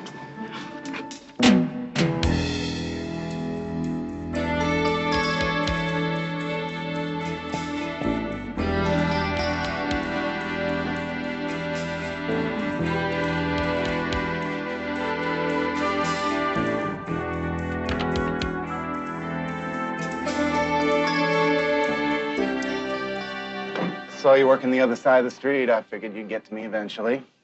Cops, aren't you? Yep. We're investigating the shooting that took place last night on Melrose. You the ones with brown Dodge? Brown Dodge? Yeah, parked right across the street. Saw you pull in. Brown Dodge, black tires, no chrome, little antenna. Real hard to spot, you know. About what time was that? It wasn't about. It was exactly 22:45. It's 11:15. The NBA shot me in the back, not my eyes. I got my watch and I got my window. Well, since you have such good eyes, who'd you see get out of the car? Nobody. I went in the kitchen. I was cooking a couple eggs when I heard the shot. By the time I got out here to my window, I saw the police car drive away. You sure it was a police car? There are ways to tell an unmarked police car, and I think I know all of them. Yeah, it was a police car.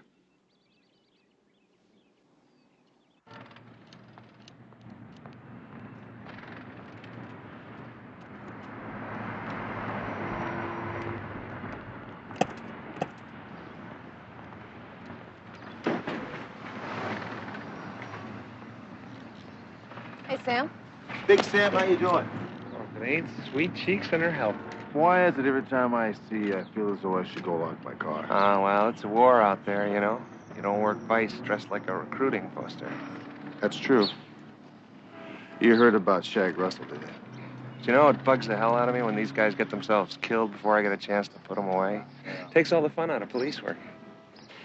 You know, McCall, those are kind of cute earrings. Do you think I could borrow one sometime? Why don't you get the city to buy you a pair? Buy? Earrings? Never.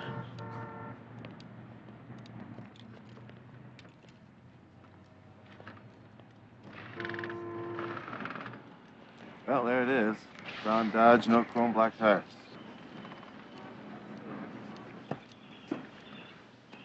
Well, you know, we can't really be sure it was a police car that Haynes saw. Even if it was, the city's got to have dozens of them. Yeah, but they only have one vice cop who's put on a 6-month suspension for beating up a pimp.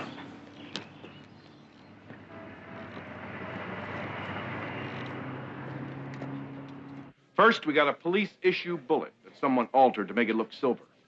The proverbial symbol of justice. Now we got a witness who puts what may be an unmarked police car at the scene of the crime. Whoever is behind all this sure is eager to make us think it's a cop. Or it is a cop. I don't buy that. If a cop was responsible for this murder, why is he leaving clues around to his identity? Maybe he's crazy. Or he wants us to think he's crazy. I don't buy that either. Yeah. There are 18 brown police cars in this division. 3 in the department. Finn, Commander Stone, and Beckman. Tomorrow morning, I will check with Vice to see if Beckman was in his car last night. All right. Even if Beckman had his car out, it doesn't make him the shooter. Well, that's true. But Sam Beckman was once suspended for brutalizing a pimp. And Shag Russell was brought in last week for killing Sam's #1 snitch, and he got out on some phony alibi. We have a witness who saw a brown Dodge at the crime scene. Sleep on it. I still feel like it's someone who's trying to make us think it's a cop. Good night. Night.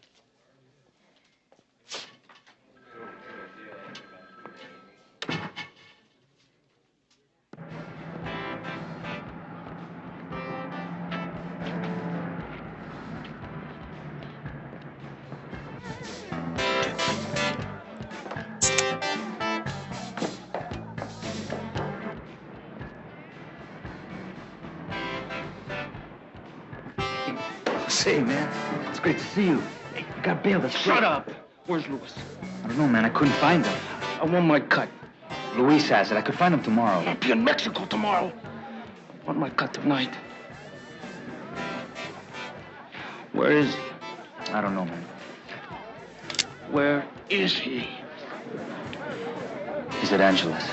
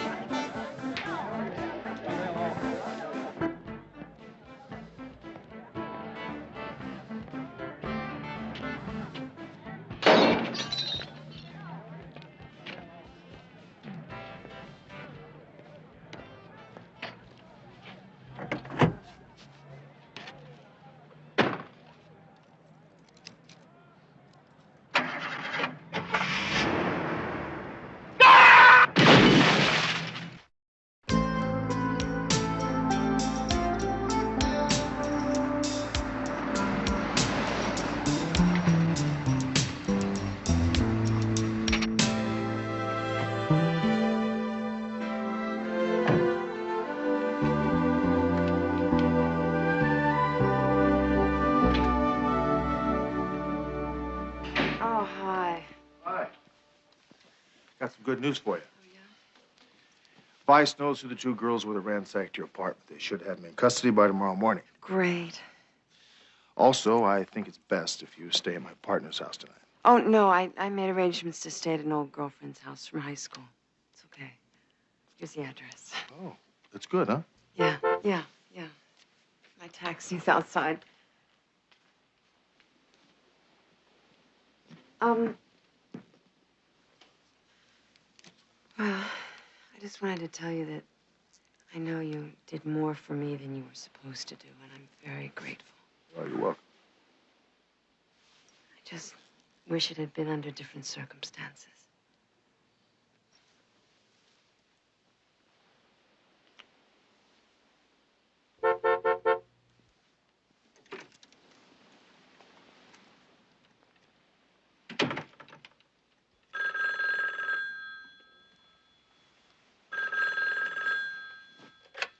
Hello.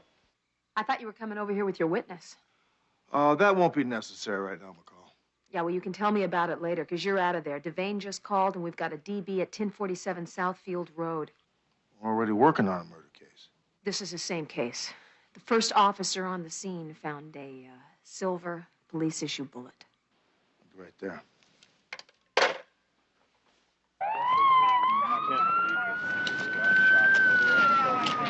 Why don't you take this bullet over to Rubens, see if you can get any prints off of it. Okay. Don't tell him where you got it. As soon as you get the results, get back to me. Don't mention this to anybody. Yeah.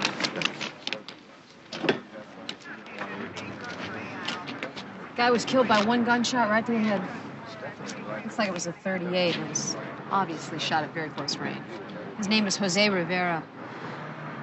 Lucky guy got out on bail this morning. What was the charge? Double homicide in connection with a 211. Well, everyone bites the dust, huh? Yeah.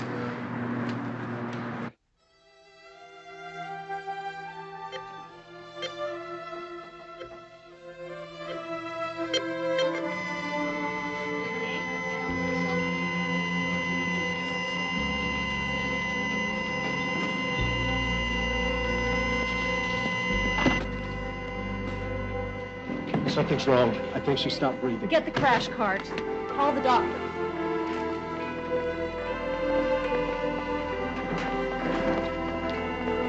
Code Blue 2 West. Code Blue 2 West.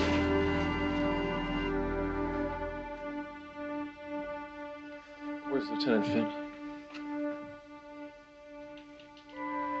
Dr. Marlar, please call the operator. Dr. Marlar, please call the operator. Ambrose? She's gone.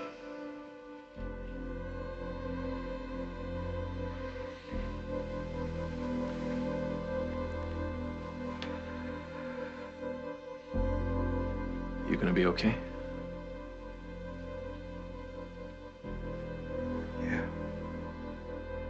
there anything I can do?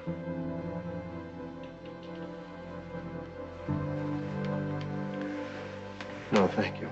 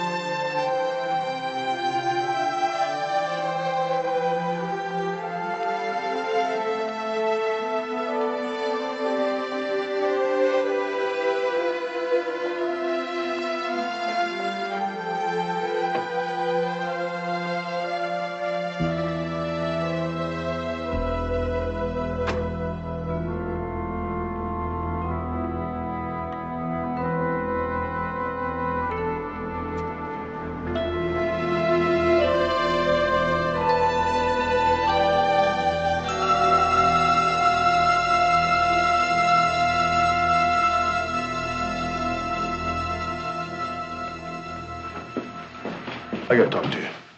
Sure.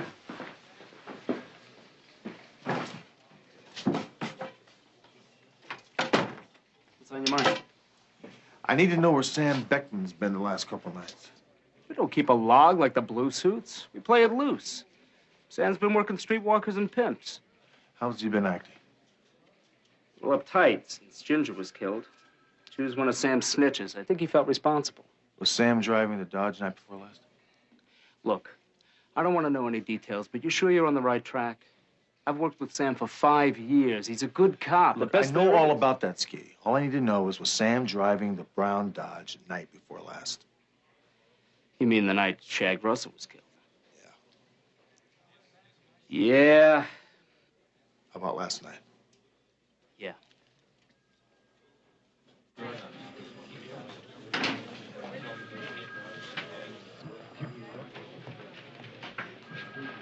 Okay, let's chat.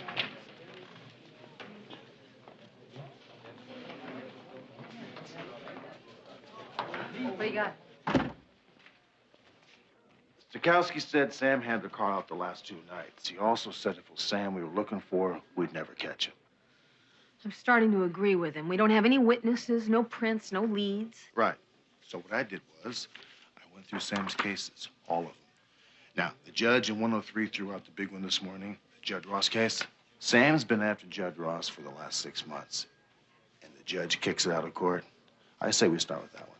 All right, I'll drop the bait. He'll take it better coming from me. I mean, he likes my earrings and everything, right? Right. What can I get you, Sergeant? Tuna sandwich and a nice tea, please. Mm-hmm.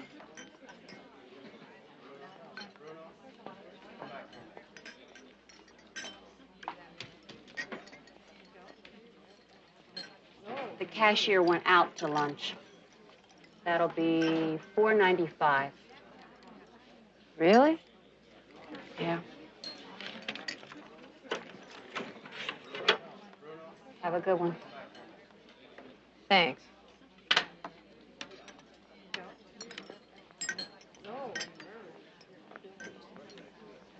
Hey, McCall, sit down. Thanks. So listen, what about that earring? What about a date? What are you doing here? What's it look like I'm doing here? Well, I just thought you'd be downtown, that's all. What are you talking about? Talking about the Ross case. You were on it, right? Yeah, so? Well, the judge just threw it out. Says that we failed to comply with an 844. Who's he kidding? I announced myself loud and clear, and Ross heard me, too.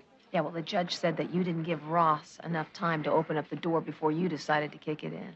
Enough time? Enough time for what? For him to grab a gun and shoot me like he did that waitress? I'm doing my job. Some candy-nosed judge. They told her 3 months ago she was dying. 3 months she fought it. They couldn't do anything for her. They gave her some pills for the pain.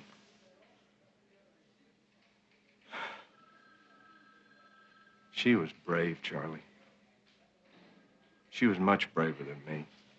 I know how tough it's been on you. I've seen you getting by on 2-3 hours sleep the last 10 weeks. I wanted her to die, Charlie. I couldn't stand to see her suffer. You did everything you could, Ambrose. I would have traded places with her, Charlie. I prayed to God that I could. I know. Look, why don't you go home? Get some sleep. Take some time off. No. I gotta work. They're gonna bury her day after tomorrow, and I can't stand just sitting around the house.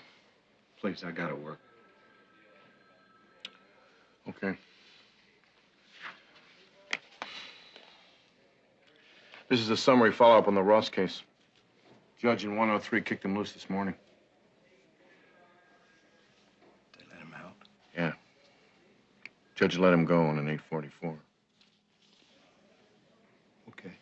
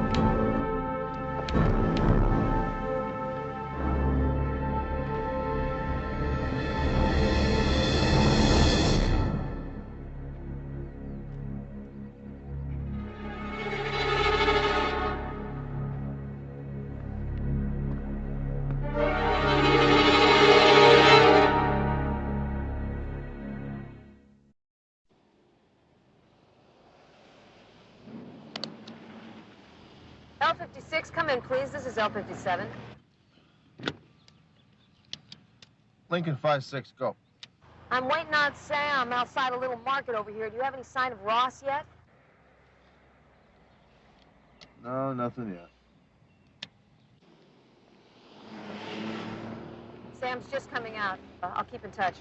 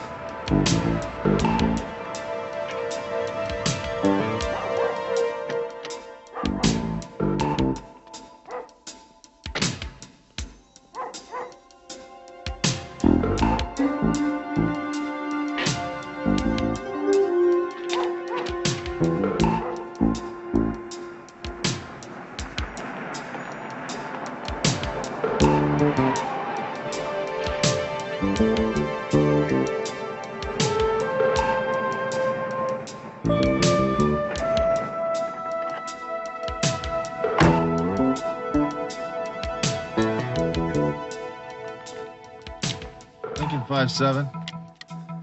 This is L57. What's up? Ross just showed up. Well, I followed Sam home with his groceries. It looks like he's going to be here for a while. Tell you what, I'm going to wait it out, see if he makes a move, all right? Lincoln 56 out.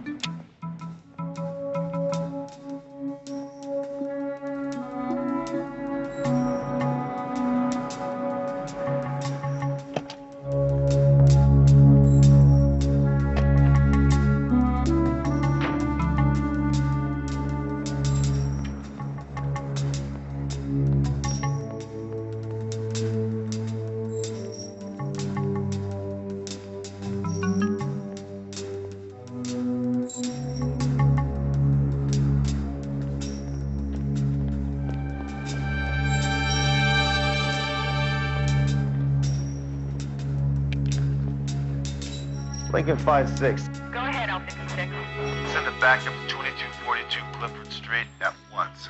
Lincoln 56 out. Roger, L56.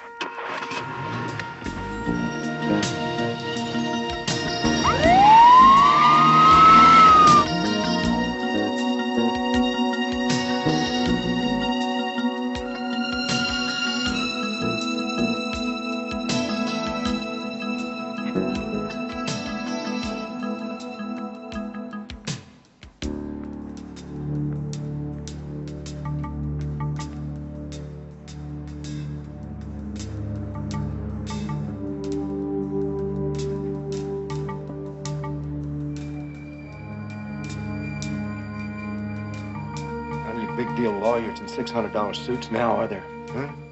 Nothing between you and me, is it? Freeze, police! Drop the guns! Ambrose. Stop where you are, Hunter. He's gonna kill me. Don't let him kill me. He's not gonna kill anybody. What the hell are you doing, Ambrose? Drop the gun. Don't interfere, Hunter. Just turn around, step outside, and close the door. I can't do that. Sorry, drop the gun. Rick, if you stay here, you're gonna have to kill me. If you step outside, I'll surrender as soon as I'm through with this scum. Please, don't let him do it.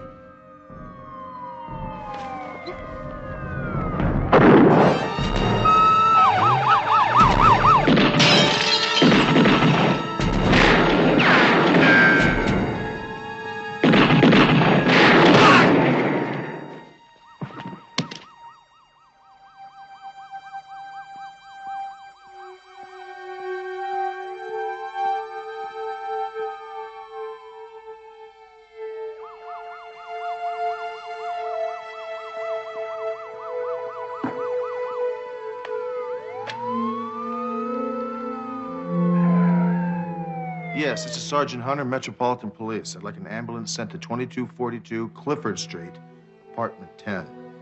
This is emergency police business.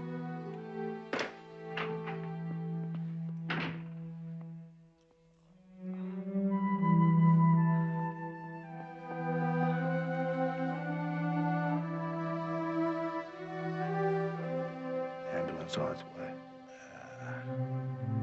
It don't matter. Listen, I want you guys to understand. Don't talk, Ambrose.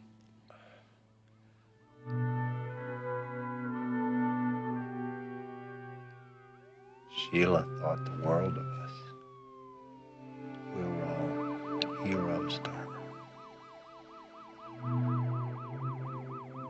She thought we stood for justice.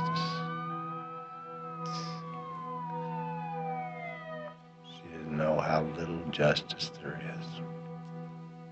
Sorry, Ambrose. All right. It's okay, McCall.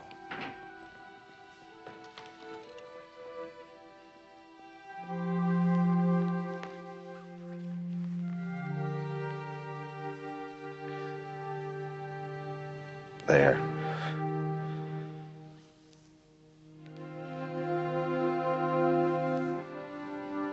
That's justice.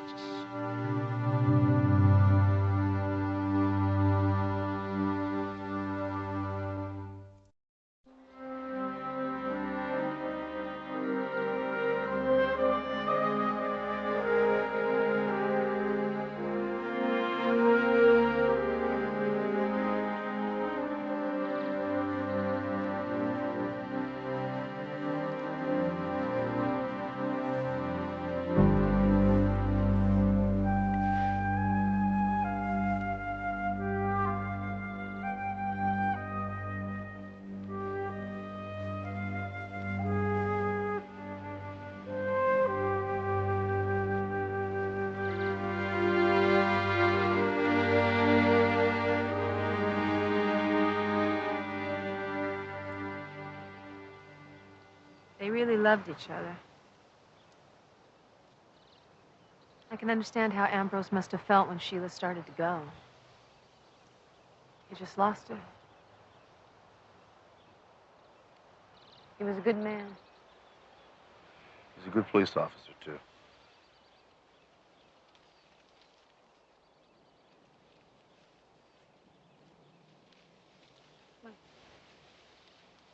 Back to my house, get some.